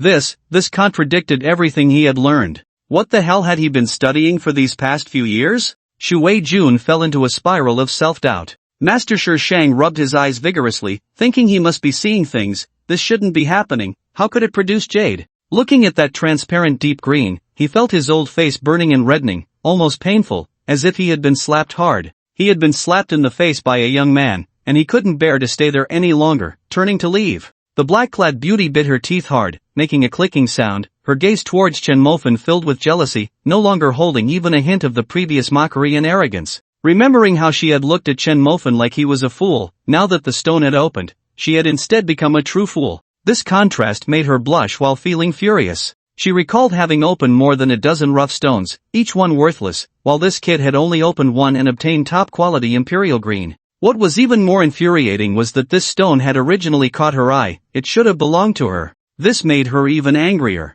Little brother, let's not talk about anything else. I'll buy this imperial green for 3 million. A voice called out from the crowd. What? Only 3 million? Are you kidding a fool? I'll offer 5 million. Little brother, 5,500,000. Shouts rang out as people rushed to buy, and the price soared to 6 million. 20,000 had turned into 6 million in the blink of an eye. A full 300 times increase. Chen Mofan shook his head and smiled bitterly. He finally understood why Shui Jun was so obsessed with gambling on stones. The feeling of suddenly becoming rich was indeed easy to get addicted to. Meanwhile, the black-clad beauty was exploding with jealousy upon hearing 6 million. She stood up, walked in front of Chen Mofan, and pointed at the jade, saying, "This stone is mine. I saw it first. Give it back to me." As she spoke, she moved to snatch it away. Chen Mofan almost laughed in anger. He found this woman quite amusing, First, she picked it up and then discarded it, later picked it up again, and now, seeing the jade, she was outright trying to snatch it. Chen Mofan was not polite. He grabbed her hand and said coldly, "Beauty, this stone seems to be something I paid for.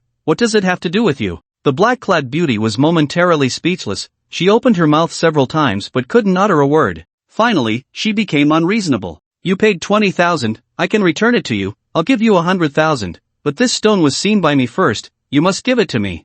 As she spoke, she began to throw a tantrum, trying to snatch the jade from Chen Mofan. Chen Mofan, using his last bit of patience, said, "Beauty, you don't want this stone anymore, I bought it. I even specifically asked about it at the time, but do you remember what you said back then?" The woman in black stockings blushed and said arrogantly, "I don't care, this stone must be mine. I can tell you, my man is Lord Tiger. If you provoke me, you better think it over." The woman in black stockings sneered coldly, threatening him. The crowd originally looked down on her actions. Clearly she had given up on the stone, but upon seeing the jade, she immediately changed her mind. This flip-flopping behavior made them quite displeased, and they began to support Chen Mofan.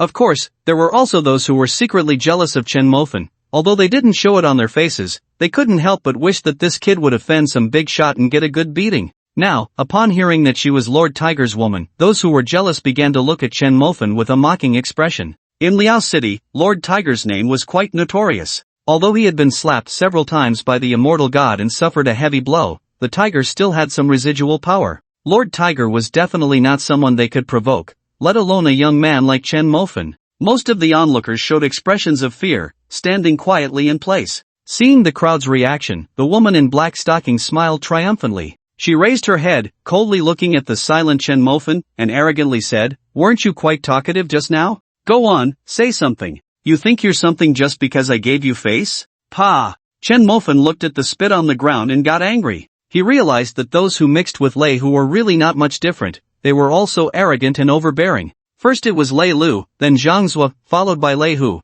and now it was this woman in black stockings. It was truly a family trait. The woman in black stockings, not satisfied, became even more rampant. She pointed at Chen Mofan's chest and arrogantly said, "I told you, I saw it first, but you insist on reasoning with me. Come on, give me one good reason to listen to. Talk about your mother." Chen Mofan didn't hold back and directly slapped her. Smack! This slap sent the woman in black stockings flying, making her fall to the ground, blood oozing from the corner of her mouth, stars dancing in her head. This slap left her dazed. She looked at Chen Mofan in disbelief, and after 10 seconds, she finally screamed, "You dare hit me? I'm Lord Tiger's woman, how dare you hit me?" As she spoke, she took out her phone and called Lei Hu, looking at Chen Mofan with a face full of resentment. The crowd around them saw this scene, and those who were jealous began to mock. "Sigh, today's young people really don't know how to live or die. This is Lord Tiger. Provoking him is no different from seeking death. This young man can't possibly think of himself as the immortal god. Just because the immortal god dares to provoke him doesn't mean we can too. I bet this kid will definitely be scared and kneel down to beg for mercy, but it will be too late. I originally thought he was lucky to have drawn the Imperial Green, but now, what good is luck if he's a fool? Such a person not only makes himself a fool but also drags his family down. Better stay away from him, I don't want to be implicated. Hee, just wait for the good show. Today's poor fools are really laughable." Accompanied by the crowd's chatter, Lord Tiger approached slowly with 3 subordinates. After Lei Lu's death, Lei Hu planned to have another child, so he found a young beauty, hoping she could carry on his lineage. Therefore, he was very protective of this young beauty. Not only did he bring her to the auction, but he also generously gave her 3 million to spend as she pleased. But he never expected that there would be someone here who dared to touch his woman. Wasn't that seeking death? He pushed aside the person blocking his way and cursed, "Damn it, who the hell is so reckless to touch my people? Don't you know how to write the word death?" His arrogant words made the people in front of him instinctively part to the sides, creating a path. Lei Hu had really arrived, and the crowd's eyes on Chen Mofan were filled with mockery, all understanding that this kid was doomed now. When Hei Si saw Lei Hu coming, her face lit up with joy. After casting a disdainful glance at Chen Mofan, she coldly laughed, "Today, I'll let you understand the price of offending me." With a sneer, Hei Si walked towards Lei Hu, feigning a pitiful expression. "Darling, look at how he disrespected me, just look." Hei Si complained, covering her face and pointing at Chen Mofan. Lei Hu followed her finger and, with just one glance, nearly collapsed to the ground. "What the hell, Fan Shen?" Cold sweat instantly poured down Lei Hu's face, and his originally rosy complexion turned pale as snow upon seeing Chen Mofan. "Darling, what are you waiting for? Help me teach him a lesson. Hei-si clung to Lei Hu's arm, acting cute. But she didn't expect that after her words fell, Lei Hu's expression turned ferocious in an instant. He raised his hand and slapped Hei-si across the face. Smack! The slap left Hei-si stunned. The onlookers were equally bewildered. They had been waiting to see Lei Hu deal with this lucky kid, but how had it turned into him hitting Hei-si instead? In the next moment, Lei Hu's actions provided them with the answer. With a smile plastered on his face, he approached Chen Mofan, looking eager to please. Fanshin, you're here? Those words were like an earthquake, leaving everyone dizzy. Fanshin? This guy is actually Fanshin? The crowd looked at Chen Mofan with fear. Those who had mocked him earlier were now pale and dared not utter a word. Fanshin, it's a misunderstanding. It's all a misunderstanding. This girl doesn't know better. I'll take her back and teach her a good lesson. Upon hearing this, Hei-si nodded repeatedly, already terrified to the point of trembling. She never expected that the kid she looked down on would turn out to be Fanshin. This man even slapped his own woman without hesitation, let alone someone like her who relied on his power. Hei-si trembled in fear. Glancing at Chen Mofan, she whispered, Fanshin, I was wrong, I apologize. However, Chen Mofan's gaze was not on her but on Lei Hu. Without a word, he slapped Lei Hu across the face. With a crisp sound, everyone felt their bodies shudder at the noise. They looked at Chen Mofan in shock, not expecting Fanshin to be so domineering, slapping Lei Hu without giving him any face.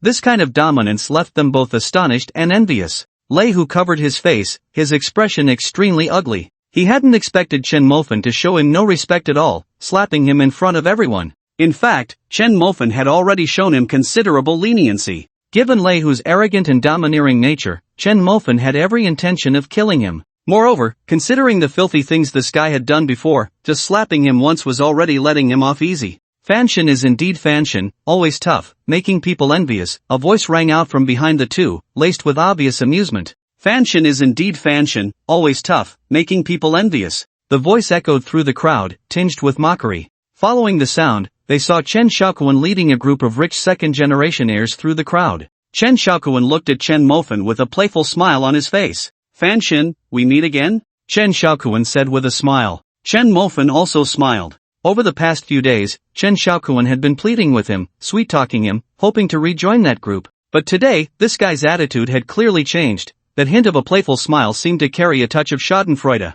I just wonder how long Fanshin's arrogance can last, Chen Xiaokuan said softly, then lit a cigarette. After taking a puff, he continued teasingly, Fanshin, I'm sorry, I heard you're planning to acquire a company. Coincidentally, I had the same idea and, just ahead of you, I've already acquired 7 companies. I wonder if I've disrupted Fanshin's plans. If I have, I apologize in advance. Chen Xiaokuan said with a playful expression, his smile tinged with obvious pride. Chen Mofan also laughed. He didn't know when it started, but the people of Liaoqing began to believe that his acquisitions were part of a grand plan. Otherwise, it was hard to explain why he had started acquiring companies so frantically. What Chen Xiaokuan was doing was joining in, acquiring companies, and disrupting the non-existent plans of Chen Mofan. He hoped to use this as leverage to negotiate with Chen Mofan, hoping that Chen Mofan wouldn't hold a grudge against him for having once chosen the wrong side. Looking at the smug Chen Xiaokuan, Chen Mofan almost couldn't hold back his laughter. He was acquiring companies just to spend money.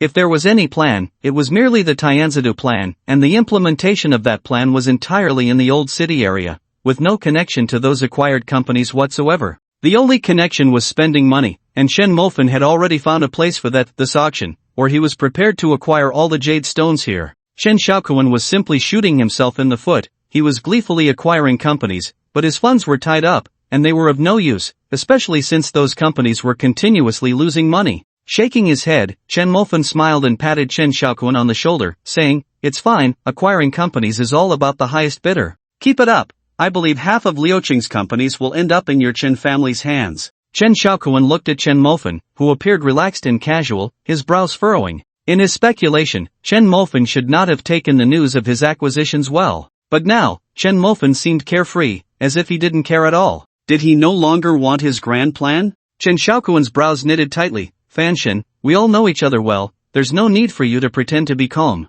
I'm not the kind of person who takes advantage of others. I don't want to, nor do I dare to be your enemy, Fanshin.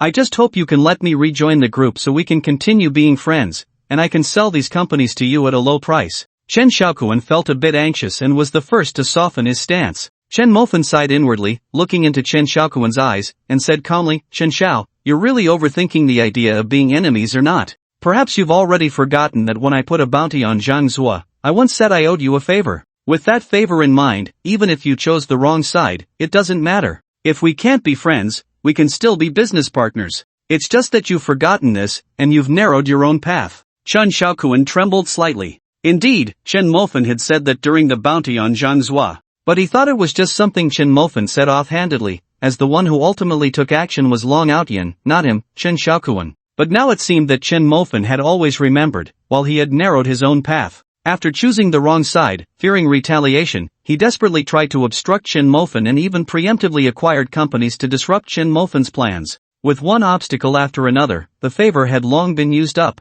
Thinking of this, a deep sense of regret surfaced in Chen Xiaokuan's eyes. Just as Chen Mofan said, if friends can't be made, they can still be business partners. But he ruined everything. Thinking about the foolish things he had done these days, Chen Xiaokuan felt a desperate urge to scream and slap himself. At that moment, he realized just how foolish he truly was, utterly foolish. But fortunately, there was still room for redemption. He still had those chips. As long as he had these chips, he could make a fair deal with Fanshan. Fanshan, I was wrong before. To apologize, I can sell you the companies I've acquired at half price. Chen Xiaokuan gritted his teeth and said. He had spent tens of billions acquiring these companies, using up all the liquid funds in his family, not to mention taking out loans of over 10 billion. Selling them at half price made his heart bleed. This would severely injure the Chen family's vitality. But to Chen Xiaokuan's surprise, Chen Mofan showed no interest at all. Without a moment's hesitation, he shook his head and refused. This scene not only shocked Chen Xiaokuan but also left the crowd around them astonished.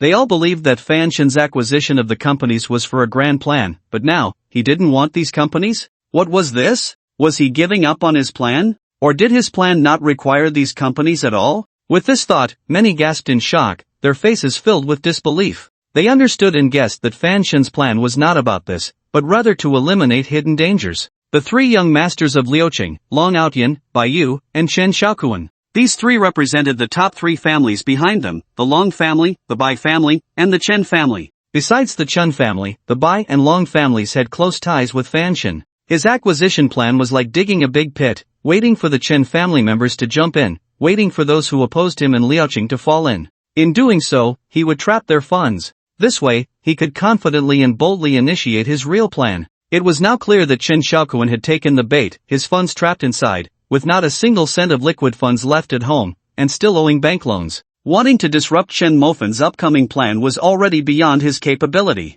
Following Chen Xiaokuan, those second-tier young masters had also acquired companies to varying degrees, their funds similarly trapped. With just one move, all hidden dangers in Liuqing were resolved. Brilliant! Not only clever but also ruthless. One misstep for these trapped families could lead to a break in their financial chain, resulting in bankruptcy. Just thinking about it made cold sweat break out on their foreheads. They never expected that Chen Mofan's methods were so brilliant and ruthless. If their thoughts were known to Chen Mofan, he would probably just laugh helplessly. What brilliance! What ruthlessness! He just wanted to spend money. But the smarter people often complicate simple matters. Because of Fanshan's reputation, they couldn't believe that he was just a poor loser who simply wanted to spend money. One move to resolve the internal dangers of Liuqing. At that moment, everyone looked at Chen Mofan, and each felt that he was becoming more mysterious. Terrifying, this man was too terrifying. This thought emerged in everyone's hearts, and their gazes towards Chen Mofan grew more fearful. Lei Hu's gaze was also filled with fear.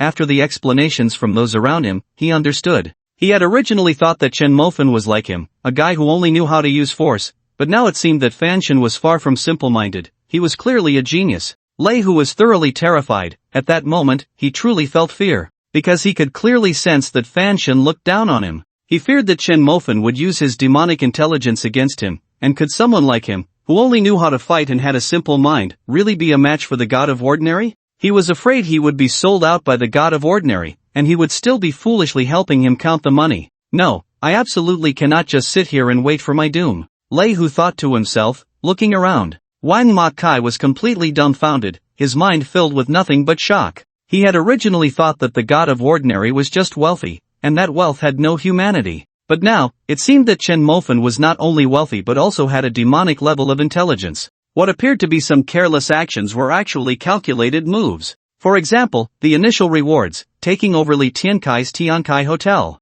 Now, it seemed like he was acquiring a company, but the result was that he had dug a huge pit for all his enemies, waiting for them to jump in. Terrifying, this was simply too terrifying. Wang Makai thought, looking at Chen Mofen with a gaze that held more respect mixed with a hint of fear. At the same time, he understood even more that following such a boss, he would definitely soar to great heights in the future. Chen Xiaokuan also understood now. Having come to this realization, he felt like a deflated balloon, nearly collapsing to the ground. He felt fear, dread, and regret, a myriad of emotions flooding his heart. At that moment, he finally understood how foolish he was. No wonder when he first met the God of Ordinary, the God of Ordinary had that indifferent expression. He had originally thought that this was just the God of Ordinary putting on a brave face. But now it seemed, this was not a brave face at all. The other party truly did not care. Because he was just waiting for him to jump in, right? The ridiculous thing was that he had thought this was his bargaining chip, his courage to negotiate with the God of Ordinary.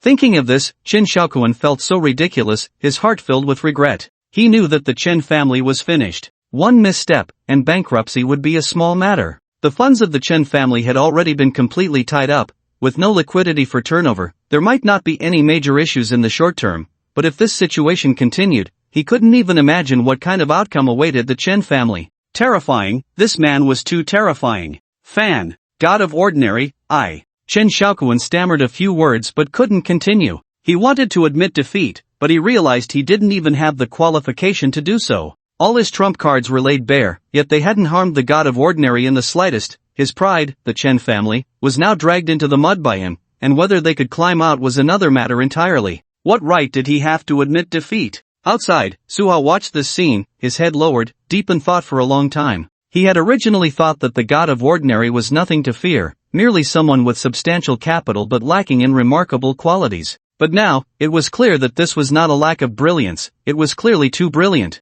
With just a slight move, he had already reached the limits of these young masters. He believed that he did not possess the same level of intellect or shrewdness as the God of Ordinary. If he continued to fight against the God of Ordinary, he would probably be left with nothing. He had to find allies, gather everyone together. Yu Zhu was a good choice, and now, Chen Xiaokuan and Lei Hu were also excellent candidates. Both of them held significant positions in Liao City and would make great allies. At the same time, they could contribute greatly to the development of the old city. By developing the old city, he could amass capital, and only then would he have the confidence to deal with Chen Mofen. He understood that Chen Mofen had substantial capital, easily able to produce tens of billions, but he believed that once he had control over the old city, he would also have such capital. However, Chen Mofen once again refreshed his understanding, making him clearly realize the God of Ordinary's arrogant words. Don't challenge my pocket money with your savings. After playing around, Chen Mofen hung up the call and directly entered the scene without saying a word. Watching the dozen or so trailers roll majestically into the workers' stadium, followed by 4 or 5 bulldozers, left everyone inside the stadium dumbfounded, speculating on what Fanshan was up to. What the hell is going on? Is Fanshan really going to bulldoze the auction? Do you think it's possible that Fanshan wants to use the trailers to transport Jade? No way, the Jade here is worth billions, right? Another person started to speak but couldn't finish. Suddenly, he felt that Fanshan might actually pull off something like this. After all, someone who casually swiped 600 million could very well spend tens of billions on Jade. Just thinking about it filled everyone's hearts with excitement. Was Fanshan about to showcase his grand gesture? And they could witness it firsthand? All eyes turned in unison to Chen Mofen, each gaze filled with fervor and anticipation. Chen Mofen naturally wouldn't disappoint their expectations. He calmly walked to the stall where the gambling stones were displayed and said to the owner, "I want everything at your stall, and I'll give you 30% above market price." As soon as he said this, the crowd around him widened their eyes, and the owner gasped. Is it really this extravagant now? He had been worried that with only 3 days, he wouldn't be able to sell all his jade, but now, just half a day in, someone had bought everything? Damn, I wasn't prepared for this. Stunned for 2 seconds, the owner hurriedly nodded. 30% above market price? He was ecstatic. Chen Mofen calmly handed over a black card. Now, take your money and leave my stall.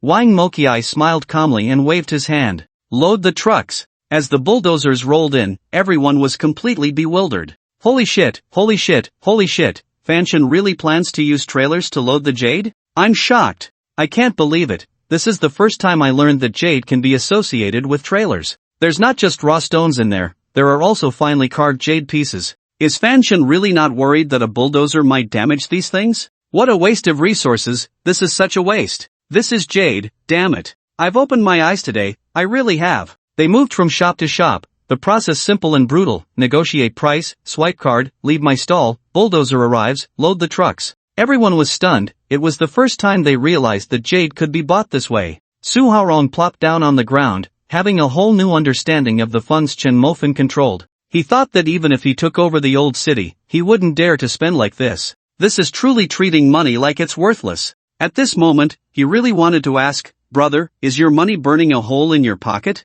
You're spending it too extravagantly. How many billions had already been spent? Chen Xiaoquan regretted it deeply. If he hadn't chosen the wrong side and had the backing of someone as wealthy as Fan Shen, the Chen family could have rapidly developed and stepped up their power without any problem. But now, he can only watch as the Long and Bai families quickly advanced with Fan Shen's support. Meanwhile, the Chen family faced the crisis of impending bankruptcy. The stark contrast filled Chen Xiaoquan's heart with regret. Tiger Yi exclaimed, holy shit, realizing today what it truly meant to be wealthy. Fan Shen was the real deal. This kind of spending, not to mention it being unprecedented, might also be unmatched in the future. Not to mention anything else, with so much money being thrown around, he felt like he could be crushed by it. Shui Yurua's family was also completely stunned. Their understanding of Chen Mofan came solely from hearsay. Knowing this great god, no one told them it was such a lavish affair. Watching as each stall was cleared, they realized their worldview had shattered. Is this really the difference between the rich and the poor?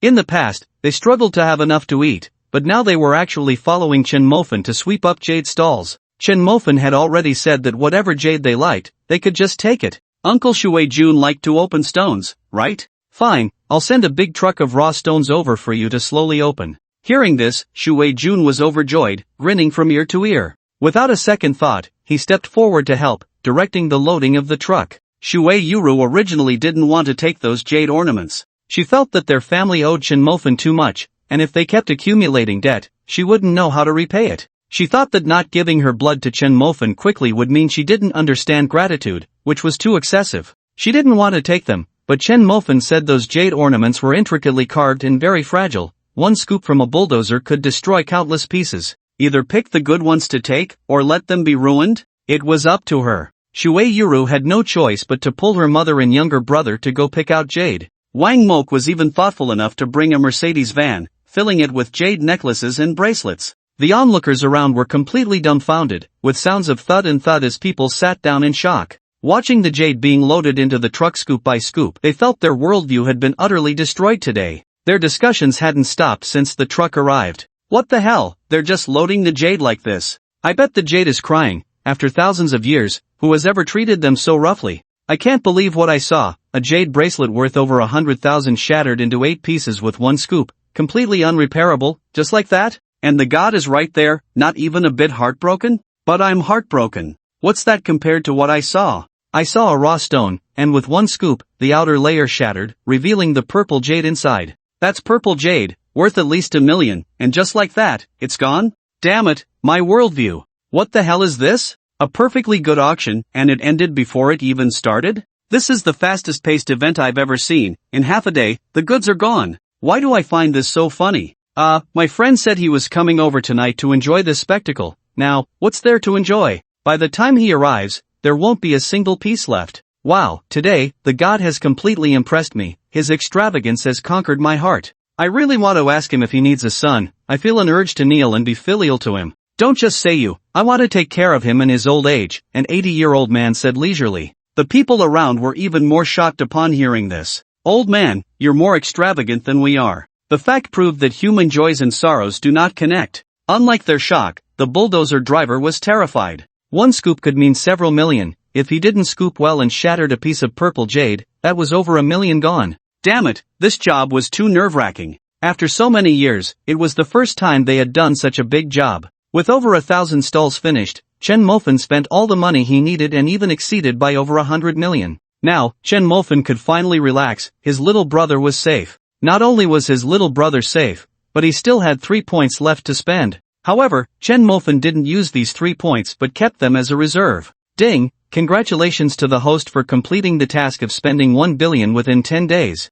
The system is quite pleased with this, but considering that the host spent the 1 billion by coincidence, it is deemed a clever maneuver. The system is now issuing a new task to the host: spend 2 billion within 10 days. If the host fails to complete it, the system will gift the host a big green hat. The voice of the system echoed in his mind, and Chen Mofan directly cursed. Just when he thought he could breathe a sigh of relief, he was suddenly faced with the prospect of being given a green hat. As a man, the most intolerable thing is a green hat. Lu Ruyan had put one on him once, so now, even if Lu Ruyan tried every means to tempt him, even stating that as long as Chen Mofan beckoned with a finger, she would willingly climb into his bed, Chen Mofan completely ignored her. Once a green hat, a lifetime of disgrace. Now the system actually wanted to put one on him again, and he was utterly furious. Spending money, and spending it like this. Moreover, this time the amount had increased, spending 2 billion in 10 days. Was the system continuously raising the difficulty for him? Boss, where are we sending all these jade stones?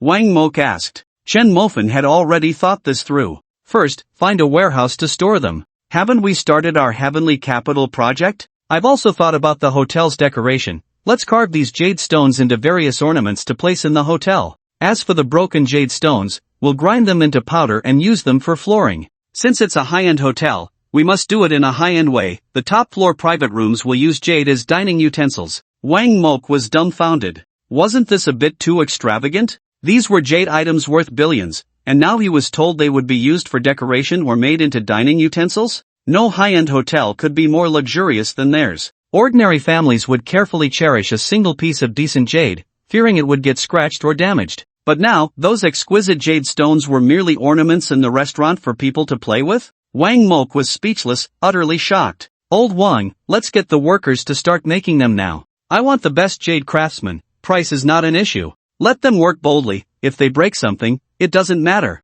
As long as 1/3 of the jade stones yield a finished product, every piece must be exquisite. 1/3 yield rate made old Wang break into a sweat again. Truck after truck was filled, and all the stalls were swept clean. The stadium, once filled with goods, was now empty in the blink of an eye, creating a stark contrast that left everyone stunned, as if they had traveled to another world. The organizers were also at a loss for words. They were happy that the jade stones had sold out, but what about the promotion? Wasn't this event meant for publicity? Now, everything meant for promotion was gone, and it hadn't even started yet. They felt like crying. Chen Mofan was unaware of their thoughts. At this moment, he had already taken Shui Yuru and her family out for dinner, and there was an auction in the evening, which was the main event. Now he needed to conserve his energy to have the strength for a big night. With people gone and the building empty, there was nothing to see or do, and the crowd at the stadium slowly dispersed. Meanwhile, the newcomers were bewildered. They hadn't gone to the wrong place. Why was it so empty? Su Hao looked at Chen Mofan's departing figure, his face filled with resentment. His face still hurt, and his head occasionally buzzed, all thanks to Chen Mofan. However, the unfathomable capital behind Chen Mofan made him wary, especially after today's extravagant display, which made his heart race. But this was also good. This guy was desperately consuming his capital, which meant he wouldn't have money to renovate the old city, and naturally, no one would compete with him for projects. At tonight's auction, I want you to bleed a little more. Su Hao's cold words dripped with disdain. Now, he was off to find allies, Lei Hu, Chen Xiaokuan. He believed these people would be more than willing to ally with him. Time flew by, and it was now 7 in the evening. Chen Mofan, accompanied by Shui Yuru, Old Wang, and Qin Ke, returned to the stadium, heading towards the center. Su Hao walked alongside Chen Xiaokuan and Lei Hu. There were indeed many familiar faces here, including Yu Zhu, whom he had previously beaten up, and several others from the Red Desire Entertainment City who had fought him for the Emperor's Hall and ended up being carried out. The two groups met in front of the stadium, and upon seeing Chen Mofan's furious expression, those people looked at him with hostility. Noticing their glares, Chen Mofan wasted no time and pointed directly at the leader's nose. If you look at me one more time, do you believe I'll gouge out those 2 glass balls of yours so you won't have anything to look at in the future? The man's face darkened at his words. He had no doubt about the truth behind them. This guy had slapped Lei Hu without hesitation, and now he was talking about gouging out his eyes. He meant business. But no matter how you looked at it, he was still a big shot. How could he let himself be intimidated by a few words? His expression soured. He dared not look any longer but opened his mouth, about to say a few polite words. However, before he could speak, Chen Mofan slapped him hard across the face. What are you talking about? If you don't appreciate the face I'm giving you, then don't expect to keep it. Smack, smack, smack, smack, smack. One slap followed another, and the swelling on the man's face returned. As for Su Hao and the others, they chose to ignore the situation entirely. Who didn't know about Fan Shen's temper? When he said he would slap you, it was guaranteed to be a big one, without any mercy. Who would dare to intervene? Who would dare to stop Fanshan? If you wanted to blame someone, you couldn't blame them for not helping, you could only blame your own mouth. Why provoke him for no reason? You thought you could say a few polite words? Didn't you know this kid had really killed a thug before? When he said he would take you out, he really would. Scarface was tough, right? Zhang Zuo was tough, right? You might not know about those two, but didn't you have Lei Hu right next to you? Didn't you see how he shrank back like a quail when he saw Chen Mofen? He didn't dare to say a word. Do you dare? You think you won't get hit? Who will get hit then? You deserve it. Another slap sent the man reeling, and he felt stars dancing in his vision. The organizers at the entrance of the stadium watched the scene unfold, their faces drenched in sweat, unsure whether to intervene or not. They had all heard about Fan Shen's bad temper. Before encountering him, they had no idea just how bad it could be. He cleared the scene when he wanted to and slapped people when he felt like it. This left them in a very awkward position. With a stiff upper lip, the head of the organizers approached with a forced smile. Fanshan, does your hand hurt? How about we take a break? The organizer truly didn't dare to speak harshly, he could only cautiously advise. He knew that Fanshan was indiscriminate, it didn't matter who you were if you provoked him, a slap was the least of your worries. Didn't you see Su Hao, Yu Zhu, and Lei Hu? Their faces weren't just swollen, they were a mix of blue and purple. Only Chen Xiaoquan remained uninjured, but he was the worst off. The Chen family might end up paying for this. Fanshan had just dug a pit, and he couldn't wait to jump right in. He was truly a man of temperament, focused on companionship. Chen Mofen shook his hand and said flatly, to be honest, it does hurt a bit. The organizer broke out in a cold sweat. If his hand hurt, one could only imagine the state of that man's face. But this was something the organizer could only think about in his heart. He would never dare to say it out loud, not in this lifetime. He was just afraid that if he didn't say it well, he would offend the mortal god and get slapped by that big mouth. Then, mortal god, let's take a break. Please, come inside, Chen Mofen said, nodding and following the person in charge inside. As soon as they entered, the first thing that caught their eyes was a spacious and bright hall. At the back of the hall stood a stage covered with a red carpet, looking very festive. In front of the stage were rows of red seats, arranged from low to high, allowing everyone to see the displayed items clearly. At this moment, more than half of the invited guests had already arrived, a sea of heads. Where do I sit? Chen Mofen asked. Second floor, mortal god, you will naturally be on the second floor. The person in charge quickly pointed to the second floor. The second floor had several private rooms separated by partitions, and from above, one could overlook the first floor, with the items on the stage in full view. At this moment, some people were already seated in the private rooms on the second floor. Bai Yu and Long Outyan had come here, but they were accompanying their elders. Upon seeing Chen Mofen, the two smiled and greeted him. What surprised Chen Mofen was that the beautiful policewoman Tang Fei was also on the second floor. Tang Fei saw Chen Mofen and smiled, greeting him. Chen Mofen smiled and waved, but his gaze was directed at a middle-aged man beside Tang Fei. The man wore black-framed glasses, had a neat buzz cut, and was dressed casually like Chen Mofen, simply in a set of leisure wear. Noticing Chen Mofen's gaze, the middle-aged man smiled slightly and nodded in acknowledgement. Chen Mofen also smiled and nodded back. However, a storm surged in his heart. The top figure of Liao City, Tang Kong. Oh my, Tang Kong and Tang Fei, this is definitely insider information. Following the person in charge, they arrived at private room number 3 on the second floor, where Chen Mofen sat down and quietly waited for the event to start. But the private room to his right was clearly not as quiet as his. Whispers occasionally broke out. Since there was only a partition separating them, the discussions were clearly transmitted over. Uncle Wang, is that super raw stone definitely going to be exhibited in this auction? A crisp female voice asked. As soon as the female voice fell, another elderly voice responded. Miss, rest assured, it can be 100% confirmed that the highlight of this auction is indeed that raw stone. That's good. I was worried about what to give my father for his 60th birthday. With this raw stone as a gift, I believe he will be very happy. Miss, as far as I know, many big shots from Liao City have come to this auction, including the rising star, mortal god Chen Mofen, who has also arrived at the auction. I just don't know if they are interested in that raw stone. Upon hearing this, Chen Mofen became even more interested. They even mentioned him. How interesting. It's fine, that Chen Mofen has already spent a lot of money at the small stalls, so he shouldn't pose a threat to me anymore. The woman's words were interrupted by a light cough from the old man. Ahem, miss, too much talk can lead to mistakes. Be careful, there may be ears on the other side of the wall. Clearly, the old man was worried that his young lady might say something offensive to the mortal god in Liao City, bringing displeasure to this big Buddha. After this remark, the voices from the adjacent private room ceased, it was unclear whether they stopped speaking or intentionally lowered their voices.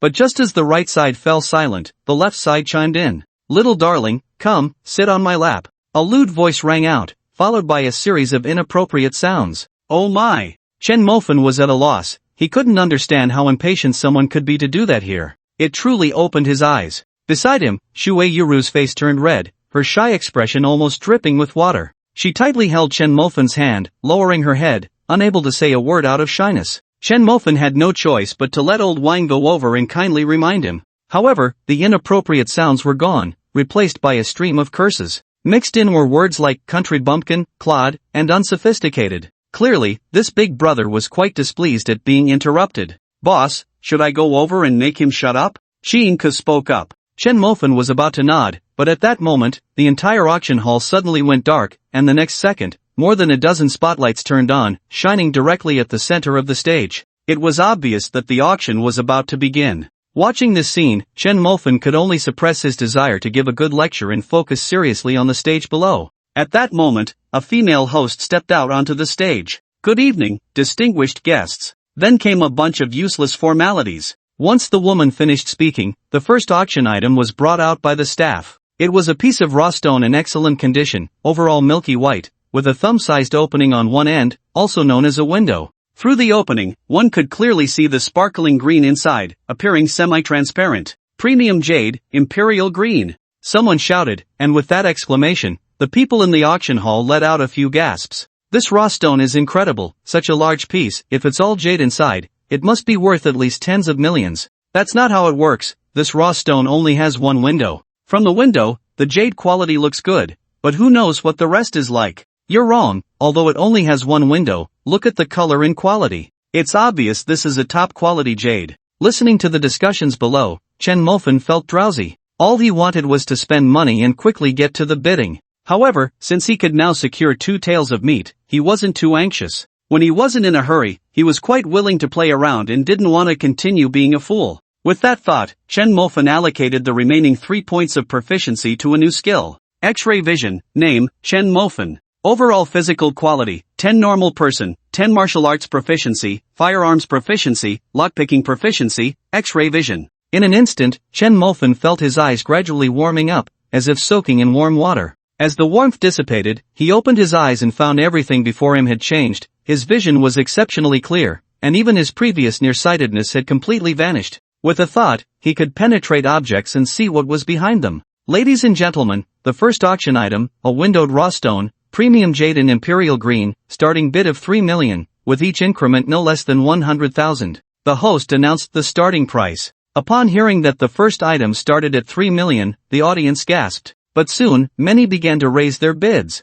"I'll bid 350,000. I'll bid 370,000. 4 million. Bids rang out, and the price quickly reached 4 million. Chen Mofen wasn't anxious, his eyes narrowed, and with a thought, he activated his X-ray vision again, looking at the raw stone on stage. Under Chen Mofen's penetrating gaze, the raw stone had nowhere to hide. Through the outer stone layer, he clearly saw everything inside. What he saw was a sea of green, without a single crack, and the quality was even better than the moss stone he had previously opened. Seeing this, Chen Mofen didn't hesitate at all and waved his hand decisively. 6 million. As soon as this number was announced, everyone was shocked, looking towards the box where Chen Mofen was seated. Just moments ago, the highest bid was 4 million, but Chen Mofen had jumped in with an additional 2 million. This left everyone in shock, even the host was momentarily stunned. If this were a piece of top-quality jade, its value could be in the tens of millions. But now, this raw stone had only opened one window, and no one knew what the situation inside was.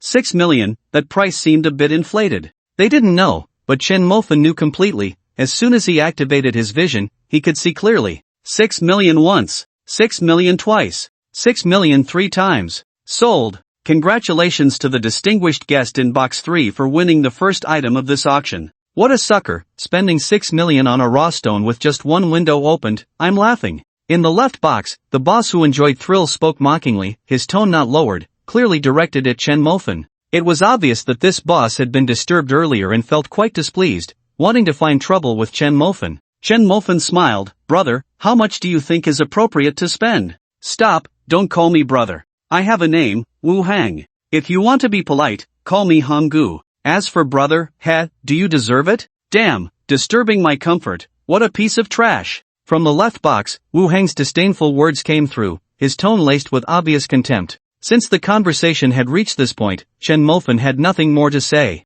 He waved his hand, and Shinko behind him understood immediately, striding out of the box towards the left box. With a kick, he kicked open the door of the left box, and immediately a cacophony of noise erupted from within. You, who are you? What do you want? Ah, screams and the shrill cries of a woman echoed throughout the auction, drawing the curious gazes of everyone on the second floor. The organizers naturally heard the commotion, and the person in charge frantically wiped the sweat from his face with a towel. He knew this noise was caused by Box 4, and through the cameras, he saw that the intruder was a young man who had come with the god of Box 3 clashed with Box 4? As this thought crossed his mind, the person in charge felt even more sweat on his forehead. Both boxes contained people he couldn't afford to offend. Box 4 was a well-known jade tycoon with significant power in Dian City. And Box 3? That was the god of, the great Buddha of Liao City. How could these two have crossed paths? What are you doing? I'm Wu Hong, do you dare to? Accompanied by screams, the door to Box 4 opened, and Shinka dragged Wu Hong back to Box 3. Boss, I brought him. Shinka tossed Wu Hong to the ground, not forgetting to kick him. Hearing this, Chen Mofan turned to look at Wu Hong. Wu Hong was a thin man, with a gaunt face and a pair of peach blossom eyes, looking somewhat lewd. Looking at Wu Hong, Chen Mofan pointed to the seat beside him and smiled. Wu Boss has arrived. Come, sit. Don't worry, I just want to ask Wu Boss why I, Chen Mofan, am not worthy to be your brother. Upon hearing this, Wu Hong coughed lightly, spat out a mouthful of blood phlegm, and angrily said, You think I'll sit just because you say so? Kid, if my bodyguards were here today, I'd make you kneel in front of me and call me grandpa. Chen Mofan shook his head with a bitter smile. Wu Heng's temper was still so volatile. Just as he was about to say something, there was a knock on the door, and then the person in charge walked in. At the first sight of Wu Heng's swollen face, the person in charge's heart trembled, and he hurriedly said, Fong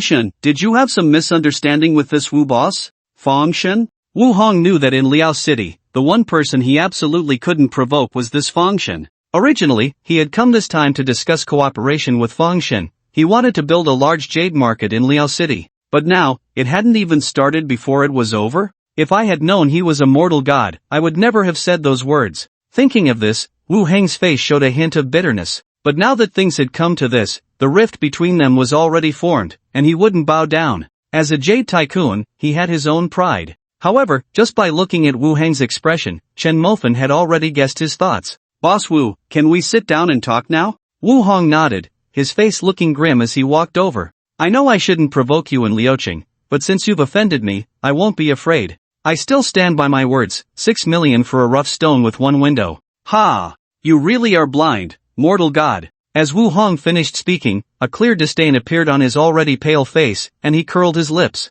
Chen Mofan picked up the teacup on the table and took a sip, smiling as he said, So, Boss Wu, does that mean your eyesight is quite good? If that's the case, how about a little competition? Let's each bid on 10 rough stones, and in the end, we'll see who has the most profit. How does that sound? You want to compete with me? Wu Hong laughed disdainfully. Sure, we can compete, but there must be a stake, otherwise, I'm not interested. 1 rough stone for 100 million, does the mortal god dare to play? Wu Hong looked at Chen Mofan provocatively, the corner of his mouth curling up with obvious arrogance. 1 billion is indeed a bit much. If the mortal god doesn't dare to play, I won't blame you. Wu Hong was using reverse psychology. In his view, he had been in the jade business for many years and was very familiar with it. But Chen Mofan? A child wanting to compete with him was simply laughable. If he wanted to win against him, it would be an easy task. Just now, Chen Mofan's subordinate kicked me 10 times, 1 kick for 100 million, quite reasonable. Wu Hong thought to himself, a cold smile appearing on his face as he provocatively looked at Chen Mofan.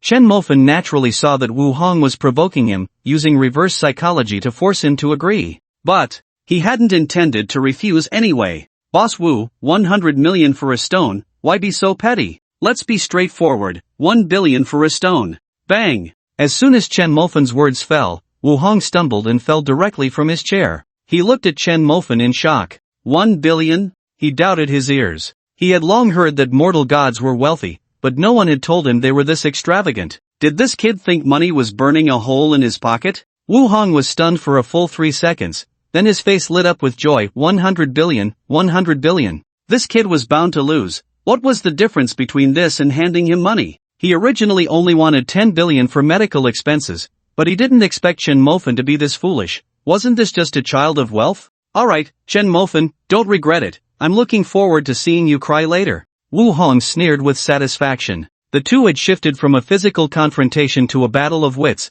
and the person in charge wiped the sweat from his forehead, feeling relieved, and hurriedly notified the staff to continue. After receiving the order, the host quickly spoke up to shift the focus. Alright, everyone, the next item for auction is the second piece. This rough stone weighs 30 pounds and has 2 windows. As the host spoke, he projected photos of the 2 windows onto the large screens on either side. The large screens clearly displayed the 2 windows, revealing a kind of bluish-white, iced jade. Someone shouted in the auction hall, and then pairs of eyes were tightly fixed on the big screen. Beside him, Wu Hang's eyes lit up, and after staring at the screen for a moment, a confident smile appeared on his lips. Chen Mofan, I want this stone. How about we compare this stone with the one you just had? Let's see whose pure profit is higher. Wu Hang's tone was provocative as he crossed his legs and sneered. Just now, Chen Mofan had also seen through this stone. Both sides had windows, and each side was made of high-quality iced jade, while the inside was the same as the sides. But unfortunately, only the 2 sides were intact.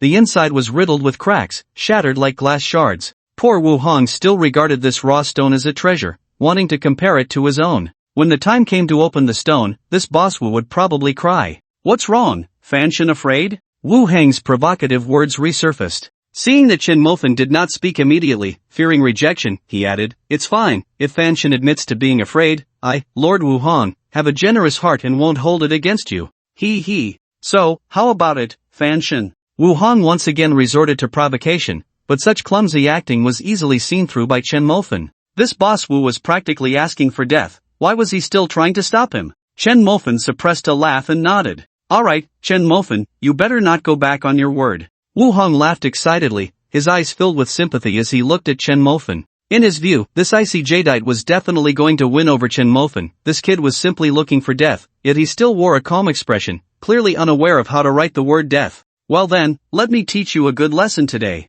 What a ridiculous Fanshin, he seems more like a country bumpkin. Wu Hong smiled proudly and raised his bidding paddle. The second raw stone was smoothly acquired by Wu Hong, ultimately selling for 7 million. With it in hand, the smile at the corner of Wu Hang's mouth was impossible to suppress. Chen Mofan, I heard you've never lost since becoming famous? Well then, I'm sorry, but this undefeated legend is going to be ended by me today, ha ha ha. Wu Hong laughed loudly, pointing at the still present person in charge behind him, boasting, Go, have them open my raw stone and send it over. The person in charge dared not refuse, and after seeing Chen Mofan nod in agreement, quickly left the private room. Chen Mofan, how can I thank you? 10 billion, what do you think I should buy with this 10 billion? Wu Hong said proudly, his gaze at Chen Mofan filled with obvious mockery. Watching Wu Hong, whose smile was hard to suppress, Chen Mofan was speechless. Was this guy really that confident? Boss Wu, the results of the stone opening aren't out yet, isn't it a bit too early to be happy? How can you be sure you'll win?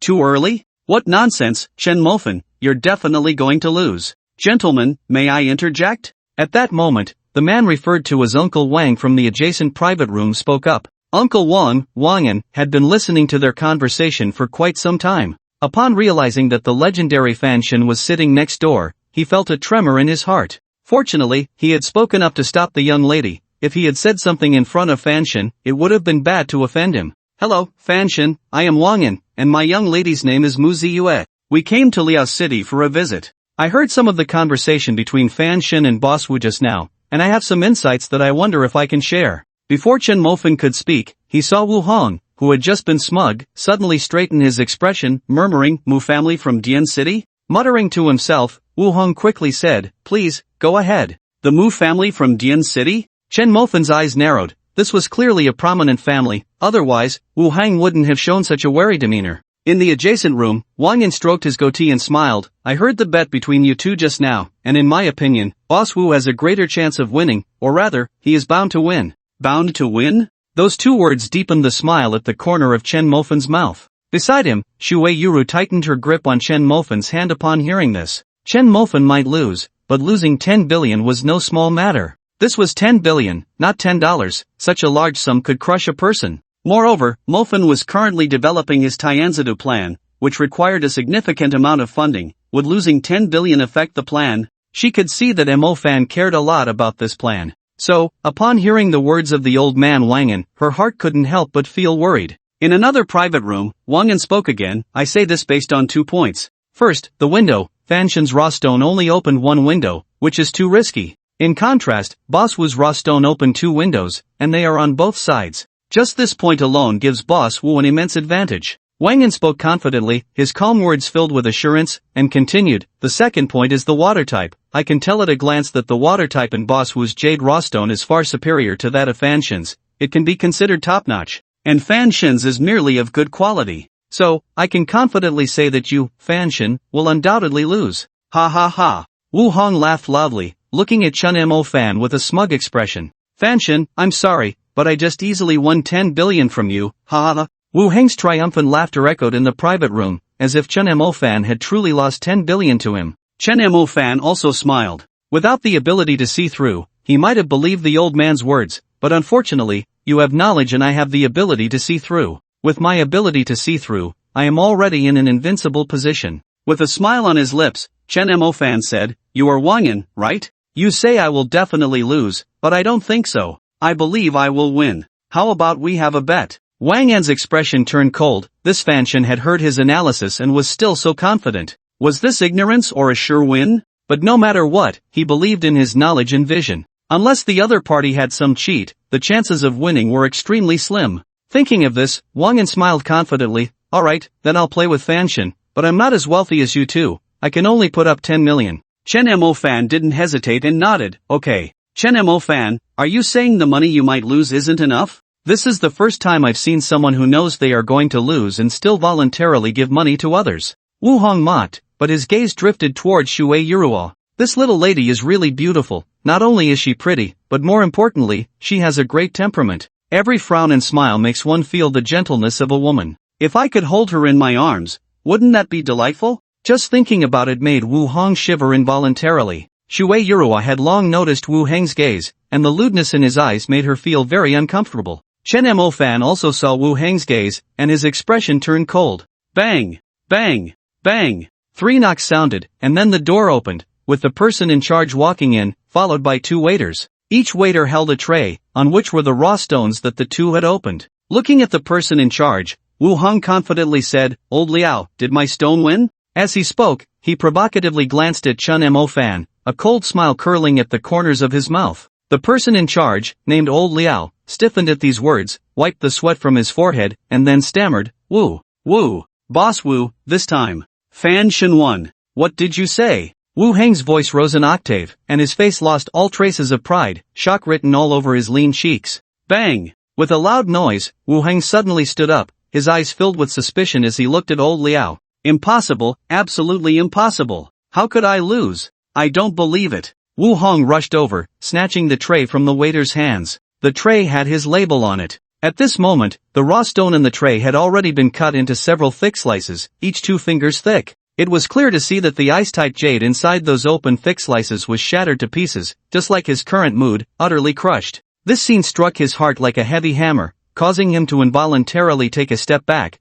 nearly collapsing onto the ground. Impossible, impossible, this isn't real, you must have switched it, right? Wu Hong roared, grabbing Old Liao by the collar, his face twisted in extreme anguish. As a jade tycoon, losing a few million in jade shouldn't have caused him to lose his composure like this. Just a few million, he could afford that. But the key was that he had a bet with Chen Mofan, a raw stone worth 1 billion. 1 billion, that was 1 billion. Thinking of this, his heart bled. He had originally planned to use this 1 billion to purchase a batch of jade, but now, it was all in vain. This time, it meant he was giving away money to Chen Mofan for nothing. Wu Heng's roar clearly reached the private room on the right. From the sound of the roar, Wang Yin could easily deduce that he had lost. He actually lost? Wang Yin felt incredulous. He actually lost? His heart was filled with bitterness. He was starting to doubt whether everything he had seen and learned over the years while following the Mu family and engaging in the jade trade was all a lie. Or was it that this Mofan's luck was truly that strong enough to overturn any advantage? Or perhaps this person's insight was far superior to his own, seeing things he couldn't, which is why he won this bet. Wang Yin couldn't make sense of it, and the cost of his confusion was a loss of 10 million from his retirement fund. But he was willing to accept the consequences of the bet. He still had that much responsibility. It just couldn't compare to the 2 outside, who were both big bosses, while he was merely a servant of the Mu family. Over the years, relying on the master's rewards, he had painstakingly saved a little fortune, adding up to about 100 million. Now, just like that, a tenth was gone. Damn it! Wang Yan let out a bitter laugh, his face full of sorrow. Please, Mofen, report your card number, I lost. Chen Mofen didn't hesitate at all and directly reported his card number, regardless of whether he was an old man or not. If you want to gamble, you must be prepared to pay the price of losing. Ding, a crisp sound came from the phone, 10 million credited. Although he didn't care much for this 10 million, it could still be considered a trophy.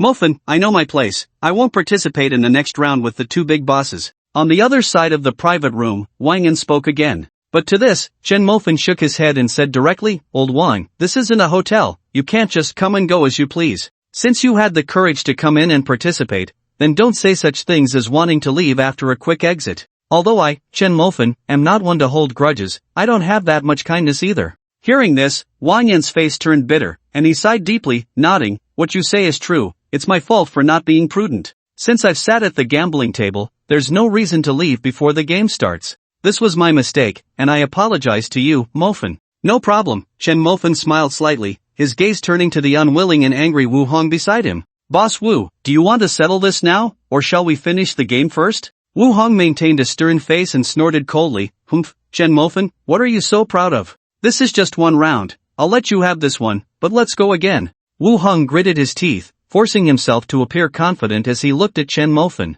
But through his insight, Chen Mofen could easily see that Boss Wu's heart was racing. The second round began. This time, Wu Hong chose first, selecting a piece of imperial green jade with 2 windows. The windows were still good, but the water quality inside was hard to describe, with too many impurities, not transparent at all. Chen Mofen directly chose a piece of ice jade, which far surpassed Wu Hong in both water quality and transparency. The second game was easily won. Lost again? The moment Wu Hong received this news, he was stunned for 5 seconds. After 5 seconds, he clenched his jaw tightly, making a grinding sound. In the third game, the moment he learned he had lost again, Wu Hong's eyes widened in fury, his fists clenched tightly, glaring at Chen Mofen with evident anger. At this moment, he had lost all the grandeur and pride from the first game, resembling a cornered beast, desperately baring his teeth at Chen Mofen. Meanwhile, Wang Yan, as the second and third games began, felt a sharp pain and pulled at his beard. His retirement funds were rapidly dwindling. By the end of the fifth game, Wu Hong was slumped in his chair like a defeated rooster, his face ashen.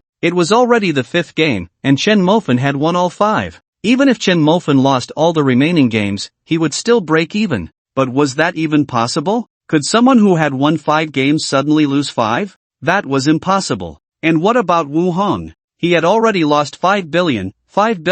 He only had 1 billion in liquid assets left. The rest were all tied up in property. Now, he had to sell assets. Just thinking about it filled Wu Hong with bitterness. He recalled how he had once smugly thought that Chen Mofen was just handing him money. He believed that in the realm of Jade, after years of silence, defeating a rookie like Chen Mofen would be a piece of cake. But the reality was that Chen Mofen had easily outmaneuvered him. He never expected that a rookie could have such a deep understanding of Jade. Deep enough to easily crush him? Ironically, he had just looked down on him. Wang Yan's thoughts aligned with Wu Hong's. If it was luck once or twice, could it still be luck after 4 or 5 times? This Chen Mofen had a mastery of Jade that was absolutely remarkable, otherwise, it was impossible to explain how he could win 5 games in a row. It couldn't be that he was cheating, could it? Realizing this, Wang Yan felt a wave of shame wash over him, remembering how he had just been so self-assured, his face instantly flushed. The happiest of all was Shuei Yurua. She had originally worried that Chen Mofen might lose, but unexpectedly, he had won 5 games in a row. Now, the remaining 5 games could be played freely since they had already broken even. That felt great. In the 6th game, Chen Mofen was winning. Upon hearing this news, Wu Hong showed no hesitation and thudded to the ground, collapsing from his chair and sitting on the floor. At that moment, his face was pale, cold sweat covering his forehead, and his frail body trembled like a little chick. In the 7th game. The 8th game. By the 9th game, Chen Mofen helplessly waved his hand. Qin Ku, help Mr. Wu up. Qin Ku nodded and walked towards the collapsed Wu Hong. At this moment, Mr. Wu was like a puddle of mud, barely able to get up from the ground. 90 billion, had he really lost that much? Wu Hong felt an impulse to harm himself. He wished he could slap himself a few times, thinking, look at you, acting all high and mighty, and now you've lost 90 billion because of it? Damn it! In the 10th game, Chen Mofen was winning, and the moment Wu Hong heard the news, he spat out a mouthful of blood. 100 billion! 100 billion! Wu Hong was filled with regret, hating himself for showing off, for provoking Chen Mofen. Now, all the hard-earned savings he had accumulated were gone in an instant, making him want to cry out loud, disregarding his status. Ironically, he had once boasted about ending Chen Mofen's undefeated legend, only to add another glorious victory to his record. On the other side, Wanyan was almost pulling out all the hair from his goatee. This damn thing, after a lifetime of hard work saving for retirement, suddenly, it's all gone, not even leaving him a damn coffin board. If he were to die right now, wouldn't he just be buried without a trace? Wang felt regret in his heart, regretting why he had to speak out. Just a few words, and he lost 100 million? Nobody ever told him that talking could be so expensive. Now, he deeply understood that famous saying, you can eat whatever you want, but you can't say whatever you want. Look at him, he's the perfect example. The happiest of all was Shui Yuru, as Chen Mofen not only didn't lose but instead made 100 billion. She really didn't expect Chen Mofen to be so good at making money, earning 100 billion in such a short time. Moreover, he knew so much, even about Jade, which was truly surprising. Just as Shui Yuru was still immersed in her joy, on the other side in a private room, Mu Ziyue from the Mu family was staring intently at the auction stage on the first floor. When a stone was pushed out, Mu Ziyue clenched her hands tightly and whispered, "It's finally here." At that moment, the host's voice rose again. The next raw stone to be auctioned is the finale of this auction. After losing all 10 rounds, Boss Wu spat blood and collapsed to the ground. Chen Mofen naturally wouldn't feel sorry for this guy. It was fine if he didn't have enough liquidity, he could use his assets to cover it. He proposed to gamble, so he had to be prepared to pay the price for losing. Moreover, this guy had just shown a lewd expression towards Shui Yuru. Winning 100 billion from him was already enough to justify it. This way, it also made him understand that gambling is harmful. If you want to get rich overnight, you must be prepared to lose everything overnight. Boss Wu signed the agreement and stood up to leave the private room. He just wanted to find a place to drink away his sorrows. However, just as he reached the door, Chen Mofen's voice rang out again. "Boss Wu, please clean up that blood spittle before you leave. Do you think I'm blind, spitting casually on my territory? Shinkup, Boss Wu doesn't know how to clean up, you can help him." Hearing this, Wu Heng's face turned even more bitter. Damn it, if he had known he would have to clean up, he wouldn't have acted so pretentious and spat that blood. Now look, sigh. Dear guests, the next raw stone to be auctioned is the last raw stone of this auction, and it is the finale item, the host said, as the curtain behind him opened, revealing a giant raw stone. This giant raw stone measures an astonishing 10 meters in length, 3 meters in width, 2 meters in height, and weighs 100 tons. Currently known, this raw stone is the largest discovered this year, and it has no windows. It is a true raw stone in every sense. Now, the finale item of this auction, the giant raw stone, is now up for bidding. Starting price is 1 billion, and each bid must not be less than 10 million. As the host finished speaking, a gasp of cold air rose from the audience. Hiss, a giant raw stone weighing over 100 tons, if it's full of jade, wouldn't that be a fortune? What are you thinking? A raw stone this big can't possibly be full of jade, that's too unrealistic. The larger the raw stone, the lower the probability of it being full of jade, it's appallingly low. If this giant raw stone were full of jade, I'd fly upside down. That's not how it works. There are indeed giant raw stones full of jade, but at this price, 1 billion, come on, why not just grab it? 1 billion, who can afford that? Who can gamble on that? I've heard that this giant raw stone has been unsold for a long time. I doubt anyone will want to take it this time. After all, who has the guts to spend 1 billion to gamble on something uncertain? The crowd was abuzz with discussions, and the words spoken were all pessimistic about this raw stone. They said whatever they wanted, but Chen Mofen didn't hear a word. For him, he had a connection and didn't need to guess like they did, just a glance was enough to know. Chen Mofen activated his X-ray vision, directing his gaze at the raw stone, his ability penetrating the stone's skin to see inside. Just one look, and Chen Mofen's right hand suddenly clenched tightly. Inside was actually full jade, and it was the most precious purple jade. More importantly, it was transparent and lustrous, without a single impurity or crack. If he bought this, he would definitely strike it rich. Although Chen Mofen no longer had a desire for money, earning it still brought a sense of joy. Just as Chen Mofen was about to speak, a voice from the right side box, Mu Ziyue, rang out first. 1 billion and 10 million. Inside the box, Mu Ziyue wore a purple Chanel-style short skirt, her long, rounded legs clad in crystal stockings, and on her feet were a pair of purple high heels. Mu Ziyue was incredibly beautiful, but her beauty was different from others. If Wang Jiaoju was cute, Shuiyu was gentle, Yun Moli was mature, and Tang Fei was spirited, then Mu Ziyue was elegant. It was as if she had received professional training. Every movement was so unhurried and graceful. The reason she was interested in this stone and wanted to bid for it was that 3 months later would be her father's 66th birthday. The Mu family had been in the jade business for generations, and her father loved collecting jade, so she wanted to gift him this giant raw stone for his birthday. She had already inquired, and this raw stone had been unsold multiple times. As long as she made a move, she was sure to win it. However, just as her words fell, something unexpected happened. Someone else was also interested in this raw stone, and that person was Chen Mofan. 1,020 million. Since it was confirmed that this raw stone was full jade, Chen Mofan naturally would make a move. Moreover, the money spent counted as the system's, while the money earned counted as his own. Why not seize such a good opportunity? What, does Godfan also have an interest in this stone? Mu Ziyue looked at the screen below, which displayed that Box 3 had bid 1,020 million, and thus asked. Mu Ziyue's voice was crisp and ethereal, like a lark singing high in the branches at dawn. Hearing this, Chen Mofan did not answer but instead retorted, how does Miss Mu also have an interest? The people below said that the larger the raw stone, the lower the probability of full jade appearing. Does Miss Mu want to take a gamble? Mu Ziyue did not answer directly but responded with a non sequitur, everyone is gambling,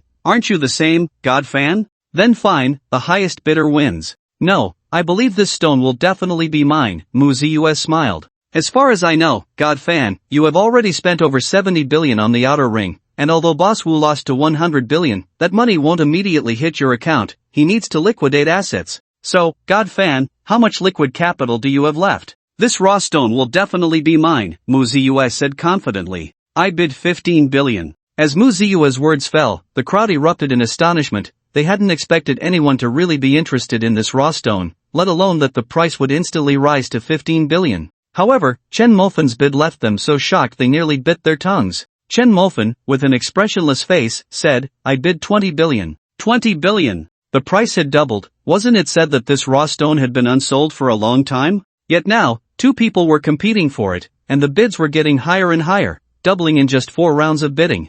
This was too extravagant. Everyone looked in astonishment at boxes 2 and 3 on the second floor. Mu Ziyue was also taken aback. In her estimation, Chen Mofan had already spent over 7 billion, and his liquid assets should be quite limited. But now, he had actually put forth another 2 billion, which left her in shock. It should be noted that her family, the Mu family, was a tycoon in Dian City, a family of jade merchants, yet even they only had 50 billion in liquid assets. That was already quite extravagant. If it weren't for the fact that the jade trade required a large amount of capital, their family would have only set aside 20 billion in liquid assets at most. But now, Chen Mofan had already put forth 90 billion in liquid assets. Previously, when she saw Chen Mofan spend 70 billion, her heart couldn't help but tremble. She couldn't believe how wealthy a person had to be to spend like that. This also made her even more curious about the immense power behind Chen Mofan, which allowed him to control such a vast amount of liquid assets. Gritting her teeth, Mu Ziyue spoke again, Mofan, you truly astonish me, but I will not give up on this stone.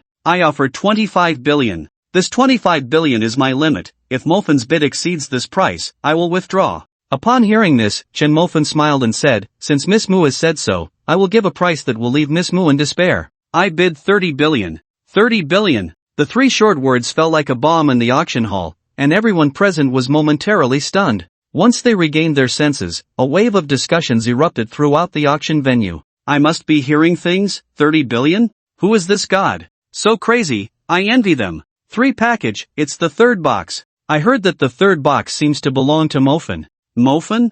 Damn, is this god so carefree? Spent 70 billion on the outer ring and now another 30 billion to gamble on a raw stone, over 100 billion. Is it really necessary to be this fierce? Does Mofan think money is burning a hole in his pocket? Spending like this? I feel like his money will never run out. Casually tossing out 100 billion, this is what life is. I wish I could live such a calm and unruffled life. Voices of discussion rose, and pairs of eager eyes looked up at the 3rd box on the 2nd floor. Only Su Hao and his group had cold expressions, their eyes filled with obvious hostility as they looked towards the 3rd box. However, the fact that Chen Mofan dared to spend 30 billion on this stone filled Su Hao's heart with secret delight. For him, the more money Chen Mofan spent, the better. This way, he would have no ability to compete with him for the development of the old city. At that time, the old city would be his for the taking, and he could just wait to collect money. The host was also stunned for several seconds upon hearing the 30 billion figure before finally reacting. This massive stone had been unsold for a long time, and the host had originally thought it would remain unsold again, but he never expected that not only would it not remain unsold, but it would fetch a sky-high price of 30 billion. The host's hands trembled with excitement because she could earn a commission for every item sold, and this stone sold for 30 billion. Just from the commission, she could earn millions. Just thinking about it made her feel so excited that her body trembled, almost making her lose control. The person in charge, with a beaming smile, quickly walked into the third box. The stone had finally been sold, and the heavy burden in his heart was lifted. Knock, knock, knock. 3 rhythmic knocks sounded, and the person in charge opened the door and walked in, looking at Chen Mofan with a beaming smile. Mofan, congratulations, congratulations. You have successfully bid for the most important item in this auction, and thank you for your support of this auction. Here is your membership card. With this card, you can enjoy a 20% discount at all stores under my company. The person in charge said, respectfully handing over a black diamond membership card. Chen Mofan only glanced at the membership card and nodded. As for the membership, he didn't think much of it, it was just a 20% discount.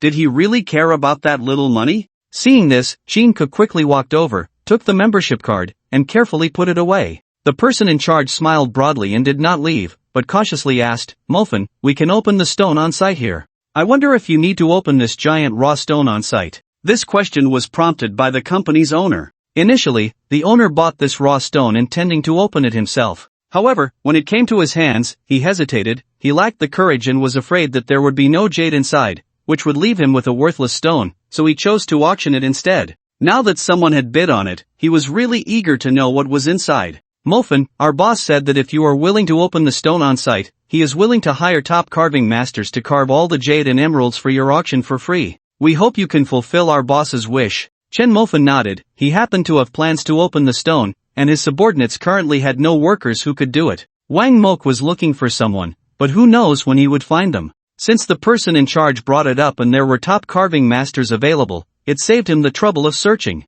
He had already planned to carve this giant purple jade into a scene of galloping horses, placing it at the entrance of their hotel. His first hotel needed to have a grand display, and this piece of purple jade was just right. Nodding, Chen Mofan said, we can open the stone, but do not damage the integrity of the giant stone, just remove the surface skin, as I want to carve something from this jade. Seeing Chen Mofan nod, the person in charge was overjoyed and hurriedly notified the others. However, the person in charge was somewhat puzzled by Chen Mofan's words. He didn't understand how Mofan could be so certain that this stone would contain jade. His tone clearly showed he had full confidence. After the auction ended, the people here originally planned to leave, but upon hearing that Mofan was going to open the stone on site, they all stopped and sat back down, quietly watching. This was a gamble of 3 billion, many people here were worth less than that. But now, Mofan was betting 3 billion on a stone, which was too crazy and exciting for them. Everyone wanted to know what this 3 billion would yield. Even in box 1, Tang Kong and his daughter Tang Fei stood up but then sat back down.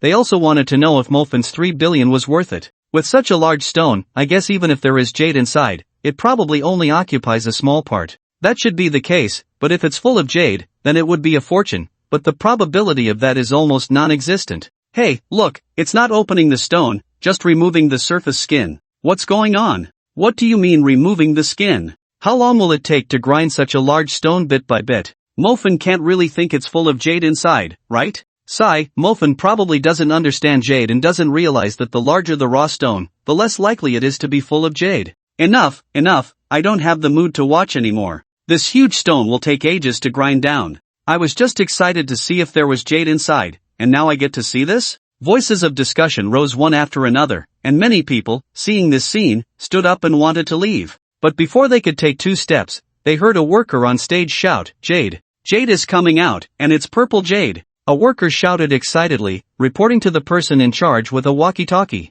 Jade is coming out? The 3 words spread, and disbelief appeared on everyone's faces. How could it have produced jade so quickly? Could it really be full jade, with only a thin layer of stone skin on top? Impossible, absolutely impossible. It must just be some jade on the edges. But if it were full jade, the value of this stone would be astronomical. Just as the crowd was about to leave, they heard a loud shout and turned to look at the stage. At that moment, the camera on stage focused on the window where the raw stone had produced jade, and the image was projected onto the big screen, clearly showing the situation inside. In the displayed image, a hint of purple suddenly appeared in the dark green stone. Under the lights, that purple was lustrous and transparent, without a trace of impurities. It was obvious that this was top-quality purple jade. Just from this corner, everyone's breathing became rapid. Not to mention anything else, just this corner alone had instantly doubled the value of the massive stone. A window of purple jade weighing over 100 tons had a much louder name than 100 tons of raw stone. The reason people dared not bid on this raw stone was that they were uncertain whether there was jade inside,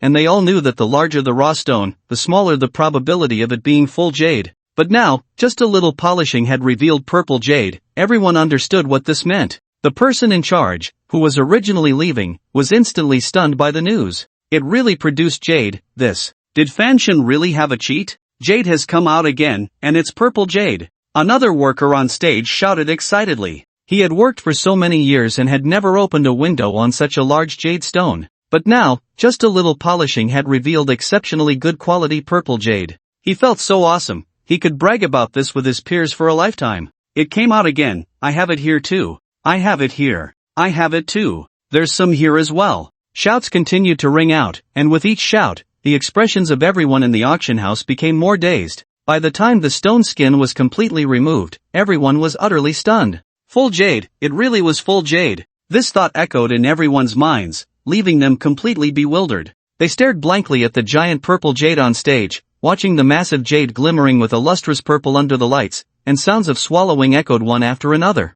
Accompanying the sounds of swallowing were greedy gazes. Such a huge piece of purple jade with such excellent quality had never appeared in all these years. This was a king of jade. It broke multiple records in the jade industry and became the best in the world. They all understood what this meant. It meant that its value could not be measured in money. The guests on the first floor were dumbfounded, looking at the jade stone with eyes full of greed. Previously, they had all speculated and were certain that this massive stone could not be full jade. Now, with the truth before their eyes, they all regretted not going all in, even if it meant going bankrupt, just to buy this jade stone. Now, they could only look at the Jade King on stage with envious and greedy eyes. Suha watched this scene, stunned for a full 10 seconds. The next second, his expression suddenly turned fierce. He kicked over the chair in front of him, breathing heavily in anger. The value of this jade stone was too great. Even if he took over the old city, how many billions could he make? But now, a single stone had thwarted all his hard calculations and plans. This was simply unacceptable. It was like working hard all day moving bricks, finally earning $100, only to turn around and see someone who had been comfortably dazed all day without earning a cent. But that person turned around and picked up $100. How the hell could you balance that in your heart? Suhao's heart was in turmoil. He felt a pang of jealousy and envy, so intense that he wanted to smash the auction house. What was the point of this auction? Now, it was all going to that brat Chen Mofan. More importantly, with such a large Jade King, how much could it fetch if sold? If Chen Mofan had the intention to develop the old city, holding such substantial capital, how could he possibly compete with him? Damn it! Suhao cursed, his face flushed with anger. Behind him, Chen Xiaokuan, Lei Hu, and others wore equally awkward expressions. They couldn't understand. Was Chen Mofan the son of fate? Why did all the good things go to him? Wu Hong, who was about to leave, also witnessed this scene and was so furious he nearly spat blood again. He realized that Chen Mofan had struck it rich at this auction. First, he won 100 billion from him, and now he had obtained this Jade King. Just from this one auction, the profits were astronomical.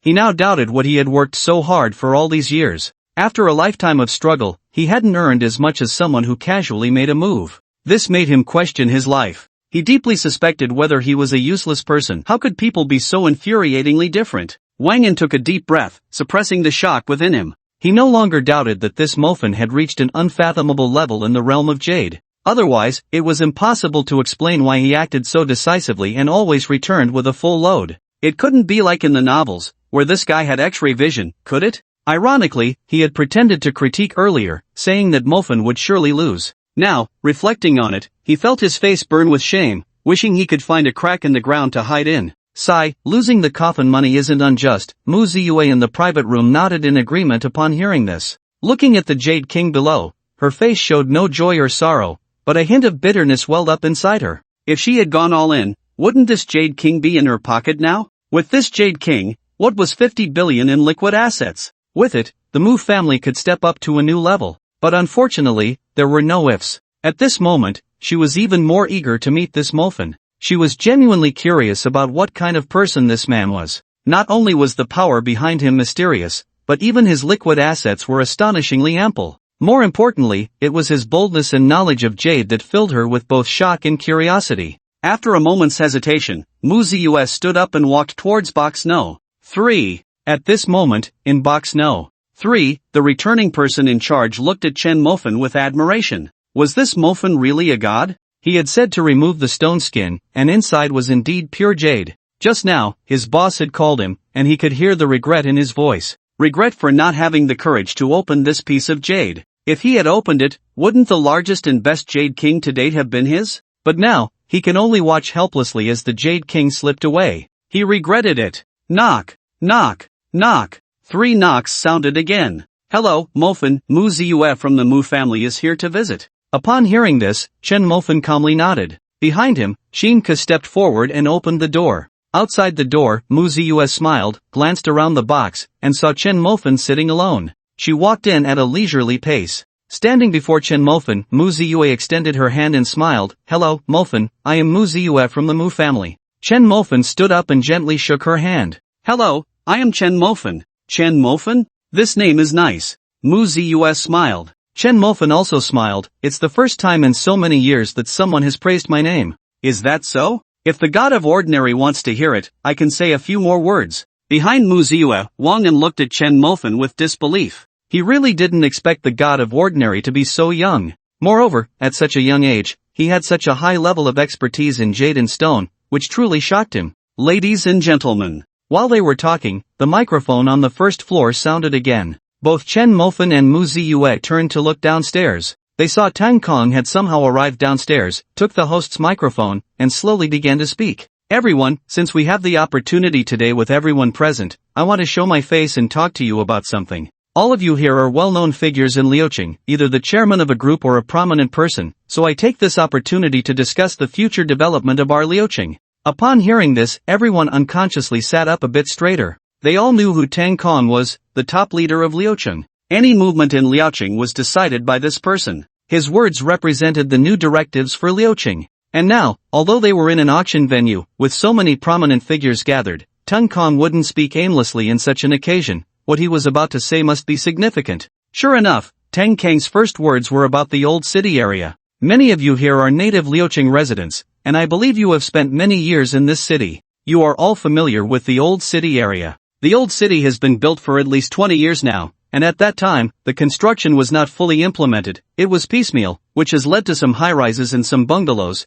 and even now, many have become dangerous buildings. Based on this, after discussions with the leaders of Liuqing, we have decided to carry out a comprehensive renovation of the old city area. Renovating the old city area? Tang Kang's words stirred up a huge wave of discussion in the auction hall. They all knew that the old city area should have been renovated long ago. But this year, the leaders of Liuqing had not leaked a word about it. Now, with Tang Kang's direct announcement, they were caught off guard. Everyone knew the old city was a big cake. If one person swallowed it whole, they would definitely profit immensely. But now that it was announced, it was clear that he wanted everyone to compete for it. Su Hao's face instantly turned ugly upon hearing Tang Kang's words. He had been eyeing the old city area for a long time, originally planning to nibble away at it bit by bit to take this big cake, but unexpectedly, before he could even make a move, Tang Kong had taken the cake and placed it in front of everyone. Now, if he wanted to eat, he would have to fight even harder to grab it. Chen Mofan, however, smiled. He wasn't afraid of competing, he was afraid of not competing.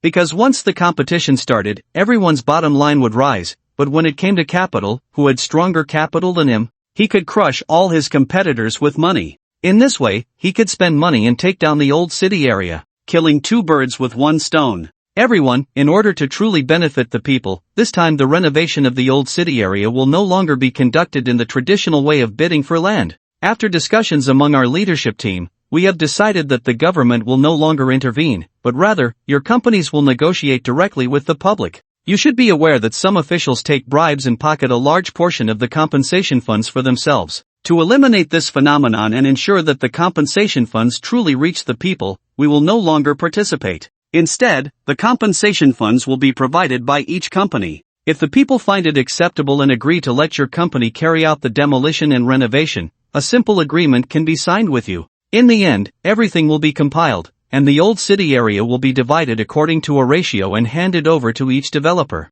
As Tang Kang's words fell, many people's expressions changed. They understood very well what this statement meant. In the past, when they wanted to develop a certain area, they would directly build good relationships with the leaders, give gifts, and use connections. If the leaders were pleased, they would wave their hands and directly contract the land to them. This way, the amount of compensation could be decided directly between the company and the leaders. But now, letting the company negotiate with the public means that with so many companies competing, if you can't offer a high compensation, who would allow your company to carry out the renovation? In this case, if you want to take a piece of the pie, you have to put in more. Damn, is Tang Kong out of his mind? Suhao suppressed his voice and cursed angrily, his face dark. Since arriving in Liao City, he had already started secretly contacting a leader and had spent quite a bit of money for it. But now, with Tang Kang's one sentence, all that money had gone down the drain. Suhao gritted his teeth in hatred. Chen Mofan, however, smiled even more happily. He wasn't afraid of you spending money, he was afraid you didn't spend enough.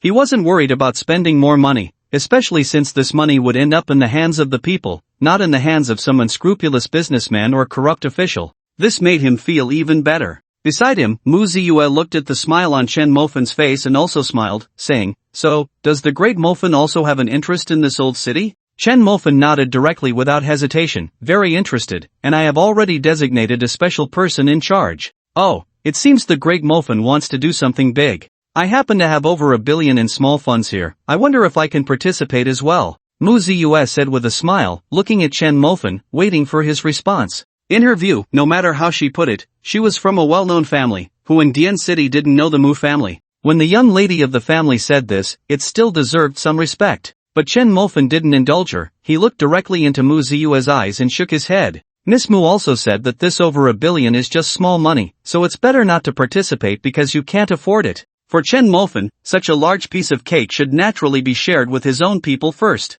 Who is Mu Ziyue? You want to share this cake too? Do you deserve it? Mu Ziyue's expression stiffened. She didn't expect Chen Mofan to refuse so decisively, and the implication in his words clearly showed he looked down on this over 1 billion, which sparked her competitive spirit. Then I'm curious, what amount in the eyes of the great Mofan is considered affordable? If the profits are considerable, how much would the great Mofan invest? Our Mu family can also co-invest. This is also our Mu family's way of showing goodwill to the great Mofan, wanting to make a friend. Mu Ziyue knew very well that there must be substantial capital behind Chen Mofan, otherwise, he couldn't possibly have such terrifying liquidity. It would be wise to befriend such a giant. In business, having one more powerful friend is much better than having one more powerful enemy. Perhaps one day when you encounter difficulties, that friend could easily pull you out of the mire. But what Mu Ziyue didn't expect was that Chen Mofan smiled. Miss Mu, I can tell you that the profits are considerable, but I still stand by my words, you can't afford it.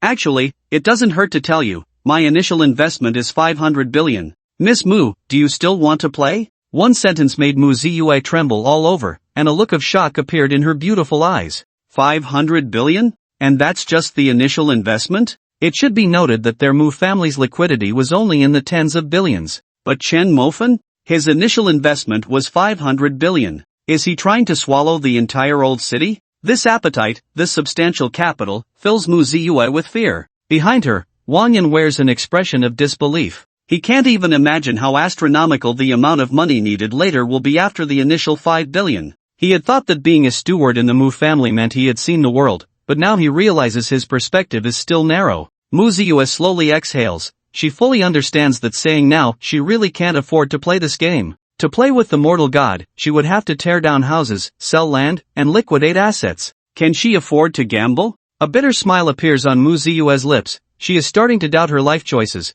and no one ever told her that the threshold for making friends could be this high. The mortal god truly lives up to the name. Today, Ziyue has gained some insight. Miss Mu, you are too polite. If there is an opportunity in the future, I hope we can collaborate. Mu Ziyue nodded. She had come not only to make a friend in Chen Mofan but also to secure that piece of Jade King. But now, it seems better to abandon that thought. Chen Mofan doesn't need her small change. With both matters unresolved, Mu Ziyue felt there was no need to stay here. Mortal god, although the business didn't work out, I still hope we can become friends. If you have time, I hope you can come to Dian City. I will definitely treat you well. Chen Mofan nodded, and after exchanging WeChat contacts with Mu Ziyue, she and Wang Yan left. Below the stage, Tang Kong was still speaking. The gist was that if a company wanted to participate in the renovation of the old city, it must undergo verification by their government department. Only after the company was deemed capable could it enter the old city, to avoid some shell companies obtaining the community's consent for renovation and then subcontracting the work.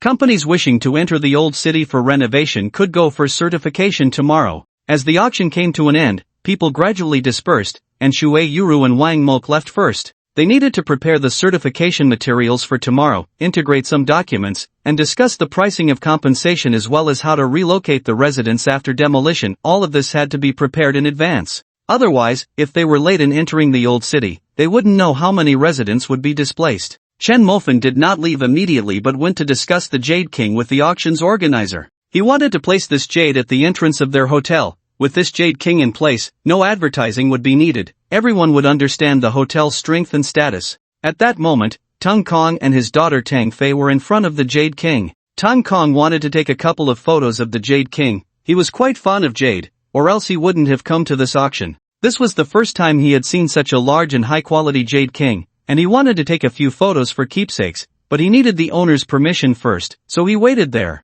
When Chen Mofen arrived, Tang Fei waved at him with a smile. Chen Mofen, we meet again. I really didn't expect you to be so lucky to have unearthed a Jade King that is rarely seen in 100 years. That's impressive. Tang Fei smiled and gave Chen Mofen a thumbs up. Chen Mofen smiled back, just lucky. He then looked at Tang Kong, extended his hand, and spoke in a calm and natural tone. You must be Uncle Tang. It's a pleasure to meet you. My name is Chen Mofen. Tang Kong extended his hand and smiled. Tang Kong, Tang Fei's father. Hello, Chen Mofen. He then joked, I really didn't expect the famous mortal god to be so young. This surprises me. But being young and accomplished, to earn wealth that others can't touch in a lifetime right off the bat, is quite impressive. Chen Mofen smiled. He understood very well that what he relied on was the system. With a cheat, he could succeed in everything. But he would never say this. His trump card would always remain hidden. After a moment of thought, Chen Mofen smiled and asked, Uncle Tang, standing here in front of the Jade King, you must have something to say to me, right?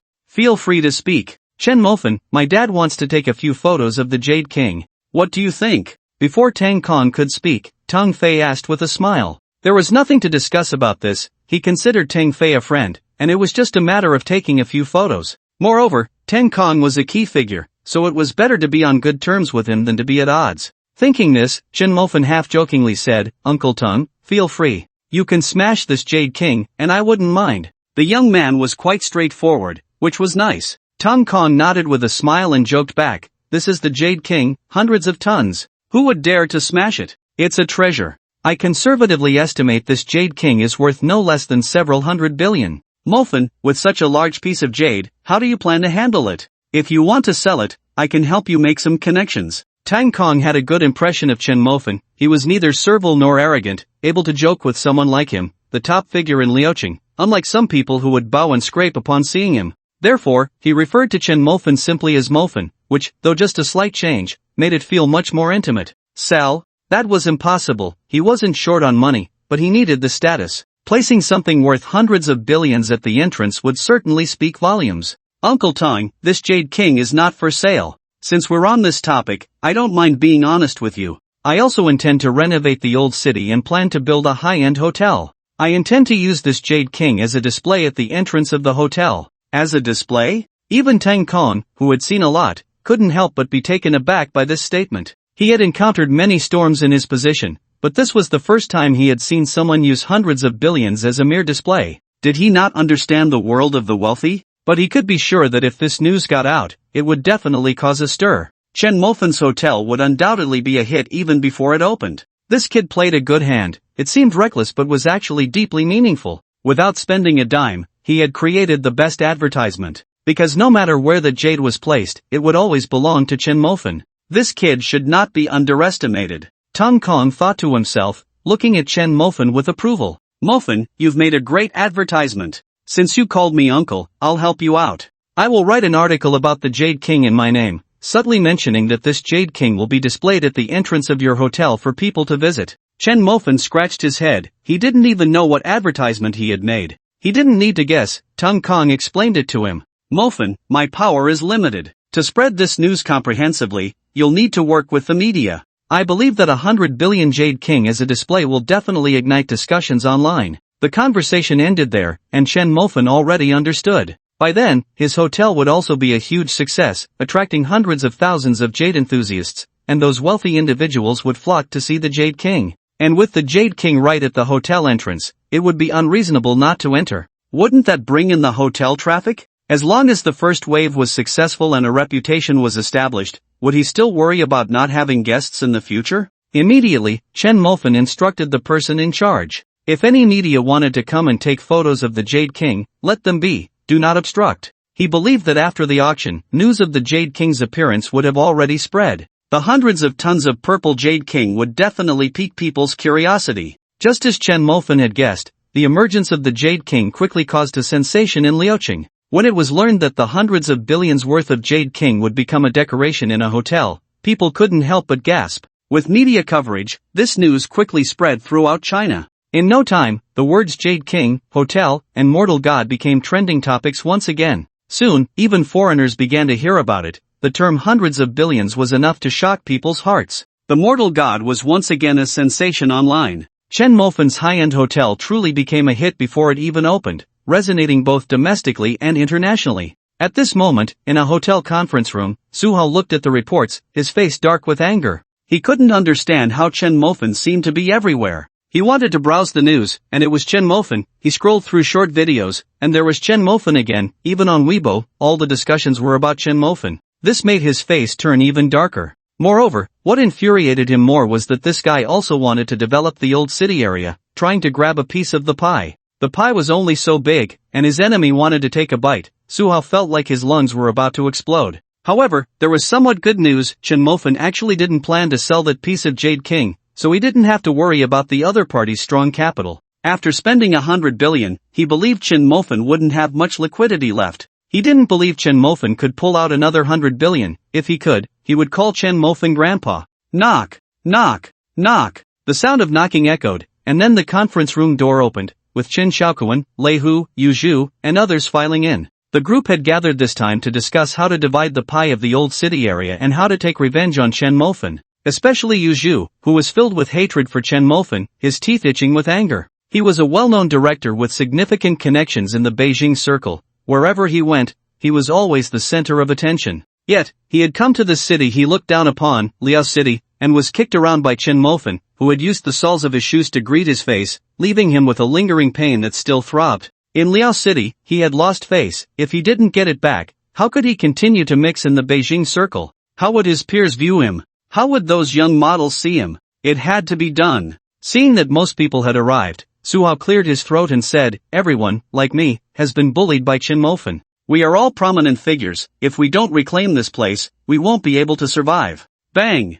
I agree with what Su Xiao said. After thinking for 2 seconds, Chen Xiaokuan added, I heard Chen Mofan also wants to develop the old city area to get a share of the pie. Lei Hu and I still have some connections in Liao City. Tomorrow, we will send our subordinates to spread the news. Say that Chen Mofan has already spent 100 billion and lacks funds. He wants to participate in the demolition and reconstruction of the old city area just to pull a fast one. The residents of the old city are mostly people who have never seen the world. They believe in rumors. With these rumors circulating, the residents of the old city will definitely be afraid to sign the renovation agreement with Chen Mofan. Su Hao nodded. As long as Chen Mofan returned empty-handed from the old city area, he would have the confidence to take it over. At that time, his influence in the Su family would be even greater, allowing him to use the Su family's resources to suppress Chen Mofan. Just then, the resources from their Su family had already arrived. 100 billion in funds had been transferred, and 20 people had been dispatched, all mercenaries. I think we can also get that leader to lend a hand, Lei Hu chimed in.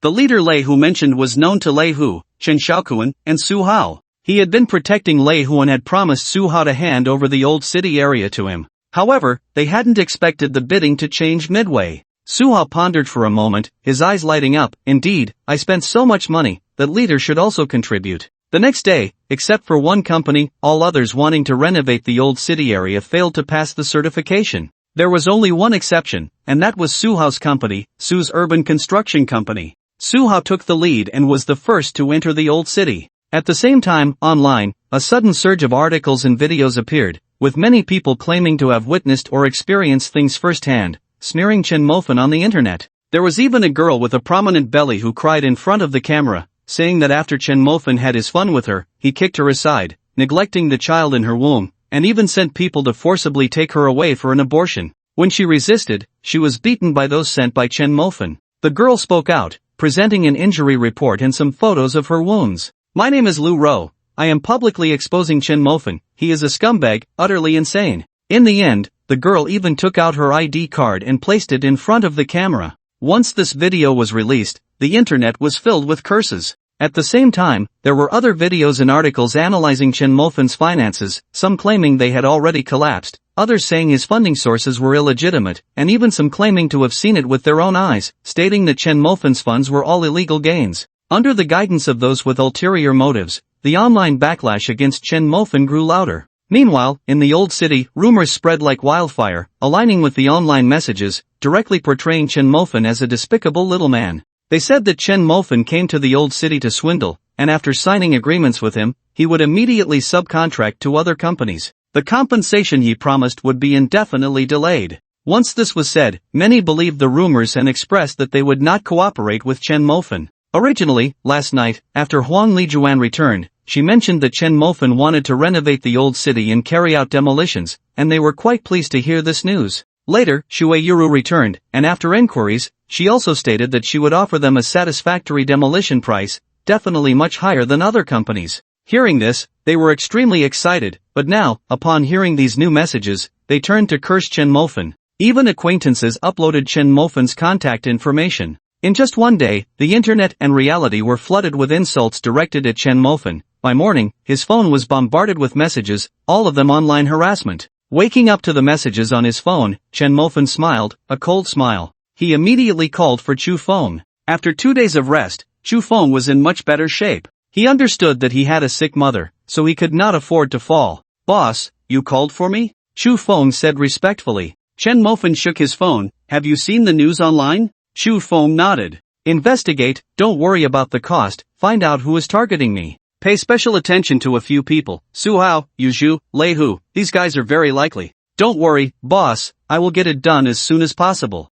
After Chu Feng left, Wang Moqiai knocked and entered. "Boss, our qualification review did not pass, only one company passed, which is Su Hao's. It is said that a leader is blocking us because Su Hao gave him some money. Should we also give him some?" Wang Moqiai asked tentatively. "Give him money?" Chen Mofan laughed. "Sure, I'll give him an astronomical sum that he cannot refuse, but you need to record the whole process. After it's done, report him directly. I have no demands, just one thing. He should never come out of prison in this lifetime." Wang Moqiai nodded. This was easy to handle. As long as the amount reached a certain level, he would never think of getting out. Such corrupt officials are the most detestable. One less is one less. "By the way, old Wang, go acquire a media company. Without a media company, we are too passive." Wang Moqiai nodded again, but then his expression hesitated. After several attempts to speak, he finally said, "Then boss, what about those trolls and people smearing you online? Should we find someone to handle public relations?" All morning, Wang Moqiai had watched the news and videos, knowing that Chen Mofan was almost universally criticized online.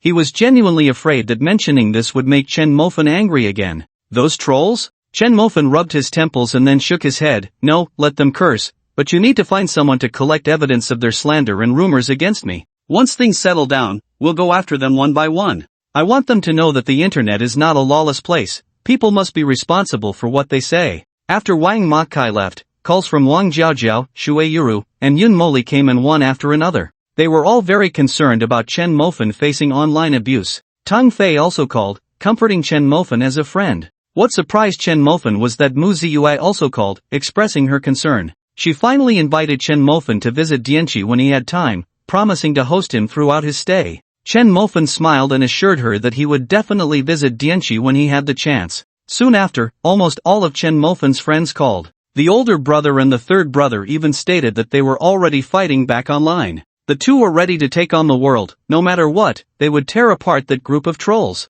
Chen Mofan felt touched by these two brothers. They were really good to him, always the first to rush to his side no matter what happened. Now that he was facing online abuse, they were the first to step up and draw fire away. For this alone, Chen Mofan felt that his time in college was not wasted. At least he had made two friends. By the afternoon, Wang Moqiai sent a message saying that the qualification certification had been approved. Shui Yuru then led her team to settle in the old city. Unfortunately, by the end of the morning, rumors were flying everywhere. and everyone knew that Chen Mofan's funding chain had broken, that he had come here empty-handed. Moreover, according to online news, they learned that Chen Mofan's character was so despicable that no one was willing to sign a renovation contract with them. In contrast, things were progressing exceptionally smoothly for Su Hao. With the reputation of the Chen Xiaoquan family, many were willing to trust Su Hao. In just one morning, Su Hao had already secured 1/10 of the users in the old city, and the momentum was growing stronger, hinting at a trend of taking over the entire old city. In the old city, Shui Yuru had already set up her platform.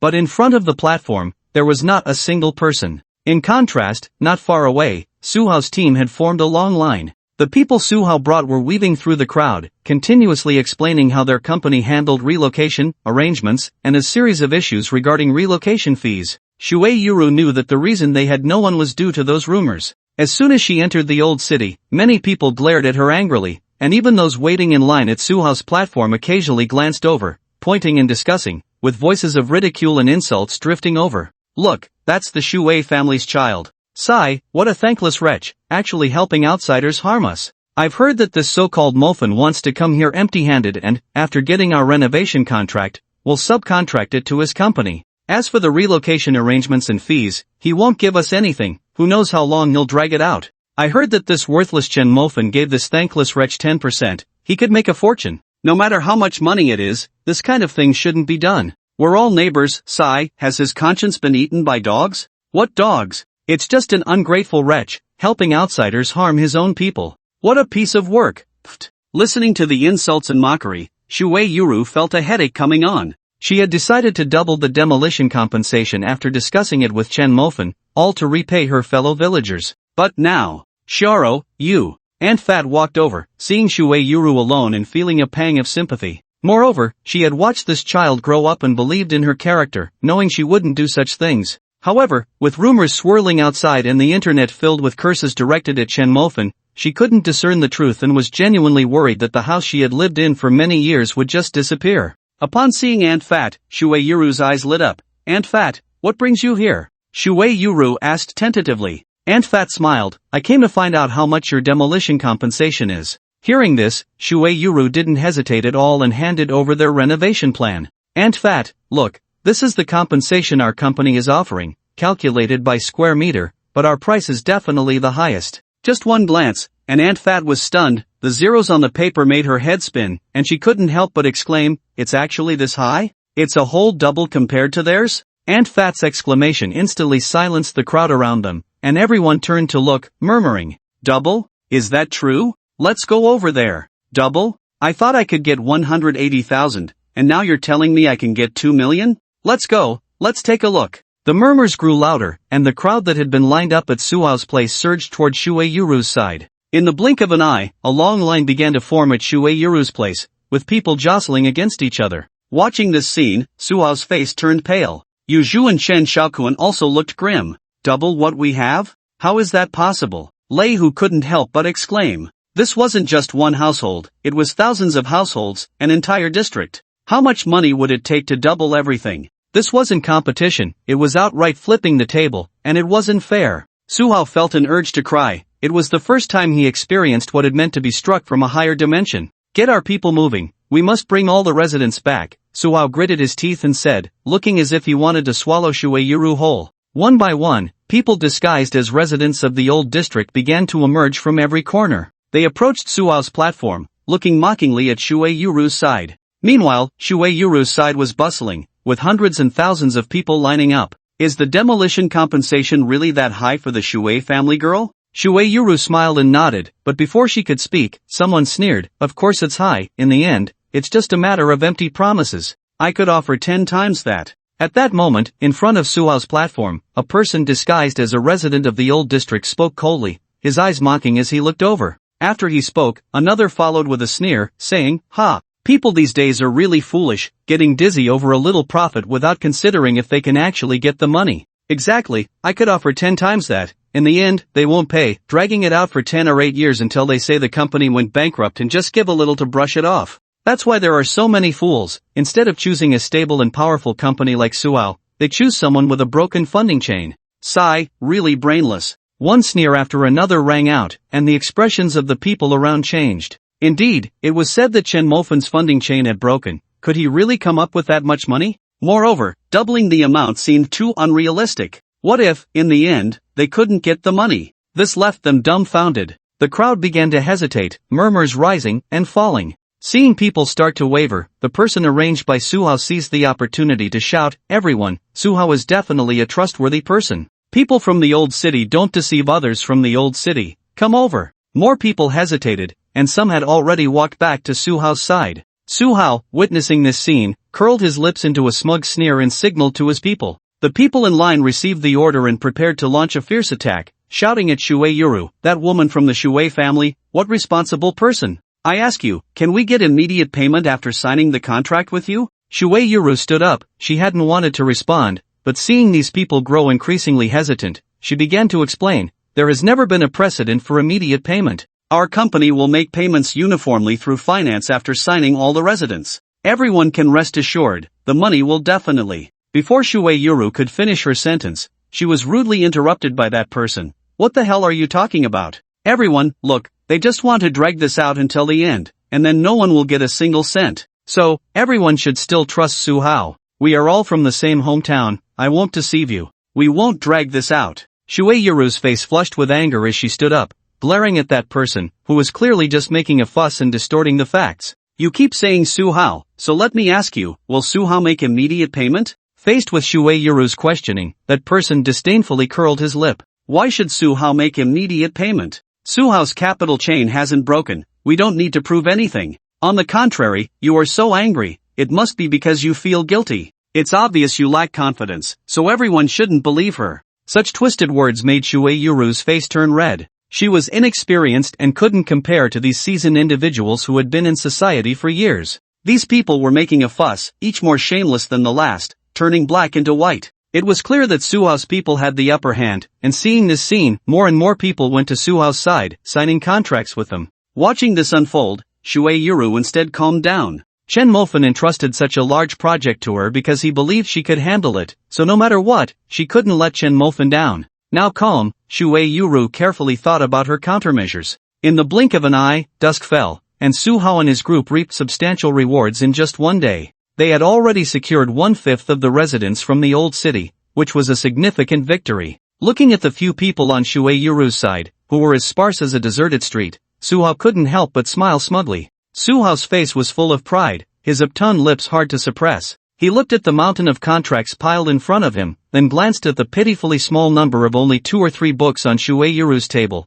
and he laughed arrogantly. "People should think more, pigs don't think, so they only have the fate of being eaten. Don't you think so, Miss Shui?" Suhao said mockingly, looking at Shui Yuru with a smug expression. Behind him, Yu Zhu, Lei Hu, and Chen Xiaokuan also wore expressions of pride. Damn, was it easy? Each of them had sparred with Chen Mofan at least 2 or 3 times. But what was the result? Each time they had been suppressed. Now, finally, they could turn the tables and see Chen Mofan's expression of defeat. That expression would surely be delightful, they could hardly wait to see it. Seeing Shui Yuru silent, Suhao lit a cigarette and walked over, holding it in his mouth. "Miss Shui, you've only signed 3 contracts, how did it end up so pitiful? Do you want me to give you a few? Or, you could discuss it with Chen Mofan, he shouldn't even think about the old city. I can buy these 3 contracts. Don't worry, I'm Suhao, generous as ever. Whatever you spend, I'll cover it. I guarantee you won't lose anything. How about that, ha ha ha." The harsh laughter echoed,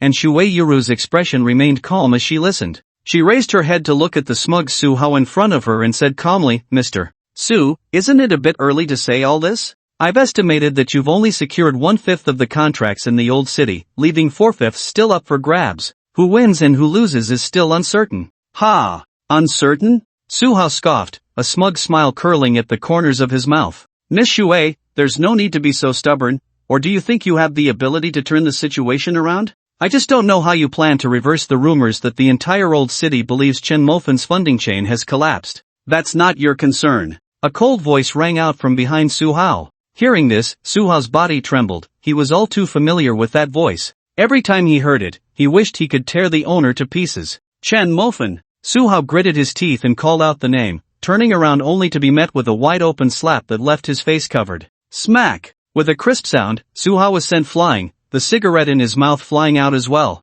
Suhao blared at Chen Mofen, his face twisted in rage. Another slap, and his face had just started to swell down, now it was swollen again. Did Chen Mofen just enjoy slapping others in the face? He never hit anywhere else? But Chen Mofen? Time and again, did he really treat his face like a doormat? Slap after slap. Today, he was determined to let Chen Mofen know that Suhao had a temper too. His expression twisted in fury, Suhao turned and roared, "Damn it, give me." But before he could finish, he was stunned. How had all the 20 or so mercenaries his family had sent to support him fallen? Chu Feng and the others had stepped on one, and those mercenaries were all lying obediently on the ground? Suhao was completely dumbfounded. Did they really have to act so quickly? Was this pre-arranged? Watching his subordinates being trampled, Suhao once again faced reality. The rage on his face slowly faded, replaced by an awkward yet polite smile. "Brother, my face is just a doormat, feel free." Suhao was a smart man, he understood that the more he resisted, the more excited the other party became.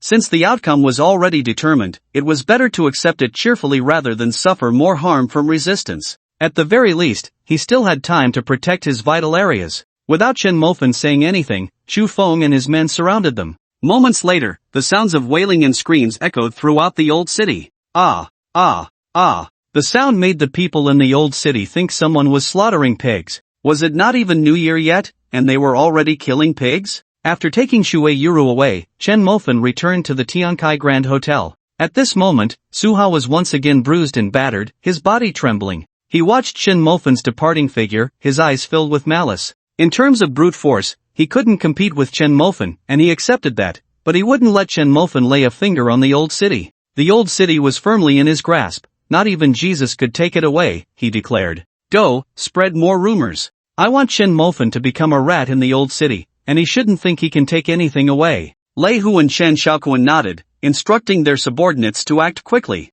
At that moment, Yu Zhu also spoke up, "Then I'll make the online discourse even stronger," turning Chen Mofen into a target of public criticism. On the other side, in the Tiankai Grand Hotel, the members of Nightfall had all arrived. The first phase of the Nightfall plan had encountered setbacks, and they were all concerned. In the top-floor conference room, everyone looked at each other, and no one spoke. Seeing the situation, Shui Yuru tightly clenched her fist, her face showing hesitation and shifting expressions. Throughout the afternoon, she pondered for a long time and had already devised a plan that could turn the tide in their favor. However, this plan could not be accomplished alone, it required the people present. But she was unsure if these wealthy second-generation heirs would listen to a mere girl like her or grant her this favor. Thus, she felt quite conflicted. Beside her, Chen Mofen watched the scene and smiled. It was clear that the girl had something to say but was uncertain about voicing it. Thinking of this, Chen Mofen patted Shui Yuru's hand and whispered, "You are the person in charge of the Tianzidu plan. I believe in you. Don't worry about failure, if it can't be resolved, I'm here." Shui Yuru nodded vigorously, summoning her courage to stand up. After surveying the room, she slowly began to speak. "Everyone, the Tianzidu plan has encountered such a significant setback, and as the person in charge, I cannot escape responsibility, but I will not speak of retreat. On the contrary, I need your help." Mofen once said that after the Tianzidu plan was implemented, all members of the Nightfall, regardless of manpower, financial resources, or connections, must unconditionally support the Tianzidu plan. Now, in my capacity as the person in charge of Tianzidu, I am asking for the resources you have. First, Long Outyan, Baiyu, Zheng Chang, Li Tiankai, Wang Zhe, you are all wealthy second-generation heirs from Liuqing with abundant resources. I require you to use whatever connections you have to raise 1 billion cash for me by tomorrow morning. Then, continue to gather funds, even if you have to empty the banks, you must prepare another billion for me by tomorrow morning. This 20 billion in funds, I will later notify the finance department to transfer to your accounts.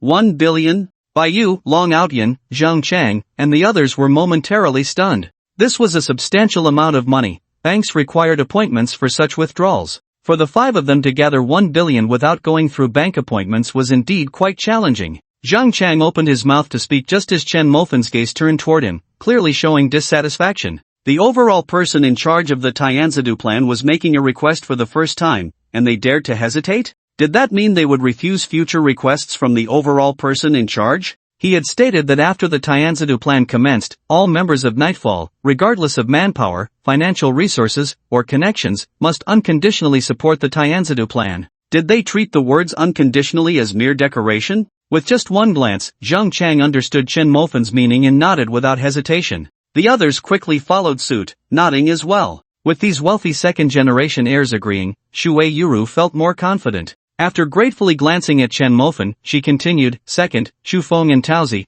both of you have some subordinates. I need you to send them to the Old City. Su Hao has a group of people disguised as residents of the Old City, spreading rumors to slander us and elevate Su Hao. I need you to find and control these people. Right now, they are spreading the rumor that our funding chain has broken and that Chen Mofan is coming to the Old City to pull off a scam. I can debunk this rumor, but what if they have other rumors prepared? I can't afford to take that risk, so once you enter the Old City, you must control them immediately, understand?" Shu Feng and Taozi stood up and nodded. "Don't worry, Miss Shui, this matter is in our hands." Satisfied, Shui Yuru then looked at Yang Kong. "Third, Yang Kong, I remember your family is in real estate. Tomorrow, you need to find me people who are familiar with this area, the more, the better. Because tomorrow I should sign a lot of contracts, and with insufficient personnel, efficiency will be greatly compromised. So I need enough people. Tomorrow I want to take down the remaining old town." Yang Kong nodded without hesitation. He knew very well that the more effort he put in now, the more he would gain when it came time for dividends.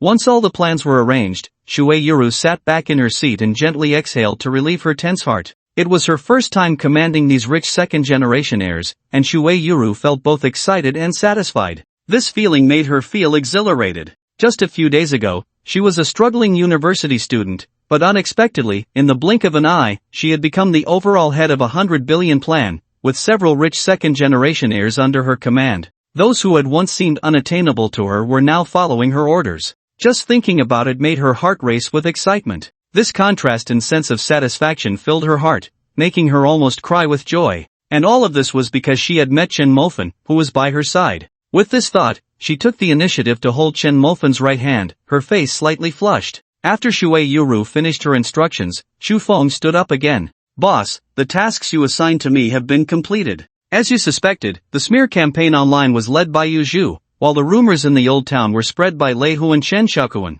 Chen Mofan nodded, his gaze turning to Wang Mok. Seeing this, Wang Mok stood up and said, "Boss, according to your instructions, I have sent people to monitor those who are spreading rumors and smearing you online. We have now collected evidence, and it can be confirmed that they are suspected of defamation, spreading false statements, and framing others, among other charges. As long as we want to sue, what awaits them will be compensation, detention, or imprisonment. Additionally, I am currently negotiating the acquisition of a media company, and there will be results soon." Chen Mofan nodded and said, "Good, tomorrow let Uncle find each of these rumor mongers one by one. I have only one requirement, no matter how much it costs, the most important thing is to catch them all. I want everyone to know the price of defamation. Moreover, whether it's Yu Zhu or Lei Hu, I originally just wanted to teach them a lesson. But these two really think I, Chen Mofan, have no temper. Both of them have dirty hands. Collect evidence on them. Even if I have to throw money at it, I want their criminal evidence." That night, Lu Ro, the girl who had smeared Chen Mofan and was now heavily pregnant, started another livestream. This time, she had someone splice together many chat records. In the livestream, she claimed that these were her chat records with Chen Mofan. She displayed the chat records in the livestream. The chat records showed how many sweet nothings Chen Mofan had said to her. Later, after he got bored with her, he insulted and humiliated her. Once these chat records were revealed, they completely ignited the livestream. The chat room was filled with curses directed at Chen Mofan. "Damn, I really didn't see it coming. This dog Chen Mofan is so shameless. After getting a girl pregnant, he just kicked her aside. I can't believe I once regarded him as an idol. It's really disgusting. Ugh. This guy Chen Mofan still has the nerve to call himself Fan Shen. I think he should be called Dog Shen. This kind of person relies on money to do whatever he wants. What the hell is he? We must persist in resisting Chen Mofan and make him understand what the power of the people is. Yes, not only should we resist, but we should also demand that the state take a stand. How can someone like this still roam free? We must be given an explanation.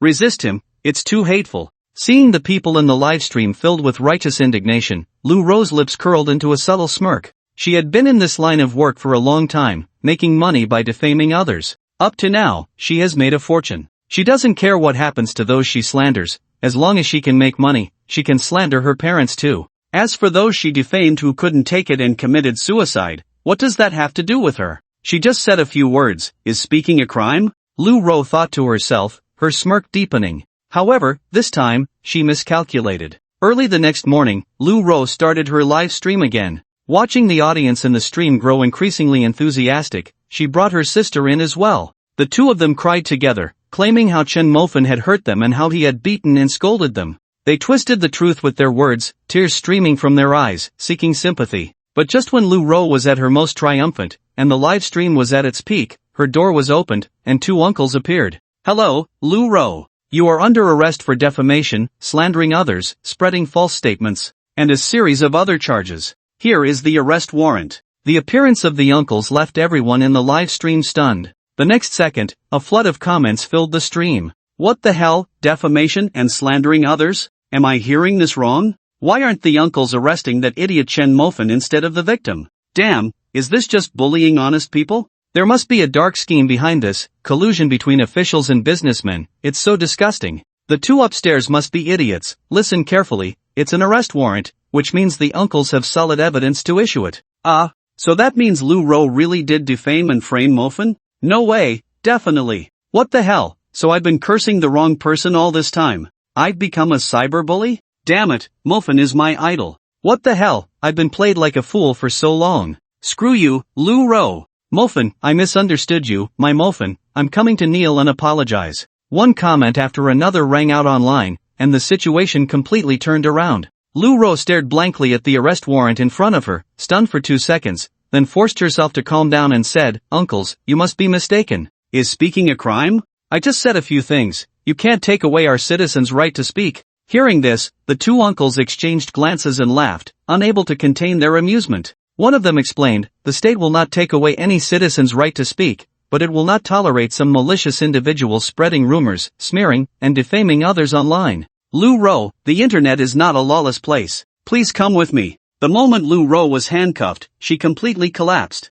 Her face turned pale, her teeth chattered, and her expression was filled with fear, she could barely stand. Meanwhile, similar events were happening everywhere, and everyone who had defamed and smeared Chen Mofan was being taken away one after another. Each of them wore a look of terror, some even so scared they wet themselves. The next day, Shui Yuru led her team back into the old city. Yesterday, she had lost thoroughly in her first confrontation with Su Hao, but today, she was determined to reclaim everything she had lost. At that moment, Su Hao had bandages wrapped around his face and was leaning on a crutch, looking quite pitiful. Yet even so, seeing Shui Yuru return, he hobbled forward a couple of steps, leaning on his crutch, and mockingly taunted, "Miss Shui really is getting braver with each setback. So, are you here to humiliate yourself again today?"